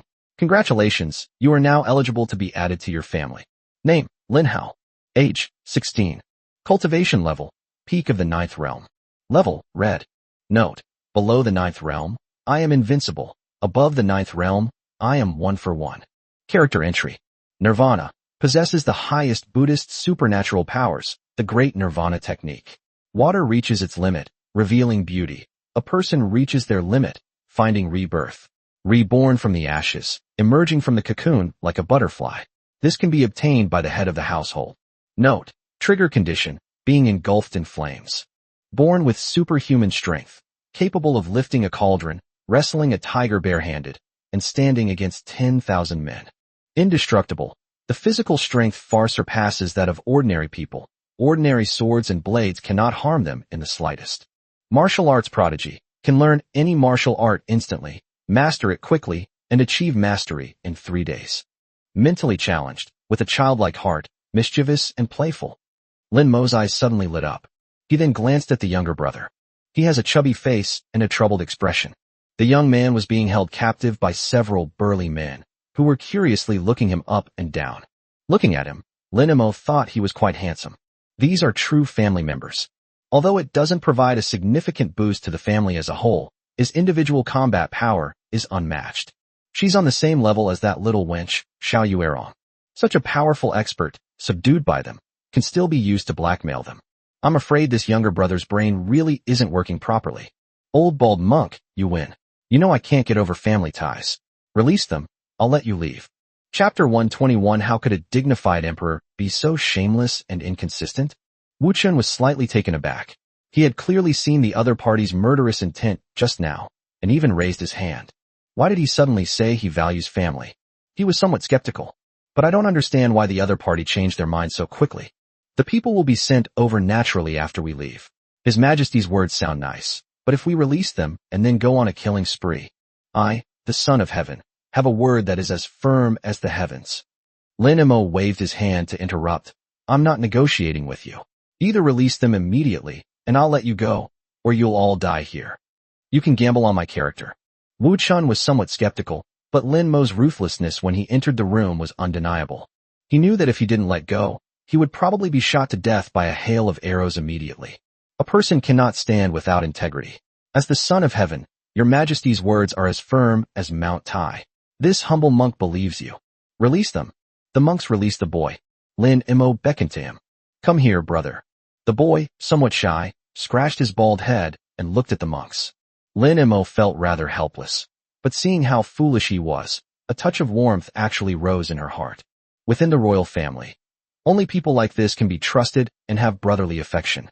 Sweetie, I'll make you a radish knife later. No child can resist a carrot knife, even if they've never seen one before. The name alone is enough to excite them for a while. The boy's eyes lit up with joy. He ran up to Lin Mo and rubbed his hand against Lin Mo's. Brother, I've seen you before. You peeked at the palace maids bathing, and I was there too. Lin Mo patted his bald head. You're mistaken. That's the crown prince. Don't talk about these things carelessly in the future, understand? Why? If you talk nonsense, there won't be anything to watch. No wonder. I didn't watch the rest. Lin Hao said thoughtfully. Have you told anyone? Yes, I've said it. I've said it to a lot of people. The boy counted on his fingers, trying to think. Let me think, who are they? Ding. Congratulations to the family head for successfully expanding the family line. A new member has been added to the family tree. The patriarch has obtained the entry Nirvana. The next moment, a flood of memories that did not belong to Lin Mo surged into his mind like a tidal wave, instantly filling it completely. Nirvana technique. Lin Mo carefully considered the new knowledge he had just received. Then he shook his head in disappointment. Showy but impractical. This Nirvana technique requires a person to be reborn through fire in order to improve their cultivation level even slightly. Lin Mo believed that he couldn't bring himself to burn himself to death for that little bit of cultivation. Burning to death is the most painful way to die, and probably very few people can do it. Your Majesty, we, the humble monks, take our leave. We hereby bestow everything of this bliss manor upon your Majesty as our contribution to linen. Monk Wu Chun's words brought Lin Mo back to his senses. Oh, so you know about the affairs of linen too. I thought you were all oblivious to what was happening around you and only focused on cultivating the Pure Land Buddhism. Seeing that his mouth was dirty and venomous, Wuchen said no more. With his hands clasped together, he was about to lead everyone away.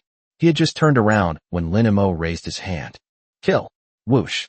1,000 snow dragon riders unleashed a hail of arrows.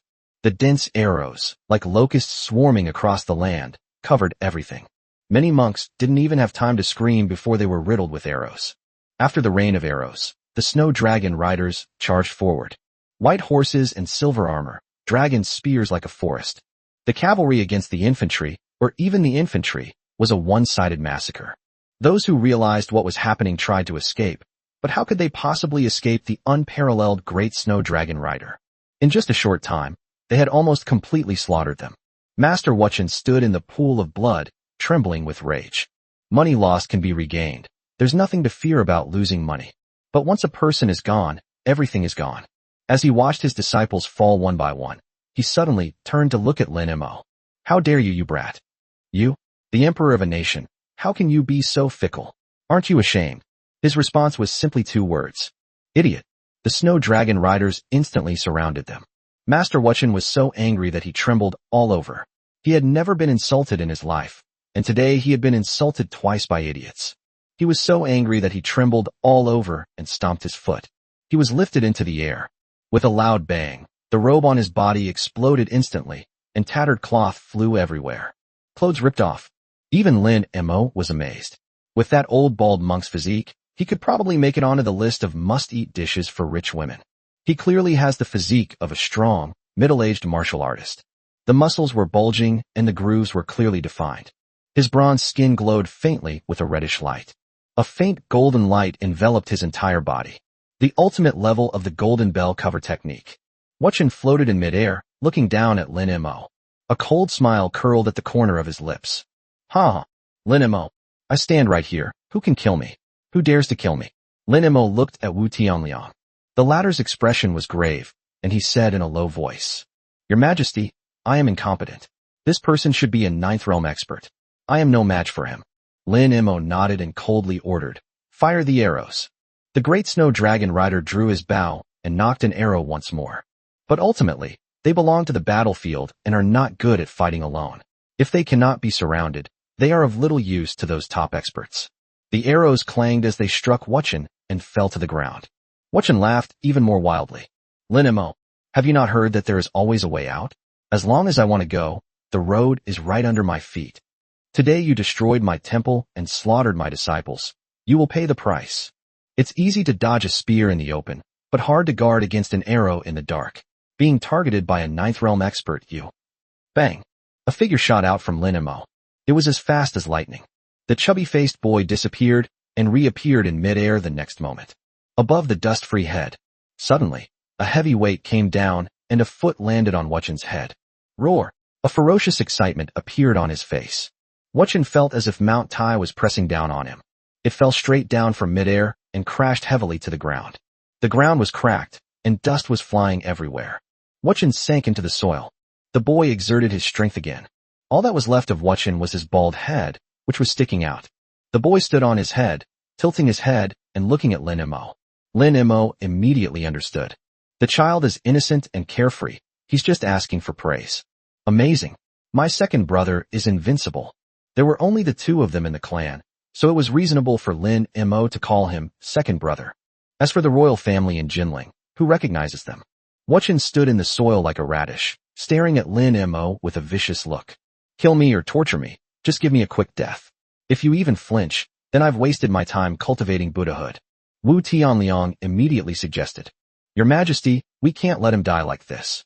Let's give him some hair tea first. It's a cure for the iron shirt disease. Lin Mo looked at the monk Wuchen with great interest. He suddenly had a brilliant idea. He laughed and said, Master Wuchen, I have a question I would like to ask you. What's the point of saying anything now? Wuchen sneered. Lin Mo wasn't annoyed. Master Wuchen, the pill you just refined was a relic. Can your Buddhist monks really burn such a thing? Chapter 122 The Empress's defenses are breached. How could you possibly understand the profound mysteries of Buddhism? I don't understand. I'm just humbly asking for your guidance. Lin Mo comforted him gently. You, Lin Mo, are also an emperor. Don't you know why your father, the emperor, treats us with such respect? Emperor Qingyan is incredibly shrewd. Why would he do something that isn't profitable? After a highly accomplished monk passes away, he is cremated according to Buddhist teachings, which can produce relics. These relics are the crystallization of his life's practice and are the most precious treasures of Buddhism. Huachen had an aloof expression. Although it may be an exaggeration, the relics do truly exist. Even if it can't improve one's cultivation level, it can certainly strengthen the body, cure all diseases, and prolong life. It's truly amazing. Lin Mo gave a thumbs up. Is Master Huachen a highly accomplished monk? Huachen looked at Lin Mo as if he were an idiot. The emperor, a man of such high standing, doesn't even have this much discernment. I have been practicing Buddhism for over 60 years. My understanding of Buddhist teachings is profound and known throughout the world. In Linen City, if I claim to be second, no one dares to claim to be first. Does that mean the master was a highly accomplished monk, and if he passed away, he would still have relics? Huachen proudly declared. That's natural. Good, good, good. Lin Mo clapped his hands. Master, I happen to possess a supernatural ability that I would like to ask you to help verify. A sense of foreboding welled up in Huachen's heart. Lin Mo changes too quickly. He's unpredictable and moody. Just a moment ago she was so eager to eat me alive. How come she's suddenly so gentle now? What kind of supernatural power? Nirvana technique. Ha ha. Huachen's laughter made no attempt to hide his disdain. You believe this? I don't believe it, so I'm troubling you, master, to give it a try. The master is the foremost monk in Linen. If he cannot attain enlightenment in the flames, then this nirvana technique is nothing but a scam. Lin Mo squatted down and patted Wu Chen's bald head. 2 paths. First, learn my nirvana technique, and then enter the alchemy furnace to undergo nirvana. Second, if you don't learn, then enter the alchemy furnace and be burned alive. Choose, master. Master Huachen was completely stunned. What does that mean? If this so-called nirvana technique really exists, then this damned emperor means he would burn himself alive in the alchemical furnace until he died, producing relics, and then attain nirvana. What comes after nirvana? Should we continue burning? And so it goes, in an endless cycle? Is this something a human being could do? But if you don't learn, you'll be burned alive. Dustless has burned too many people. He knows that kind of pain. He could hear those heart-wrenching screams clearly even through the thick furnace walls. In other words, one is a miserable existence, and the other is a terrible death. Just imagine it, and you'll immediately feel a chill run down your spine. He looked at Lin Mo, his lips trembling. Are you the devil? Even if I were the devil, I would still be better than you. Take him away and send him to become a high-ranking monk to attain enlightenment. Lin Mo waved his hand. Clean the alchemy furnace thoroughly and ask this master how to fire it to increase the success rate of pills. Seize all the imperial property. Not a single grain of rice should be left behind. Ask the innocent people where they came from, and let them disperse on their own. Gather those children together, and I will treat them. Moments later, the army marched into the blissful mountain villa. Check the finances, count the population, and register them. The entire resort was bustling with activity. Lin Mo stood in front of the alchemy furnace, his hands behind his back. Master Huachen, his internal energy suppressed, stood trembling to the side. To prevent him from speaking rudely or insulting His Majesty, a sock was stuffed into his mouth. Your Majesty, we found 4 million taels of silver alone. The jewelry, antiques, and calligraphy and paintings are countless. More than 30 granaries of grain are enough to feed the whole city for 10 days. Lin Mo nodded slightly. With so much silver, the pensions, military pay, and reserves of paper money should be enough to sustain us for a while. Tear down all those golden statues. The 3 pure ones only need to be plated with mud. How can Buddha be worthy of a golden body? Yes, Your Majesty. Lin Mo stared at the alchemy furnace and uttered 2 words expressionlessly. Ignition. The main camp of the Northern Barbarian Army, the central command tent. Xiao Yuerong stood at the head of the table, her face ashen. Below, a dozen or so high-ranking generals stood with their heads bowed, not daring to utter a sound.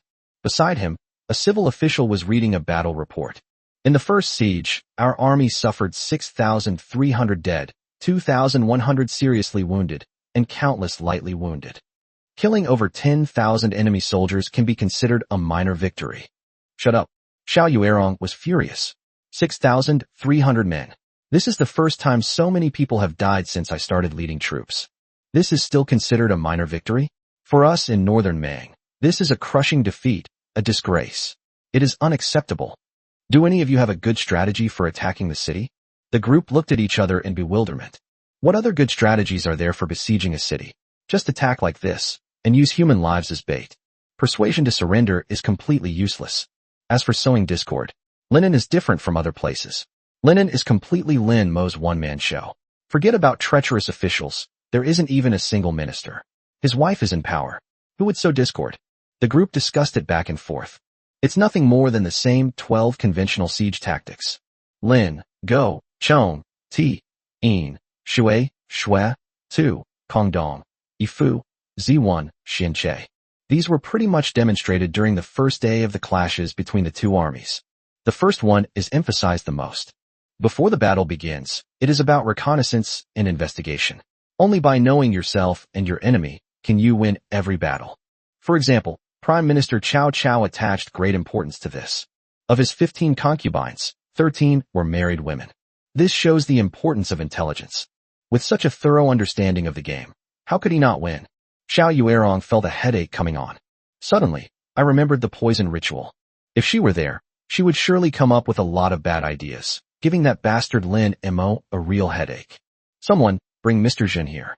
A moment later, the soldier reported back. Your Majesty, poison her first. Xiao Yuerong's eyes turned cold. What's wrong with her? The soldier gritted his teeth. She ran away. The two soldiers guarding her are dead. They ran away? Xiao Yuerong plopped down on the tiger skin chair. You can't even protect a weak woman? She ran away. She ran away. Do you know how many soldiers she's worth? Execute all those who guard her, and everyone involved. His head will be displayed in the main camp as a warning to others. A series of outbursts of anger erupted. Xiao Yuerong felt as if all her energy had been drained. He smiled bitterly to himself. Jin Li, you're really something.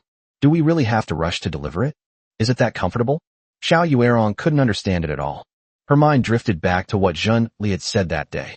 2 days with him have brought me more joy than the past 10 years. Is it really that fun? Xiao Yuerong even had the idea of giving it a try. At that moment, a messenger rushed in. Report. Your Majesty, an envoy has arrived from Linen.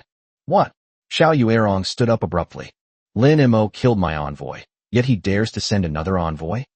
Chapter 123 The Milky Way shines in the sky, and its light shines brightly in the mirror. Xiao Yuerong laughed in her extreme anger. Bring him in. The betrayal by Jin Li, the insults from the city walls, the unfavorable start, and the heavy losses all combined made her want to find an outlet for her anger. The messenger arrived just in time. I'll tear you to pieces. A moment later, the curtain was lifted. A middle-aged scholar walked in slowly, dressed in a blue robe and scholar's cap, with a thin face. Facing the tent full of murderous northern Mang generals, and the empress with a livid face at the head of the table. Qian Wentong remained calm and composed. A burly general stepped forward, his hand on the hilt of his sword, blocking his way. You've come to see His Majesty. Why aren't you kneeling down? Qian Wentong looked at him and smiled slightly. I am an envoy of the Great Way, not a subject of the northern Mang. Why should I kneel? The general's expression changed, and he suddenly drew his sword. Base! A flash of cold light, and the blade was pressed against Qian Wentong's neck. Will you kneel or not? The other generals also glared angrily at Qian Wentong. The atmosphere inside the tent instantly became tense, as if blood was about to be drawn. Everyone stared at the frail scholar, waiting to see him cower in fear and kneel down begging for mercy. Qian Wentong reached out and gently removed the knife from his neck. General, your sword is good, but your swordsmanship is a bit lacking. If you want to kill someone, you should hold the sword forward 3/10 of an inch. Holding it like this is only for intimidation. Since I dare to come, I am not afraid of death, so why would I be afraid of such a low-level threat from you? Yo-ho! The northern barbarian general immediately slashed at him with his sword. If you're not afraid to die, then go ahead and die. Your Majesty, is this how northern Mang treats its guests? Qian Wentong remained unmoved, letting the blade slash towards him. Of course, it would be pointless for him to move. Any one of them could crush him as easily as crushing an ant. The blade stopped a centimeter away from his face, and Qian Wentong's hair was shaken by the wind from the blade. Without the Empress's order, the northern Mang general certainly wouldn't dare to kill him. Xiao Yuerong waved her hand, and the general glared at Qian Wentong before stepping down. What's your name? Qian Wentung, envoy of the Great Wei. Qian Wentung. The empress sneered. Is Lin Mo out of talent? Sending some nobody. Your Majesty is mistaken. I was not sent by the Emperor of Great Wei. Oh, so you were sent by the old Emperor of Qing'an. I have come for the sake of all the people under heaven. The common people? The entire tent erupted in laughter. A Han Chinese man comes to our northern barbarian camp and talks about the common people? If you really care about the common people, then let that bastard Lin Mo come out of the city and surrender. Qian Wentung ignored it. Your Majesty, I have a question. What were the casualties in the northern barbarians' battle yesterday? And what is the strength of our Great Wei's army? When the Empress was asked a sore spot, she sneered, What are your casualties in Linen? They are probably more than twice ours. And that's with you defending and us attacking. Your Great Wei's fighting strength is nothing more than this. Upon hearing this, Qian Wentung was not annoyed at all. Instead, he smiled slightly.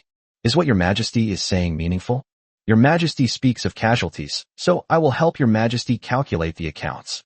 Even though our casualties were twice that of Northern Mang in yesterday's battle, and it seems like Northern Mang won, has your Majesty considered this? How many Han Chinese are there? How many Northern barbarians are there? My Central Plains has a population of tens of millions. Even if 10,000 die, there are still tens of millions left. What about the Northern barbarians? You can't afford to die. This statement directly addresses the greatest vulnerability of these foreign races. Historically, there have been instances of foreign tribes occupying the Central Plains, but unfortunately, instead of assimilating and integrating them, they divided people into different classes, divided by caste and lineage. Bullshit. One of us Northern barbarians is worth 100 of you. If it really comes to that, we'll kill. We'll kill you all, you Han people. We'll kill you until your country is destroyed and your race is wiped out. Inside the main tent, the crowd was filled with indignation. The blades flashed, and a murderous aura filled the air. Kill them all. Qian Wentung looked at the general and smiled. Your presence here is befitting a high-ranking general of Northern Mang, so why would you utter such childish words? He turned to look at Xiao Yuniang. Your Majesty should be well-versed in history. Don't you know that our Han dynasty has a safety net? What guarantee? Xiao Yuerong raised an eyebrow. Once we become weak to a certain extent, so weak that we are on the verge of national extinction, this safety net mechanism will be triggered. There will be some people who will step forward. They may be scholars, farmers, commoners, roughnecks, or even a beggar with only a broken bowl. Like a spark, then quickly spread like wildfire. This is called inheritance. It is called the heavens are vast, and the mirror shines bright. And now, this spark is the new emperor who is sitting in Linen. The empress suddenly felt inexplicably irritated. Last time it was Lin Mo who refuted him with a non-existent world. Now what kind of sparks is Qian Wentung trying to fool him with? Han people are just good at talking. She suddenly realized why she was arguing with him about these things, and what the point was. It's impossible to argue with that. In this world, nothing else matters but fists. If your fist is big enough, even a fake can look real, and the real can look fake. Morality and etiquette, the inheritance of civilization, these are nothing more than clay in our hands, to be played with at will. So, you're saying all this to get me to withdraw my troops. Qian Wentung shook his head. I am here to negotiate peace, and I come with sincerity. He took a document from his sleeve and presented it with both hands. I have been authorized by the Emperor of Great Wei to allow the Empress to choose any territory in the north. Furthermore, if the two countries cease hostilities, Linen is willing to offer 10 million taels of silver, 50,000 bolts of silk, 3 million shur of grain, tea, pig iron, and so on, and the Empress can ask for anything else. As long as there is peace, you can name any conditions. These conditions made even the northern barbarian generals, who were used to the weakness of the Great Wei, gasp in shock. Compared to Emperor Qingyan's cession of horse farms and prefectures, this is child's play. Upon hearing this, the Empress burst into laughter. Ha ha! Qian Wentung, you and your master both think I'm easy to fool, don't you? Lin Mo just published some Six Kingdoms theory in the newspaper, something about rather die fighting than cede territory to survive, and now you're spouting the same rhetoric again. Xiao Yuerong continued. The battle yesterday resulted in heavy casualties in Linen. Lin Mo needs time to regroup, treat the wounded, and replenish the troops. That's why I sent you here, pretending to negotiate peace, to buy time. Is that right? You Han people have a saying, get up from where you fall down. I already gave you a day last time. Do you think I'll still trust you this time?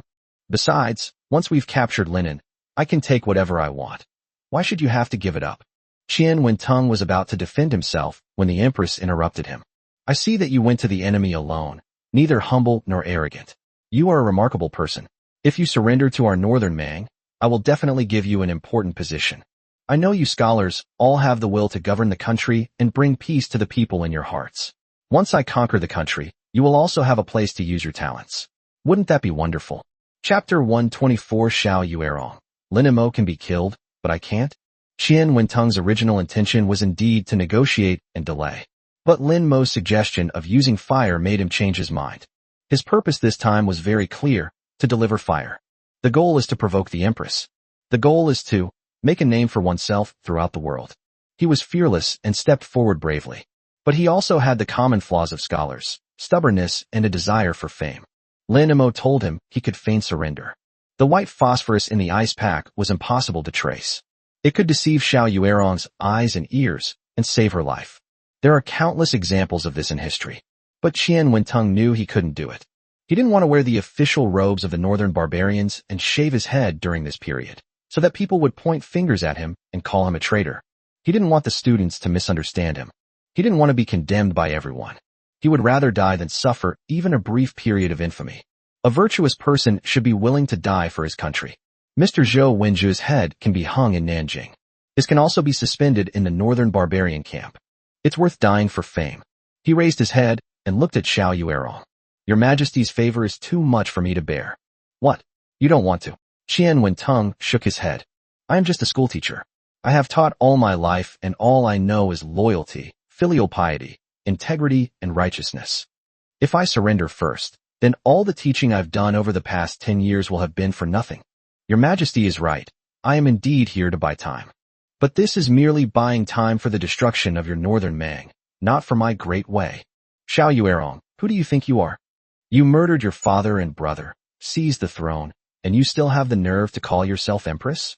You northern barbarians rose from a harsh, cold land, living beyond the Great Wall for generations, eating raw meat and drinking blood, uneducated and uncivilized.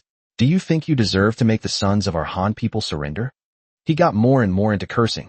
Your generals are all fat and bloated, their minds filled with nothing but killing and looting.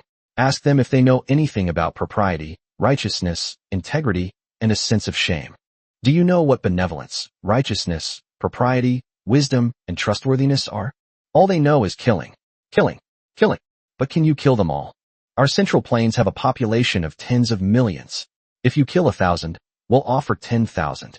If you kill 10,000, we'll offer 100,000. Kill you until your blades are dull. Kill you until your hands are weak. Kill you until you yourselves are all dead. You, Xiao Yuerong, call yourself a powerful ruler, a war god.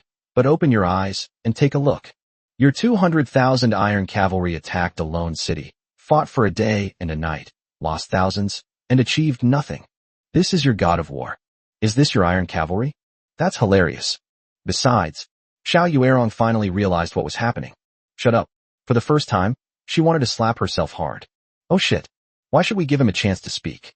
Last time, Lin Mo gave him a thorough dressing down, and this time he got scolded again in his own camp. The Empress felt like her chest was about to explode with anger. Shameless, despicable servant. A dog with a broken spine. Shameless.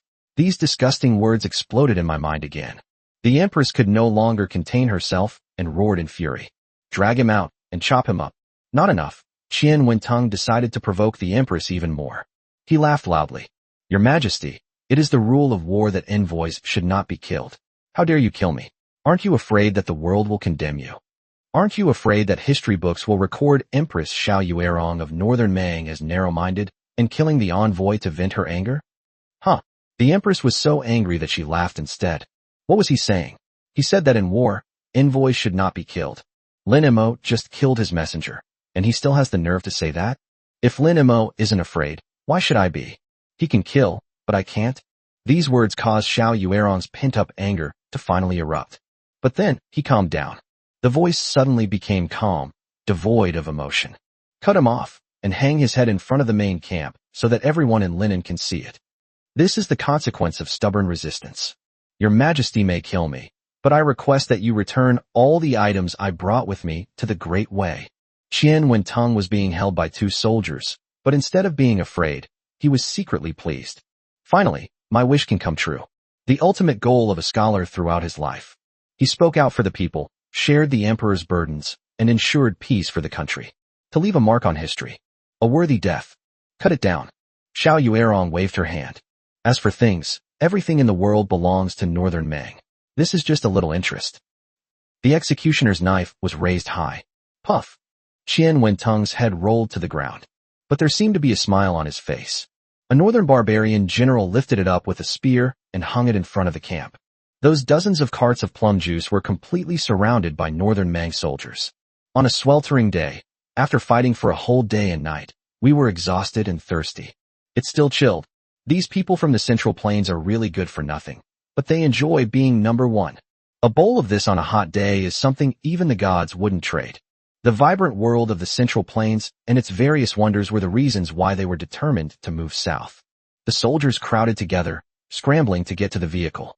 Some people just used their helmets to scoop it up. Some people even fished out the ice and started crunching it. Xiao Yuerong walked over, looked at the noisy soldiers, and frowned. You good for nothing. A bowl of plum juice turned into this.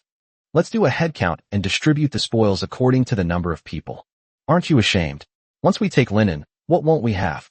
Xiao Yuerong was too lazy to look at them anymore. A trusted aide leaned closer and asked in a low voice. Your Majesty, would you like a bowl too?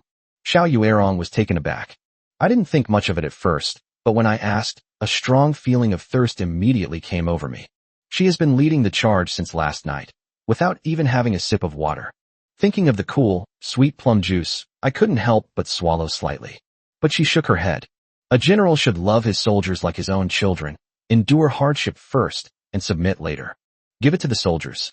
Your Majesty, you haven't had a drop of water. Xiao Yuerong frowned. They work harder than I do. The sun gradually rose higher. The midday sun shone directly on the camp. After finishing the plum juice, ice cubes became a useful tool for the soldiers to cool off in the summer heat. The soldiers leaned against the edge of their tents, burping contentedly. Suddenly, a mournful wail echoed through the northern barbarian camp. Fire! Fire! Fires broke out simultaneously in multiple locations in all directions of the northern Mang camp, from east to west and north to south. The flames suddenly shot up without warning. Some even start burning directly on the person's body. Fire! The soldiers were in complete disarray. But this fire is very malevolent and cannot be extinguished by splashing. To extinguish white phosphorus with water, you would need a huge volume of water that completely isolates it from the air. But if a fire breaks out suddenly, how can the prepared water supply be sufficient? Boom! Flames shot into the sky. Many soldiers perished in the flames. The central command tent was suddenly pulled open. Xiao Yuerong, clad in full armor, charged out. Chapter 125. Xiao Yuerong, devoid of emotions. She stood on high ground, watching the scene before her pupils contracting sharply. Xiao Yuerong also showed her side as a female warrior. There was no panic at all. Instead, they calmly assessed the situation. The fire started simultaneously from more than a dozen different locations. Water cannot extinguish it, and soil cannot cover it. It's very strange. She wasn't going to think about the cause of the fire for the time being. But she didn't have time to think about what kind of fire it was. The fire is spreading. If this isn't controlled, the entire camp will burn down. She suddenly drew her sword. Don't panic. A loud shout drowned out all the cries and screams. The soldiers who were running around instinctively stopped and looked at her. Xiao Yuerong pointed her sword at the fire. Stop splashing water. Water's useless. Dig a fire break. Tear down all the burning tents, hay, and supplies. Drag them away. Throw them out. If people in a fire cannot be rescued, give up. The soldiers then realized what was happening. Since splashing water won't extinguish the fire, we shouldn't waste our efforts. Isolation is currently the best way to put out the fire. At Xiao Yuerong's command, the panic in the entire northern Mang camp subsided drastically. They began digging, dismantling tents, and controlling the fire in an orderly manner. Without fuel, the fire was extinguished within half an hour. The loss wasn't too great. They burned over 30 tents, several piles of hay, and some supplies. Nearly 1,000 or 2,000 soldiers died. This is acceptable to the northern barbarians. If such a large army were to catch fire or descend into chaos, countless soldiers would die simply from trampling each other. thanks to the Empress's calm and composure. This loss is negligible for an army of 200,000. But morale among the troops was somewhat low. The surviving soldiers lay sprawled on the ground, gasping for breath. This fire, it's so strange. How did it start burning at the same time? I saw it with my own eyes. The flames suddenly shot out of the person's body, and there was nothing around. My childhood friend suffered even worse. He was burned from the stomach outwards. His death was horribly tragic. Humans are often afraid of the unknown. The more this story is told, the more bizarre and outrageous it becomes. In the end, it all became a punishment from heaven. It was a sorcerer invited from Linen. It was a heretical practice from the Central Plains. Xiao Yuerong stood in the center of the fire-ravaged ruins. All around were charred tents, blackened hay, and twisted weapons. The air was filled with a pungent, acrid smell. She crouched down and brushed aside a patch of ashes. I picked up a little bit and brought it to my nose to smell it. That's strange. There's no smell of kerosene and no trace of ignition source. There were no signs of arson. She is a 9th-level expert with extremely keen senses. But there's absolutely no way there could be any sign of life here. The same result was found at several locations where fires had started. To set multiple fires simultaneously would require the coordinated efforts of many people, which is impossible. Xiao Yuerong stood up and looked around. There was a hint of confusion in the eyes of this female warrior. It's absolutely impossible for the northern Mang camp to be infiltrated without anyone noticing, and for someone to calmly set fire to it and escape. Absolutely impossible. But how did the fire start? Xiao Yuerong was completely baffled. A general rushed over and knelt on one knee. Your Majesty, rumors are spreading throughout the army. Explain. The general swallowed hard. Retell all the rumors you hear. Your Majesty, this matter needs to be dealt with as soon as possible, otherwise. Xiao Yuerong was a master of military strategy. How could she not understand the impact of rumors on the army? It was comparable to a plague. We must give the soldiers an explanation for this matter. She thought for a moment. He spoke expressionlessly. Kill all those who talk the most, and say they were bribed by Linen and our spies. Huh? Your Majesty. The general was somewhat bewildered. Your Majesty, this was absolutely not their doing. I know. The only way to stop the rumors is to kill them now, and then the fire will have a reason. Then the other soldiers were furious and blamed Linen for all of this. Go ahead and search their tents for gold and silver. Your Majesty may. Xiao Yuerong's face hardened. Those who achieve great things do not concern themselves with trifles. It was only a few dozen lives, but this was a contribution to Northern Mang. He died a worthy death. Half an hour later. In the camp, dozens of heads were hung high. A wooden sign stands next to it. The traitor from Linen, the arsonist, shall be beheaded and his head displayed to the public. At the same time, an order was sent to each camp. Rest for one night, and launch a full-scale attack on the city tomorrow. Ignition. At Lin Mo's command, flames instantly leaped up from the bottom of the alchemy furnace, licking the furnace walls. From inside came Master Wuchen's screams of agony. Ah! Lin Mo, you'll die a horrible death. I'll haunt you even as a ghost. The sound was shrill and heart-wrenching. Lin Mo did not react. Only after seeing that Monk Wuchen was completely surrounded by fire did he turn around and walk out of the main hall. He looked up and saw that it was already noon, the time when the sun was at its strongest. Lin Mo glanced northward. He sighed helplessly and patted his little brother, who was now following him around like a shadow. He pointed to the top of the main hall. Take my brother upstairs. Although Lin Hao wasn't very bright, he was very experienced with this, and he often liked to stand on it and play. Hold on tight, bro. He grabbed Lin Mo's waist and lifted her up in a princess carry. With a whoosh, he shot into the sky like a cannonball. The next second, the two landed steadily on the roof of the palace. Was it good, bro? Lin Hao's face, though filled with bitterness and resentment, was beaming with smugness. It felt good, but don't hug me like that next time. Lin Mo glared at him. Then, looking around, he saw that there was even a chaiwei, a type of roof ornament, in the very center of the roof of the main hall. Below it is connected to the thunder god pillar. These bastards are afraid of being struck by lightning too. Lin Mo shook his head. These bald monks do nothing but crooked tricks. With such a lightning protection system, there might even be the spectacular sight of lightning striking the palace during thunderstorms. It's perfect for fooling the public. He pretended to casually look at the scenery, but his peripheral vision kept fixed on the north. Finally, a burst of light appeared from the direction of the northern Mang camp. Then, it quickly turned half the sky red. Wu Tianliang had somehow gotten onto the roof and was standing behind Lin Mo. His eyes lit up as he looked at the firelight. Your Majesty, our white phosphorus is working.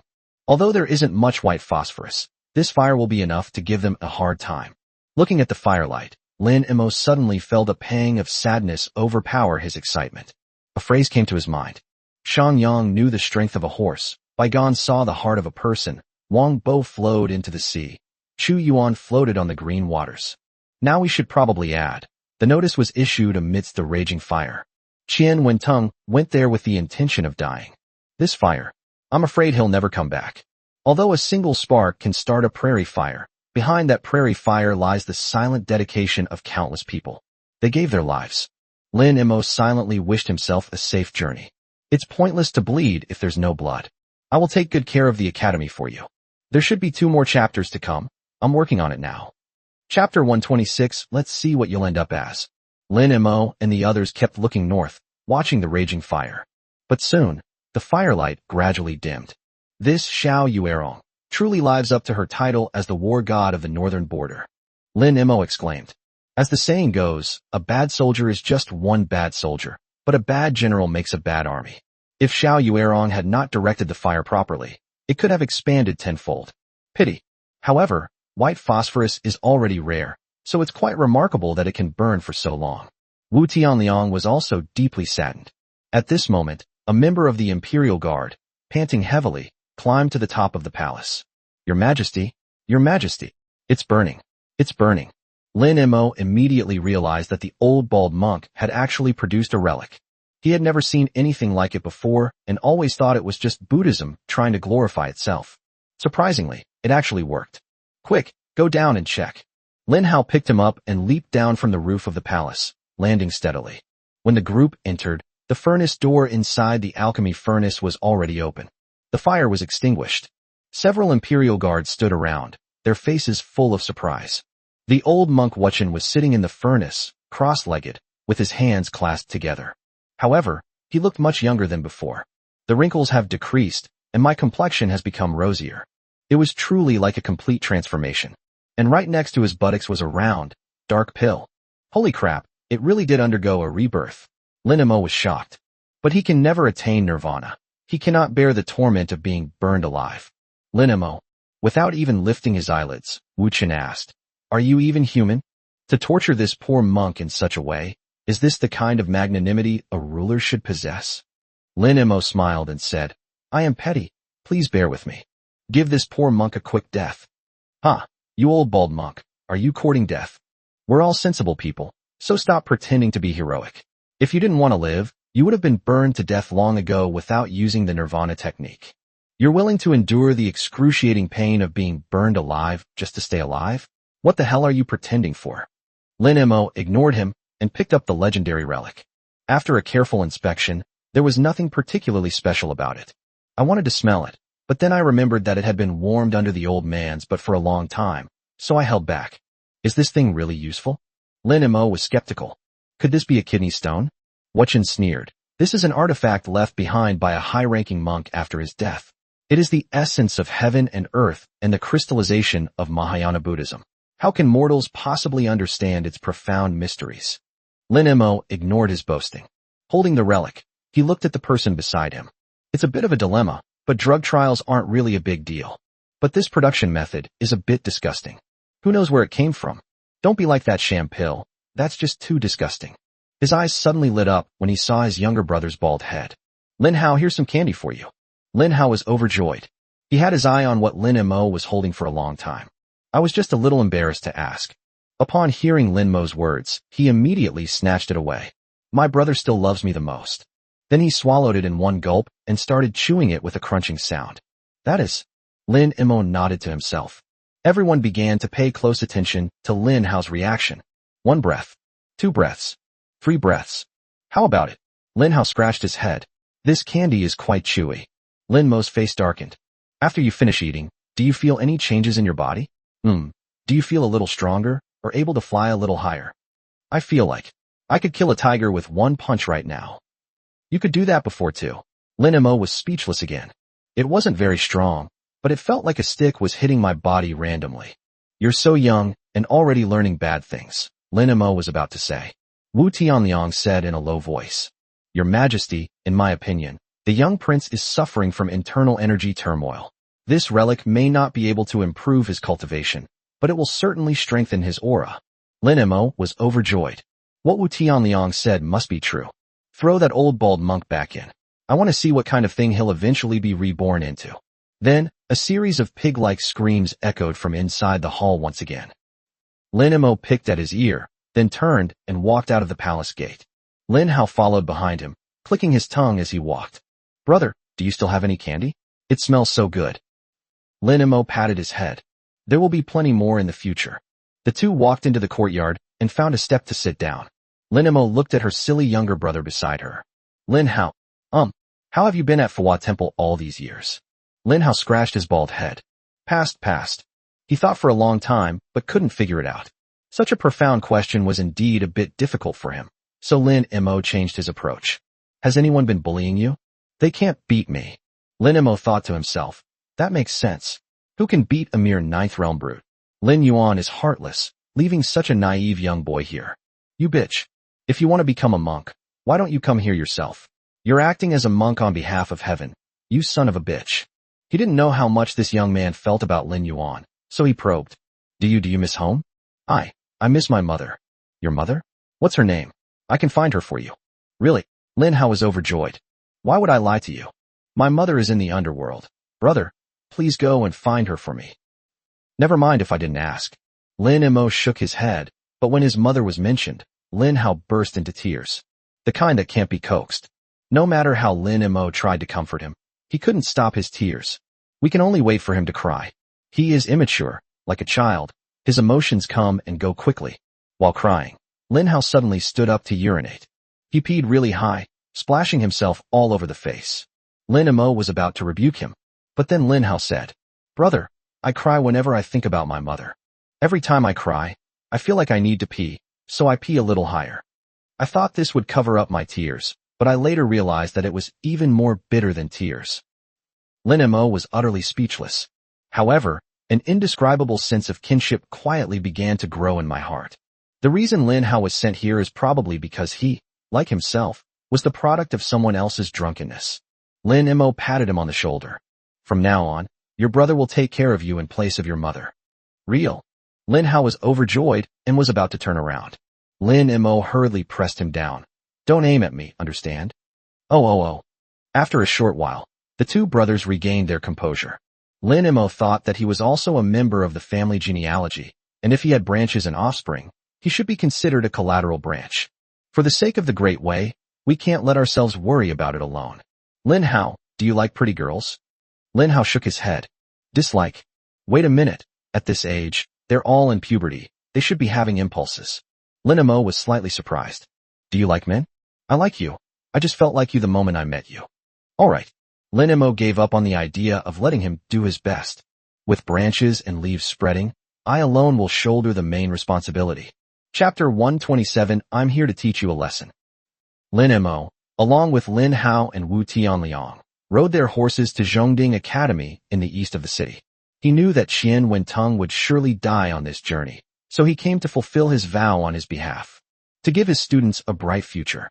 The academy is located halfway up the mountain, built against the mountainside, with white walls, green tiles, and ancient trees reaching the sky.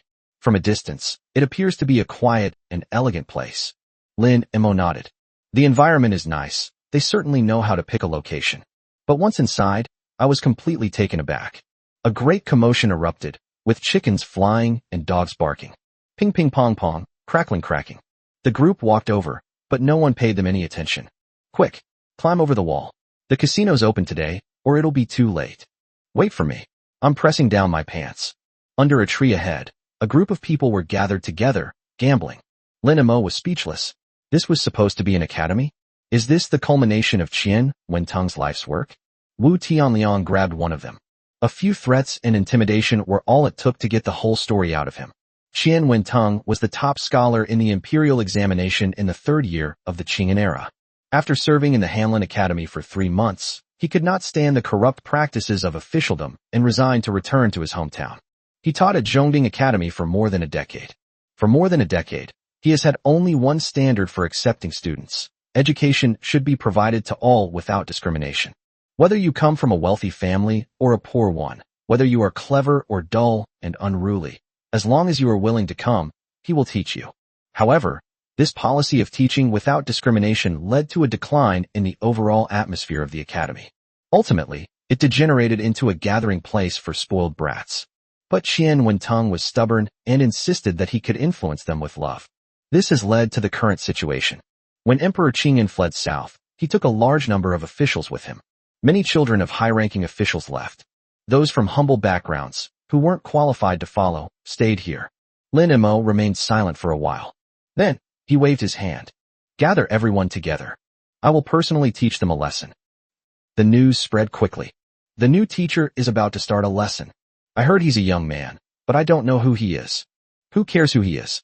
Let's give him a taste of his own medicine. A group of people who didn't like going to class became excited as soon as they heard that a new teacher had arrived. Playing pranks on their teacher is a required course for them. Furthermore, they felt that no one but Qian Wentong was qualified to teach them. Inside the church, more and more people gradually gathered. Some were sitting, some were standing, some were leaning against the wall, and some had their feet propped up on the table. Lin Mo sat in the back early, watching them come in one after another. A young man next to him came over and looked him up and down. The new guy? The young man smiled, revealing a set of white teeth. You're obviously a seasoned pro.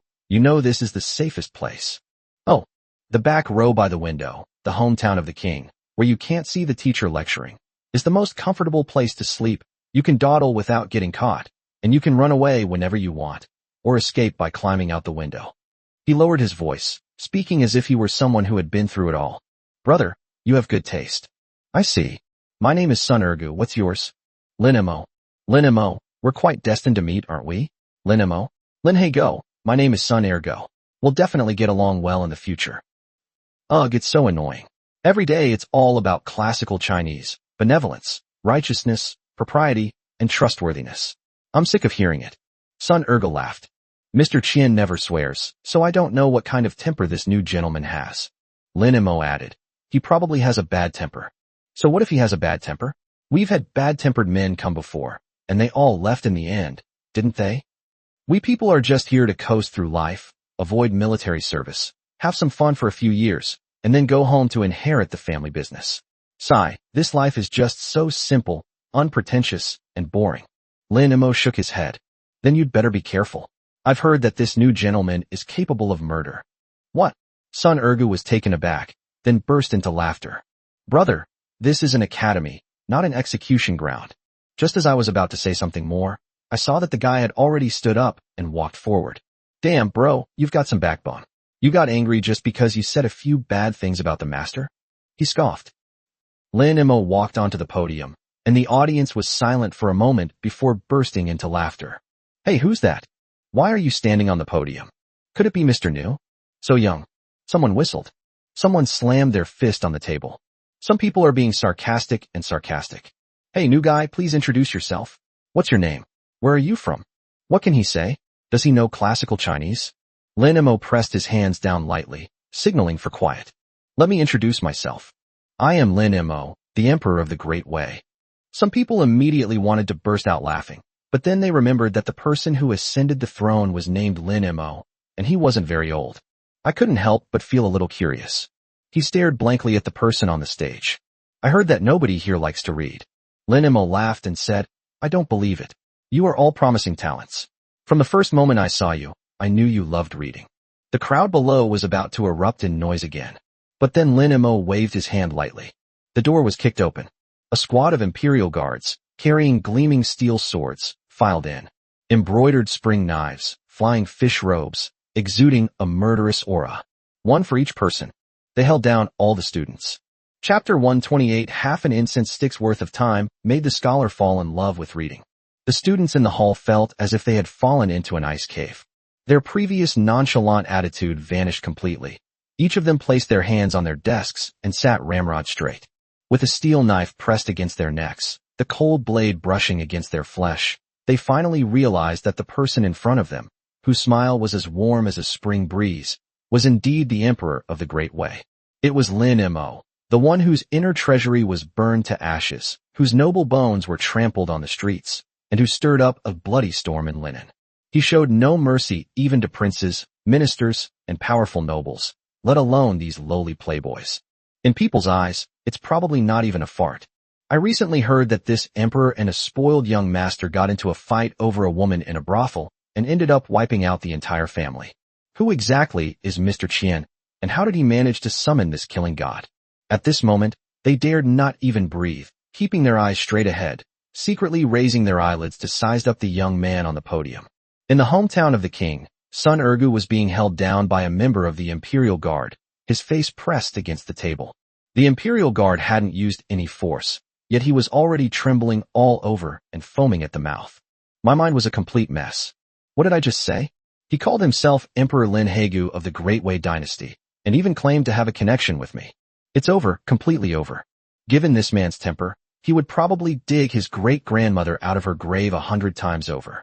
Lin Mo looked at the trembling people below the stage and thought to himself, Qian Wentong, you are a good person, but your teaching method is really no good. People fear power but do not cherish virtue. To expect to be transformed by love is simply wishful thinking. Love isn't something you can just say, you have to do it. At this moment, Lin Mo's thoughts coincided with those of the Northern Mang Empress. Only fists can turn the real into the fake, and the fake into the real. To make people who don't like learning fall in love with learning. Lin Mo smiled at everyone. Relax, everyone. I'm just here to supervise your studies on behalf of Mr. Qian. He randomly picked someone.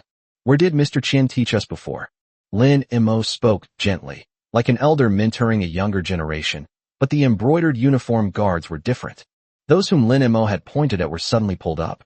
Those who don't answer questions in class will die. Holy crap. The man was so scared that he trembled all over, and his trouser leg immediately got half wet. Your Majesty, Mr. Qian, he taught us. Duke Ling of Jin was not a good ruler, and Suanzi remonstrated with him repeatedly. The Duke was troubled by this, and he didn't recognize the following characters. Lin Mo nodded. The other person didn't recognize him, but he could recite his name from memory. This is a story from the spring and autumn period, about Chu Enai assassinating Zhao Dan. It tells of a historian who recorded the truth with his pen and an assassin who sacrificed his life for righteousness.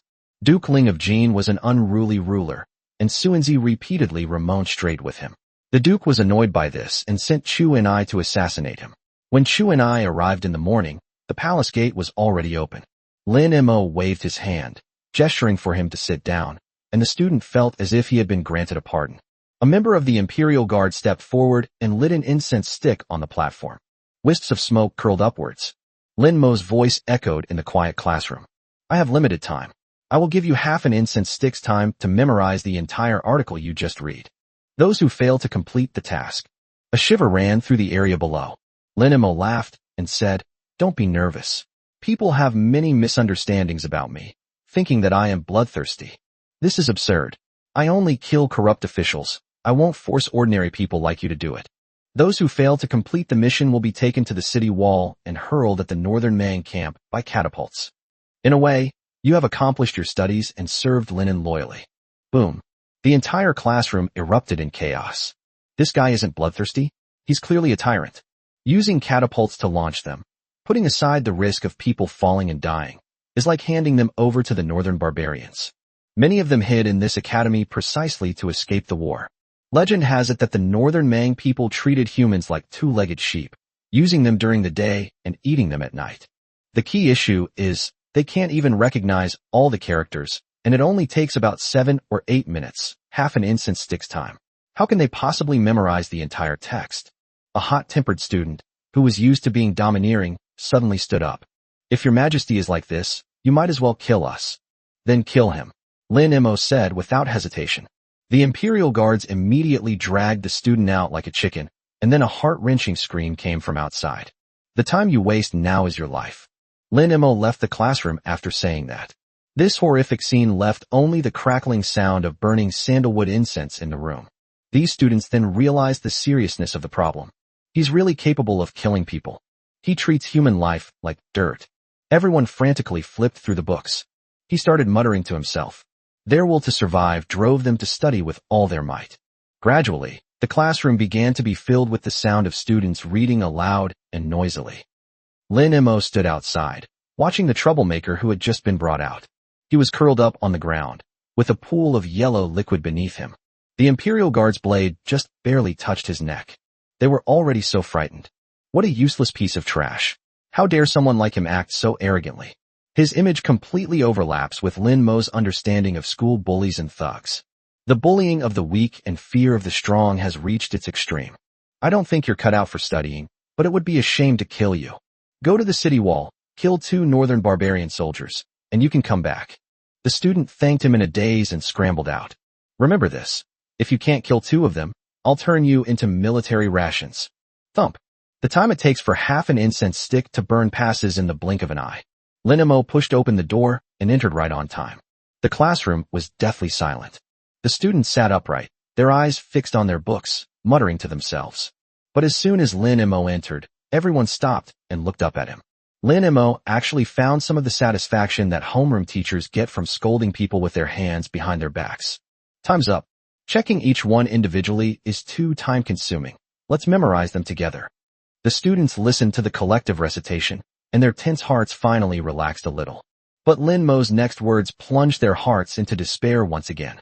The Imperial Guards will conduct one-on-one, thorough investigations, and anyone trying to take advantage of the situation will be brought to justice.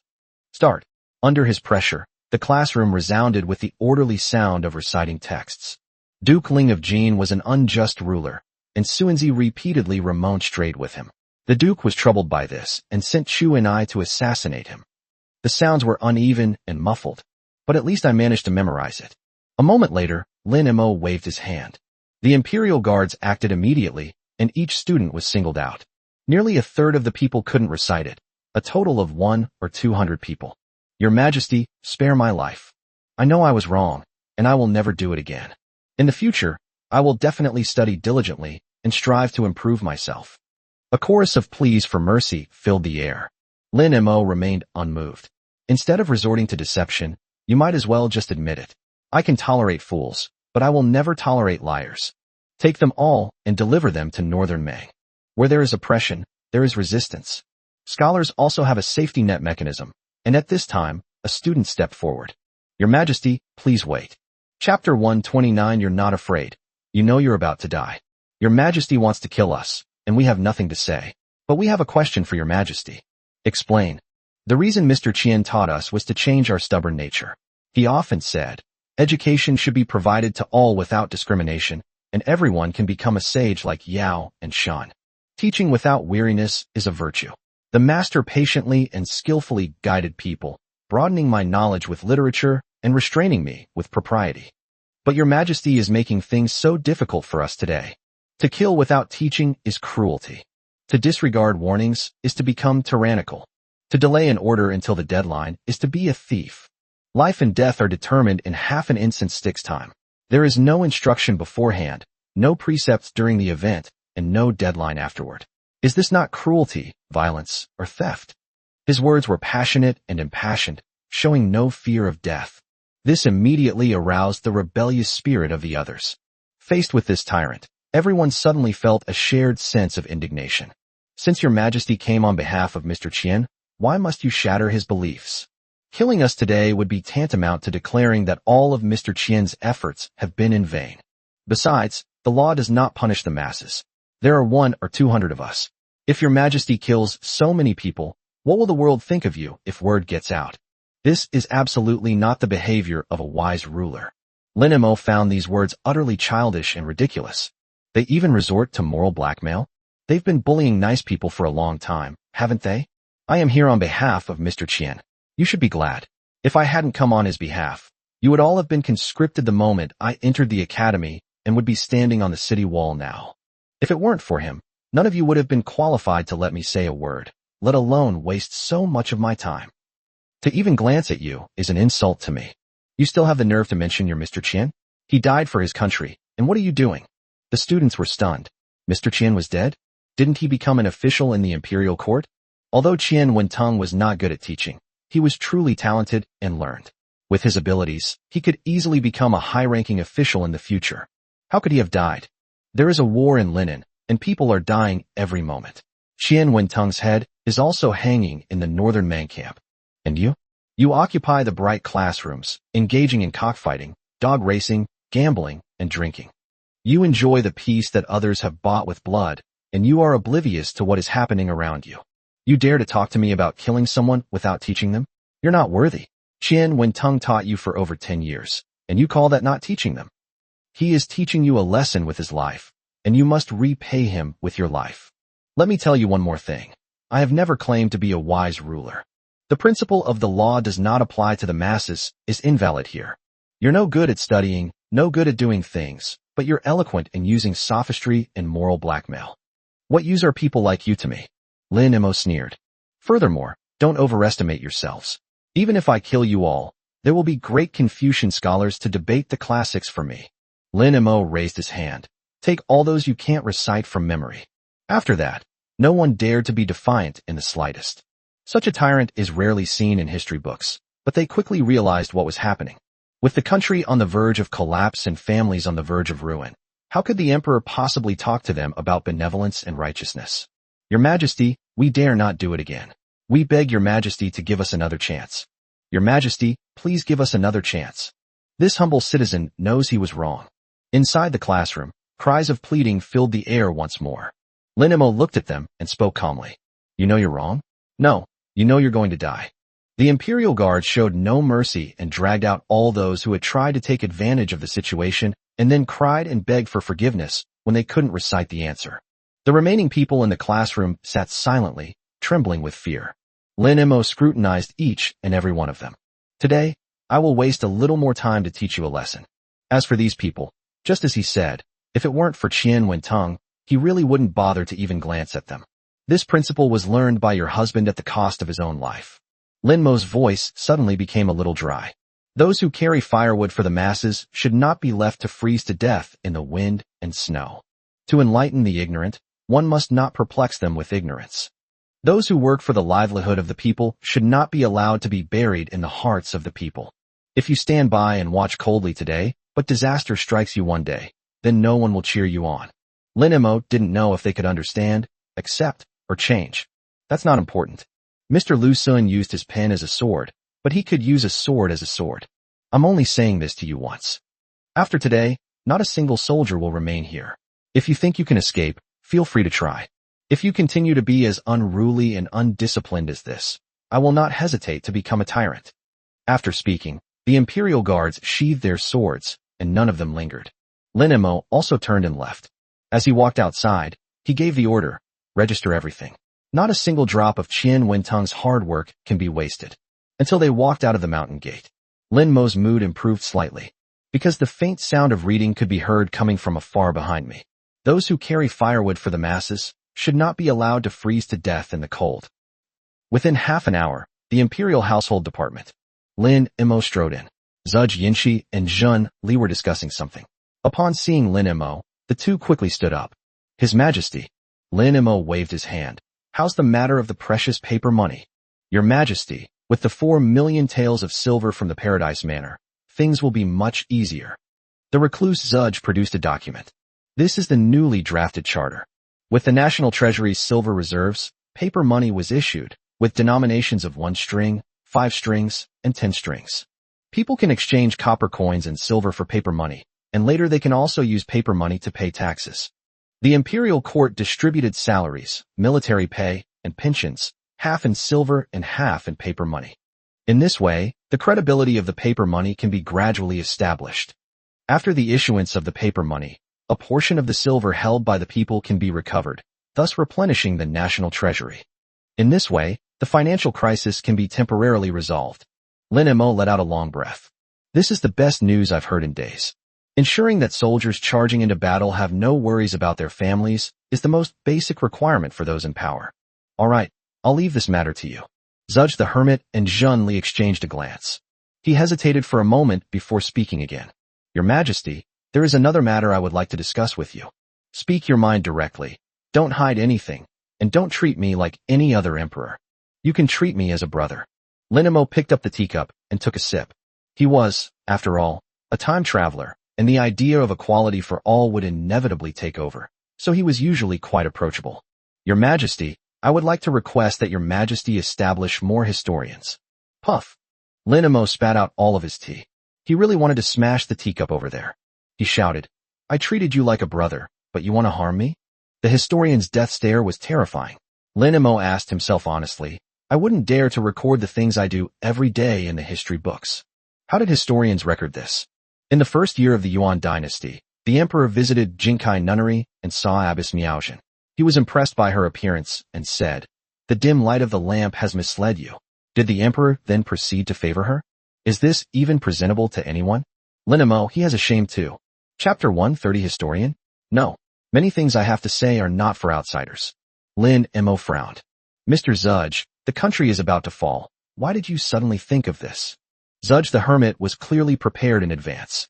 Your Majesty, when that man from Jinling fled south, he took all the historians with him. Not one of them was spared. Do you know what that means?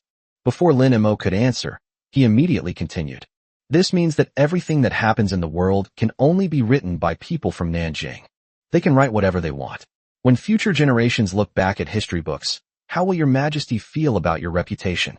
The bloody battle of Linen, the people's steadfast defense, who will know of it in the future? Even if His Majesty doesn't care about his own reputation, who will remember what righteous men like Wang Jin and Zhou Wenju did 100 years from now? Who will remember the names of those soldiers who died in battle, those heroes who perished on the city walls? History books are a legacy for future generations. The only downside is that they impose some constraints on those in power, creating some invisible moral pressure. Your Majesty is magnanimous and upright. Would you really care about such a small matter? Lin Emo glared at him. You don't need to try to provoke me. I never fall for that. He was not unaware of the importance of history books. They are the transmission of civilization, political legitimacy, a tool for future generations to learn from, and a condensation of cultural identity. The key is, Lin Emo smiled bitterly to himself, realizing that his morals were too low. He was destined to take many concubines and have many children. Does this mean that in the future, a historian will stand by my bedside, admiring my virility while recording it? The emperor, seeking pleasure among the flowers, was roused by the concubine's exclamation of "Long live the emperor." He rode with even greater enthusiasm, as if on a galloping steed. This is not a form of wealth for future generations. You can find a historian, but he absolutely cannot be the kind who is upright. Your Majesty, I recommend the historian of Linen to serve as a historian. Absolutely not. Lin Emo refused decisively. He knew very little about Linen, but he had heard of the great name of the grand historian. The historians, passed down through generations, are renowned throughout the world for their ability to record events truthfully and impartially.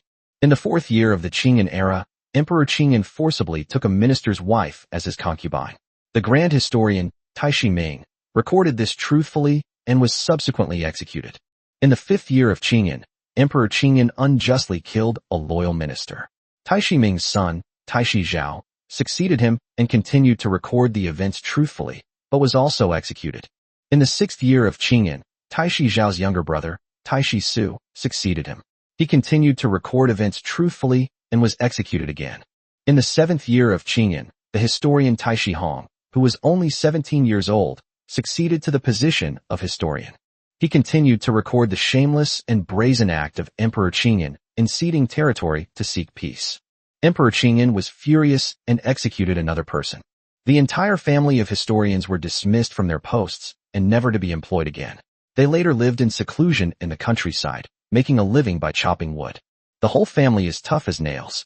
3 generations. For people, their heads may be severed, but history cannot be altered. Lin Emo admitted that in terms of his private life, he was not necessarily better than Emperor Qingyan. Just thinking about it makes my scalp tingle. If someone like that were to become a historian, how would he live his life afterward? Who knows? He might actually learn from the Suanyu sect in the future and have a showdown with Lin Yuan. Could that be recorded? For historians like the Taishi family, the pen in their hands is a knife, the kind of knife that even the emperor can't take away. Even Li Shimin couldn't stop this historical event. So how could he possibly stop it? Kill them all, so there's no way to prove anything? That's even more absurd. Unofficial histories can portray patricide as cannibalism. The recluse Zudge looked at him. Why is your Majesty unwilling? The Taishi family is unparalleled in loyalty and integrity, but they have been deeply betrayed by Emperor Qingyan. I suppose they have long been disillusioned with the court. It's best not to disturb them. They are willing to serve their country. Lin Mo was speechless. Zudge the Hermit. Do you not understand kind words? Sir, there are many things that are not suitable to be recorded. Do you understand what I mean? Oh, your Majesty is looking for a compliant historian? Zudge the Hermit's face fell. Your Majesty, if that's the case, then what's the point of having historians? Why are you getting so worked up? Lin Mo said speechlessly. This isn't about being desperate, Your Majesty. If a historian is obedient, that's just writing. The imperial historian family has had 4 members across 3 generations.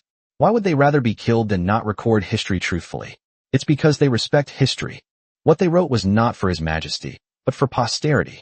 How can Your Majesty let personal matters interfere with public duties?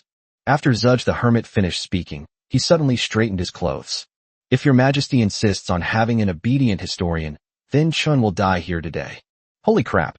Lin Mo cursed Eunuch Wei for 18 generations in his heart. That must have been taught by that old guy. Alright, you've been doing this for days on end. I don't know which old bastard surnamed Wei you learned it from. Lin Mo pulled Zhen Li aside. Say something, help me persuade him. Zhen Li's clear eyes held a smile. I think Mr. Zudge is right. Lin Mo lowered his voice. Then do you know that your little secret also needs to be written in? What is it, Your Majesty? Insatiable demands. 90 Master. Zhen Li's face flushed red. Lin Mo was telling the truth, but she didn't know why she felt this way. It still doesn't feel like enough. Not enough. Let's have some more. But it quickly returned to normal. Nothing about my affairs is unrecordable. You won. Lin Mo gave her a thumbs up. That's settled then. You guys are impressive. I concede defeat. You can decide what to do next. Zudge the Hermit smiled broadly, his heart overflowing with gratitude towards Eunuch Wei. Your Majesty, I have already invited the descendants of the Grand Historian family. It's been planned for a long time. Lin Mo sighed, looking up at the sky. Hey. A moment later, the Hermit Zudge led in a young woman. The girl was about 18 or 19 years old, dressed in a pale yellow dress. Her jet black hair was simply tied into a bun and secured with a wooden hairpin. She has delicate features and fair skin. At first glance, she gives off the impression of a girl next door. This humble woman, Taishi Qing, greets Your Majesty. Even her voice was soft and sweet, with a touch of the crispness unique to young girls. Lin Mo was stunned. These are the descendants of the Grand Historian who, despite the execution of 4 generations of 4 people, continued to record history truthfully. Their appearances don't quite match. But she looks so easy to bully that you can't help but want to punch her and see how long she can keep whining. Then tell her that her uncle's cat can do backflips. Good. From now on you will be the first historian of this dynasty. Lin Mo nodded in satisfaction. He said in a serious tone. Yes, remember, historians bear a heavy responsibility. They must be impartial for their work to be meaningful.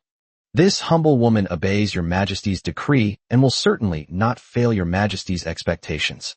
No problem. Lin Mo habitually activated his Eye of Insight. Name, Taishi Qing. Age, 19. Level, Orange. Biographical entry. 4 generations of legacy. The aura bestowed upon the family by 4 generations of historians. Once included in the family genealogy, the family head will obtain this entry. If the family accumulates 4 generations of legacy, a prodigy will surely emerge, capable of turning the tide. History's pen is like a knife. Once included in the family genealogy, the patriarch will receive this entry, increasing the probability of killing someone by attacking their spirit by 50%. A person born lacking something that everyone else possesses, thus their other abilities will be multiplied. If they lack common sense, they will have an extraordinary ability to understand 10 things from one hearsay and have a photographic memory. Cat possession talent, a divine skill inherited from the Taishi family, allowing the user to possess a cat's body, becoming agile and nimble, and recording everything at any time. This is a crucial guarantee for the Taishi family's historical writing. Including this talent in the family genealogy will grant access to this entry. The woodcutter's sacred body never tires when chopping wood. Pure-hearted, with a photographic memory, writes truthfully, innocent and carefree, a master of diary writing. Chapter 131. Let the common people suffer a little more. I'll bear the blame. Lin Mo's pupils contracted slightly. I actually encountered an orange one. Her entry. Historical writing is like a knife. Could it be interpreted as super troll? The power of words increases by 50%. If Xiao Yuerong had possessed this word on the city wall that day, would she have been cursed to death? As for the legacy of 4 generations, It seems to be of little use, and indeed it is. It's completely useless right now. His descendants will need 10 months to grow up. Tai Shiking is the prodigy who has emerged in these 4 generations.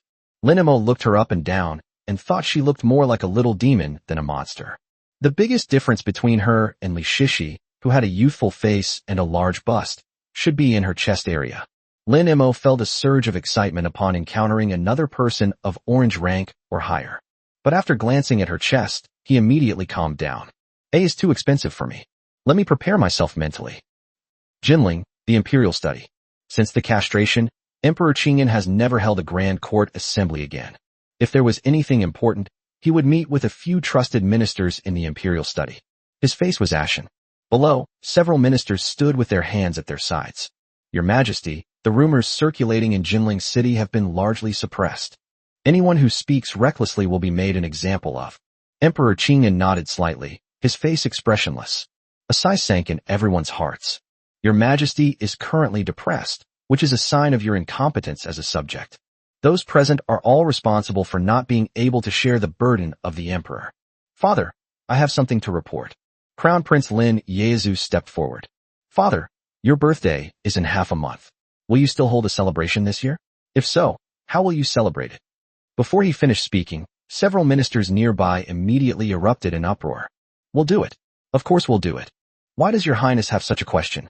What's wrong this year? Is anything different this year? Not only should we hold it, but we should hold it on a grand scale and with special attention.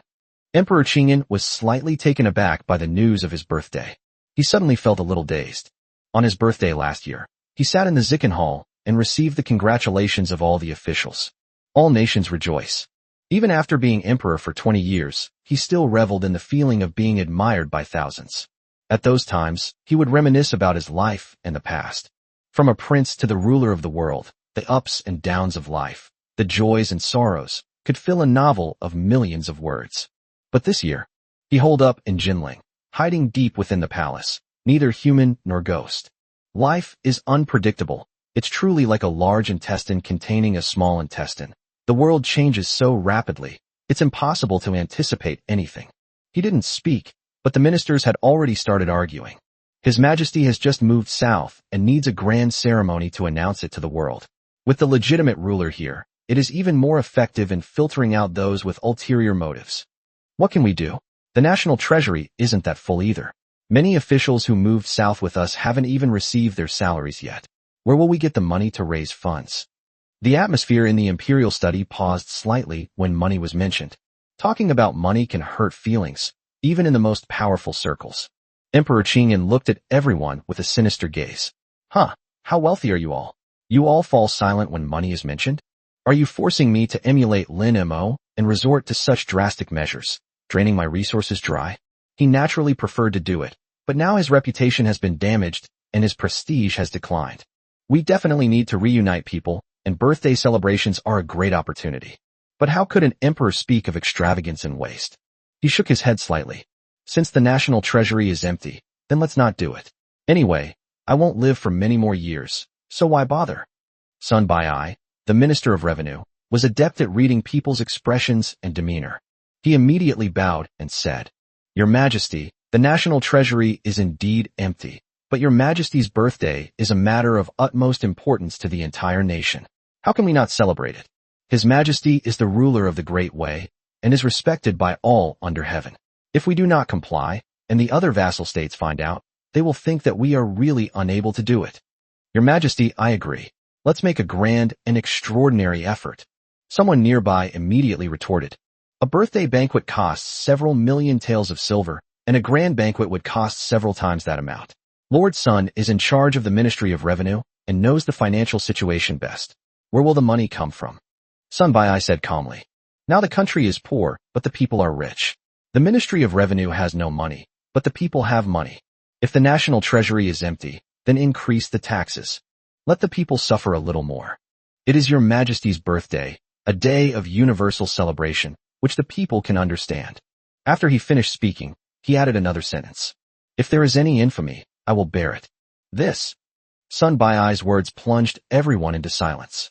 Although it is said that those who eat meat should be responsible for such important matters, The officials who should be paid should find a solution themselves, and the common people should not be made to bear the burden. It might incite a popular uprising. But since someone took the blame, it seems barely acceptable. Sun Bai's words greatly pleased Lin Yuanlong. His gloomy expression brightened up a bit. Just then, a eunuch hurried in. Your Majesty, an urgent report from Linen. The affairs of Linen were of paramount importance, and Emperor Qingyan immediately abandoned any thoughts of his birthday celebration. Read.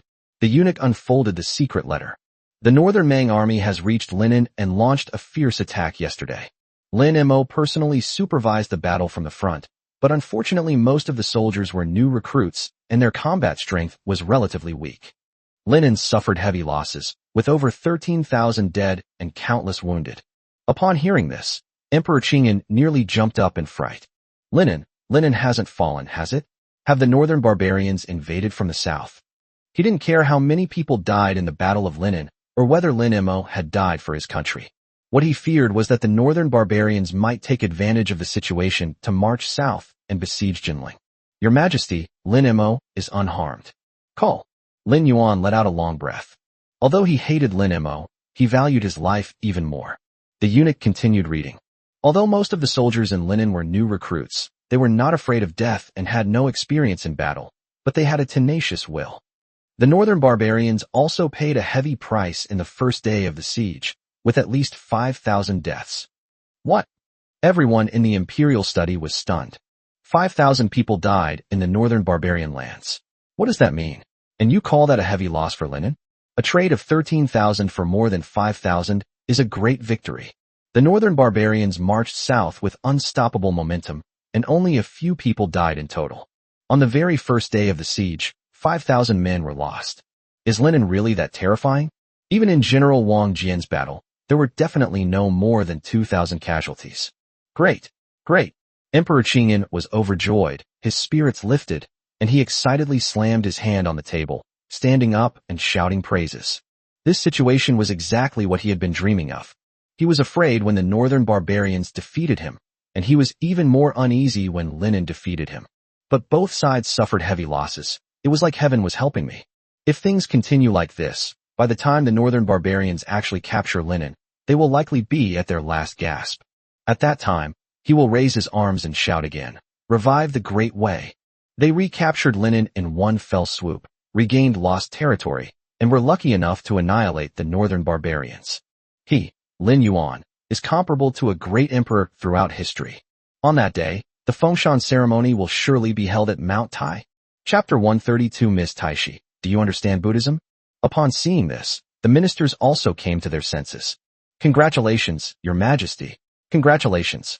May heaven bless the Great Way. May heaven bless His Majesty. Emperor Qingyan was overjoyed and almost blurted out, congratulations to you too. But he had been emperor for 20 years after all, so he was still quite shrewd. He suppressed his elation, and his expression suddenly turned to heartache. What? 13,000 soldiers. Those are all fine young men of the Great Way, the pillars of their families. Just like that, it's gone. Even his voice was hoarse and choked with emotion. The ministers exchanged bewildered glances, but they were all seasoned experts at reading people's expressions. The entire imperial study was immediately filled with sorrow. With the atmosphere reaching this point, Emperor Qingyan slammed his fist on the table again. An incompetent general can lead to the downfall of an entire army. Because of Lin Mo's incompetence, so many innocent soldiers died tragically. Lin Mo's crimes are heinous. The people below immediately took on the role of the straight man. Your Majesty, please calm your anger. Lin Mo, after all, this is his first time leading troops. Jinling still needs him now. Lin Yuan nodded. Issue my decree. The eunuch quickly spread out paper and pen. The defenders of Linen fought a bloody battle, which greatly comforts me. Order Lin Mo, the sixth son, to continue his efforts and not slacken his pace. We must defend Linen, live up to the expectations of the people of Wei and the emperor. If he needs provisions and troops, just ask. I have always been his greatest support. After the eunuch finished writing, Emperor Qingyan personally affixed his imperial seal. He nodded in satisfaction. The atmosphere inside the room became lively. Minister Sunday, your subject is present. I have always strongly opposed birthday celebrations, but now that the situation in Great Wei is unstable, how can we afford to be so extravagant? But there is trouble in Linen, and we urgently need to boost morale. By imperial decree, on this birthday, all vassal kings shall come to Nanjing to report on their duties, and all neighboring countries shall be notified to send envoys. Lin Mo stood on the city wall for a long time. In the distance, the northern Mang camp was deathly silent. There were no bugles, no war drums, no familiar battle cries. But he knew deep down that this was the calm before the storm. Xiao Yuerong, that woman, is holding back a big move. If they don't come tonight, they'll definitely all come out first thing tomorrow morning. The war would be many times more brutal. He walked around the city wall. He inspected the arrow stacks, looked at the rolling logs and stones, inquired about the reserves of molten gold, and then took a stroll around the wounded soldiers' camp. Everything is fine, but he just couldn't shake the feeling of unease. Can we hold on this time? Xiao Yuerong suffered a loss for the first time, and this time she's going to fight to the death. But that's all Linen has to offer. They've done everything they could. If you really can't hold on, then we can't hold on to it. I will not live a life of ignominy. This magnificent battle has made my life worthwhile. The soldiers were all busy, and even the captured students were placing logs onto the city walls. I have to do something too. Lin Mo thought of Tai Shiking. It seems like this is the only thing I can do. Of course, this is also the fastest way to improve one's strength. Fine, I'll just go with it then. Just like the dragon breaking through the golden lock. The Imperial Palace. Lin Mo quietly pushed the door open and entered. Inside the room, candlelight flickered, and Tai Shiqing sat at his desk, engrossed in writing something. She was so focused that she didn't even notice Lin Mo coming in. Lin Mo walked over and stood behind her. I looked down. It turns out this little girl was writing in her diary. In the first year of the Yuan dynasty, on the second day of the siege by the northern barbarians, I met the emperor today. He seems like a decent person, not the lecherous man rumored to be. Yes, at least her eyes are clear, and she doesn't look at me with any lust. Judging by his appearance, well, he has good self-control. He's a gentleman. He was deeply concerned about the affairs of the country and personally went to the city walls to inspect them. His brow showed worry, but he spoke kindly and without airs. He's a decent emperor, so I'll give him a 70 out of 100 for now. Anyway, I'll record everything truthfully. Lin Mo couldn't help but smile as he looked at these lines of text. I hope her history books will praise her in the same way. But who the hell keeps a diary? This girl is being indecent. Lin Mo snatched the diary away. I'm only worth 70 points. Tai Shiking then noticed someone standing behind him and gasped in surprise. Are you a human or a ghost? How come you walk without making a sound? Lin Mo ignored her. I read through her diary. Hey, you can't look. Tai Shiking made a move to snatch it, but she was already short, and Lin Mo put one hand on her head. Tai Shiking punched wildly with both hands, but still couldn't reach it. Hey, how can you be like this? How can an emperor be so frivolous and lacking in manners? How could you peek at someone else's diary? Those who keep diaries are the ones who are not serious. Lin Mo didn't care. He wasn't exactly known for his high moral character anyway. I got scolded again. If I don't watch it now, wouldn't it be a waste of my time to be scolded? On the first day of the 3rd month of the 14th year of Qingyan, I woke up this morning to find that my period had started. My stomach hurts a bit, and I feel depressed, just like the gloomy sky outside. My mother said that all women have to go through this and told me to bear with it, but it really hurts so much. On the 15th day of the 7th month of the 15th year of Qingyan, I felt so tired while chopping firewood today. I wondered if I was being held back by a ghost. My mother told me not to chop down other people's graves in the mass grave next time. In the 20th year of Qingyan, Lin Yuan, actually, abandoned the city and fled. 300,000 troops fled at the mere sight of him. I will write this in the history books so that future generations will see that this is the emperor of the Great Way. In the first year of the Yuan dynasty, a new emperor ascended the throne. Rumors circulated that he was a womanizer. I originally wanted to get an orange cat to check it out, but my mother told me that the entire royal family of the Great Way was full of vicious dogs. Forget it. I'll just go chop wood instead. Give me back my diary. Give me back my diary. Tai Shiking burst into tears. This diary was not meant for just anyone to read. It contained all her little secrets.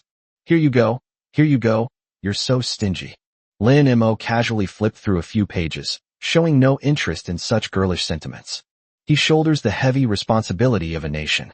The focus should naturally be on matters of national importance. And matters of national importance. Lin Mo looked at the beautiful girl who was holding the diary in her arms, her eyes filled with tears, her features both striking and youthful. For words came to mind. Youth is invincible. What about A? She's already this grown up. What more could she want? But it was precisely because she looked like this that Lin Mo felt a little sorry for her. He hesitated for a moment before tentatively speaking. Miss Taishi, do you understand Buddhism? Chapter 133, Make Her Fall in Love with Me in 3 minutes. Tai Shiking clutched the diary, his large, tear-filled eyes staring at Lin Mo. It's like it wants to eat people. You Lin royal family members are all the same, believing in that kind of thing, building temples and temples on a grand scale, disregarding the lives of the people. But don't you think that if it really worked, would Great Wei be in the situation it is today? Still a bit of a radical youth. Lin Mo automatically imagined the other person wearing a JK uniform, hands on hips, pointing at him with a furious expression. I'm just asking, do you even understand? If you don't understand, I'll try another way. Faced with this pure and innocent girl, Lin Mo suddenly had a change of heart and decided not to force her, but to win her over. Fortunately, he had such magical books in his ocean of knowledge. Make her fall in love with me in 3 minutes. Make her fall in love with me in 3 minutes. To win over a girl, you need to address her specific needs. To win over a well-behaved girl, take her on a day of skipping school to see the sea and be a naughty kid. Let her know that life can be so exciting. If you're pursuing someone who's never been in a relationship, create an idol-level romance to awaken her longing for love. For those who lacked love in their original families, there was a different breakfast every day and pick up and drop off service, rain or shine. When pursuing a rich heiress, never fawn over her. If you ignore her for a couple of days, she'll become as docile as a puppy. When pursuing a strong woman, don't try to compete with her strength. When she's working late at night, just quietly order a drink. When she's sick, don't send her a large sum of money. Just offer her comfort and care. For girls with average means, let's be practical and go straight for money. For someone like Tai Shiking, the best approach is to simply stage a dramatic, domineering emperor falls in love with me scenario. But theory aside, Lin Mo also wanted to directly reprimand her and make her bring a basin to wash his feet. But when the words came out, they were too weak and uncooperative. It's really, sighed inwardly. Buddhism. Do you see anything about chanting Buddha's name in my diary? Why are you asking me? Do you think a poor girl like me would have money for incense? Oh right, Lin Mo suddenly realized. The historian was dismissed by Emperor Qingyan and made a living by chopping wood, living in poverty. Her diary also reveals that she needed to constantly chop wood to make a living. I'm afraid even Aunt Flo would try to control her menstrual flow. But one thing is certain, Buddhism is no longer an option for her. That's true. Those monks only know how to enjoy themselves. So how could a girl possibly recite their Buddhist scriptures? Miss Taishi, do you like poetry? Ahem, I am quite knowledgeable in this area. What? Your Majesty can write poetry. I know a little bit. A gathering of literati, refined and gentle as jade. I don't believe you. Young lady, won't be hooked. Lin Mo smiled faintly and picked up the calligraphy brush on the desk. It was accomplished in one fell swoop. Extremely elegant. To the tune of You Myron. When will the spring flowers and autumn moon end? When will the spring flowers and autumn moon end? How much are the past worth? How much sorrow can one have? It's like a river of spring water flowing eastward. After he finished writing, he blew on the ink and read it aloud. Tisk tisk, the artistic conception. To his surprise, Tai Shiqing chuckled at him. It's just that the word sorrow is written as a mountain, and the word hatred is written as a flowing river. The words are piled up like a 7-jeweled pavilion, but when you take them apart, they become fragments. What use is it for governing the country and bringing peace to the world? What benefit does it bring to the common people? The trivial skills of scholars and poets are not for a strong man to engage in.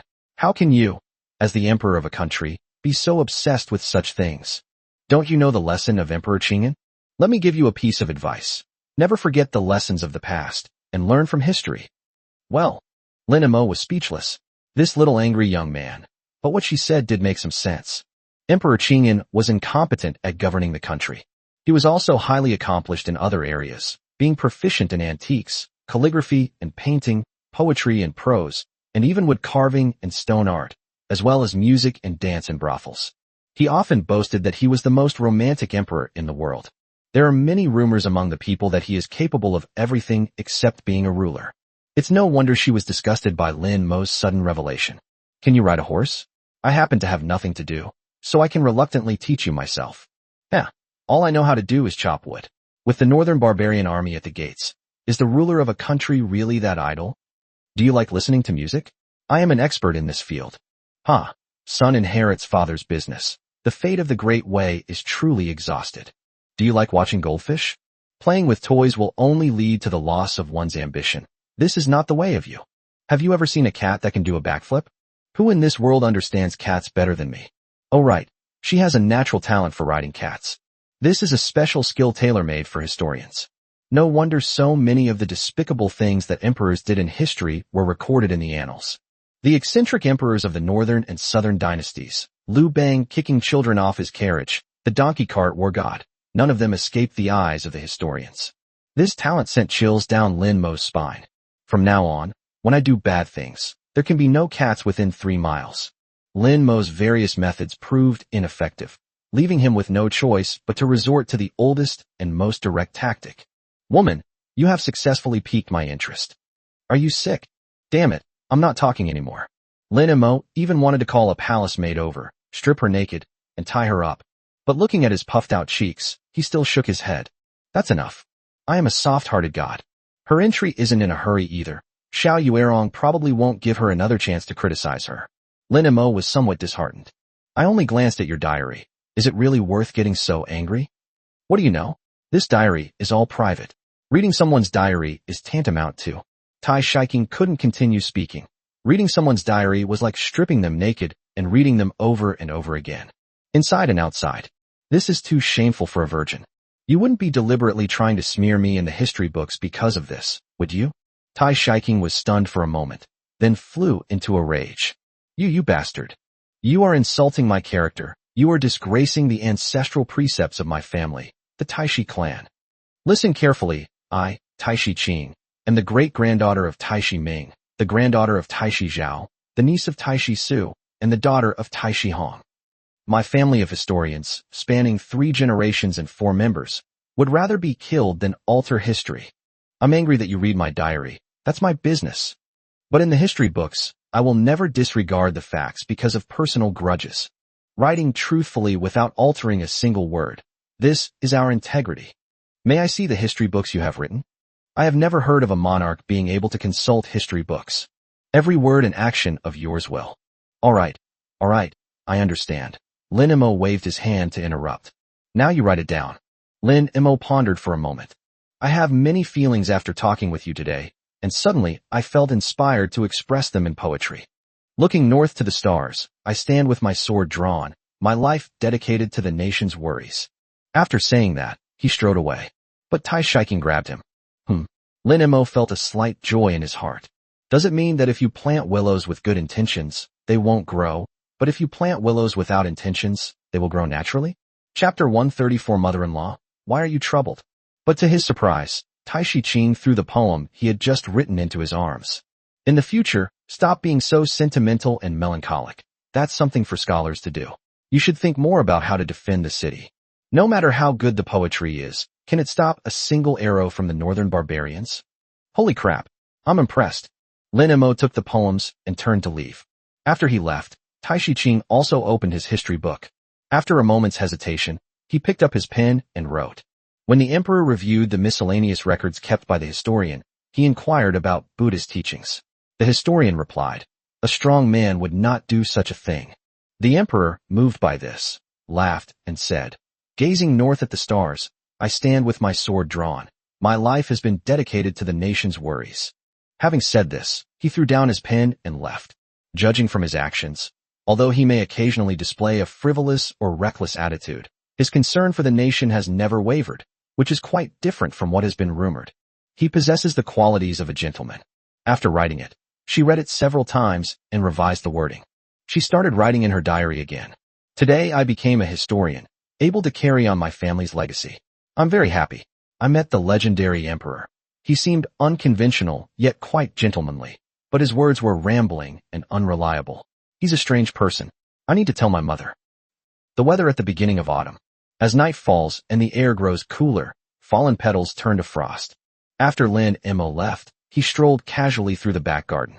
Since I didn't get the reward, I decided to stay up all night to cultivate. Let's see if those legendary spirit stones can greatly improve my cultivation. Every bit of strength we have now could be a guarantee of survival. Let's not consider the consequences of defending the city for now. Do your best in everything, and then let nature take its course.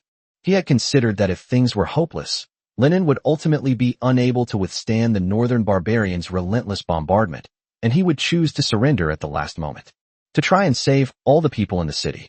These days, not only is Linen changing, but Lin Mo is also quietly changing. He was no longer the sixth prince who wanted to become an outlaw and live a life of ignominy. Instead, it signifies taking responsibility and demonstrating commitment. While Lin Mo was lost in thought, his eyes lit up. What is my mother-in-law doing standing there all by herself? Inside the pavilion ahead, under the moonlight, a plump figure stood alone. Qin Ling Shuang was born to be a noble woman. Dressed in simple white clothes, even from a distance, one could sense an air of elegance and nobility. It really looks like it's edged with gold. What is she doing here so late? Lin Mo was slightly taken aback, then walked over. Mother-in-law. Qin Ling Shuang snapped out of her daze, saw Lin Mo, and exclaimed in surprise. Lin, your majesty. Mother-in-law, just call me Lin Mo. Why are you here alone so late? I couldn't sleep, so I came out for a walk. Qin Ling Shuang seemed to be in a very low mood. She suddenly noticed the paper in Lin Mo's hand. What is this? Let me see. Lin Mo quickly handed it over, and Qin Ling Shuang unfolded it by the moonlight. He murmured, when will the spring flowers and autumn moon end? How much of the past do we know? How much sorrow can one have? It's like a river of spring water flowing eastward. Qin Ling Shuang succumbed to despair. These words are so simple, yet they can create such a profound artistic conception. Yes, how much sorrow there is. As many sorrows as the spring waters of the river. How could you suddenly compose such poetry? The shock Lin Mo had given Chen Qingwan last time was still fresh in her mind. Lin Mo's poems are full of heroic spirit and the spirit of sacrificing oneself for righteousness. Since ancient times, no one has escaped death. We have fought 100 battles in golden armor. We can laugh and talk about drinking the blood of the Huns. Unexpectedly, this good son-in-law also has such romantic and tender moments. But the memory of his homeland is unbearable under the bright moonlight. Is he thinking of the fallen city of Linen? A feeling of heartache welled up inside me. Qin Ling Shuang gave Lin Mo another deep look. Although he wasn't particularly strong, he possessed a masculine vigor and was full of heroic spirit. Although his shoulders were somewhat thin, they bore the weight of a nation's rise and fall, as vast as the earth itself. A man's strength lies not in what he does, but in what he endures. He who inspires the army from the city walls during the day, fearless in the face of death, perhaps, can only relieve his stress through poetry in the dead of night when no one is around. Poor child. Qin Ling Shuang thought of her sad memories, and a mix of emotions welled up inside her. Tears streamed down my face. Why are you crying? Lin Mo was taken aback, then realized that Tai Shiking disliked poetry, but this person was a poetry fanatic. It is truly a case of, I offered my heart to the bright moon, but the bright moon shines only on the frost. Before he could finish speaking, he was already in Qin Ling Shuang's arms, like holding a baby in swaddling clothes.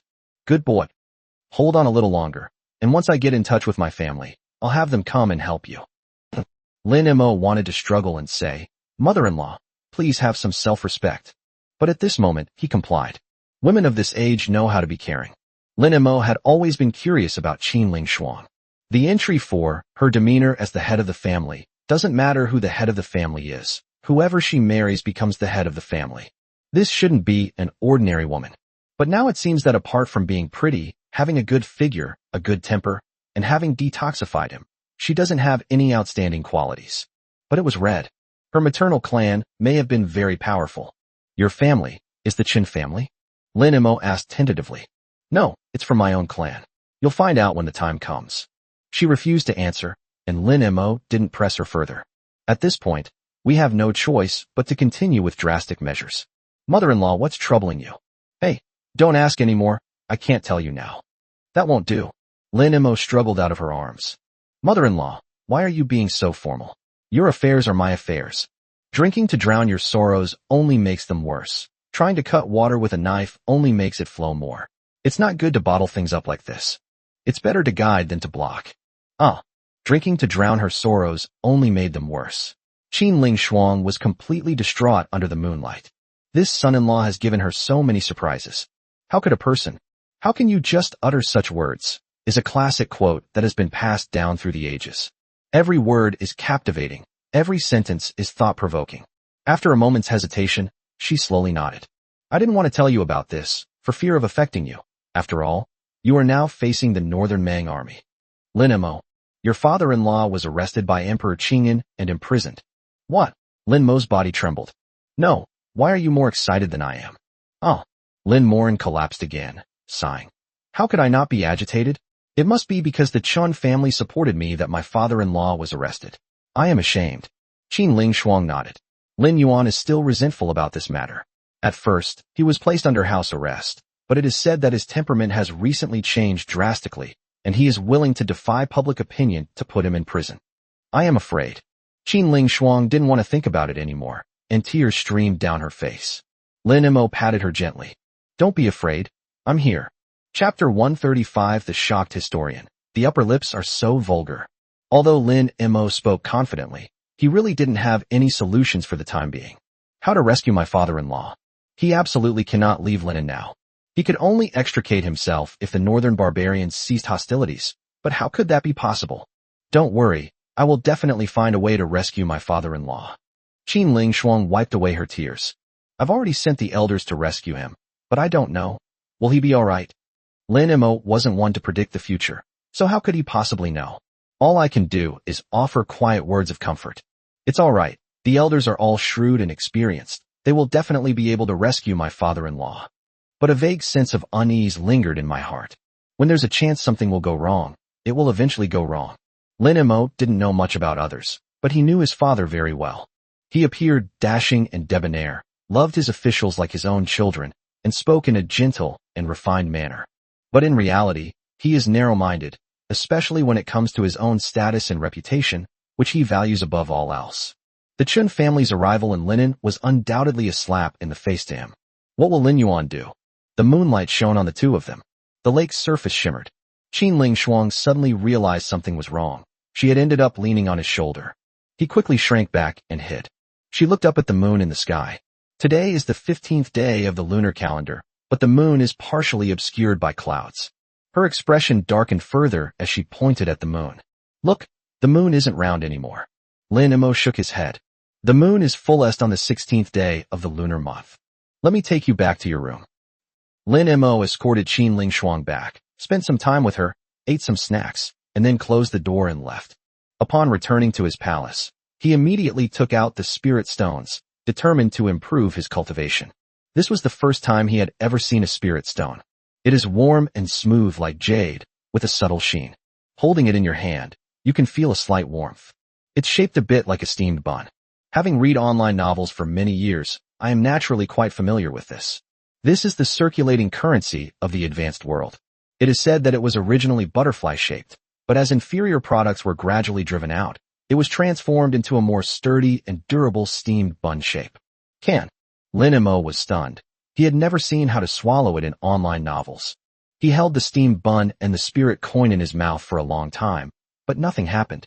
Could it be that my cultivation level is insufficient to refine it? Lin Mo spat it out and examined it carefully. As he was pondering this, the door was suddenly pushed open. Elder brother. Lin Hao burst in, his face filled with bitterness and hatred. I couldn't sleep, so I came to play with you. Then, he saw what Lin Mo was holding. His eyes lit up instantly. It was shiny, just like the candy he had eaten. Brother, you have something delicious to eat. Before he could finish speaking, Lin Hao snatched the spirit stone from Lin Mo's hand. Before Lin Mo could react, he had already put it in his mouth. No. Lin Mo reached out to stop him. Brother, this is delicious. It's chewy and has a pastry flavor. Holy crap. Lin Mo was speechless. He had just eaten some snacks and had the spirit stone in his mouth for a long time. How could it not taste like snacks? He felt nauseous. But more than anything, it was curiosity. Did you feel anything after you swallowed it? Lin Hao then noticed the changes in his body. It seems so. I can't quite put my finger on it, but it's much better than the egg laid by that old monk. All right. Lin Mo was deeply disappointed. It wasn't that the steamed bun spirit coins were useless. It's not that he's not capable enough. Is there anything else, brother? There are a few more. Of the remaining 9, Lin Mo took out 8 and handed them to him. He decided to consume the remaining 1 every time he advanced to a higher realm, to see where the limit was. Eat up, but these don't taste like desserts. If you like that flavor, I'll make them for you. Faced with delicious food, Xiao Linhao didn't hesitate and swallowed it all in one bite. Belch. Linhao rubbed his stomach. There's a gas inside, swirling around, as if it won't listen to me. Lin Mo was envious. This must be spiritual energy. Then, in a way that Lin Hao could understand, he explained. It's probably because you haven't digested it properly. You should exercise more, and it might help. By the way, brother, your cultivation level is so high. How did you train? Teach me. Lin Mo's trusted lieutenants included Wu Tianliang and Eunuch Wei. However, one of their techniques was too ruthless, while the other seemed to have mastered the sunflower manual. He has neither the ability nor the time to learn. But Lin Hao is a true master on par with Xiao Yuerong. Upon hearing about practicing martial arts, Lin Hao immediately became excited. Okay, I'll teach you. He reached into his pocket and pulled out 2 booklets. The booklet was slightly yellowed and looked quite ordinary. Lin Hao said mysteriously, Brother, if you can master these 2 books, you'll be able to fight that old monk. Lin Mo suppressed his excitement. Watchin, that's a 9th realm expert. Even if she is not as good as Xiao Yuerong, she is probably not much different. Looking at that book again now, it seems to be radiating spiritual light. Really? Lin Mo was overjoyed and carefully took it, his hands trembling slightly. You can tell by looking at the name. I was so angry I almost died.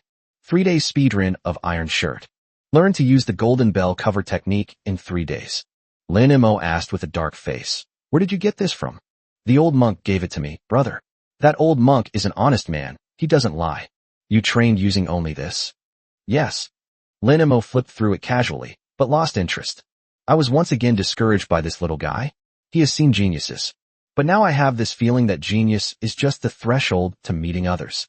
Others can master this skill. I'm impressed. Unfortunately, the patriarch cannot share his entry on martial arts prodigy. Forget it, I'll practice by myself. You go have fun. Lin Hao wasn't very bright, but he could tell that Lin Mo wasn't interested in playing with him. He muttered something, then walked out with his head down. Wait, if you see a palace maid you like, tell me, and I'll take care of it for you. No. Eunuchs are fine too. I'll make the same decisions for you. But you absolutely cannot have your eye on your sister-in-law. Brother, I just want to fight. Go ahead. Lin Hao walked to the gate, and Lin Mo called him back again. By the way, you absolutely cannot leave the palace tomorrow, or you'll get a good spanking. Okay. Although Lin Hao was extremely strong, no one could pay attention to him amidst the vast army, and he wasn't very bright. Lin Mo was genuinely worried that something might happen to him. This was his only source of family affection, and he was also an innocent child. We can't protect the country, but we must protect him. A moment later, Lin Mo had just entered a meditative state when he was interrupted once again. Eunuch Wei arrived quietly. Your Majesty, an imperial edict has arrived from Jinling. What did that old bastard say now?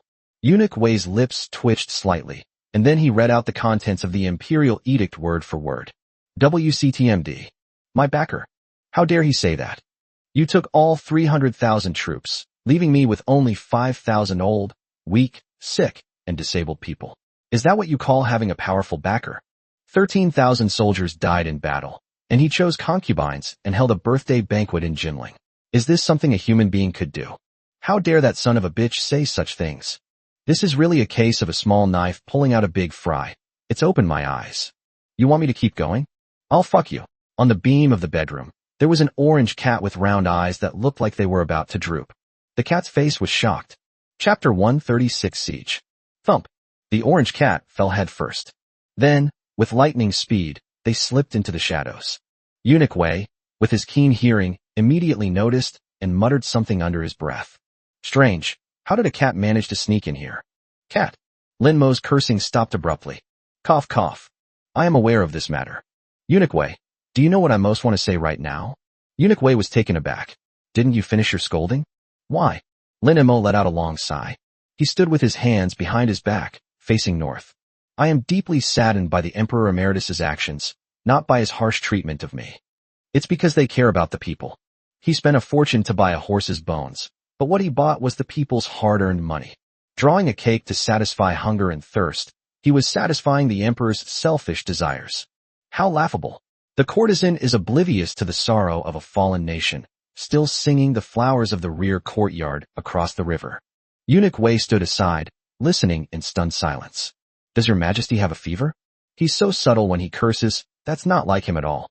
While I was fighting desperately on the front lines, with 13,000 soldiers bleeding on the city walls, he was indulging in singing and dancing in Nanjing, selecting concubines and holding banquets. Alas! Indeed, the warm breeze makes tourists drunk, and they mistake Jinling for linen. But they may get drunk and dance, but I cannot. I will defend the territory of Great Wei, not an inch can be lost. Eunuch Wei scratched his head. Your Majesty, the Emperor Emeritus's actions were indeed excessive. Do you wish to respond to him? Want. Tell the Emperor Emeritus that Linen is short of food and soldiers. Now that we are at a critical juncture in the war, we hope that he can come to our aid for the sake of the people. If he has no concern for the people, so be it. Tell him that I will live and die with Linen. Your Majesty is truly righteous. Eunuch Wei exclaimed in admiration. The orange cat disappeared into the corner. He quickly returned to his room and picked up his pen to write. Upon hearing of the imperial edict from Nanjing, the emperor initially remained silent. When the Emperor Emeritus was mentioned, the emperor showed no anger, only disappointment. After speaking, he remained silent for a long time, saying nothing more. Judging from his actions, although he is a son who does not speak ill of his father, his heart has grown cold and his mind is made up. The actions of Jinling are pushing Linen step by step into the abyss. After finishing writing, she took out her diary again. This emperor's mouth is so foul, it's impossible to write about him. But what he said makes a lot of sense, and his situation is so difficult. Although I've omitted the part about his foul mouth, I'm still recording the facts and haven't violated any ancestral precepts. My ancestors surely won't blame me. Lin Mo was neither afraid of the historians nor of a bad reputation. Instead, he felt that if Linen held, they would inevitably clash with Lin Yuan sooner or later. In this era, the relationships between rulers and subjects, fathers and sons, were still strictly governed by etiquette. He wanted to use the name of the historian to record Lin Yuan's crimes. Lin Mo was forced to record everything because he had no other choice. Especially, fathers and sons killing each other. The father killed the son, and the son killed the father. He wanted to stand on the moral high ground and silence the world. He didn't sleep a wink all night. All sorts of things weighed on my mind. The quiet of the northern wilderness made him uneasy. There was nothing we could do about my father-in-law's safety. Jinling's outrageous behavior chilled him to the bone. If that old bastard really throws a big birthday banquet, how many families will be ruined and people will die? In the end, all of these are messes that I will make myself. That son is not easy to carry. Can he bear the burden? The sky slowly began to lighten with the first hint of dawn. Just then, a system notification sounded in my mind. Ding. Special effect detected for the entry on the legal wife, Chen Qingguan. Congratulations, host, you have obtained Berserk Pill *1.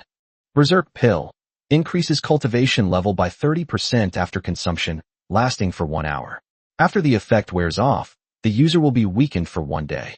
Berserk Pill? Lin Mo initially scoffed at it. He was only at the 4th level, and even in his berserk state, he was nothing more than a toothless golden retriever in front of Xiao Yurong. But the next moment, his breathing became rapid. 9 Realms experience card. If these two are used together, won't they beat Xiao Yurong into a pulp? Lin Mo thought about it for a moment, and it was very likely. Just as I was thinking that, boom. A muffled rumble of thunder echoed from the northern horizon. Lin Mo immediately stood up. He knew that this was not thunder, but the sound of the iron hooves of the northern Mang army. The northern barbarians are here. This time it will definitely be several times more intense than the last time. Lin Mo quickly put on his outer robe and strode outside. Stepping out of the palace, I saw Lin Hao sitting cross-legged in front of the door, meditating with his eyes closed. He opened his eyes when he heard footsteps. Elder brother? Is he protecting me? Lin Mo felt a slight warmth in his heart. But it didn't stop, heading towards the warhorse that Eunuch Wei had prepared long ago. I'll say it again. No matter what you hear today, you are not allowed to leave the palace, or you'll get a good spanking. Lin Hao shrank his neck. Lin Mo mounted his horse and spurred on. Drive. The sound of horses' hooves faded into the morning mist.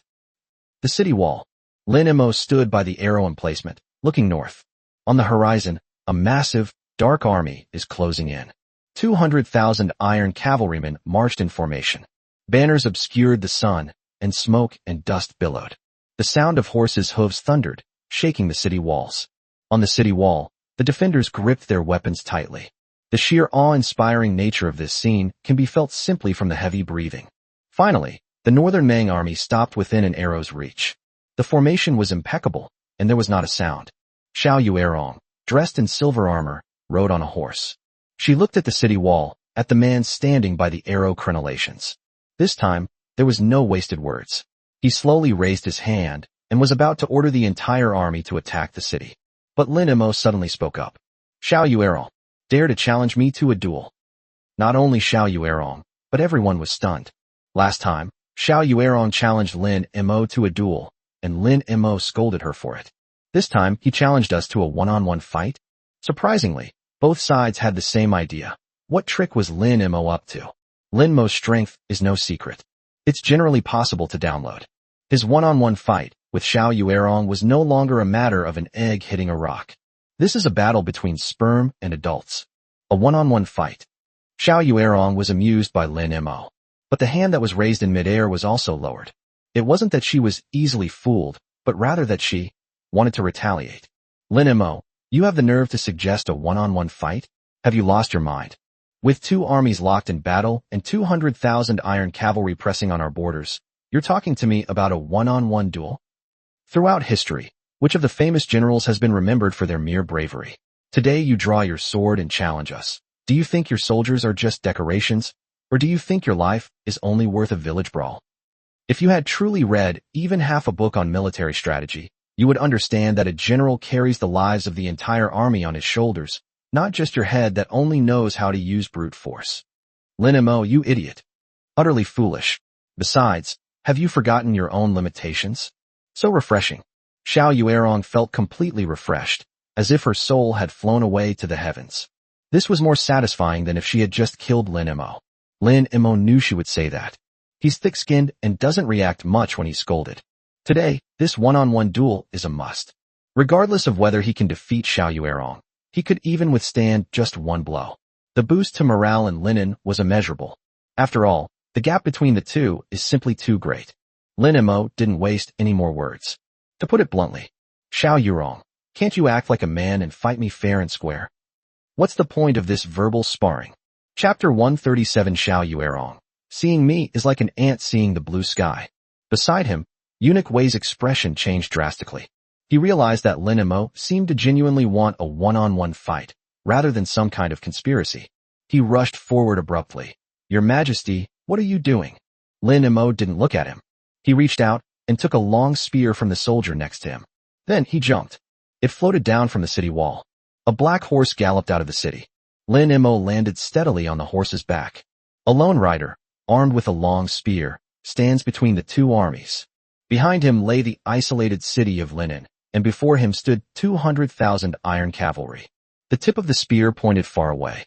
On the city wall, Eunuch Wei's legs went weak, and he almost knelt down. They were about to leap off the city wall. But Wu Tianliang grabbed him. Wu Tianliang coldly uttered 4 words. His Majesty is afraid of death. Eunuch Wei froze, opened his mouth, but then stopped. Xiao Yuerong was completely stunned. He looked at the lone rider and felt as if he had seen a ghost. Has Lin Emo been possessed? He's treacherous and cunning. How could he possibly do such a thing? Did he not know that even from this distance, just an arrow's length away, taking his life would be as easy as turning his hand? What on earth is he doing? Xiao Yuerong was no fool. She examined Lin Emo for a moment. They confirmed that there were no ambushes underground and no hidden weapons in the sky. He then let out a cold laugh. Since you desire death, how can I refuse? She spurred her horse and galloped off. The next moment, between the two armies, 2 people, 2 horses, stood facing each other. They were no more than 3 zhang apart. The morning light shone on the 2 of them. A figure in silver armor riding a white horse, dashing and heroic. A man in a black robe riding a black horse, exuding heroic spirit. Xiao Yuerong still didn't quite believe it. Lin Emo, do you really want to die? What kind of hero are you trying to be? Xiao Yuerong, I promised you I would have you dance for me in a maid outfit, and that hasn't happened yet.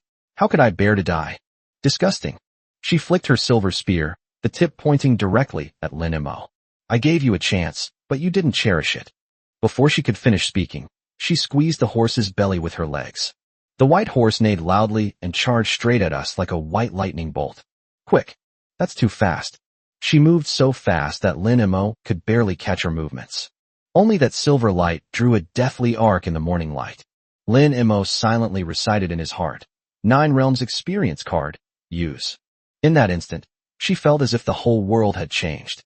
What lay before him was no longer a blurry silver light, but Xiao Yuerong's every subtle movement. The grip on the gun, the twisting of the waist and abdomen, the murderous intent in the eyes. Everything is crystal clear. Within his body, a powerful force surged forth like a river bursting its banks. That power washed over his meridians and filled his limbs and bones. He had never felt this way before, as if he had the world at his fingertips. One punch could kill 10 Xiao Yuerongs. He spurred his horse and transformed into a black lightning bolt. With his spear in hand, he thrust it straight at the silver light. 2 long spears met in midair. The tip of the spear touching the tip of the spear. Bite! A sharp crack, like a thunderclap, rang out. In that instant, the world fell silent. On the city wall, all the soldiers guarding Linen stared wide-eyed in disbelief. Beneath the city walls, the 200,000 iron cavalry of the northern barbarians stood in complete silence. For a moment, it seemed as if the entire world, 2 countries, were watching the same 2 people without prior agreement. This shot concerns the fate of both countries. Bite! The crisp sound of the spears clashing still echoed. The 2 switched places. Xiao Yuerong reined in her horse and turned around, her stunning face now showing immense shock for the first time. You? Even his voice trembled slightly. You are at the 9th realm. How could that be? Last time the 2 of them spent the whole night together. How could she not know Lin Mo's strengths and weaknesses? But this impossible thing became possible at this very moment. If Lin Mo were at the 4th level, I wouldn't have held back just now. I could have easily vaporized him. He is at the 9th realm. The 9 realms are absolutely true.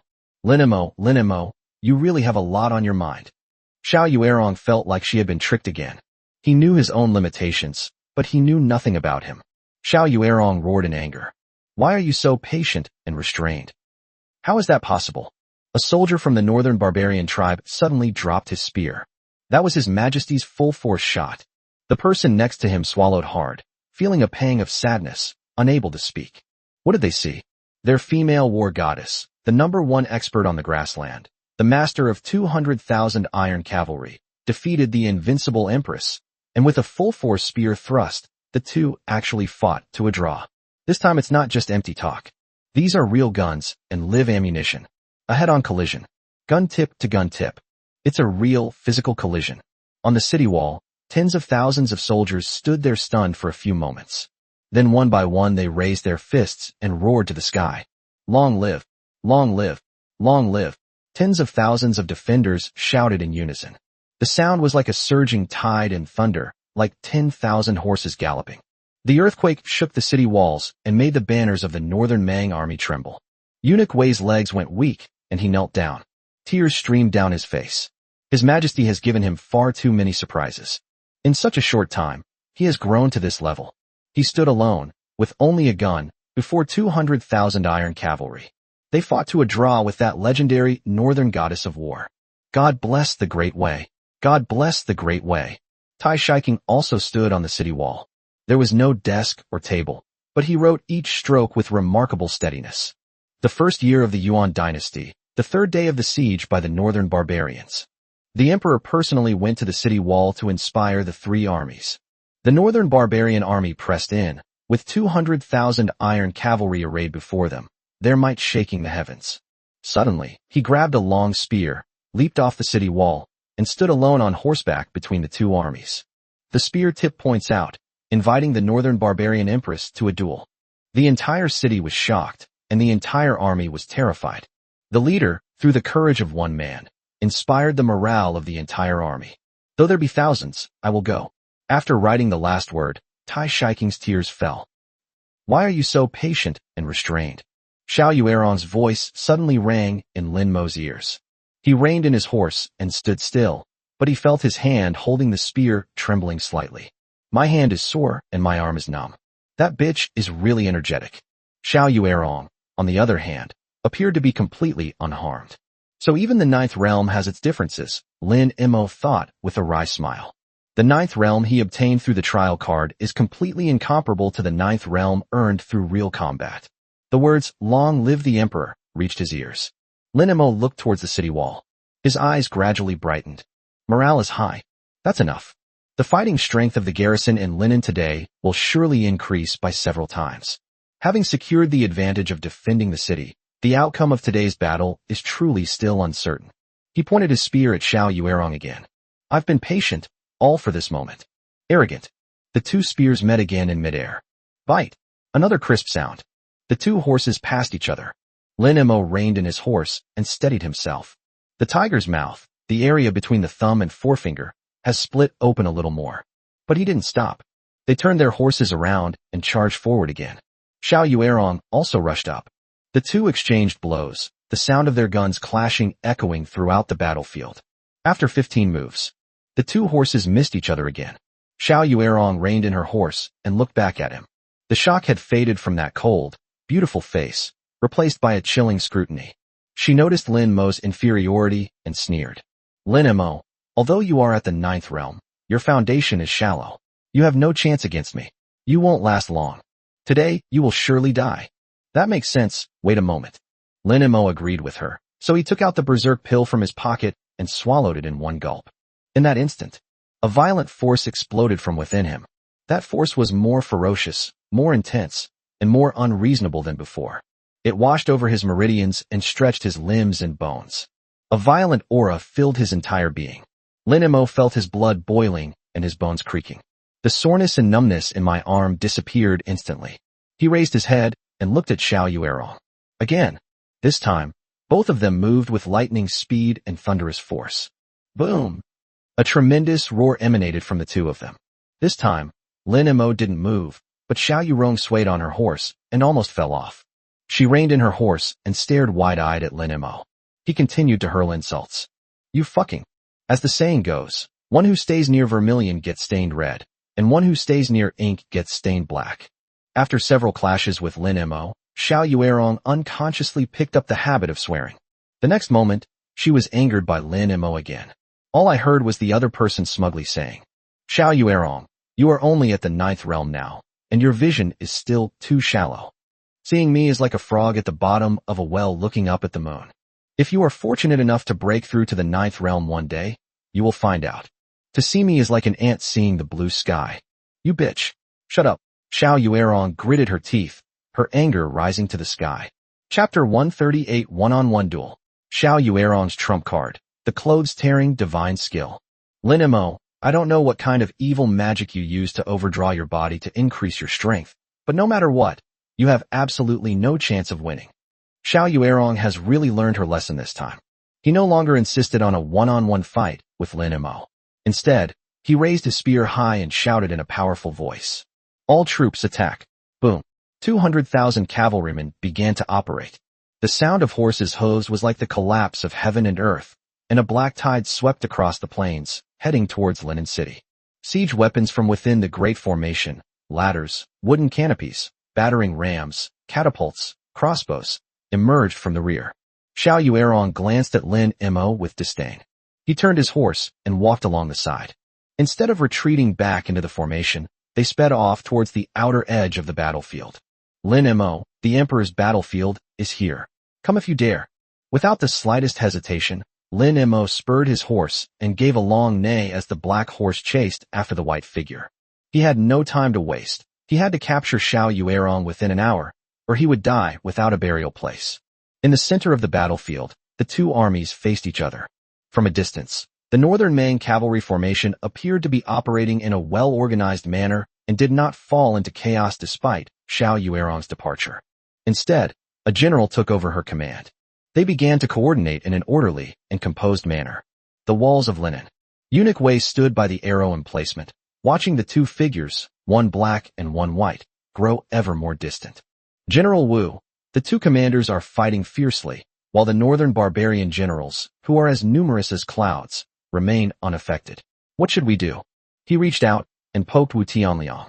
The latter did not respond. Eunuch Wei wanted to slap him. How could this guy let him down at such a crucial moment? I poked it again. Wu Tianliang said impatiently. Isn't this annoying? His Majesty expected this to happen. He raised his chin and gestured to the side. Eunuch Wei followed his gaze. There was a woman in silver armor with a long sword at her waist, and behind her stood several female soldiers with prominent breasts. No longer a pure and innocent beauty, but a true heroine. Eunuch Wei suddenly realized. Loyal people. The Tiger General was personally appointed by His Majesty.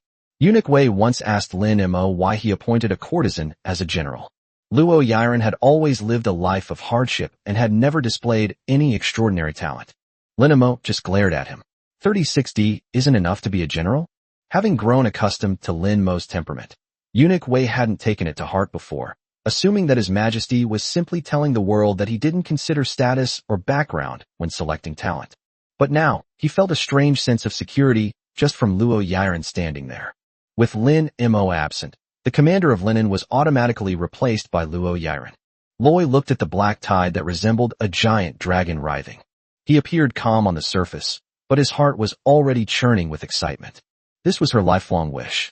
From as far back as she can remember, while other girls learned embroidery, she secretly hid military books under her pillow.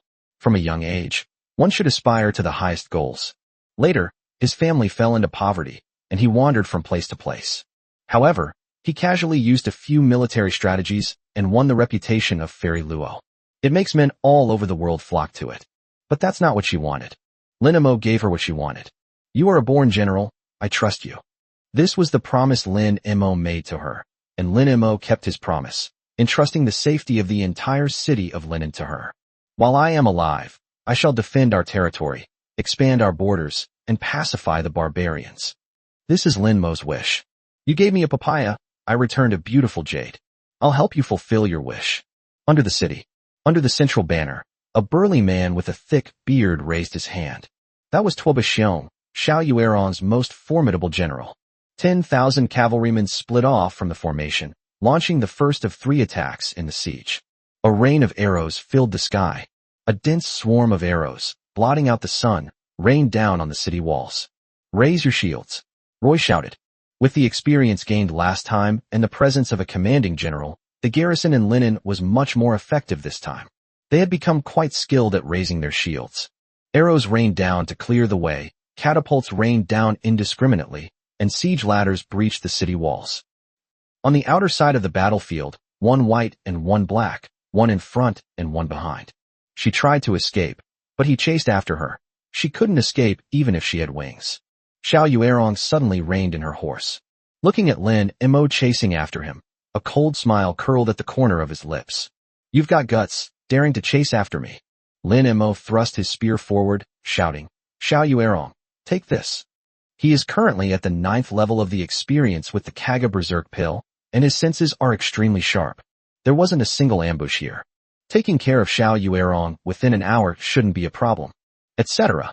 Xiao Yuerong spurred her horse aside, and the two switched positions. Scared?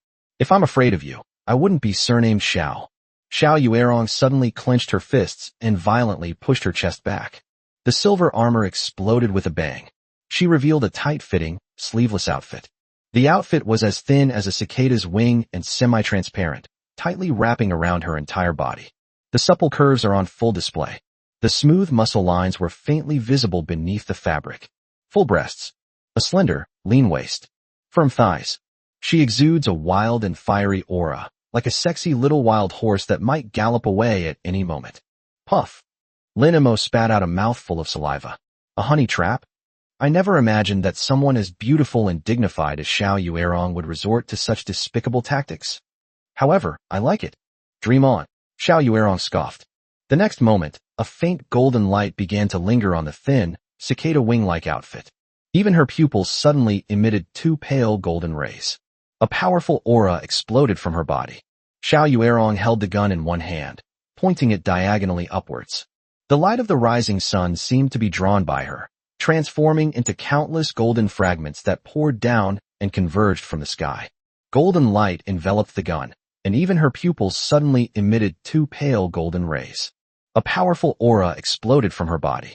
Xiao Yuerong held the gun in one hand, pointing it diagonally upwards. She drew down the crimson light of the rising sun, transforming it into countless golden fragments that poured down and converged from the sky. Golden light swirled and danced around the gun. Xiao Yuerong's aura rose steadily.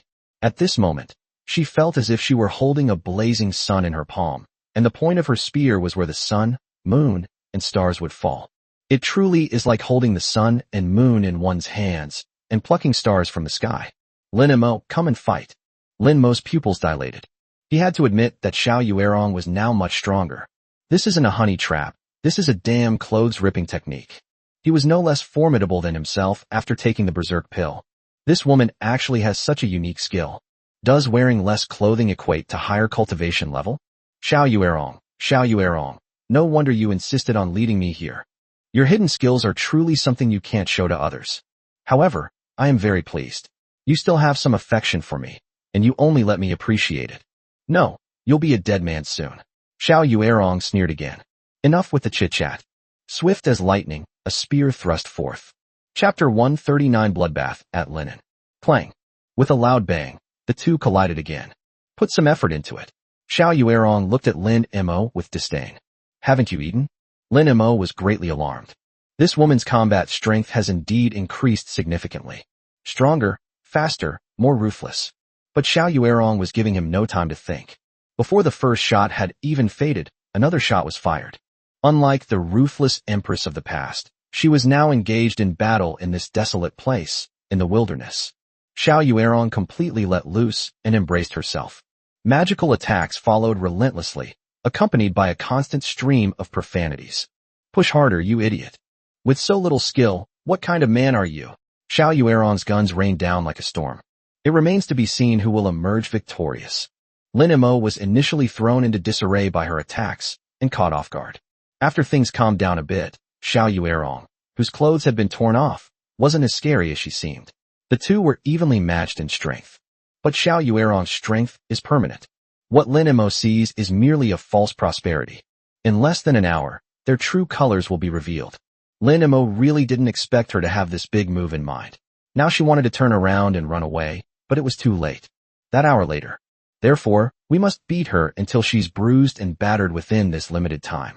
Kneel down and sing conquer. With no way out, ruthlessness is the only option. Next, I'll show you what a man is. Lin Mo grinned and thrust his spear forward.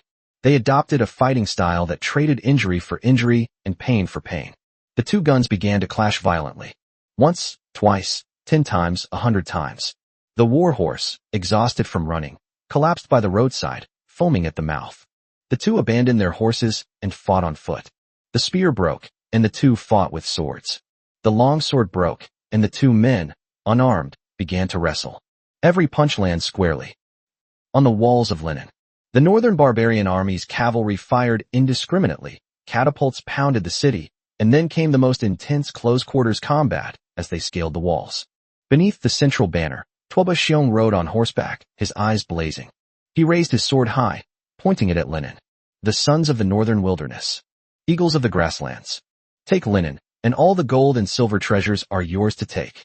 Take Linen, and the women of the central plains will be yours to enjoy. Once Linen is captured, the swords will not be sheathed for 3 days. The northern barbarian army was in complete uproar. On the one hand, capturing Linen was a great honor for the grasslands and the wish of generations. On the other hand, the Empress always rewarded those who made contributions, which made people willing to risk their lives for her. The military achievements of the grasslands were similar to those of the Central Plains. They were also pioneers, charging into battle, capturing flags, and generals. For ordinary people and scholars who relied on the imperial examinations to rise in rank, these 4 major military achievements were the fastest way for soldiers to get promoted. The term, first to scale, refers to the first person to scale the enemy's city walls during a siege. If one can scale the city walls amidst the enemy's dense attacks, rain of arrows, rolling logs, and scalding oil, and create an opening for the army, paving the way for the soldiers behind. Congratulations. Your future achievements can be compared to those of Hessian. His wealth was due to the merits of his ancestors. As for Zhao Yun's 7 charges into and out of enemy lines, although he did not kill any generals or capture any flags, his achievements were still unparalleled. As for capturing flags and beheading generals, that's far too difficult. Throughout the past thousands of years, only Guan Yu's slaying of Yan Liang amidst a vast army has been a legendary tale. But none of this prevented the northern barbarian soldiers from having bloodshot eyes at this moment. Being the first to charge into battle is enough to ensure that future generations can enjoy good fortune. The northern barbarian soldiers charged toward the city wall like madmen. Ladders were erected on the city wall. The battering ram rammed into the city gate. The crossbows were raining down arrows. Kill. On the siege ladder, The northern barbarian soldiers pushed and shoved like madmen. Some people were hit and smashed into a bloody pulp. Someone was shot by an arrow from his own men and fell with a scream. But no one stopped. Finally, someone climbed onto the city wall. He was a burly man with a face full of scars, covered in blood, and his eyes were so red they looked like they were about to drip blood. He stood on the edge of the battlements, looking up at the sky and letting out a long howl. "I'll be the first to climb. I was the first to arrive." His voice could be clearly heard amidst the deafening shouts of battle. Then, a long spear pierced his chest. The burly man looked down at the spearhead protruding from his chest. He was stunned. It was worth it. But soon, the second person climbed up. The third, the fourth, the fifth. Luo Yi took the lead, personally leading his troops in hand-to-hand combat with the northern Mang soldiers who had stormed the city walls. The fierce and ruthless female soldiers behind them energized the male soldiers around them, making them feel even more excited. The entire city wall was completely transformed into a sea of carnage. Luo Yiren secretly practiced martial arts for many years and spent her days spinning and jumping with her eyes closed in the brothel. He was incredibly agile, and when he killed, he was like a butterfly fluttering in the air. A northern barbarian soldier lunged at her from the side, his blade aimed straight for her back. Without turning his head, Luo Yi lowered his body and floated behind the soldier like a falling leaf. The sword pierced his lower back. Another one falls. "General, you are mighty," the garrison soldiers shouted. Although the attacking side was at a disadvantage, the northern Mang army, relying on its strong individual combat skills and seemingly endless numbers, still managed to send too many people up. No matter how exquisite Luo Yiren's movements are, they are useless when there are many people around. Bang! She was kicked and staggered backward, bumping into Eunuch Wei. Old Master Wei's face turned pale, and he hurriedly helped her up. "Your Majesty." "No, General, if we don't use the golden juice now, when will we ever get another chance?" The secret weapon this time was the golden broth brewed in hundreds of large pots in Linen City. It is also a source of reliance for many people. "No, it's not the right time yet." "When is the right time? Otherwise, our losses will be too great." "They're about to withdraw." Luo Yiren decisively shook her head and refused. Using Wei Gong as leverage, they charged out once again. She had already made up her mind that this time, she would definitely repel the enemy's attack head-on. She could tell that although the northern barbarians had come with great force this time, it was only a test. The northern barbarian commander did not intend to take the city in one fell swoop. They were trying to wear down the morale of the defenders and break their will. The syrup should be applied to the blade. What? Eunuch Wei was so angry that he stomped his feet. But when he turned around, he saw Wu Tianliang calmly killing the enemy. I was somewhat envious. When will I be able to be so carefree? As people get older, they tend to worry about things that aren't their business. He chuckled to himself, and streams of soft, like internal energy emanated from his body. Clang, clang, clang. Suddenly, the sound of gongs rang out from within the northern wilderness formation. The northern barbarian soldiers who were climbing up paused for a moment. Then, it receded like the tide. It comes quickly and goes quickly. On the city wall, the defenders leaned against the arrow slits, panting heavily. Some people collapsed to the ground, while others groaned, clutching their wounds. In the central army of northern Mang, a deputy general rode forward, his face full of confusion. "General, the brothers are in high spirits. Why do we need to sound the retreat?" Tuoba Xiong did not turn around. He simply sighed softly. "We can't afford to fight a direct confrontation, even though we have a strong and well-equipped army. Anyone who has ever led an army knows that to capture a city, you need at least 4 times the number of troops. The extent of the difficulty is evident. War is not just about fighting people, but also about fighting their hearts. If we go head-to-head, we'll have to send at least 50,000 men. His Majesty taught us a lesson. If a city falls but the people are not all dead, they will rebel again. If the hearts of the people are broken, the city will fall on its own without needing to be destroyed." Chapter 140 Defending the City with Golden Juice. Amidst dark wind and rain, the rooster crows incessantly. Tuoba Xiong raised his whip and pointed it straight at the city wall. "See that? Those garrison soldiers are still breathing. This was earned through the battle between their king and our goddess of war. That's called morale. What we need to do is not to take lives, but to completely wear down his spirit." Tuoba Xiong's tactics were not complicated, but they were extremely torturous. Each time, take only a small bite, never giving the other person a chance to catch their breath. After 3 or 5 waves, People feel like vomiting just seeing the big flag. Pass down the order. Immediately organize a rotation and begin the siege. Lin Mo could no longer hold onto his sword. He knelt on one knee, supporting himself with his sword, panting heavily. Every breath felt like a knife cutting my throat, and my lungs felt like they were on fire. Xiao Yuerong wasn't much better off. She leaned against a half-dead tree, her whole body covered in mud and blood. The thin, cicada wing-like outfit was already tattered, revealing large patches of bruises and wounds. The two were no more than 3 feet apart. No one had the strength to do anything more. He could only breathe. They could only stare at each other. Lin Mo, you really are a sight to behold. Even someone like this can fight me to this extent. Looking at this woman, Lin Mo felt a surge of admiration. She truly deserved to be called the first female war god. Even with his own style of trading injuries for injuries, he couldn't completely suppress the opponent. It can only result in mutual destruction. You're not bad either, you're quite a fighter. Let's continue once we've both recovered, Lin Mo said, bluffing. What's the point of us continuing to fight? Xiao Yuerong retorted. Yes, what's the point of us continuing to fight? Lin Mo asked the same question. Xiao Yuerong was taken aback, then burst into laughter. Ha ha ha, Lin Mo, is this an act of surrendering to me? He pointed to Linen City not far away, where smoke and dust billowed and shouts of battle shook the heavens. Do you see that? My army is besieging the city. After this happens several times, Linen will fall into chaos without a fight. At that time, Northern Mang will launch a truly devastating attack, and Linen will be finished. It's all your fault, you fool, insisting on a one-on-one fight. Now that Linen is leaderless, are you relying on that little girl on the city wall? Lin Mo, remember this. The fall of Linen was all because of your stubbornness and arrogance. All the dead will be counted against you. Lin Mo ignored her immediately, but struggled to get up and sat on a high slope, looking towards Linen City. Seeing this, Xiao Yuerong also limped over and sat down next to Lin Mo. Lin Mo knew that if he couldn't intimidate her, he would be doomed once she recovered slightly. He sneered and said, What? Are you going to sit here, or continue fighting? I'm ready for either. I'm not going to fight anymore. Let's sit for a while.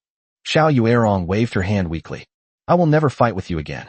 That is the behavior of a brute, not that of a ruler. Sit for a while, or sit for a while. What? Nothing. The two sat side by side, watching the bloody battle ahead. The morning sun shone on the two of them, casting long shadows that made them look like an inseparable couple. Xiao Yuerong, have you ever heard a saying? The wind and rain are dark, but the rooster crows incessantly. Lin Mo didn't know if the Book of Songs existed in this world, and slowly said. This phrase comes from the Book of Songs, and means that even if the wind and rain are fierce and the sky is dark, the rooster will still crow incessantly. Tell this land that dawn has come. Xiao Yuerong frowned slightly. A picture appeared in my mind. On a stormy night, atop a giant rock, a rooster crows loudly amidst the tempest. Lin Mo continued. Don't underestimate Linen, and don't underestimate the Han people of the Central Plains. The worse the situation becomes, the more it will inspire the courage of heroes to face danger. More patriots will step forward. This is the cry of the nation. Lin Mo's words reminded her of what Qian Wentung had said about ensuring basic living standards for ethnic minorities. Xiao Yuerong was unconvinced. You people from the Central Plains have national sentiments, but we don't. The rooster crows incessantly. Have you ever considered that if the storm is raging and darkness prevails, I cannot be like that chicken on the grassland? Well, Lin Mo was stunned by her outrageous statement. He turned his head and looked the stunning beauty beside him up and down. She has an exceptional appearance and a superb figure. She not only has an exotic charm, but also a seductive ability to rip off her clothes. You certainly have the looks to be a prostitute. Of course, but Xiao Yuerong immediately realized what was happening and glared at her angrily. You're the chicken, your whole family are chickens. I am, after all, a rooster. Xiao Yuerong scoffed, wanting to curse again, but felt it was pointless. The fact that the two kings were discussing who the chicken was would be incredibly ridiculous if word got out. You're really asking for a beating. Xiao Yuerong suddenly remembered that night, when the two of them were in the same situation. They put aside their past grievances and became like friends. This very moment is a replay of yesterday. She suddenly sighed. If we weren't mortal enemies, we would definitely be very good friends. It's just a pity that in the end, only one of us can win. And that person must be me. No. Lin Mo shook his head. Do you really think Linen can turn the tide? Xiao Yuerong, Neither of us will win. We are both losers. Who? Lin Mo interrupted her. No matter who wins this war, the world will be plunged into chaos and suffering. Behind us will be mountains of corpses and seas of blood. All the fame, fortune, and personal glory will be paid for by those innocent people. Xiao Yuerong felt somewhat disheartened by Lin Mo's words. But she is not one to give up easily. He forced a verbal rebuttal. The success of one general is built on the bones of 10,000 soldiers. How can a general be so merciful as to have the compassion of a woman? A ruler should think of achievements that will last for generations. You're a crazy woman. Lin Mo did not argue. There's no point in talking when we don't see eye to eye. Xiao Yuerong snorted coldly, like an angry young wife, and stopped paying attention to Lin Mo. In the distance, the sound of war drums suddenly changed. The low, continuous rumble was like muffled thunder rolling across the sky. Xiao Yuerong's eyes lit up. She murmured, "Here we go." Lin Mo looked dejected, but he was powerless to do anything about it. We can only place our hopes on the soldiers defending the city. In the northern wilderness formation, Tuoba Xiong raised his command flag high. Behind them, 200,000 cavalrymen shouted in unison. The sound was high-pitched, like thunder at the beginning of creation. This attack was several times more intense than the previous ones. The city wall. An old soldier of the garrison leaned against the arrow sack, panting heavily. He had lost count of how many waves this was. All I know is that the brothers around me have changed several times.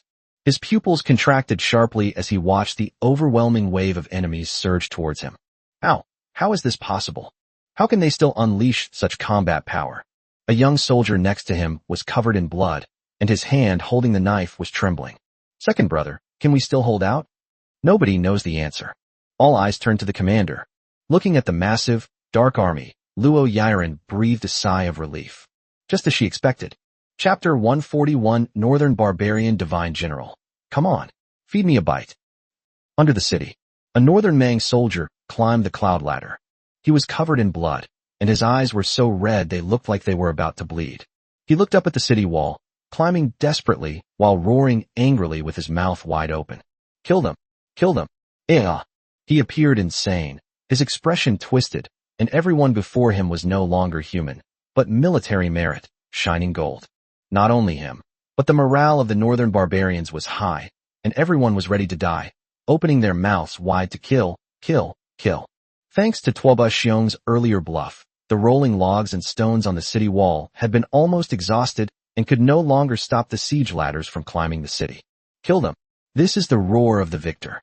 But then, an outrageously foul odor wafted over, lingering around the nose, overpowering the smell of blood and penetrating the lungs. What the hell?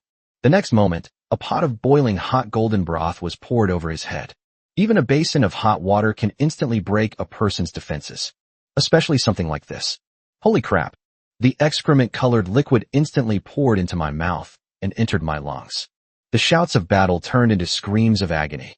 A stench, accompanied by scathing curses, instantly filled the entire battlefield. Even from a great distance, Xiao Yuerong could smell that familiar scent. The memories of her dead attacked her, using the same formula as before. He would never forget that taste. She stared blankly at the city wall, where golden liquid cascaded down like a waterfall. Her soldiers fell from the city walls like dumplings being dropped into a pot. Even she, who was used to seeing life and death, felt a chill run down her spine at the sound of screams. Xiao Yuerong's face instantly darkened. She turned and glared at Lin Mo, unable to suppress the anger in her heart. He roared, "You're not only foul-mouthed, you're just as filthy in battle. What kind of crap is this? This is a firearm." Lin Mo finally felt relieved. These golden liquids have been simmering for a long time, all for this moment. Fortunately, the Roy people didn't waste their time. Its form is liquid, it is inexpensive, and it has a huge destructive power, making it very effective in defending cities. I will not keep anything to myself. I can teach you. Simply heat the excrement of humans and animals over a high flame until it boils, like boiling water, and its color is golden, hence the name, boiling water golden juice. If you have the capacity, you can add highly poisonous substances such as Gelsemium elegans and arsenic. Attacks on the physical body are not very significant, and sometimes they cannot even penetrate armor. But its enchanting effects are devastating to the mind and soul. Lin Mo clicked his tongue and gasped. If it splashes into your mouth, the feeling, Xiao Yuerong, You can imagine it and savor it. Shut up. Xiao Yuerong only thought about it for a moment before feeling nauseous. That day, she didn't drink any tea or water because only a drop of water splashed on her. If it flows into your mouth, vomit. Of course, there are also countermeasures for those who wear armor, and you will see them soon. Lin Imo laughed loudly. An arrow dipped in excrement. Whoever it hits dies. As Lin Imo spoke, he realized that there was only one way to break the golden juice. It means conscripting men from India. For them, gold juice instantly becomes masala. Xiao Yuerong finally couldn't hold back any longer. Can you shut the hell up? If you're going to fight, then fight. Why are you bringing up these grotesque things? How disgusting. Lin Imo burst into laughter. Isn't death more disgusting than this? After Lin Imo finished speaking, his pupils suddenly widened in shock. He wanted to slap himself for speaking too confidently. All that could be seen was the battlefield. The Northern Mang army was caught off guard by the sudden attack of the golden liquid. The army collapsed like a house of cards. The soldiers who had just charged forward with bloodshot eyes dared not take another step. Refund what? Stop right there. Tuoba Xiong was unwilling to accept that the victory that was about to be in his grasp had been ruined by this inexplicable juice. He spurred his horse forward and cut down a fleeing soldier with a single stroke. Those who retreat shall die. The soldiers looked at him with fear in their eyes. But eventually, someone stood up and spoke out. General, on this journey south, which of our brothers is afraid of death? If we were to be attacked with swords and axes, and we even flinched, we wouldn't be the eagles of the grasslands. General, this is scalding hot shit. The brothers really can't take it. Tuoba Xianqi trembled all over. He knew that if they retreated today, the morale of the entire army would plummet. They may even have stress disorders. Therefore, this must not be allowed to happen. Instead of killing again to establish his authority, Tuoba Xiong brandished his long sword. Isn't it just boiling up some excrement and urine into juice? We men of the grasslands aren't afraid of death, so why would we be afraid of this? A soldier muttered under his breath. The general's words are easy to say. It's not like you're the one eating it. Would you dare? Tuoba Xiong sneered, grabbed the soldier by the collar, and lifted him high above his head. He roared. What if I dare? Ah. The soldier paused for a moment, then shouted back. If any of the brothers retreat, even one more step, they are cowards. Good. Truly outstanding generals always lead by example and take the lead in battle. Share the joys and sorrows with the soldiers. Tuoba Xiong threw the soldier to the ground. Open your eyes wide and watch, all of you. He stomped his feet hard, and like a cannonball, he landed on the ladder in a flash. He laughed wildly towards the city wall. Come, give me a bite. Fire at me. His voice, like thunder, exploded across the battlefield. The routed soldiers stopped in their tracks. They looked up at the crazed figure. Some people were instantly moved to tears. General, the soldiers guarding the city walls were also stunned. Are there really people who like this kind of thing? They really are a different race. That's amazing. Tuoba Xiong continued climbing. It was only 3 zhang away from the city wall. 2 zhang, approximately 6.6 meters. 1 zhang, approximately 3.3 meters. He raised his head, opened his mouth, and roared at the guards. Come on. I'm right here. Splash it. Let me taste what your shit tastes like. Tuoba Xiong was able to rise to become Xiao Yuerong's top general. He was definitely not a fool. He can only be described as ruthless. He wasn't asking for food, but he absolutely had to eat. He had to intimidate everyone and stabilize morale. Lin Imo was speechless.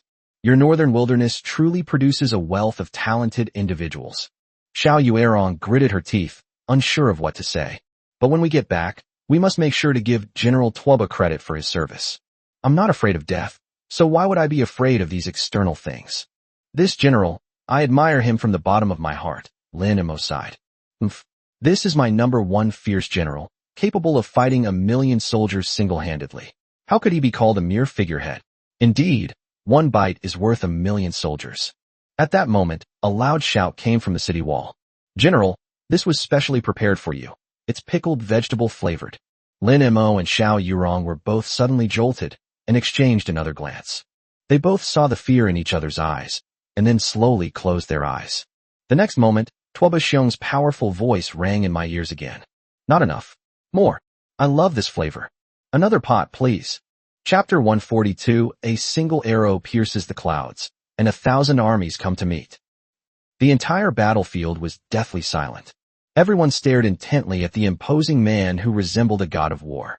On the city wall of linen, Some people were so frightened that they dropped their knives to the ground without even realizing it. Is this even human? Luo Yiren was also dumbfounded. But she quickly recovered from the shock. Pour it out. Feed him. Splash. Another pot, poured over his head. Tuoba Xiong opened his mouth wide, tilted his head back, and laughed heartily. Let it splash onto your face and into your mouth. His expression remained unchanged, like a god of war. Below the city walls, the routed soldiers watched the figures on the siege ladders, now stained a yellowish brown with excrement. Listen to that domineering laughter. Suddenly, someone started sobbing and crying out loud. General. If the general, who is second only to the emperor, can act with such defiance, how can we possibly be afraid of the enemy on the battlefield? What's there to be afraid of? At worst, we'll wash it all away with their blood. Some people stood up, while others turned back and rushed back. Kill! Kill!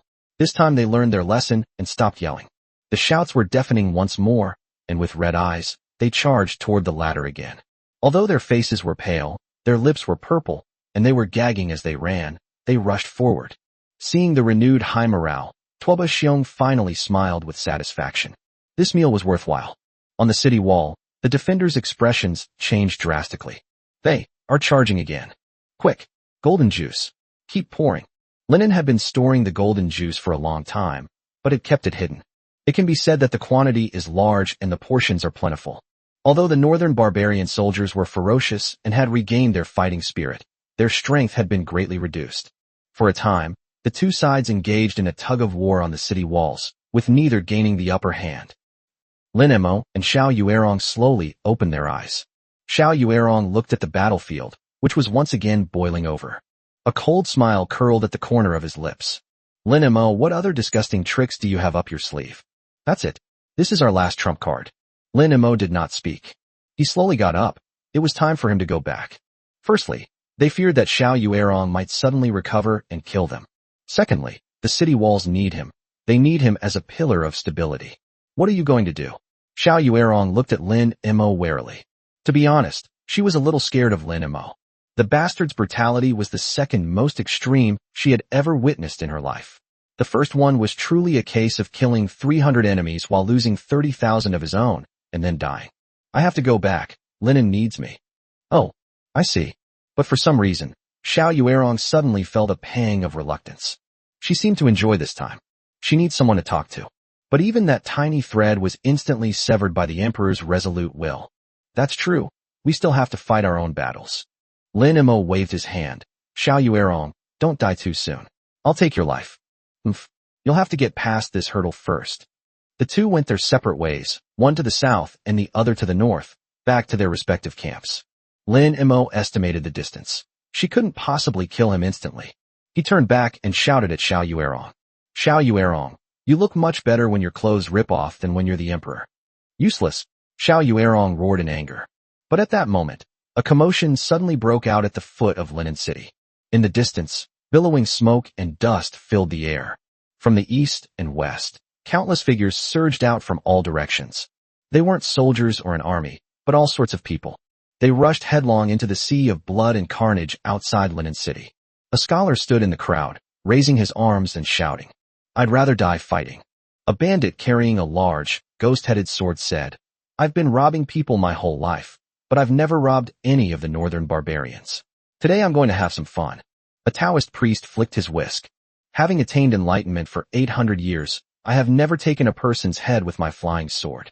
Some farmers even gripped their hoes tightly, shouting, Those damned northern barbarian thieves, they've come to bully us on our own doorstep. I'll fight them to the death. Lin Emo was stunned for a moment. He immediately understood. These people came from all directions, scholars, bandits, Taoist priests, farmers, old men, women. They are not soldiers, but aren't they the very force that will ensure the Han people never perish? It's the will of the people. Their arrival brought tears to Lin Mo's eyes. He was several times happier than when he took a concubine and obtained the red attribute. Linen is not an isolated city. There are people in this world who care about it. It must have been his newspaper that made the difference.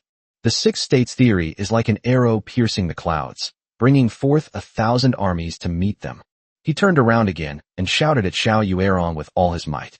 Xiao Yuerong, did you see that? This is what it means to be brave in the darkest of times. even when the rooster crows incessantly. This is the power of a single spark to start a prairie fire. You are doomed to defeat. With just these scattered pieces of sand. Xiao Yuerong sneered. You don't understand? You don't understand. The city wall. Someone shouted. Reinforcements. It's reinforcements. General, our reinforcements have arrived. This is the first time since the northern barbarians marched south that someone has gone against the tide and rushed to the aid of Linen. Although the number is not large, perhaps only 1,000 or 2,000 people.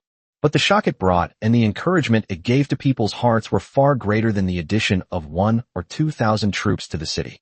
Because it means that their sacrifices were not in vain. Some people are moved by them. The Luo Yiren stood atop the city wall, personally pouring golden liquid down. She, a delicate and beautiful courtesan, turned a blind eye to this foul-smelling thing. The morale of the northern barbarians has recovered, but that stuff can't counteract the stench. A ragtag army that suddenly appeared. It made Luo Yiren's eyes flash with a sharp light. A bold idea suddenly popped into her mind. Open the city gates. Follow me, and we'll break out of the city. Everyone was stunned. You must not leave the city, General. We simply cannot confront them head-on. General, please reconsider. Ignoring the obstruction, the Luo people immediately and quickly headed down to the city walls. This general has already given it thrice a think. Don't miss this opportunity. The northern barbarian army was in complete chaos this time. Already on the verge of collapse due to the spiciness of the sauce, suddenly so many people came from all directions. An ambush is most effective at breaking down psychological defenses. God knows how many people are left, and God knows how many tons of juicy liquid are left. Now, there's only one thought: escape. The army collapsed, like a snow-capped mountain avalanche. Tuoba Xiong raised his butcher's knife high. No refunds allowed. Those who retreat will die. But even after he cut down several of them, he still couldn't stop them. The golden liquid from just now wouldn't hurt them as long as they didn't climb the cloud ladder. But this ambush is different. If they don't move, they die. Tuoba Xiong could no longer go to reassure the army. Squeak. With a loud bang, the gates of Linen City were flung open. A chestnut warhorse charged out of the city gate like a raging fire.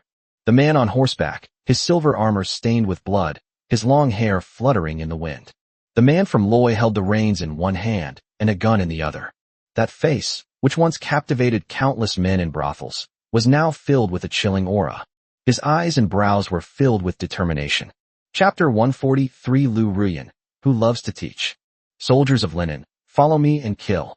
Wu Tianliang and Su Qingxian followed closely behind in a triangular formation, and 10,000 cavalrymen surged out like a tide. 800 Imperial Guards, skilled fighters in the mountain stronghold, a female bodyguard team, and new recruits skilled in horsemanship. The cavalry came from a diverse background, yet they were remarkably well organized. Tuoba Xiong stood at the very back of the army, his body covered in yellow excrement and blood. No matter how imposing he was, he could not stop the army from collapsing. A general must make decisive decisions. Looking at his lads scurrying around like headless flies, he knew that this battle was over. The defeat was inevitable. All we can do is minimize losses. If hundreds of thousands of troops run amok, even if the enemy only has that many troops, the consequences will be unimaginable.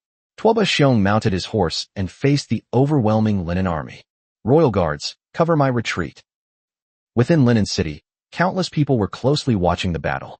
They could not see what was happening outside the city. But suddenly they saw the city gate wide open. The news came like a bolt of lightning. In the city, the streets were instantly cleared out, and every household's door was tightly shut. People hung up the door latch, placed the sturdiest things behind the door, and pressed their ears against the door, trying to hear how the battle was going on outside. Father, why are the city gates open? Has the northern barbarians attacked? A child's voice came from inside a small house. The northern barbarians didn't attack. It was our men who left the city, the father's side. Can we win? If we defend, we still have a chance. If we leave the city, we're just throwing our lives away. Then why go out at all? The elderly father paused for a moment, unsure how to respond. All I could say was, kids shouldn't pry into adults' business. Father, if we leave the city, we will definitely win. You don't know anything. Dad, I used to crave white flour buns, but couldn't get any. Recently, I've had several. What does this have to do with fighting? Once the city falls, hide in the cellar, and whatever you do, don't come out. Father, don't be afraid. His Majesty is omnipotent. The old father intended to slap the child, but instead, He stroked the child's head instead. It is only such innocent children who possess blind self-confidence. Silly boyo. The side hall next to the imperial study in the imperial palace. At first glance, the hall is bright and beautiful, with several women who are all stunningly beautiful and have a national treasure-like charm. But upon closer inspection, everyone's face was ashen, and their brows were furrowed. Chen Qingwan sat at the head of the table, with her mother Qin Lingshuang beside her. Next are Bai Yinyan, Zhao Zhuer, Lu Ruyan, Li Shishi. News has arrived that the gates of Linen have been opened wide. The young eunuch, however, could not explain the situation outside. Everyone was filled with apprehension, and Qin Lingshuang's face was as pale as paper. Chen Qingwan grasped her mother's hand. "Mother, don't be afraid, we'll be all right." Qin Lingshuang's voice choked with emotion. "Mother, I'm not afraid, but this right eyelid keeps twitching, it's not a good sign. A twitching left eye means good fortune, while a twitching right eye means bad luck. The older people get, the more they believe in these vague and unfounded claims. Mom, it's true that a twitching left eye means good fortune, but a twitching right eye is just an intermittent, involuntary spasmodic twitch of the eye muscles and facial veins controlled by the brain. Don't be superstitious. We must trust Lin Mo. He is a very reliable person. Once the city gates are open, we are confident of victory." Who would believe that Brad, a king of a nation, would actually engage in a one-on-one duel on the battlefield? It's unbelievable. Qin Lingshuang complained, but she felt a little better inside. This son-in-law is indeed reliable in his work. Bai Yinyan was the most relaxed one among them. "Don't worry, I couldn't even kill Lin Mo, let alone anyone else. He'll be fine." Li Shishi stared wide-eyed, unsure of what to say. She was different from others. While others were willing to become Lin Mo's concubines, she both loved and hated Lin Mo. "I'm afraid he'll die, yet I'm also afraid he won't." Zhao Zhuer felt a mix of emotions. She remembered her special fate. She was destined to bring misfortune to her husbands. She married 3 men, but they all died before they even consummated their marriages. Lin Mo is the most enduring man. Not only did they consummate their marriage, but they have maintained this relationship to this day. She once thought that what Lin Mo said that day was true, and that the so-called husband killing was just an excuse that people made to shirk responsibility out of ignorance. Is it possible that a tragedy is still inevitable? She felt a pang of regret. I really shouldn't have come with Sister Sue in the first place. If Lin Mo were to die, she would never be able to sleep peacefully again for the rest of her life. No, Lin Mo's involvement is far too great. He is not only himself, but also the entire Great Way. If Lin Moruo really died because of her, Zhao Zhuer bit her lip. She didn't know what to do. Should she apologize to the world? She wasn't qualified to do so. The only thing they could do was commit suicide for love. This will also prevent me from harming others in the future. Although everyone was in a heavy mood, they tried their best to control their emotions. Only Lu Ruyan sat in the corner. He was trembling all over, and tears were streaming down his face. The sound of sobbing was exceptionally clear throughout the entire hall. My daughter doesn't easily shed tears, unless she's truly heartbroken. Lu Ruyan is a legendary figure in the brothel circles of Linen City. She was not a pitiful woman forced into prostitution. She came by herself. She, Lu Ruyan, was beautiful from a young age. But it was precisely this appearance that brought her endless troubles. No matter what I do, it's wrong. The wealthy Lu from the next village never married, and his wife blamed Lu Ruyan for it. To be honest, Lu Ruyan had no idea who this Master Lu was. Those who broke off their engagements or abandoned their wives and children, for whatever reason, all blamed on Lu Ruyan. Even when she goes shopping like an ordinary person, people spread rumors about her. Lu Ruyan has gone out. Keep an eye on your man. She did nothing, yet she bears a multitude of accusations. She's been called a scumbag, a green tea bitch, a mistress, and a wicked woman.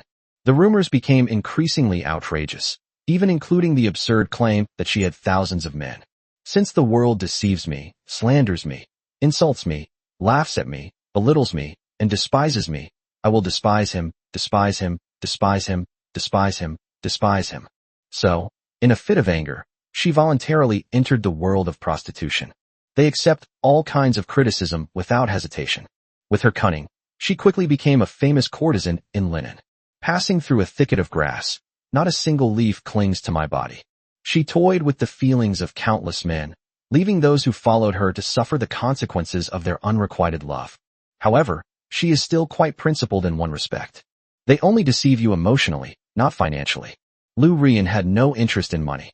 No one knew that she had always had a dream since she was a child, to teach and nurture people. The children are so cute. They are the purest of people, and only when Lu Ruyan is with them can she feel true happiness. She kept having this image in her mind, sitting on the edge of a field with her beloved, resting and wiping each other's sweat. Behind them, the sound of children reading aloud could be heard. But after being captured and taken to the palace last time, he thought he was doomed. But little did he know that this dissolute emperor would become his greatest confidant. That time he said, "You should become a kindergarten teacher in the future." That moment, that feeling of being moved, who can understand? But this very man who gave me hope may very well die for his country today. Life is full of disappointments. But why is it that I, Lu Ruyan, am disappointed in 10 out of 10 of them? God, you are unfair. Chapter 144 Born Divine, General Luo Yiren. Chen Qingwan looked at everyone, feeling somewhat melancholy. But she knew that her identity meant she couldn't cry and whine. She slowly got up. "My dear sisters." The others slowly looked up at her. "From the day we married His Majesty, our fates were tied to that of the Great Way. If His Majesty wins today, we will be happy for him. If His Majesty dies in battle today, sisters, I hope, if you cannot escape, please prepare your white silk ribbons, so as not to be humiliated by others and cause His Majesty's reputation to be damaged unnecessarily. But don't be so pessimistic, His Majesty will definitely be all right." Chen Qingwan gazed out the window and murmured, "As upright as a pillar protecting the nation, he can ease the heart of a concubine. Follow me to cover the army's rear." With a roar, Tuoba Xiong summoned hundreds of blood-soaked guards who rushed to his aid. They stood in a straight line alongside him, blocking the way for the Linen army. Tuoba Xiong had followed Xiao Yuerong for a long time and was well-versed in military strategy. To catch a thief, first catch the king. If you can kill the enemy's commander. The pursuers were defeated on their own. Without saying a word, he squeezed the horse's flanks with his legs, and the warhorse neighed loudly, charging straight away like an arrow released from a bow. Everyone he encountered along the way, whether friend or foe, was cut down by his large sword as easily as chopping melons and vegetables. A broadsword smeared with excrement. Whoever it strikes will die. The aroma has already arrived before the people have even arrived. He was already a fierce general, and now everyone should avoid his sharp edge even more. In particular, Tuoba Xiong liked to shout loudly before killing someone. That taste. Most people simply cannot withstand it. Wu Tianliang spurred his horse forward, shouting, "Your Majesty, I'll stop him." Luo Yiren, however, held his spear horizontally, blocking his path. "You and Miss Su will attack from the left and right, and make sure to throw the enemy into chaos. I'll have a go at this northern barbarian dung pit warrior." "Your Majesty." Before Luo Yiren could finish speaking, his chestnut warhorse had already charged off. With a casual rip, he tore off a piece of his military uniform and wrapped it around his mouth. Although she could tolerate the disgusting smell, but human patience is limited. Not everyone is like Tuoba Xiong. After 3 pots, they all cried out that it wasn't enough and asked for a different flavor. Clang! A gun and a knife clashed in the center of the battlefield. Centered on the two individuals, a halo of light seemed to emanate from them, instantly enveloping the entire battlefield. Although Tuoba Xiong was known for his bravery, he was definitely not stupid. Although he had the upper hand in the first round, he knew that he couldn't easily defeat his opponent. As the saying goes, what is lost on one front is gained on another. What he had swallowed up so much has now become a great asset to him. "You bitch, you're asking for it. Give me your life." Roar huh. Each attack was accompanied by a Tuoba-style roar, attempting to harm someone through their taste. But she ultimately underestimated Luo Yiren. As the most beautiful courtesan, she was required to learn all the arts, including music, chess, calligraphy, painting, and the 4 musical instruments. Especially when playing the transverse flute, one can play 12 tunes in one breath without taking a breath. A long, drawn-out breath is a basic requirement. At this moment, it is equivalent to magic immunity. The two fought fiercely, and for a time it was difficult to determine who was superior. Wu Tianliang gave a thumbs up. Indeed, some people are born to be divine generals. Although his cultivation level was not weak, his advantage lay in individual combat, and he was more adept at assassinating from small angles. Such a large-scale battle would likely result in either of them being no match for the other on the battlefield. While he was still in a daze, a scarred man patted him on the shoulder with the back of a knife. "What are you standing there for? Why aren't you charging over there?" Oh. Wu Tianliang came to his senses. He swung the embroidered spring blade forward. Kill! The cavalry that broke off from the flank immediately swept past him like the wind, charging towards the routed northern Mang army. The scarred man watched their retreating figures and curled his lip in disapproval. These government troops are really useless. They're not even as good as us bandits. They're so obsequious and servile when they speak. A person next to him looked at him curiously. Dude, do you know who you just photographed? Who cares who that son of a bitch is? He's obviously never been on the battlefield, and he's just standing there in a daze. That was Wu Tianliang, the #1 executioner in Linen. Wu what Liang? Scarface chuckled, then the muscles on his face slowly stiffened. My mind is filled with the legend of that person. One person wiped out the Zheng family, the emperor's brother-in-law. It is said that an egg's yolk will break when shaken, and an earthworm will split upright when split. Even the back garden was scalded with boiling water and turned into saline alkali land. There's also Prince Duan, the Huang family, the imperial clan. Not a single blade of grass was left. This is a complete murderous demon. He looked at his hands in disbelief. What did I do? Me, a bandit leader, just reprimanded the #1 henchman of the Great Way? He looked at that figure again. He scratched his head. I still have some questions. He's a very easy person to talk to. He doesn't talk back even when he's insulted.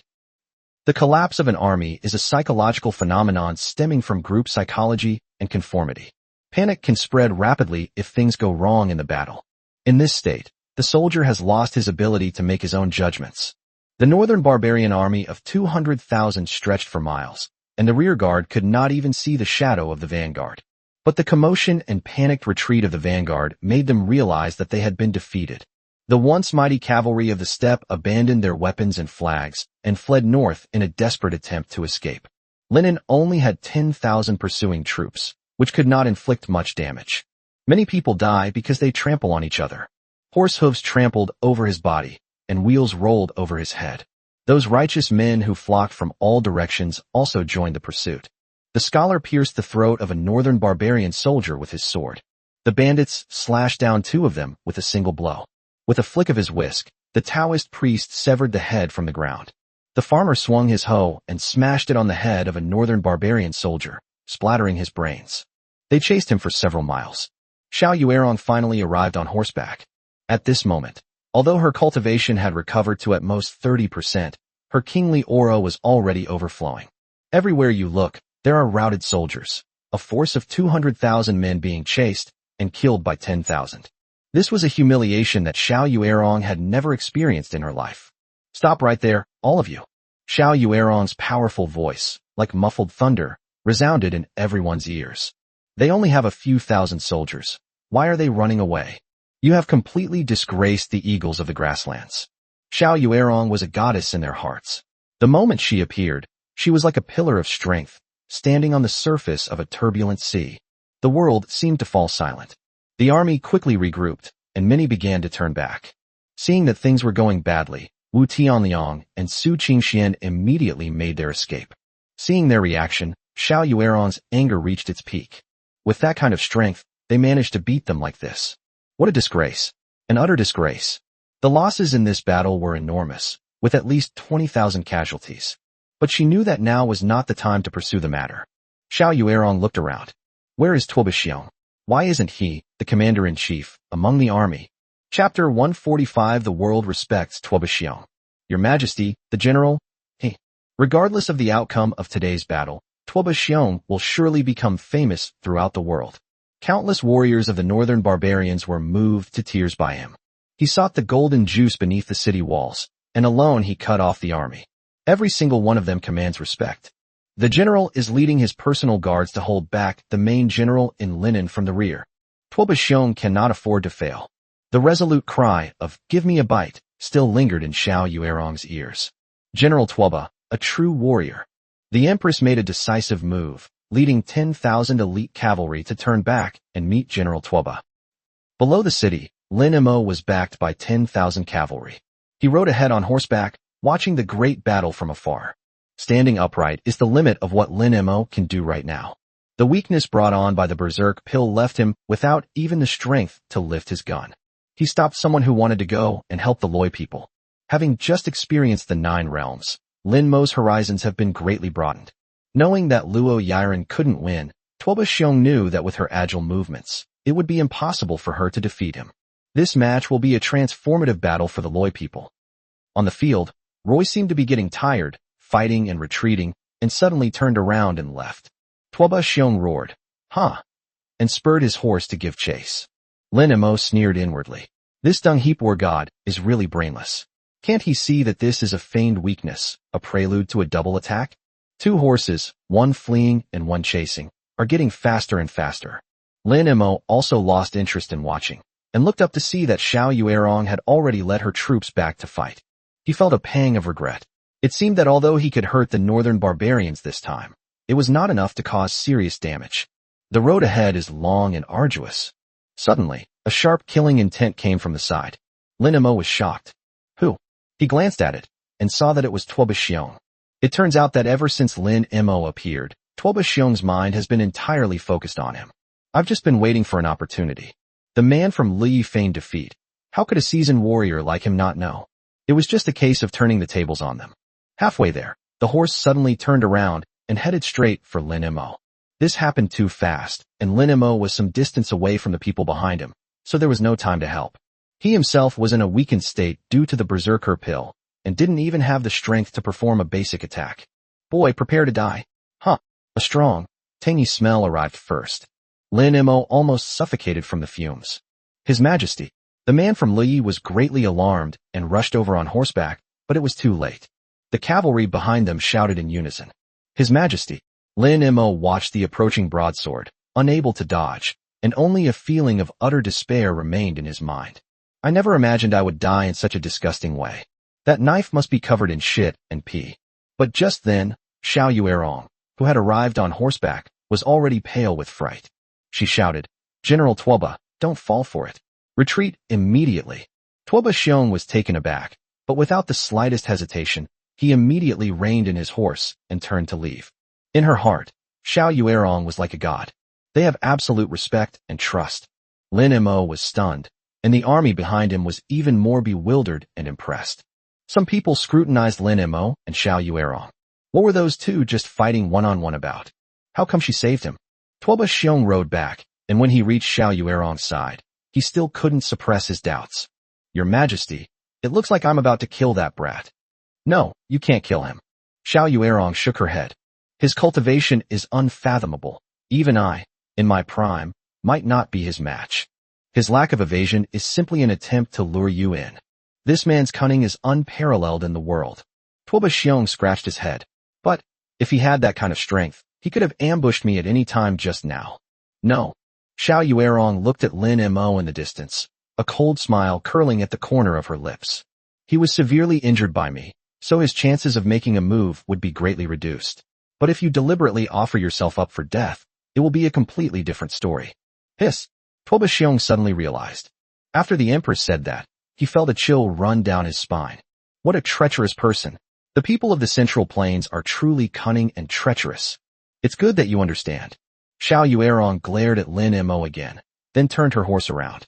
Quickly check the casualty situation. Although we lost this battle, it may not necessarily be a bad thing. We have had too smooth a journey since we marched south, and our soldiers have become arrogant. Arrogance is a recipe for defeat. This battle will surely serve as a wake-up call for them. Lin Mo stared blankly at the retreating northern Mang army. I don't know what illness Xiao Yuerong had that saved my life. But one thing he knew was that Linen had survived another day. The army slowly retreated back to Linen City. Lin Mo rode ahead on his horse, followed by the cavalry that had fought the first battle. Beside them stood people dressed in various styles, each with a proud expression. Scholars, farmers, mountain bandits, Taoist priests, you name it, they've got it. Those people hiding behind the door, did they hear that? They all poked their heads out. Be very careful. Trembling with fear. Someone shouted. It's the Linen army. They are our cavalry. It is your Majesty. The sound was like a pebble thrown into a calm lake. Instantly, the whole street erupted in excitement. One door after another suddenly opened. One after another, figures emerged from behind the door. We won. We won. Thank God. Heaven has opened its eyes. People poured into the streets from all directions, carrying a basket, holding an earthenware pot, and holding a bowl. An old woman squeezed to the front of the line and grabbed someone's sleeve. Even if this person has a face full of scars, is covered in blood, and has a hideous scar on his face. The old lady wasn't afraid at all. "Child, are you hungry?" She stuffed the steamed bun in her hand into his mouth. Scarface was stunned. He has been a professional robber for 20 years, and has been risking his life since he was a child. This is the first and only time that someone has given me something voluntarily. Eat up. It's homemade. There's more if you need more. Scarface's eyes were a little red. Normally, he would have cursed, trying to feed a beggar with a worthless steamed bun. But now, this 2-ounce steamed bun suddenly feels incredibly heavy in my hand. He was illiterate and didn't know how to express his emotions at that moment. He simply stuffed the steamed bun into his mouth in one bite. "Auntie, these steamed buns are so delicious. If it's delicious, eat a few more." At this moment, others also squeezed over, holding up eggs and cheap liquor. "Brave warrior, have some of this." "I'm not a hero," Scarface said, somewhat embarrassed.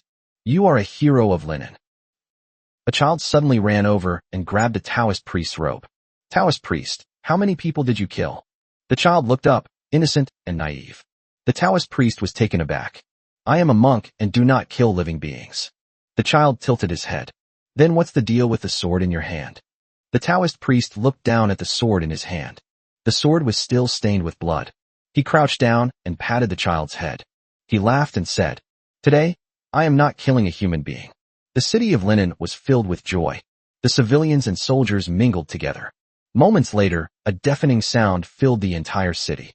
"Long live! Long live! Long live!" In the crowd, Tai Shiking picked up his pen and wrote. On the third day of the siege, righteous men from all directions, numbering over 5,000, rushed to the battlefield, fearlessly throwing themselves into the fray. He led the charge, inflicting a crushing defeat on the northern barbarians, leaving behind over 20,000 corpses.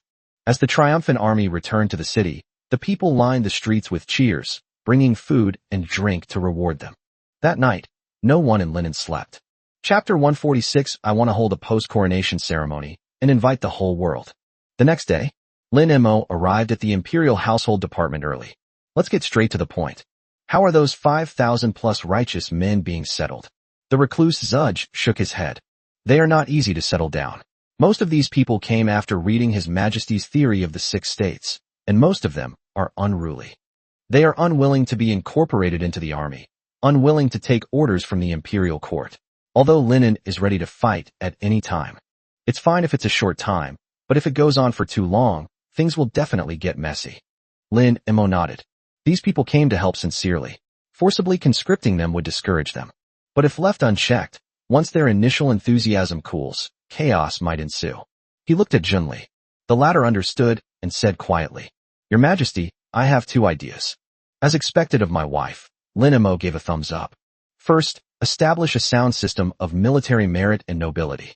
These people are unwilling to join the army because they do not want to be bound by rules and do not want to sell their lives to the court. But since they came, they must want something. In that case, each person killed will be recorded as a merit, and once a certain number are accumulated, they can be exchanged for a title. Do they even care about this? Lin Mo asked, somewhat apprehensive. Your Majesty, what the people fear most is not death, but a life without hope. Military merit titles can pave a broad road for them.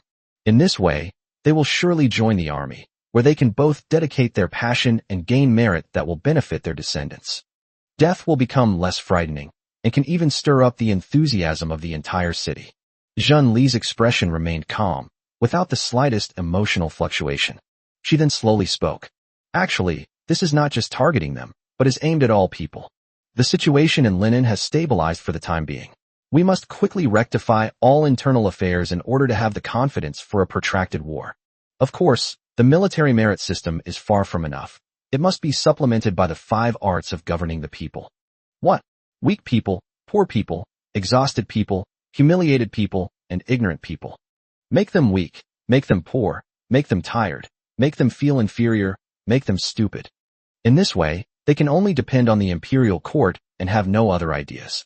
If your Majesty wishes for long-term stability and peace, this is the best way. Holy crap, this little poison girl. There's absolutely no need for that. Lin Mo waved his hands repeatedly. The first point is very good. We can implement it immediately.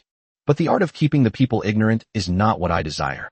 What I want is not a group of ignorant subjects, not a bunch of beasts who can only work but can't think, but a people who can stand up, have food to eat, clothes to wear, and books to read. In fact, everyone is like a dragon. Zhenli's brow twitched slightly. Your Majesty, throughout history, which dynasty that has achieved long-term stability and peace did not use this method? What long-term stability? Which nation can last more than 300 years? Lin Mo decided to teach this vicious daughter-in-law a lesson. Zhenli, your plan was very effective. But there is one problem. They place too much emphasis on immediate gains. In that case, all our efforts will always be in vain. Only by valuing people's hearts can we be invincible. Zhenli wanted to refute. Lin Mo didn't give her a chance to speak. The northern barbarians suffered a setback yesterday. Although they are still besieging the city, it may take them a day or two to boost morale before they can launch a major offensive. I wish to hold another coronation ceremony. I am deeply moved by the arrival of righteous people from all directions to help us this time. He who wins the hearts of the people wins the world. This is an eternal truth. I want to take advantage of this enthronement ceremony to invite people from all over the world and tell them this. A new order has been established. Jinling, the imperial study. A royal edict was placed in front of Lin Yuan. Yes, it was an imperial edict issued by Lin Mo in the name of the Emperor of Great Wei. The imperial edict stated that Linen was in grave danger and the nation was on the verge of collapse. As the Son of Heaven, I earnestly request the retired emperor to consider the ancestral temples, dispatch troops and provisions, and jointly resist foreign aggression. The letter, several hundred words long, contained various pleas and a humble tone. There were no threats, no accusations. It was simply a desperate son pleading with his father for help. There's not a single flaw to it. But it was precisely because of this that Lin Yuan felt even more uncomfortable. Because of that bastard, all of this was published in the newspaper. Everyone in the world knows this. This is blatant moral blackmail. Lin Mo slammed his fist on the table in anger. His words and actions occupy the moral high ground. If I don't send troops after reading his imperial edict, I don't know how many people will point fingers at me and curse me behind my back. They curse me as a foolish ruler. They curse me for lacking fatherly affection. They curse me for only knowing how to indulge in pleasure and having no heart for the country. There was something stuck in his throat that he couldn't say. If troops are dispatched, wouldn't that mean Lin Yuan obeyed his imperial decree? That bastard, how did he become so cunning? Your Majesty, this is Lin Mo's feigned retreat, which is tantamount to forcing the emperor to abdicate. If troops are sent, Nanjing will be left undefended. What will become of the people of Jiangnan? Aren't the people of Jiangnan people too? Lin Yuan remained silent with a sullen face. What he wanted was a solution, not just some complaining. Crown Prince Lin Yezu suddenly stepped forward. Father, your son is guilty. What crime have you committed? Lin Yuan was taken aback. As the elder brother, I failed to properly educate my sixth brother, which is why he is so ungrateful for father's good intentions. It is my fault. Lin Mo suddenly smiled. This foolish son, is he still thinking about winning people's hearts at a time like this? Is he still trying to act gentle, kind, respectful, and frugal? My son is so filial. Lin Yuan ignored him. My esteemed ministers, what's the solution? At this moment, Sun Baiai smiled faintly. Your Majesty, I have a plan that can resolve this predicament. Since Lin Mo has published this document in the newspaper and made it visible to the world, even if he is using it to force us to resign, we still have to give him a response. Why not send His Highness the Crown Prince to Linen to reward the troops? Lin Yezu's face turned deathly pale instantly. Sun Baiai, Your Highness, please calm down. Sun Baiai continued. Your Majesty, the Crown Prince is going there for two reasons. First, to comfort the soldiers in Linen, and second, to ascertain the situation and conduct an on-site investigation before the main army can move. If the situation in Linen becomes clear and the northern Mang army has already retreated, then haven't we sent troops in vain? If Linen is truly in danger, we will consider sending troops after the Crown Prince returns.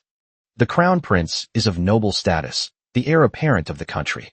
If he goes, all the rumors will be dispelled, and Lin Mo's document will become a worthless piece of paper. Lin Yuan's eyes lit up. That's right. It's not that we're not sending troops or distributing supplies. It is a slow, deliberate, and orderly process. It's not about posting blindly, but about posting precisely, scientifically, and strategically. That's a good idea. The Crown Prince was already terrified, his face ashen. Who doesn't know the rumors about Linen? His honest sixth brother had long since become a murderous demon. The members of the imperial family who remained in Linen were all slaughtered by him. Go by yourself. How could he possibly spare his own life? What's more, he's essentially cuckolded himself. Going to Linen would only bring shame upon oneself. Chapter 147 The Crown Prince. I may go to Linen, but Lady Sun must accompany me. Father, you mustn't. The Crown Prince hurriedly knelt down and begged for mercy. Sun Baiyi immediately interrupted him. He knew Lin Yuan inside and out, and knew that Lin Yuan had never thought highly of the Crown Prince.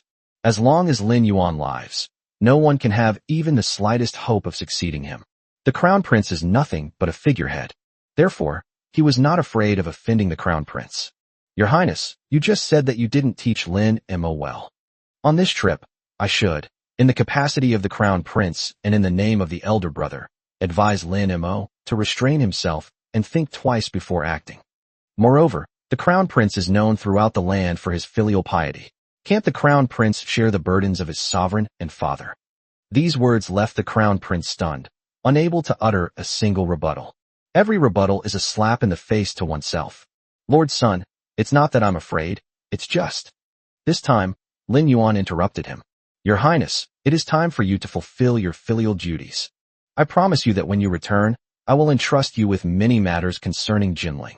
This is also a test for you. The Crown Prince knelt on the ground, trembling all over. That sounds nice, but why don't you go and hone your skills?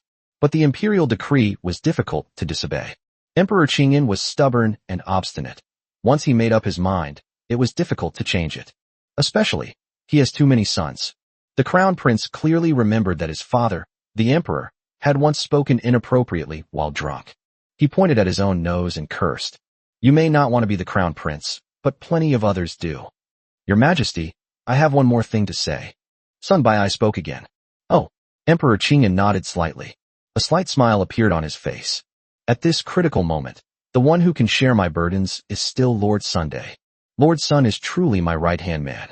Sun Baiyi stroked his beard and said modestly, Your Majesty flatters me. Your Highness, this journey carries a heavy responsibility, but I'm afraid it won't be enough for you to go alone. Lin Mo is a cunning and treacherous man. Your Highness is gentle and kind. If you are manipulated by him, it will not be good.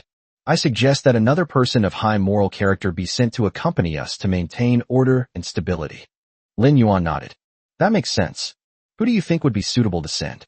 Sun Baiyi's eyes darted around, and the images of several political enemies came to mind. There are a few old guys in the court who have always disliked him and are always gossiping about him behind his back. This is a good opportunity to eliminate dissidents. He already had a long list in his mind. He was about to speak, but the Crown Prince beat him to it. Father, Lord Sun is right. If I go alone, Lin Mo will think that father doesn't care about Linen at all, and it will give the people of the world something to criticize. I do have someone in mind. Lin Yuan was in a great mood at this moment, and with the Crown Prince about to go to Linen, he felt a little guilty. Sidewalk. Your Highness, please speak. Your Majesty, I know my sixth brother, Lin Mo, best. He's no good in any way. He's overly cautious and cowardly. But deep down, they are the most loyal and affectionate. He was especially filial to his deceased mother. For the past 18 years, he has lived in poverty, yet every time he provides for his mother, it costs him several months' salary. The Crown Prince suddenly looked at Sun Baiyi with a sincere expression. Lord Sun, as far as I know, your wife had some connection with Lin Mo's mother when she was young. Sun Baiyi's smile froze on his face. W.H. What? The Crown Prince turned his head and kowtowed to Emperor Qingyan once again. Father, when Lin Mo's mother was in the palace, she didn't have many friends, but Madame Sun was one of them. If Lady Sun could accompany me to Linen, she could visit Lin Mo as an elder. Your subject believes that Lin Mo will be extremely humble and respectful. He treated Madame Sun more like a mother. At that time, whatever your Majesty requests, I am sure Lin Mo will grant it. Sun Baiyi's face turned completely green. Send my wife to Linen? Is this an idea that a human would come up with? What kind of place is Linen? And who is Lin Mo? That's the kind of birth that even Emperor Qingyan's concubines weren't spared. Sending his own wife? That damn prince really dares to dream. He angrily said, Your Highness, this is absolutely unacceptable. My wife is merely a woman. How could she possibly participate in matters of state? The Crown Prince looked completely innocent. Lord Sun, you are mistaken. For matters of national importance, how could I care about a mere woman? The Crown Prince is merely speculating. If Lin Mo denies it, wouldn't that make the world laugh at Jinling's actions? Sun Bai'ai argued logically. He never expected this. The Crown Prince, whom he had always considered a fool, was actually waiting for him here. At this moment, he really got sharp-tongued. You fat bastard, you're so cruel. Stop arguing. Lin Mo's eyes lit up again. Whether it belongs to Madame Sun or Madame Lu is not important. His throne is the most important thing. Stability is the most important thing. What the Crown Prince said actually made a lot of sense. At least, it's worth a shot in the dark. If there's even a glimmer of hope, we should give it a try. Let's do as the Crown Prince says. We'll bestow upon Lady Sun the title of first-rank Imperial Lady and send her to Linen with the Crown Prince to reward the troops. Your Majesty, you mustn't. Sun Bai'ai knelt down with a thud. Lin Yuan waved his hand, completely ignoring him. All right, it's settled then. It is time for Lady Sun to serve her country. Chapter 148. I have 3 things I won't kill. Your Majesty, you mustn't. My wife and Lin Mo's mother only met once decades ago. It's nothing. What if Lin Mo turns his back on his word? Wouldn't my wife be like a lamb to the slaughter? The Crown Prince immediately let out a cold, mocking laugh. Lord Sun, what is that Crown Prince compared to me? The Crown Prince and Lin Mo are brothers. How can they be the same? Your Majesty, please reconsider. Your Majesty, please show mercy. Lin Yuan was furious. Enough. You all talk about loyalty to the Emperor and serving the country all day long, and about sharing the burdens of the Emperor and Father. But now that you are truly needed, this is the kind of behavior you show. Sun Bai'ai said, women are like clothes. Once you take them off, you can wear them again. If it's rotten, you can mend it and use it again. You are the Empire's mender. If you can mend the country, why can't you mend your own women? What does this all mean? Sun Bai'ai was completely baffled. All right, all of you step back. Your Highness, please make preparations. We will set off today. Emperor Qingyan turned and left. Everyone looked at Sun Bai'ai with pity, then filed out. Sun Bai'ai walked at the back, his face pale and his legs weak. The Crown Prince came up from behind and walked alongside him. Sun Bai'ai turned his head and looked at him. Your Highness, why are you going to such extremes? The Crown Prince stopped in his tracks, and his plump face no longer displayed its usual gentle, kind, respectful, and frugal demeanor. It was more of a cold mockery. Lord Sun, those who insult others will always be insulted in return. I've yielded to you in every way. Do you really think I'm easy to bully? I offer you 5 words, hoping you will always keep them in mind. What? You damned mother. Sun Bai'ai stood there, stunned. I never expected that this cowardly Crown Prince would dare to defy me. This matter absolutely cannot be accepted as such. The most frustrating thing for a man is not having Old Wang living next door. Instead, he personally gave his wife to Old Wang next door. How can this be tolerated? His grandson, though only the Minister of Revenue, was deeply favored by the Emperor, making him second only to the Emperor. On the surface, he appears to be penniless, but his wealth is comparable to that of the Qin family. Such a person, he has a sense of shame. A ruthless glint flashed in Sun Bai'ai's eyes as he turned and strode out of the palace. Half an hour later, in Jinling City, at an inconspicuous restaurant, Sun Bai'ai meandered through several dimly lit alleys and arrived at a secret room in the backyard of the restaurant. Push the door open and enter. Inside the room, a dim oil lamp was lit, and an old man sat in the corner, holding a cup of tea in his hands. The old man had white hair and beard and a thin face. Sun Bai'ai got straight to the point. Opie, is it possible to kill someone? The old man squinted and smiled. What Lord Sun said is somewhat insulting to our reputation. There is no one in this world that my golden wind and fine rain pavilion cannot kill.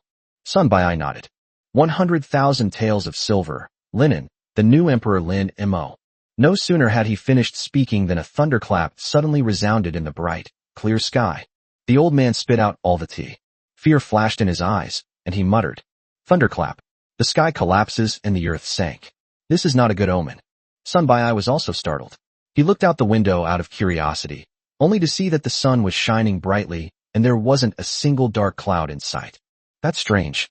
Is Lin Mo some kind of person favored by the heavens? The old man remained silent for a long time before slowly speaking. Lord Sun, are you going to kill Lin Mo? What? You can't kill him. Sun Bai'ai frowned. What a joke. How could there be anyone in this world that my golden wind and fine rain pavilion can't kill? It's not that we can't kill them, it's that we shouldn't. Although Lin Mo is young, what he has done makes the world ashamed. He said that the emperor guards the country's gates and the monarch dies for the state. He went alone into the enemy camp and challenged the female warrior of the north. The city's elderly and weak bravely resisted 200,000 iron cavalry, while the people offered them food and drink, and righteous men came from all directions to help. Lord Sun, tell me, can we kill this kind of person? Sun Bai said in a deep voice. What do you mean? What I mean is that killing this kind of person would be a sin against heaven. Even the heavens would not stand by and watch. Lord Sun, our Golden Wind and Fine Rain Pavilion is a 1,000-year-old brand. Over the past 1,000 years, countless dynasties have fallen and countless heroes have turned to ashes, but we have always stood firm. Do you know what we rely on? Sun Bai's face grew increasingly gloomy. He didn't respond. We're relying on our bottom line. Our Golden Wind and Fine Rain Pavilion has 3 rules for not killing: loyal ministers, filial sons, and those who serve the country and its people. Lin Mo has all 3 of these points. If we kill him, what will others think of us? Our ancestors will be turning in their graves. So that means there's no room for negotiation? Sun Bai sighed inwardly. What should we do? The lady's mission is a foregone conclusion. If Lin Mo doesn't die, his wife will surely be lost. There is only one way to deal with someone like Lin Mo. What can be done? Sun Bai's hope was rekindled. The old man smiled faintly. He had a handsome face and a half-foot-long beard, which made him look quite like a sage. His expression suddenly hardened, and he abruptly uttered 2 words.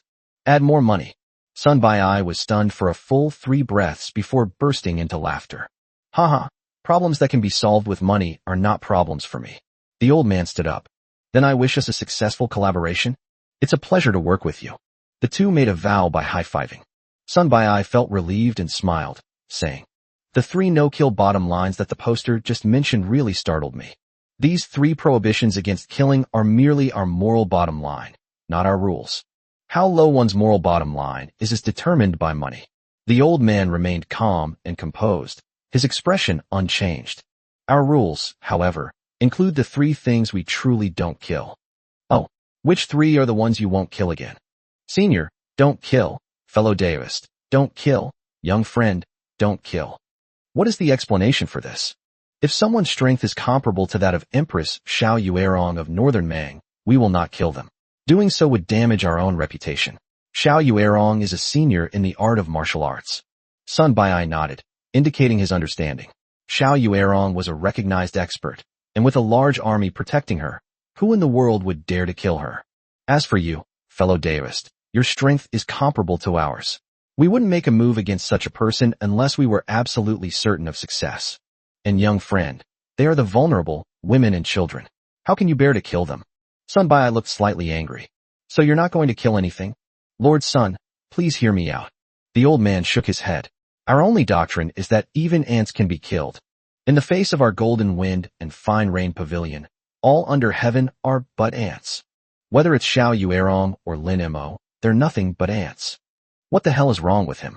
Sun Bai was getting impatient with this crazy old man. Stop with the pleasantries. Kill Lin Mo, name your price now.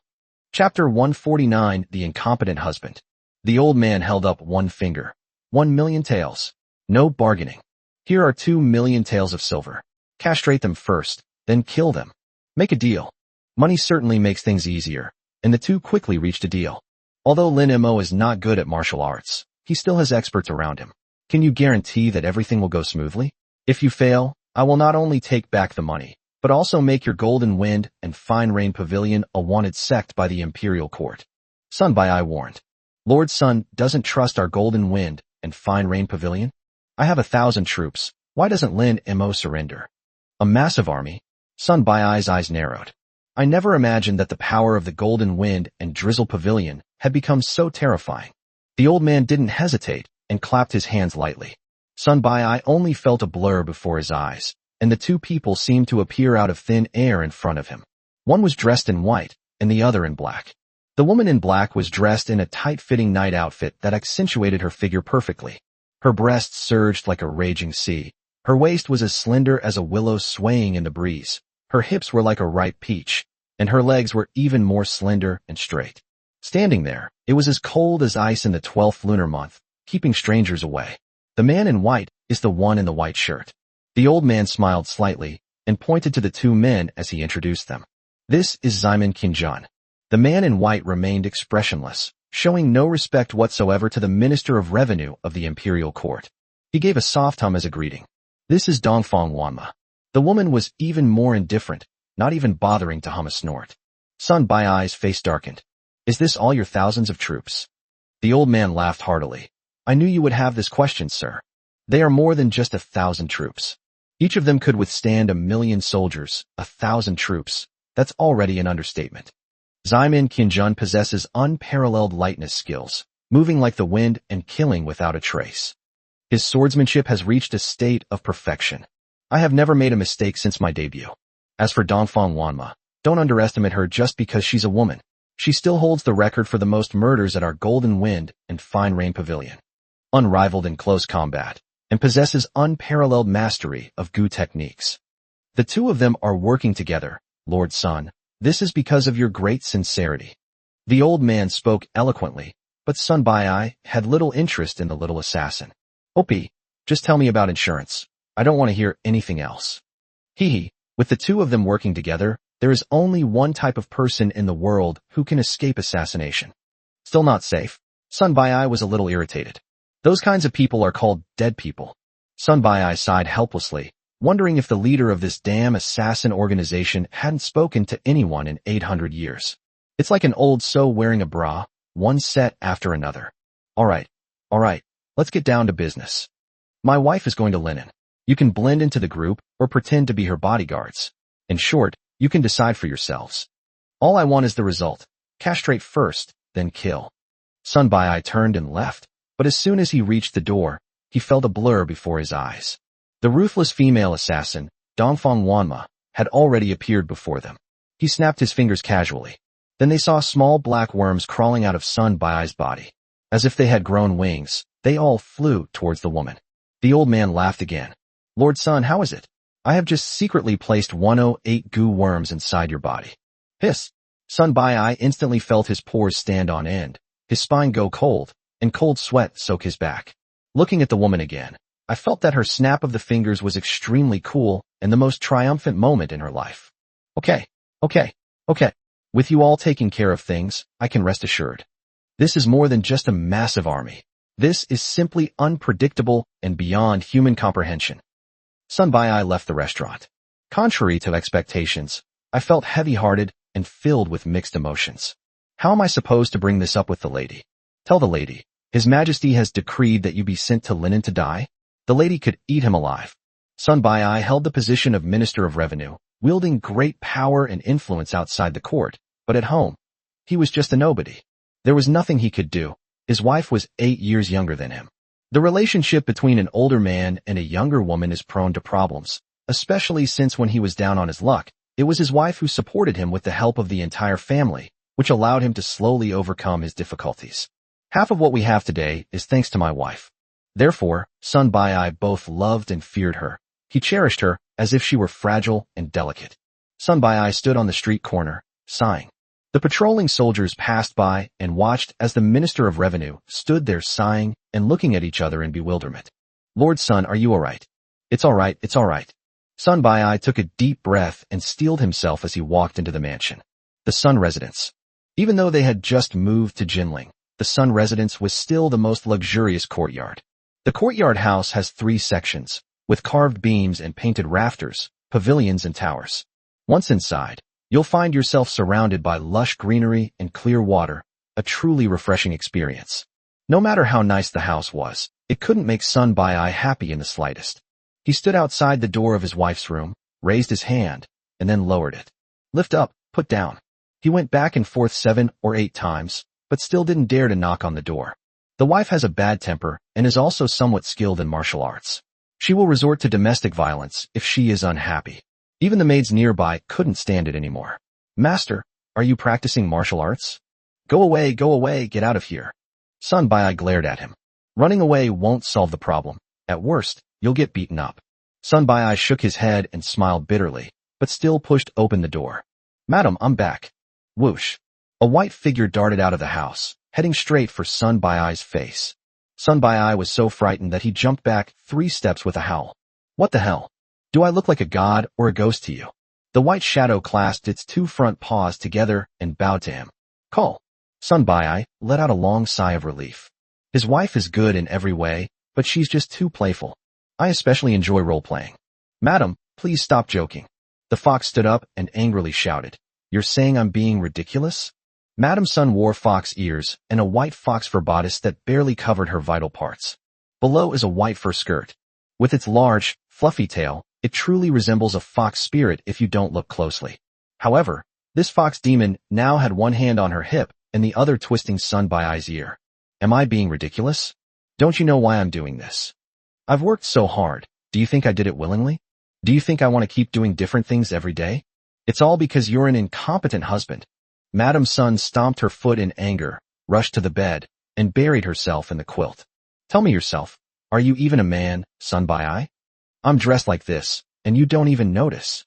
Chapter 150 Exorbitant Taxes and Fees, Bone Squeezing and Marrow Plucking. Am I not pretty enough? Or do you rascal, think I'm too old? Sun Bai gave a wry smile. He wanted it too. But the hardware isn't up to par. I studied so hard when I was a student, often burning the midnight oil to read, even resorting to extreme measures like hanging my head from the rafters and pricking my thigh with an awl. But fate is unpredictable, and this time the arrow was stabbed in the wrong place. Blood was flowing freely at that time. Although it wasn't completely destroyed, it was still reduced to about 70% of its original strength. So when Emperor Qingyan cut off his leg last time, he appeared heartbroken, but inwardly he was secretly overjoyed. From then on, he was on equal footing with Emperor Qingyan. He could no longer laugh at himself. Of course, life is unpredictable, and no one can foresee it. Who can say that his becoming Emperor Qingyan's most trusted confidant has nothing to do with this? In his presence, Emperor Qingyan was always full of vigor, riding his horse with great enthusiasm. After mocking him, he would reward him handsomely. The reason why emperors often favored eunuchs is the same. Sun Bai's fear of his wife is partly due to this reason. There's a saying that goes, 30 is like a wolf, 40 is like a tiger. At this age, madam. Why? Sun Bai quickly went over and sat down on the edge of the bed. He reached out to pat the lady's shoulder. Lady, snap. Madam Sun slapped his hand away. Don't touch me. Madam, I was wrong. I was wrong. Isn't that enough? It was my loose tongue that caused the trouble. This is not nonsense. It is my wife's way of treating my illness. It's my stupidity that I'm blaming my wife. I love this outfit of yours the most. Last time, the female tutor at the private school, and that exotic female general who was exposed, both looked especially good on you. Madam Sun sneered, beautiful? Your body is telling me you're lying.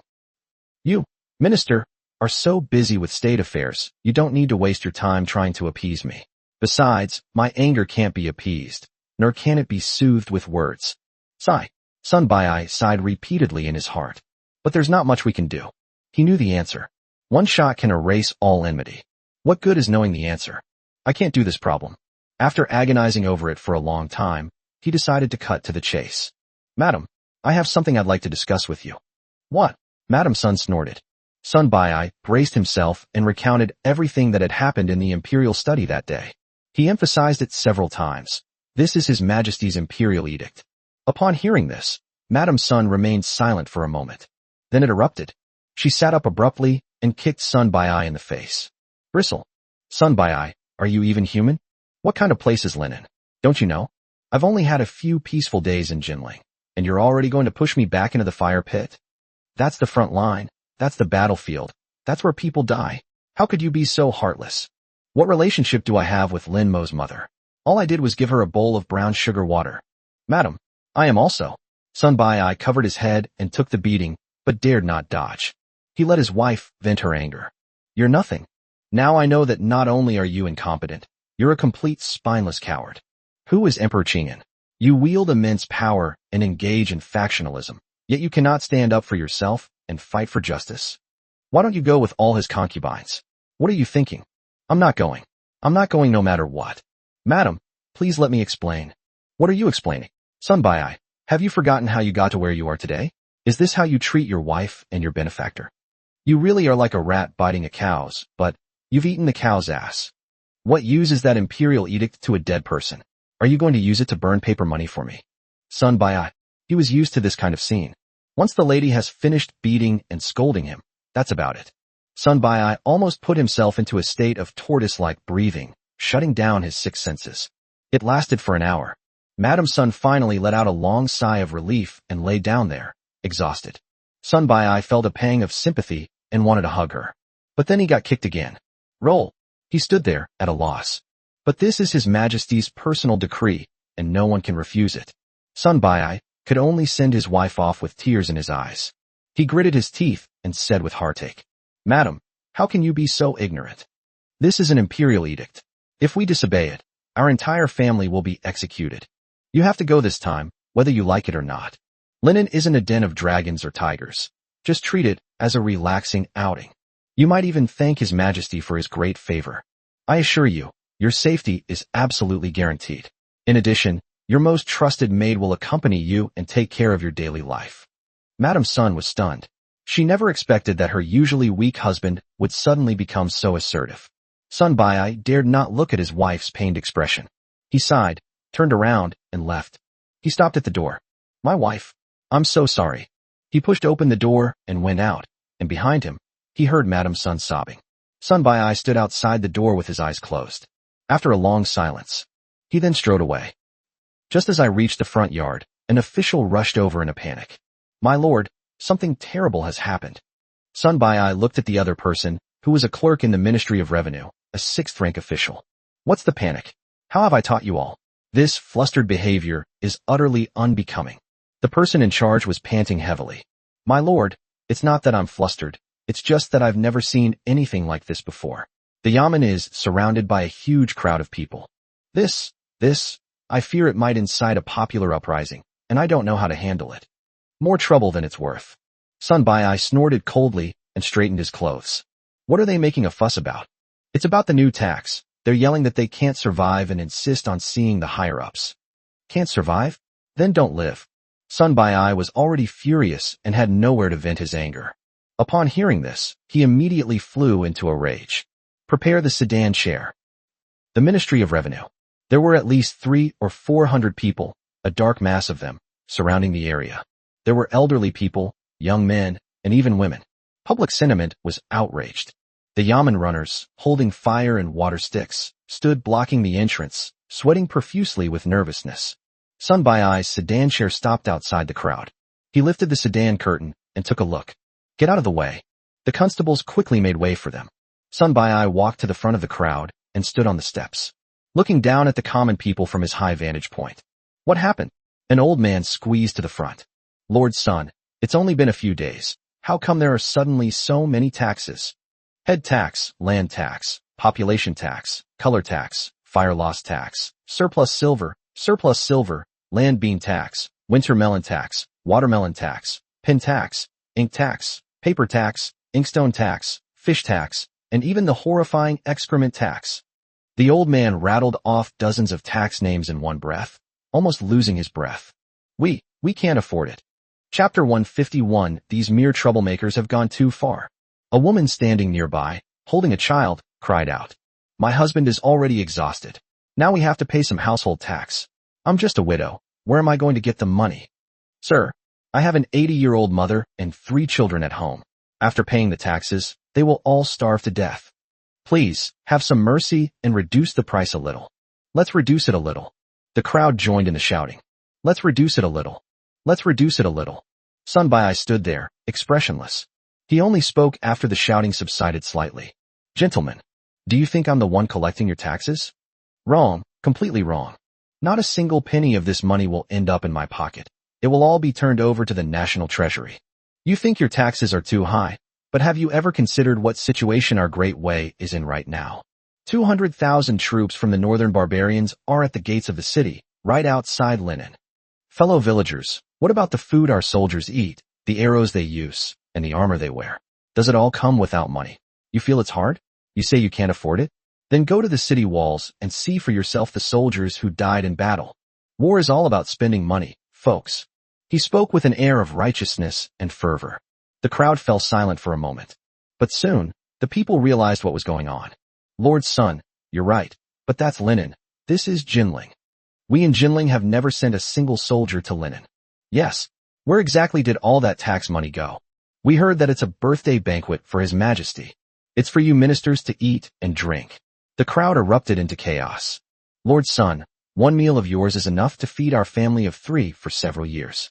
Why don't you officials pay for it? Why should we, the common people, have to pay for it all? Yeah, why should we? You know we're at war. So why hold such an extravagant birthday banquet that wastes resources and burdens the people?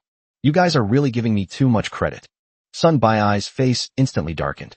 He had already tried to persuade them with kind words, but he didn't expect that these troublemakers would dare to talk back.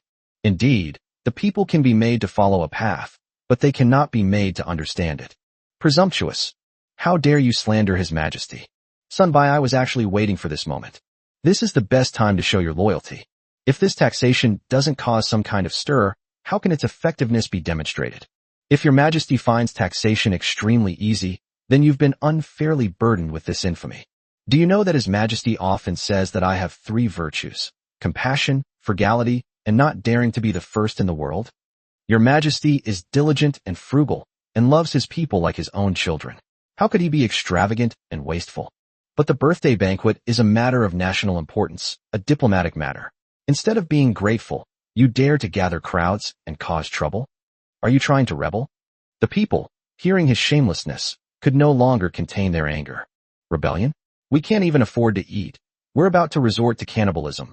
What are we afraid of? Sun Bai, put your hand on your heart and tell me, do you even believe what you said? Why is it that you enjoy all the comforts, but when something happens, you have to come and exploit us ordinary people? Thank you, my ass. Sun Bai gave a cold laugh. Rebellion. Rebellion. He waved his hand. Someone come here. Get rid of all these troublemakers. A group of soldiers rushed up, wielding sticks, and began beating the crowd. Get out of here, all of you. The crowd was beaten and knocked off balance, filled with screams. Even a rabbit will bite when cornered. The people, who were already angry, were enraged when they were hit like this, and their anger exploded. They got into a fight with the Yamen runners. Corrupt official. Kill these corrupt officials. Sun Bai, aren't you afraid of retribution? I am loyal to the emperor and love my country, and I speak out for the people. What retribution have I received? Sun Bai was furious. These mere troublemakers think they can really turn the world upside down. Men, get them all out of here. An official nearby leaned over and whispered, Sir, this might incite a popular uprising, and things could get out of hand. Otherwise, how could His Majesty know the suffering I endure? Sun Bai waved his hand. For the sake of Great Wei, I will bear all the blame. Let's do it. He turned around, stood with his hands behind his back, and the wind made his official robes flutter. Behind me, cries, curses, and screams mingled together. At the same time, several pieces of news, as if they had grown wings, flew to the world. First, the news of the great victory at Linen, in which the northern barbarians lost more than 20,000 men and were forced to retreat 30 li, was like a timely help to the demoralized Great Wei. It turns out that the northern barbarians were not invincible. Secondly, Lin Mo will hold a belated coronation ceremony and invite people from all over the world to witness it. This was also expected by everyone. Lin Mo wanted to use the momentum of the great victory to legitimately tell the world that the emperor of Great Wei was in Linen, not Jinling. Third, the new emperor Lin Mo personally led a large army to raise Jilazhuang to the ground and massacre Fawa Temple. None of the monks in the temple survived. The golden Buddha statue, which had been enshrined for 100 years, was also toppled and melted down to be used as military funds. When the news spread, some people applauded, while others were furious. Especially the monks in temples all over the world. In ancient times, when science was underdeveloped, the mysteries of lightning, floods, and death could not be explained, which destined them to have an extremely wide following. Especially during times of frequent disasters and hardship, temples became their spiritual refuge. Doctrines such as karma and reincarnation also gave people hope for their next life. Those Taoist masters, who considered themselves superior and disdained to do it, had a much smaller audience. Temples throughout the Great Wei were stirring with activity. Lin Mo's actions are a trampling on their doctrines. As fellow rulers, Emperor Qingyan held monks in high esteem, but Lin Mo's actions only fueled their anger. Yuzhou, a bustling city. A middle-aged monk stood on a table, facing a sea of people. His voice was booming, deliberately employing the Buddhist lion's roar. Do you all know why that tyrant massacred the Fawa Temple? Because the monks of Fawa Temple won't make elixirs for him. They won't give him money. They won't be his lackeys. He was enraged and resorted to violence. If he dares to destroy the blissful manor and slaughter the Phwa temple today, he'll dare to wipe out all of us Buddhist believers tomorrow. He suddenly jumped off the table and walked up to an old man. Benefactor, what should we do? The old man's lips twitched, and he shook his head. The monk sighed. Yes, we really don't know what to do when faced with such a tyrant. He suddenly sneered and pulled a steamed bun from his pocket. This is the rhetoric Lin Mo used in a speech he gave in the military. It stirs up emotions and gets people to work themselves to the bone. Lin Mo is more cult-like than any other cult. Today, we're going to let Lin Mo know what cause and effect, the cycle of reincarnation, truly means. What does it mean that evil will be punished? He held up the steamed bun in his hand. The lion roared. Esteemed benefactors, do you know how much a steamed bun costs in Linen right now? Chapter 152, please address me as Miss, Your Majesty. I have returned to secular life. This is the most brilliant wording an art student could use in a speech, but its effects are not immediately apparent. Just a few simple words were enough to make those believers put their hands together and their eyes turn red. They vowed to send sinners like Lin Mo to the pure land of bliss. This scene is playing out in many places. In an instant, countless monks and common people from all over the country began to flock to Linen. On the official road leading from Jinling to Linen, a group of people were slowly moving forward.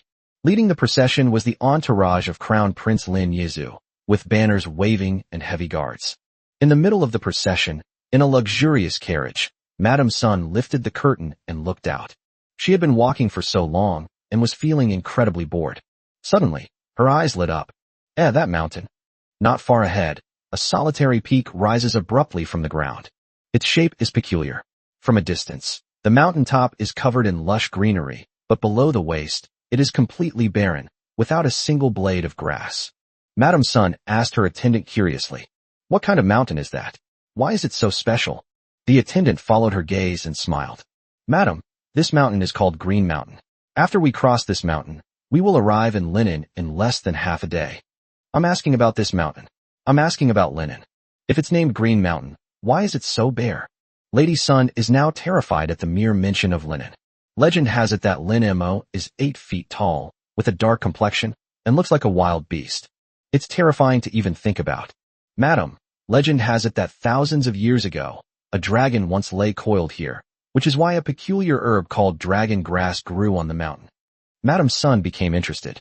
"Dragon grass? What's it used for?" Both dragons and jiao are sexually aroused creatures, so this jiaolong grass is said to have aphrodisiac effects. Madame Sun's eyes lit up. The attendant continued. After the news spread, people from hundreds of miles around came to dig. So this mountain was stripped bare. Only the mountaintop area remains, because it's a sheer cliff, smooth as a mirror, and the mountain is too high for anyone to climb.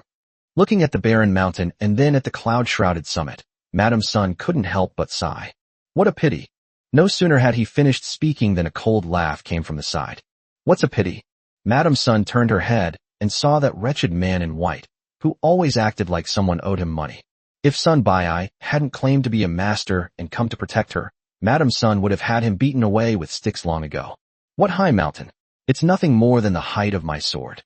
Madame Sun scoffed, intending to retort, but then she saw the man in white lightly tap the saddle with his toes.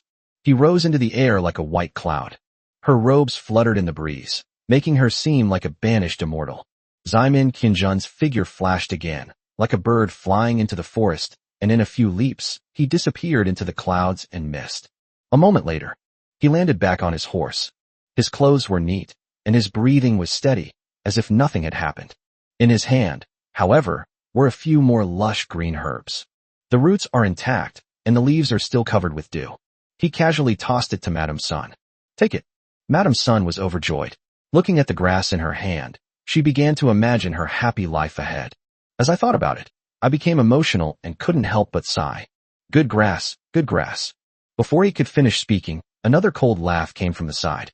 This time, however, it was that cold, aloof woman.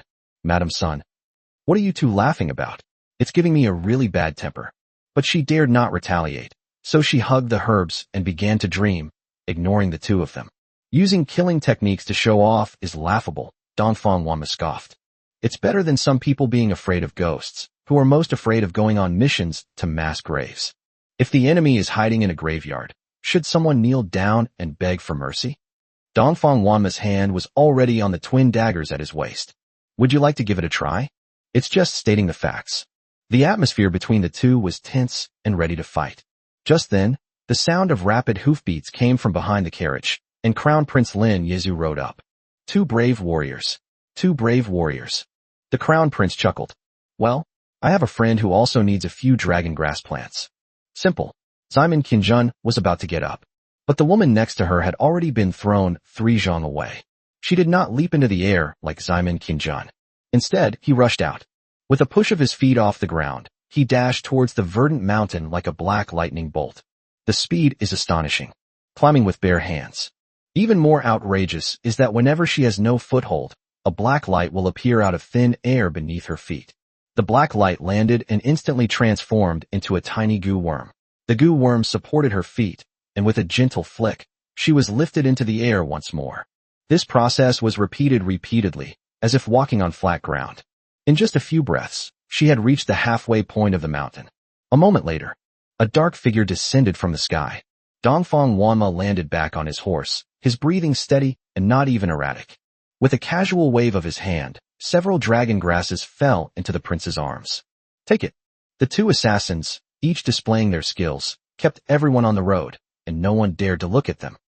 Linen, the Imperial Palace. Lin Mo had just finished explaining things to everyone. Although the northern barbarians won a minor victory in this battle, they were not seriously injured. The next major military attack might be tomorrow, or it might be the day after. No one can say for sure. This gave him a sense of humiliation, like being at the mercy of others. All the initiative was in Xiao Yuerong's hands. Linen, on the other hand, could only passively take the beatings, with no room for resistance in the face of direct confrontation. Just as I was feeling worried, a eunuch arrived with a woman. Lin Mo looked closely and saw that it was indeed Abbess Miaozhen. It's just a little strange. Lin Mo thought for a long time before suddenly realizing what was going on. She was wearing that wig from that day. No, she seemed to have lost a lot of the aura of a nun. Master, what is this? Master Miaozhen lowered her head slightly. Your Majesty, please do not address me as Miss. This humble woman has temporarily returned to secular life.